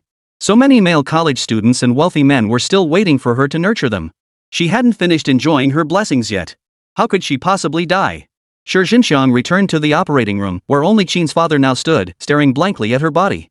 Mr. Qin sighed. I never imagined this would be your end. You've committed so many sins that even heaven couldn't bear to watch anymore. Shi Jinxiang stood beside him and roared, what do you mean I committed sins? I only gave the boys a home. Her words fell unheard by Qin's father. Mr. Qin continued, never mind. There's no point in saying more. Try to be a decent person in your next life. With that, Qin's father left the operating room. Shi Jinxiang followed him, cursing furiously, what do you mean by that? Are you saying I'm not human? You bastard, you damn green-haired turtle. You deserve to have your wife stolen by some young punk. You deserve to be nothing but a worthless piece of trash. Shi Jinxiang followed him like a vengeful spirit, cursing incessantly. Father Qin felt a chill envelop his body, sending a shiver down his spine. Yet, a fine layer of sweat suddenly broke out on his forehead. He hurried out of the hospital and immediately spotted Zhao Miao sitting by the roadside. Zhao Miao looked utterly wretched, as if his soul had been drained from him, sitting there blankly. Qin's father didn't pause to check on Zhao Miao. Without even a second glance, he strode straight to his car, started the engine, and sped away. At that moment, only one thought occupied Qin's mind: to placate Jiang Shu as quickly as possible and preserve his current position. As for his biological son lying in the hospital, he had no time to spare for him. Zhao Miao slowly lifted his head, his gaze fixed on the direction Qin's father had departed, his eyes filled with venom and resentment. Gritting his teeth, he vowed silently to make the Qin family pay dearly and to make Su Xiaowen taste the agony of suffering. But Zhao Miao knew full well that to carry out his revenge, he must first win Chu Yuyao back. Only Chu Yuyao could provide him with the sufficient funds and resources to stand against those powerful capital forces. He pulled out his phone and dialed Chu Yuyao. Meanwhile, Shen Mo and Jiang Shu brought Chu Yuyao to the demon-slaying foot spa, intending to help her unwind. Having been a model girl since childhood, Chu Yuyao had never set foot in such a place before. Panic flashed across her face as she tried to escape. Jiang Shu wasn't about to let such a juicy opportunity slip away. After some coaxing, she finally managed to get her inside. After changing into her attire, Chu Yuyao saw that the attendant assigned to her was also a woman, and she breathed a sigh of relief. So comfortable. 10 minutes later, Chu Yuyao found herself moaning involuntarily. Jiang Shu smiled at her. Look at you now. You didn't want to come in earlier. If Auntie hadn't practically dragged you in, you wouldn't be enjoying this service right now. Auntie, please stop teasing me. Chu Yuyao flushed slightly as she looked at her, then turned to Shen Mo beside her and whispered, Brother Shen, thank you for this. Shen Mo teased, no problem. Just repay me with your body. Chu Yuyao blushed even deeper at his words.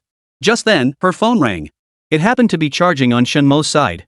Shen Mo glanced at it and handed it to her. Here, your fiancé is calling.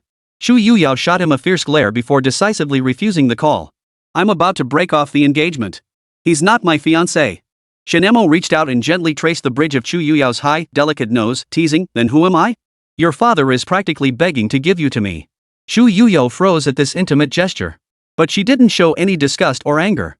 Instead, a blush spread across her cheeks, and her feelings for him grew subtly warmer.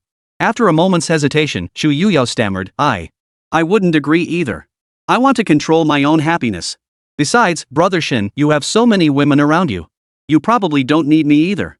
Shen Mo chuckled. I certainly don't lack women, but what I lack are capable ones. Think about it, my company is so large. How wonderful it would be to have a few more smart, capable female CEO wives helping me make money.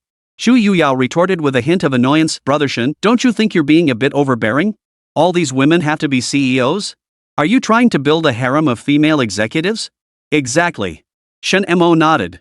Xiaoya and the others are learning from Xiaowen now. Soon they'll be ready to take on vice president roles and then CEO positions. Jiang Shuyi couldn't help but admire Shen Mo's ambition. Your appetite is truly enormous. Looks like I'll have to start grooming my daughter too, or she'll never catch your eye. Just then, Chu Yuyao's phone rang again. Seeing Zhao Miao's name on the caller ID, Chu Yuyao was so annoyed she almost hung up again. Hand me your phone. I'll talk to him. Shen Mo reached out. Chu Yuyao pouted in protest, how could I give you a girl's phone? Despite her words, she obediently handed the phone over to Shen Mo. Chapter 131, Soul Shattering. Yu Yao, listen to me. Su Xiaowen and I were lovers once, but that was in the past. Now, I only love you. My heart for you is as clear as day. Zhao Miao's anxious voice came through the phone. Shen Mo waved his hand, signaling all the masseuses to leave. Once they had exited and closed the door, Shen Mo activated speakerphone. Old Zhao, Yuyao is with me right now. What did you just say? I didn't catch that. Hearing Shen Mo's voice, Zhao Miao's anger flared. Shen Mo, why are you with Yu Yao? Shen Mo's tone carried a hint of insincerity. Yu Yao and I are together right now. We're siblings, you know. Brother and sister my ass. Zhao Miao roared, you're Xiaowen's husband. You're a married man. What the hell are you doing messing around with someone else's fiancé? You bastard. Calm down, that's what Yu Yao said.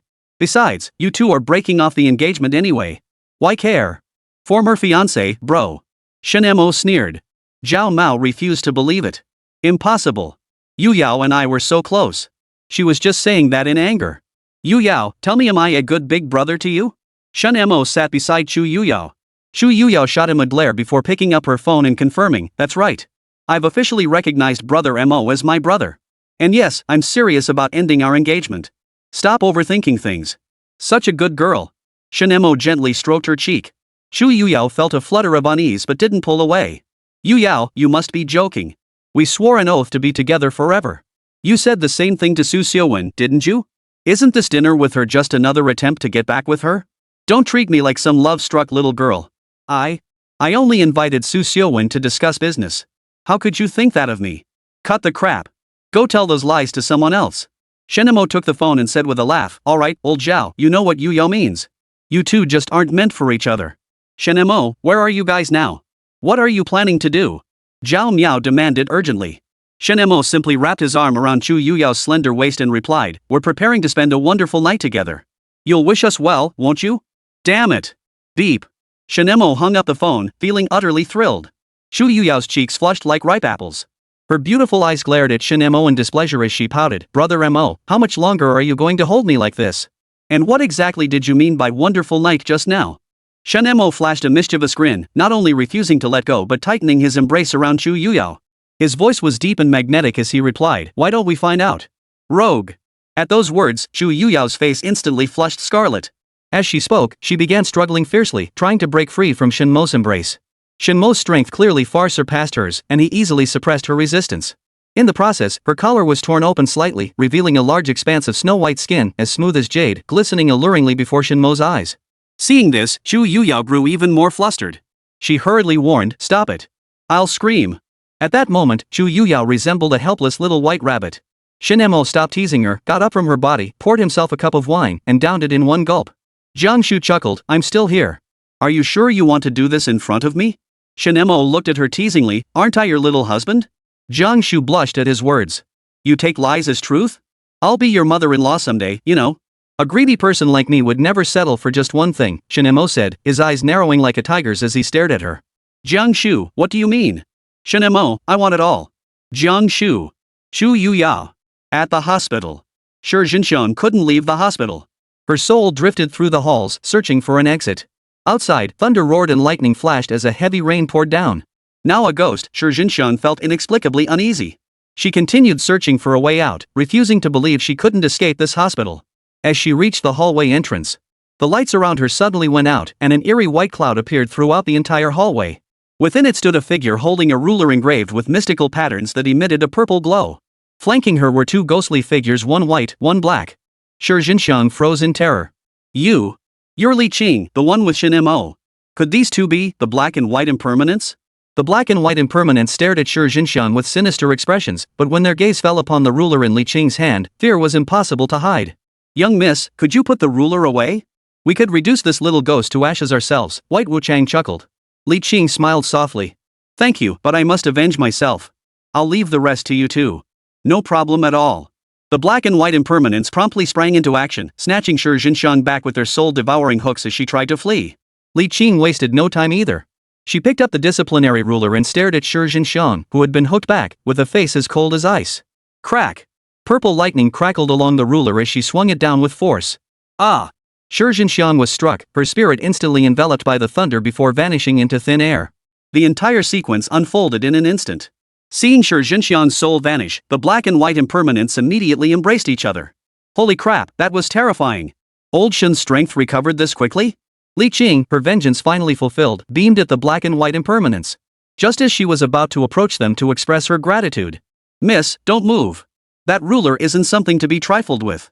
The black and white impermanents shouted in alarm. Li Qing awkwardly withdrew her hand, then pulled out a pack of Likun cigarettes from her bag and tossed it to them, saying, "This is the reward Brother Mo asked me to give you." The black and white impermanent's eyes lit up as they hurriedly caught it. "Not at all. It's just the boss being considerate of his subordinates. Miss, we'll return and report now." "Thank you both." Li Qing smiled sweetly. "Who says the black and white impermanents are scary? They're quite adorable."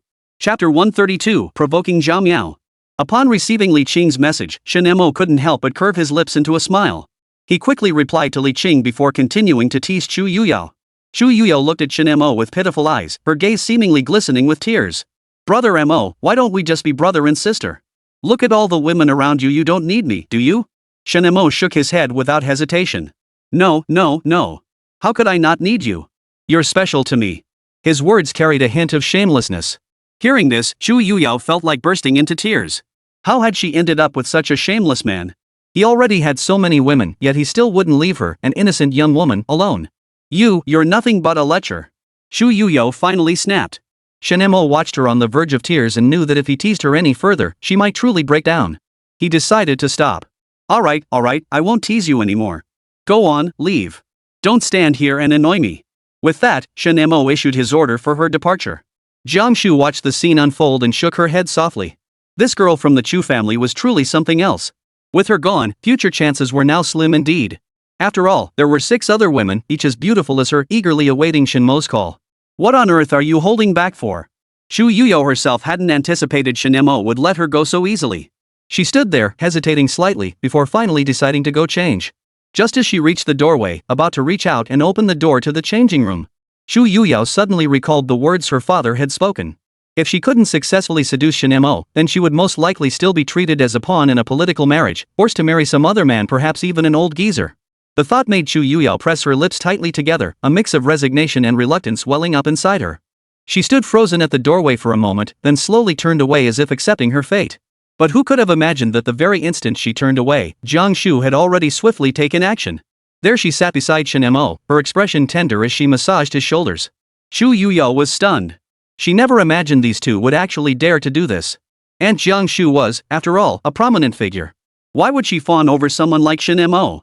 Could it be that Shen Mo truly possessed some extraordinary ability? Xu Yuyao's mind drifted back to the dire straits the Chu family currently faced. The cash flow was so tight it felt suffocating. Employees were quitting left and right, and the company's stock price had plummeted, leaving it teetering on the brink of collapse. It probably wouldn't last much longer. Her father had brought her here specifically to ask Shen Mo for help. At first, Xu Yuyo had dismissed the idea with utter disdain. She simply couldn't believe that so-called unscientific methods could resolve the Chu family's crisis. But when she learned that other families besides the Xiao family had suffered similar fates, she began to harbor a sliver of doubt about Shen Mo's abilities. After all, Xiao Sun and Shen Mo shared an exceptionally close relationship, and the Xiao family's business had begun to flourish remarkably. This seemed far from mere coincidence. But it was incredibly unscientific. Shen Mo looked at Xu Yuyo, who stood frozen at the doorway. Weren't you leaving? Why haven't you gone yet? Snapping back to reality, Xu Yuyo felt a surge of stubbornness well up inside her at Shen Mo's repeated dismissal. She walked up beside Shen Mo and declared firmly, "I'm not leaving today. Even if you have the slightest interest in me, you should at least make a move. How could you just casually be together without first nurturing some feelings?" Shen Mo snorted coldly inside. Women, their thoughts are truly as numerous as cow hairs. He looked at Xu Yuyo with a faint, mocking smile. "What are you staying here for? Don't tell me you want to watch us get down to business?" Xu Yuyo's face flushed crimson instantly. She stammered, You really dare to with Aunt Jiang." Jiang Shu, her own face flushed, interjected, "I don't mind at all. After all, it's been over a decade since I last did it." She winked at Xu Yuyo. Xu Yuyo was utterly stunned. Her eyes widened in disbelief as she stared at Jiang Shiron, inwardly groaning, "Auntie Jiang, how could you say such things to an innocent girl like me?" Shen Mo was also taken aback by Jiang Shu's boldness. But then again, it made sense. A woman who hadn't experienced that kind of life for so many years must be starved for it. Women over 40 are like tigers. Especially a well-preserved, curvaceous young woman. She looked even better in a cheapao. Jiang Shu pulled the stunned Xu Yuyo over, grabbed her hand, and placed it directly on Shen Mo's body. Xu Yuyo felt as if she'd touched electricity. Her hand tingled. "Auntie must advise you, love is measured by money. You've enjoyed luxury since childhood. Are you truly willing to abandon everything for so-called love?" "I was foolish in my youth, so foolish I couldn't even return to my parents' home," Jiang Shu said with a hint of resignation, her heart still deeply scarred by love. Xu Yuyo understood the sentiment. She had only liked Zhao Miao, yet after discovering his deception, her heart ached unbearably. But just as she thought of him, he called. Zhao Miao called Xu Yuyo again. Xu Yuyo picked up her phone, ready to hang up and block him. Shen Mo snatched her phone away with one hand and pulled her into his embrace with the other. "Let's see how our incompetent ex-fiancé feels watching us like this." "Don't." Xu Yuyo tried to stop him, but Shen Mo had already answered the video call. "Yuyao, I." Zhao Miao jumped for joy upon seeing Xu Yuyo answer his call, but his expression turned sour the moment he saw the scene unfolding on screen.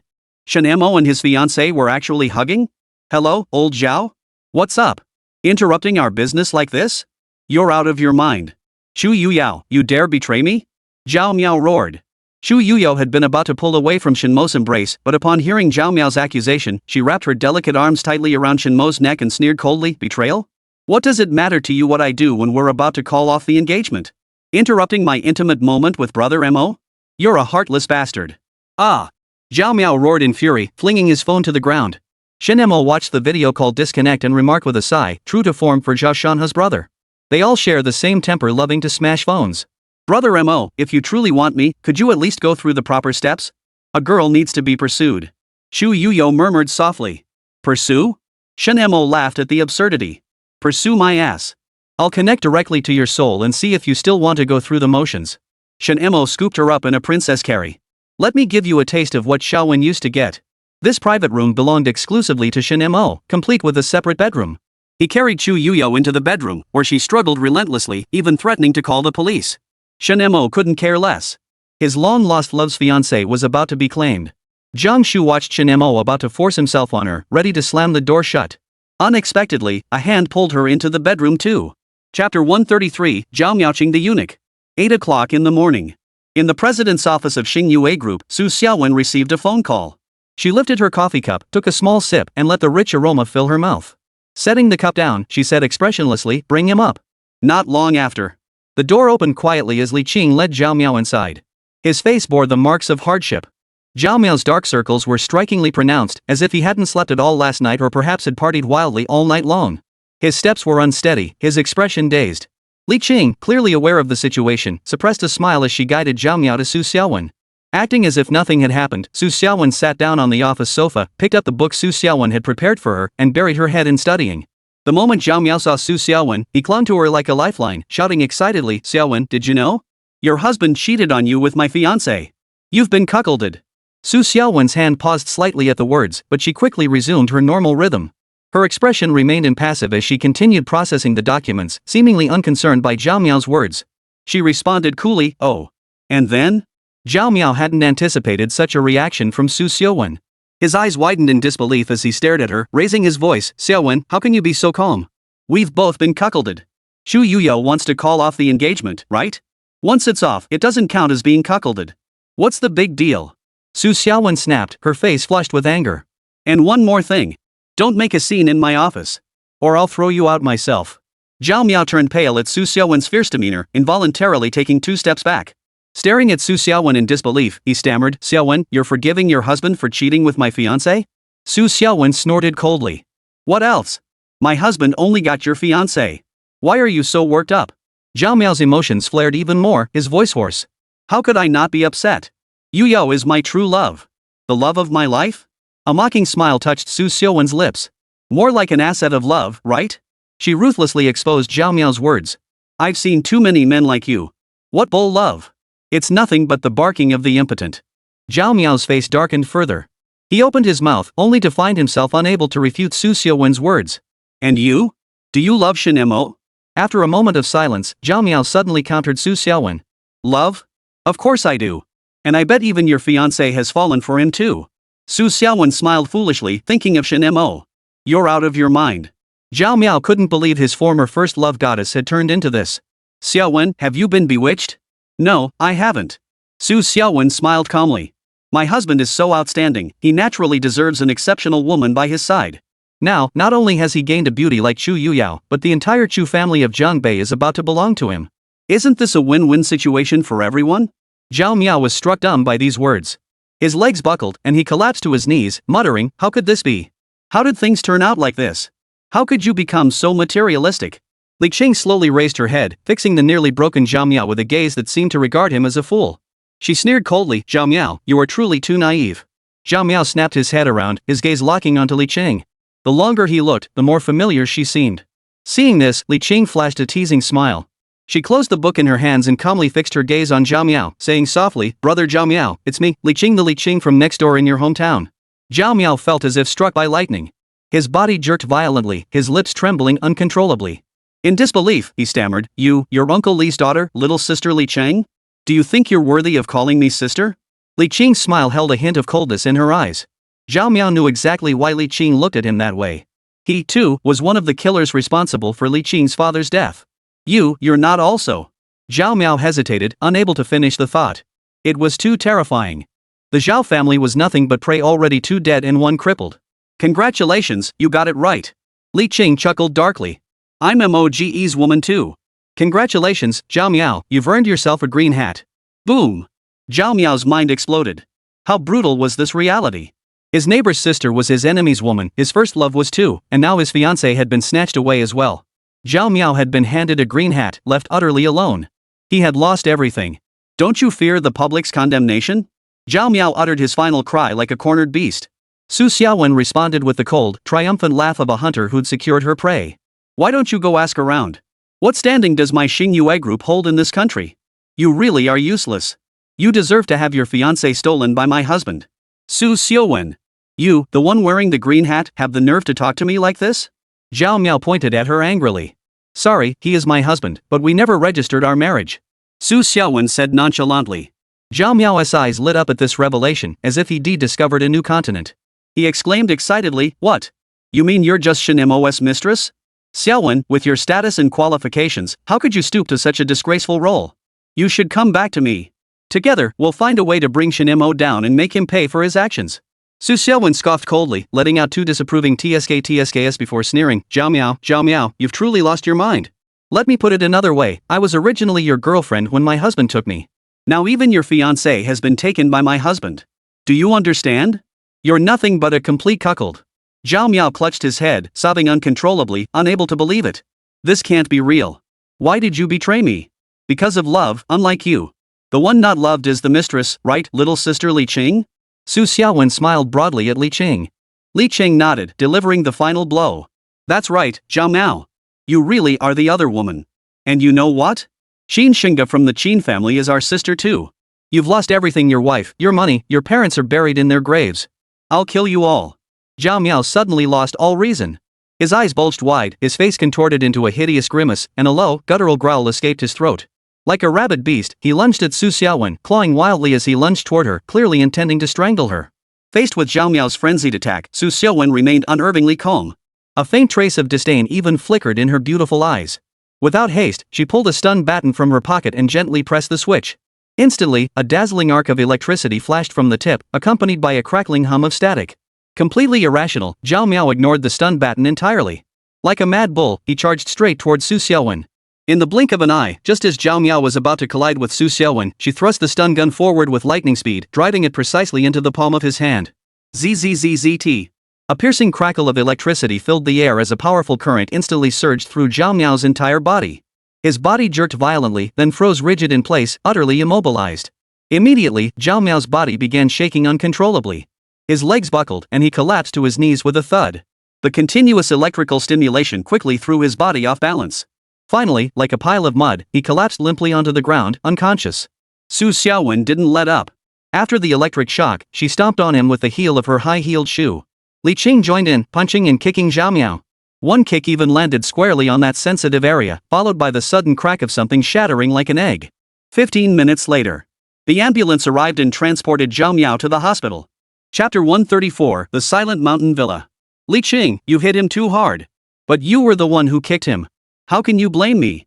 The two women began arguing. Xiaowen snorted coldly, now that we have another sister, my husband's attention will surely be divided. What are we to do? Seeing this, Li Qing's face twisted into a sinister grin, the very image of a wicked concubine. She said, what's there to fear?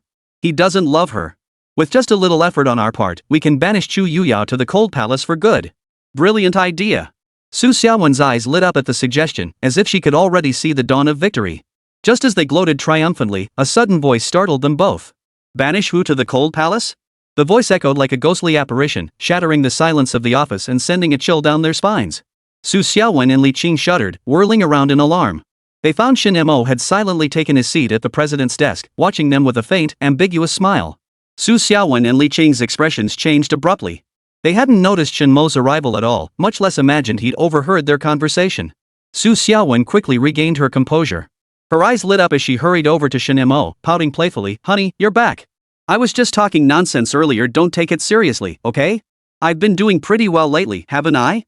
After speaking, she couldn't resist striking an adorable pose, batting her big eyes as if begging for praise. I haven't disappointed you, have I? Li Qing took Shen Mo's hand, swaying slightly as she acted coy. Not disappointed at all. You've both been very good. Shen Mo embraced them, letting them sit on his lap as his hands began to drift downward. Xiaowen pouted slightly. You haven't shared a room with me in ages. Can we sleep together tonight when we get home? No way. Tonight we're going back to our place. Sister Xiaoya and I bought different outfits to show you. Li Qing chimed in, trying to win him over. I'm the older sister. You have to listen to me. If you were Yao Yao, I'd definitely let you, but you're not. You little brat think you can mess with me? Shen Mo gave their pert bottoms a firm pat. The two girls, who had been locked in a standoff moments ago, instantly flushed crimson and gazed at Shen Mo with loving eyes. What's with all the arguing? Shen Mo suddenly felt that having more women around just made things extra noisy and competitive for attention. He turned to Xiaowen, ran his fingers through her silky hair, and asked with a smile, "Xiaowen, how's the progress on my Shanshui manor?"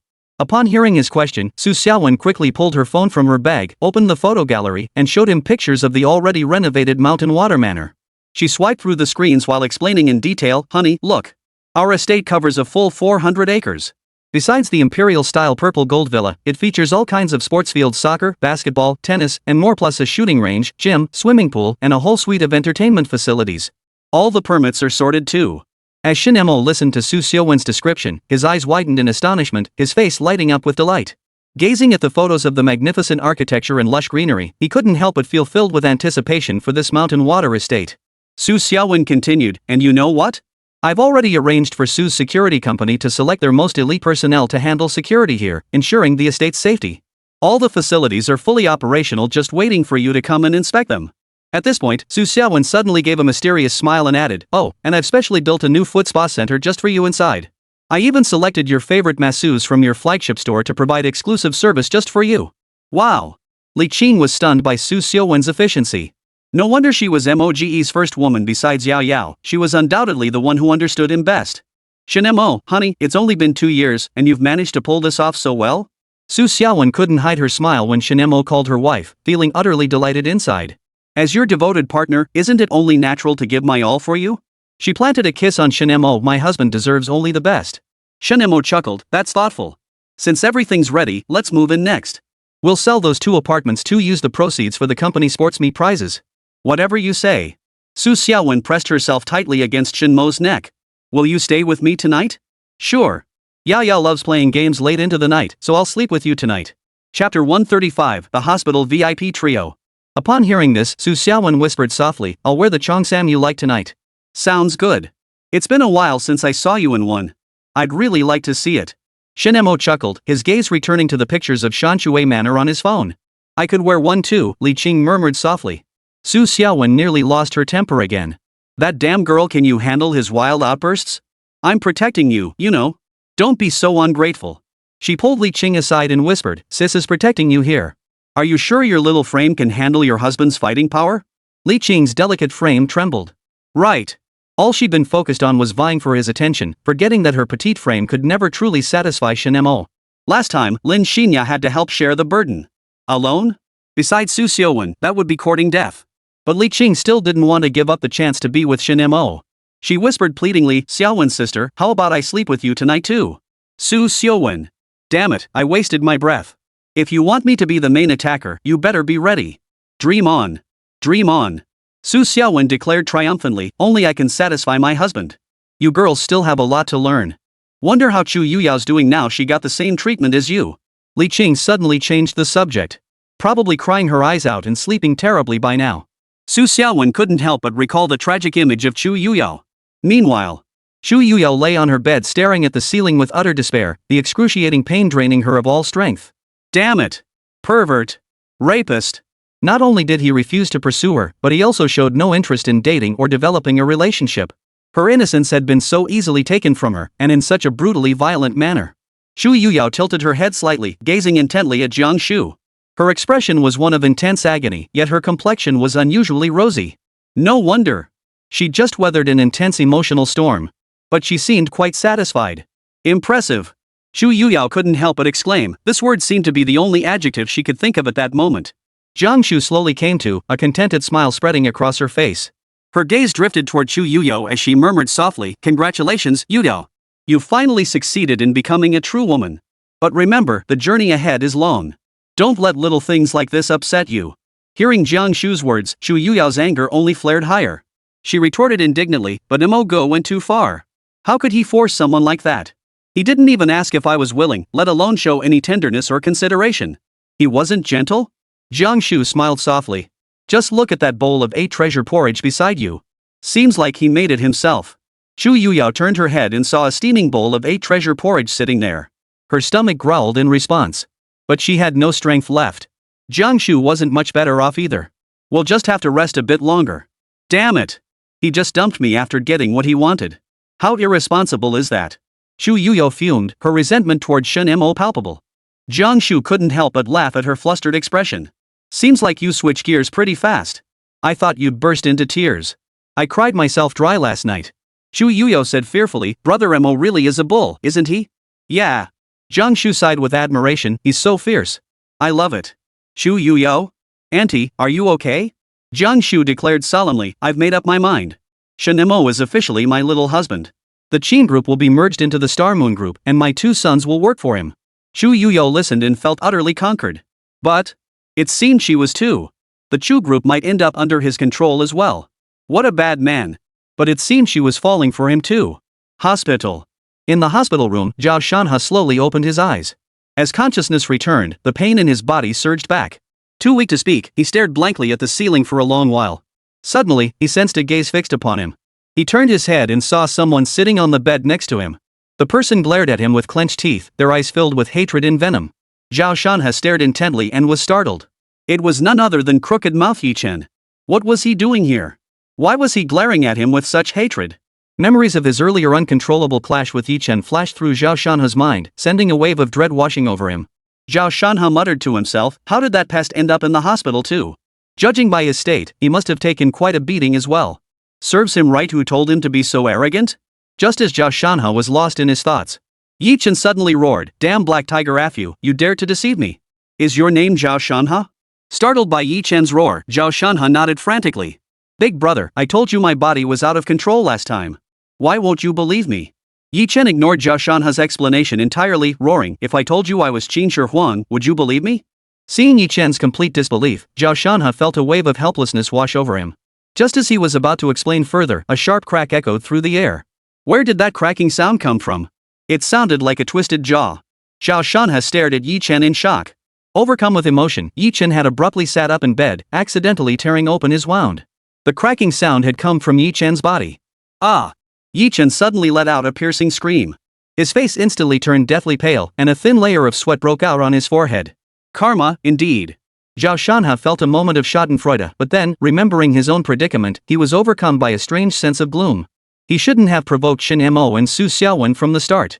Not only had he lost his ex-girlfriend, the school beauty, but now he'd lost his current girlfriend, another school beauty. What kind of mess was this? He hadn't even made his move yet, and Shen Mo had already acted so swiftly, completely stealing his girl. What a mess. Just then, the doctor and nurses entered, pushing a gurney to the bed on the other side of Zhao Shanhe. Zhao Miao. Zhao Shanhe recognized the face and gasped in shock. Karma really does come around. This so-called good brother was hospitalized too. Damn it, serves him right. Where was Shi Jinxian? Zhao Shanhe recalled hearing Shi Jinxian's screams during the accident. Then came the crash and the screams of the crowd. Could she have been in an accident too? Chapter 136, 3 Green Turtles Trading Insults. 3 in the afternoon. Zhao Miao slowly regained consciousness. The moment his hearing returned, he heard a fierce argument.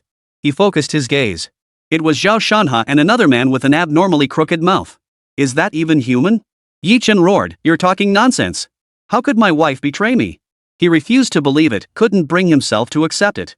Xiaowen might despise him and hate him, but she would never stoop to selling herself. He knew his wife well enough. Her proud nature would never allow her to lower herself like that.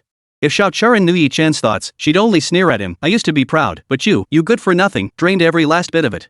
Now you get to wear that green hat. Yichen's lips curled into a contemptuous smile. His gaze fell on the vivid green hat sitting on the table beside Zhao Shanhe. He sneered openly, ha! Zhao Shanhe, look at that green hat on your table. It's so green it practically glows. Looks like you're the one wearing the green hat, huh? Zhao Shanhe froze as if struck by lightning at Yichen's words. His gaze followed Yichen's direction and indeed spotted the familiar green hat. That green hat felt like a nightmare, shadowing him wherever he went, impossible to shake off. Zhao Shanhe's face instantly turned an unsettling shade of green, as vivid and unbearable to look at as the hat itself. He suddenly noticed Zhao Miao had woken up at some point, staring at him with a look of pity. Zhao Shanhe's rage ignited instantly. He glared at Zhao Miao and sneered sarcastically, oh, my dear big brother, you're finally awake. I heard you were sent over from Star Moon Group. Could it be that Su Xiaowen and Shen Mo beat you into this sorry state? Your first love, your white moonlight, treated you like this. What's the point of living? Why don't you just die? Zhao Miao stared at him expressionless, his voice barely above a whisper. Shanhe. Mom's gone.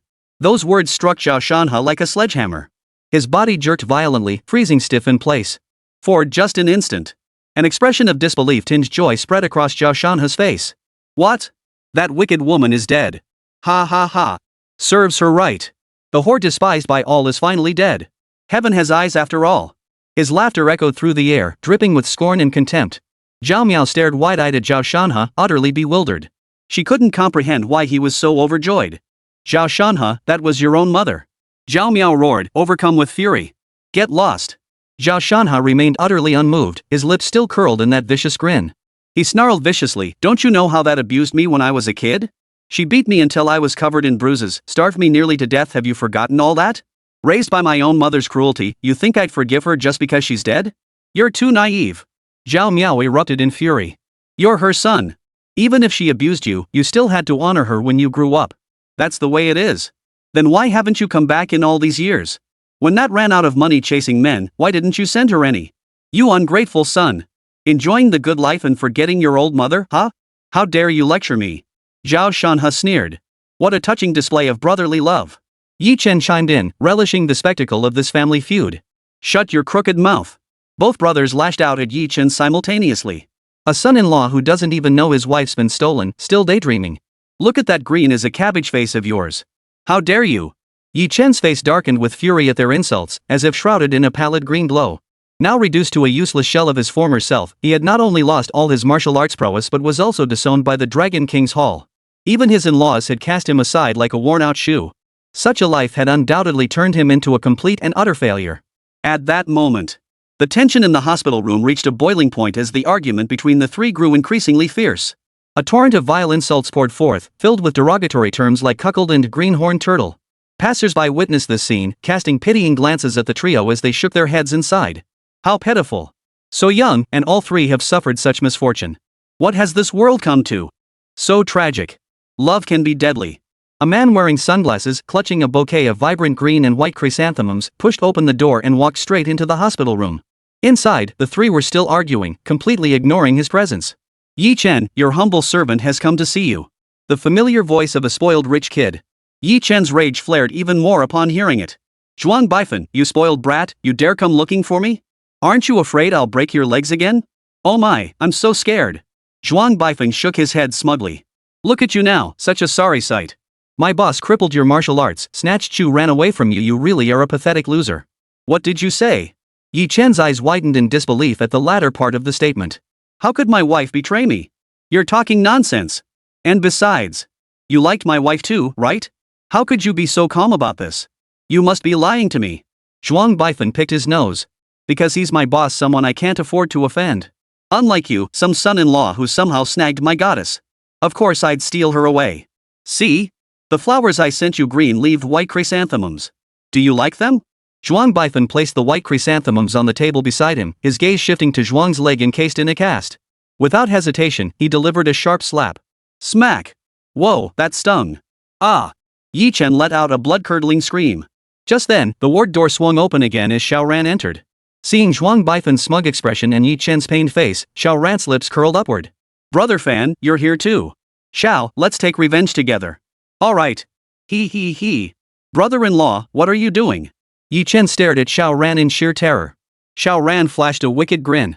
My brother-in-law is Shen Mo, while you're just a cuckold. You've brought such misery upon the Xiao family, I must exact my revenge. Impossible. My sister couldn't have betrayed me. Yi Chen's eyes turned red. BGM, play. Zhuang Baifan pulled out a portable speaker, locked the hospital room door from the inside, connected his phone, and began playing Invincible. Invincible is how? How lonely. Invincible is how? How empty. Alone at the summit. The two began dancing provocatively right beside Yi Chen, each move deliberately brushing against his legs and arms. The music drowned out Yi Chen's screams. Chapter 137, rumor has it, they say, someone claims. Several days later. After meticulous construction over an extended period, Shen Mo's mountain water manor was finally completed. On this day, all the prominent figures in Jiangcheng came to offer their congratulations, and even some influential dignitaries from neighboring provinces made the arduous journey to attend. The newly appointed provincial governor, the party secretary, and other high-ranking officials were all present. Smiling, they approached Shen Mo to offer their congratulations. Su Yuliang stood to the side, observing it all with a cold gaze. He snorted inwardly, at the meetings, weren't these people all so eloquent? Why, once they got here, did they all turn into such sycophants? Talk about one face in public, another behind closed doors. Shen Mo smiled warmly as he stepped forward, extending his right hand and saying enthusiastically, "Hello, Secretary Jean. Welcome to my mountain water manor. Jean Ruisha also extended his hand, clasping Shen Mo's as he smiled. I've long heard that Secretary Yu Liang has a son-in-law of exceptional caliber. Meeting you today, I see you truly are extraordinary.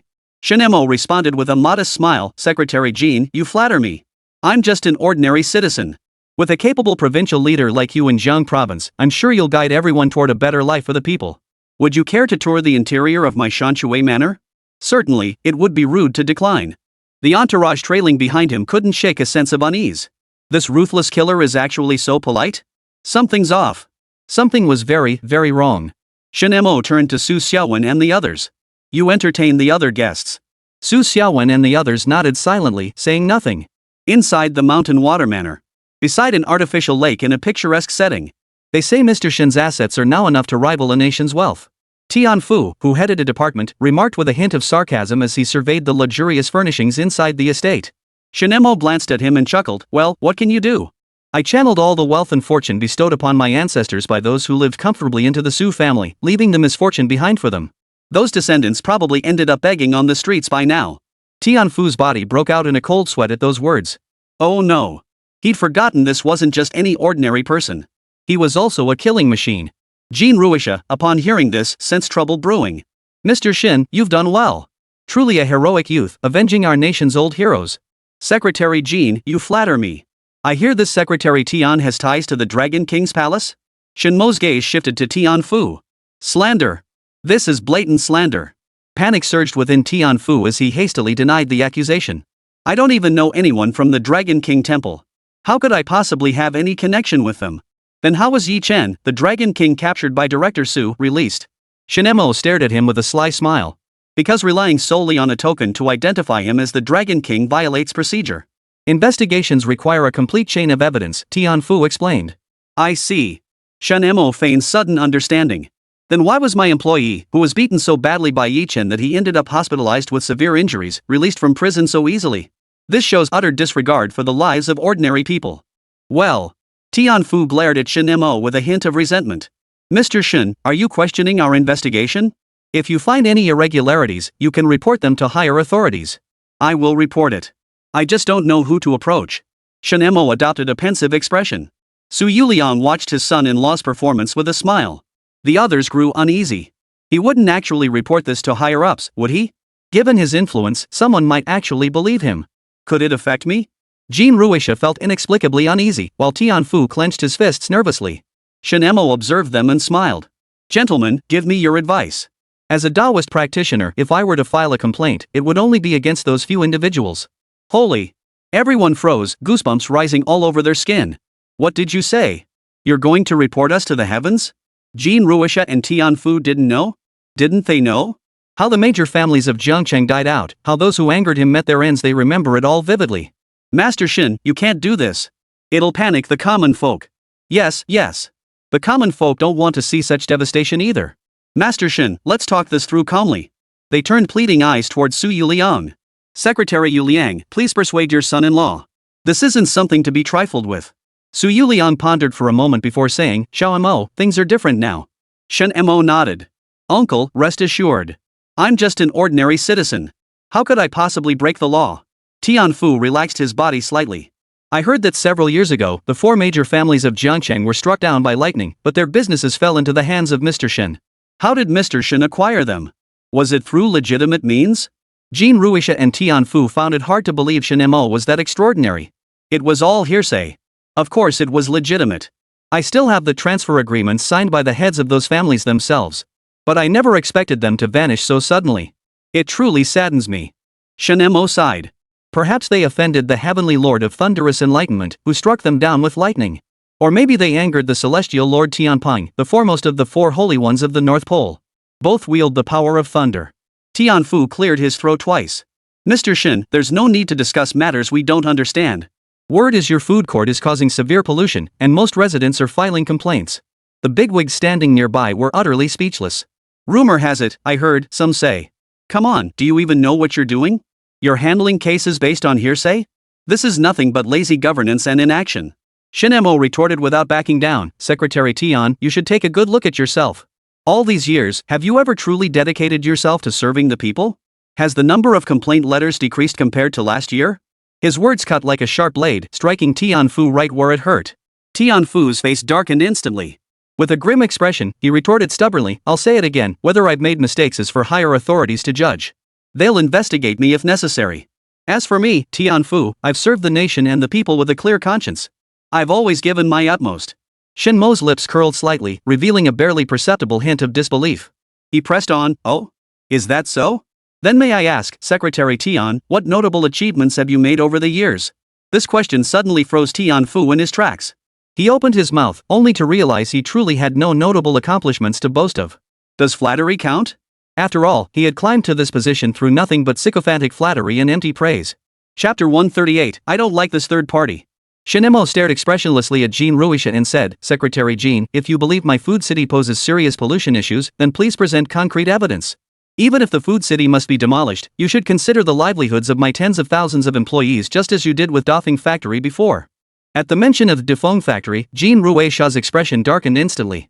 Ignoring Jean Ruisha's reaction, Shen Mo casually patted his shoulder and continued, "Secretary Jean, you really must take care of your health. After all, your political career is about to draw to a close." Shen Mo's words detonated like a bombshell, sending shockwaves through the crowd. Everyone stared at Shen Mo in shock, as if unable to believe their ears. Even the usually composed Su Yuliang couldn't hide his surprise. He stared at Shen Mo, clearly taken aback by such blunt words. This was undoubtedly an open declaration of war, especially in such a setting. "Xiaowen, you can't just blurt out things like that." Su Yuliang hurriedly interjected, a hint of tension in his voice. Shen Mo merely smiled faintly in response. "Secretary Yuliang, I'm merely stating a fact." Jean Ruisha's expression darkened further. He glared at Shen Mo, his eyes flashing coldly as he snapped, "Mr. Shen, are you threatening me?" Shen Mo maintained his smile, replying calmly, "Secretary Jean, you misunderstand. I merely wish to remind you that you have crossed the line." Jean Ruisha and Tianfu exchanged glances. Anger flashed across both their faces before turning to sheer terror.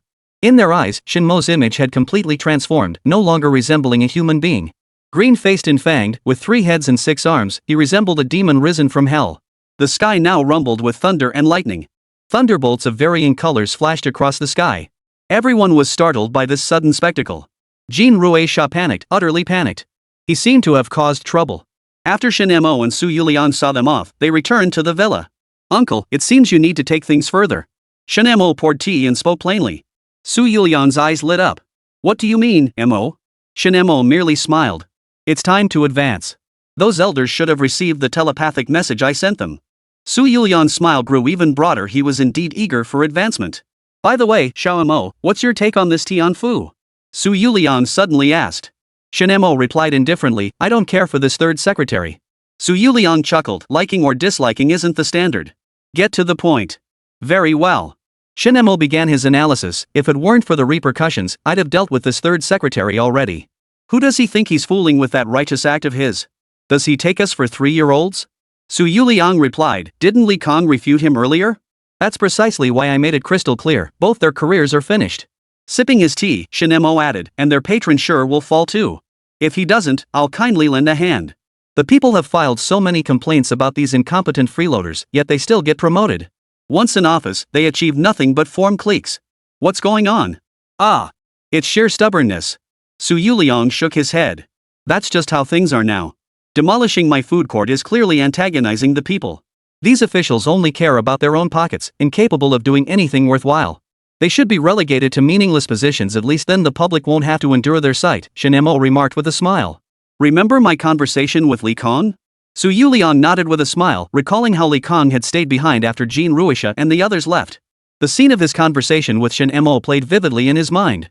Shen Mo had said, "From the day I went up the mountain to learn my craft to the day I descended to become the nation's guardian deity, everything I set out to do, I accomplished. When I opposed something, others dared not proceed. Have there been those who opposed me? Yes. But very few, unless they wanted to meet the king of hell." Li Kong could only offer an awkward smile. If his subordinates had witnessed this moment, they would have thought the sun was rising in the west. The formidable Li Kong actually acting so meek? In this world, there is no one on my level, no mortal or deity. Not even the Supreme Heavenly Inspector, the Great Spirit Official Wang, or the Daoist sage Hongjun, Yang Erlang, dare to supervise me, nor could they. Li Kong didn't quite grasp the Taoist references and chuckled, "Master Shen, I actually share a similar feeling. In Jianshan, no one supervises me either because I'm too overbearing. Being domineering is good. The common folk need a strong leader like you. Without firm measures, you can't control your subordinates. Shen Mo praised him.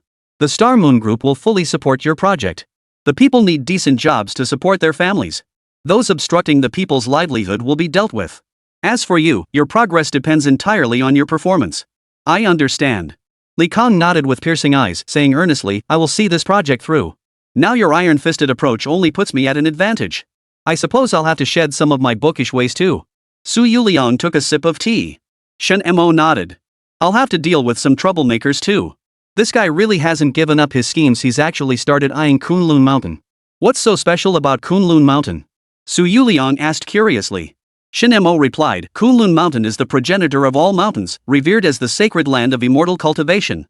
Oh. Su Yuliang perked up instantly at this mention. Then isn't that a good thing? It could greatly strengthen our nation. Shen Mo shook his head. Uncle, don't oversimplify it. Kunlun Mountain is indeed a sacred place for cultivation, but not everyone has access to it. If spiritual energy were to leak out, the world would descend into chaos. All manner of demons and monsters would plague the mortal realm. I see. Su Yuliang pondered for a moment. Beyond the threat of demons and monsters, human nature is unpredictable. Once they possess such power, the harm inflicted upon the common people would be immeasurable. Most would likely seek to dominate and rule. Shen Mo nodded. Exactly. As expected of you, Secretary Yu Liang.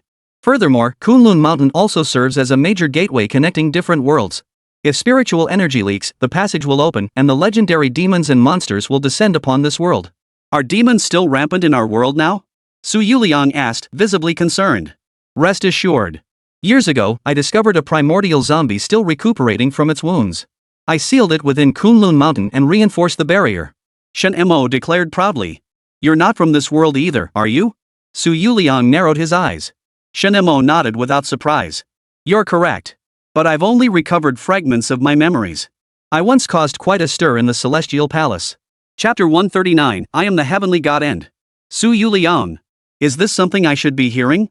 You once caused chaos in the Heavenly Palace? Are you Sun Wukong or Erlangshan? Do you think you can just cause chaos in the Heavenly Palace whenever you feel like it? They have connections. What do you have? Do you really think I haven't read Journey to the West? Sun Wukong has the Supreme Lord Lao behind him, and Erlangshan has the Jade Emperor. What do you have? Shen Mo saw through Su Yuliang's thoughts and declared bluntly, I have the Purple Microcosm Emperor behind me. I am the incarnation of desire from the 7 emotions and 6 desires of the Celestial Lord of the North Pole, the foremost of the 4 Holy Ones of the North Pole. Su Yuliang stood up in shock, uttering in disbelief, You're the incarnation of the Celestial Lord of the Heavenly Pegasus? That deity ranked first among the Taoist 3 purities and 6 sovereigns, whose full title is Ancestral Master, Lord of the 9 Heavens, Commander-in-Chief of the 5 Directions, Supreme General of the Northern Pole, Commander of the Left Wall, Grand Marshal, Celestial Lord of the Heavenly Pegasus. Shen Mo nodded and chuckled, I thought you'd say I was Zhu Beiji. Ha ha ha. Su Yuliang sat back down and took a sip of tea. Don't forget I was once a university professor, well read in countless texts. The Celestial Marshal Tianpeng in Journey to the West was merely a minor marshal. He wasn't even qualified to lead the campaign against Sun Wukong. The foremost guardian deity beneath the Purple Microcosm Emperor is a different matter. The true Lord of Heavenly Purity serves not only as guardian deity to the Purple Microcosm Emperor but also as guardian general to the Primordial Lord of Heaven, the foremost of the 3 pure ones in Taoism. He is a great Luo celestial immortal, ranking alongside the Azure Emperor of the East, the Vermilion Emperor of the South, the Yellow Emperor of the Center, the White Emperor of the West, and the Black Emperor of the North. The Northern Black Emperor is none other than the true Martial Emperor. While the 4 cardinal directions correspond to the 4 divine beasts, they merely serve as Tianpeng Jinjuan's subordinates. This alone demonstrates the immense stature of Tianpeng Jinjuan, ranking above the 5 elders yet below the 6 commanders. Shen Mo couldn't help but admire Su Yuliang. You truly live up to your reputation, Secretary Yu Liang. Your explanation is spot on. Su Yuliang adjusted his glasses and chuckled, Don't underestimate a scholar's intellect. I'm simply too bookish and overly sentimental. Otherwise, do you think I'd fear them? Shen Mo nodded.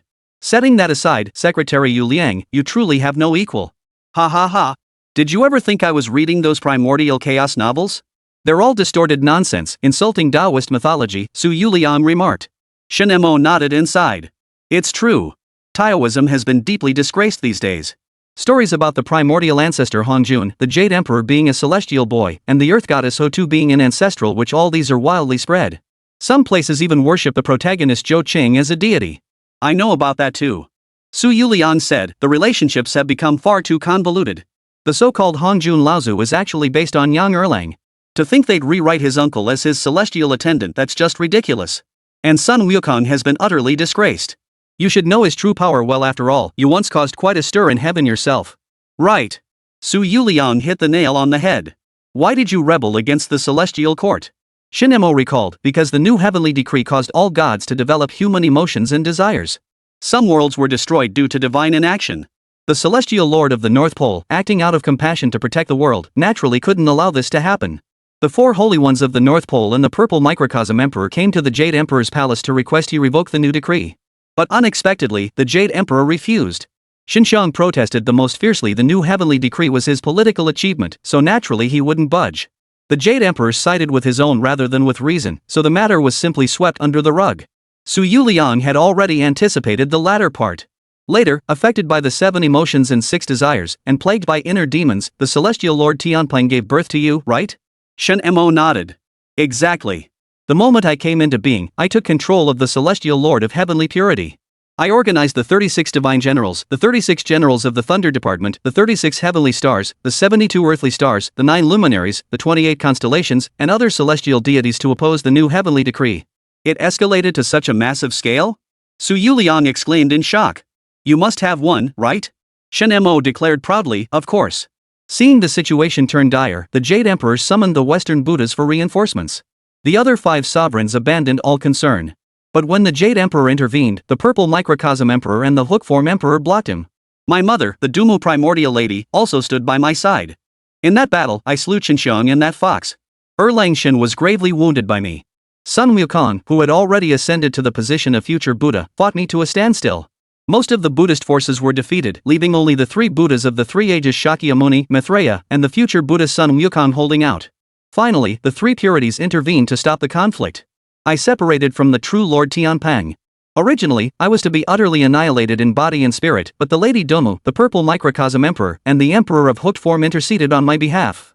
An incarnation of the Purple Microcosm Emperor brought me to this world and taught me the ways of the Tao. Su Yuliang remarked, no wonder you're so powerful and so lustful. I actually thought you were the reincarnation of Zhu Beiji. Shen Mo chuckled, he's just a janitor Buddha now. He runs far away whenever he sees me. How did Sun Wukong advance? Isn't he the victor over demons Buddha? Su Yuliang asked in confusion. Isn't his advancement perfectly natural? His power is undeniable, his insight is unmatched, and with the Supreme Lord Lao supporting him, shouldn't he progress? Shen Mo replied calmly. So it's true that Laozi transformed the barbarian into a Buddha to establish Buddhism. Sun Wukong was taught by him too, and that stone was placed by the Supreme Lord Lao Jun, right? Su Yuliang said. In Journey to the West, the stone Sun Wukong emerged from had 9 openings and 8 holes, representing the 9 palaces and 8 trigrams. Wasn't that the work of the Supreme Lord Lao? Later, he transformed into the Patriarch Bodhi to teach him Taoist arts, ascended to the heavenly court for peaches of immortality and elixirs to enhance his power, and finally refined the medicinal energy within his body in the 8 trigrams furnace. Shen Mo chuckled, you're quite the university professor, aren't you? The two then began discussing Ming Dynasty history. Later, Shen Mo dealt with Han Feng directly, striking him down with a thunderous blow that obliterated both his divine essence and soul. A month later, Shen Mo assigned the useless trio Zhao Shanhe, Zhao Miao, and Yi Chen to work like beasts of burden in a factory. Later still, Shen Mo wielded the celestial ruler's ruler to resolve the Tao of heaven in this world. Unexpectedly, he encountered the divine guardian Wangling One. Shen Mo instructed him to assign new divine generals to oversee this realm, and casually offered him a few packs of cigarettes as a token gesture. Years later, all seals within Shen Mo were lifted, granting him 98% of the power of the celestial Lord Tianpeng. Gazing upon the elder before him amidst the starry expanse, Shen Mo sighed sincerely, Great Emperor, I truly owe you my deepest gratitude this time. The elder before him was Shen Mo's mentor and elder brother, the Purple Microcosm Emperor of Taoism. The Purple Microcosm Emperor nodded. You cannot return to the celestial court. Though you now bear the title of Great Immortal, you are but a wandering immortal. Shen Mo shrugged indifferently, I don't wish to return anyway. Being a free-roaming immortal is rather carefree. Besides, I've started a family now. The Purple Micro Emperor laughed heartily. Very well. I have lifted all the seals within your body. Now it is time to fulfill your duty. Tianpeng mentioned you may choose one of his titles to inherit. The multiverse shall now be under your protection. Shen Mo pondered for a moment before replying, then I shall take the title of Heavenly Emperor. I am the Heavenly God. The end. P.S. Forced to end now. Been working overtime too much lately, no time to write at all. Truthfully, this book was just a rough draft, more like several outlines thrown together. As soon as I have free time, I'll officially push the plot forward. I can write any kind of male lead you want except for a saintly one. Please leave your comments here. The author must return to overtime work. Farewell for now.